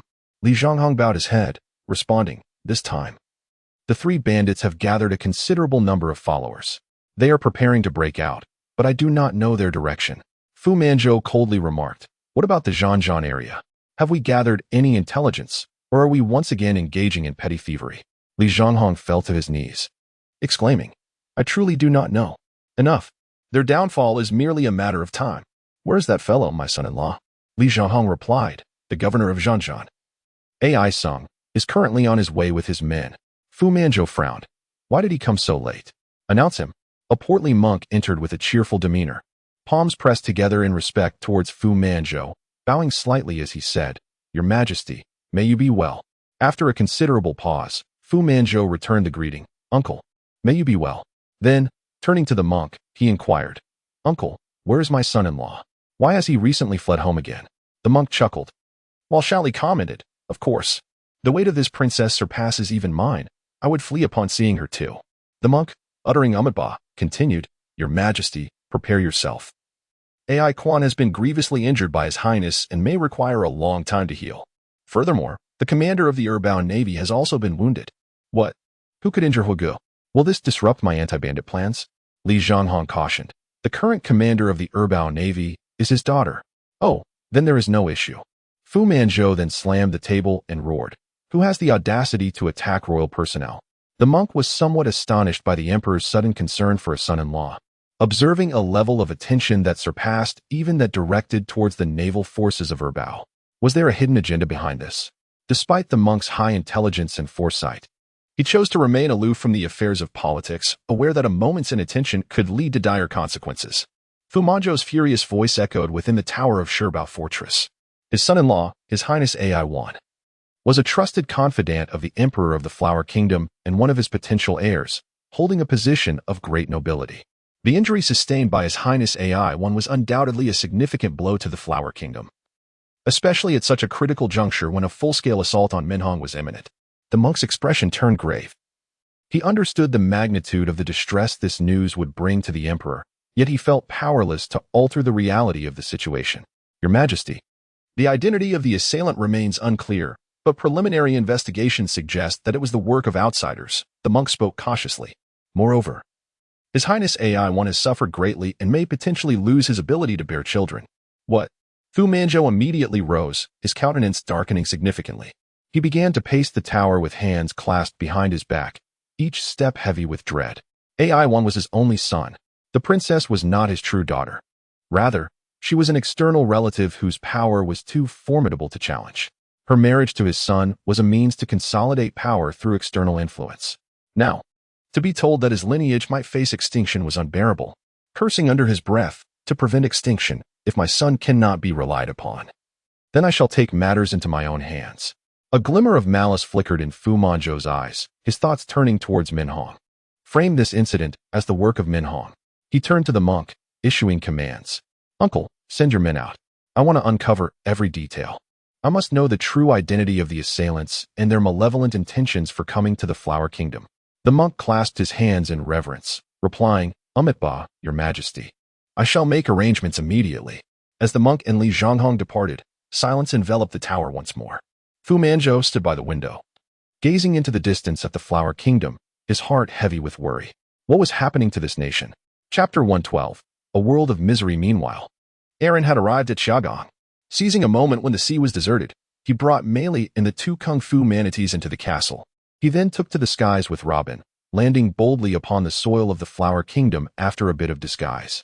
Shamanport, located in Fujian Province, boasts an extensive coastline measuring 752 kilometers, accounting for approximately 1/6 of the Flower Kingdom's total, thus ranking second in the nation.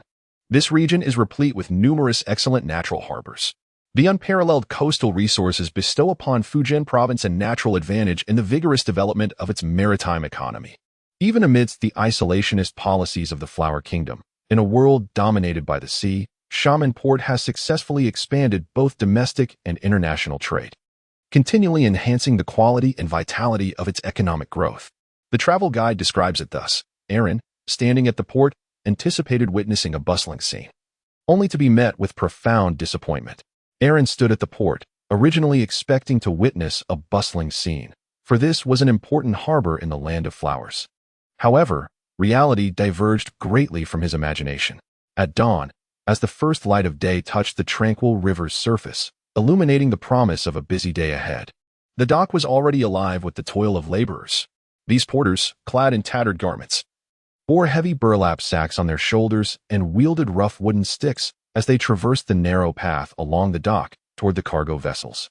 Each of these workers sported a peculiar hairstyle, known as the money rat tail, which most would recognize as an impediment to their labor, potentially even hazardous to their well-being. Yet, what choice did they have in an era dominated by Fu Manchu? The men, sun-kissed and gaunt, bore the marks of their arduous daily labor, struggling to survive while often unable to secure adequate nourishment. To merely endure such a life was a stroke of fortune. The prospect of robust health seemed a distant dream. Not far off, Aaron observed several neatly attired overseers, their attire revealing them as the elite, looking down upon the laborers with disdain. The unloading process typically occurred in a rudimentary wooden shed erected on the shore, adjacent to the vessel's hull. This shelter was cramped and basic, filled with the mingling scents of various goods and earthy soil. The task of unloading was fraught with challenges. Firstly, due to the ship's prolonged presence on the water, its bottom remained precarious against the land, requiring the porters to tread carefully to maintain their balance. Secondly, the substantial weight of the cargo demanded immense physical exertion. The sacks contained essential commodities, grains, textiles, ceramics, vital to the sustenance of the populace and the foundation of economic growth. With determination, the porters used their wooden sticks to hoist each sack ashore, their movements unsteady, their faces glistening with sweat and tears. Occasionally, a laborer would slip on the planks and tumble into the water, only to grit his teeth, rise again, and resume his toil. The unloading process was a lengthy endeavor, extending from dawn until dusk as the porters remained tirelessly occupied. A saying circulated among them, dock workers are literally worked to death. Even after the grueling task of unloading, they were compelled to continue transporting the goods, their energy depleted, moving forward in a daze, with the threat of punishment looming should they falter in their pace. Aaron discerned the reason for the city's moribund atmosphere from the expressionless faces around him. There were few vendors to be seen. Some had scarcely displayed their wares before they were seized by individuals clad in long gowns. The vendors were compelled to smile and utter phrases such as, "Sir, you have excellent taste." The more Aaron observed, the more his heart filled with trepidation. Aaron's heart grew heavier with each passing moment, as he had never before witnessed such a brutal scene. The individuals around him seemed to have lost all joy in life and the will to resist. Their sole aim was mere survival. The struggle for existence appeared remarkably arduous. He observed a young porter, whose face bore the marks of weariness far beyond his tender years, and his eyes reflected a profound resignation to life and an apprehension of the future. At this age, he should have been engrossed in games with classmates, discussing the latest strategies in their favorite games. Instead, they bore the heavy burdens of their families, as the pressures of life weighed down upon their fragile shoulders, crushing their youthful spirits. Aaron approached, intending to offer solace, yet found himself at a loss for words.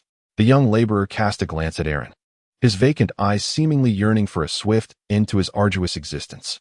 He lowered his gaze and resumed his toil, the only discernible shift in his demeanor likely stemming from the sight of Aaron's opulent attire. A pang of anguish gripped Aaron's heart as he surveyed his surroundings. Realizing that such children were everywhere, Aaron's mood grew heavy with anger. He yearned to take action but felt utterly lost as to what steps to take, possessing boundless strength yet finding no outlet for it. In that moment, he realized the true value of humanity lies in the ability to cherish life even after discerning its essence. He held deep admiration for the revolutionary predecessors whose courageous sacrifices paved the way for his present existence. The only vitality in the entire port was the carpet of cherry blossoms, a testament to the nation of flowers. This port city was adorned with cherry trees, now in full bloom. At this season in Xiamen, the sight of blooming cherry blossoms was breathtaking. Every corner of the port was enveloped in a sea of pink flowers, resembling a romantic canvas. From the streets to the edges of the docks, and throughout the parks and squares surrounding the port, cherry trees stood tall, their branches laden with blossoms. The flowers and trunks harmoniously complemented each other, creating a spectacle akin to pink clouds unfurling beneath the azure sky. Some blossoms were delicately petite, akin to blooming pink pearls.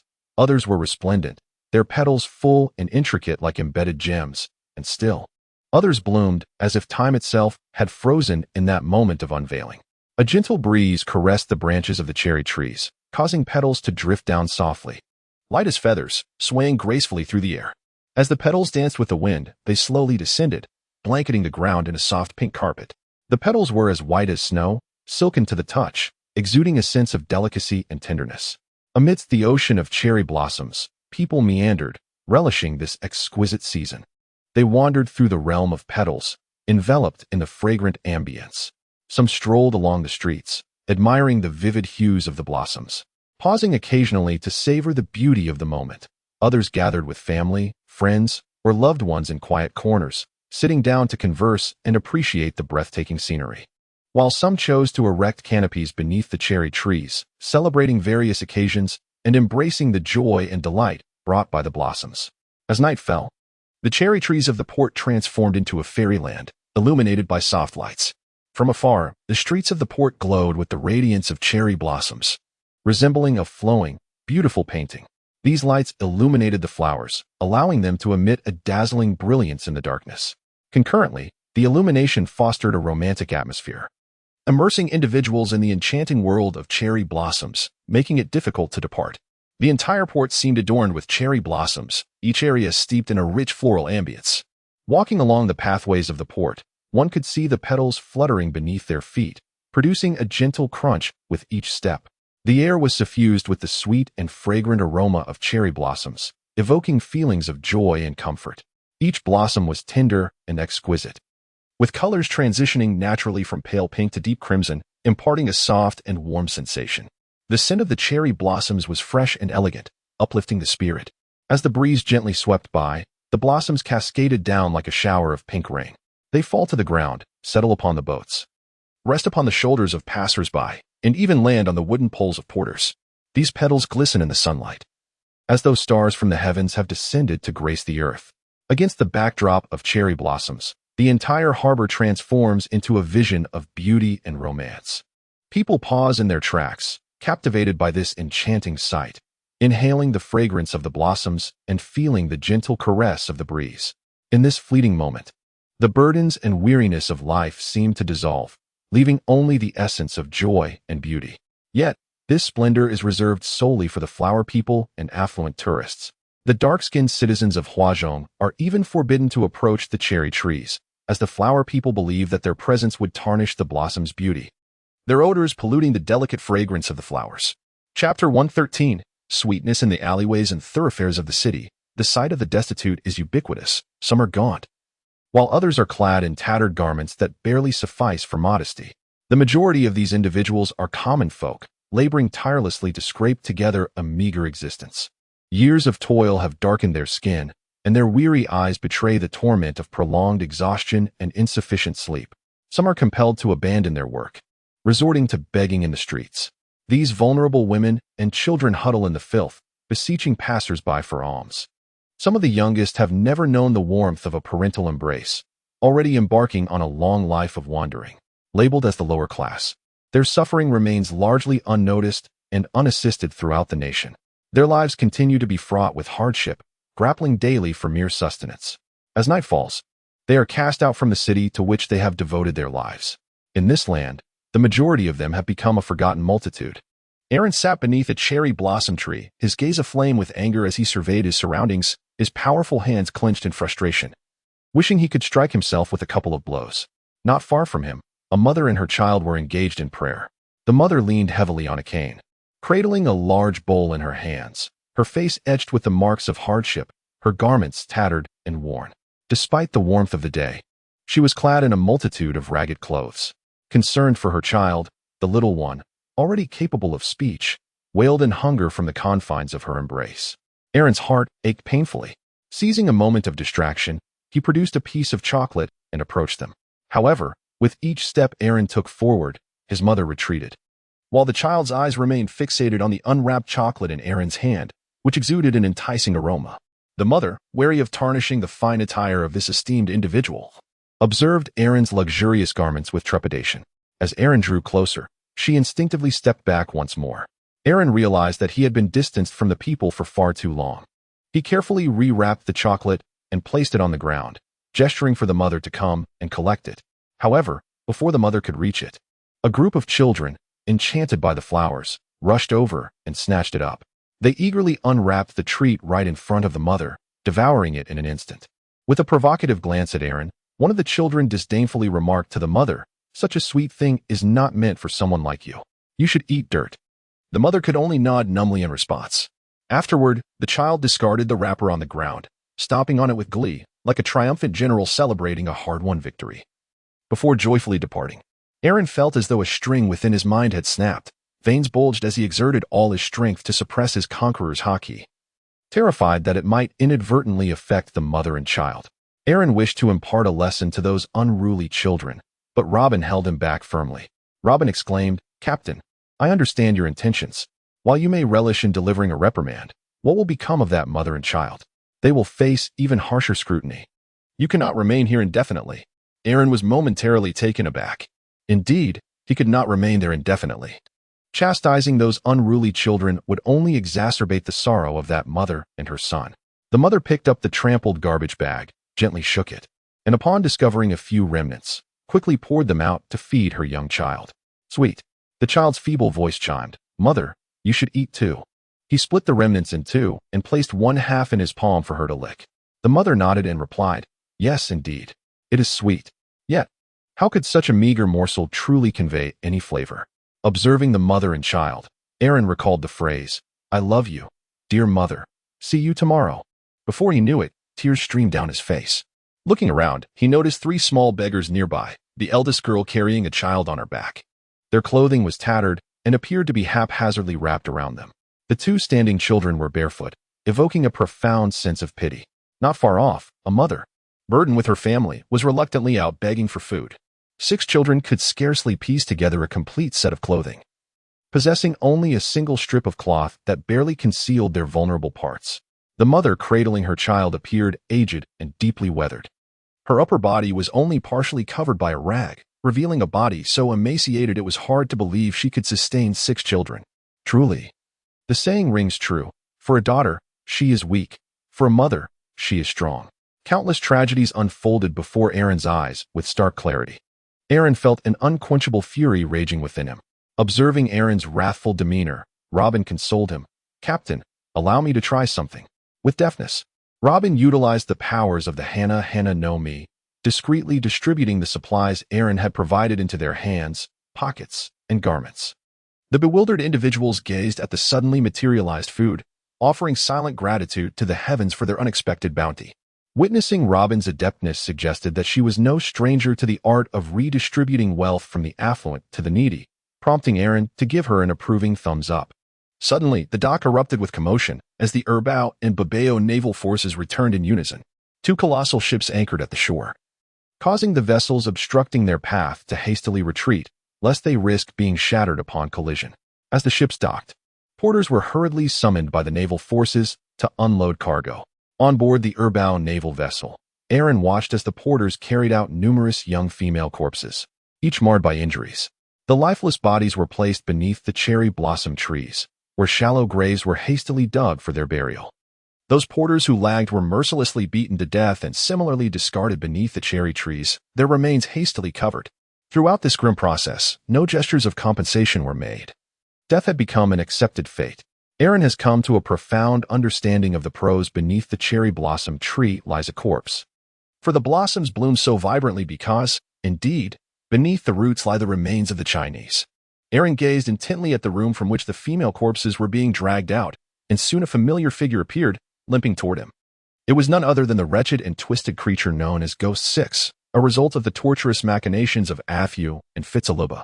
Since being stripped of his humanity, Ghost 6 had become increasingly savage, and even with his bandaged limbs, he had mercilessly slaughtered all the normal women aboard this vessel.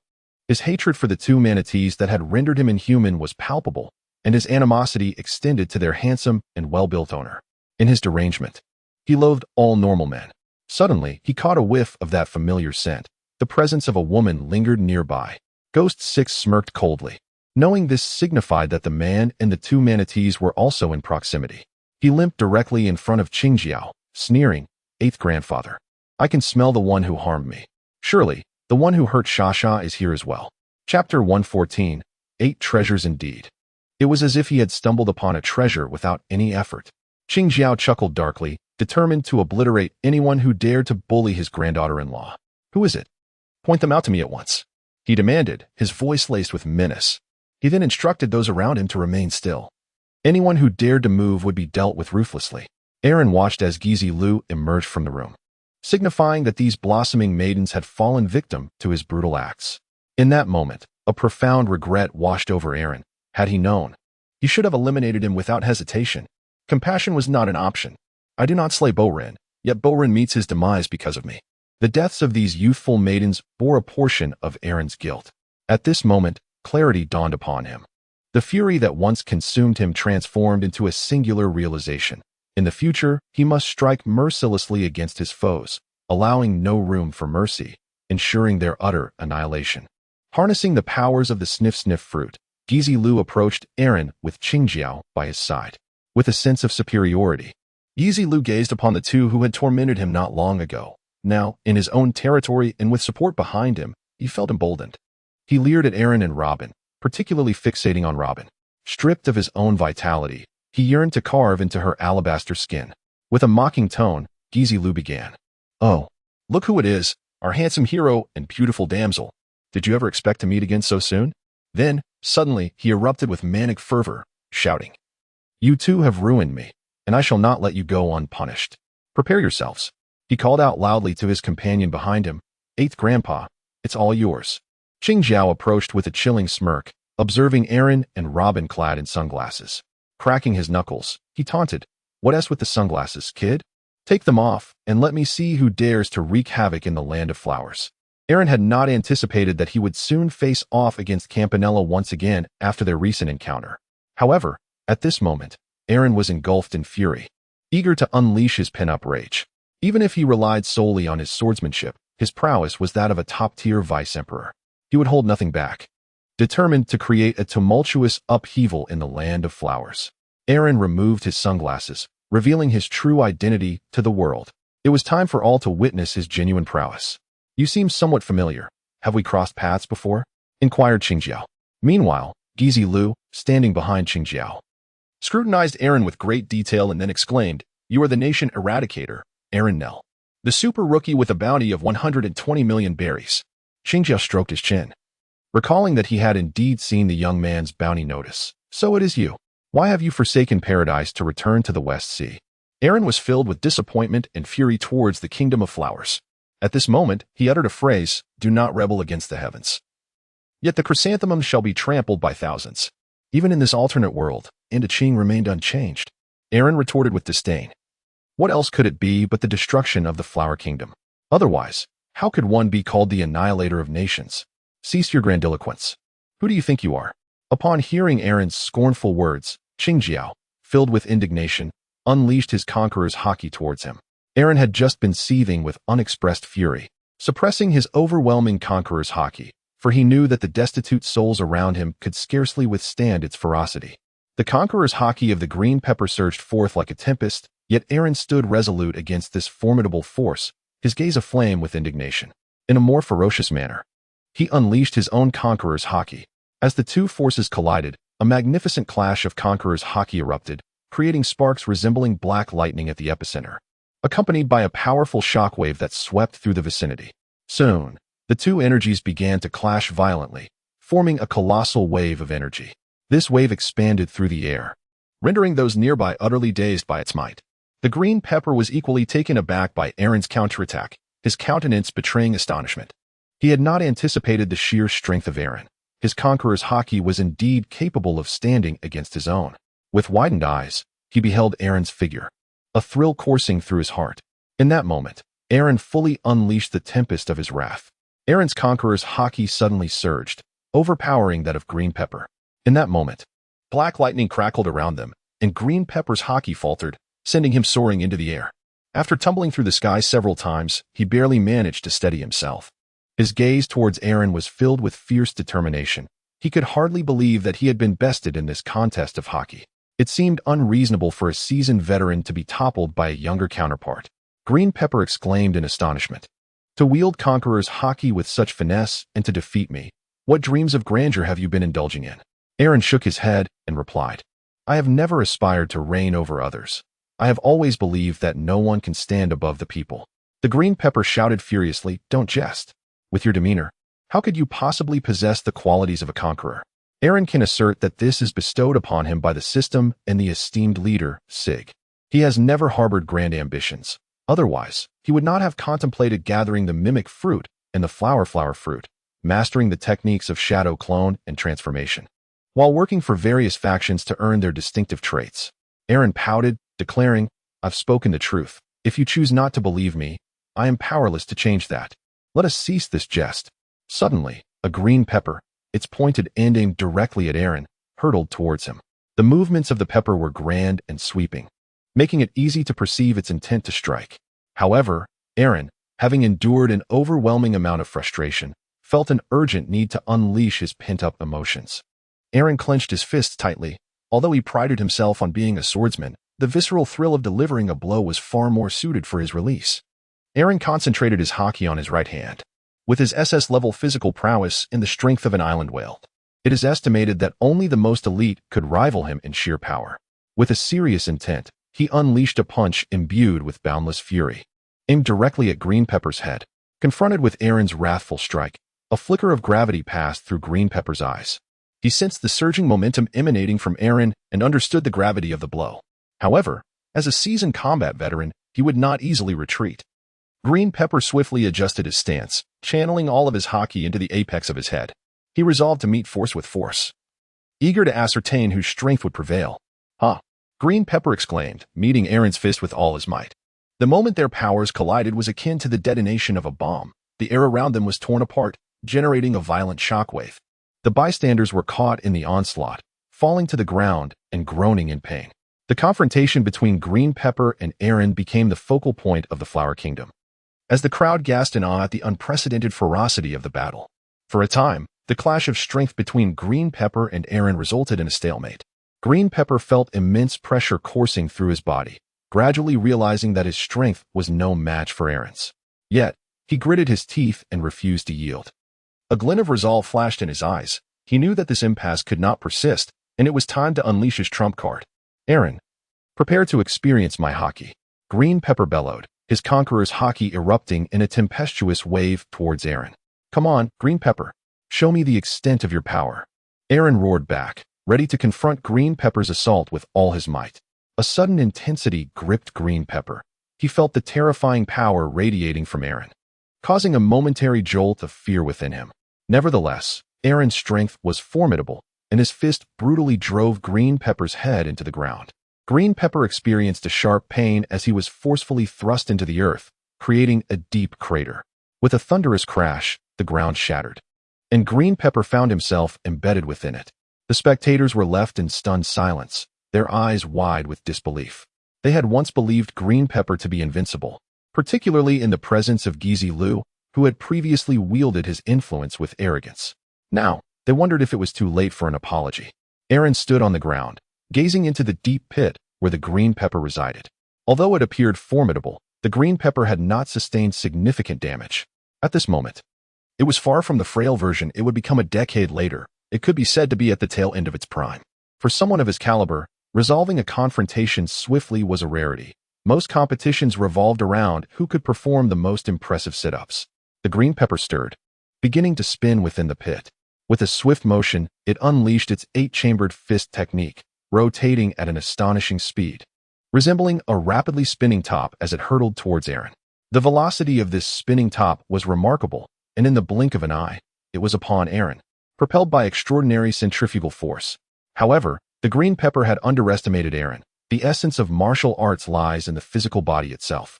Aaron's physique was already at T1 level, just a step below the elite T0 tier. When it came to a true contest of strength, Aaron was more than a match. Aaron concentrated his strength into his fists, delivering a powerful blow to the spinning top, akin to striking a top with fierce intent. The impact left Green Pepper dizzy from the force of Aaron's martial prowess. His seriousness was indeed formidable. As Green Pepper attempted to attack, Aaron deftly countered, leaping into the air to unleash a flurry of punches and kicks upon him. Overwhelmed by Aaron's relentless assault, Green Pepper found himself in a helpless position, enduring the onslaught passively.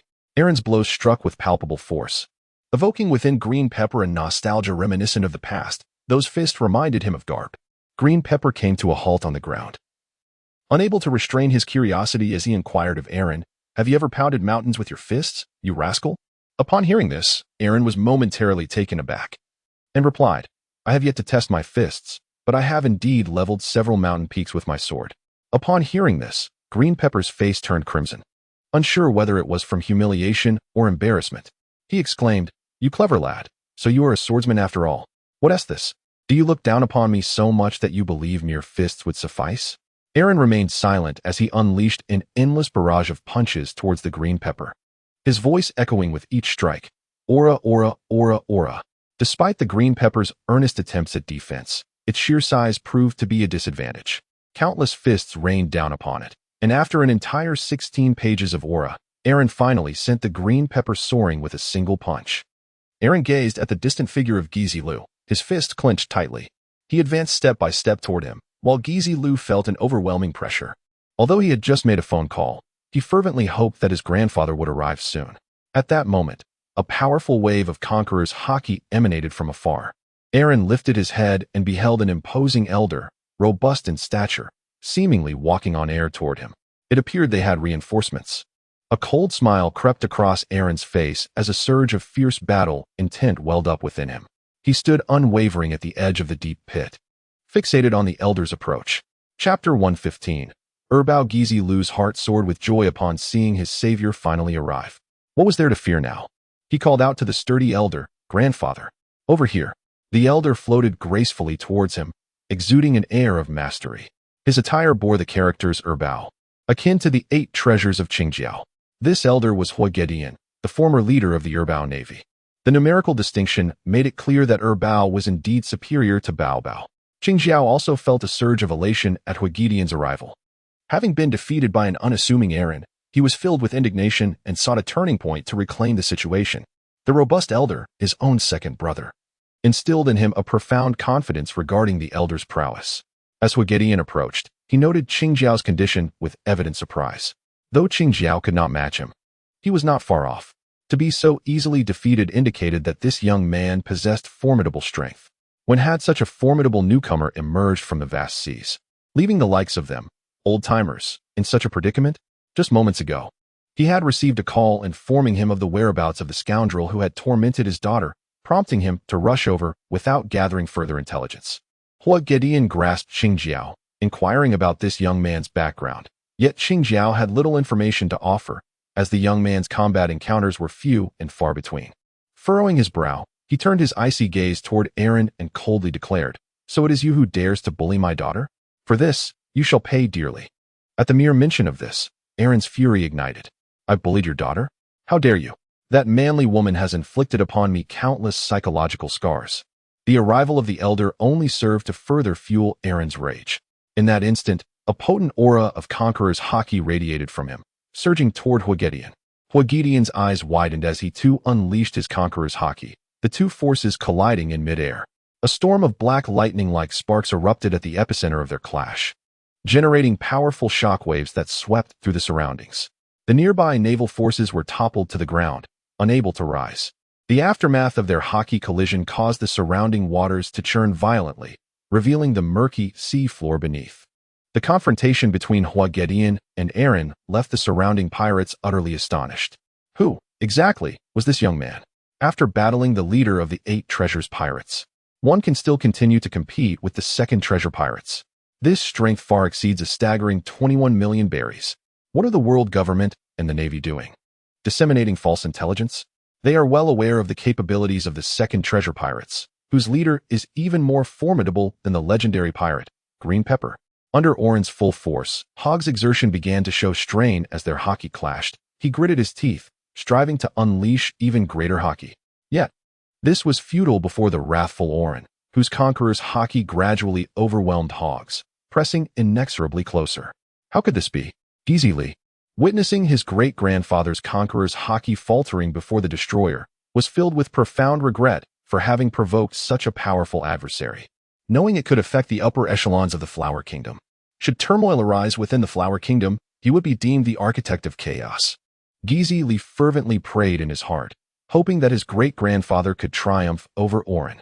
Aaron's formidable conqueror's haki was steadily closing in on Hog.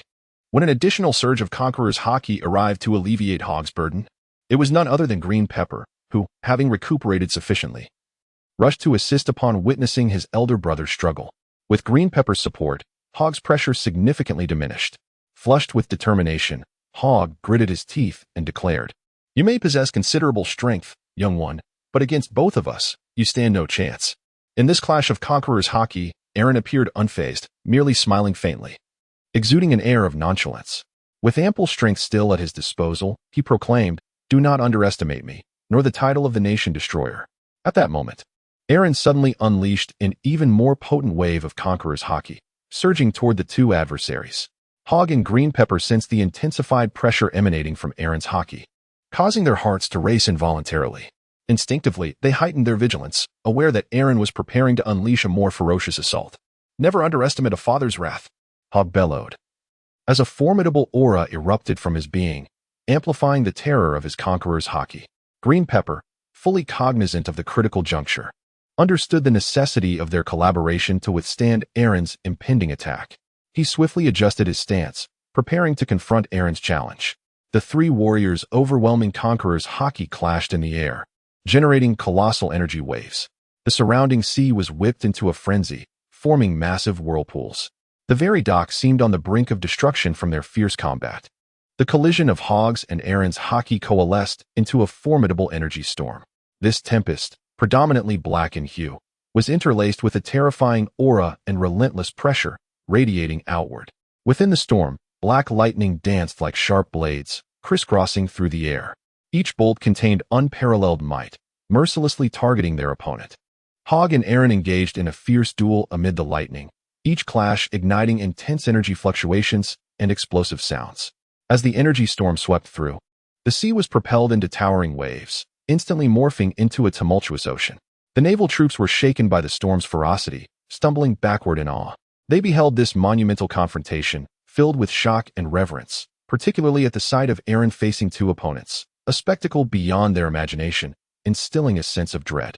Hogg and Green Pepper gritted their teeth, striving to withstand Aaron's overwhelming haki. Yet, their bodies were violently hurled away by the force of Aaron's conqueror's haki, carving deep ruts into the ground as they fell. Struggling to rise, Hogg and Green Pepper lay on the ground, wiping the blood from their lips, their faces pale, revealing the immense pressure Aaron's haki had imposed upon them. In their eyes sparkled a glimmer of disbelief. Indeed, the Yangtze River's relentless waves push forward, while the previous waves perish upon the shore. They could scarcely believe that they had been vanquished by a mere youth wielding the conqueror's haki. Could it be that he, like Roger, reached the pinnacle from the very outset of his journey? Aaron stood before them, his gaze resolute and commanding as ever. You two are nothing but this. Chapter 116. In remembrance of Sigral. Aaron spoke calmly, exuding the demeanor of a victor. The surrounding warriors and sailors gazed in awe and trepidation at the earth-shattering battle unfolding before them. They had never fathomed that a single individual could withstand the combined assault of the leaders and former leaders of the Earbound Navy. Could this individual truly be human? The warriors pondered, their fear of Aaron intensifying. They had already resigned themselves to the defeat of their elder relatives and were prepared to flee at any moment. For the demeanor of the destroyer of nations suggested that he would not spare them. Thus, they resolved to seek an opportunity to escape. However, Qing Jiao and Hua Gideon had not yet relinquished hope. After all, the conqueror's haki was merely a prelude. The true battle was only just commencing. Qing Jiao rose first, wiping the blood from the corner of his mouth. He took a deep breath, steadying his resolve, and regarded Aaron with eyes shimmering with admiration. Indeed, your strength is commendable. At your age, none can surpass you.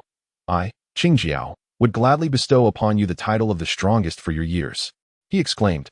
Hua Gideon also stood, wiping away the blood and revealing a cruel smile, for he had no intention of praising the one who harmed his daughter. He merely sought revenge on her behalf. Boy, who taught you that domineering presence? Hua Gideon inquired. To possess such formidable haki at such a young age, and to wield it with such proficiency, was this lad perhaps training from the womb? Curiosity about Aaron's mentor filled Hua Gideon's mind. Who had instilled in him this potent aura? Aaron pondered for a moment. It was bestowed upon him by his only leader, Sig. However, he could not reveal this to others. With a glint of mischief in his eyes, he replied, My haki was gifted to me by my soul's superior, Sig. Sig? Who is that? I've never heard of him. Qing Jiao mused, stroking his chin. He racked his brain, struggling to recall if any formidable warrior bore the name Sig. Yet he could not conjure a single memory of such a figure. They remained oblivious to the nuance in Aaron's words, mistakenly believing that it was Sig who had taught him the haki. Aaron, with a solemn demeanor and feigning an air of nostalgia, remarked, Boss Sig. He was a true powerhouse, a formidable figure akin to the legendary red-haired Shanks. He has vanquished 56 of them. Do not jest, young man. Do you truly believe you can mock us? Hogg and Qing Jiao retorted vehemently. The moment they heard Aaron's proclamation, they recognized his intent to deceive them. Indeed, the notion of slaying 56 red-haired Shanks, or even a mere handful, would have transformed the world into utter chaos long ago. What manner of individual could possibly annihilate 56 of the 4 emperors? Such a feat is entirely inconceivable. Aaron exclaimed, Go to hell. I speak the truth. Yet you refuse to believe me. As the formidable leader of the strongest mountain bandits in the world, it is no simple feat to slay dozens of the great sea emperors. You, young man, possess audacity. Hogger, unwilling to engage in further dialogue with Aaron, assumed a hoarse stance, his veins bulging and his arms suddenly swelling and darkening. Upon witnessing this, Qing Jiao addressed the naval troops, You must depart at once. Your presence is no longer required here. Leave swiftly, or you may find yourselves ensnared in the ensuing chaos. Upon hearing this, Gui Zilu immediately commanded his men to carry him away, preparing for their departure. Aaron observed their serious expressions, and a sense of gravity settled in his heart. He called out to Robin, urging, My dear, you must leave this place swiftly. I shall seek you out shortly.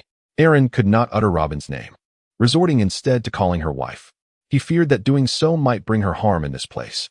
Upon hearing Aaron call her wife, Robin was taken aback, yet a sweet warmth enveloped her heart. She understood that the captain would not speak without purpose and decided to heed his advice and leave this location. For someone of her expertise in evasion, fleeing was a simple task. Upon witnessing Robin's escape, Gizi Lu commanded the water soldiers, "Hurry and capture her. Do not let her escape." To speak such words in Aaron's presence was a clear indication of one's folly. Aaron, filled with wrath, unleashed his conqueror's haki upon the approaching minions targeting Robin. One by one, those wretches collapsed to the ground, incapacitated by Aaron's overwhelming presence. His gaze then fell upon the audacious Gizi Lu. Initially, Aaron intended to deal with Gizi Lu last. But now that he had dared to interfere and threaten Robin in his presence, Aaron's fury ignited. He retrieved the legendary Grade 3 Kitetsu from the depths of his system space. Even when facing two formidable adversaries, Aaron had refrained from wielding the Grade 3 Kitetsu. But now, consumed by anger and resolve to eliminate any future threats, he unsheathed the blade, prepared to employ his most proficient swordsmanship. Gizi Lu, upon witnessing the Grade 3 Kitetsu in Aaron's grasp, was engulfed by an overwhelming sense of dread. He recognized this as a fabled sword, possessing unparalleled power. Regret washed over him as he lamented his decision to confront this formidable foe. Aaron's gaze was icy, his steps steady, as the third generation of Ghost Chopper arched gracefully through the air. A basic attack transformed into a formidable ultimate move. A colossal golden crescent-shaped slash hurtled directly toward the body of Ghost 6. An overwhelming pressure enveloped him. He stood transfixed, staring at the gigantic sword energy, fully aware that a single blow would utterly shatter him. Move. For heaven's sake, move. Terrified by the immense strike, Ghost 6 felt his legs turn to jelly, paralyzed in place, drenched in cold sweat as he watched the sword energy draw nearer, utterly helpless. Just then, a figure suddenly appeared before him, using his own body to shield Ghost 6 from Aaron's onslaught. It was Hodge Hall, who, at this crucial moment, positioned himself in front of Ghost 6, bravely absorbing Aaron's attack. At that moment, the upper half of Hodge Hall's attire exploded, revealing his taut muscles. Veins bulging, a veritable embodiment of a muscular demon. His arms, infused with the power of armed haki, crossed defensively as he wielded his formidable haki to counter the sword energy. With a fierce roar, Hodge Hall felt his muscles swell rapidly, concentrating his armed haki at the point of contact with the sword energy, resolutely blocking the massive golden crescent slash.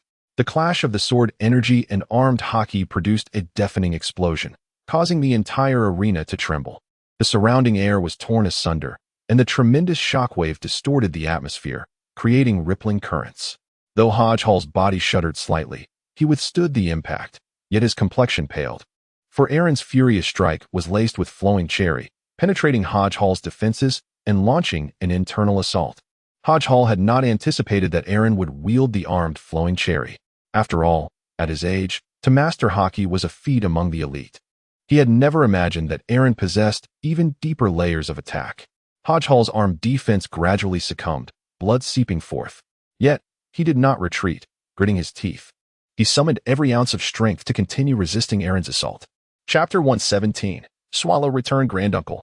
Ghost 6 exclaimed, staring in disbelief at Hodge Hall, who stood not far ahead. He could hardly comprehend that Hodge Hall would risk his life to block this strike for him. Although the 8 water forces of the Flower Kingdom were all official entities, their leaders were essentially sworn brothers. Much like the second generation in the courtyard, they were predominantly surface-level siblings, with rivalry overshadowing collaboration.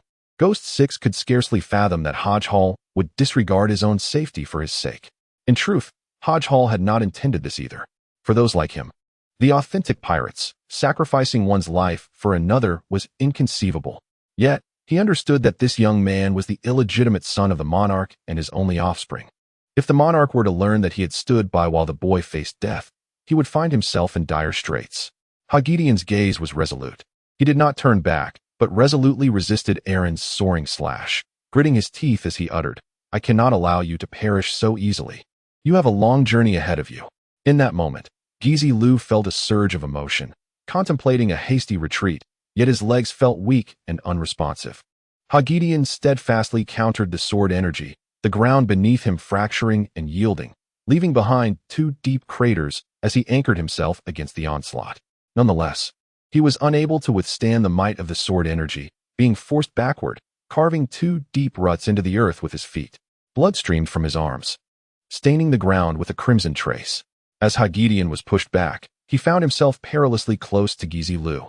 With a fierce roar, he pressed his feet firmly into the ground, regaining his stability. Then, akin to the way Brix Joe resisted the onslaught of Eagle Eye, he redirected Aaron's sword energy skyward. Hagedian gasped for breath, having expended an immense amount of energy in that struggle. Aaron was taken aback to see Hodge Hall valiantly intercepting his assault on the enemy, a surprise flickering in his heart. He had not anticipated such fervor from Hodge Hall. Quickly regaining his composure, he once again raised the 3rd-generation Guiche, ready to unleash a new wave of attack. "Do not underestimate me," Qing Tiao exclaimed, noticing Aaron preparing for his offensive stance. Without hesitation, he launched himself towards Aaron, determined to prevent him from continuing his assault on Hodge Hall and the enemy. With a swift motion, Qing Tiao vanished from sight, reappearing before Aaron, and swung his enormous dark fist towards him. 8-burst fist. Aaron was compelled to momentarily suspend his assault, raising the 3rd-generation Onigiri to deflect the oncoming punch from Green Pepper. With a resounding crash, the force of Green Pepper's fist collided with the 3rd-generation Onigiri, producing an immense sound. The impact was accompanied by shockwaves, forcing the defending Aaron deep into the earth. Unrelenting, Green Pepper swung his left fist once more, aiming to strike Aaron with an upward thrust. Aaron's observation haki detected the impending strike of the Green Pepper, prompting him to swiftly and forcefully launch it into the air. Taking advantage of the moment, Aaron raised his knife high and swung it forcefully towards the direction of Qingjiao. With a singular focus on the secret technique of the one-mind flow, he unleashed the Dragon Flash. A dragon-shaped sword energy surged rapidly towards Qingjiao. Caught off guard in midair, Qingjiao was struck by the Dragon Flash, his body soaring away like a kite severed from its string, crashing heavily to the ground before Hagedian and stirring up a cloud of dust. "Eighth uncle." Upon witnessing this, Gizi Lu felt an urgent pang in his heart and yearned to rush forward to offer assistance. But he was tightly restrained by Hagedian. "You must not go." Hagedian spoke in a grave tone. "That brat's target now is you. Your intervention would only lead to your demise." Gizi Lu could only watch helplessly as Qingjiao writhed in pain, immobilized. The intertwining emotions of rage and helplessness surged within him, rendering him nearly unable to bear the weight of the moment. Aaron stood still, while the 3rd-generation of spirits rejoiced, eagerly wishing for Aaron to return once more. Aaron cast a frigid glance at the Green Pepper before shifting his gaze to Gizi Lu. Gizi Lu was taken aback by Aaron's menacing stare, rendered immobile like Sasuke during the Chunin exams when confronted by Orochimaru. Hagedian stepped forward, shielding Gizi Lu from Aaron's sight. He approached the Green Pepper, extending his hand and inquiring, "Can we still fight?" The Green Pepper grasped Hagedian's hand, struggling to rise, and replied, "Of course. Let us battle together." This young man was indeed formidable. In a one-on-one confrontation, he was no match. The Green Pepper nodded, saying, "Brother, it seems we have not fought side by side for decades. Who would have thought we would break that streak because of this young man? Come, let him witness our prowess." Seizing the moment, Hagedian whispered to Gizi Lu to make his escape. He and the Green Pepper would create an opportunity for Gizi Lu to flee. The Land of Flowers was their home turf. He could escape anywhere, as long as it was out of Aaron's sight. At that moment, Gizi Lu suddenly felt an overwhelming presence of Conqueror's haki emanating from Aaron. This aura rapidly spread, rendering the surrounding air heavy. His body was instantly ensnared by this formidable power, which bypassed the Green Pepper and Hagedian, honing in on Gizi Lu. Terror gripped Gizi Lu's heart. He had never encountered such a potent manifestation of Conqueror's haki, which instilled a sense of dread within him. He struggled to break free, yet his body felt as though it were paralyzed, unable to move. Hagedian and the Green Pepper also perceived the strength of this haki, astonished by the young man's seemingly limitless power. Both Hagedian and the Green Pepper retreated, encircling Gizi Lu to distance themselves from Aaron. Meanwhile, Aaron had raised the 3rd-generation Guichu high above, his gaze icy as he addressed them. "Gizi Lu, do you truly believe you can escape?" Aaron's voice dripped with sarcasm. "Do you truly believe those 2 old codgers can protect you?" Gizi Lu, filled with trepidation, struggled to swallow. "If you wish to take his life, you must first contend with me," Hagedian declared loudly. Aaron smiled faintly, devoid of any trepidation. Instead, he was filled with heightened excitement. "Come at me together." Let me witness the extent of your strength. Aaron summoned the 3 generations of ghost severing, which descended heavily. Swift as a swallow. A golden sword aura coalesced into the form of a swallow, darting towards Ghost 6. Its figure vanished in an instant, reappearing before Huagedian and Qingjiao. Upon seeing this, Qingjiao immediately swung his obsidian fist towards the swallow. Eightfold punch. Simultaneously, Huagedian pushed Ghost 6 away with considerable force, propelling him far from the fray, and rapidly launched an assault on the swallow. Hua family fist. Countless shadows of fists formed a net, ensnaring the swallow's flight path. Yet, this swallow, as if imbued with sentience, elegantly waved its wings, altering its trajectory and leaping upwards to evade the interception of Qingjiao and Huagedian. Humph, attempting to flee? It is far too late. Aaron sneered as the swallow dove towards the fleeing figure of Gizi Lu. Upon witnessing this, Qingjiao and Haj Dian's eyes widened in horror as they helplessly watched the swallow soar past them, heading straight for Gizi Lu. Chapter 118. Gizi Lu's demise. Gizi Lu gazed in terror as the swallow approached ever closer, his heart brimming with dread and despair. He had never envisioned being cornered to such an extent by a youthful pirate. A prince of the Flower Kingdom, he had a promising future ahead, with countless delightful days awaiting him. He refused to meet his end here. In a panic, he turned to flee, desperately accelerating in an attempt to escape Aaron's pursuit. Yet his speed proved insufficient to evade the swallow's relentless assault. His eyes were filled with terror and hopelessness. With a thud, the swallow descended from the heavens, piercing through him. Gizi Lu coughed up blood, his complexion pale as he looked down in horror at the gaping wound in his chest. Memories flooded his mind. He had not yet enjoyed life to the fullest. How could he perish in such a manner? Despairing, Gizi Lu cried out and collapsed to the ground, never to rise again. His lifeless face bore a twisted expression, fixed in a gaze of disbelief, refusing to close his eyes in death. What have you done? Qingjiao and Haj Dian watched in fury as Gizi Lu fell before them, their eyes ablaze with rage. After all, AI-1 was a descendant they had witnessed grow up. To see their grandson murdered right before their eyes shattered their composure. Their fury surged like a violent torrent within, their faces turning ashen, eyes glimmering with overwhelming wrath, as if they wished to reduce their adversary to ashes. What have you done? Qingjiao's roar echoed like thunder, his voice laden with boundless anger and disappointment. His fists clenched tightly, dark bolts of energy crackling at his joints, a testament to the intensity of his fury. Haj Dian trembled all over, his eyes reflecting pain and rage. The death of Gizi Lu before him was an unbearable blow. His hands clenched into fists, nails digging deep into his flesh. Yet he felt no pain, only the searing fire of wrath igniting within him. Their anger blazed like an inferno, reducing everything around them to ashes. They quaked with rage, their gazes sharp and fierce. Unable to contain their emotions any longer, they allowed the flames of fury to ravage their hearts. Die? They bellowed, channeling all their strength into their fists as they struck fiercely at Aaron. Their assaults were akin to a torrential storm, each punch imbued with astonishing power and velocity, as if they sought to utterly obliterate Aaron. Under the onslaught of Qingjiao and Haj Dian's furious attacks, the battlefield erupted into chaos. Each strike they delivered was imbued with a formidable fury, slicing through the air like a razor's edge, accompanied by a cacophony of sounds as they tore through the atmosphere. Qingjiao's 8-chamber fist was extraordinarily fierce, with every punch resonating like the thunderous roar of a tempest. His fists were akin to hammers, mercilessly crashing down upon Aaron, each collision generating powerful shockwaves. In contrast, the Hua family's martial art from Hua Gu Temple erupted like a surging volcano, radiating an intense heat.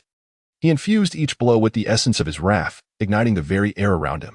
Each descending fist carried with it an overwhelming inferno, and the myriad of fiery fist shadows were capable of incinerating anything in their path. Aaron felt their anger. Is this truly anger? What about the countless young girls whose lives he cruelly extinguished? Who will voice their outrage? And what of the countless suffering souls who endure endless torment because of you? How shall their fury be expressed? Aaron retorted furiously.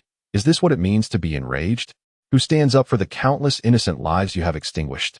Upon hearing Aaron's words, Qingjiao and Lord Hua widened their eyes in indignation and exclaimed, "Why should we care about their lives? Moreover, how can such filth compare to our noble selves?" They were completely oblivious to the immense suffering and damage they had inflicted. To them, the demise of these individuals was insignificant, overshadowed by their own trivial interests. Fueled by their remarks, Aaron's rage intensified. He closed his eyes for a moment and declared, "Oh, is that so? Then let me take your lives, and you shall see how the wrath of the people feels." Aaron's words ignited the atmosphere of the battlefield like a blazing fire. His fury surged forth like a tempest, and his conqueror's haki unleashed its full might, rendering countless stationary foes of the water army dazed and incapacitated. Both Qingjiao and Hodge felt an overwhelming pressure assail them, their assaults inadvertently influenced by the force of his presence. Nevertheless, Qingjiao's 8 strikes and Hodge's Hodge family fist struck Aaron from either side with tremendous force. Aaron withdrew the 3 generations of Ghost Che from the system space. He extended his 2 ebony palms to intercept their fists. With a resounding crash, the entire ground trembled, and countless black sparks flickered in the surrounding area. Aaron's body jolted as he was thrust into the ground, his upper garments torn asunder, revealing his muscular torso. Such tremors were inconsequential to Aaron. His physique resembled that of steel, utterly unscathed. At this sight, Qin Jiao and Hua Gujian exchanged glances of palpable terror. The full force of their assault had merely shredded his clothing, an outcome they found difficult to comprehend. In a fit of rage, they roared and launched yet another attack. A hint of disdain graced Aaron's face. "You self-proclaimed nobles, do you truly believe that your status grants you the right to trample upon the lives of others at will?" Both Green Pepper and Lord Hog stood suspended in the air, astonished, gazing at Aaron in disbelief as they uttered, "How is it possible that he remains unscathed?" Aaron let out a cold sneer, his eyes shimmering with a chilling light. "You do possess some prowess. You nearly inflicted harm upon me." Both Qingjiao and Hodge felt a tightening in their chests, eager to launch another assault. However, Aaron transformed his palm into a claw, seizing their fists. With a powerful twist of his body, he hurled them away. Their forms traced a parabolic arc through the air before crashing heavily to the ground. The 2 quickly rose, having sustained little damage. Aaron cast a frigid glance at the 2 individuals sprawled on the ground, a hint of disdain curling upon his lips. He strode towards them slowly, his gait imbued with an air of authority and menace. The tides of battle had now irrevocably shifted. Aaron's figure suddenly became indistinct, his speed escalating instantaneously, as if he had transformed into an elusive phantom, rendering him impossible to capture. The phantom sword dance. He materialized before the 2, wielding the 3rd-generation ghost cutter, which sliced through the air like lightning, each swing imbued with immense power. Each strike unleashed a tremendous sword aura. His assault was as ferocious as a torrential storm, every blow imbued with astonishing velocity and strength, as if intent on tearing Qingjiao and Hua Gudian to shreds. Under the enveloping sword energy, Qingjiao and Hua Gudian sensed an impending threat, gritting their teeth and summoning all their strength to defend themselves with fervent punches. Chapter 119. Overwhelming domination. Aaron wielded the 3 generations of ghostly chopper, his blade flashing through the air amidst a tempest of furious fists, weaving a tapestry of breathtaking battle scenes. The clash of combat raged fiercely, each encounter releasing a dazzling brilliance. The fury of their strength intertwined with the dance of sword and fist, saturating the battlefield with the acrid scent of smoke and flames. As time elapsed, the onslaught of Qingjiao and Hodge Hall began to wane, their strength gradually fading. They sensed the exhaustion wrought by their wrath, yet still refused to yield, attacking with reckless abandon. However, fury alone could not indefinitely bridge the gap in their prowess. Aaron's swordsmanship began to suppress Qingjiao and Hodge Hall's assaults. With all their might, Qingjiao and Hodge Hall fortified their defenses, relying on their strength and experience to withstand Aaron's relentless barrage. Yet, Aaron's sword dance was accompanied by the ethereal flow of cherry blossoms. Each swing unleashed immense pressure, rendering them nearly incapable of enduring the onslaught. Their bodies gradually succumbed to the strain, blood trickling from the corners of their mouths, and wounds multiplying in number. They found themselves retreating, their strength dissipating, ensnared in a position of disadvantage. How is this possible? Qingjiao struggled to maintain his stance, incredulity etched upon his features. He had believed that, with his elder brother by his side, they were invincible, or at least formidable enough that few could rival them in this world. Yet, facing Aaron's assault, they realized the extent of their folly. A mere youth, scarcely in his teens, had completely subdued them. How could this be? Hodge Hall clenched his fists tightly, his nails digging into his flesh, as he gritted his teeth and growled, "I cannot lose. I must not lose. I have yet to avenge my daughter, nor my grandson." Yet, Aaron merely scoffed, intensifying his sword dance, denying them even a moment's respite. His final strike in the phantom sword dance unleashed a torrent of sword energy that pierced the battlefield, rending the heavens and earth with fissures. This sword energy descended like a tempest, each blade imbued with astonishing might, as if intent on tearing any impediments to shreds. Where the sword energy passed, the air seemed to be torn asunder, emitting sharp, piercing howls. The colossal sword energy of Aaron's final strike was as swift as lightning, both rapid and precise. His sword energy surged forth like a gale, fierce and unrelenting. Each strike bore the strength of the flowing cherry blossoms, as if capable of obliterating all obstacles. Qing Jiao and Hodge Hall endeavored with all their strength to defend themselves, but the ferocity of Aaron's sword energy rendered their efforts futile. The energy sliced through their defensive stance, grazing their bodies and sending sprays of blood into the air. Their garments were torn asunder by the sword energy, leaving their bodies marred with wounds. Pain and despair flickered in their eyes as they continued to retreat, their strength waning. Before the might of Aaron's sword energy, they appeared so feeble. Aaron's sword energy surged forth like a tempest, boundless and overwhelming. His sword play resembled an exquisite dance, both beautiful and lethal. The sword energy sliced through all obstacles with the precision of a razor. The battle raged fiercely as the sword energy ravaged the battlefield. Qing Tiao and Horge Dian gradually succumbed to the onslaught of Aaron's sword dance, their resistance waning. Struck by the sword energy, their bodies fell to the ground in agony. Aaron's sword energy surged like a tempest, and with the final strike, an array of sword chi pierced the battlefield, cleaving the heavens and the earth asunder. Wherever the sword energy traversed, devastation ensued. Even the port's docks lay in ruins. Qing Jiao and Huagu Dian lay upon the ground, their bodies ravaged by the onslaught of Aaron's phantom sword dance, bearing countless wounds. Their garments were shredded by the sword's onslaught, and their skin bore deep, jagged lacerations. Some wounds were elongated and deep, crimson blood gushing forth to form rivulets, while others appeared irregular, their edges uneven, as if torn by a razor's edge. Their once resilient fists had been shattered by the sword energy, revealing the bone beneath. The muscles between their fingers were severed, displaying a fragmented pattern. Blood flowed from their fists like streams, coalescing into a pool of crimson. Their faces too had been marred by the sword's fury, leaving a tapestry of scars. What was once handsome countenances had become grotesque and terrifying, blood trickling from the wounds, staining their features. Their eyes brimmed with agony and despair, glistening with unshed tears. Their bodies were a canvas of sword marks, with wounds adorning their backs, abdomens, and chests. Some injuries penetrated deeply, affecting their internal organs, compelling them to cough painfully. Blood seeping from the corners of their mouths.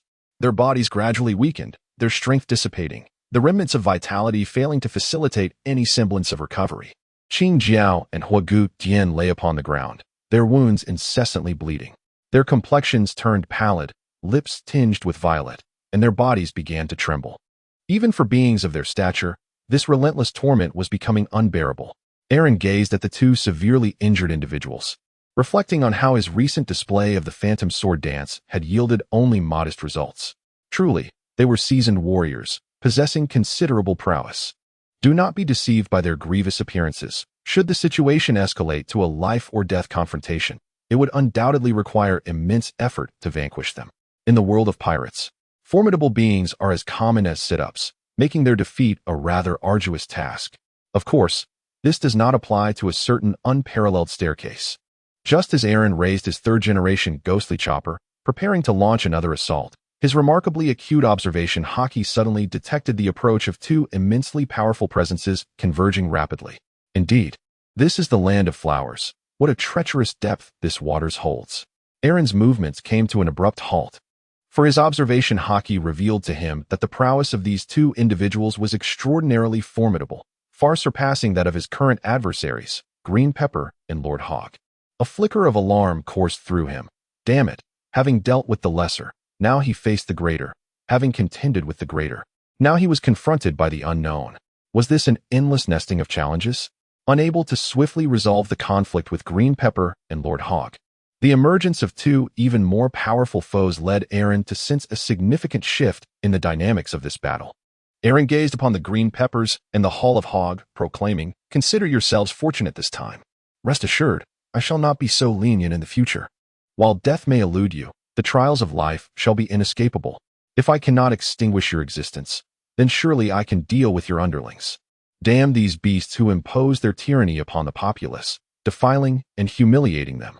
In the past, no one could rein them in. Now, Aaron has resolved to compel them to apologize to the people. Aaron lifted the third-generation ghost cutter, channeling all remaining haki and strength into the blade. The third-generation ghost cutter emitted an exhilarating sound, a thrilling resonance of the sword. The ultimate technique of the one-mind flow, Dragon Flash. Aaron exerted every ounce of his strength, bringing down the legendary sword, Sandai Kichu, with tremendous force, unleashing an enormous dragon-shaped sword aura. The dragon roared fiercely, radiating an overwhelming might as it surged toward the forces of Baibao and Erbao. Chapter 120. Daba Sod. The dragon-shaped sword aura erupted violently, sweeping across the battlefield in an instant. The Baibao and Erbao navy were immediately scattered by this formidable power, blood splattering as cries of agony echoed throughout the air. Wherever the sword aura passed, all obstacles were obliterated, and the navy of Baibao and Erbao was utterly vanquished, leaving no one standing. The two grandsons of Qingjiao, Old Kai and Buwu, were gravely injured, teetering on the brink of death. Qingjiao and Huagedian watched this scene unfold with eyes ablaze with unending fury. Generations of their accumulated naval forces had been obliterated by Aaron's single sword strike. These were the elite of their fleet, and the time and resources required for recovery were unfathomable. Anger and hatred burned fiercely in the eyes of Qingjiao and Huagedian. They had been suppressed for far too long. Qingjiao gritted his teeth, gazing at his two wounded grandsons, a fierce glint flickering in his eyes. He fixed his intense stare upon Aaron, his wrath threatening to consume him whole. Despicable! How dare you harm my grandsons? Qingjiao exclaimed vehemently, his body trembling slightly, his eyes shimmering with a frenzied light.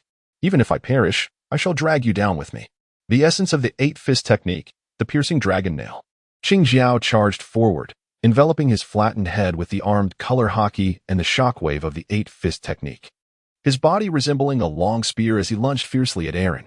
Huagedian followed closely behind, soaring into the air, both hands clasped together, ready to strike down upon Aaron. In this moment, Qingjiao and Huagedian exhibited unparalleled combat prowess, seemingly oblivious to their own battered bodies and advancing age. Their sole focus was vengeance. Their only thought was to defeat Aaron. Faced with the full force assault from Qingjiao and Huagedian, Aaron displayed no fear in his gaze. The Sandai Kichu in his hand emanated a sharp and menacing sword aura. Iron cutting, the essence of the storm slash. Aaron raised the third generation of Gui Che, and the blade emitted a dazzling radiance, instantly manifesting countless strands of sword energy, as if the sword lights of 3,000 worlds enveloped the entire battlefield. The sword energy cascaded down like a torrential rain, shattering the attacks of Qingjiao and Huagedian in an instant.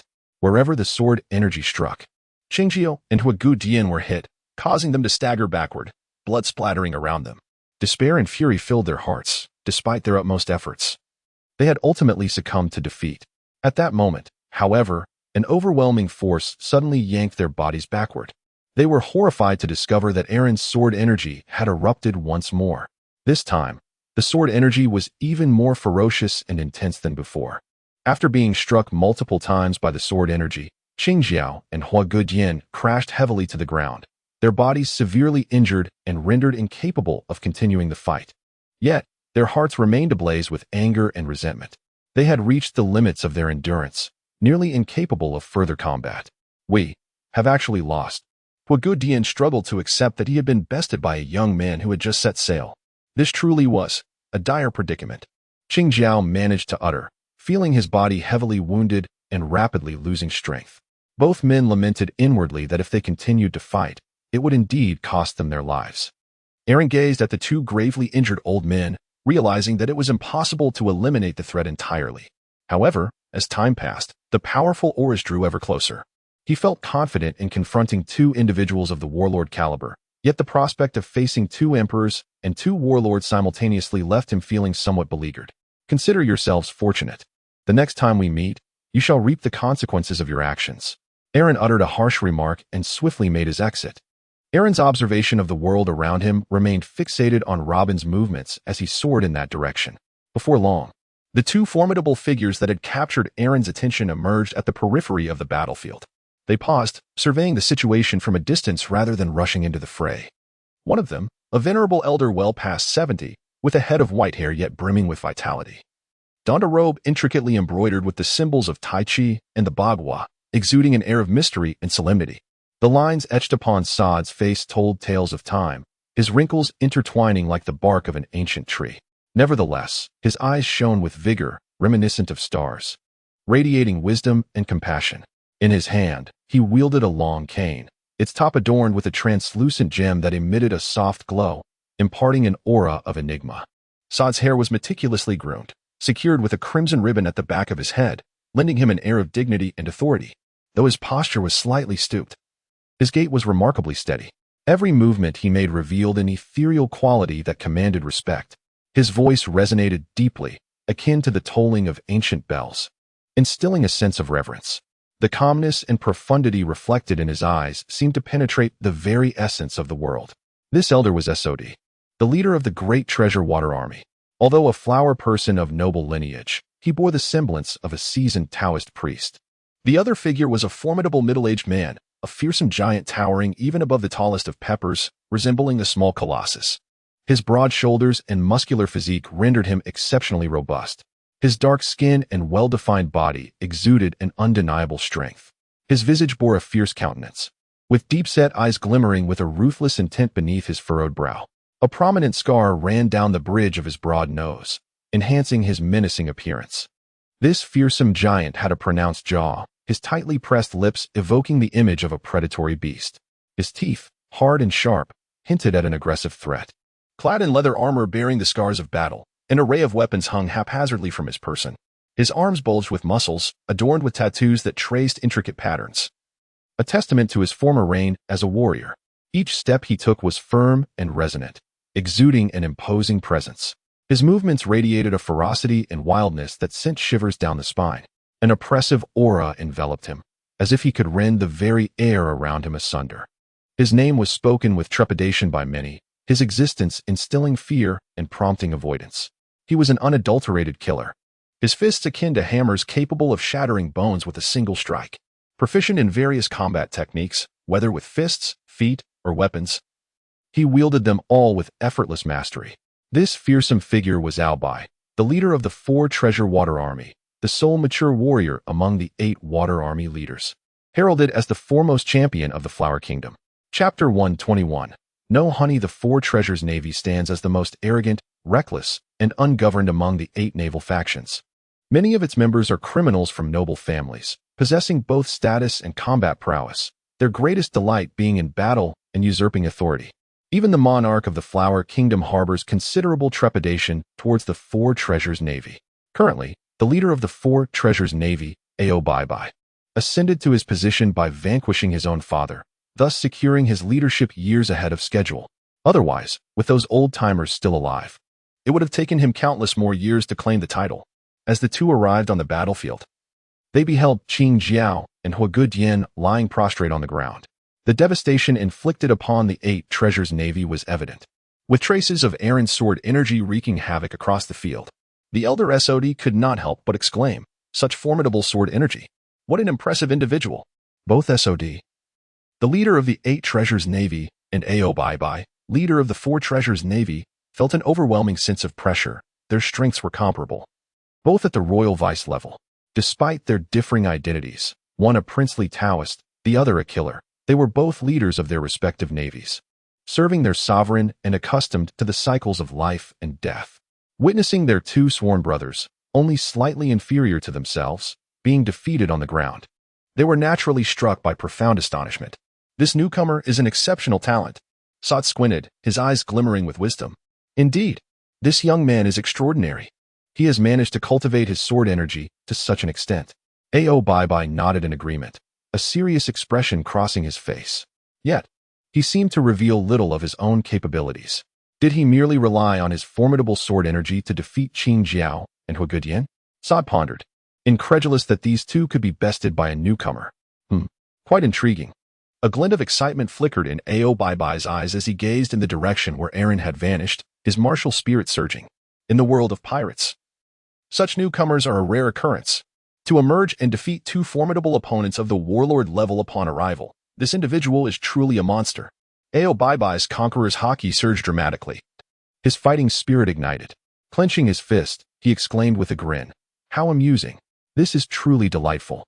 I can hardly wait to engage him in battle. Elder SOD stroked his long beard, radiating an aura of solemnity and authority, his eyes sparkling with sagacity. He chuckled and extended his hand to halt Ao Bai, saying, Young man, temper your enthusiasm. My old bones cannot withstand your conqueror's haki. Ao Bai cast a wary glance at SOD, then obediently retracted his aura. For many years, he had yearned to spar with this elder. Yet, he was acutely aware of the immense power contained within this seemingly frail body. He recognized that he was no match for him, thus he complied and replied, Yes, uncle. Saad squinted, stroking his beard as he remarked, Indeed. Indeed. Upon overhearing their conversation, Qing Jiao hastily interjected, Stop with the nonsense. Hurry and come to our aid. The two men, responding to Qing Jiao's plea, approached and beheld the gruesome sight of their bloodied and battered forms. In that moment, they comprehended the sheer terror embodied by Aaron's sword aura. Saad and the prince exchanged a grave glance, each perceiving the weight of concern reflected in the other's eyes. They recognized that this battle had transcended their expectations. Particularly at this critical juncture, they were poised to encircle Minhong. The presence of such a formidable adversary, harboring malice against the Kingdom of Flowers, raised unsettling questions about the repercussions of their undertaking. To paraphrase a line of poetry, one's body may traverse 3,000 miles. Yet a single sword can rival 1,000,000 troops. A warrior of such caliber could indeed stand against legions. They fervently hoped that he would not disrupt their plans. Otherwise, they would find themselves in dire straits. Although they held a significant advantage, the trio of Minhong, alongside this young man, posed an intricate challenge. As SOD surveyed the dire condition of Qing Jiao and He Gudian, a pang of guilt welled within him. As the ostensible leader of the 8 water forces, his duty was to safeguard his comrades. Yet, he found himself only able to appear before them in their moment of suffering. My dear second brother, 8th brother, I am truly sorry for my tardiness. Saad murmured, his voice laden with remorse. Qing Jiao and He Gudian exchanged glances for an extended moment, and ultimately, under He Gudian's looming threat, Qing Jiao cautiously addressed SOD, fearful of inciting his wrath. Elder brother, please, calm yourself. SOD, perplexed, offered a smile to Qing Jiao, inquiring, What troubles you? Speak, 8th brother. I am listening. With trepidation, Qing Jiao swallowed hard and stammered, coin.I has been slain by the nation destroyer. What? Upon hearing this harrowing news, Saad's initial reaction was disbelief. However, as the reality sank in, his body tensed, his gaze transforming into an unprecedented coldness and fury. He trembled. Pointing a finger towards Aaron's direction, his eyes ignited with boundless malice and wrath. Impossible. My grandson would never perish so easily. Saad's voice was as frigid as ice. Echoing his outrage, his heart surged with a tempest of anger and shock. Coin.I, though not his biological grandson, had been nurtured for so long that he was regarded as such, a source of immense pride, displaying extraordinary talent and strength from a tender age. Heralded as the future hope of the Kingdom of Flowers. Yet now, he had been mercilessly slain by an unknown assailant. Saad's chest heaved violently, his breaths growing labored. He endeavored to rein in his emotions, resisting the urge to succumb to despair. He understood that this was not the moment for rage. He needed to maintain composure and devise a solution. Nevertheless, he found it impossible to quell his tumultuous feelings, and a torrent of fury erupted from within him, unleashing his conqueror's aura alongside his wrath. The overwhelming presence of the conqueror's haki shattered the very ground and sky. Green Pepper trembled in fear beneath this might, apprehensive of being caught in its wake. Both Hog and Ao Bai steadfastly endured the force of this overwhelming aura. The fury and sorrow of SOD coalesced into a conqueror's haki that swept across the battlefield like a tempest. It carried an ineffable sadness, capable of penetrating all barriers and reaching the depths of the human heart. The brilliance of the conqueror's haki gathered in the air, forming a vortex of gaseous energy that spun towards Aaron. Wherever this vortex passed, even the air was torn asunder, trees uprooted, and dust and stones were swept into the sky, mercilessly obliterating all that stood in its path. Saad's conqueror's haki persisted for a considerable time before gradually dissipating. Only Green Pepper and a few others remained, trembling in its aftermath. Saad gazed into the distance, his eyes shimmering with hatred. He understood that although this young man was formidable, he could not deter his resolve to avenge his grandson. Chapter 122. A scene of ruin. Upon hearing the news of the death of Gizi Lu, Aobai was both shocked and enraged, solemnly declaring, "Uncle, Guaner is our pride. He is the future of our flower kingdom. We cannot allow his sacrifice to be in vain. We must avenge him. Allow me to pursue that nation destroyer, and I shall make him feel my wrath." Saad clenched his fists, his expression growing even more furious. "Indeed, we must avenge Guaner. This Aaron, who dared to harm my grandson, will pay dearly." He then rejected Aobi's notion of pursuing Aaron alone, advising, "You are unlikely to be his match alone. And by now, that brat has long since vanished." Saad turned to Green Pepper and Hog, calming himself, his eyes filled with concern. "You both are gravely injured. Rest for now. I will find someone to care for you. Do not worry. Heal your wounds first, and once we have dealt with the bandits, we shall hunt down this Aaron and rend him to pieces." Green Pepper and Hog looked at Sod with gratitude, nodding in agreement before closing their eyes to rest peacefully. Saad's gaze was fixed upon Aaron, filled with determination and rage. In his heart, he silently prayed for his grandson to find peace in the afterlife. He would take tangible action to avenge his grandson, offering Aaron's blood as a tribute to his grandson's spirit. Aobai helped Green Pepper and Hog to their feet and inquired, "Second uncle, eighth uncle, just how powerful is this Aaron? He was able to defeat you both in concert." Hog managed a weak smile, then replied with humility, "Aobai, this young man's strength exceeded our expectations. He killed Guaner right before our eyes." Prince Sod regarded his two ashamed sworn brothers with a solemn tone, stating, "This is not the time for self-reproach. We must devise a strategy to confront this young man. Qing Jiao, Huagudian, can you enlighten us further about this individual?" Qing Jiao and Huagudian exchanged glances before nodding in agreement. They understood that revealing information about Aaron to Sod and the prince was essential for their preparedness. "This young man is named Aaron, and he possesses an extraordinarily potent form of haki in 3 colors. His conqueror's haki even overpowered the combined might of my second brother and me. Furthermore, his armament haki has reached the realm of flowing sakura.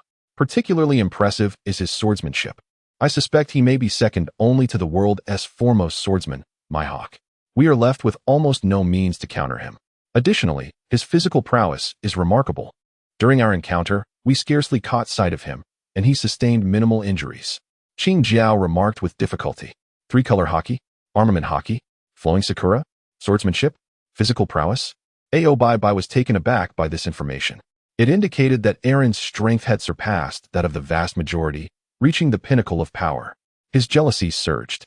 After years of arduous struggle and peril, he had attained his current level of strength, while Aaron had achieved it in merely 18 years, leaving Aobai both astonished and envious.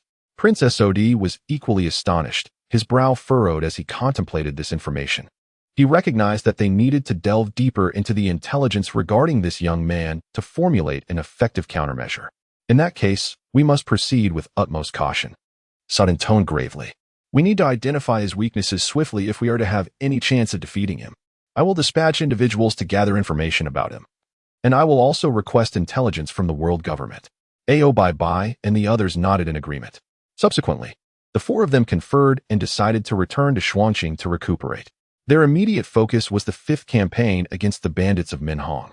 For the national leader had mobilized the majority of the troops, and their naval forces were to participate in the encirclement. Once the operation against Minhong was concluded, they would consolidate the strength of the 8 naval forces, convinced they could overcome Aaron. They also tasked Zhang with tracking Aaron's movements and sought assistance from the CP organization in the Flower Kingdom to locate him. They resolved to send a portion of their group to gather intelligence on Aaron, while the remainder would return to Xuanqing to receive treatment. As night fell, a chilling wind swept through the air. They had finally returned to Xuanqing. In the Flower Kingdom, the capital city of Xuanqing, nestled among towering mountains, lay the royal palace, Shabbatai, and the Dragon God Palace. At this moment, the ruler of the Flower Kingdom had just finished reviewing petitions and was preparing to select a concubine for some leisure. An inexplicable sense of discomfort had emerged today, and his eyelids twitched violently, prompting Fu Manzhou to realize that something significant might be about to transpire. Since ascending to the throne of the Kingdom of Flowers and consuming the fruit of the true dragon, taking on the form of a black dragon, he found himself engulfed by insatiable desires. He could not help but ponder, is it truly the nature of dragons to be lascivious? Yet, if that were the case, why was it so arduous for him to desire progeny? Was it not said that dragons bear 10 offspring? Yet here he stood with only one illegitimate son. While all his publicly acknowledged sons were adopted from the royal clan, such arrangements were the only reason the clan supported him so fervently. He had long harbored suspicions that he had consumed a counterfeit fruit, just as he prepared to indulge his desires with a consort. A eunuch outside abruptly signaled that his esteemed uncle, SOD, had arrived. He hastily invited him in, for this man was his staunch ally, the kind who aided in raising his children. Upon entering, SOD greeted him, and after receiving a response, he burst into tears. "Wah, Your Majesty!" Fu Manzhou, bewildered, approached SOD and inquired with concern, "Uncle, what troubles you? Speak to me." With tears streaming down his face, SOD lamented, "Oh, Your Majesty, my dear child has been slain by treacherous men." Upon hearing the devastating news of his only illegitimate son's demise, Fu Manzhou felt as though a thunderbolt had struck him. His body trembled violently, as if electrified. His expression froze in disbelief and shock.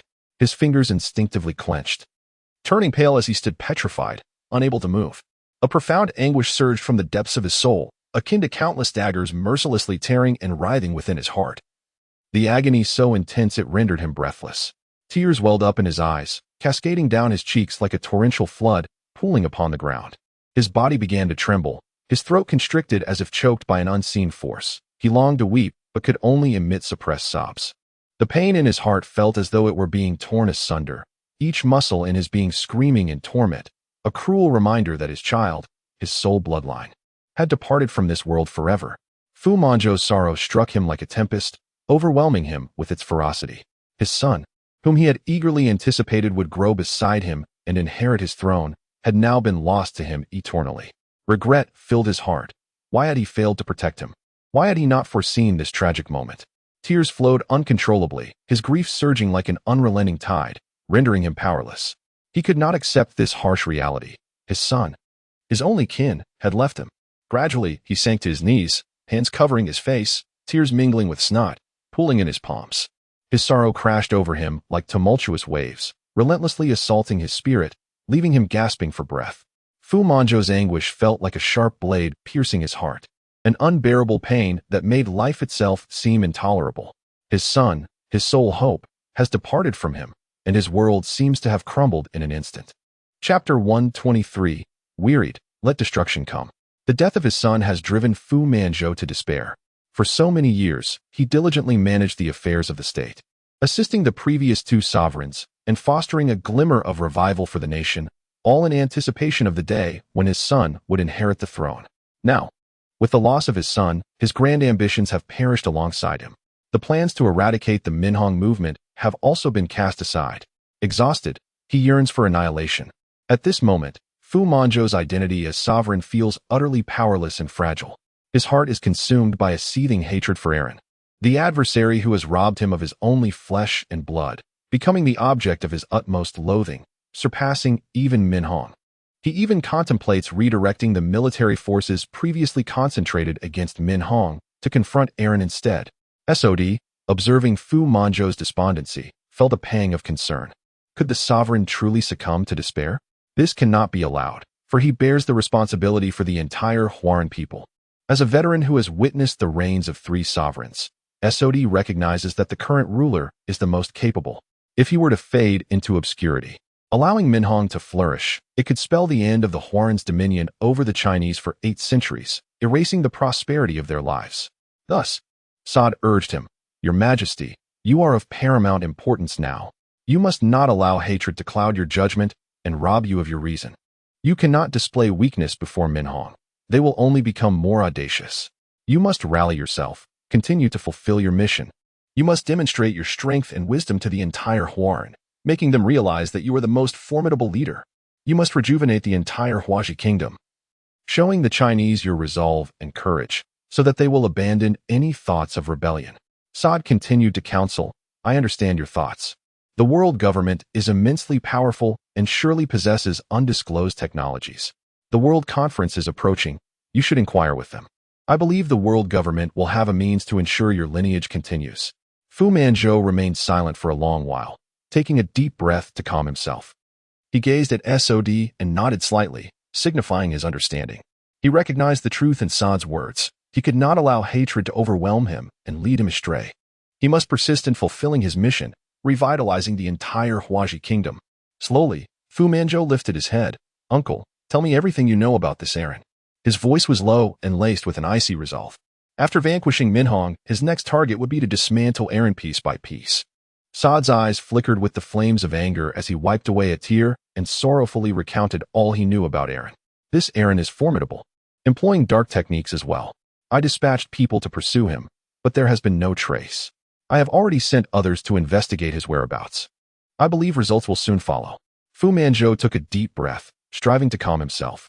He understood that he could not remain engulfed in sorrow, for he bore greater responsibilities. Wiping away his tears, he stood up resolutely and declared, "I must avenge him. His death cannot be in vain. I will confront Aaron personally." Saad interjected, "Your Majesty, now is not the time. Aaron possesses formidable strength and is cunning. We should first concentrate our forces to eliminate Minhong. After that, dealing with Aaron will be a minor issue." Fu Manzhou hesitated for a moment, but then nodded in agreement. Taking a deep breath to regain his composure, he recognized that this was not the moment to dwell in grief. He needed to act for the sake of the entire nation. Standing tall, he straightened his back, his face once again radiating confidence and authority. He resolved to redeploy his forces, directing all efforts against Minhong. He intended to demonstrate his power and wisdom to the entirety of the Flower Kingdom. Turning to gaze out the window, he inhaled the crisp air. Fu Manzhou and SOD began strategizing the full deployment of their forces in preparation for an assault on Minhong. He aimed to show the Chinese populace of the Flower Kingdom the meaning of their dissatisfaction, that one should never underestimate the resolve of the Flower people. He sought to rekindle the memories of fear that had once gripped them under the dominion of the Flower people. Simultaneously, he dispatched agents to track down Aaron's whereabouts and enlisted the help of the CP organization in the Flower Kingdom to gather intelligence on Aaron. He knew that once Minhong was dealt with, he could finally seek vengeance for his son. As night fell and stars twinkled in the sky, the sovereign of the Flower Kingdom transformed into a solitary black dragon, coiled atop Sherbao Mountain, clutching a photograph in his hand. It was of his son, his sole child. Gazing at the innocent smile captured in the image, his heart was filled with boundless sorrow and longing. At the moment when SOD rescued Qing Jiao and the others, Aaron has located Robin, who surprisingly remains within the bustling city of Xiaport, trying on a traditional garment from the land of flowers, the Qipao, in a ready-to-wear store. Xiaport is an expansive metropolis, and the confrontation between Aaron and Qingjiao occurred merely at one of its docks, having a limited overall impact. The inhabitants in other parts of the city continue their lives as usual. Aaron followed the guidance of his keen perception and arrived at the bustling heart of the city, a vibrant corner teeming with throngs of visitors, all seemingly drawn by the allure of exploration. Aaron arrived at a shop known as the Tailored Fabric Store. In addition to offering ready-to-wear clothing, this establishment also specializes in the exquisite silks unique to the land of flowers. Furthermore, it employs esteemed tailors to craft bespoke suits, children's apparel, and even rent wedding attire. Customers who purchase fabric at this store can request tailoring services, with the finished garments delivered to their door for fitting and final adjustments. Remarkably, for an additional fee, custom pieces can be completed on the very same day. Aaron stepped into this seemingly ordinary yet profound establishment. The store was spacious, divided into numerous sections. As soon as Aaron entered, a young girl approached him with a warm greeting. "Welcome. How may I assist you today?" As soon as Aaron described the characteristics of Robin to the salesgirl, she immediately grasped the essence of his words. Impressed by Robin, she led Aaron to her private fitting room, where they encountered Robin emerging in a traditional qipao, a hallmark of the land of flowers. This exquisite garment, adorned with intricate embroidery and resplendent hues, perfectly complemented Robin's elegant demeanor. Her lithe figure accentuated by the qipao, she appeared even more graceful, embodying a delicate charm. She also wore Aaron's favorite over-the-knee white stockings, which, paired with the thigh-high slit of the qipao, enhanced her allure. Upon catching sight of Aaron, her eyes sparkled with excitement, and with a light, buoyant step, she approached him, her face aglow with a charming smile. Her expression radiated confidence and poise, while her gaze shimmered with wisdom and brilliance, as if she could see through to the heart of things. The hem of her qipao swayed gently with her movements, reminiscent of flowers dancing in a gentle breeze. Clad in the qipao, she resembled a blossoming flower, captivating and enchanting. Chapter 124. Uniqlo. As Robin drew closer to Aaron, he was momentarily entranced. His eyes sparkled with surprise and admiration as he beheld Robin. feeling that her beauty in the cheap house surpassed that of any flower. "Captain, you have arrived," Robin softly uttered, her voice laced with joy and anticipation. "Indeed, I have," Aaron replied, his voice slightly trembling, for he found Robin's beauty so breathtaking that it left him momentarily breathless.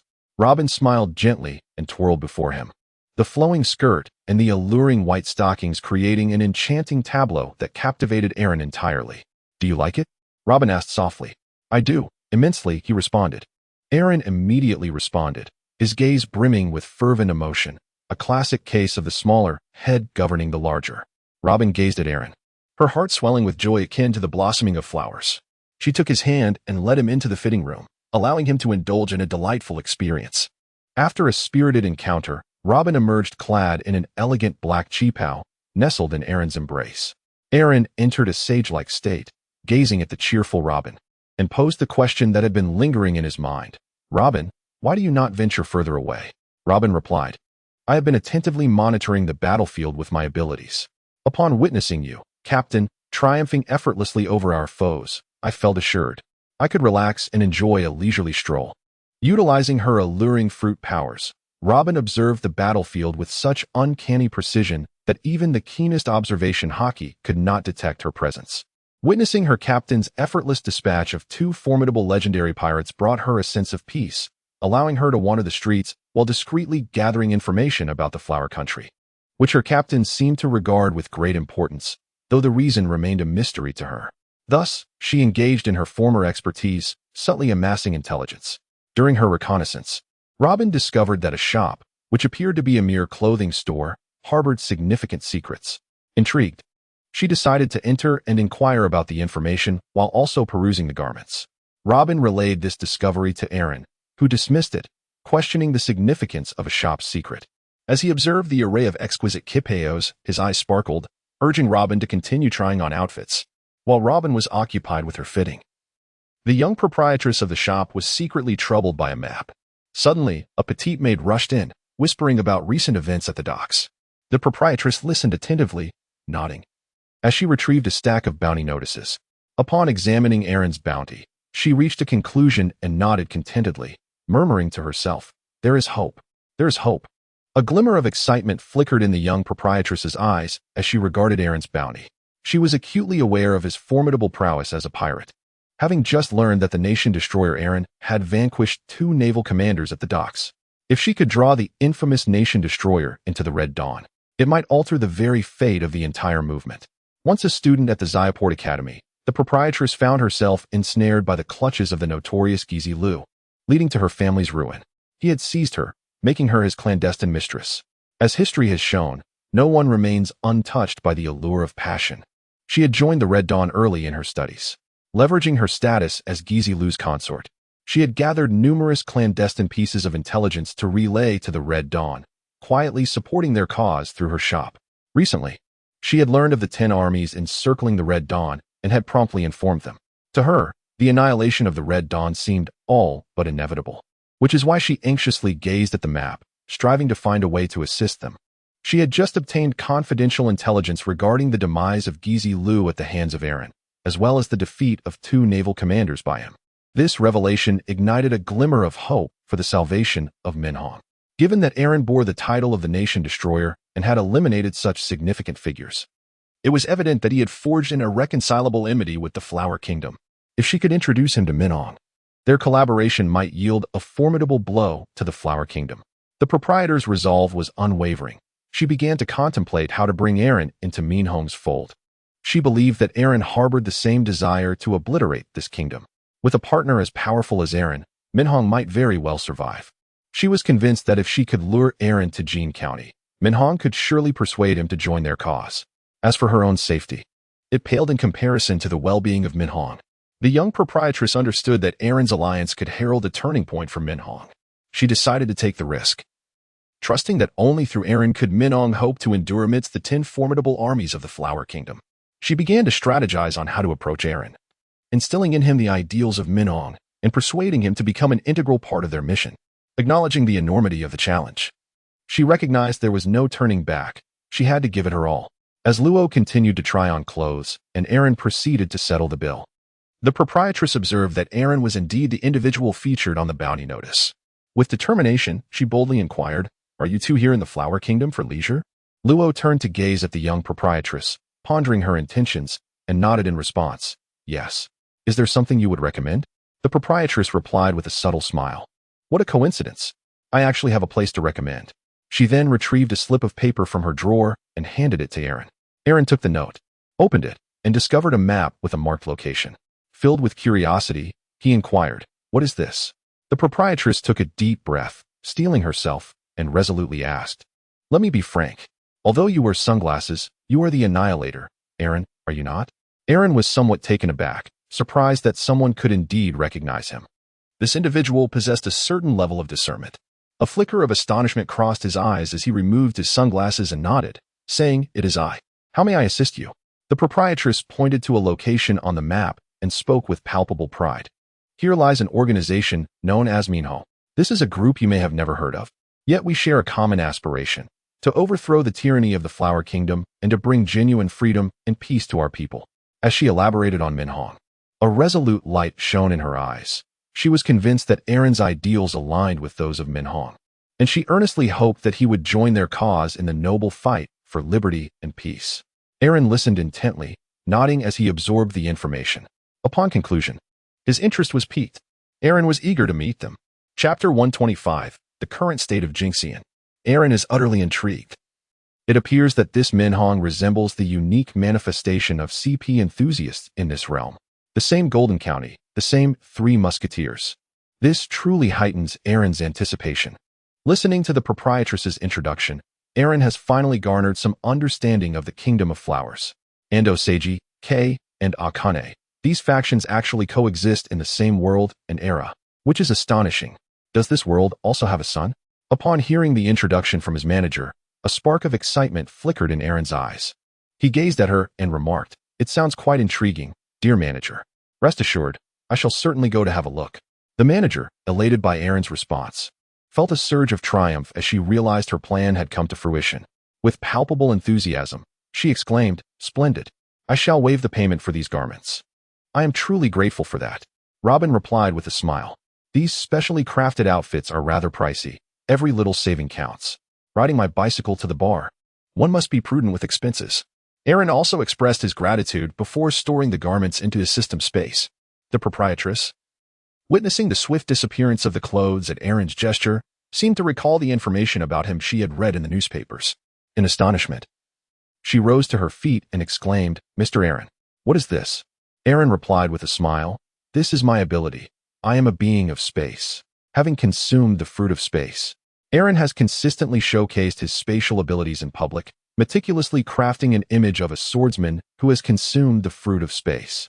His deliberate use of these spatial capabilities in the presence of the proprietor was intended to convey his capacity for transporting goods, inviting her to voice any needs she might have. The proprietor, realizing the implications, responded with delight, "Is there any surplus in your abilities? Since you are heading to Jean County, could you assist me in transporting some items?" Jean County has been under the blockade of the Flower Kingdom, leading to severe shortages of food, salt, cloth, medicinal herbs, and fuel. The lack of material resources has increasingly become evident, plunging Jean County's economy into dire straits. Particularly, the scarcity of salt and herbs has inflicted considerable harm on the lives and health of both military personnel and civilians, resulting in a decline in physical well-being. The economic blockade imposed by the Flower Kingdom has led to a commercial downturn in Jean County, causing numerous shops to shutter. In the absence of salt, the inhabitants of Jean County have resorted to using alternatives such as dried tofu, radish water, vinegar, and dried chili in their cooking. Prolonged salt deprivation has caused many to suffer from edema and various ailments, with some even losing their lives. The soldiers, due to inadequate salt intake, have noticeably weakened, severely impacting their combat effectiveness. Meals have become devoid of salt and oil, often accompanied only by chili and taro. Over time, the soldiers have felt a significant depletion of strength. The prolonged conflict has led to a sharp increase in casualties among the wounded. Yet the stringent blockade by the Flower Kingdom has made access to medical supplies increasingly difficult. The scarcity of essential medicines and medical equipment has hindered the treatment of injured soldiers, severely undermining the fighting capability of the troops. Furthermore, The economic blockade has inflicted substantial damage on agricultural production in Jean County, exacerbating the disparity in prices between industrial and agricultural products. On one hand, the influx of industrial goods such as cloth, oil, matches, and salt has diminished, resulting in escalating prices. On the other hand, local agricultural products like paper, wood, beans, tobacco, and grain have plummeted in value due to a lack of market access. Some agricultural products, such as timber, paper, and tobacco, have become nearly worthless due to limited internal consumption. Additionally, the economic blockade has led to a shortage of cash and silver in Jean County. To procure essential goods for both military and civilian needs, Jean County has been forced to export vast quantities of gold, silver, and jewelry. However, their primary commodities, such as rice, paper, and timber, cannot reach other regions for sale due to the blockade. Consequently, gold and silver have flowed out of Jean County in large quantities.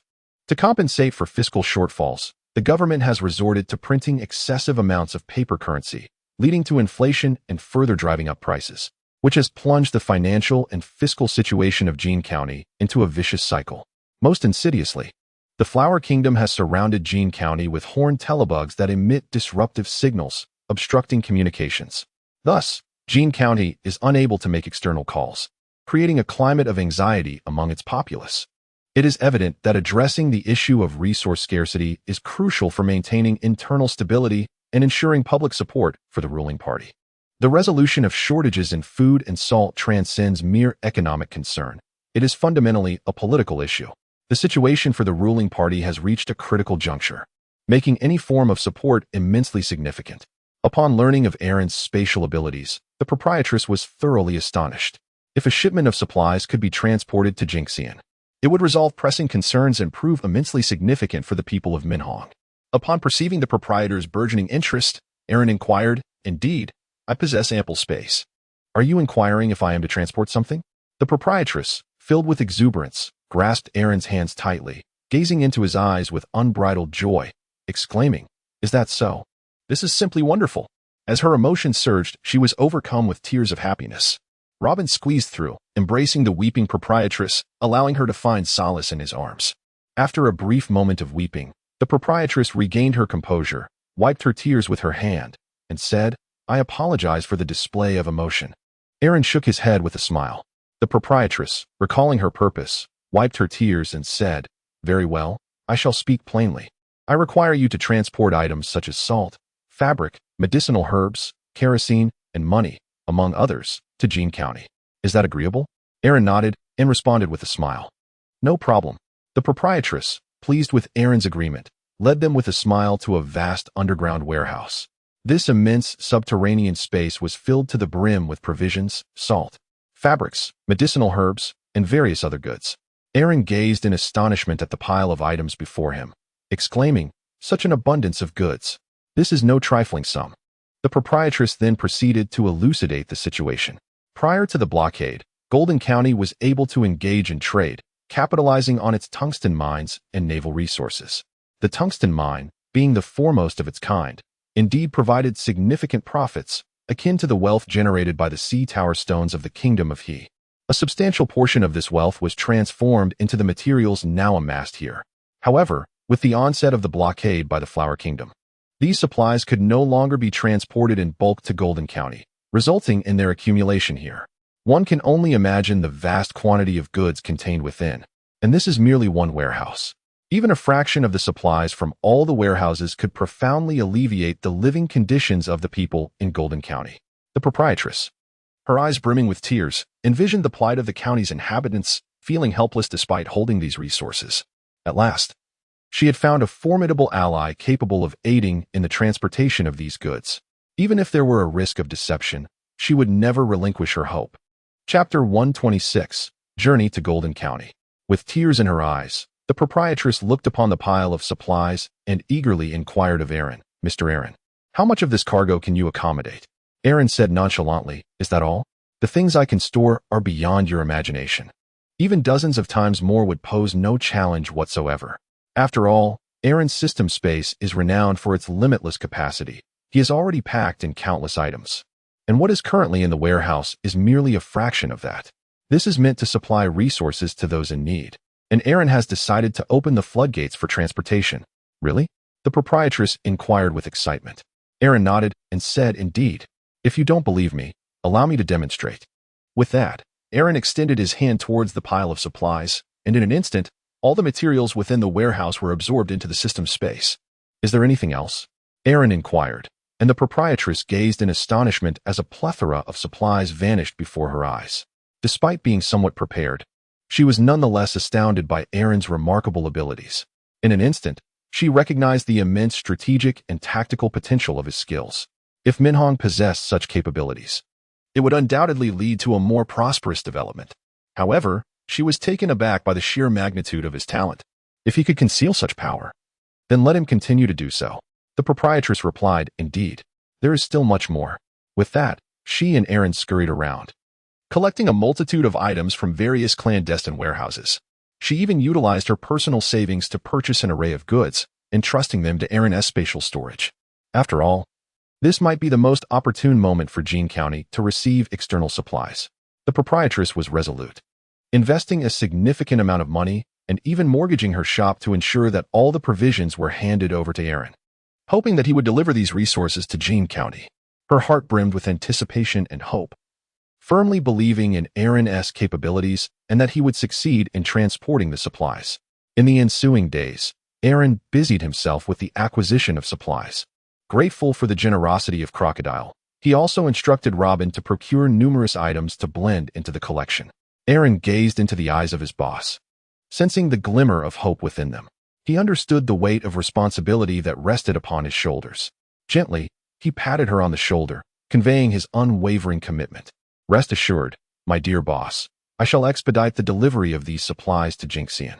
Aaron spoke in a low voice. Upon hearing this, tears welled up in the landlady's eyes once more. She grasped Aaron's hand tightly and said gratefully, thank you, Mr. Aaron. You truly are our savior. Aaron smiled and shook his head, gazing at the mountain of supplies amassed in the system's space, silently vowing to shoulder this significant responsibility. During this time, the proprietress regaled Aaron with numerous tales of the people's struggles, stories woven with themes of war, suffering, and hope. The more he listened, the stronger the sense of déjà vu grew within him. At last, everything was in place, and Aaron prepared to depart. The proprietress had arranged a carriage for Aaron and Robin, facilitating their journey. After all, the Kingdom of Flowers was vast, and traversing it on foot would be quite arduous. As they bid farewell, Aaron gazed into the tear-filled eyes of the proprietress, taking a deep breath as he adjusted his attire. He assured her, I am fully prepared. Rest assured, I shall deliver these supplies to Jean County post-haste. Thank you, Mr. Aaron. I shall forever cherish your kindness, the proprietress exclaimed, clasping Aaron's hand tightly with palpable emotion. Aaron smiled and nodded, addressing the innkeeper with a gentle, please take care. After uttering those words, he boarded the carriage and turned to depart, heading towards Gon. The innkeeper watched him leave, silently praying for Aaron and for Jean County, hoping he would arrive safely. Mingon belongs to the hilly region of Jiangnan, where the carriage rides are particularly arduous. Aaron and Robin traversed the carriage through stretches of barren land that were left uncultivated, navigating the winding mountain paths as they advanced towards Jean County. Currently, Gon was under complete lockdown. In order to expedite the delivery of supplies to Jean County and to avoid encountering the soldiers stationed at the border, Aaron, upon leaving Xiaport, decided to conceal the carriage within the castle. He then transformed himself into the wind, soaring gracefully through the air towards Jean County, ensuring both swiftness and safety. Aaron smoothly traversed the border, entering the Gon region without attracting any attention. Along the way, especially upon entering the Minhong area, the scenery transformed dramatically. The desolate scenes of starvation that plagued the Min region were nearly non-existent in Minhong. Aaron beheld the wheat flourishing upon the freshly cultivated wasteland, thriving resplendently, while the rapeseed adorned the vegetable patch in abundance.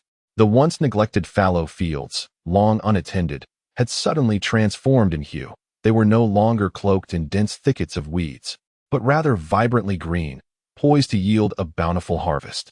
Aaron beheld a breathtaking landscape. His curiosity piqued as he gazed intently downward. An abundance of farmers toiled diligently on their own plots of land. Despite their weary expressions, their faces radiated with palpable hope. Following the allocation of fields, the farmers experienced an unprecedented liberation of productivity. They established mutual aid societies, such as labor cooperatives and plow ox associations, fostering collaboration and support among themselves. Furthermore, they initiated oxen cooperatives, promoting mutual assistance between working cattle and agricultural implements, effectively addressing the challenges posed by the scarcity of both oxen and farming tools. Aaron also observed numerous working women. During the introduction by the proprietress, he learned that many in Jean County are Hakka people. Hakka women seldom engage in field labor, as they have traditionally adhered to the feudal notions of women tending to domestic duties, often fearing divine retribution. However, now, Aaron witnessed a multitude of women breaking free from antiquated customs and archaic beliefs. Aaron continued to soar ahead and discovered a multitude of soldiers and civilians gathered together, vociferously cheering. Upon closer inspection, he realized they were engaged in the construction of water conservancy projects, creating a vibrant and lively scene. Aaron gazed down at the soldiers and civilians below, an overwhelming sense of déjà vu intensifying within him. Aaron continued to soar forward, observing the people of Jincheng, their faces illuminated with hope and joy, as their lives improved progressively through their own endeavors. Tears glistened in Aaron's eyes as he quickened his pace. The land of Jincheng receded swiftly beneath his feet, and his heart brimmed with indescribable excitement and anticipation. He understood the profound significance of the supplies he carried for the people of Jincheng. This was not merely a material aid, it was a source of spiritual encouragement. In Aaron's domain, resources piled high, yet his heart remained imbued with clarity. He understood that he bore the aspirations of the people of Jinxian, their yearning for a better life. Though the days in Jinxian were fraught with hardship, the spirit of its people was remarkably resilient. They were not vanquished by adversity. Instead, they forged a new realm with their own hands. Aaron gazed down at Golden County, where he beheld hope and the promise of a brighter future. He understood that with these provisions, the people of Golden County would be able to lead better lives, and their prospects would shine even more brilliantly. Aaron quickened his pace, eager to deliver the supplies to Jinxian as swiftly as possible. He longed to see the smiles on the faces of the people there, a testament to his assistance. Jinxian, here I come, he silently declared within his heart. Chapter 127. The Three Titans in Jinxian. On a vacant lot before a star-shaped building, a middle-aged man sat attentively on a wooden bench, scrutinizing a military map. His cheeks were hollowed, and he appeared gaunt, with dark hair nearly reaching his shoulders. Yet, his eyes sparkled with intensity, and his high cheekbones gave him an air of scholarly elegance, resembling a refined intellectual or a village sage. This man was Li Shi, the highest authority of the Minhong faction.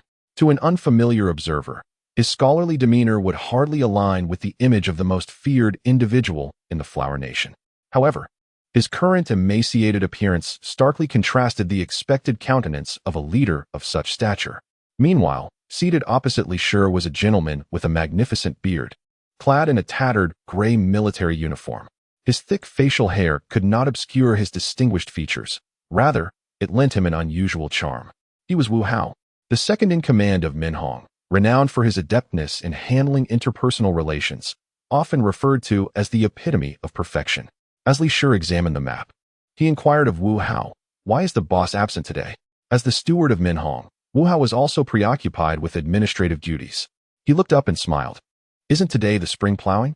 The boss has gone to the fields." Sighing, Li Shi lamented, "If it weren't for the 10 armies of the Flower Nation pressing upon us, I too would wish to toil in the fields." The pressure from the 10 armies was overwhelming. A single misstep could obliterate all their years of hard work, their ideals, and their beliefs. Ever since the blockade, Li Shi had been unable to eat or sleep properly, his dark circles almost rivaling those of the infamous Gara. He picked up a document that Wu Hao was handling and asked, "What is the recent state of living conditions?" As soon as the topic of his responsibilities arose, Wu Hao's expression turned grim. Remembering the plight of his fellow villagers, he sorrowfully replied, "It's the same as before. Everything else is manageable, but the lack of salt is having a tremendous impact. The results from the recent years of reclamation have been promising, and grain yields have improved significantly. Yet the absence of salt remains a severe challenge." Li Shi understood the gravity of the salt shortage and often pondered over it deeply. Initially, when Li Shi held the highest position, the blockade by the Flower Nation had not significantly affected them. Many merchants transported goods to Jinxian for sale. However, after Li Shi was injured by SOD and incapacitated, the highest position was seized by agents of the Flower Nation, who enacted numerous policies detrimental to the populace, resulting in the deaths of many merchants. Consequently, few dared to venture back, and those who did were often desperate traders, having little influence on Minhang. Thus, Minhang was left with no choice but to resort to ancient methods of salt production, a meager solution that could hardly meet the demand.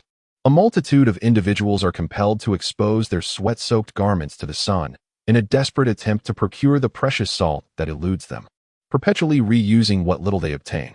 Yet, this cycle is not a perpetual motion machine. The inhabitants of the Minhang region remain deprived of their daily salt supply, leading to gradual emaciation and a pervasive sense of weakness. Nevertheless, amidst such adversity, many of the people of Minhang continue to radiate smiles filled with hope, believing that under Minhang's guidance, their lives are destined to improve.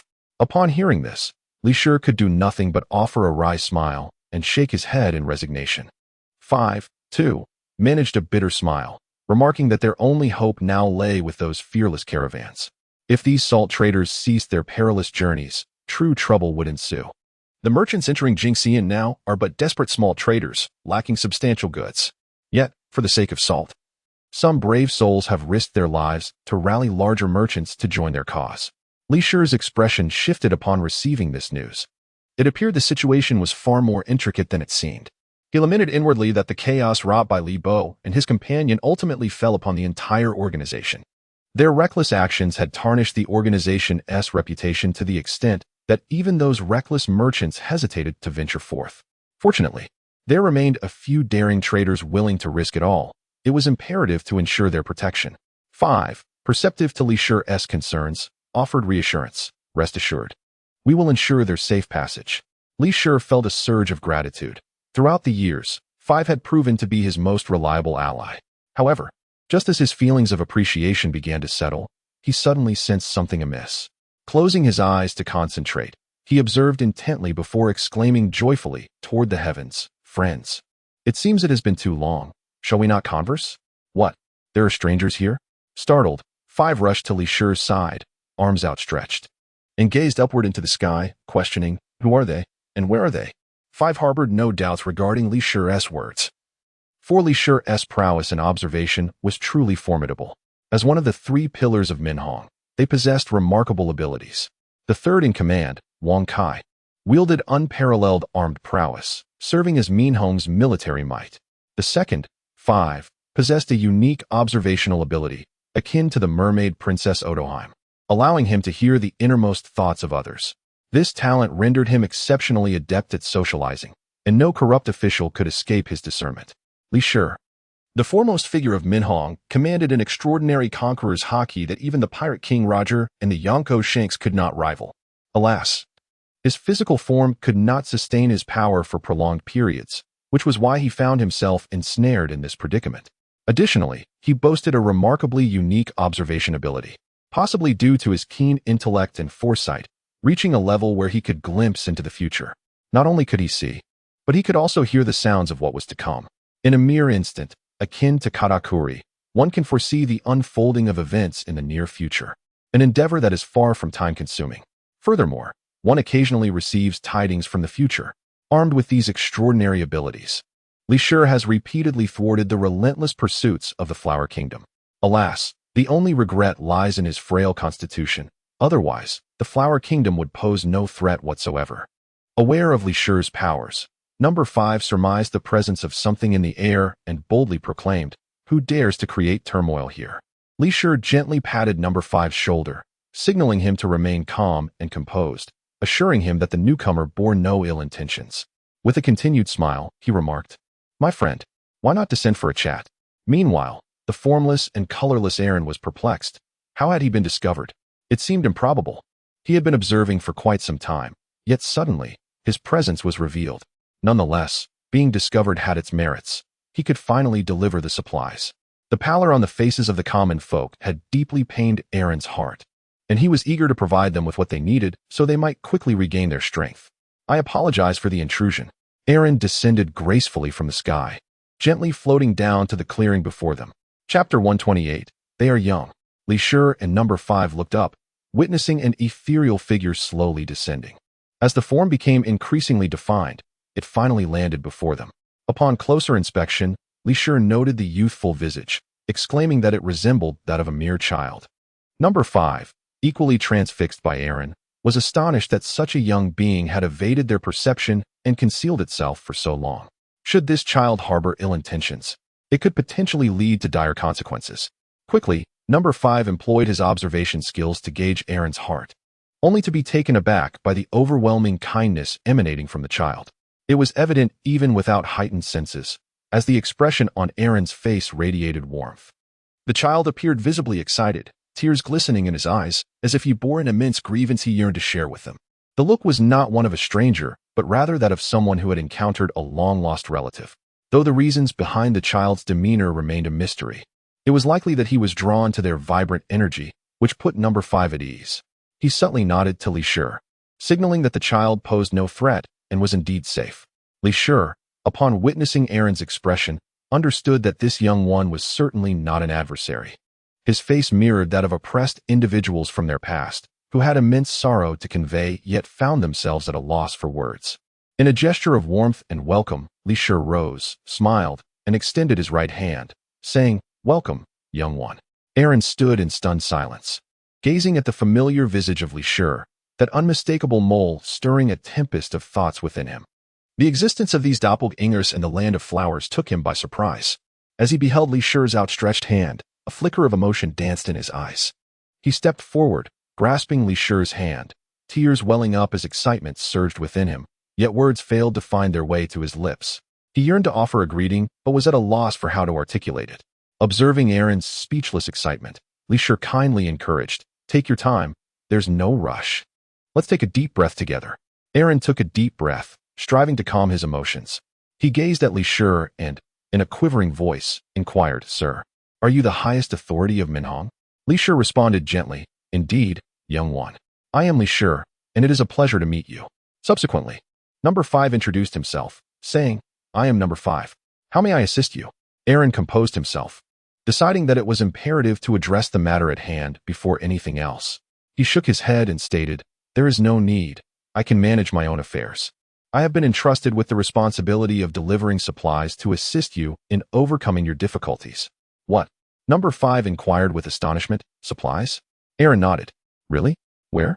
5 stepped forward, grasping Aaron's shoulder, and inquired with palpable excitement. The arrival of supplies at this moment was truly fortuitous. Aaron inquired, "Is it necessary to be here?" Li Shi and Number 5 exchanged puzzled glances, uncertain of what Aaron was referring to.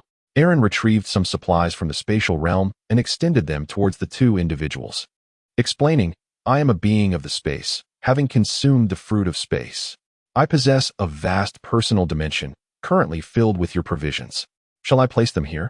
It would complicate future transportation." Li Shi and Number 5 gazed in astonishment at the materials that had suddenly appeared in Aaron's hands. After hearing his words, their eyes brimmed with disbelief. They had never anticipated that, in such dire circumstances, someone would willingly risk their life to deliver supplies to them, let alone possess such a convenient ability to assist in transporting these provisions. Number 5's eyes widened in excitement as he eagerly inquired, "Is everything you said truly the case? Are these supplies genuinely for us?" Aaron nodded earnestly and said, "Indeed, my space is filled with abundant supplies, sufficient to last us for quite some time." A glimmer of emotion flickered in Li Shi's eyes as he grasped Aaron's shoulder and remarked, "Thank you, young friend. Your thoughtfulness leaves us at a loss for how to truly express our gratitude." Aaron smiled and shook his head, saying, "No need for thanks. I am merely doing what I can, just a modest contribution." Number 5 leaped up in excitement, exclaiming, "Wonderful. With these supplies, we can alleviate our predicament." Aaron gazed at the excited expressions of Li Shi and Number 5, his heart brimming with joy. It was truly wonderful to be able to assist them. Aaron smiled and said, "I suggest you place it in the warehouse for easier transportation later." Li Shi, stroking his chin, replied, "Indeed, it would be best to have it in front of the military and civilians to help restore their morale. Young one, you have truly rendered us a great service. If there is anything we require, you must certainly inform us, and we will be sure to repay your kindness." Aaron smiled and shook his head, saying, "No need for repayment. I merely wish for you to lead a good life and realize your dreams." Li Shi and Number 5 gazed at Aaron with heartfelt gratitude, repeatedly expressing their thanks. Then, Li Shi inquired about the donors of these supplies, insisting that they must extend their gratitude to them. Aaron waved his hand and said, "In truth, the one you ought to express your gratitude towards is a certain proprietress." It appeared they had been quite isolated, as news from the outside world had evidently not reached them in a considerable time. Otherwise, they would have known of their circumstances. With this understanding, Aaron took it upon himself to introduce his background, feeling somewhat embarrassed by being referred to as merely a child, as he was certainly no mere novice. Thus, he meticulously recounted the events leading up to their current situation. Upon hearing Aaron's account, Li Shi and Number 5 swiftly discerned the identity of the individual in question. They felt a sense of sympathy for her, as she had continued to consider the well-being of the people even in such dire circumstances. They resolved to commend her for her efforts. Observing Aaron's youthful visage, Li Shi was astonished that one so seemingly innocent bore the title of Destroyer of Nations. Furthermore, he could hardly fathom that this young man had vanquished the leaders of 2 naval forces and effectively dismantled them, significantly alleviating the pressure on Jean County. Li Shi gazed at Aaron in admiration and gratitude, exclaiming, "Indeed, heroes arise from the youth. Aaron, your triumph over the 2 naval forces, Urbao and Babao, is nothing short of remarkable. You are a true hero. We are immensely grateful for your efforts in eliminating these threats, as it has afforded us ample time to prepare."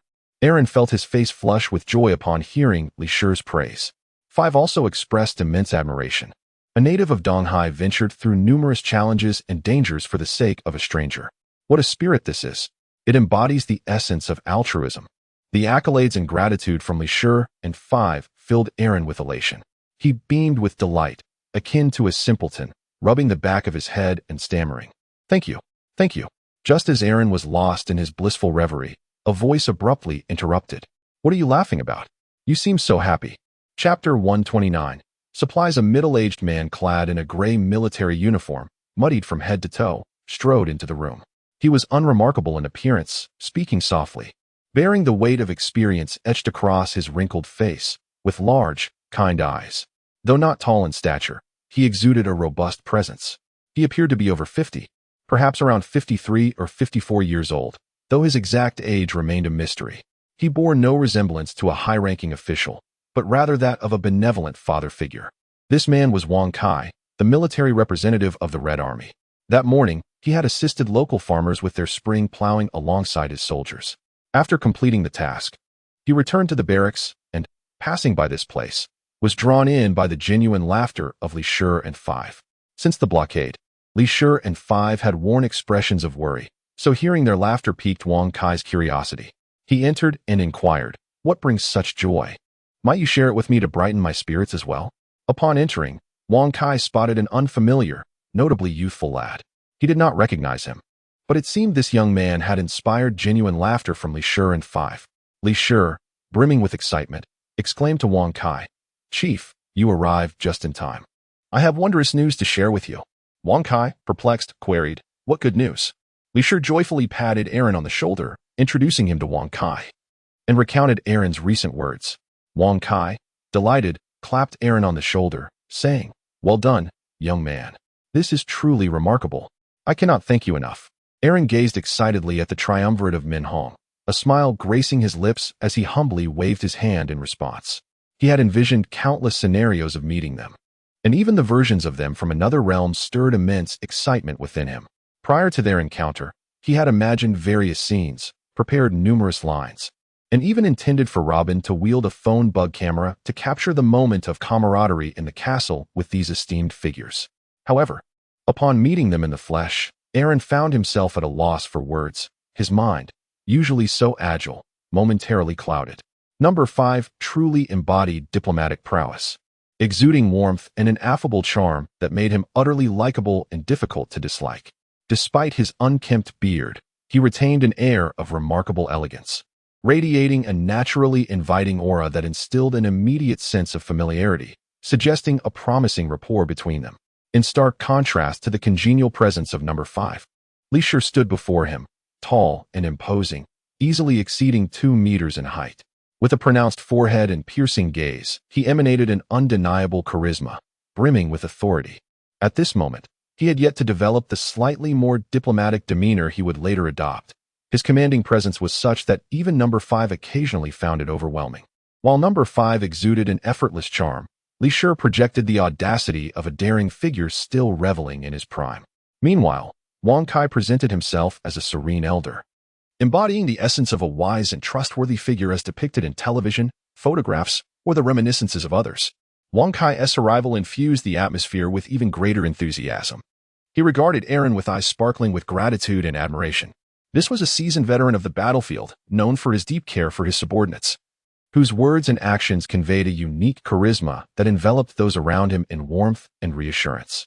Young Aaron, your magnificent gift shall be etched in the hearts of all of us at Minhong.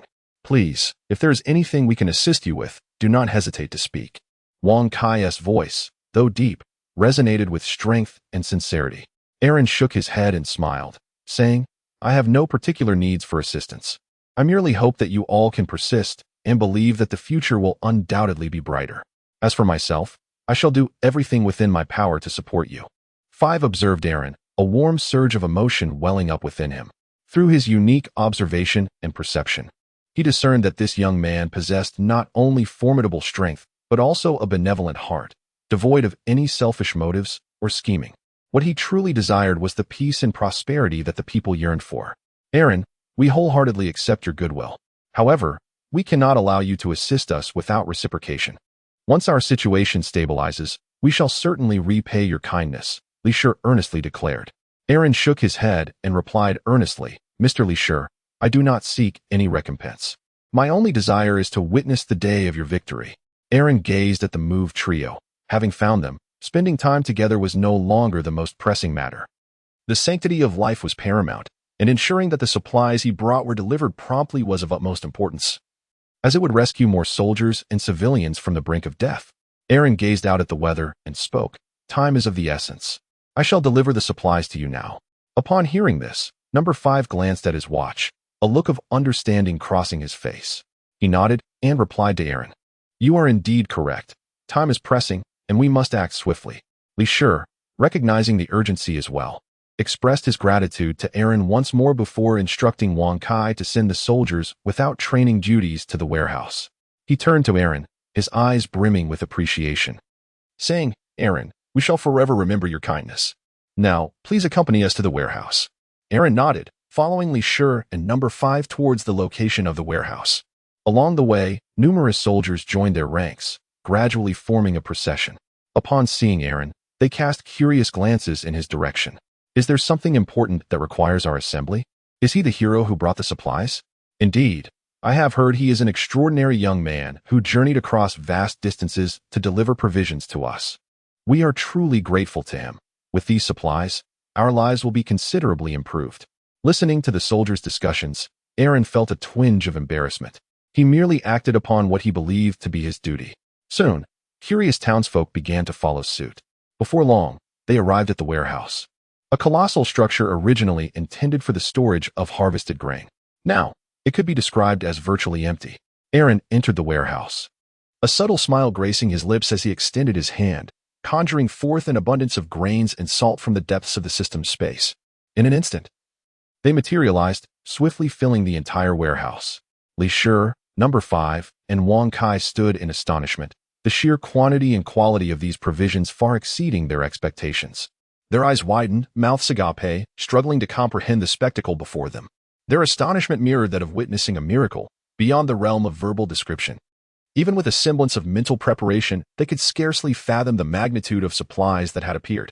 As Li Shi gazed upon the bounty, disbelief clouded his eyes, his mouth gaping as if to swallow an egg whole, his eyes nearly bulging from their sockets. He regarded Aaron as though he were a deity from myth.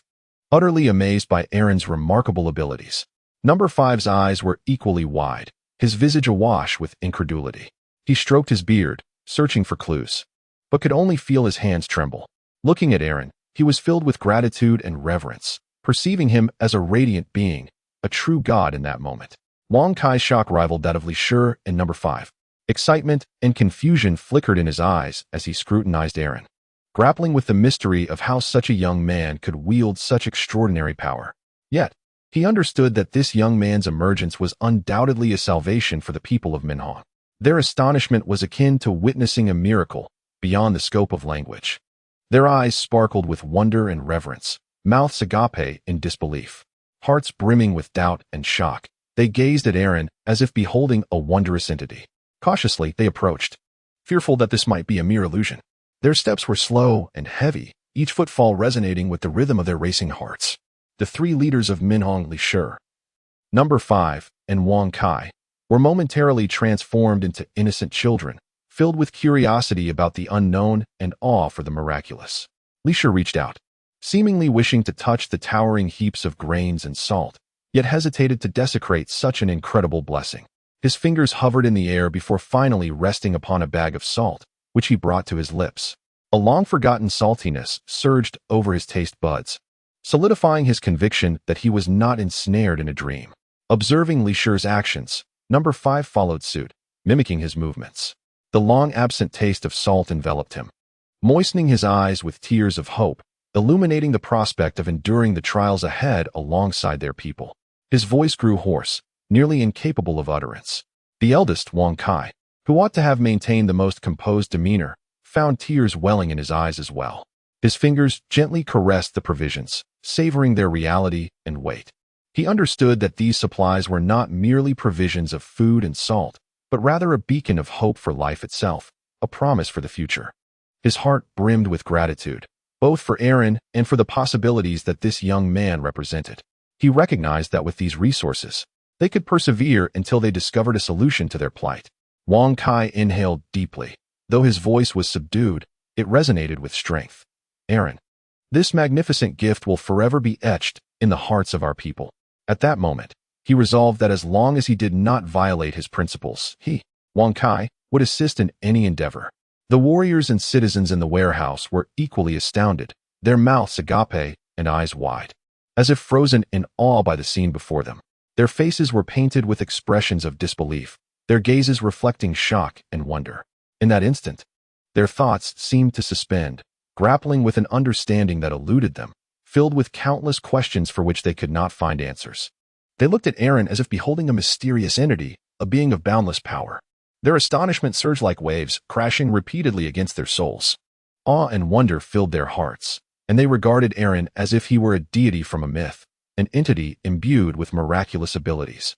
Then, a thunderous cheer erupted, their voices reverberating throughout the warehouse, suffused with joy and gratitude. Their faces radiated smiles, tears shimmering in their eyes, as they waved their hands and shouted in exuberance, wishing to etch the beauty and emotion of this moment into their hearts forever. Is this real? Someone cried out. This is a miracle. Another responded. Brother, you are my savior. Someone exclaimed with fervor. They surged forward to express their gratitude, some bowing deeply, others shouting his name, and some even prostrating themselves as though he were a deity in their hearts. Their hearts overflowed with reverence and affection, fully aware that it was Aaron who had brought them hope, who had gifted them a future. In that moment, the warehouse was filled with laughter and joy, brimming with gratitude and hope. The soldiers shared this sentiment. The 101st, fresh from the field with the commander, was electrified. He turned to the equally muddy 102nd and said in disbelief, Slap me. Let me know if I'm dreaming. What a stroke of fortune. Without hesitation, the nearby Chun Kong retaliated for past grievances, delivering a slap that sent 101 spinning through the air before crashing to the ground. Under different circumstances, 101 would have taught Chen a lesson, but in that instant, he was too overwhelmed with excitement to care. He gingerly touched his aching cheek while gazing at 102, then shifted his gaze to the mountain of supplies and finally looked at Aaron. With a trembling voice, he exclaimed, This is not a dream. It is truly not a dream. 101 also wished to step forward for a closer look, but the prudent 102 restrained him, signaling for calm. However, Chin Kong paid little heed to such concerns. He excitedly approached the group gathered before the supplies and playfully remarked to Aaron, My friend, you are nothing short of a miracle. Aaron gazed at the brigade commander, smiling and nodding in acknowledgement. Chin Kang's words sparked a wave of laughter, instantly alleviating the previously tense atmosphere. Li Shi looked at Chin Kong and chuckled. Look who it is. Our little troublemaker has arrived. His remark elicited further laughter as the group turned their attention to the lively spirit within the organization, transforming the ambience into one of light-hearted camaraderie. Chin Kong, well aware that as long as he remained unembarrassed, it would be others who felt awkward, responded playfully, Isn't this a visit from a celestial being? I am eager to bask in some divine aura. He then scrutinized Aaron closely and called out to the crowd. Let us express our gratitude for the arrival of our divine guest. Upon hearing Qin Kang's words, the surrounding soldiers and townsfolk erupted into even more fervent cheers, collectively conveying their appreciation and respect for Aaron. Standing there with a smile adorning his face, Aaron's heart swelled with joy. Chapter 131. Transporting supplies. Seizing the moment while everyone was raising their arms in exuberance, Chen Kong approached the pile of supplies, his eyes gleaming with excitement as he surveyed the trove. Li Shi playfully scolded him. You rascal! What mischief are you up to here? With a grin, Chen Kong replied. Of course, I am here to learn from you. He mimicked their actions, placing a hand on his eye bags and gently rubbing them before tasting the salt with a delighted gleam in his eyes, murmuring, How salty! This is indeed salt. Eagerly, Chen Kong approached Aaron, gazing at him as if he were a celestial being, and casually remarked, Brother, you are truly remarkable. These supplies are life-saving. Should anything arise in the future, rest assured, I shall fetch even the Emperor's undergarments for you. With a smile, Aaron replied, Brother Chen Kong, you flatter me. I merely did my part. Wang Kai, exasperated, retorted, Chen Kong, stop talking nonsense. Hurry back. Chen Kong chuckled as he dashed back to the vicinity of 101 and 102. Upon seeing Chen Kong approach, 101 promptly seized the fabric of his chest, scolding, Well, you, Chen Kong, even at a crucial moment, cannot refrain from causing trouble. The supplies we just acquired are a matter of life and death. Do not disrupt us here. Despite his words, he felt a pang of envy for Chen Kang's audacity in approaching the supplies. Chen Kong feigned innocence, grinning. Oh, 101, I was merely overwhelmed with excitement. Look at the abundance of supplies we have. Is this not a momentous occasion? I merely wish to enliven the atmosphere. 102, laughing alongside, chimed in exactly. Chen Kong is just like that. Do not take it to heart. Fully aware of 101's sentiments, Chen Kong promptly inserted his finger, which had touched the salt bag, into 101's mouth, saying, Here, have a taste. 101 fumed, yet the lingering hint of saltiness calmed him, and he could only retort with irritation. You do have some use after all. With a smug expression, Chen Kong declared, Of course. Though I may be a rascal, I am reliable in critical moments. Wang Kai observed them, chuckling. All right, enough of that. Let us swiftly distribute these supplies so that everyone can partake in this joy. The entire Jing County was under lockdown, with the majority suffering from a shortage of salt. Now, with such a wealth of salt at hand, it was imperative to share it among the people to replenish their vital supply. The group nodded in agreement and began bustling about, transporting the supplies and allocating them to those in need. The atmosphere in the warehouse grew increasingly lively and warm, as everyone rejoiced in the miracle brought by Aaron. Aaron stood amidst the crowd, observing the diligent figures around him, his heart brimming with satisfaction and joy. This should suffice for them for quite some time, he mused, gazing at the mountains of supplies piled high in the warehouse. Wang Kai directed the soldiers, swiftly initiating the transportation of the goods. They diligently carried the supplies, box by box, into the warehouse, categorizing them according to type and purpose. Let us put in our utmost effort to deliver these provisions to where they are needed most, Wang Kai urged, simultaneously overseeing operations while personally assisting in them. Upon witnessing Li Shi and Number 5 preparing to personally partake in the transportation, Aaron intercepted them and intentionally raised his voice so that those nearby could overhear. Mr. Li Shi, Mr. Number 5, I still have a plethora of your supplies here. Li Shi, with a gleam of joy in his eyes, turned to Aaron and exclaimed, Really? This entire warehouse of supplies has already filled me with immense delight. And there are even more supplies. Aaron nodded and gestured towards the warehouse, stating, If this is the kind of warehouse we are dealing with, we will likely require several more to accommodate everything. The soldiers and civilians nearby erupted into thunderous cheers, expressing their admiration for Aaron with exuberant voices. Upon hearing this, Li Shi promptly took him to several other warehouses. The thought of abundant supplies stacked high in those warehouses brought radiant smiles to everyone's faces. Taking advantage of the moment, Aaron released Robin and 2 manatees, introducing them to Li Shi and the others. Li Shi, along with Number 5 and a group of military personnel and civilians, was enthralled by the abundance of supplies in the warehouse when they suddenly beheld a young lady and 2 creatures emerging from within Aaron. Curiously, they inquired, Who is this lady? Aaron embraced Robin and introduced her, saying, "This is my girlfriend." Robin greeted them warmly and had gleaned some understanding of their exploits through the proprietor. Moreover, she observed their interactions through Aaron, rendering further introductions unnecessary. Li Shi and Number 5 smiled and welcomed Robin as well. Li Shi was particularly intrigued by Aaron's abilities. The capacity to transport such a vast array of supplies, even living creatures, was remarkable. How wonderful it would be if Ming-Ong possessed such capabilities. The transportation efforts persisted for quite some time, and it was not until dusk that the inventory in the warehouse was nearly accounted for. The group sat on the ground outside the warehouse, exhausted and drenched in sweat, yet their faces radiated satisfaction. "Aaron, I cannot thank you enough," Li Shi expressed sincerely. Gazing at Aaron, Number 5 nodded in agreement, adding, "Indeed, your arrival has bestowed us with renewed hope.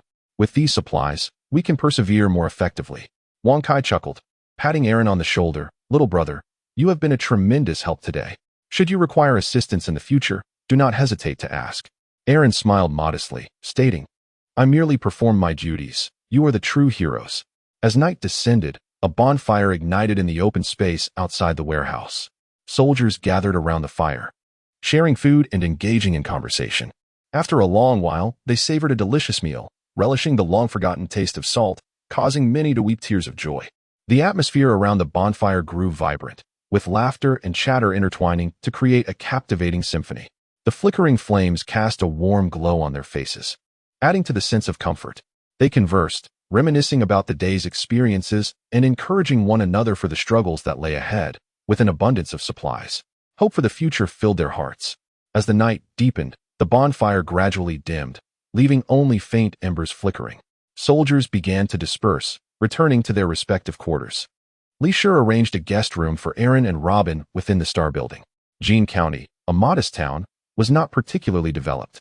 Many affluent families had transformed their homes into makeshift hospitals, and Li Shi and his wife also resided in the Star Building. This traditional courtyard of the Flower Kingdom, though small, was well equipped, embodying the essence of even a sparrow, though tiny, has all its vital organs. Aaron gazed upon the traditional wooden bed, the wooden table, and the wooden vanity. They were utterly incomparable to the residents of Koya, let alone the extravagant banquet of Crocodile. Yet, this was already the finest living environment in Jean County. Li Shi himself merely had a wooden plank bed fashioned from 2 stools and a board. Aaron stared blankly at the mosquito net draped over the bed. Within Aaron's body, in the grand chamber aboard the ship of Melly, Aaron embraced Robin after their fierce battle. Robin patted Aaron's muscular chest and said, "Captain, you should rest early. Let us visit the countryside tomorrow." Indeed. Chapter 132. The countryside. After wandering for so many years and witnessing countless shadows and evils, Robin harbored skepticism regarding the existence of such an organization. Therefore, she felt it imperative to witness it with her own eyes. Aaron nodded in agreement and extinguished the lights within the cabin. Aaron also wished to observe the lives of the people around him. Previously, the headmaster of the orphanage often recounted how his father would rise before dawn to toil until dusk, regardless of the malevolence exhibited by old Joie, or the extravagant lives led by his daughter and son-in-law. He undeniably improved their circumstances. Before his passing, the old headmaster lamented on several occasions that the righteous would endure through the ages, and that 1386 would ultimately reclaim its rightful place. The entire Jean County seemed to have succumbed to slumber as Aaron embraced Robin in bed, his mind swirling with myriad thoughts. The day's experiences deepened his understanding of the headmaster's words. Contemplating the gradually fading visage of the old headmaster, Aaron slowly closed his eyes and drifted into slumber. In his dreams, he beheld the promising future of Minhong, a future brimming with hope and beauty.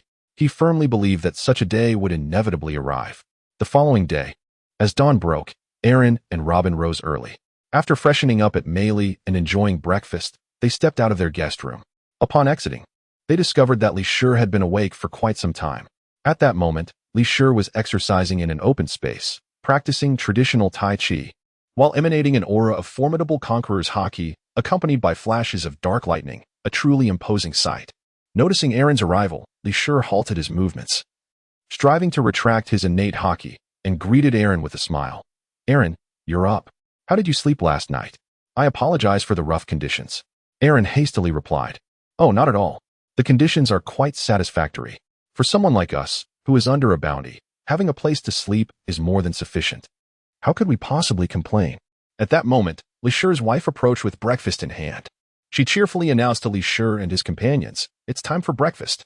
The meal consisted of millet porridge accompanied by steamed buns. Li Shi, gazing at the breakfast, smiled at Aaron and said, "Thank you so much. In the past, we had red rice and pumpkin soup, and now we have been elevated to millet porridge and steamed buns. Why are you still dawdling? Come, let us eat together.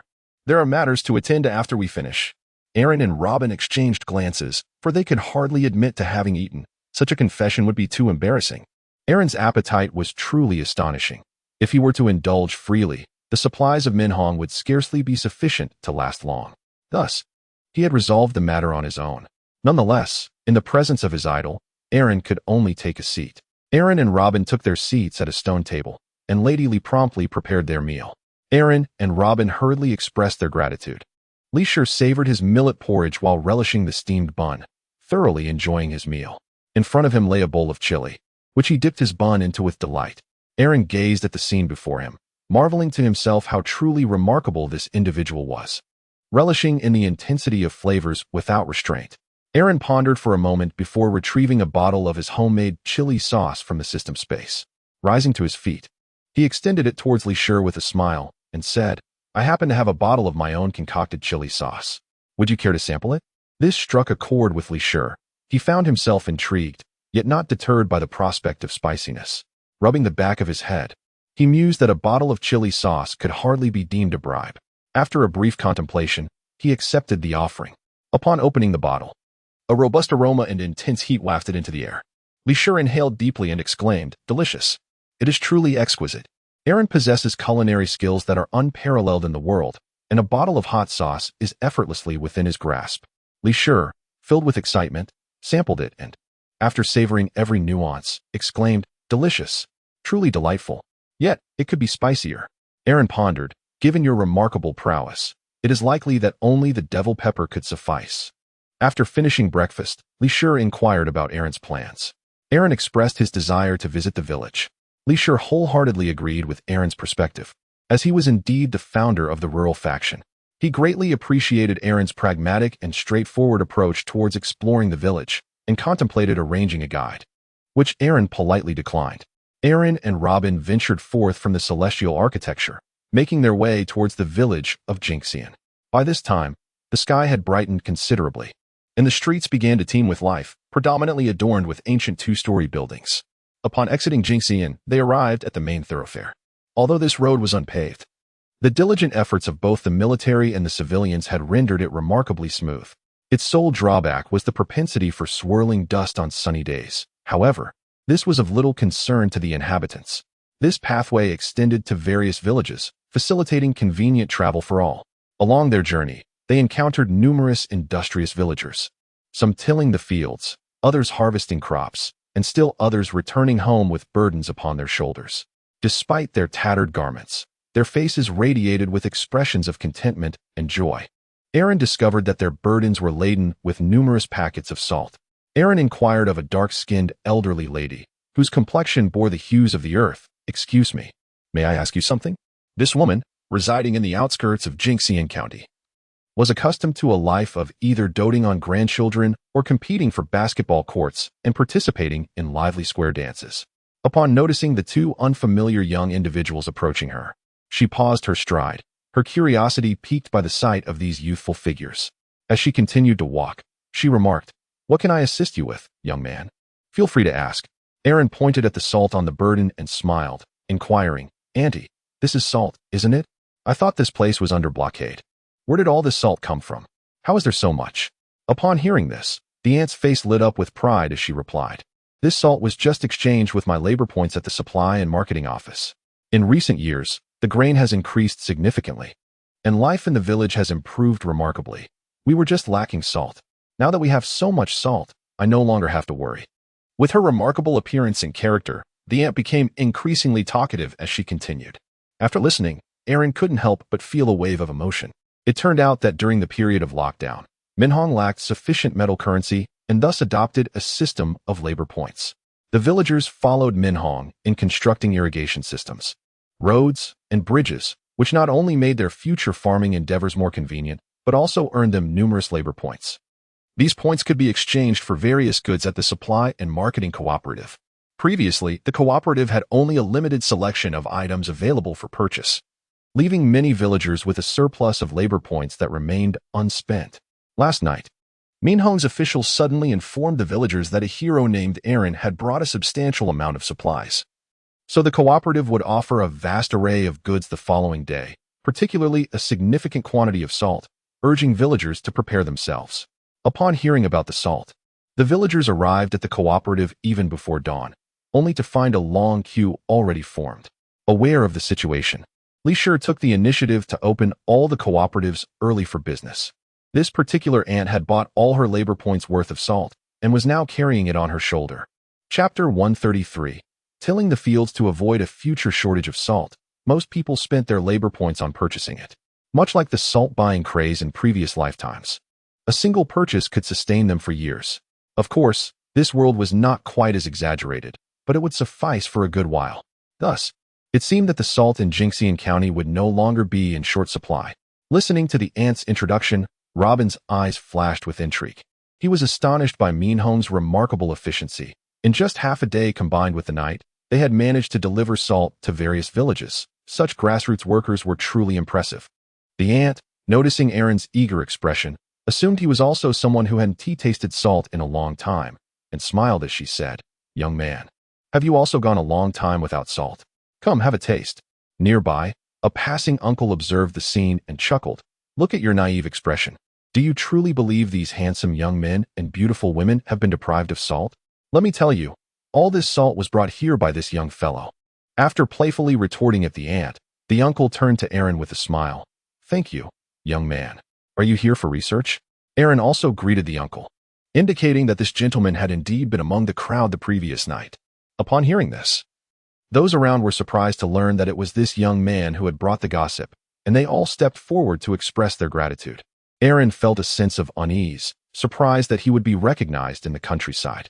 With a smile, he addressed the gathering, saying, "There is no need for thanks. I merely did what was expected of me. It is Minhong who truly deserves your gratitude, for it is you who have enhanced your own lives." The villagers nodded in agreement, acutely aware that without Minhong, their lives might still be fraught with hardship. However, the salt that Aaron brought had deepened their appreciation for Minhong's care. It took Aaron a considerable amount of time to extricate himself from the enthusiastic crowd. Along the way, Aaron and Robin witnessed numerous villagers toiling diligently, their faces radiating with joyful smiles. Aaron and Robin journeyed onward, witnessing numerous scenes of this nature. They beheld the hope of Golden County and envisioned a promising future for Minhong. Observing them, Aaron was filled with profound reflections. The villagers, despite their arduous lives, possessed a tangible light in their eyes. Under the governance of Minhong, they exchanged their diligent labor and perspiration for an enhancement in their living conditions and a taste of happiness. From morning until noon, they arrived at Qingchuan village, located approximately an hour's drive from the county town. Their trek had taken them from the early dawn to the sweltering midday sun, as the weather grew increasingly warm. It was the season for spring plowing, and around the main roads, the fields were alive with activity as everyone engaged in tilling the soil and planting rice seedlings. Aaron discovered that there were no barren fields in this place. The irrigation ditches alongside the main road continuously channeled water into the fields. Some villagers wielded whips in one hand, urging the plowing oxen, while grasping a plow in the other, diligently tilling the soil. As Jing County vigorously cultivated wasteland, the area under cultivation rapidly expanded, revealing challenges such as a shortage of agricultural tools, insufficient plowing oxen, and a lack of labor force. The establishment of mutual aid organizations, such as labor assistance groups, plowing teams, and oxen cooperatives, alleviated the issues of inadequate labor and livestock to some extent. In the absence of these supports, some villagers resorted to human power. Fortunately, the physical prowess of the people in the world of pirates was generally far superior to that of those from the past. Many young individuals transformed into beasts of burden, pulling the plows ahead. Though arduous, the satisfaction derived from harvesting their own crops made the toil worthwhile. Aaron and Robin continued their journey along the avenue, greeted by a scene bustling with life and vitality. The villagers, with their own hands, were gradually transforming the visage of this land. Aaron felt a deep admiration for these villagers who, undeterred by hardship, were crafting a bright future through their diligence and ingenuity.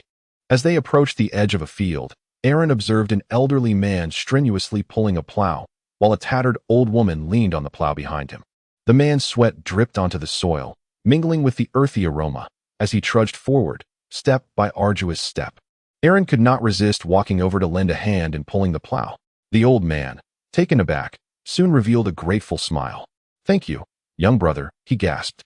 Robin, noticing his captain had stepped onto the ground, disregarded his expensive attire, removed his shoes, and stepped into the field to assist the elderly woman in steadying the wooden plow. "Old man, why at such an advanced age are you still toiling in the fields? Where are your children?" Aaron could not help but inquire. The old man, while plowing the field, responded. Through the old man's words, Aaron learned that he had a son serving in the military, and that his daughter-in-law had tragically passed away during childbirth. Now, only he and his grandson remained in the household.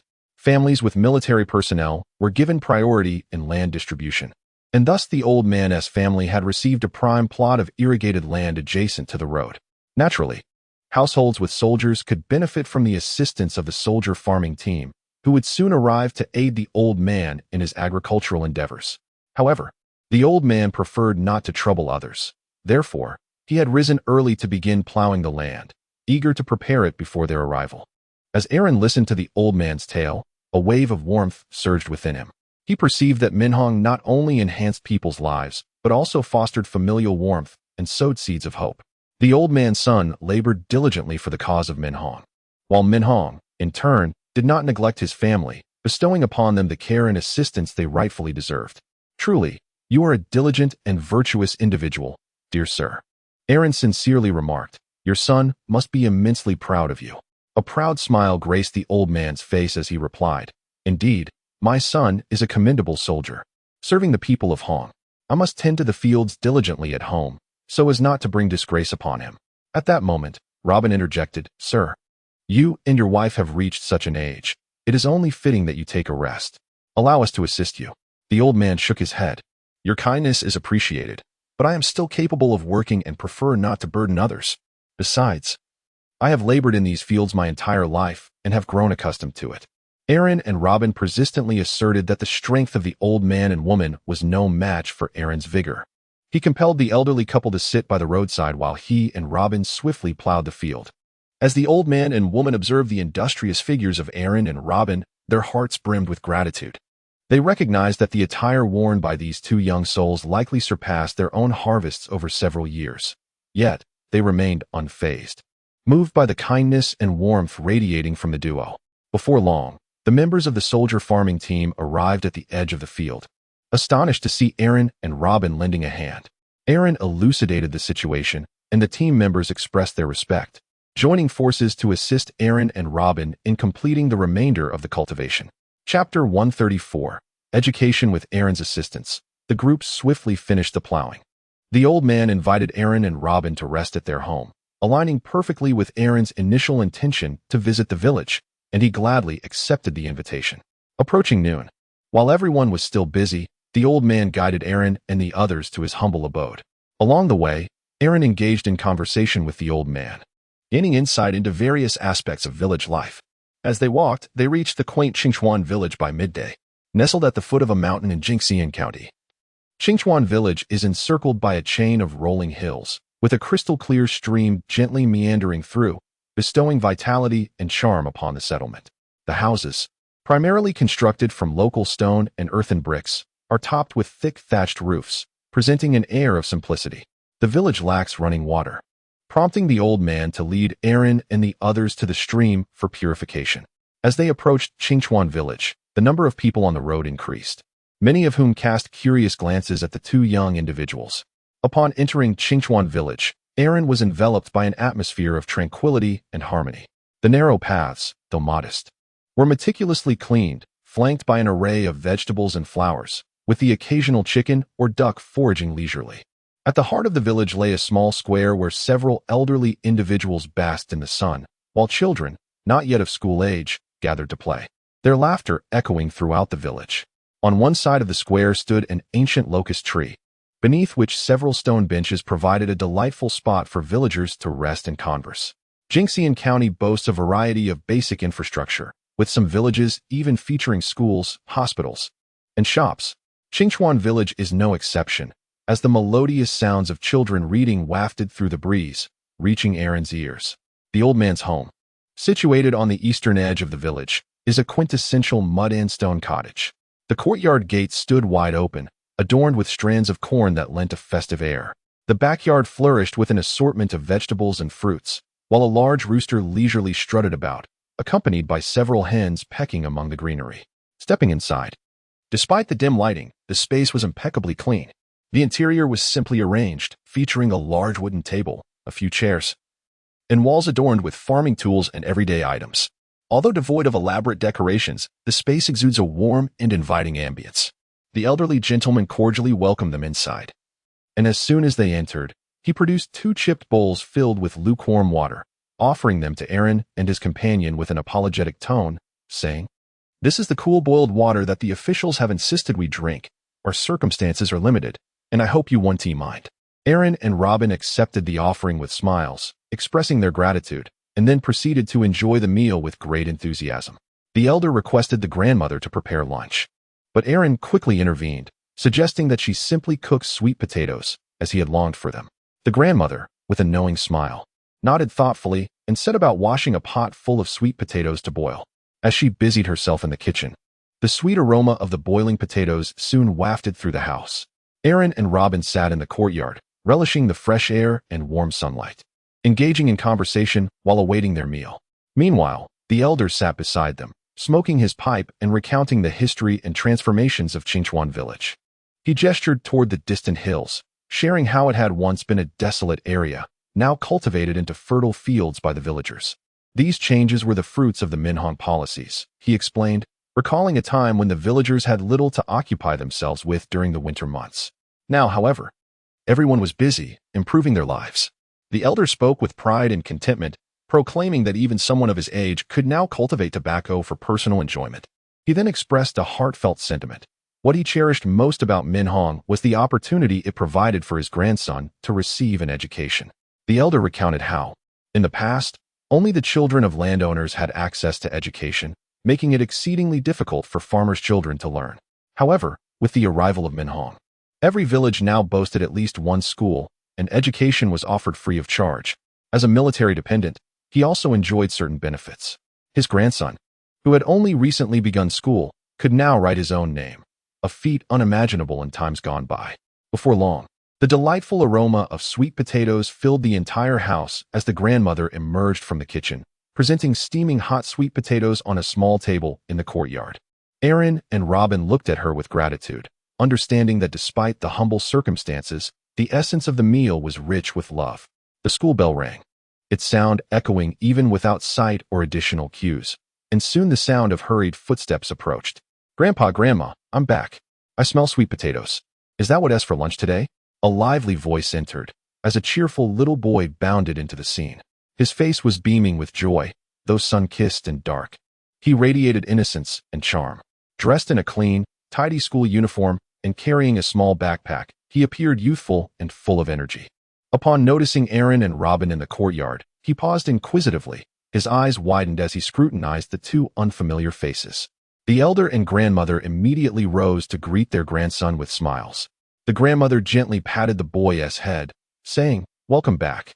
Go wash your hands quickly. It's time to eat." The boy nodded eagerly and skipped off to wash his hands. Aaron and Robin exchanged smiles as they watched his playful retreat. In this humble village, witnessing children grow up healthily and joyfully is indeed a beautiful sight. In stark contrast, even the bustling city of Xiamen cannot compare. As many children of Chinese descent there are unable to thrive. During lunchtime, after washing his hands, a little boy returned to the courtyard where his grandmother had already distributed sweet potatoes into each bowl. Fearless and brimming with curiosity, he greeted Aaron and the others, saying, "Hello, big brothers and sisters. I am Xiao Jin. Are you friends of my grandparents? You are most welcome to visit my home." The boy's eyes sparkled with curiosity and warmth. Aaron responded with a smile, "Hello, Xiao Jin. We are from Minhang and have come to Qingchuan Village today to gain insight into life here. Did you learn anything interesting in school today?" Xiao Jin excitedly replied. Today we learned how to write. The teacher taught us how to inscribe our own names. I wrote with great diligence, and the teacher praised my work. As he spoke, he gestured in the air, tracing the letters of his name with his finger. Robin encouraged, "That is truly wonderful. You are destined to become a learned individual in the future." The elderly grandmother interjected with a smile. "This child has fallen in love with reading since he started school. Every day he shares amusing stories from school with me, which warms my heart." The lunch unfolded in a delightful atmosphere. As Xiao Jin chatted with Aaron and Robin while enjoying sweet potatoes, he shared how friendly his teachers and classmates were, expressing his enthusiasm for school. Chapter 135, School. The old man joined the conversation, puffing on his pipe, and addressed his grandson. "Xiao Jin, you must study diligently and bring glory to our village, and make us proud in Minhong." Xiao Jin nodded earnestly, his eyes shimmering with aspirations and hopes for the future. They gathered around a small table, peeling sweet potatoes while savoring their delightful flavor. The sweetness reminded Aaron of the taste from his own childhood, filling him with nostalgia. After lunch, Aaron and Robin assisted the old man's family in tidying up the dishes, and then, under the old man's guidance, they commenced a leisurely stroll through the village. Xiao Jin, invigorated after his nap, eagerly dashed off to school. The villagers of Qingchuan greeted Aaron and Robin warmly, while children gathered around, curiously observing the two guests from the county. Everything in Qingchuan village exuded tranquility and harmony, with its inhabitants leading simple yet fulfilling lives. As Aaron and Robin walked along the village path, they listened to the gentle rustling of leaves in the wind and felt the warmth of the sun on their skin, their interest in the village deepening. When they passed by the school, the old man pointed it out to Aaron and Robin, saying, "This school is a great pride of our village. Now, all the children can attend school for free, thanks to the policies of Minhong. The children of our village now have a brighter future. Moreover, education in Minhong is not just for the young. Even someone of my age has to join in for evening classes." With that, the old man burst into hearty laughter. He continued, "Minhong not only has elementary schools, but there is also a middle school in town, and I have heard there is even a university in the county. Although the school's facilities are modest, they are remarkably tidy. Many children linger after class, reluctant to part from their teachers, creating an atmosphere rich in learning. The educators here are also deeply committed, currently encircled by the children as one enthusiastically articulates visions of a future liberated nation while introducing the concept of democracy. Though the children may not fully comprehend, the impression left upon them is undoubtedly profound." Amidst the crowd, a lively child named Jean eagerly approached, greeting Aaron and Robin. Qingchuan village is not large. It comprises merely a couple of hundred households, including several surrounding hamlets, with nearly all the children congregated at the school. The children soon noticed the arrival of two exceptionally attractive older siblings, drawing near to Aaron and Robin, exclaiming, "Brother, sister, you are truly beautiful. May we join you at school for some fun?" Their faces radiated innocent smiles, and their bright eyes sparkled with anticipation. Seeing the children's enthusiasm brought joy to Aaron and Robin, who nodded and smiled in response. "Of course, we would love to play with you." Thus, Aaron and Robin entered the school alongside the children, engaging in playful antics. The children's innocence and liveliness were contagious, allowing them to savor the joys of childhood once more. Through their interactions with the children, Aaron and Robin gained insights into the educational landscape of Qingchuan village. They observed that despite the school's rudimentary teaching facilities, the children's thirst for knowledge and enthusiasm remained fervent. They listened attentively during lessons, sought guidance from their teachers during breaks, and spontaneously formed study groups to assist one another in their academic pursuits. Aaron's two kung fu manatees, Afu and Fizz, were also infected, prompting Aaron to release them to frolic with the children.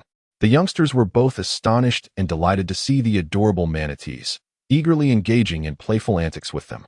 The school teacher, upon witnessing Aaron extract the manatees from his being, recognized him as the hero responsible for delivering supplies to this place, someone whose influence could reach the heavens.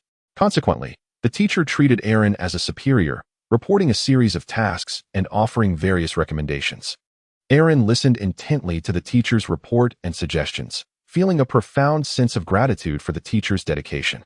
As he observed the scene of children playing with the manatees, he pondered the transformative impact of the policy, which had bestowed these children with a brighter future. Aaron addressed the teacher, expressing his admiration. "You have done remarkably well. I can see the dedication and effort you put into the children. I shall certainly bring your suggestions back." The teacher, visibly touched, gazed at Aaron and replied, "Thank you for your affirmation and support. We shall continue to strive forward." As the recess came to an end, the children reluctantly returned to their classes, their eyes brimming with tears as they bid farewell to the two kung fu manatees. Upon leaving the school, Aaron and Robin, guided by the old man, arrived at a local establishment known as the Supply and Marketing Cooperative, nestled in the heart of the village. This quaint stone building bore a wooden sign emblazoned with the words Supply and Marketing Cooperative painted in bold red. Outside, several stone stools were arranged, serving as a gathering place for villagers to rest and converse. Upon entering the cooperative, one is immediately enveloped in a warm and inviting atmosphere. The walls are adorned with various promotional posters showcasing agricultural products and daily necessities. In the center, a long shelf displays a dazzling array of goods, encompassing everything from everyday items to farming tools. It is a veritable cornucopia, even featuring small packets of salt for sale. At the end of the shelf stands a service counter where an elderly saleswoman, with a warm smile, greets each customer. Though her hair has begun to show streaks of gray, her eyes sparkle with wisdom and kindness. Aaron and Robin perused the shelves, discovering a diverse array of products at remarkably affordable prices. They encountered fresh vegetables, fruits, and an assortment of local specialty agricultural products that appeared enticingly fresh, likely sourced directly from local farmers. In addition to daily necessities and agricultural goods, the cooperative also offered essential services such as sewing and repairs. A bulletin board adorned the wall, displaying various notices and advertisements, including information about community events and weather forecasts.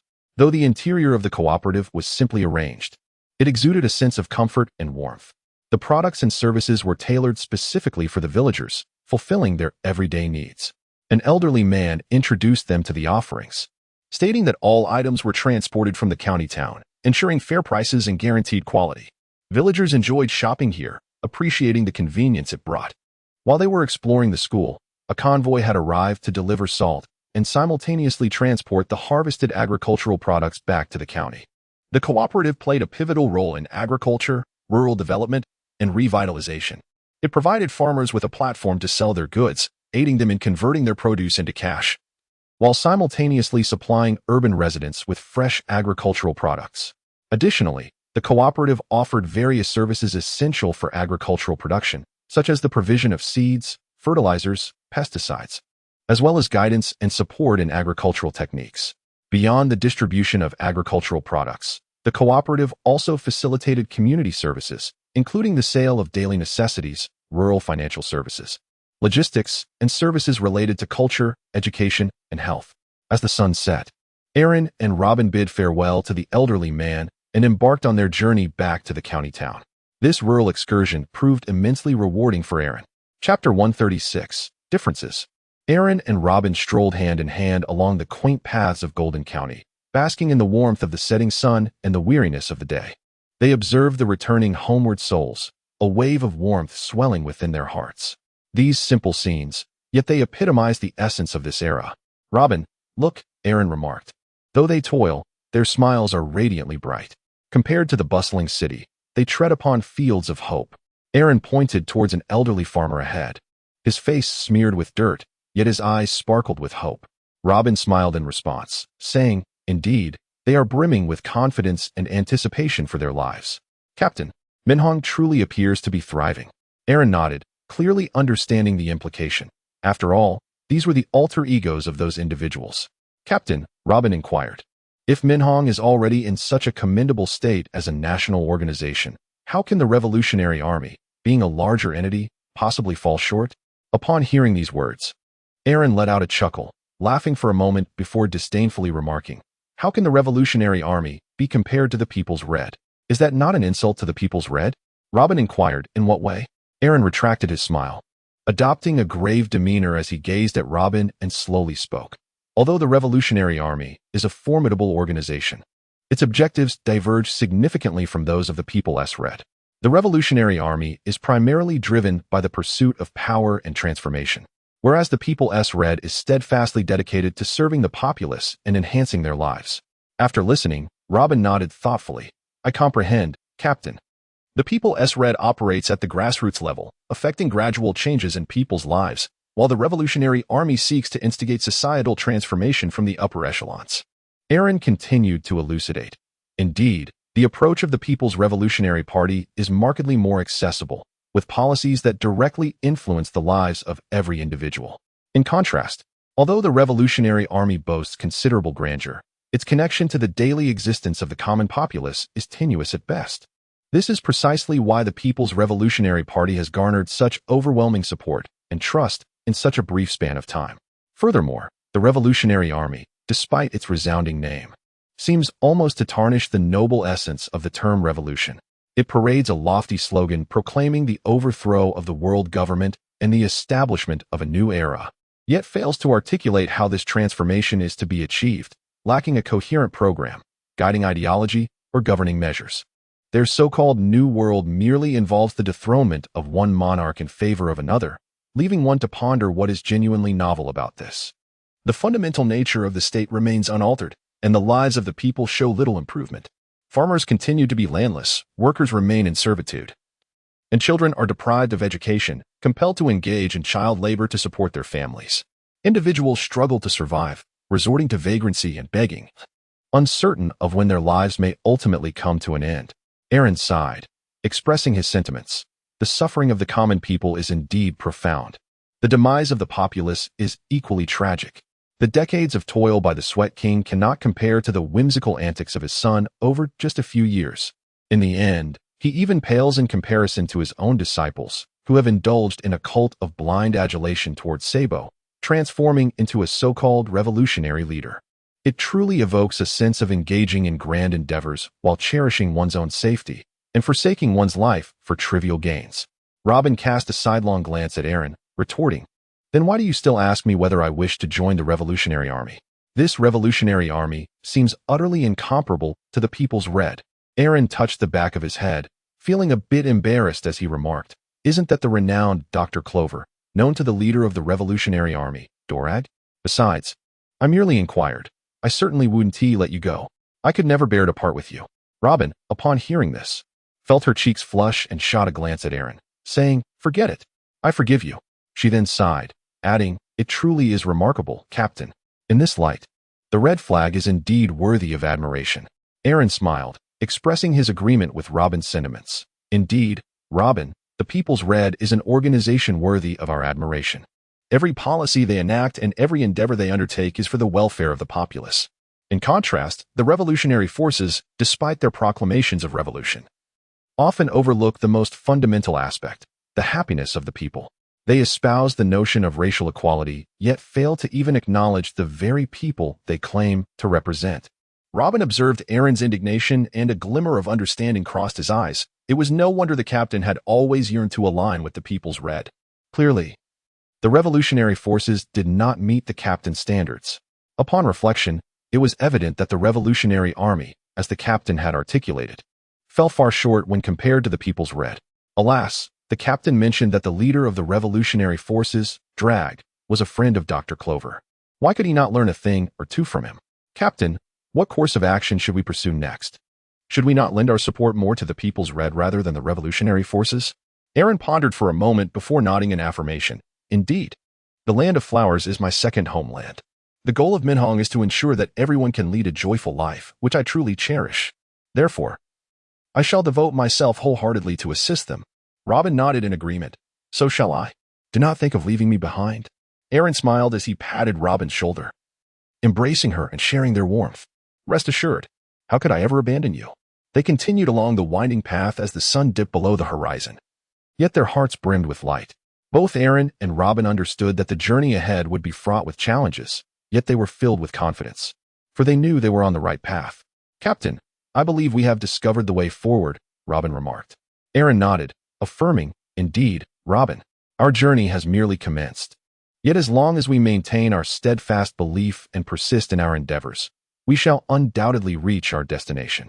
Hand in hand, they traversed the hopeful path ahead, advancing towards a brighter future. The night in Jean County, illuminated by their efforts, grew increasingly tranquil and beautiful. Engaging in conversation, they had already departed from the countryside, returning to the vibrant glow of the county town.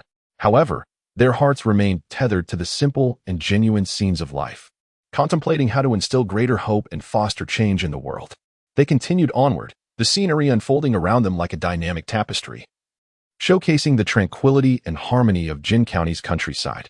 The afterglow of the setting sun bathed the fields as golden seedlings swayed gently in the breeze, seemingly narrating the transformations and tales of this land. As night descended, they finally returned to the county town.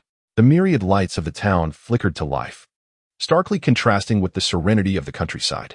Arriving at the Star Building, they discovered that the Leaf family had prepared a meal, eagerly awaiting the return of Aaron and Robin. Aaron noticed Li Shi waiting for him and quickly apologized. Li Shi, however, smiled and inquired about Aaron's day. Aaron gave a thumbs up, joyfully engaging in conversation with Li Shi while they dined, sharing the fruits of his day's endeavors. Chapter 137. Preparing for war in the following days. Aaron observed the surrounding villages during the day and assisted doctors in the hospital in treating injured patients during the afternoons. He had acquired a substantial collection of medical texts from Kurokas and Kaleha, and with the aid of hormone fruits and meatball fruits, he had become quite an accomplished healer. Even without utilizing his abilities, he surpassed the majority of doctors at Minhang Hospital. Moreover, Aaron discreetly employed hormone fruits in his treatments, yielding remarkable results as many patients showed significant improvement within a few days. This further enhanced Aaron's already stellar reputation in Jin County, and his fame spread far and wide, even reaching the ears of the naval forces from the Flower Kingdom. In the Flower Kingdom, at the capital city of Xuanqing, nestled among majestic mountains, the palace of the kingdom was located at Shibatai, the Dragon God Palace. At this moment, the ruler of the Flower Kingdom, Fu Manzhou, had finally regained his composure. After beseeching the five elders, he learned that the world government possessed the technology to create clones. The five elders promised Fu Manzhou that, following the World Conference, they would use cloning technology to ensure his lineage continued. With newfound resolve, Fu Manzhou was determined to rally his troops and eradicate Minhang. While pondering his strategy, a eunuch at the door suddenly gestured that the esteemed General Acing and the leader of the Eight Treasures Navy, Qingjiao, had arrived. He motioned for the eunuch to invite them in. As Acing and Qingjiao entered, they greeted him. "We humbly beseech the sovereign's well-being." Fu Manzhou observed the two standing in greeting and felt a flicker of dissatisfaction. While other ministers would kneel to pay their respects, these two were among the few exempt from such formalities. Reluctantly, Fu Manzhou said, "No need for formalities. What brings Uncle and Leader Qingjiao here?" The head of the Intelligence Bureau, Asung, bowed and reported to Fu Manzhou, "Your Majesty, you previously instructed me to seek information on Aaron Nair. We have located him. He is currently in Minhang." "What?" Fu Manzhou exclaimed, rising in surprise. "Aaron Nair?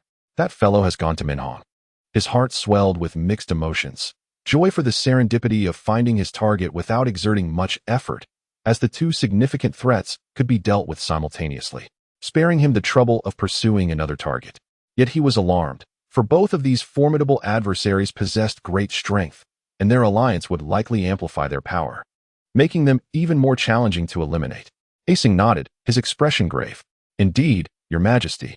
According to our intelligence, not only has he exhibited astonishing medical skills in Minhang, aiding numerous injured soldiers in their swift recovery, thereby bolstering Minhang's military strength, but Aaron Nair also wields the power of the space fruit. Reports indicate he has transported a substantial amount of supplies to Minhang, effectively thwarting our blockade plan." Fu Manzhou's countenance darkened, for he was acutely aware of the formidable strength of the Minhang faction. However, the emergence of Aaron Nair only added to the complexity of the situation. Initially, his blockade plan was meticulously devised and soon began to yield results. The Minhang members were left without sustenance, devoid of supplies, teetering on the brink of desperation. Their morale was nearly shattered, and the arrival of his forces would have effortlessly extinguished them. Yet, to his astonishment, Aaron Nair proved to be a wielder of spatial abilities, capable of transporting substantial supplies to the Minhang, which directly undermined his strategy and inadvertently bolstered their spirits. Truly a case of losing more than he gained.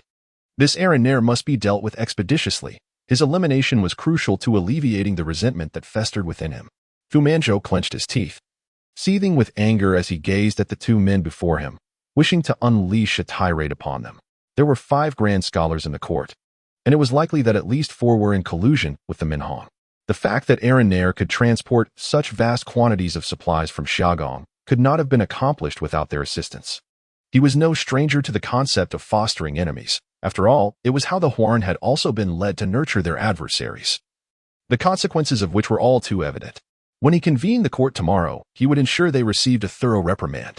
Qingjiao observed Fu Manzhou's pallor and added, "The reputation of Aaron Nair has even reached our nation. The news of his victory over me and my second brother has spread. And now the entire Huarn community is abuzz with talk of him, as if he has become their rallying point." At this moment, Fu Manzhou's thoughts were a tumultuous mix of emotions. He was both infuriated by Aaron Nair's audacity to challenge his authority and astonished by his capabilities. After a moment of silence, he spoke with conviction. "This Aaron Nair must be eliminated. His presence is a direct affront to our authority. Furthermore, if his abilities are fully harnessed by the Minhong, he could evolve into an unstoppable force in the future." Fu Manzhou's tone was resolute. He recognized the immense threat posed by Aaron Nair. He turned to Asing and commanded, "Royal Uncle, I require you to immediately commence the formulation of a plan. We shall employ every means at our disposal, both overt and covert, to procure detailed intelligence on Aaron Nair.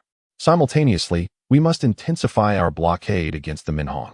There will come a day when Aaron Nair's supplies dwindle, and we cannot allow them any reinforcements." He then addressed Qingjiao, "Leader Qingjiao, how fared the recovery of your 8 treasures navy?" Qingjiao, filled with shame, replied, "I have failed your majesty. My 8 treasures navy has not made significant progress in recovery, and both of my grandsons are still recuperating. We cannot afford to wait much longer." Fu Manzhou gritted his teeth, exclaiming, "The 8 treasures navy requires only you. Inform the other naval forces that preparations for combat are commencing. They must be ready." A monk and Qingjiao exchanged a silent glance, both acutely aware of the gravity of their mission, as well as the formidable challenge that lay ahead. The monk solemnly assured, "Your Majesty, rest assured. I shall commence planning immediately, sparing no effort to acquire detailed intelligence on Arenal and Minhong." Qingjiao nodded in agreement, declaring, "I will do my utmost to restore the 8 treasure navy and ensure that the other brothers are adequately prepared." Fu Manzhou gave a slight nod, a hint of barely perceptible fatigue flickering in his gaze, yet his resolve remained unshaken. Furthermore, Fu Manzhou continued, "I require you to closely monitor those ministers who may be colluding with Minhong. Should it be confirmed that they have indeed betrayed the nation, I shall deal with them mercilessly." The monk and Qingjiao acknowledged their orders in unison. "Your Majesty, you can rest assured, we shall fulfill the task." They understood that Fu Manzhou was not one to easily forgive traitors. The monk added, "Your Majesty, might our actions inadvertently alert Minhong, prompting them to react? If they sense our movements, they may take precautionary measures in advance."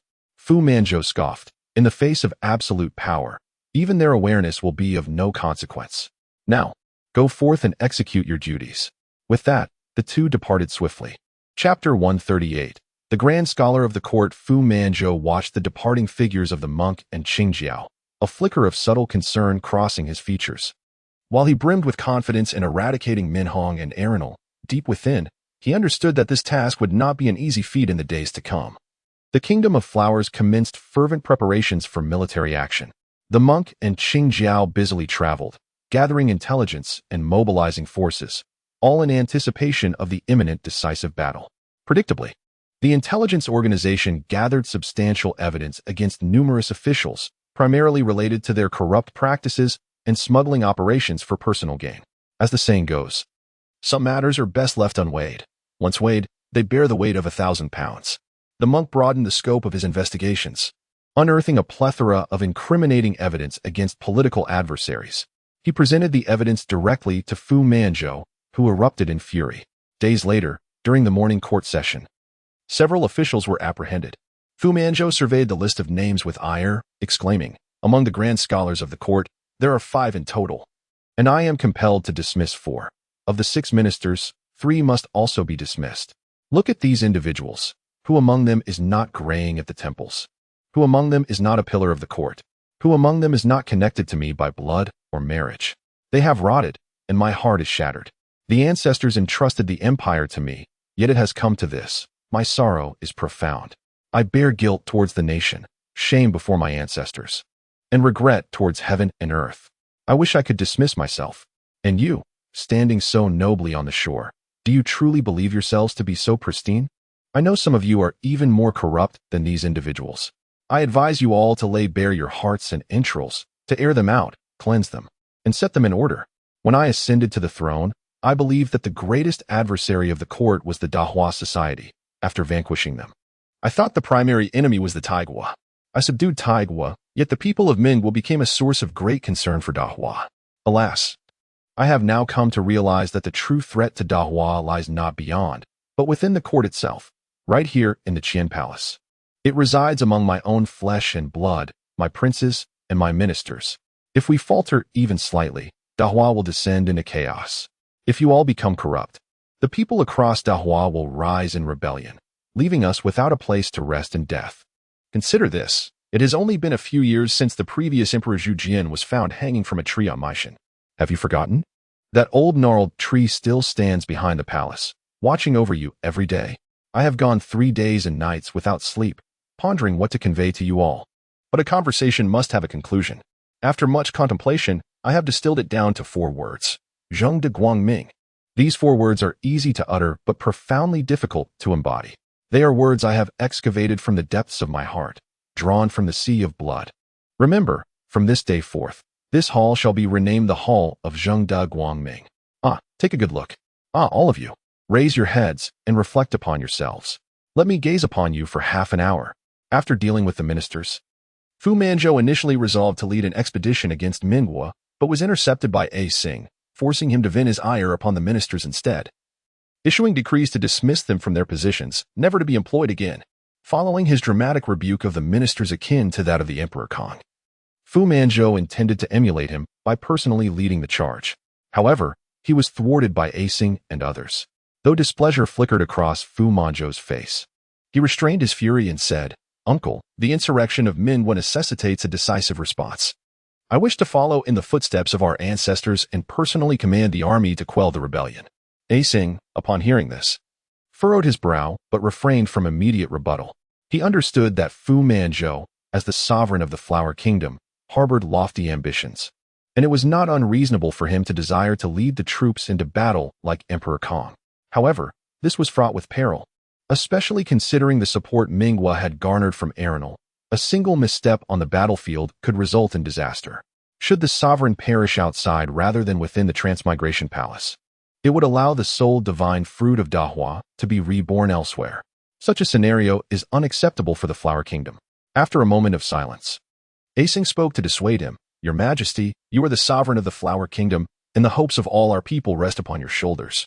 While your personal involvement in the campaign would indeed bolster our morale, your safety is of paramount importance.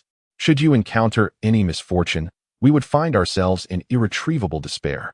Although Mingwa is formidable, we possess a comprehensive strategy. I am confident that with the strength of our forces, coupled with the intelligence support from Zhan, we can quell the rebellion without necessitating your personal involvement." Upon hearing A Xing's words, the displeasure on Fu Manzhou's face somewhat abated. He understood that A Xing spoke the truth. However, as the sovereign, he still yearned to personally lead the troops and experience the fervor and glory of the battlefield. "Your Highness, I comprehend your concerns. Yet I possess faith in my own abilities and in the strength of our army. I shall make thorough preparations to ensure my safety." Fu Manzhou endeavored to persuade A Xing. "Your Majesty, I hold your decision in the highest regard. Nevertheless, the situation in Minhong is indeed intricate and volatile, particularly with the presence of Arenal, which has severely undermined our plans. Should your Majesty venture forth personally, we might need to allocate additional forces for your protection, significantly impacting our strategic framework." A flicker of anger crossed Fu Manzhou's eyes, yet he nodded in understanding. He turned to Qing Jiao and inquired, "Leader Qing Jiao, what is your perspective?" After a moment's hesitation, Qing Jiao replied, "Your Majesty's direct involvement in military operations bears great significance for our country. However, I fear that following your personal expedition, Minhong may dispatch Arenal to assassinate you. This could endanger your life. Thus, I implore you to remain here instead. It would provide an opportunity to prepare for the upcoming World Conference, and before long, you shall hear of our victorious news." After a brief contemplation, Fu Manzhou ultimately resolved to abandon the notion of leading the army himself. He nodded, acknowledging the wisdom in their words, and declared to A Xing and Qing Jiao, "You present valid arguments. I shall command the army to prepare for my subsequent directives. As for myself, I will stay here closely monitoring developments while intensifying our intelligence-gathering efforts. Subsequently, Fu Manzhou engaged in discussions with AI Sung and Qin Jiao regarding the forthcoming action plans and intelligence operations. They deliberated various potential strategies and countermeasures to ensure the success of the military initiative. In the following days, the country of Hua dedicated itself wholeheartedly to preparing for military action. The intelligence organization expanded its scope, amassing a wealth of information. Meanwhile, the leader of the Babao Navy, Qin Jiao, exerted his utmost efforts to restore the strength of their forces in anticipation of the impending battle. Throughout this process, Fu Manzhou remained vigilant, continually enhancing the intelligence-gathering efforts. He believed that with adequate preparation and strategic planning, they would undoubtedly succeed in resolving the issue at hand. As time progressed, the preparations for military action reached completion. Just before the Grand Army was to embark, Fu Manzhou issued his final commands. 8 naval forces alongside 2 elite battalions, a total of 10 legions, advanced toward Jin County. He was confident that under their overwhelming might, this military endeavor would surely triumph, and once Minhong was vanquished, the remaining factions would pose no threat.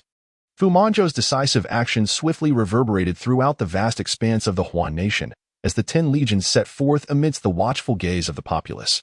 Although Fu Manzhou did not take to the field himself, his strategic decisions and deployments undeniably infused the operation with formidable momentum and confidence. Chapter 139, Preparation Elsewhere. Minhong received news of the army's mobilization, causing a sense of panic among some of the youthful decision-makers in Jin County. Although they had successfully repelled several assaults in the past, this time they faced the formidable military might of the Floral Kingdom, a 10-pronged army bolstered by extensive intelligence support, rendering their strength formidable. The soldiers of Minhong, though valiant, were vastly outnumbered when compared to the powerful forces of the Floral Kingdom. Many found themselves engulfed in panic. Fortunately, having experienced a few counteroffensive strategies, this turmoil swiftly subsided under the reassurance of Minhong's leaders. As the Floral Kingdom's army advanced towards Jingxian, the leaders of Minhong engaged in urgent discussions regarding their strategy. They understood that once the army of the Floral Kingdom arrived, they would be confronted with unprecedented pressure. We cannot remain passive. We must devise a means to thwart the Floral Kingdom's advance, one leader urgently proposed. Indeed, our people have already endured too much suffering. We cannot allow them to be engulfed in the smoke of war once more, another leader concurred. Old Ping even rose to speak emphatically, declaring, "We cannot remain idle. It is still the spring sowing season, and we must not allow battle to rage upon our land, as the losses would be too great. We must take the initiative." The room fell silent at Old Ping's words. He took a deep breath and continued, "We cannot remain passive, nor can we engage the Floral Kingdom on our territory. We must strike out, for only in doing so can we gain time and secure survival for our army and our people." Those present pondered Old Ping's words. They recognized the validity of his argument, yet they also understood that Minhong's current strength was insufficient to initiate conflict with the Floral Kingdom. Just as uncertainty hung in the air, Wang Kai turned to Aaron beside him and inquired, "What are your thoughts, Aaron?" Aaron's stature within the ranks of Minhong is ascending with each passing day. Whether it is through the immense supplies he provided during their most perilous times, ensuring Minhong's survival, or his exceptional medical skills in healing the soldiers, Aaron's reputation continues to soar. It is undeniably justifiable, as the exchange of 5,000 taels for a general pales in comparison to the contributions rendered by someone like Aaron. Furthermore, news of Aaron's triumph over the formidable 28th Naval Forces has spread throughout Jingxian, further enhancing his renown. In this world, strength holds paramount importance. With Aaron's formidable prowess and his decisive actions against the 2 naval forces that posed a significant threat to Minhong, the pressure on the organization has markedly diminished. Thus, even though Aaron is not a member of Minhong, he was invited to their assembly and assigned the esteemed 4th seat beside Wang Kai, a decision that not only failed to incite discontent among others, but rather elicited widespread joy. Aaron's contributions are evident to all. The arrival of such a formidable individual has significantly alleviated the pressure on everyone. Indeed, we cannot afford to remain idle. Aaron furrowed his brow and remarked, "I comprehend Old Ping's intention. We must take the initiative rather than passively await developments. However, our current strength is insufficient to engage in warfare with the Flower Nation. We require additional time to recuperate our power and more resources to support our army and our people. Therefore, I propose that we act decisively." but not by waging war on our own soil against the Flower Nation.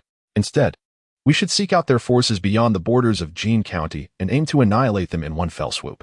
Merely these few days spent in Jean County have instilled in Aaron a profound sense of anticipation for the people and a deep affection for the locals.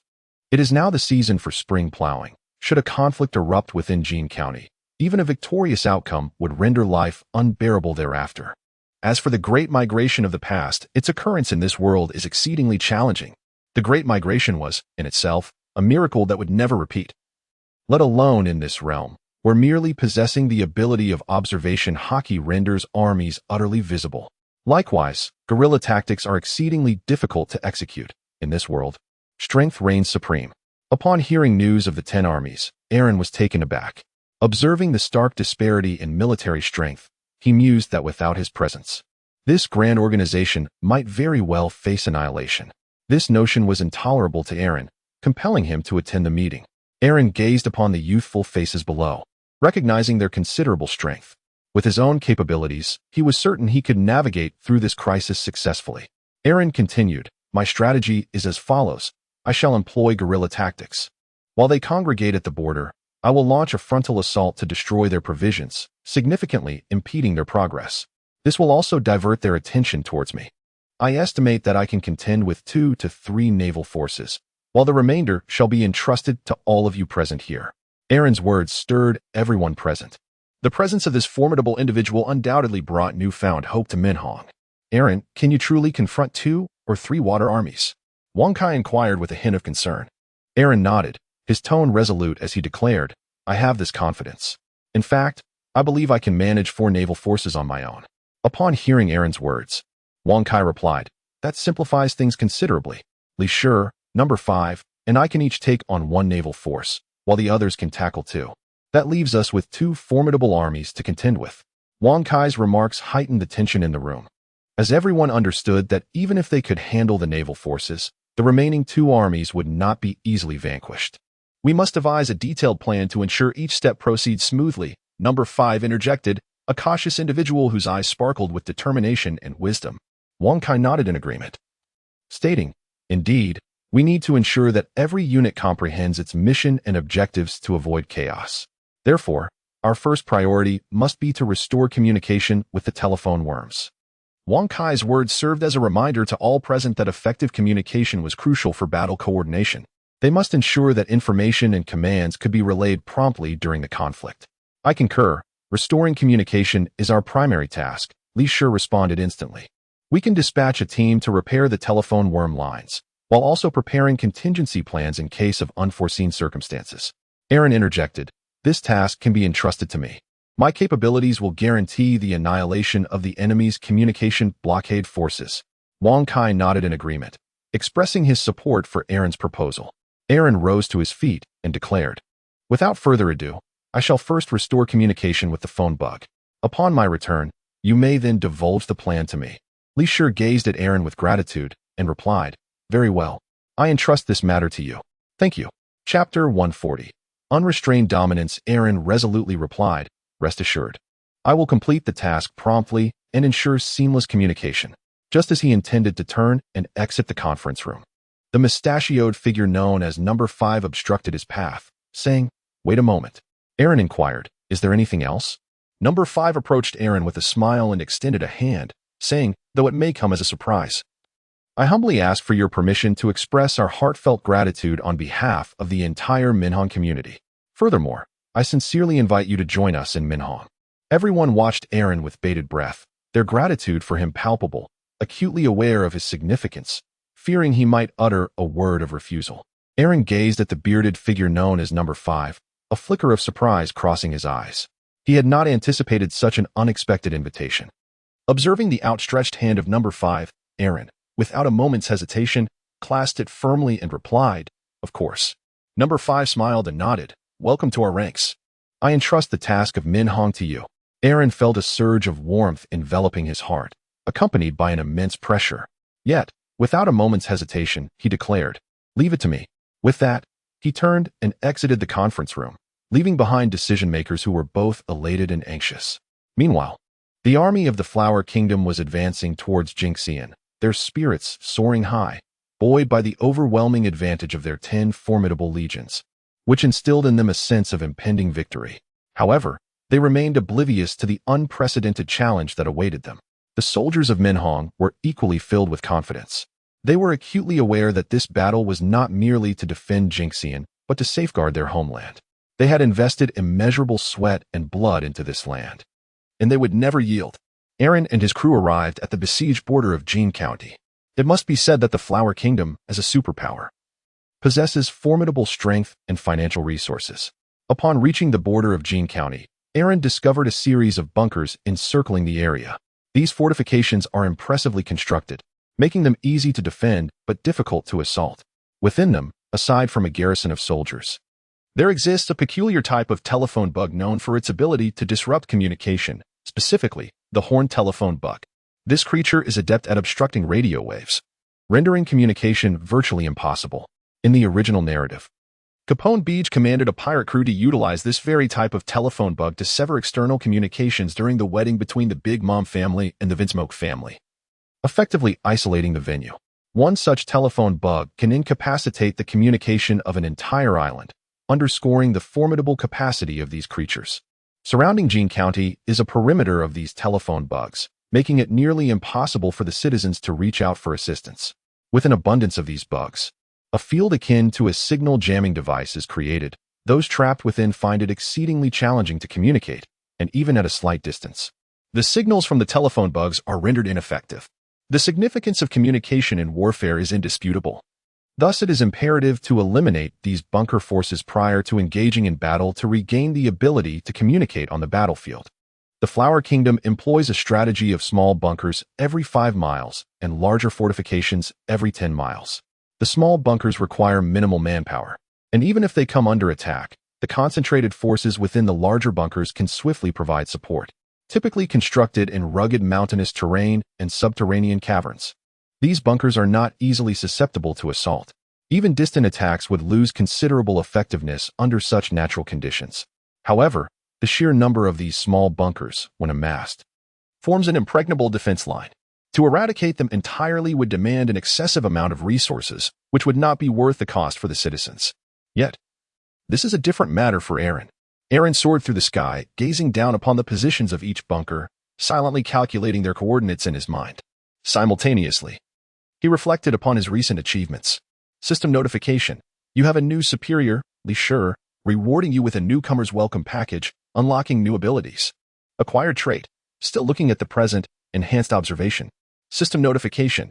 You have a new superior, number 5, rewarding you with a newcomer's welcome package, unlocking new abilities. Acquired trait. Understanding human hearts. System notification. You have a new superior, Wang Kai, rewarding you with a newcomer's welcome package, unlocking new abilities. Acquired trait. Dominant executive. Still looking at the present, the host Conqueror's Haki has been significantly enhanced, rewarded through the newcomer's welcome package. Looking too far, the host's observation Haki has been significantly enhanced, granting the ability to foresee the future, rewarded through the newcomer's welcome package. Understanding human hearts. The host's observation Haki has been significantly enhanced, granting the ability to comprehend the inner thoughts of others, rewarded through the newcomer's welcome package. Dominant executive. The host's armament Haki has been significantly enhanced, rewarded through the newcomer's welcome package. Aaron reveled in the exceptional abilities he had acquired, truly deserving of the man who bestowed upon him 2 extraordinarily potent traits. The characteristic of being perceptive of the present propelled Aaron's Conqueror's Haki to an unparalleled pinnacle. What nonsense it was to claim that the legendary pirate King Roger had surrendered to the Navy, or that the illustrious red-haired Shanks merely gambled his arm on the future, while the true embodiment of greatness remained with him. Moreover, his far-reaching vision was astonishing, enabling Aaron to attain the rare gift of foresight, a supreme ability within the realm of observation Haki. This profound understanding of human nature mirrored that of the mermaid Odoheim's unique observation Haki. These 2 extraordinary forms of observation Haki elevated Aaron's prowess to the highest echelon. The traits granted by his benefactor also enhanced his already formidable armament Haki to an even greater degree. As he felt the surging power coursing through him, Aaron nearly believed himself invincible. In pursuit of demolishing the fortress and to put his newfound strength to the test, Aaron raised the 3rd-generation Ghost Cutter high above his head, channeling all his armed color and strength into the blade. The immense power radiating from it caused the obsidian sword to emit a symphony of resonant clangs, as if it yearned for Aaron to infuse it with even more vitality. It was as though the formidable blade was eager to unveil its true might. Simultaneously, a terrifying force began to emanate from it, causing the surrounding air to vibrate incessantly, while leaves and branches fell to the ground in an instant. Even the very earth quivered beneath this overwhelming energy. Soldiers stationed in the distant bunker soon became aware of the tremors shaking their refuge. They rushed outside, only to be confronted by the source of this dread power. Their expression shifting to one of sheer horror as they gazed up at Aaron. It was Aaron Nell. How could this be? What should we do? How could we possibly stand against him? Mother, I wish to go home. Help. The soldiers of the Flower Kingdom recognized the origin of this formidable force and realized it belonged to the adversary who had vanquished two powerful naval leaders. What could they do? Overwhelmed by the aura exuded by Aaron, they fell to their knees, crying out for their mothers. Chapter 141. The bunker. Aaron gazed down at the panicked soldiers below, yet felt not a trace of sympathy. He understood that war is merciless, a harsh reality he must accept. Taking a deep breath to quell the turmoil within, he forcefully swung the third generation of the Keitetsu. With unwavering focus, he unleashed the essence of his martial art, Tornado.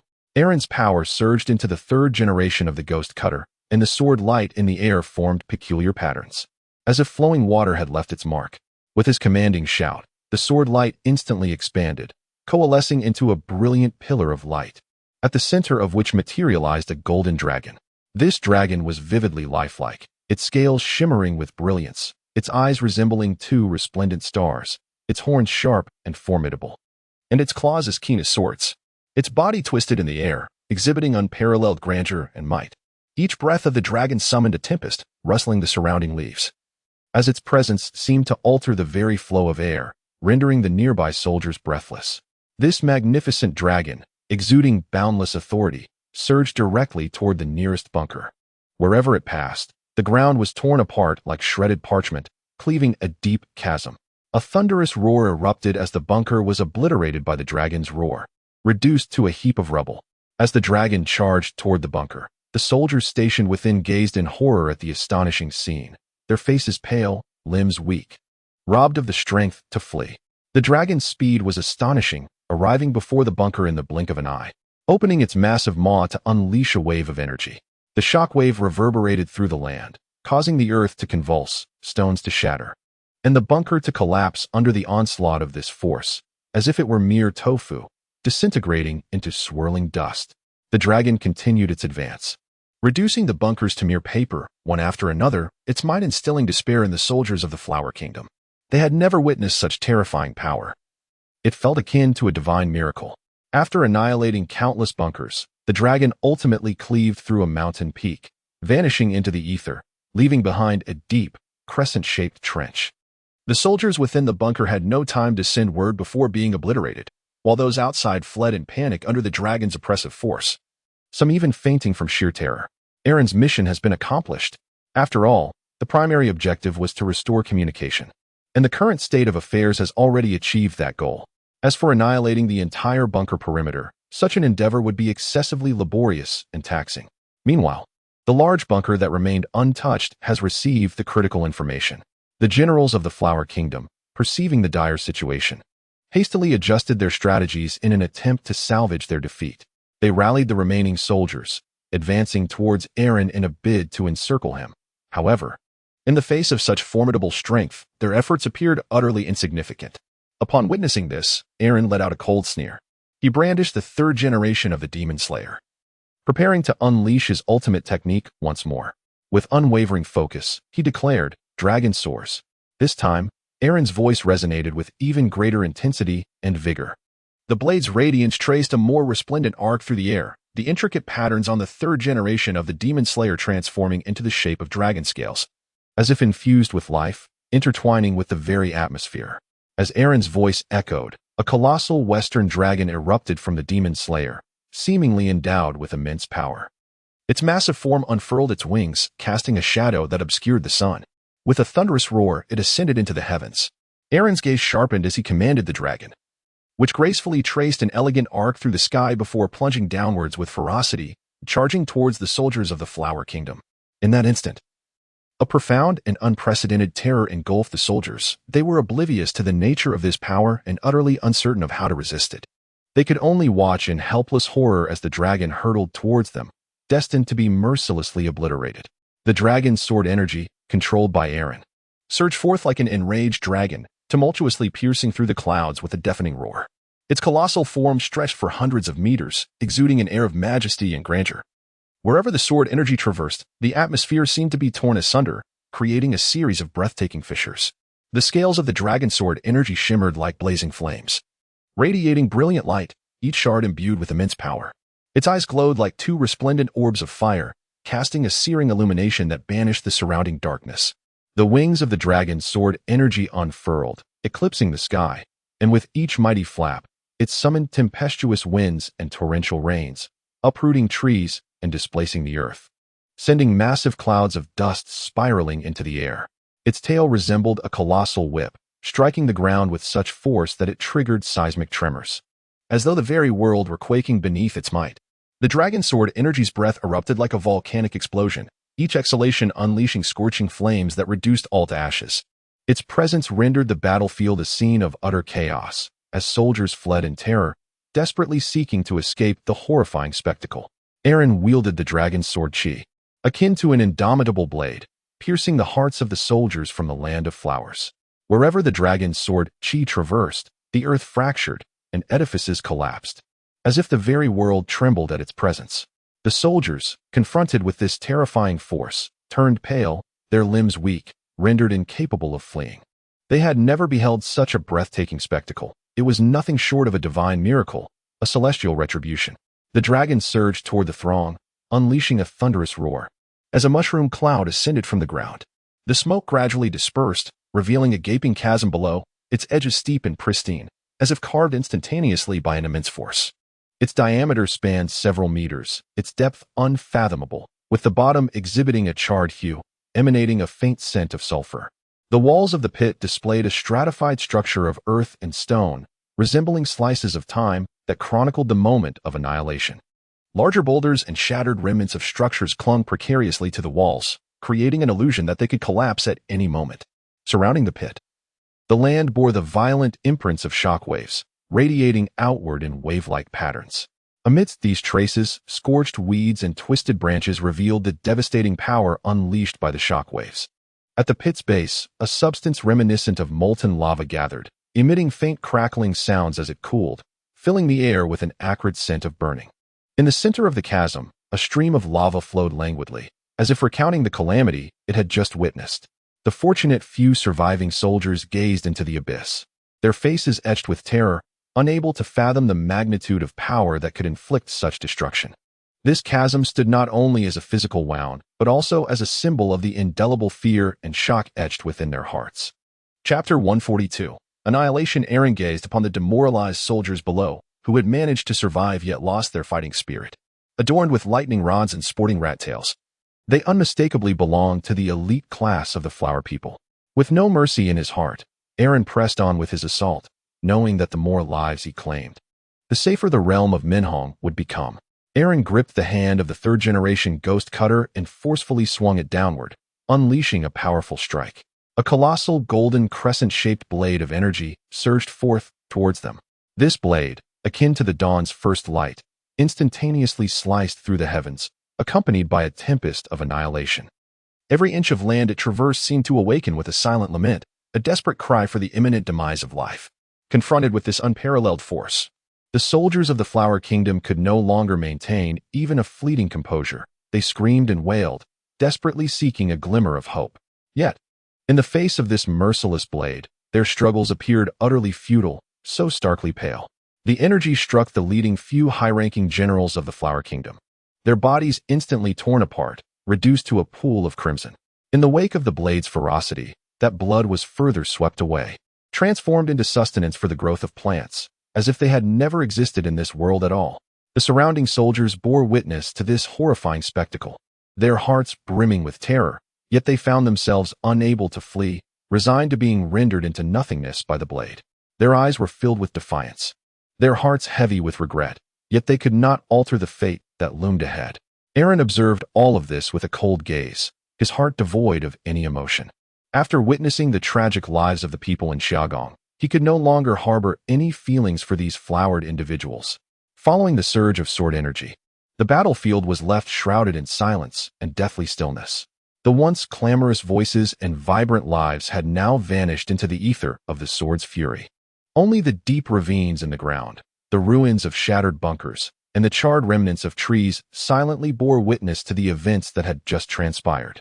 Aaron sheathed the third-generation ghost cutter, a flicker of weariness passing through his eyes. He understood that his mission had reached its conclusion. Yet he also recognized that this was merely the inception of a greater conflict, with a lengthy journey still ahead. Following the successful completion of his task, communication in Jing County resumed normally. Aaron promptly dialed back to Li Shi and the others, informing them that the mission was accomplished and that they could communicate freely once more. On the other end of the line, Li Shi had just concluded a meeting. Upon receiving the news, they were filled with excitement, expressing their heartfelt gratitude to Aaron. "I am merely doing what I ought to do," Aaron replied calmly. "All right.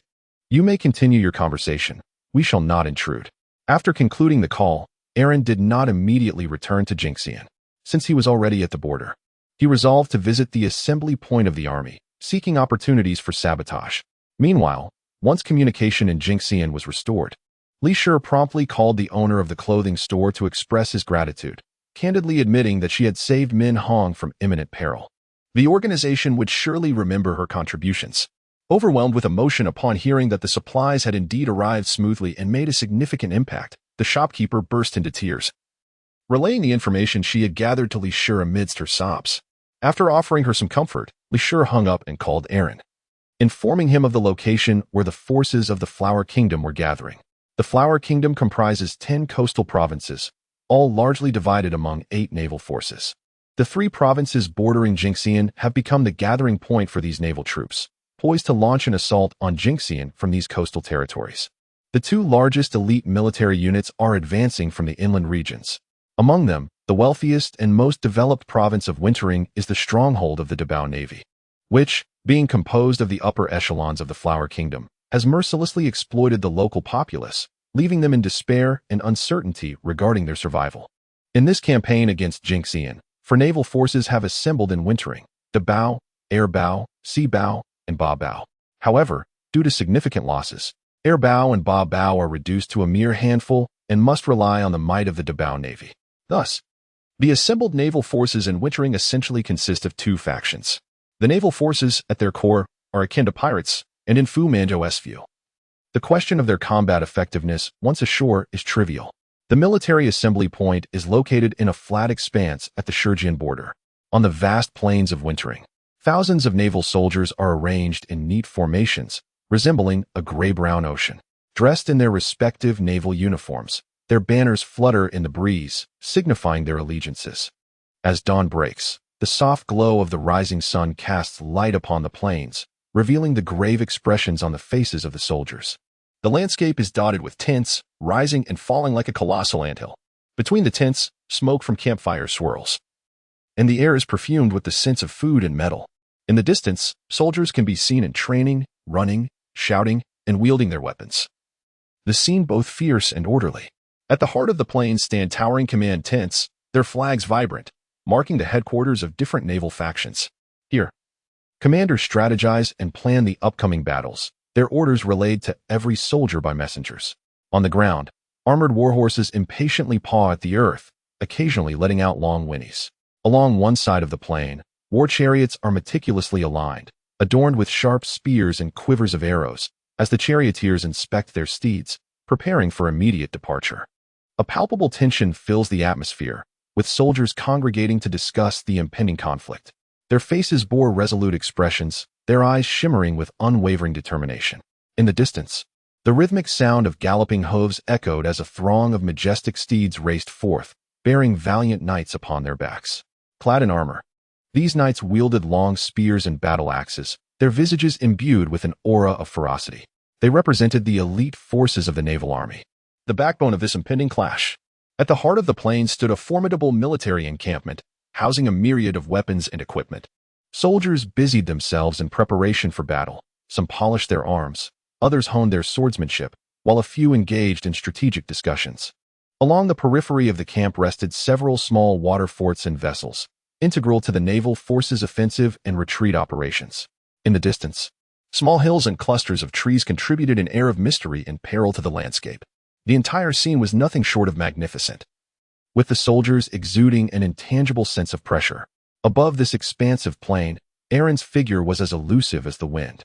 His gaze, sharp as that of an eagle, surveyed the blood-soaked battlefield, his mind scheming on how to incite chaos and undermine the enemy's plans. Chapter 143, The Assembly Point.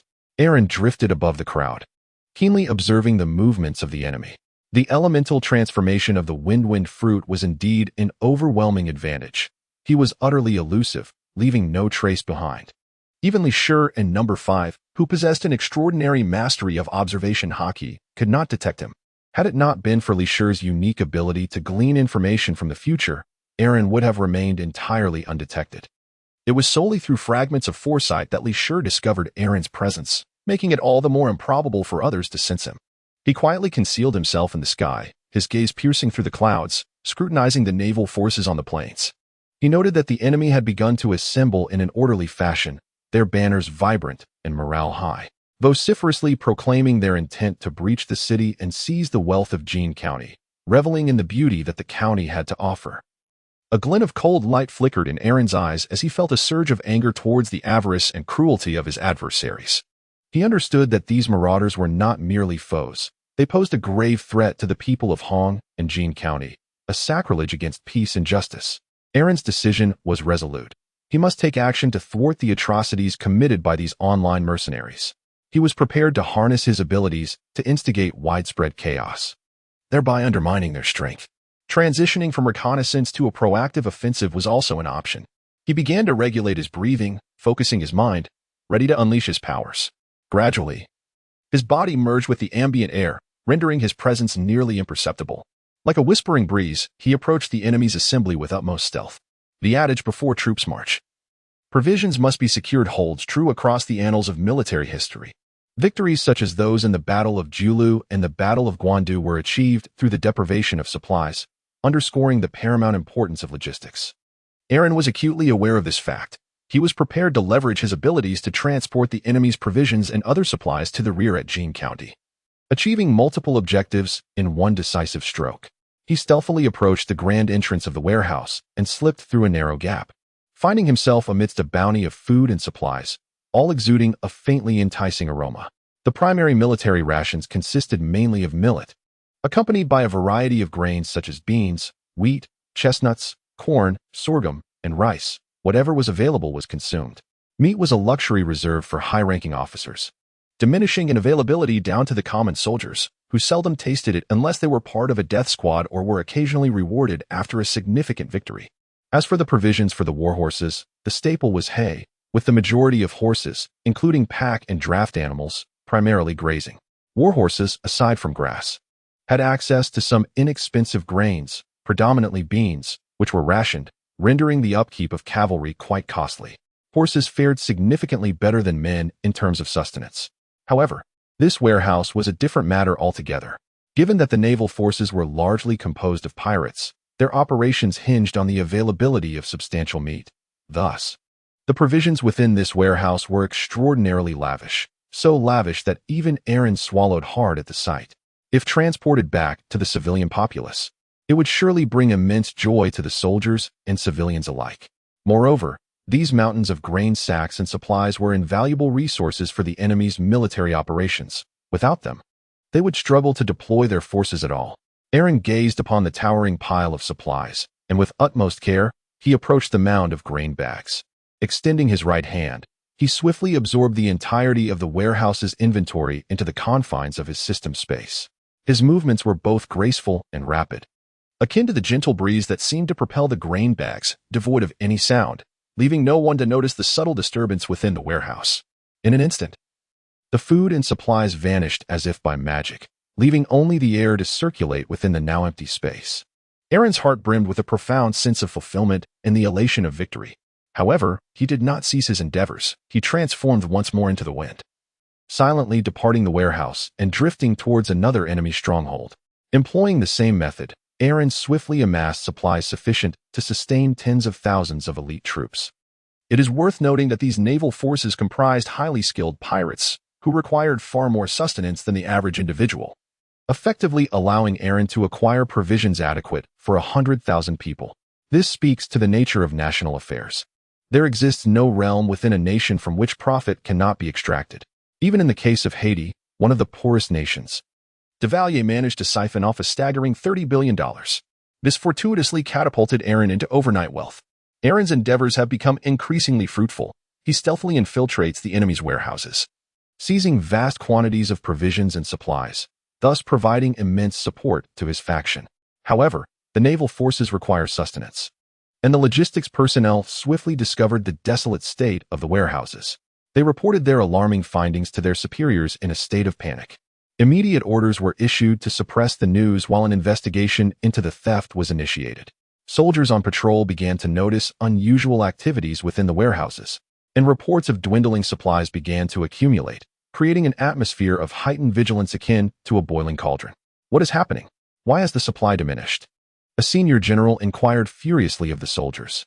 He attempted to discern the situation through his formidable observation hockey, yet to no avail.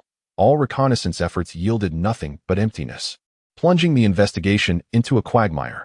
The enemy soon realized their supplies were being systematically pilfered, plunging them into a state of panic. They understood that without sufficient resources, their forces could not sustain themselves, and their offensive plans would inevitably collapse. The enemy's investigation quickly bore fruit, revealing that all supplies had vanished in an instant, leaving no trace behind, and they were utterly oblivious to the thief's whereabouts. Doubts began to arise among the enemy commanders regarding the possibility of an insider aiding the thief. Nevertheless, Aaron's operations continued unabated. He recognized that only through relentless action could he utterly vanquish the foe.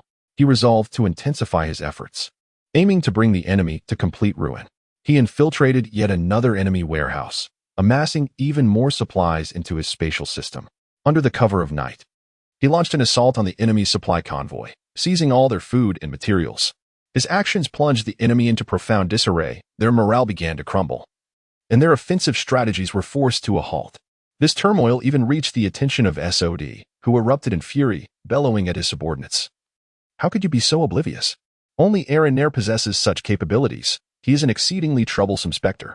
His voice thundered like a storm as he pounded the table with fervor. We must capture him. If we do not act swiftly, our plans will suffer grave consequences. He hastily assigned tasks to his subordinates, immediately formed a special task force, utilizing all available resources to track Aaron's whereabouts and pinpoint his movements. At all costs, no matter how challenging, we must apprehend him. Chapter 144. Waiting for the rabbit under Saad's furious command, the special task force was swiftly established, and the pirates began their extensive search for Aaron's trail. However, Aaron's capriciousness and the abilities granted by the wind fruit allow him to traverse the air like a specter, rendering him nearly impossible for his foes to trace. Coupled with the powers of the flower fruit and the mimic fruit, Aaron has acquired the skills of shadow clones and transformation techniques, making it utterly futile to capture him. At this moment, Aaron has stealthily plundered all the supplies of his enemies, severing their logistical support and significantly undermining their morale. Following a series of successful operations, SOD erupted in fury, resorting to the use of coded signals, a rather ineffective method. Yet, this too proved futile against Aaron, who possesses the ability to hypnotize, with just a slight suggestion. He could extract all necessary information. Upon realizing the lack of results, SOD was infuriated, understanding that Aaron's presence was not merely a threat, but a significant variable in their plans. Thus, he resolved to take matters into his own hands, leading a special task force to capture Aaron. Saad's personal involvement invigorated the spirits of the entire pirate crew within the special task force. They recognized that this endeavor to apprehend Aaron was of paramount importance, potentially pivotal to the outcome of the entire conflict. They began to employ more cunning and covert strategies, attempting to uncover Aaron's hiding place. Saad's deputy suggested concentrating some supplies in a warehouse, then lying in wait for Aaron to come forth. SOD, pleased with this suggestion, entrusted the task to his deputy. The deputy, elated to accept the assignment, was, in fact, Aaron in disguise. His true identity had remained undetected by SOD. Aaron's acceptance of this task was a calculated move within his grand scheme. He understood Saad's suspicious and impatient nature, and such a plan was perfectly designed to bait him. As an aide, Aaron began to secure locations for the storage of supplies. He set about organizing a central accumulation of provisions. Choosing a secluded, yet significant warehouse, he orchestrated the transfer of materials from various locations while deliberately leaking news of the supply concentration, allowing the information to spread widely. Once the supplies were gathered, Aaron commenced the arrangement of traps. He established numerous snares and surveillance devices around the warehouse, while also positioning an elite pirate task force in the shadows, prepared to capture him the moment he appeared. This plan mobilized the vast majority of manpower and resources from the Great Treasure Navy. Saad was brimming with confidence regarding this scheme, believing that Aaron would be unable to resist the temptation to plunder these supplies. He personally awaited at the command center, ready to issue the order for action the moment Aaron arrived. However, unbeknownst to SOD, all of this transpired under Aaron's vigilant watch, and everything remained firmly within his control. Aaron utilized the abilities of the flower fruit to create a doppelganger who assumed the role of Saad's lieutenant, while he himself continued to gather supplies. As night fell, Saad's special task force stood vigilant around the warehouse, their eyes meticulously scanning every corner, awaiting Aaron's arrival. However, within the warehouse, Aaron's doppelganger appeared to be diligently setting traps, yet in truth, he was overseeing the execution of the entire plan. At this moment, Aaron had distanced himself from the warehouse, soaring through the night sky, utilizing the powers of the wind fruit to glide swiftly. He deftly traversed various concealed storages, gathering supplies with ease, for the majority of manpower and resources had been allocated to a particular plan, leaving the warehouses alarmingly unprotected. Aaron effortlessly and joyously collected materials from each of these locations. Meanwhile, SOD anxiously awaited news in the command center, convinced that Aaron would make an appearance. However, as time progressed, a sense of unease began to creep in.